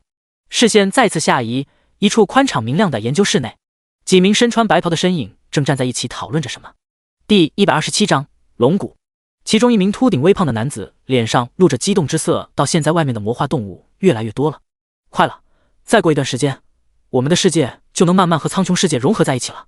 其余几人也都是相视一笑，似乎对于现实世界与苍穹世界融合之后有着十足的信心，站稳脚跟。一名身穿白袍瘦高马脸的男子阴鸷的眼神中闪过金光，口中传来渗人沙哑的声音：“可惜那陈岩始终没有露出马脚，要是能拿他来当试验品，绝对能创造出一尊堪比魔神的存在。”听到这话，一名有些瘦削的男子嗤笑一声道：“就算碰到那陈岩，你又能怎样？他现在已经拥有碾压霸主阶的实力，而且还有类似空间移动的能力，恐怕他站在你面前，你都拿他没有办法吧？”马脸男子被说的一噎，死死地瞪了一眼瘦削男子，冷哼一声道：“霸主阶又怎样？不入圣域，终究是一场空。”这时，一名稍微年轻的身穿白袍的身影弱弱到陈岩大神早就单刷圣域 BOSS 了。马脸男子闻言一滞，深吸一口气，强忍怒气道：“又是陈岩，你们到底跟谁一伙的？”不等其余几人回话，秃顶男子便讪讪一笑道：“好了好了，大白天的，咱不讨论那些让人讨厌的家伙了啊！”塞西尔城中，登上游戏，陈岩没有继续待在大殿，而是照出亡灵之门离开了塞西尔城。今天他的目标明确，那就是要去位于绿野联盟和满血部族交界处更南端的龙谷。原因无他，只因裘雷姆说过，突破君主阶，也就是神话品阶之后，所有巨龙都可以进入龙骨深处的圣龙池中，进一步提升自己的巨龙血脉。是的，裘雷姆在突破 LV130 之后，也成功晋升为了神话品阶。圣龙池是一座位于龙骨深处的奇异潭水，里面充斥着浓郁的龙之力，其形成的原因乃是由无数年来成千上万头的巨龙之骨所化。每当巨龙临死之际，便会回到龙骨之中，进入到圣龙池的底部，回归圣龙的怀抱。虽然陈岩不确定自己去了能不能泡上澡，不对，泡上圣龙池，但裘雷姆却表示他爹是龙族的长老之一，肯定能给他们安排的妥妥当当的。陈岩则看着对方与初见时大相径庭的画风，心中不禁有些摸不着底。他也不知道这个世界的巨龙丝会不会落后，毕竟说到底，裘雷姆现在已经属于亡灵古龙，而他更是只有巨龙血脉的人类罢了。当然了，既然决定去了，哪怕有再多的阻挠，陈岩也一定会克服，成功泡上这一潭圣龙池。通过亡灵之门，陈岩和身下的裘雷姆便看到了远处郁郁葱葱的巨型山谷，两边是高耸入云的巍峨山峰，远处的天空中依稀可以见到有巨龙的身影在云层中飞舞。甚至因为这里人迹罕至的原因，就连空气都比别的地方要更加清新一些。陈岩咳了咳声道：“裘雷姆，我们是先去找你父亲，还是怎么办？”裘雷姆眼中幽蓝色火焰燃烧，沉思片刻道：“我看我们还是去我家一趟吧。自从我离开龙谷，已经很久没有回来了。”听到这话，陈岩也没有异议，不过心里还是有一丝丝紧张的。再怎么说，裘雷姆也是因为他才变成亡灵古龙的，要是他的父母见到他如今这副模样而生气的话，那可就不好了。其实，如果裘雷姆知道陈岩所想的话，一定会笑着让他放下心来。在巨龙一族，只有绝对的实力才能得到其他巨龙的信服和尊重。如今他裘雷姆也是突破了神话品阶，在巨龙之中也算是实力不俗的存在了。虽然说积累，也就是等级方面还差一些，但也足以碾压大部分巨龙一族的天骄了。因为马上要见到裘雷姆的父母，陈岩也不好意思再骑到他头上，于是便利用突破君主阶时所获得的凌空能力，跟在他身侧朝着龙骨深处飞去。两侧的景象飞速变换，转眼间陈岩他们便穿过层层叠叠的云雾，来到了真正的龙骨之中。只见四周草长莺飞，各种奇花异草争相开放，一些不过5米高的龙宝宝在不远处的草地上飞舞嬉戏。两侧山峰的石壁上则有着不少大大小小的山洞，那些应该就是这些巨龙的家了。见到裘雷姆和陈岩降临，远处几道巨龙的身影立即如同闪电般飞来，从天而降，守卫在了几名龙宝宝的身前。其中一头通体银白、身高数百米的巨龙警惕地看着裘雷姆道：“亡灵之龙，还有这位亡灵法师，你们来龙谷干什么？”一旁几头巨龙虽然没有说话，但也是纷纷警惕地看着裘雷姆和陈岩，大有一言不合就直接开干的意思。裘雷姆却似乎是认出了那银龙的身份，张开大嘴道：“波什可顿，是我呀，裘雷姆。”银龙听到声音一愣，旋即不可思议道：“裘雷姆，你怎么变成亡灵之龙了？是不是这个家伙逼迫你的？”说着，他的目光顿时变得愤怒地朝着陈岩看来。裘雷姆连忙解释道：“不是的，我感觉现在挺好的，比之前强多了。”话音落毕，他的身上顿时爆发出一阵独属于君主阶的气势。银龙微微一怔，恍然似的多看了陈岩几眼，随后又和裘雷姆交谈叙旧起来。聊了大概5分钟，裘雷姆便和几条巨龙分别，带着陈岩重新赶往了他的家中。穿过两侧的石壁，一直向前深入了不知多远距离。陈岩他们才在一面只有一座巨大山洞的山壁前停了下来，看着其周围覆盖的皑皑白雪以及独门独户的巨大山洞，陈岩立即意识到这是到裘雷姆他家门口了。似是感知到裘雷姆的气息，两头银白中带着冰蓝之色的巨龙便一前一后的从中走了出来。当看到亡灵形态的裘雷姆时，那头体型更大一些的巨龙倒是没说什么，不过另外一头较为窈窕一些的巨龙顿时爆发出一阵恐怖的气势，朝着陈岩铺天盖地般的压了过来。第128章杰克雷姆。陈岩面色微变，不等他说什么，裘雷姆便主动挡在了他的身前。母亲，你这是在干什么？窈窕一些的巨龙鼻息窜动，顿时喷出一股散发着寒霜气息的鼻息，口中更是传来带着怒气的声音：“干什么？你看看他把你变成什么样子了？你这副样子，以后有哪条母龙能看上你？没有配偶，你以后怎么给我们生龙宝宝？”陈岩一怔，显然没想到对方居然担心的会是这种问题。裘雷姆也是一阵尴尬，但还是与他的母亲对视道：“母亲，我说过我喜欢一条龙生活，不想找其他母龙。”话音刚落，窈窕巨龙直接没忍住，当即吐出一道冰霜龙息轰在了裘雷姆的脸上。裘雷姆没有闪躲，仅是召集带着冰爽气息的幽蓝色火焰挡在身前。那恐怖的冰霜龙息竟是没有破除他的防御。一直没有开口的另外一条巨龙，也就是裘雷姆的父亲，缓缓开口道：“好了，多洛利亚，既然这都是裘雷姆的选择，那你就别也要再干涉了。”窈窕巨龙多洛利亚还想再说什么，但看到已经走到自己身前的巨龙，最终还是瞪了一眼裘雷姆，不再开口。强壮巨龙对着裘雷姆微微点头，随后便朝着陈岩开口说道：“亡灵法师，我是裘雷姆的父亲杰克雷姆，不知道该怎么称呼你。”陈岩从裘雷姆身后走到他的身侧，应声回答道：“叫我陈岩就行。”杰克雷姆眼中露出一丝奇异，出声询问道：“陈岩，你是最近在2届战场中斩杀猩红之王分身的那个陈岩吗？”陈岩有些发愣，他没想到这消息居然都传到龙谷来了，但还是点头道：“没错，就是我。”杰克雷姆闻言，双眼之中也是多了一丝重视，毕竟能斩杀猩红之王的分身，那就代表着陈岩也有圣域阶的力量。紧接着便听到杰克雷姆感叹的声音响起：“想不到你居然成了裘雷姆的契约者，小家伙离开的时候也不过初入领主境界，这才多长时间，居然就成为一名君主境界的巨龙了。想来他应该得到了你很多的帮助吧？”陈岩微笑点头回答：“这都是裘雷姆自己的努力，我只不过做了一些力所能及的事情罢了。”听到这话，一旁的裘雷姆心中不禁有些羞愧，要是单论他自己的能力，恐怕现在顶多也就初入霸主，也就是传奇境界罢了。杰克雷姆也是明白裘雷姆的实力，转而轻笑开口道：“那你们此行回龙谷是为了什么呢？”不等陈岩回答，一旁的裘雷姆便主动回应道：“父亲，我们想去圣龙池提升自己的实力。”杰克雷姆有些惊讶，旋即开口道：“进入圣龙池当然可以，不过你没有忘记规矩吧？”裘雷姆轻点龙手道：“自然知道，我们已经准备好了。想要进入圣龙池，必须除了晋升到神话品阶外，还需要通过一项挑战，那就是在任意一位巨龙长老的威压下坚持1分钟的时间。只有得到巨龙长老的认可，新晋神话品阶的巨龙才有进入圣龙池的机会。当然了，为了避免放水，一般情况下都是找其他属性的巨龙长老来进行测试。听到裘雷姆的回答，杰克雷姆也不再犹豫，直接开口说道：“既然如此，那我就带你去找莱西罗姆测试一下好了。”裘雷姆连忙应声道：“父亲，陈岩他因为和我签订契约，同样拥有了冰霜巨龙的血脉，能不能让他一起参加测试，进入圣龙池？”闻言，杰克雷姆和其身后的多洛利亚眼中顿时闪过莫名之色，两条巨龙对视一眼，显然是在担心自己儿子是不是被陈岩给抽取血脉了。但当陈岩看出两人迟疑，主动变身为一条冰霜巨龙时，两条巨龙才惊奇出声道：“这怎么可能？一个人类怎么会具备如此浓郁的巨龙血脉？龙神在上，这是真的吗？”简直让龙难以置信。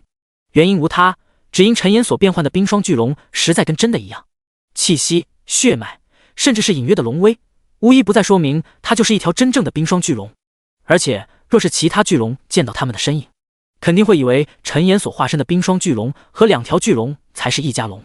要不是刚才杰克雷姆和多洛利亚亲眼见到陈岩变身的情景，他们两个也难以相信一个人类居然变身成了巨龙。被震惊到的杰克雷姆和多洛利亚过了片刻才缓缓回过神来，两龙对视一眼，顿时打消了刚才的疑虑。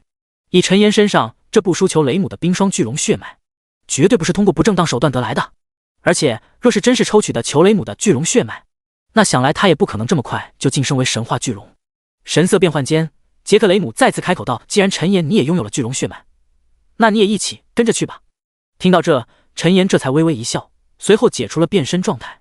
当看到再次恢复人身的陈岩时，杰克雷姆和多洛利亚的眼中不禁再次露出惊奇的神色。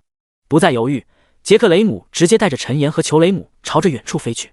没过多长时间，一人二龙便来到了另外一处独门独户的山洞。与杰克雷姆家冰天雪地的环境不同，这一处山洞周围却是铺满了散发着火焰的石块，似是感受到杰克雷姆的气息。里面很快便走出了一条浑身布满赤红色鳞片，气势不输他的火焰巨龙。火龙扫了一眼杰克雷姆身后的陈岩和裘雷姆，疑惑出声道：“杰克雷姆，你带人类和亡灵龙来干什么？”杰克雷姆没有铺垫，直接开口道：“我是来带他们进行圣龙池的测试的。其他巨龙长老现在都有事，只好过来找你了。”说着，他还只是陈岩释放出了冰霜巨龙的血脉气息。见此情景，火龙莱西罗姆顿时惊奇不已，但好在他也是有见识的巨龙，很快便压下了心中的震惊，转而正色对着陈岩和裘雷姆道：“既然你们都准备好了，那我就开始了。”第129章圣龙池。话音刚落，一股强大至极的龙威便自火龙莱西罗姆身上迸发而出，顷刻间笼罩在了陈岩和裘雷姆的周围。那龙威恐怖无比，就连周围的空气都变得粘稠了起来，虚空之中更是燃烧出了道道火焰，散发出炽热难耐的高温。仅是瞬间，裘雷姆的身躯便微微颤抖了起来。但好在他在魂火的不断强化之下，真实的战力远非普通的君主阶生灵可比，而且冰霜属性也产生了变异，已经成为了介于冰与火之间的存在。因此在这火焰侵袭之下，倒是一时间可以坚持片刻。再看一旁的陈岩，更是轻松无比，脸上丝毫没有感受到威压的样子。以他现在除了生命之外足以碾压圣域阶的属性，这火龙的龙威想要对他产生作用，恐怕还得再修炼个几千年。莱西罗姆似乎也发现了陈岩的奇异之处，眼看着自己的龙威居然对其没有丝毫作用，他脸上的面子也是有些挂不住了，顿时针对陈岩再一次加强了威压。陈岩眉头一抬，依旧好整以暇地站在原地。看到对方不为所动的样子，莱西罗姆顿时起了较劲的心思。本就极强的龙威顿时以肉眼可见的速度开始攀升起来，一朵朵散发着极致高温的赤红火焰出现在陈岩四周。在那恐怖火焰的灼烧之下，周围的空间竟然都是出现了道道漆黑的空间裂缝。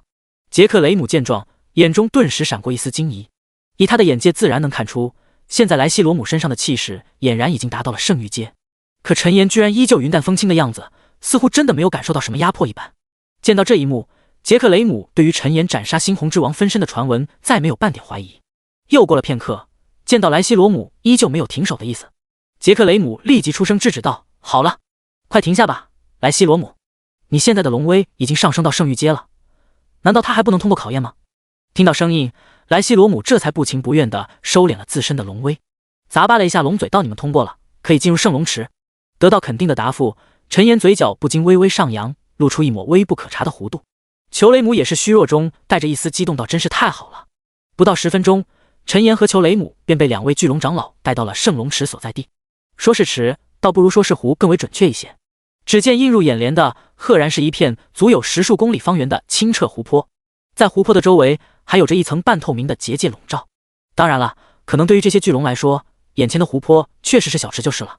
没有丝毫犹豫，陈岩便和裘雷姆一起进入了圣龙池中。待到一人一龙进入之后，杰克雷姆和莱西罗姆2头巨龙便在一旁有一搭没一搭的聊了起来。想不到你儿子都被转换成亡灵之龙了，你都不生气？生气有什么用？看到他现在也有了一些自保的力量，我应该感到高兴才是。也是，不过我们让这人类进入，不知道会不会惹族长发怒。虽然他具备巨龙血脉。杰克雷姆闻言，眼中也是有忧虑闪过，但他还是摇头道：那陈岩不是普通的人类，单凭他能斩杀猩红之王的分身，其未来绝对能成为比肩甚至超越魔神的存在。我们现在与他交好，总比未来与他为敌更好吧。而且真要誓死不同意，恐怕到最后还要折损一些巨龙。圣龙池中刚一进入，陈岩面前便弹出了一道道提示。系统提示：吸收龙之力，全属性+1。看着眼前的提示，陈岩顿时眼前一亮，想都没想便朝着下方游去。裘雷姆也是发现了这圣龙池的奇特，心中激动地跟上了陈岩的身影。越往下，这湖泊之中蕴含的龙之力也就越丰富，几乎是每一秒，陈岩身上的属性都在缓慢增加着。虽然每次属性都很少，但却胜在持续长久。随着不断的深入，周围的光线也是越来越暗。陈岩也不知道这圣龙池究竟有多深，但来都来了，那必须好好探索一番。好在圣龙池中虽然黑暗，但却没有什么怪物。茫茫水域之中，就只有他和裘雷姆的身影。也不知下潜了多深的距离，此时水中的龙之力已经浓郁到了一个惊人的地步。系统提示：吸收龙之力，全属性+150。这时一旁的裘雷姆却是浑身一震，身子周围开始出现道幽蓝色的火焰来。陈岩愣了愣神，连忙出声询问道：裘雷姆，你怎么了？裘雷姆眼中幽蓝色火焰燃烧，声音徐徐传出：主人，我好像要血脉晋级了。不用管我，你继续下潜吧。声音越来越弱，直到幽蓝色的火焰将裘雷姆的身躯彻底包裹，再也没有一丝声音传出。空旷的圣龙池中突然多出这么大一团幽蓝色的火焰，瞬间将下方漆黑的湖底映照得一清二楚。不仅如此，在幽蓝色火焰的照耀下，整个圣龙池都是变成了一汪幽蓝色的泉水。面对周围奇异的一幕，陈岩却是丝毫不为所动，而是怔怔地看着下方的湖底。随着陈岩的视线向下望去，只见幽深的湖底之中，数不清的巨龙骸骨正错综复杂地盘踞着。仅一眼，眼前的画面便深深地烙印在了陈岩的脑海深处。陈岩没有犹豫，化作一道黑色闪电，便朝着下方的龙骨之潮游去。不过10秒钟，陈岩便来到了圣龙池的底部。他的身影轻盈地飘落在其中一头巨龙的骨翼之上，这才向着四周打量起来。身处密密麻麻的龙骨中央，陈岩的神色都莫名变得肃穆起来。这无关实力强弱，而是对于生命的一种敬畏。扫视一圈，除了龙之力变得越发浓郁外，陈岩也没有发现什么异样之处。正当他准备耐心吸收龙之力的时候，一点点微弱至极的光芒却是自那些龙骨之中飘了出来。第130章龙神试炼。虽然光芒微弱，但陈岩却敏锐地感知到了。他微微睁大双眼，想要看清楚这些光芒是什么，可只看到了一个光影，他的眼前便霎时间闪过了一道刺目的亮光。系统提示：你发现了龙魂空间。待到视线再次恢复，陈岩面前便弹出了一道这样的提示。陈岩一愣，但他来不及多想，便再次被眼前的画面吸引了注意。只见周围是一片草长莺飞，大片大片的白色云雾环绕在这片旷野之上。在他眼前的上空，正有一头奇异至极言语无法描述的身影悬浮在他的身前。他形似巨龙，但是身上的鳞片却是由各种颜色不同的虚幻光影所组成，并且其背后那遮天的龙翼上仿佛能见到无数头缩小的巨龙在其中畅游。在其背后龙翼扇动之间，周围的云雾也是变幻莫测，不断的演化成各种巨龙的模样。就连地面上的花草和蝴蝶都是自发的变换形状，努力的朝着巨龙形态凝聚。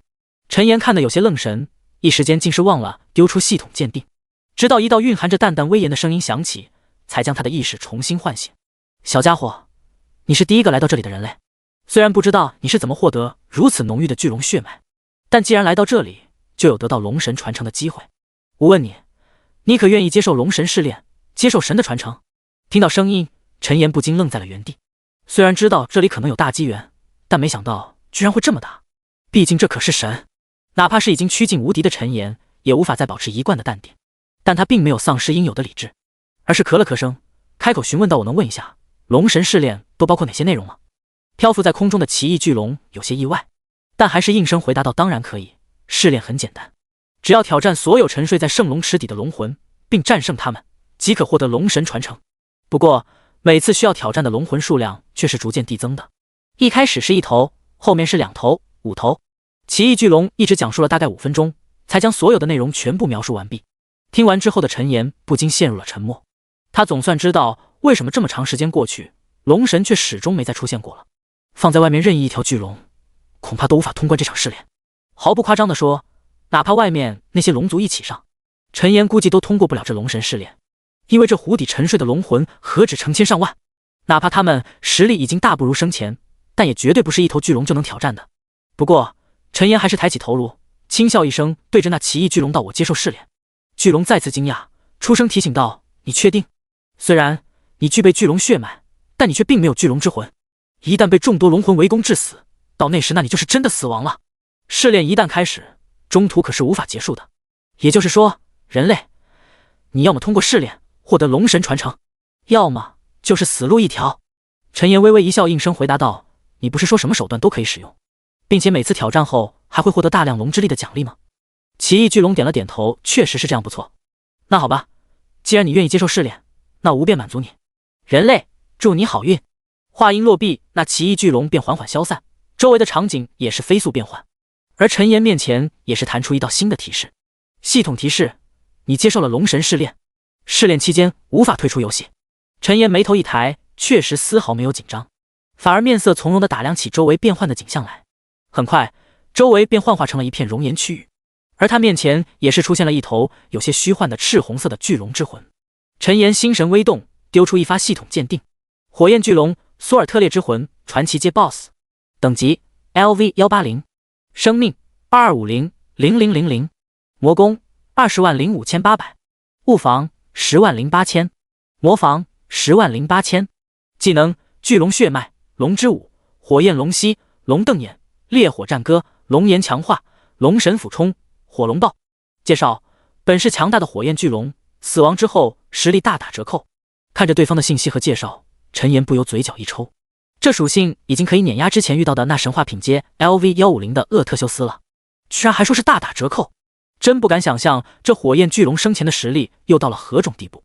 看来不管到了哪个世界，这些巨龙的种族值都是碾压其他种族的。正当陈岩观察对方信息的时候，那不讲武德的火焰巨龙之魂却是已经喷吐出一道龙息轰了过来。陈岩一个亡灵折跃瞬移到对方身后，然后又照出一柄断崖之剑，便了解了对方生命。战斗提示：击杀火焰巨龙，索尔特列之魂 LV180， 获得48568000点经验。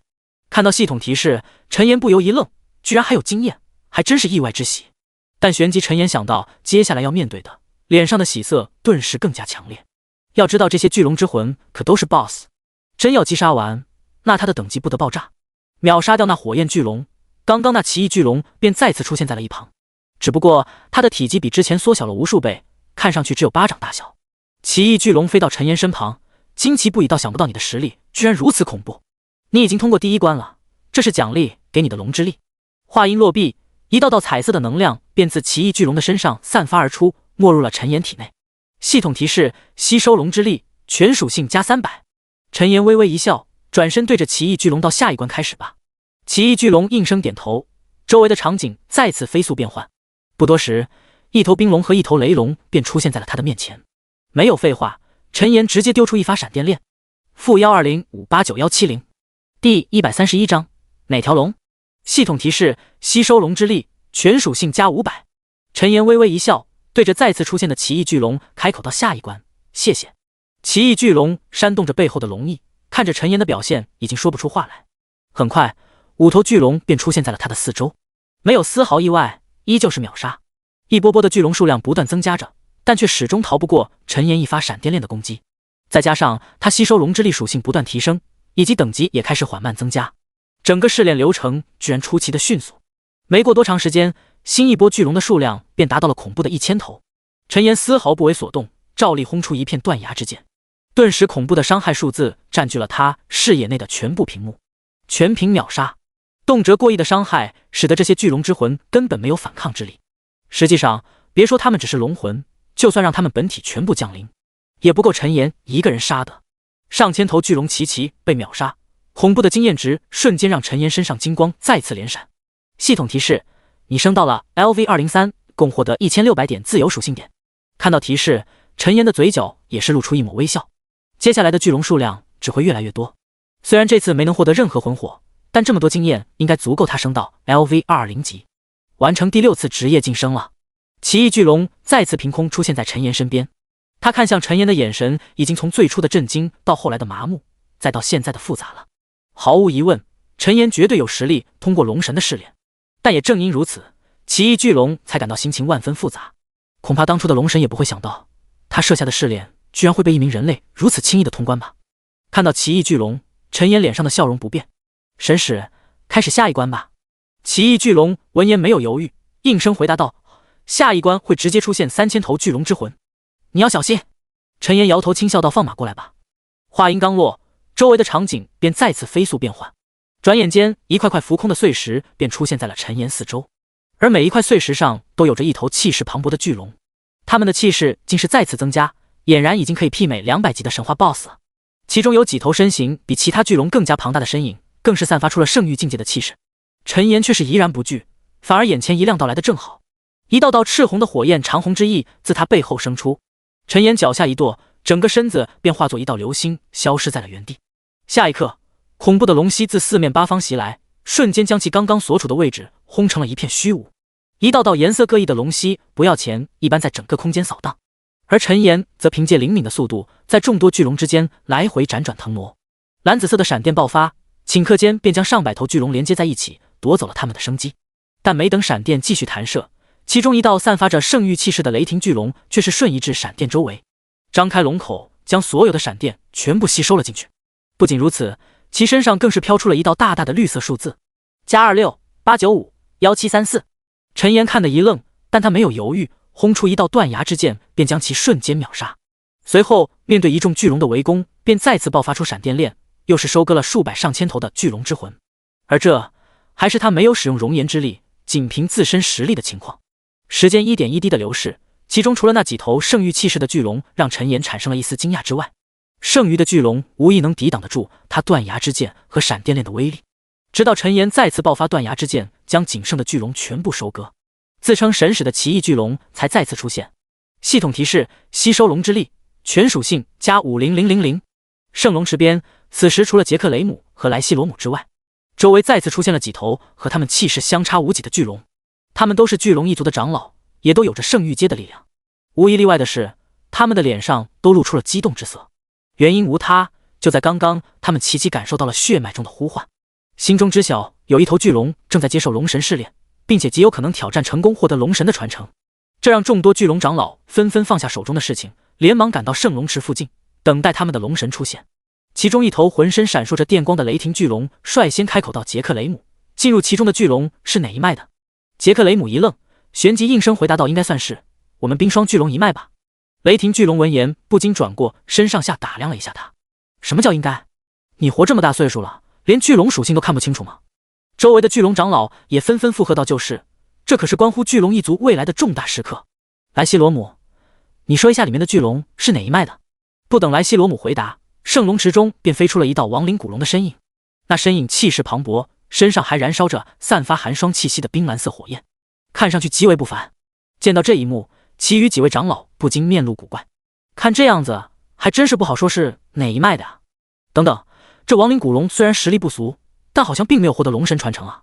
长老们默默感知，却发现下方居然还在有另外一头巨龙在接受着龙神试炼。杰克雷姆和莱西罗姆却是面色巨变，脸上纷纷露出复杂难以置信的神色。两头巨龙对视一眼，都是看出了对方眼中的不安和震惊。其他巨龙长老还好说，但要是让族长知道他们让一名人类接受龙神试炼并获得了龙神传承，恐怕非得把他们的龙骨抽出来不可。裘雷姆却是不明白为什么出来被这么多巨龙长老围观。面对众多圣域阶大佬的气势，他只能煽动背后龙翼来到了杰克雷姆的身边。见此情景，刚刚那雷霆巨龙不禁喊话到：杰克雷姆，这是你孩子吗？那下面是哪头巨龙在接受试炼？第132章获得龙神传承。听到这话，杰克雷姆和莱西罗姆立即尴尬的不知该从何说起。一旁的裘雷姆却是主动开口道：那是我的朋友陈岩。陈岩，雷霆巨龙双目一眯，龙口重复道。其余巨龙也是狐疑道：“这是什么奇怪的名字？哪有巨龙叫这种名字的？”杰克雷姆深吸一口气，知道这时候必须要说出来了，不然再隐瞒的话，到时候这些长老的怒气肯定会更重。陈岩他是一名人类，拥有冰霜巨龙血脉的人类。闻言，除了已经知情的莱西罗姆外，其余巨龙包括雷霆巨龙都是震惊的石化在了原地。过了好半天，雷霆巨龙才一脸惊怒到：“杰克雷姆，你疯了吗？居然让一名人类进入圣龙池，而且他现在还接受了龙神的试炼。”周围的巨龙长老也都惊怒交加，纷纷站出来指责道：“杰克雷姆，等族长回来，一定饶不了你。”没错，就算那名人类拥有巨龙血脉，但也不能让他进入圣龙池啊！长老们一个比一个生气，毕竟他们都希望新的龙神能出自他们那一脉。结果现在倒好，不但希望落空，新的龙神传承更是落到了人类身上。杰克雷姆心中苦不堪言，一旁的裘雷姆面对暴怒的龙族长老，更是紧张的不敢再说一句话。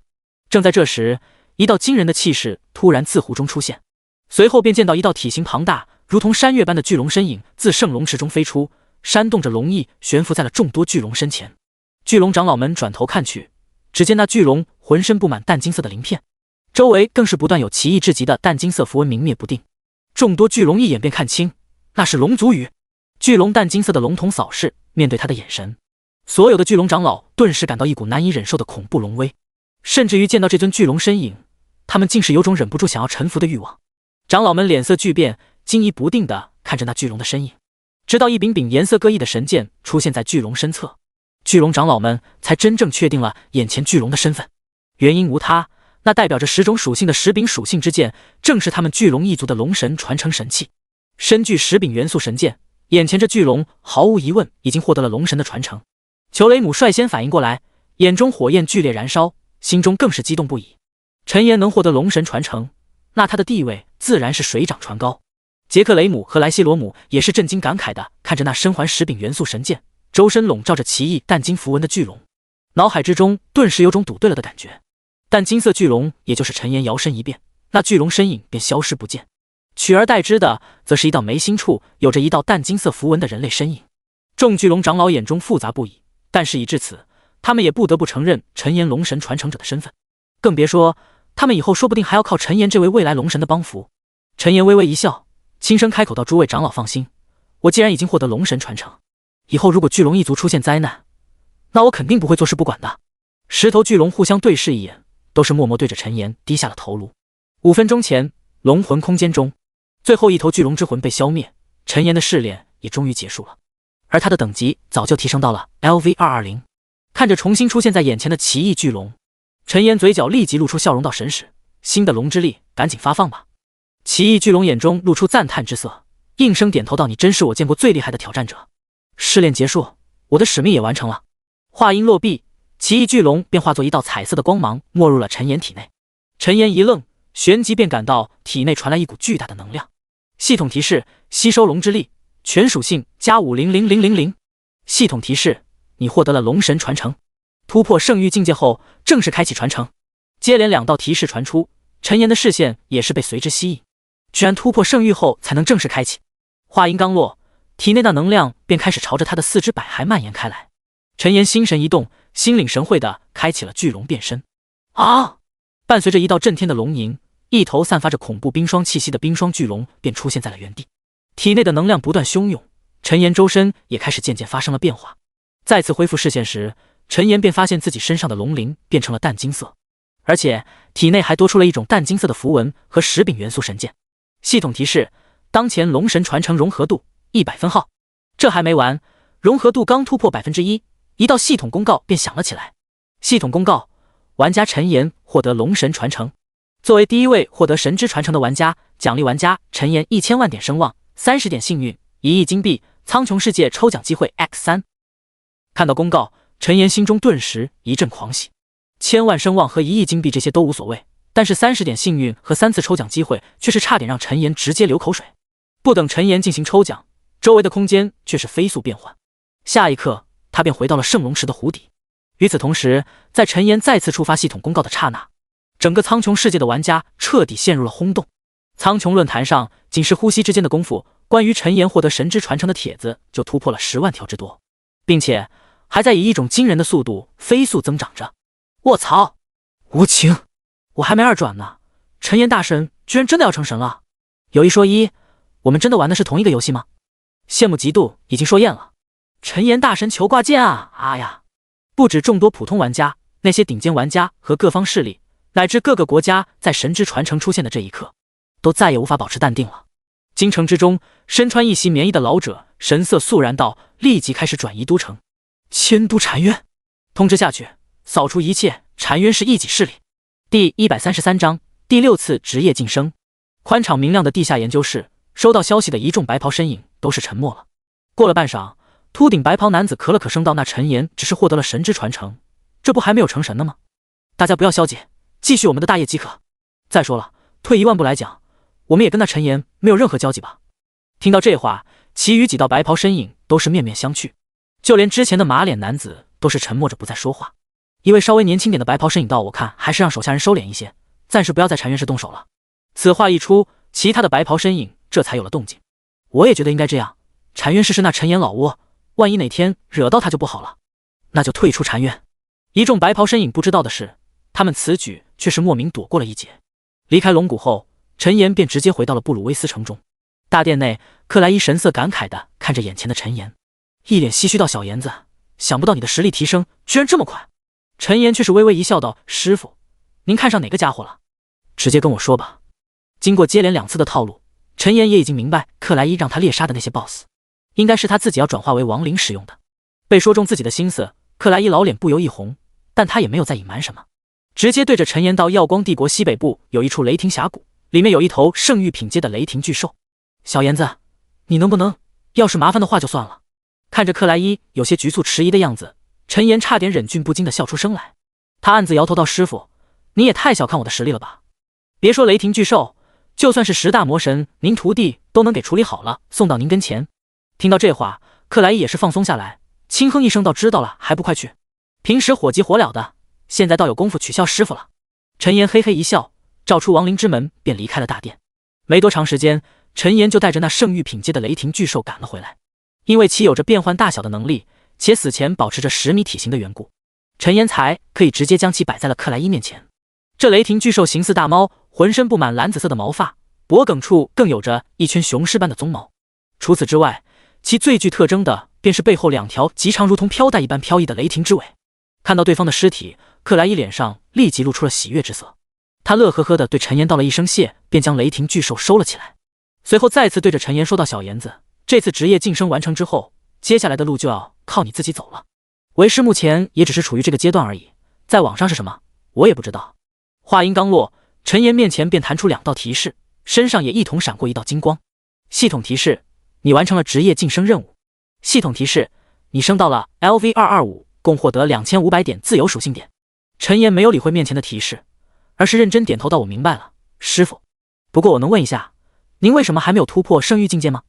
在他看来，克莱伊身具强大的天赋，更有数之不尽的亡灵大军，就连圣堂的那些老头子都能突破，他没有理由不突破到圣域境界。克莱伊却是神色一暗，转身踱了2步，微微摇头道：“亡灵法师成为君主容易，但想要成为大帝，也就是圣域境界，却是非常难。其他职业只需要自身突破极限，就能成为圣域境界的强者。亡灵法师却有很多条件限制，不但需要聚集100亿魂火，更是必须掌握1位圣域、10位神话、100位传奇、1000位史诗级的亡灵才行。”听到这话，陈岩不由一惊。对于普通的亡灵法师来说，这个条件似乎确实非常难以达成。但他又想到什么，继续询问道：“师傅，那您现在还差多少？”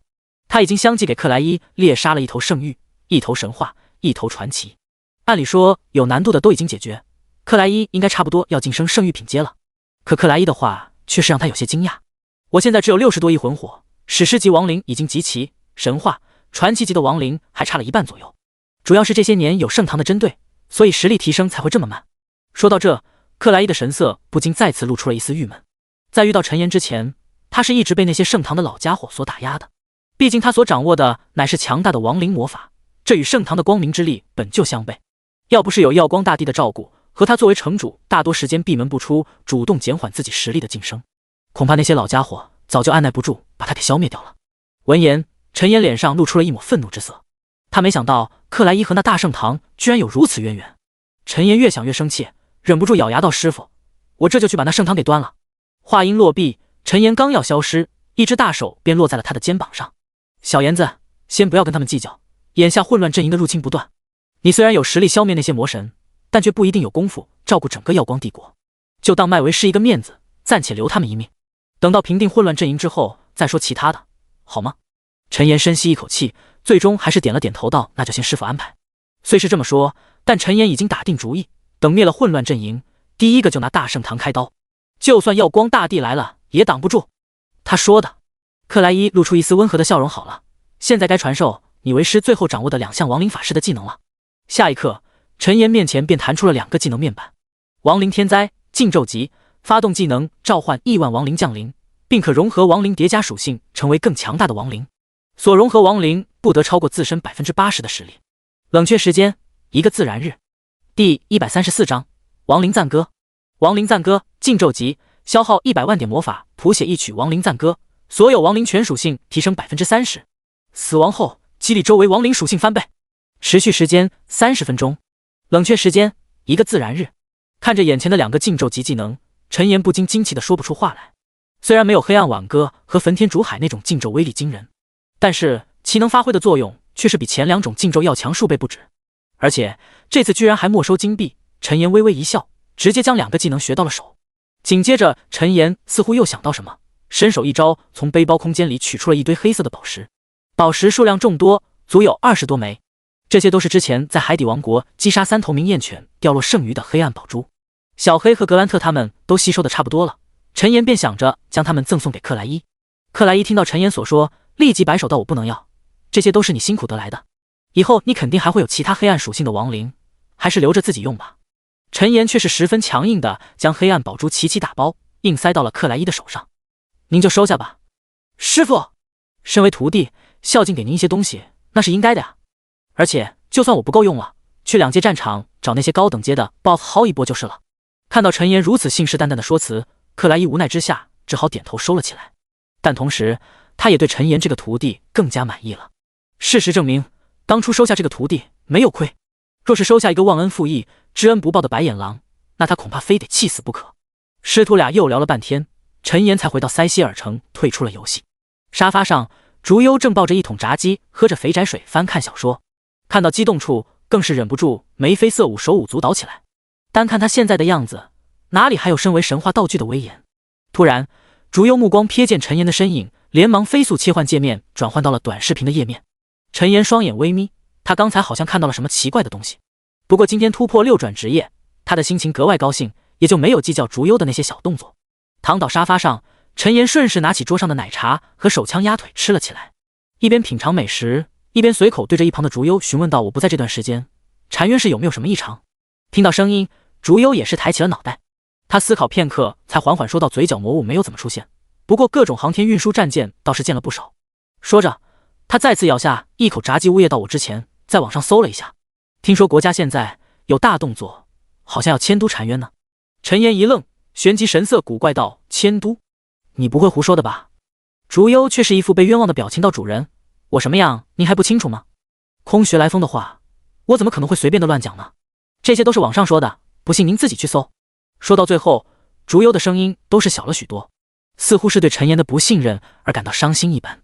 陈岩却没有搭理这个戏精，吃完手枪鸭腿便开始在网上搜索。果不其然，还真被他给查到了迁都的消息，而且还占据了好多热搜。其他热搜则是他获得神之传承的消息。陈岩看得惊奇不已，不明白国家为什么会有这一操作，但这对禅渊氏来说无异于是天大的好事。从一个名不见经传的小城市成为首都，放在之前恐怕没有人会相信。翻看片刻，陈岩便没了兴趣，转而开始点起今天的外卖来。竹优瞥到陈岩手机，连忙放下怀中的炸鸡捅到：“主人，要不我们出去吃吧？总是在家待着，我都快发霉了。”说话间，他还故意摆弄了2下他的胳膊。陈岩嘴角一抽，指了指一旁桌子上一大堆外卖袋子道：“这些都是你吃的吧？吃了这么多，还吃不饱吗？天天1分钱不挣，还想着到处花钱。”竹优小脸一红，但为了美食，还是坚持道：“主人，出去吃也能锻炼一下您的身体啊！您都打了2天游戏了，再不出去，身体会受不了的。”听着耳边不断传来的絮叨，陈岩顿时一阵无语，只能开口道：“穿衣服。”竹优一愣：“穿衣服？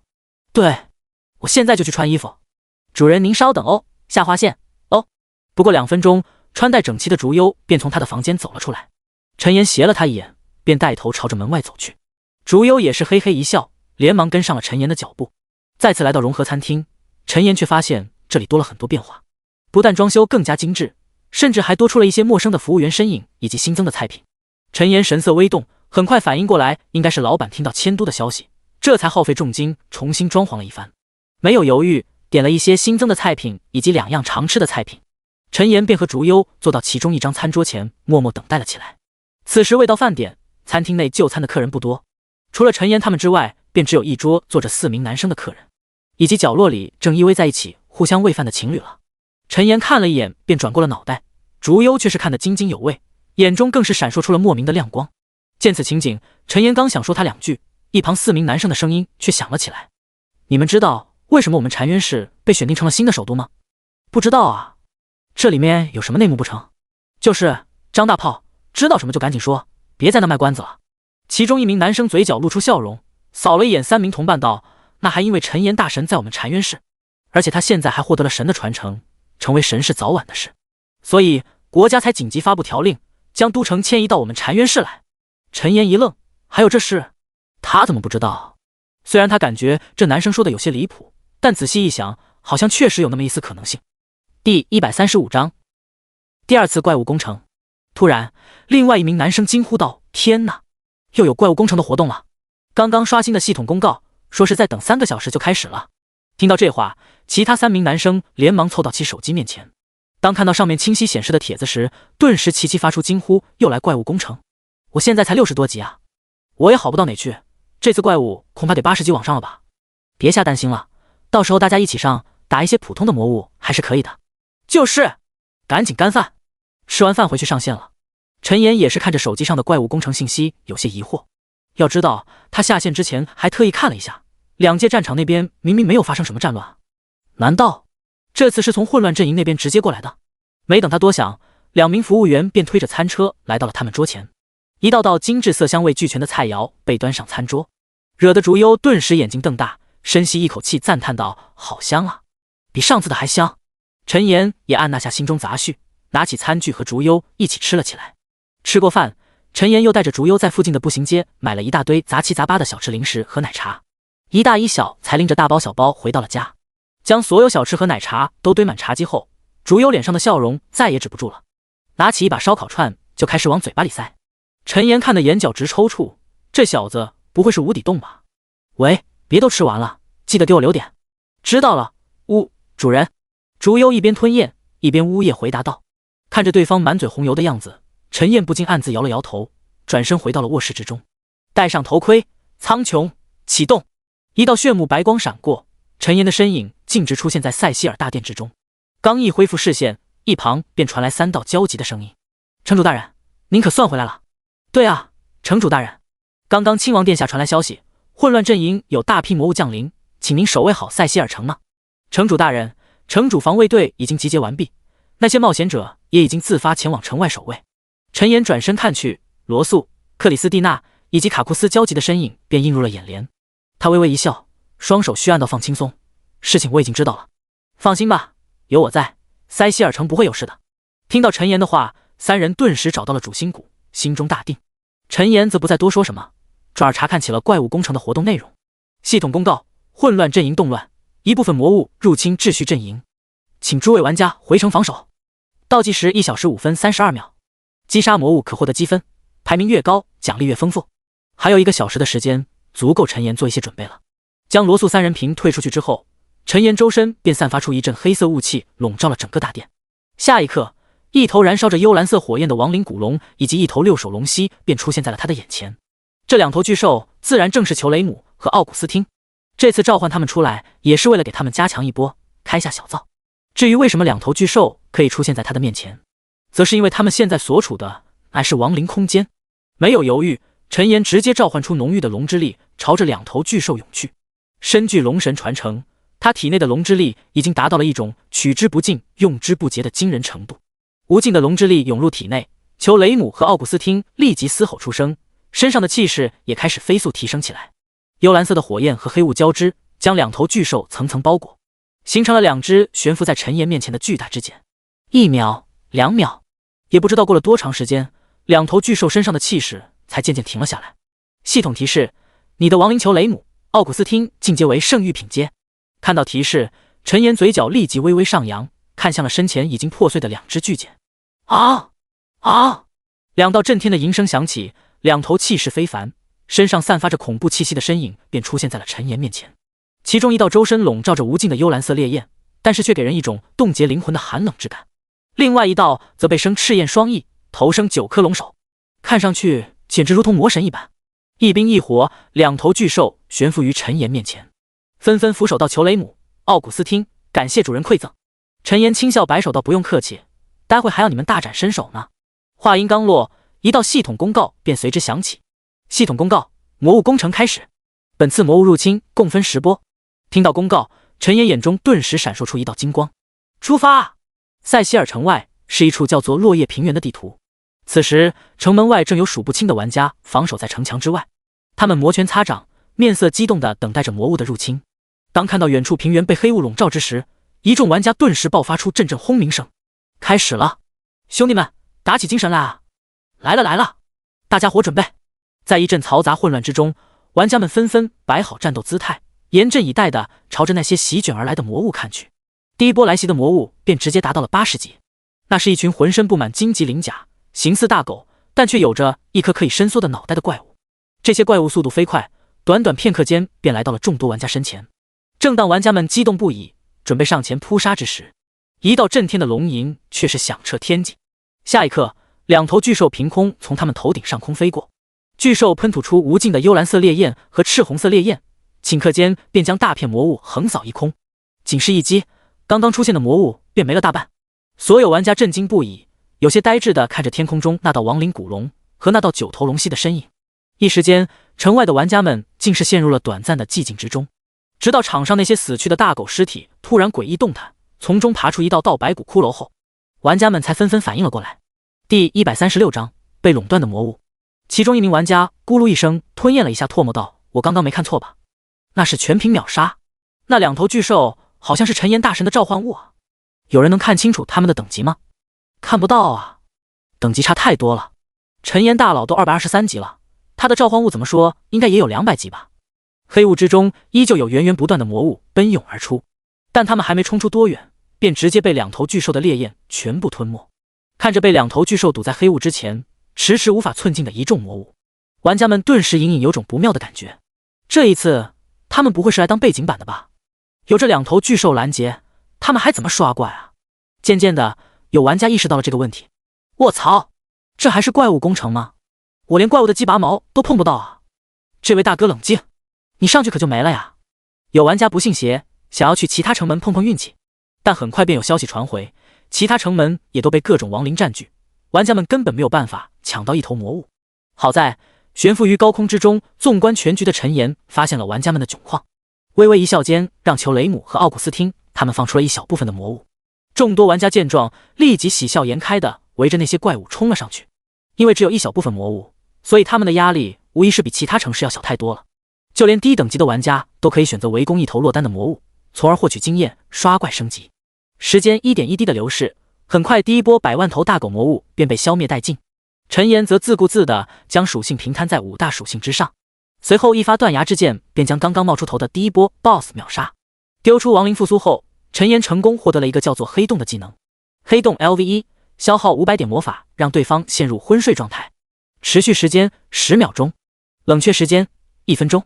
古怪的招式让陈岩对他起了一丝心思，直接将其堆到了满级，几乎是没有任何停滞。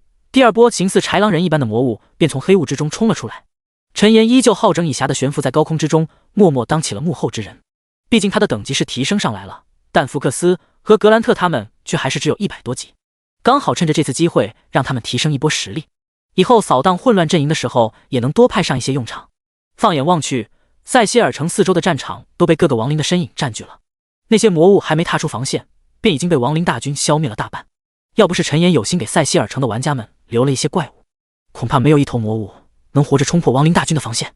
就这样持续了大概3个小时，别的城池刚刚攻打到第二波的时候，塞西尔城却是已经迎来了最后一波的战斗。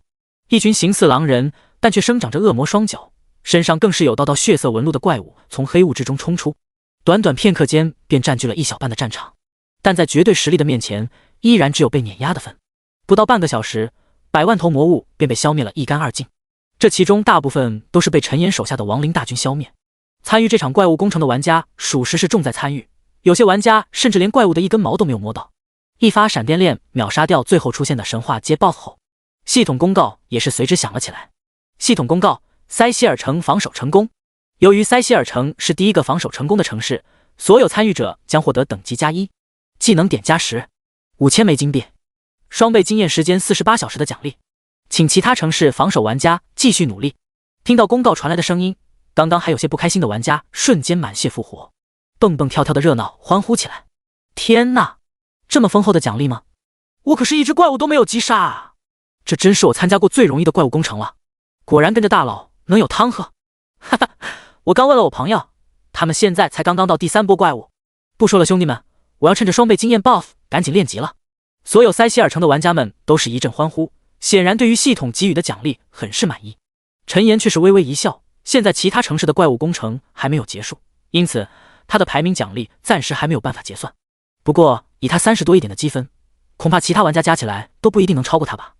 陈岩暗自摇头，将刚刚斩杀的神话 BOSS 复苏转换为亡灵，随后又获得了一个新的技能凝神 LV1， 消耗1000点魔法，提升自身 10% 的攻击速度、移动速度、5% 的命中率和闪避率，持续时间10秒钟，冷却时间5分钟。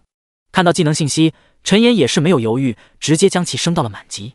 做完这一切，他才将所有的亡灵全部召回亡灵空间，一个瞬间移动消失在了原地。因为有着系统限制，所以他并不能前往其他城市支援。不过将近1000万点的属性也是将陈岩的实力堆积到了一个新的高度。毫不夸张地说，他现在站着不动，恐怕那些魔神都破不了他的防御。当然了，为了避免再遇到某些老六魔神的卑鄙招式，陈岩还是要尽可能提升自己实力的。反正拥有王者天赋，他的实力可以一直攀升下去，说不定到最后还没成神，就能吊打神一般的存在了。陈岩没有浪费时间，而是去到2阶战场开始继续收割魔物。听说圣域境界就可以破开2阶通道，直接降临混乱阵营。于是陈岩便打算以最快的速度突破到圣域，然后给那些混乱阵营的魔神们一个措手不及。升到 LV223 后，每升1级的经验已经达到了恐怖的100亿之多，再加上2阶战场上高等级的魔物很少，因此陈岩横扫了数百万的魔物，都是没有升1级。就这样又过了大概10个多小时，这一次的怪物工程终于到了尾声。第137章红莲火种。系统提示：本次工程您共获得32689点积分，排行第1名，获得1000万枚金币、1000万点声望、5点幸运，技能升级点数 x1000，苍穹世界抽奖机会 x2。系统提示：由于您获取积分满足特殊条件，特为您开启专属积分商店，商店将在1小时后消失，请注意及时查看。接连2道提示弹出，陈岩复苏亡灵的动作也是一慢，旋即便脸色惊喜地打开了系统所说的积分专属商店。要知道他的积分足足累计了30多亿，也不知道能兑换些什么好东西。伴随一道绚烂多彩的光芒闪过，一道蕴含琳琅满目商品的界面便出现在了他的面前。亡灵神试炼，可获得亡灵之神的试炼资格，挑战成功即可获得亡灵之神的传承。备注：只有1次挑战机会，需求积分11点。这积分商店似乎非常懂得陈岩的需求，只一眼陈岩便在最上方的一行商品中看到了亡灵之神的试炼资格。是的，只是资格，但也还好，要是真是传承的话，恐怕需要的就得100亿甚至1000亿之多了。陈岩没有犹豫，直接将其兑换。伴随着一道黑色雾气形成的符文种子出现，并没入陈岩眉心。一道提示也是随之弹出，系统提示：你获得了亡灵神的试炼资格。备注：突破为圣域阶亡灵即可进行试炼挑战，挑战成功获得亡灵神的传承。看到提示，陈岩脸上顿时露出一丝无奈的笑容。又是需要圣域阶亡灵，看来他得抓紧时间了。陈岩再次朝着积分商城看去，发现除了最耀眼的并且在他兑换之后变成灰色的亡灵神资格外，整个积分商城便没有了其他的神之试炼。这让陈岩不禁有些灰心，他还想着多兑换几个试炼，成就一体多神的成就呢。虽然没有其他的神之试炼，但是其他的商品也是让陈岩眼前一亮。红莲火种，圣域阶，蕴含极致火焰之力的红莲火种，是天下万物的克星，融合后可大幅度增幅自身火属性技能，需求积分9亿9900万点。见此情景，陈岩没有犹豫，直接将这红莲火种兑换而出。伴随着将近10亿点积分消散，一朵散发着炽热烈焰的红莲悄然出现在了他的面前。红莲火焰出现的刹那，周围的虚空都是被灼烧出了道道黑色的裂痕。不仅如此，就连他身旁魔物的尸体都是被其衍生而出的火焰烧成了飞灰。陈岩面色微变，连忙将其收到体内，开始了炼化。好在系统兑换之后并没有什么融合的风险，不过2分钟，红莲火焰便融合成功。陈岩的背部则是凭空多了一道若隐若现的红莲火焰图案。至于为什么不是眉心，那是因为有龙神传承在那里站着。红莲火焰只是圣域物品，自然是不够格的。系统提示：你融合了红莲火种，火属性技能威力增幅100%，消耗魔法催动红莲火焰即可获得更多增幅。提示渐渐淡去，但陈岩的嘴角却是忍不住露出了一抹灿烂的笑容。紧接着他又翻看积分商城，里面还有很多不可多得的宝贝，圣域装备、圣域物品，甚至是圣域品阶的宠物蛋。但这些东西虽好，却是始终没有入得陈岩的眼。以他现在的实力，就算给他一身圣域装备，也只是锦上添花。陈岩想要追求的却是自身的强大。终于在翻了好几页之后，一行特殊的界面吸引了他的注意。只见上面赫然显示着积分兑换属性点和技能点。属性点需求较低，大概1000点积分就能兑换1点，但是1点技能点却是需要2000积分才能兑换。陈岩迟疑片刻，又将积分商店往下翻到了最底端。当没有看到其他心仪的商品之后，陈岩便毫不犹豫地返回，将剩余的12亿积分全部兑换成了技能点。原因无他，之前在耀光秘境获得的数十万技能点，现在被他加的都快用的差不多了。主要是那些技能升到苍穹阶就要以万为单位，很多技能甚至还没有加满，而且那些都是各属性的技能点。而陈岩在积分商店兑换出的60多万技能点却是通用的。再者说，就算兑换成属性点，也不过100万左右。陈岩只需找一处魔物大军，便可以全部捞回来，自然不会选择白白去浪费积分，干那些舍本逐末的事。经过这件小插曲，陈岩便将目光转向了自己面板上的5次苍穹世界抽奖机会。是的，加上之前忘了抽的3次，陈岩现在勉强可以来一发5连抽了。看着熟悉的转盘，陈岩没有墨迹，径直转动了指针。系统提示：你获得了烈焰熔炉技能书 X1。下一刻，一本表面画着火焰熔炉的技能书便出现在了他的眼前。陈岩眼前一亮，直接将其拿在手中，点击了学习按钮。烈焰熔炉 LV1，消耗1000点魔法，召唤一巨型熔炉，对1000乘以1000范围内的目标造成200%的火焰伤害，并在后续10秒内对其每秒造成10%的灼烧伤害。冷却时间5分钟。中规中矩的技能，陈岩扫视完技能介绍，便再次转动了面前的抽奖转盘。一连3次抽奖，陈岩的运气就像是用光了一般，不是技能书就是装备，甚至还出现了一个史诗阶的垃圾装备。这让陈岩顿感怀疑，要知道他的幸运现在可是快要突破100点了，而且之前抽奖哪次不是抽的彩色区域？抱着一丝无奈，陈岩深吸一口气，按下了最后一次抽奖。给点力吧，老朋友，不要让我失望啊！指针转动，不知不觉间，陈岩的心都是跟着一同转了起来。看着熟悉的指针，模糊之间，他有了一丝感觉，那就是这次好像要出好货了。也不知转了几圈，指针转动的速度终于慢了下来。当指针停在彩色区域的刹那，一道提示也是一同弹出。第138章圣域物品亡灵之书。系统提示：你获得了亡灵之章第1章死亡之章。系统提示：由于您已拥有其他的亡灵之章残片，现已可以将亡灵之章进行合成为亡灵之书，请问是否立即合成？陈岩一愣，旋即脸上便是难以言喻的激动之色。看着轮盘缓缓淡去，以及漂浮在自己眼前那熟悉的灰色纸张，陈岩不禁神色复杂的感叹道：不容易啊，终于是集齐了。死亡之章、亡灵之章第1章、圣域物品残片。力量加10000，体质加10000，精神加10000，智力加10000，敏捷加10000，能力死亡之眼，消耗100万点技能，召唤一颗死亡之眼凝视对方，剥夺其全部生命，无视防御，无视任何防护效果，无法被躲避。冷却时间1个自然日。介绍：持有死亡之章者，亡灵复苏技能所复苏的亡灵强度提升10%。备注：该物品放入背包即可生效，死亡后必定掉落。看到死亡之章的能力时，陈岩的脸上也是再次露出了一丝动容之色。该说不说，不愧是亡灵之章吗？每一个技能都是强的可怕。陈岩心神激动地召唤亡灵之力，将死亡之章托举到自己面前，然后又一次从背包之中取出了其余5张亡灵之章。被黑雾缭绕的6份亡灵之章旋即自发地绕着陈岩飞舞起来。陈岩眼中闪过一道金光，调出合成界面，立即点击了合成按钮，紧接着便见刺目的灰黑色光芒亮起，6道灵光一同在6张亡灵之章上爆发而出。其中刚刚获得的亡灵之章率先浮动到了陈岩身前，然后是第2张的遗忘之章，被那灵光包裹，它好像有了生命一般，飘舞着便紧紧地贴合在了死亡之章背后。随后是第3张灵魂之章，再是复苏之章、沉沦之章，以及最后的梦魇之章。直到第6张梦魇之章贴合之后，6张纸章已经转换成了一本写着黑色字体的灰色书籍。陈岩心中微动，朝着面前的书籍丢出一发系统鉴定：亡灵之书，圣域物品，全属性加1000000，能力死亡之眼、遗忘之心、梦魇化身。介绍：持有亡灵之书者，亡灵复苏技能所复苏亡灵强度提升 100%。 备注：该物品已绑定玩家，放入背包即可生效，死亡后无法掉落。绑定玩家陈岩。当看到最后一栏时，陈岩的嘴角顿时翘了起来。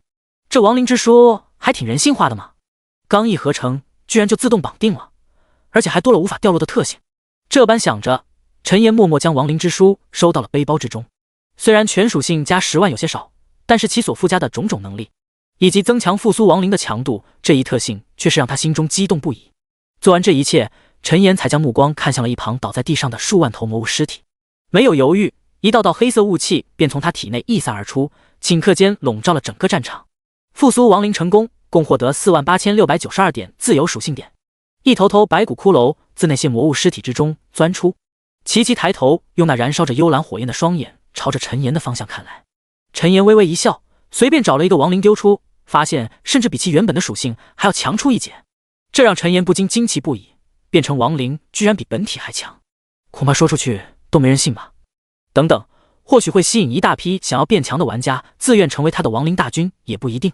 将所有的亡灵全部收入亡灵空间之后，陈岩便一个瞬身消失在了原地。塞西尔城中，陈岩公爵，你回来了。刚一出现，一道熟悉的身影便映入了陈岩眼帘。陈岩闻声望去，发现正是胖亲王卡西奥。亲王殿下怎么来了？陈岩眼中光芒闪烁，口中传出温和的声音。卡西奥脸上也是露出笑容，缓缓说道：“我们已经听闻了陈岩公爵在守城战争中的绝佳表现，陛下对于您的做法很是满意，不但彰显了我们耀光帝国的强大，更是能好好震慑一番那些宵小之辈。对此，陛下特地派我过来赐予您嘉奖呢。”听到这话，陈岩也明白了对方的来意。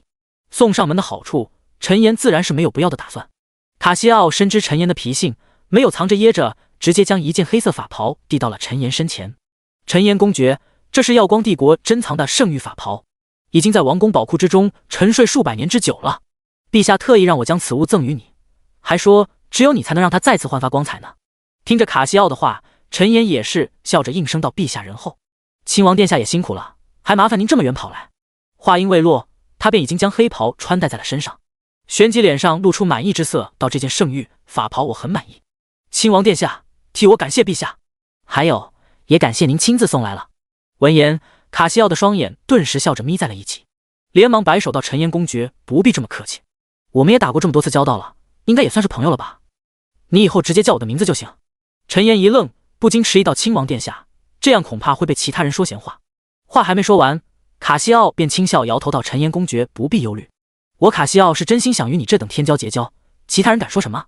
再说了，你现在深受陛下喜爱，更是整个秩序阵营最强大的存在，不会有人敢说你闲话的。”一席话说完，陈岩也是被打动了一般，深深点头道：“那就如你所言了，卡西奥殿下。”虽然还有殿下2字，但是卡西奥脸上的笑容却是比之前更甚了。能和陈岩的关系拉近一步，卡西奥的心情无疑是喜悦的。恐怕当初他也没有想到，陈岩居然在短短时间内就成长到了一个连他都需要攀附的地步。第139章忠诚圣域。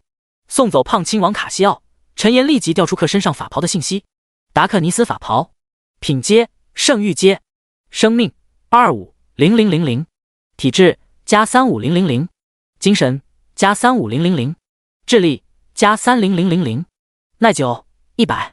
夜幕降临，消耗魔法召唤夜幕降临，夜幕状态下自身每秒恢复 1% 的最大生命值。黑夜领域，消耗魔法召唤黑夜领域，使自身进入阴影状态，闪避率提升100%，移动速度提升500%。需求等级无。看着面前法袍的介绍，陈岩不禁咕咚一声吞咽了一下口水。虽然属性对自己来说只是锦上添花，但是其所附带的技能却无疑是再次将陈岩的生存能力提高了一个新的档次。陈岩坐到大殿之上，看着殿外出神呢喃道：“看来这耀光大帝也是铁了心要拉拢我了呀。”这段时间，随着他的实力不断攀升，他在2届战场认识的那些各方势力的强者都曾邀请过他加入他们的势力，但因为耀光帝国有着克莱伊这个师傅在，所以陈岩都是一并给拒绝了。无意间发现自己已经变成众方哄抢的香饽饽，陈岩不禁摇头轻笑，暗叹一声，退出了苍穹世界。接下来一段时间，陈岩不是在2届战场扫荡魔物，就是在现实世界和竹幽出去干饭。时间过得很快，转眼间1个星期就过去了。这段时间，终于有了7、8名玩家突破 LV120 的界限，完成了职业3转。而在现实中，这些玩家也是证实，突破3转之后，俨然已经有了领主级的实力，这让众多玩家顿时激动不已，纷纷热火朝天的再次开始了炼级大道。除此之外，现实世界中也偶尔会有一些魔物裂缝出现，并且频率也是越来越频繁，似乎是某种事件的征兆一般。2届战场中，一道身穿黑袍的身影凌空而立，在他下方则有着成千上万道散发着恐怖威势的亡灵身影，他们形态各异，周身笼罩着黑色雾气和幽蓝色的火焰。不约而同的，所有亡灵都是狂热的抬起头，朝着天空中那道身影看去。系统提示：您已满足条件，请寻找合适位置突破圣域阶亡灵。看到面前的提示，陈岩嘴角顿时露出一抹笑容，随后转身看向下方无穷无尽的亡灵，心念一动，众多亡灵便被一股黑雾席卷，凭空消失在了原地。陈岩也照出一道亡灵之门，迈步踏了进去。塞西尔城大殿中，伴随着一道黑雾闪过，陈岩的身影再次出现。他没有犹豫，直接照出黑雾屏蔽四周，点击了信息面板上的突破按钮。轰！瞬间，惊人的气势自他体内散发而出。若不是有周围黑色雾气的防御，恐怕整个大殿都会在这股气势之下灰飞烟灭。与此同时，一道道幽蓝色的火焰也凭空生成，火焰飞舞盘旋，竟是渐渐包裹陈岩，形成了一个巨大的幽蓝色火焰之茧。现实世界中，陈岩身上的气势也是轰然爆发，巨大的动静瞬间将沙发上趴着看小说的竹幽吓得惊了起来。感受到陈岩房间被迸发而出的气势，竹幽面色微变，连忙挥动小手，将周围的房子笼罩在了一片结界之中。而塞西尔大殿中，陈岩的气势也是逐渐攀升。也不知过了多长时间，陈岩周身的幽蓝色火焰之茧开始退散，盘坐在大殿中的陈岩也是缓缓睁开了双眼。系统提示：恭喜你突破大地阶亡灵，全属性加1000000点。陈岩眼中露出笑意，深吸一口气道：终于突破圣域了，我现在也算是亡灵大帝了吧？突破大帝，也就是圣域境界后，一道提示也随之弹出。系统提示：您已突破圣域境界，是否开启亡灵神的试炼？提示：本次试炼所需时间较长，请提前做好准备。看到提示，陈岩眼中光芒闪动，随后点在了否的按钮之上。他还有其他事情要做，这亡灵神的试炼还是先暂时放一放吧。刚想到这，门外便走来2道熟悉的身影，其中一道是身穿银白铠甲的罗素，另外一道则是身穿华服的胖亲王卡西奥。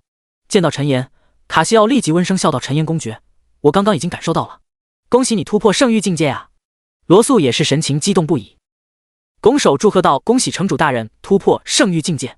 陈岩微微一笑，应声回答道：侥幸突破而已。卡西奥殿下，这次来莫非是为秩序大会的事吗？胖亲王卡西奥笑着点头道：秩序大会即将开启，陛下让我来接你一起过去呢。听到这话，陈岩也没有意外，毕竟当初说的就是10天之后秩序大会开始，满打满算下来，现在也刚好到时间了。这也是他没有急于开启亡灵神试炼的原因之一。陈岩脸上露出笑容，对着卡西奥道：既然如此，那我们就出发吧。说罢，陈岩又和罗素交代了几句，便和卡西奥一起乘坐传送阵去往了耀光之城中。根据卡西奥介绍，这次的秩序大会将在3大势力交界处的一座空中浮岛上进行。除了陈岩之外，耀光帝国还有10几名天骄要一同参加，不过他们的实力大多都是霸主阶，只有2名君主。对比之下，陈岩圣域境界的实力无疑是降维打击般的存在。那些天骄都或多或少听过或者见到过陈岩的身影，见到陈岩居然突破到了圣域境界之后，众人脸上不禁泛起了苦涩的笑容。一行人没有浪费时间，乘坐一艘圣域品阶的飞船，便朝着浮空岛的方向赶去。卡西奥也是一同随行，本来他是可以等到秩序大会真正开始时再去的，但是为了和陈岩拉近关系，于是便自告奋勇成了陪同的一员。另外，队伍之中还有1名圣域境界的法师，以及5名君主，也就是神话品阶的守卫者。圣域品阶的飞船速度极快，不过30分钟的功夫，一行人便来到了此行的目的地。第140章，大会开启。高天之上，一座风景秀丽、高山流水的岛屿正悬浮于空中，伴随着一道流光划破天空，一道散发着淡金色光芒的飞舟缓缓停在了浮岛的其中一片区域。这片浮岛很大，足有数百平方公里，俨然已经相当于一座小型的城市了。陈岩他们从非洲上下船，发现绿野联盟和蛮血部族的人都提前到达了，其中还有着一些陈岩熟悉的面孔，大多都是在2届战场中认识的。之前有过一些交道的洛桑也来了，看到陈岩的身影，不少和他熟悉的人都是笑着打了声招呼。陈岩笑着一一回应，随后便来到耀光帝国的休息区域进行休整。整座岛屿上修建有很多各色的建筑，最中央则是一座10公里方圆的环形建筑，其中还有很多类似于奥体中心那种环形的观看席位，周围也有一些其他的风格各异的建筑，来往间有很多陈岩没有见过的种族，想来应该是此次参与秩序大会的其他秩序阵营的势力。一座简单舒适的大厅内，胖亲王卡西奥的脸上带着笑容道：陈岩公爵，大会明天才会正式开始，放心，以你的实力只是来走个过场而已。大会分为淘汰赛和晋级赛2部分组成，首先利用淘汰赛筛选出118名参赛者，然后再单对单进行战斗，直到决出最后的大会冠军。胜利者不但能得到各种丰厚的奖励，更是有机会得到秩序徽章的认可。秩序徽章也是秩序大会不断传承的最关键因素之一，而这枚神物也一直都是由每次大会冠军方所属势力进行保管。相传，秩序徽章中蕴含着秩序之神的试炼和传承，但迄今为止，从没有人能得到秩序徽章的认可。上一次秩序大会被绿野联盟夺得桂冠，因此秩序徽章也是一直由他们保管至今。这次耀光帝国拉拢陈岩出场，不但是为了夺回秩序徽章，更是为了彰显帝国的实力。陈岩听闻，立即对秩序徽章起了浓厚的兴趣。虽然不知道他能不能得到徽章的认可，但是这个第1名他却是拿定了。一夜无话，第2天一早，当陈岩来到大会现场时，不由被映入眼帘的景象惊住了。只见周围昨天还空空荡荡的位置，此刻已经坐满了各色各样的身影，而在最靠前的几处特殊的位置上，耀光大帝的身影也是坐在了一尊宝座之上。在他身侧不远处，则坐着一位生长着绿色枝叶发丝、慈眉善目的老者，以及一位身形似雄狮一般的霸道身影。陈岩一眼便认出，这2位分别正是绿野联盟和蛮血部族的最强者诺兰戈特以及布鲁登。会场之上，一名绿野联盟生着蝴蝶翅膀的少女带着甜美笑容登场，她声音清脆悦耳，缓缓出声道：各位秩序阵营的伙伴们，欢迎大家参加本届的秩序大会。万众期待中，秩序大会终于再次召开。下面就先让小蝶仙来为大家介绍一下本次大会的流程吧。自称小蝶仙的少女扇动着背后那七彩的蝶翼，在会场之上跳跃舞动，看上去就像是一个活泼的精灵一般。观众席上，一些机缘巧合混进来的玩家见此情景，不由金光爆闪，似要把场上精灵般的身影生生看透一般。一些玩家更是直接对着赛场开启了实时直播，与众多玩家一起分享着盛况大会。小蝶仙感受到周围观众的热情，脸上的笑容更加灿烂。他轻飘身影，背后的翅膀立即洒落点点璀璨的彩色光点。本次大会先有淘汰赛制开始，每轮淘汰赛共有100人参赛，只有最终决胜者才能进入晋级赛。另外，本次大会还有10名直接获得晋级赛名额的参赛者，大家如果自认为有实力者，可以挑战他们，取代他们的晋级名额哦。说着，小蝶仙似乎想到什么，吐舌补充道：对了，提醒大家一句，他们都是圣域境界的强者，大家实力不足的话，还是不要挑战了。他的声音轻快，但却将大赛的规则描述得一清二楚。苍穹论坛上，一些观看直播的玩家不由爆发出一阵弹幕：哈哈，小蝶仙也太可爱了吧！谁敢脑子有病去挑战圣域强者啊？这也不一定吧。我刚刚可是看到陈岩大神的身影了，如果是他的话，挑战圣域 NPC 也不是不可能。陈岩大神吗？他居然也代表耀光帝国参赛了，真的好厉害！另一边，伴随着小蝶仙宣布淘汰赛制开始，也没有人敢挑战那些圣域强者，这让众多玩家不禁疑惑万分。正当有人疑惑陈岩为什么不去挑战之时，却发现陈岩的身影居然直接坐到了为10名晋级赛名额所留的位置，这让玩家们顿时哗然一片。卧槽，那不是专为圣域强者留的位置吗？难道陈岩大神他突破圣域了？不提一众玩家的震惊，陈岩却是好整以暇的在位置上等待起来。他扫视一圈，发现所有人加起来一块上，恐怕都不是他的对手。但陈岩自然不会这么嚣张，反正也是走个过场，他只需等待自己的上场机会即可。突破圣域之后，陈岩还掌握了一项基本能力，那就是自如掌握技能的威力。这样一来，也不用担心到时候不小心当着众多势力的面打死他们的天骄了。伴随着一声令下，赛场上百名参赛者开始了他们的大乱斗。一时间，各种技能横飞，刀剑乱舞，整个赛场顿时掀起一片风云变幻。结局毫无意外，在其中3名君主阶的强者之中选出了晋级者。紧接着，一场场淘汰赛不断进行，期间不乏出现了一些表现亮眼的存在。但陈岩却是没心思观看，他现在正利用技能点在自己成千上万个技能栏中筛选着自己中意的技能进行加点。突然，陈岩眼前一亮，点开其中一个技能开始了加点。恐惧之眼 LV10，消耗5000点魔法召唤恐惧之眼，被看到的目标将陷入恐惧。冷却时间10秒钟。第141章获得大会冠军。之所以选择这个技能加点，纯粹是因为其所附加的恐惧状态。恐惧全属性削弱至多 30%， 有一定几率无法移动，持续时间是双方实力而定。加点完技能之后，陈岩又默默利用亡灵强化对亡灵空间中的裘雷姆一众开启了强化。不知不觉间，一场场淘汰赛飞快地进行着，很快便到了尾声。当最后一场淘汰赛结束之后，正好与他们这些圣域强者加起来有128人，接下来便是1对1的晋级赛了。虽是这么进行，但明眼人都知道，最终的10强不出意外已经被他们这些圣域给包圆了。除非有君主阶的存在可以像陈岩之前那样做到越阶战斗，或许还有能占据10强一席之地的机会。小蝶仙翩翩起舞，落至赛场中央，微笑出声道：“朋友们，大家期待已久的晋级赛终于要开启了。话不多说，让我们开启第1轮晋级赛。本次晋级赛将决出64强的参赛者。第一战，来自绿野联盟的萨姆多对战来自耀光帝国的艾瑞克。”话音刚落，周围的赛场上顿时爆发出一阵欢呼和尖叫声。艾瑞克加油！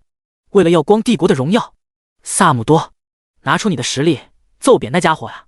在众多观众的高声呼喊之中，一位身穿银白铠甲的身影和一位手持弓箭、有着一头靛青色发丝的身影来到了赛场上。这2人都是君主阶的强者。在小蝶仙宣布比赛开始之后，2人便不约而同地朝着对方发动了攻击，金光肆虐，剑矢破空，二者你来我往，打得十分激烈。最终还是耀光帝国的艾瑞克逮着机会一个冲锋来到对方身前，然后一个丝滑的连招解决对方，获得了比赛的胜利。周围耀光帝国的观众立即爆发出一阵欢呼声。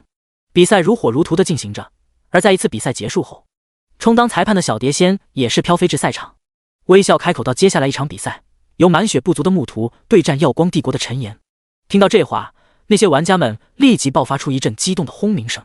啊！终于等到陈岩大神了！陈岩大神上，锤爆他们！他们热情似火，比之前任何的应援声都要激烈，惹得3大势力和其他各方势力频频侧目。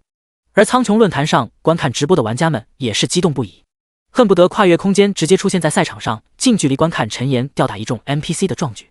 赛场上，身穿一袭黑袍的陈岩也是伴随着一阵黑雾凭空出现在了空处。另一边满血不足的牧徒则宛如一道流星般从天而降，落在地上掀起一阵烟尘。对方身穿一系古朴的青色铠甲，面庞则笼罩在一面狼头面具之下，看其露出的双拳居然有着如同钢刀利刃般的3根利爪。陈岩眉头一抬，却是没有心思去查看对方的信息，而是在听到比赛开始的口令之后，直接丢出一发断崖之剑冲了上去。当然了，为了有意第1比赛第2的宗旨，陈岩特地收了一手，帮对方保留了1万点生命。-67990000，恐怖的伤害飘出，瞬间使得观众席上一众玩家惊得唱出了高音。但事实证明，他们还是震惊的过早了一些。接下来一连几场比赛，每次陈岩出场的时候，对方都会直接被秒杀，而他也自然顺利无比的来到了总决赛。明眼人都能看出陈岩的实力碾压众人，此次的冠军恐怕早已被他预定了。小蝶仙扇动背后彩色翅膀，掀起道道彩色的炫光，他的脸上带着激动之色，声音也变得高亢几分道：“各位观众朋友们，本届秩序大会最终决战即将开启，让我们有请秩序阵营实力通天的陈岩，以及绿野联盟有着自然法师之称的萨尔文登场。”一众欢呼声中，身穿一袭黑袍的陈岩以及一身绿色法袍的萨尔文便通过各自的手段来到了赛场之上。陈岩周围黑色雾气环绕，不时还有道道幽蓝色的火焰燃烧。反观对面的萨尔文周围却有着绿色的藤蔓植物不断生长，还有着一些各色光芒形成的小鸟在其周围飞舞。在众人看来，2人所散发出的气势完全是两个极端。陈岩面色从容，手中握着梅尔克洛德之杖，耐心等待着裁判小蝶仙比赛开始的口令。而萨尔文却是紧张无比，虽然他也拥有圣域境界的实力，但根据他的感知，发现陈岩的实力居然比他强出10数倍不止，这让他顿感惊疑和紧张。再加上之前陈岩的表现，萨尔文深吸一口气，按捺下心中的杂绪。不管怎么说，都到这一步了，他必须战斗，不仅是为了他自己，更是为了身后绿野联盟的荣耀。伴随着一声令下，一道闪电便划破长空，落在了萨尔文的身上。-135490000，依旧是仅保留最后一丝血的秒杀。恐怖的伤害数字飘起，刚刚喊出比赛开始的小蝶仙不由愣在了原地。直到比赛结束5秒钟之后，周围有尖锐的报名声响起，小蝶仙才恍然快速回过神来道：比赛结束，本场比赛获胜者以及本届秩序大会的冠军是来自耀光帝国的陈岩。清脆的声音响起，周围的观众顿时轰动起来，特别是耀光帝国和来观看比赛的玩家，他们甚至激动地从观众席上站了起来。陈岩大神，帅呆了，简直超神！卧槽，连圣域 NPC 都能秒杀，陈岩大佬掉爆了！坐在最前方的耀光大帝以及诺兰哥特和布鲁登也都是一脸惊奇地看着陈岩。显然，陈岩的实力已经到了一种难以想象的地步，恐怕他们这些老一辈的强者上去都不会是其一合之敌。头上长满绿色枝叶的诺兰哥特不禁感叹出声道：卡塞尔，想不到你们耀光帝国居然出了这么一位人才。雄狮般的布鲁登浑厚的声音也一同响起，这小子的力量恐怕已经可以比肩那些魔神了吧。第142章秩序徽章。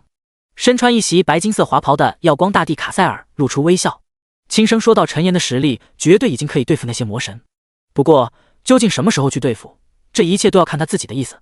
听到这话，诺兰哥特和布鲁登都是嘴角一抽，一时间不知道该怎么回应是好了。他们那么说也是希望陈岩能够尽快将混乱阵营的魔神铲除，但没想到卡塞尔居然这般维护，他们再继续深究下去就不礼貌了。正当两人陷入尴尬之时，卡塞尔的声音却是再次响起：诺兰，这次大会是我们耀光帝国获得了冠军，秩序徽章呢？赶紧交出来吧。诺兰哥特斜了眼一旁的卡塞尔大帝，伸手从虚空中照出一道散发着淡金色光芒的徽章道：给你。那淡金色的徽章呈盾牌的形状，上面刻有神秘的花纹，边缘还有一些莫名的齿状和波浪状凸起。卡塞尔大帝眸中闪烁亮光，郑重地将其收了起来。待会还有颁奖典礼，他可是要将其颁发给陈岩的。赛场上，萨尔文一脸无奈地恢复着自身的力量。到了他们这个境界，只要没有第一时间被杀死，那他们就有很多种方法迅速地恢复到巅峰状态。萨尔文一脸复杂地看向陈岩道：陈岩，你是个很可怕的对手，希望你未来能在2届战场上斩获更多功勋。陈岩眉头一挑，眼中露出一丝诧异，这还是他打败的对手中第一个跟自己说话的。看着对方认真纯粹的眼神，陈岩也是轻笑一声道：自然如此，你也加油。没说2句，小蝶仙便笑着开口道：各位观众朋友，终于到了我们最为期待的颁奖环节，下面首先有请我们第11至24名的参赛者登场，他们将获得非常珍贵的传奇套装1套，以及一件适合自身的本职业武器。话音刚落，周围观众席上便传来一阵激动热烈的欢呼和鼓掌声。很快，第11名到第14名的参赛者便陆续登上了赛场上缓缓出现的一座高台之上。陈岩和萨尔文则是暂时回到了各自的休息场所，等待着属于他们的高光时刻。为他们颁奖的则大多都是一些较有实力和地位的小势力主宰者。除此之外，还有一些类似卡西奥亲王这般身份的身影一同参与了颁奖。看着一件件传奇装备和道具被送上赛场，周围的观众和玩家以及论坛上正在观看直播的玩家不由激动的直跳脚，甚至已经开始幻想并将自己自动带入到了其中。紧接着是第4名至第10名的获奖者，这7道身影中有5位都是属于3大势力，只有2位是从其他小势力之中脱颖而出的存在，但无一例外的是，他们都有着圣域境界的实力，这也在所难免，毕竟不是每一个人都能像陈岩那样越阶挑战的。7名获奖者都是获得了一套神话品阶的装备，以及一件圣域品阶的武器。在众人羡慕到爆炸的眼神之中，7名获奖者纷纷喜笑颜开地穿戴上了自己的全新装备。直到7人下场，场上都还能依稀听到咬牙切齿的声音，以及一道道望眼欲穿的眼神。颁奖台上，小蝶仙再次降临，他的脸上带着激动笑容，在众目期待之中开口出声道：下面让我们有请本届比赛前3名登场。伴随着一阵地动山摇般的欢呼呐喊声，陈岩、萨尔文以及来自满血部族的班杰明登上了颁奖台。第3名的奖励是3件圣域品阶的装备以及1件圣域道具，第2名则是4件圣域装备以及1件圣域道具。小碟仙声音每一次停顿，周围的观众席上便会爆发出一阵排山倒海般的惊呼。在周围众人的灼灼目光之中，小碟仙也是缓缓说出了独属于冠军的奖励。第1名的奖励是5件圣域装备、1件圣域品阶道具以及秩序徽章1次使用权。听到这话，所有观众都是激动不已的欢呼起来，而耀光大帝、绿野联盟和满血部族的族长也都是化作流光降临，亲自将一件件散发着璀璨光芒的装备送到了陈岩3人身前。耀光大帝卡塞尔脸上带着笑容，他双手握着秩序徽章别到了陈岩胸前的法袍之上。陈岩，感谢你为耀光帝国夺回的荣誉。陈岩微微一笑，应声回答道：陛下，这都是我应该做的。说着，他便不动声色地查看起了徽章的信息。秩序徽章，苍穹物品，全属性加1000000，秩序之力，消耗1000万点魔法召唤秩序之力，提升自身1000%全属性，持续时间30秒，冷却时间10个自然日。介绍：蕴含秩序之神试炼的徽章，剩余使用次数23-100。备注：一旦获得秩序徽章认可，即可获得秩序之神的试炼，试炼成功绑定徽章，失败则无法受到徽章庇佑。看到系统上的介绍，陈岩不禁有些惊讶，他没想到这居然是苍穹阶的道具。卡塞尔大帝的声音却是再次响起：陈岩公爵，还是等到回去之后再进行测试。闻言，陈岩也是微微点头，默默打消了使用徽章的打算。一些玩家则通过特殊手段将秩序徽章的信息同步到了论坛上，立即又惹得一阵爆鸣。卧槽！卧槽！全属性增加100万，带上这个徽章，那不就成人形 BOSS 了吗？楼上的陈岩大神早就是人形 BOSS 了好吗？试问哪个玩家能单刷整个秩序阵营的圣域 NPC？ 羡慕的口水都要流出来了啊！人家连传奇装备都没有呢，陈岩大神居然都带上苍穹徽章了。在几家欢喜几家愁的氛围之中，这一届秩序大会也是缓缓落下了帷幕。回到塞西尔城后，陈岩便在大殿中看到了从布鲁威斯城赶来的克莱伊。看到熟悉的白袍银须的老者身影，陈岩不禁微笑出声道：师傅您看到了吗？我拿到秩序大会的冠军了。第143章试炼开启。克莱伊轻抚银须，笑着应声回答道：自然是看到了。他虽然没有在现场，但却通过特殊道具看到了陈岩参赛的全部表现。看着自己的徒弟成为秩序大会的冠军，克莱伊心中的骄傲自然是溢于言表。他这次来也是想着亲自表达一番祝贺。陈岩微微一笑，随手将得到的1件圣域品阶的头冠取出，递到了克莱伊的面前。师傅，这圣域头冠送给你了。克莱伊一愣，旋即连忙摇头拒绝道：我不需要，你自己。话还没说完，陈岩便出言阻止道：师傅，我已经有了圣域品阶的头冠了，这个还是留给您用吧。他所指的自然是当初斩杀赛托拉克获得的猩红头冠。之所以给克莱伊头冠，也是因为其附带了一项珍贵的无敌能力。但陈岩他已经拥有了好几项无敌能力，因此自然不再需要锦上添花。见到陈岩的坚持，克莱伊张了张嘴，最终还是没有再说出拒绝的话。他脸上露出一丝感慨，双眼也是绽放出一抹温和的笑意。小妍子，谢谢你了。陈岩依旧微笑，对于他来说，现实世界中已经没有了亲人，而在这苍穹世界，克莱伊就是他唯一的亲人。当初要不是克莱伊帮助他转职成亡灵法师，从而觉醒了苍穹阶天赋，他也不可能这么快就走到如今这一步。师徒俩又聊了片刻，克莱伊便回到了布鲁威斯城中。陈岩则取出秩序徽章，点击了使用按钮。下一刻，一道璀璨的金色光芒骤然自徽章之上爆发。在金光爆发的刹那，陈岩突然感到体内同样有一道金光散发而出，体内的金光透射而出，将陈岩的身体染成了一片金色，同时也与那漂浮在空中的秩序徽章产生了一丝呼应。系统提示：由于您持有秩序之种，得到秩序徽章的认可，现秩序徽章已绑定成功，即将开启秩序之神的试炼。系统提示：由于您已经身具龙神传承，亡灵神的试炼，秩序之神的试炼难度大幅度提升。接连2道提升开启，陈岩不由得当场愣在了原地。好家伙，试炼难度还能大幅度提升，这秩序之神也太小气了吧。他记得之前获得亡灵神传承的时候可没有这种提示。不过吐槽归吐槽，没有让他3选1，并且成功得到试炼机会，陈岩已经要谢天谢地了。现实世界有竹优照料，应该不会出什么问题。苍穹世界经过之前那一战，短时间内也不会再爆发大规模的战争，当下绝对是最适合接受神之试炼最佳的时机。想到这里，陈岩不再犹豫，直接点击了开启的按钮。唰！伴随着一道刺目的金光闪过，陈岩的身影便出现在了一处漂浮在空中的圣殿之中，周围是10道通天的金色神柱，中间则是一颗散发着璀璨金芒的巨大棱形宝石。陈岩身影出现在宝石周围的刹那，一只形态奇异、酷似人形但却只有巴掌大小的发光体便出现在了他的身侧。陈岩心神一动，便大概知晓了这发光体的身份。果不其然，不等他开口，发光体便开口道：“试炼者，我是负责秩序之神传承的神使，你的身上还具备着亡灵之神以及龙神的试炼和传承，本来这并不符合规矩。不过，若是你自愿放弃其他2位神之传承，或者面临难度倍增的试炼，我可以为你开一次特例，让你尝试一下。但要是失败的话，秩序徽章便会重新选择主人。”听到前半句的时候，陈岩不由吓了一跳，还以为这神使有自己的想法，不想让他获得传承了呢。但后面半句却是让他彻底放松下来。难度大幅度提升，正合他意。毕竟之前在龙神试炼的时候，他就感觉那些试炼也太过简单了一些，就连最后一波都没让他拿出1/10的实力。既然这神使主动提出要加大难度，那他自然是奉陪到底。想到这，陈岩不再犹豫，应声回答道：“尽管开始吧，我选择难度提升的试炼。”闻言，发光体神使不再多言，双手挥动，洒落道金光，周围的空间便开始了不断变换。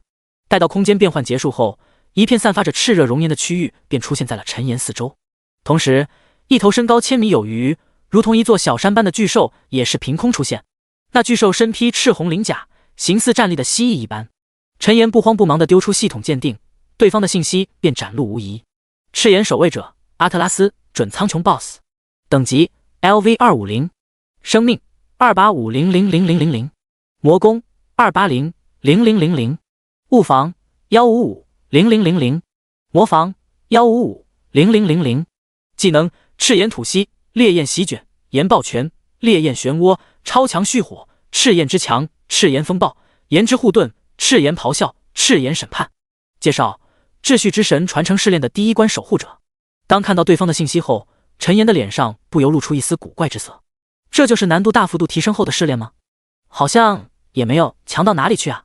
原因无他，之前那场怪物入侵，他可是收获了近1000万点属性，再加上突破圣域境界，全属性增加100万的奖励，以及各种圣域装备，还有秩序徽章全属性增加100万的加成，他的属性可以说碾压着首位 BOSS 了。力量2580000加1585000，体质4550000加1820000，精神4500000加1750000，智力3758500加1565000，敏捷2350000加1250000。虽然生命好像和对方还有一些差距，但他的魔攻和双防却是比对方高了数倍不止。没有犹豫，陈岩直接发动一发断崖之剑，轰在那赤炎守卫者的身上。-368395250， 3一点的伤害飘出，赤炎守卫者竟是连发动攻击的机会都没有，就直接被夺走了生命。第144章现实世界融合。系统提示：击杀赤炎守卫者阿特拉斯 LV250， 获得8500000点经验。系统提示：你升到了 LV228， 获得500点自由属性点。一道金光洒落，陈岩瞬间升了1级，随手将500点属性加在智力上，发光体神使便出现在了他的身前。对方的眼睛明显瞪大不少，嘴巴也是惊得有些合不拢嘴。你居然秒杀了赤炎守卫，那可是准苍穹阶的存在。陈岩神色微动，嘴角上扬道：神使，赶紧派出下一个守卫者吧，早点完成试炼，我还赶着成神呢。发光体嘴角一抽，双手一拍，周围的环境便迅速变换。不到片刻，陈岩便来到了一片宽阔的裂天峡谷之中。紧接着，一道类似岩石巨人的生命便缓缓出现在了他的面前。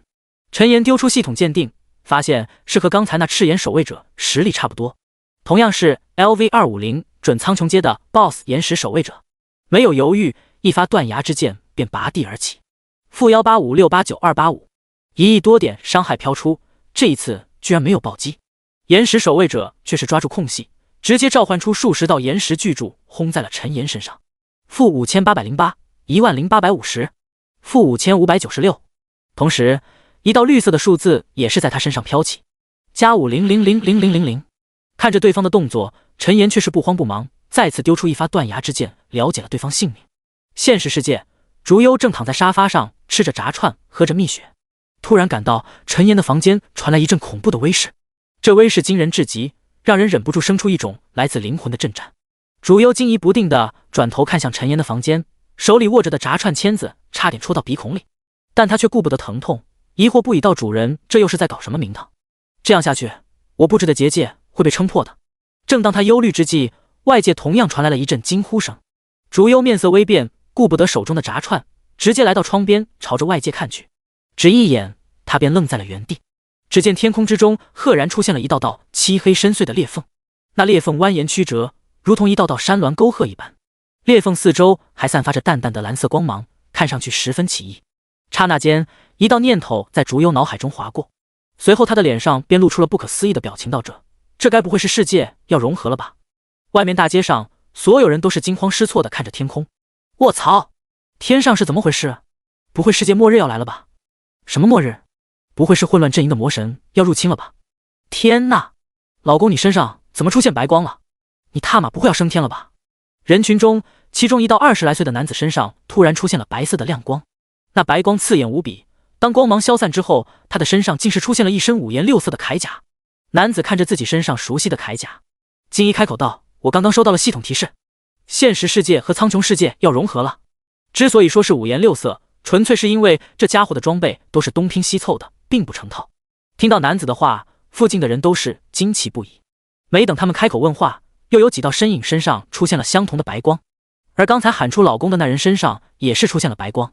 系统提示：本世界将与苍穹世界融合，已为您融合苍穹世界的所有属性和装备。同一时间，整个世界没有登录游戏的人类身上都是相继出现了白色的光芒。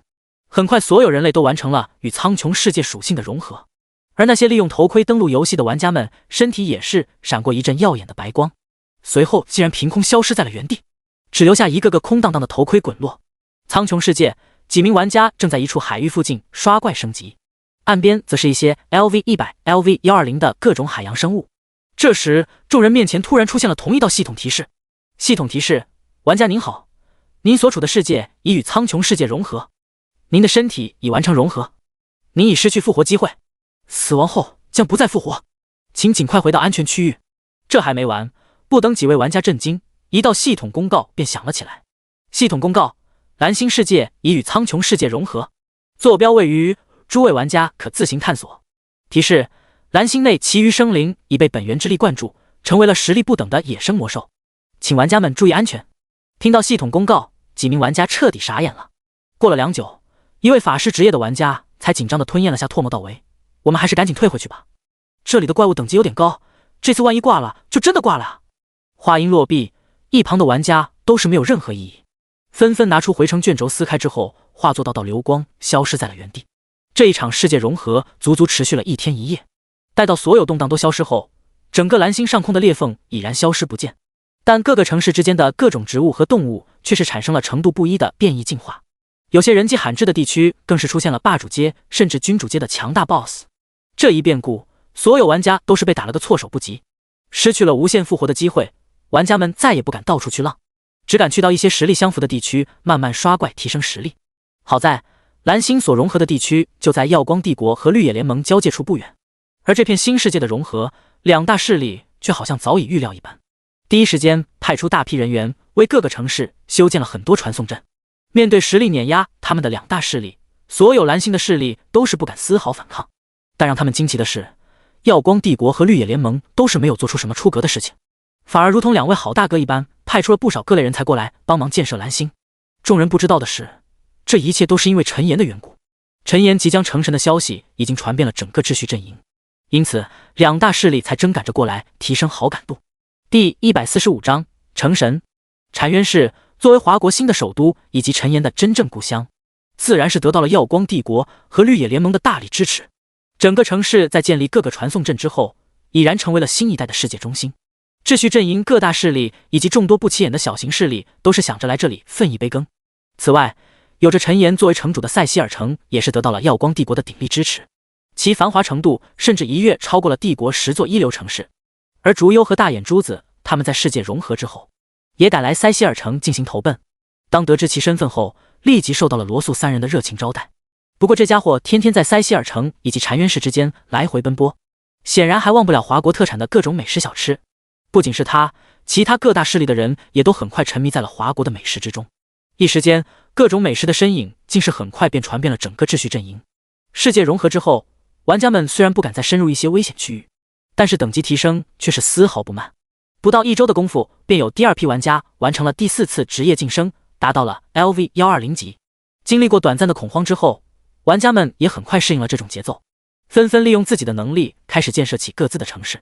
这一天，一道夺目的蔚蓝色通天光束突然自塞西尔城冲天起，那光束冲破云霄之后，便以极快的速度朝着整个秩序阵营飞速蔓延开来。紧接着，一道系统公告便在所有蓝星人民耳旁响起。系统公告：玩家陈岩成就秩序之神、亡灵之神、龙神。身为第1位3神位一体的玩家，本次成就将载入苍穹史册。特奖励玩家陈岩110点声望，100亿金币，10000点幸运。苍穹本源 X1。听到这公告，不管在什么位置，所有蓝星人民都是呆愣在了原地。他们或多或少听说过陈岩快要成神的消息，但他们没想到他居然获得了3神的传承。苍穹论坛上，所有玩家都是激动不已地发表起了各种评论。天呐，陈岩大神这下是真成神了！我的乖嘞，3神合一，我不敢想象陈岩大神到底多强。陈岩大神威武，哈哈，真是我们禅渊市的骄傲。待到那蓝色天幕覆盖整个秩序阵营后，丝丝蓝色的光雨便开始源源不断地朝着下方洒落开来。所有生灵沐浴这场光雨之后，身上的气势都开始迅速增强起来。塞西尔城南城门出口处，一位正在摆摊的玩家看着洒落在自身上的蓝色光雨，不由一愣，但下一刻他便惊喜莫名地瞪大了双眼。系统提示：你沐浴了神之恩赐，全属性加1000。系统提示：你沐浴了神之恩赐，全元素抗性加100，等级提升5级，共获得50点自由属性点。一道道系统提示接连弹出，摆摊的玩家顿时惊得合不拢嘴。一旁其他沐浴蓝色光雨的玩家也是激动万分，纷纷议论道：卧槽，我增加了1200点属性，还升了2级，我的天哪，我居然获得了一项 S 级的技能，我的是全属性增加3000点。所有人都是被这意外之喜砸得头昏目眩，一些人更是激动的差点说不出话来。塞西尔大殿内，陈岩的身影正静静地悬浮在空中。之前那秩序之神的试炼他早就通过了，后面又顺带着将亡灵神的试炼也直接速通。这段时间他一直忙于融合传承，才没有现出身形。成神之后，他的各项属性也是得到了大幅度提升，比之前都强了数倍不止。同时还获得了3项专属于各个神位的超强神技：秩序之约、亡灵勇技、龙威如玉。至于刚刚那场覆盖整个秩序阵营的光雨，则是秩序意志为庆祝他成神对众生的馈赠。这让陈岩不禁感到有些无语，他成神难道不应该给他奖励吗？真搞不懂这秩序意志怎么想的。若是被其他人知道陈岩的想法，肯定会说他贪心不足，都获得3神传承了，居然还想着跟他们这些普通玩家抢机缘。这时齐明身上的蓝色光芒渐渐消散，一道提示也是在他面前弹了出来。系统提示：恭喜您完成神之馈赠，获得全属性加1000000点的奖励。看到提示，陈岩顿时老脸一红，好吧，看来是他错怪人家秩序意志了。没等他感慨自己以小人之心夺君子之腹，大殿外便传来一阵轻缓的敲门声。陈岩眉头一抬，随口拖出道：进来吧。门外之人正是老熟人卡西奥以及罗素3人。作为耀光帝国拉拢他的金牌代言人，卡西奥这段时间的地位也是水涨船高，俨然力压其他2位亲王，成为了仅次于耀光大帝的存在。而这一切自然都得益于陈岩。卡西奥看着陈岩的身影，眼中不由露出一丝复杂的神色，但旋即他便将所有杂绪尽皆收敛，深深一礼道：卡西奥见过尊神。罗素3人也是神色激动无比，齐齐大礼道：见过尊神。陈岩微微一笑，应声回答道：卡西奥公爵不必如此，你还是和以前一样，叫我陈岩好了。还有你们叫我城主即可。他不是什么有些权力就非要搞得和之前相比天翻地覆的人，相对来说他更喜欢随和一点的相处方式。闻言，卡西奥和罗素3人都是有些惊讶，但旋即眼中对陈岩的尊敬却是越发浓郁了。卡西奥脸上露出笑容道：陈岩公爵，我代表陛下和整个耀光帝国向你表示祝贺，你成为神祇，实在是我们耀光帝国乃至整个秩序阵营的幸事。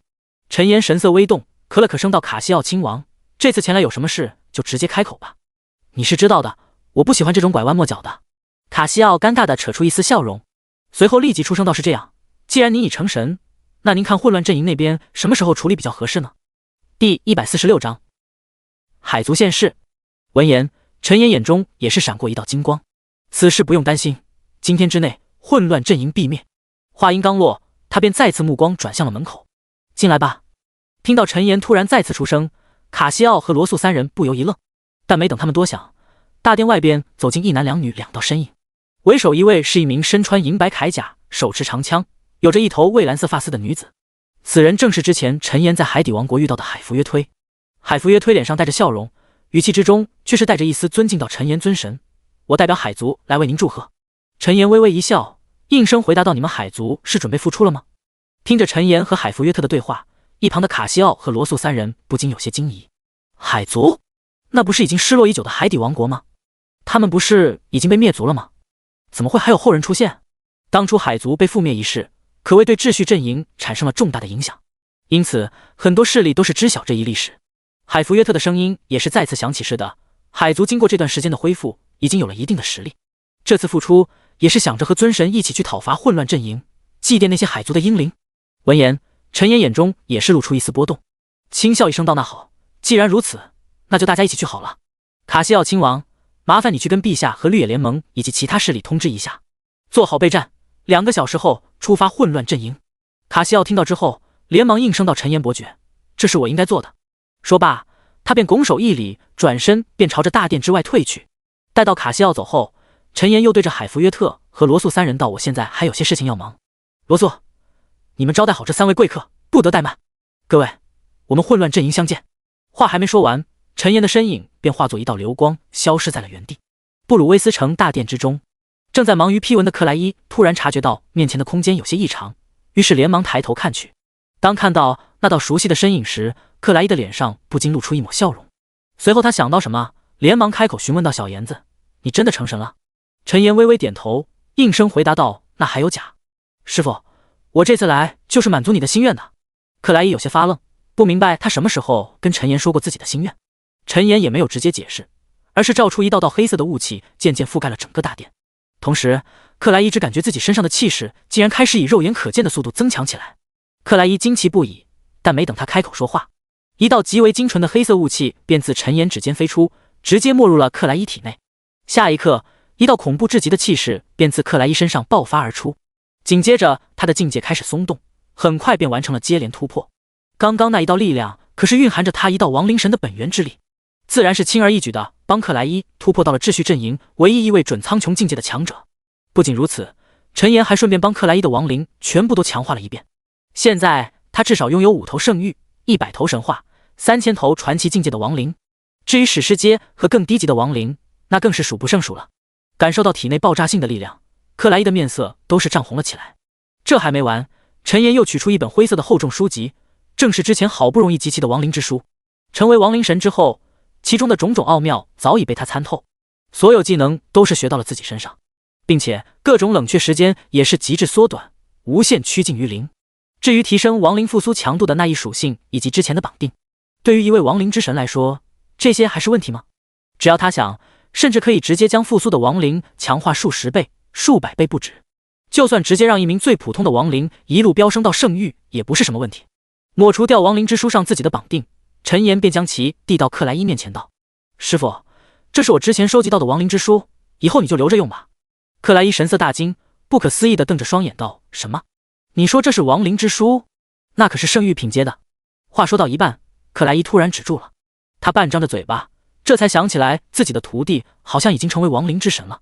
想到这，克莱伊脸上不由露出了一抹无奈但快乐的笑容。看到克莱伊绑定亡灵之书，陈岩又将自己身上的圣域法袍全部给了他。对于如今的他来说，这些装备都已经纯属身外之物，其中所包含的各种能力，他只需一眼便可以将其领悟转换成自己的能力。将这些都传给克莱伊，刚好可以保护好他的安全，以后也不用他多担心了。若是让别人知道，肯定会觉得倒反天罡。别人家都是师傅传给徒弟各种技能法宝，到了他这却是反过来了。看着喜不胜收的克莱伊，陈岩脸上的笑容更甚。师傅，我还有一份大礼，您准备好了吗？克莱伊双眼瞪大，暗自吞咽了一下，唾沫道：还有大礼？陈岩嘴角上扬，没有回应，而是心念一动，带着克莱伊消失在了原地。大圣堂，3位圣域强者正面色复杂地看着眼前一老一少2道身影。这2人自然正是从布鲁威斯城赶过来的陈岩和克莱伊。陈岩本打算直接覆灭掉圣堂，但一想这也太便宜他们了，于是便想到了一个好主意，那就是让他们投诚，成为克莱伊手下的亡灵，如此还能保全一命。不然的话……陈岩看着磨磨唧唧的三道身影，立即冷声道：“考虑好了没有？今天你们答应也好，不答应也罢，总之留给你们的只有一条路。”三位圣堂圣域强者闻言，立即惶恐道：“尊神，我们愿意侍奉您的老师为主。”陈岩暗自点头，照出一道黑色雾气，便将三人瞬间秒杀。师傅，接下来交给你了。第147章横扫混乱阵营。克莱伊脸上露出复杂之色，随后深吸一口气，对着陈岩道：“徒弟，谢谢你做的一切。”陈岩轻笑着应声回道：“好了，师傅，您赶紧的吧，大家还等着去横扫混乱阵营呢。”听到这话，克莱伊也是露出一丝笑容，转身朝着3名圣域强者丢出了亡灵复苏。不到短短片刻，3名圣域强者便转换成了亡灵，加上亡灵之书的加持，他们的实力与生前没有多大差别，唯一的区别便是他们再也无法对克莱伊生出任何反抗之意。经过这个小插曲，陈岩便带领着整个秩序阵营开始发动了对混乱阵营的大总攻。虽然他自己就可以做到这一切，但想着所有秩序阵营的势力都被欺压已久，带上他们也好让他们发泄一下积攒已久的怒气。随着陈岩心神一动，一道道蔚蓝色的光芒便出现在了各个势力集结队伍的前方。与此同时，一道散发着淡淡威严的声音也是在众多秩序阵营的生灵耳边响起：“所有秩序阵营所属，进入通道之中，横扫混乱阵营。”话音落毕，那些蓝色的光芒便开始迅速旋转，转瞬间形成了一个个奇异的蔚蓝色通道。所有势力的身影听到这话，都是没有半点迟疑，纷纷朝着通道之内涌去。蓝星的玩家们也是激动不已的进入到了那涌现的蔚蓝通道之中。只因就在刚刚，一道统一的提示再次出现在了他们面前。系统提示：你已获得神之祝福，24小时内全属性增幅 1000%， 受到致命攻击时可强制保留1点生命，并在后续10秒内免疫伤害，每秒恢复 10% 的最大生命值，可触发次数24。看到眼前的提示，玩家们都知道这是陈岩给他们开的外挂，不禁纷纷激动惊呼道：“谢谢陈岩大神，终于体会到什么是挂币的感觉了！卧槽，这 buff 也太他妈爽了吧！要是能一直持续下去就好了。”陈岩大神他成神之后也没有忘记我们，他真的，我哭死！在众多玩家发疯一般的欢呼雀跃中，一场史无前例的阵营大阵终于缓缓拉开了序幕。一处无边无际的旷野之上，到处都是形态怪异扭曲的各种魔物，天空之中更是笼罩着一层阴暗无比的黑暗云层。而在无尽魔物大军的对面，则是数之不尽的秩序阵营各方势力的大军。在大军最前方的高空之中，一道浑身散发着淡淡金光和蔚蓝色光芒的身影正悬空而立，其身影四周的光芒所过之处，所有黑暗云层都是被清扫一空。一道声音突兀响起：“阿萨尤斯还有赛托拉克都自己主动滚出来吧，这样我还能让你们死得体面一点。”话音刚落，一道道阴暗冷漠的声音便响了起来：“真是狂妄！陈岩，不要以为你成神了就能拿下混乱阵营。没错，现在退走还有机会活命，否则今天就是你的陨落之日。跟他废话那么多干什么？所有魔物听令，给我发动攻击！”黑暗云层之下，10道形态不一但尽皆散发着无尽恐怖威势的身影立于魔物大军之上。他们每一个都有恃无恐，似乎有着什么不为人知的底牌一般。看着10大魔神这副样子，陈岩顿时神色古怪的朝着他们扫视而去。猩红之物赛托拉克分身准苍穹阶 BOSS， 等级 LV280， 生命95800000，魔攻8500000，物防5500000，魔防5800000，技能猩红闪电、猩红之物、猩红之力、狂热、理智颠覆、猩红印记、猩红盛宴、猩红扭曲、猩红领域、入侵现实、中烟猩红。介绍：混乱阵营10大魔神之一，蕴含着一道混乱阵营的本源之力，在混乱阵营中时可短暂爆发出苍穹境界的力量。看着对方的信息，陈岩这才明白过来，原来是可以借助本源之力短暂发挥苍穹境界的实力。不过你们不会真以为成为神只是突破到苍穹境界那么简单吧？没有犹豫，陈岩也没了和这些个魔神费嘴皮子的心思。只见一道万丈长的蓝紫色闪电划破长空，瞬间将10大魔神连接在了一起。10大魔神惊怒不已，身上的气势顿时再次爆发。可他们这么做也只是徒劳，在那恐怖的蓝紫色闪电肆虐之下，10大魔神身上的生机顿时开始飞速流逝起来。不到2秒钟的功夫，10大魔神便彻底陨落。见到这一幕，所有魔物都是震惊的不能自语，而秩序阵营这边的各方势力和玩家们却是气势如虹。纷纷朝着那些魔物冲了上去。长时间的仇恨累积之下，他们对这些魔物的怒气可谓是达到了一种惊人的程度。如今陈岩刚好给了他们一个释放怒火的机会，因此所有势力的大军都是杀性大起，纷纷屠戮起那些魔物大军来。陈岩也没有坐视不管，他直接丢出闪电链，将那些高等级的魔物全部灭杀，然后又利用神力开始削弱所有的魔物，一直到整个魔物大军7、8分残之后，才缓缓停了下来。见此情景，玩家们顿时惊喜莫名，纷纷拿着各自的武器朝着那些残血魔物冲了上去。这种捡人头的操作，他们最是擅长了。大量高等级的魔物被玩家们屠杀，他们的等级也都是飞速增长起来，哪怕卡在了职业晋升的线上，他们也丝毫没有懈怠。毕竟这样的大机缘恐怕仅此一次，过了这个村可就没有这个店了。他们必须抓住这次机会，才有可能尽快追赶上其他势力的脚步。混乱阵营的魔物数量何其繁多，哪怕秩序阵营各方势力和所有玩家一同出动，也是足足花了3天左右的时间才将其灭杀了大半。虚空之中看着仅剩无几的魔物，陈岩的眼中也是闪过一丝波动。应该差不多了，得留一些让他们可持续发展一下，要不然以后没有魔物了，秩序阵营内部势必会发生其他的动乱。第148章苍穹之光。想到这，陈岩便开口制止了各方势力和有些疲惫的玩家们。对于陈岩的旨意，他们自然是不敢说什么，纷纷遵从指示，通过传送通道回到了秩序阵营之中。而陈岩则将目光转向了大地之上苟延残喘的魔物，以及覆盖整个混乱阵营甚至堆积成高山的尸骨。这么多属性点，我怕是要成为众神之神了吧。这般想着，陈岩却是已经发动了亡灵复苏。成为亡灵之神后，他复苏亡灵只需要一个念头即可，根本不再有什么数量的限制。下一刻，便见整个混乱阵营苏醒了过来，大地开始颤动，一头头骸骨从尸体之中挣脱而出。放眼望去，其数量怕是足有万亿之多，其中史诗阶级以上的亡灵也是不下100万。数之不尽的亡灵齐齐抬头望向天空中那道散发着永恒之光的身影，他们的眼中燃烧着幽蓝色的火焰，将整个大地都渲染成了一片幽蓝之海。苍穹之上，陈岩心念微动，便将复苏亡灵得来的属性点平均分配到了5项属性之上。至于那不下100万的技能，也是被他片刻间掌握。做完这一切，陈岩不再留恋，将所有亡灵召回亡灵空间之后，便消失在了原地。回到秩序阵营后，陈岩没再去其他地方，而是回到了塞西尔城中。禅渊氏虽好，但却不是他一个人的。时间飞逝，转眼间距离那场大战已经过去了数月有余。陈岩一直来往于塞西尔城、布鲁威斯城以及禅渊城之间，秩序阵营也是恢复了以往的和平。在海族势力和蓝星势力崛起之后，整个秩序阵营也逐渐形成了5分之势。不过其他4大势力却是看在陈岩的面子上，隐隐有依附于蓝星的趋势。对此情景，陈岩也是没有多说什么，但他自然是喜闻乐见的。毕竟再怎么说，那也是他的故乡，能够因为自己发展起来，他比谁都高兴。有了众多势力的投诚，蓝星也是进入了飞速发展之中，众多玩家的实力也渐渐提升了上来。其中一些佼佼者更是凭借自己的机缘和运气，成功突破到了霸主、君主，甚至是圣域的境界。这也让蓝星成为了名副其实的5大势力之首。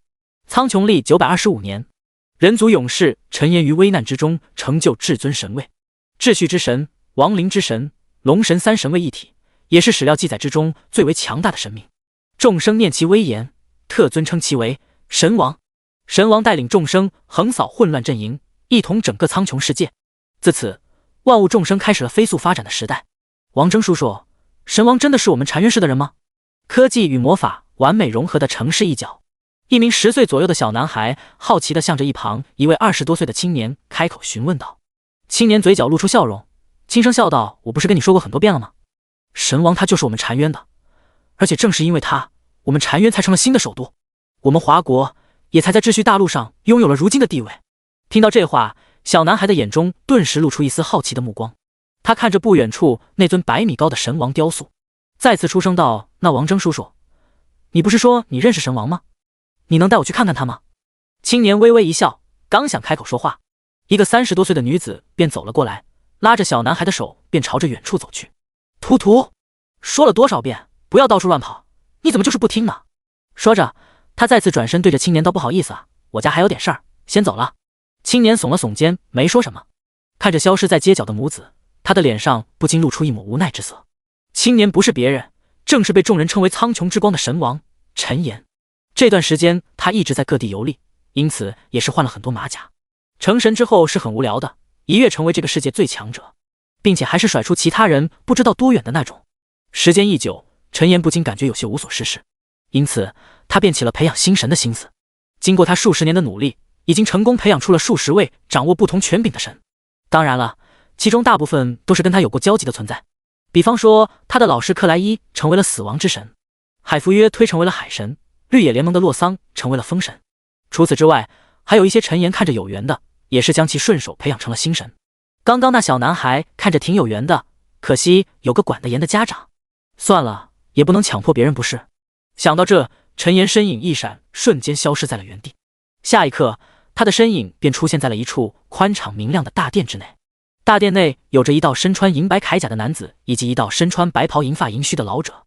见到陈岩，铠甲男子立即神色一肃道：“城主大人，您回来了。”老者也是微笑出声道：“小岩子，你回来了。”陈岩微笑应声道：“回来了，师傅。”罗素，城内最近都还好吗？罗素闻言立即笑着开口道：“当然好，沾了您的光。塞西尔城现在已经成为耀光帝国最大的城市了。”听到这话，陈岩脸上也是露出笑容，摆了摆手道：“那就好，你先去忙吧，有什么事再过来联系我。”见此情景，罗素也是没有多说什么，深深一礼后便转身离开了大殿。克莱伊则脸上露出笑容道：“小岩子，这都多长时间了，你怎么还没给我找个突媳妇啊？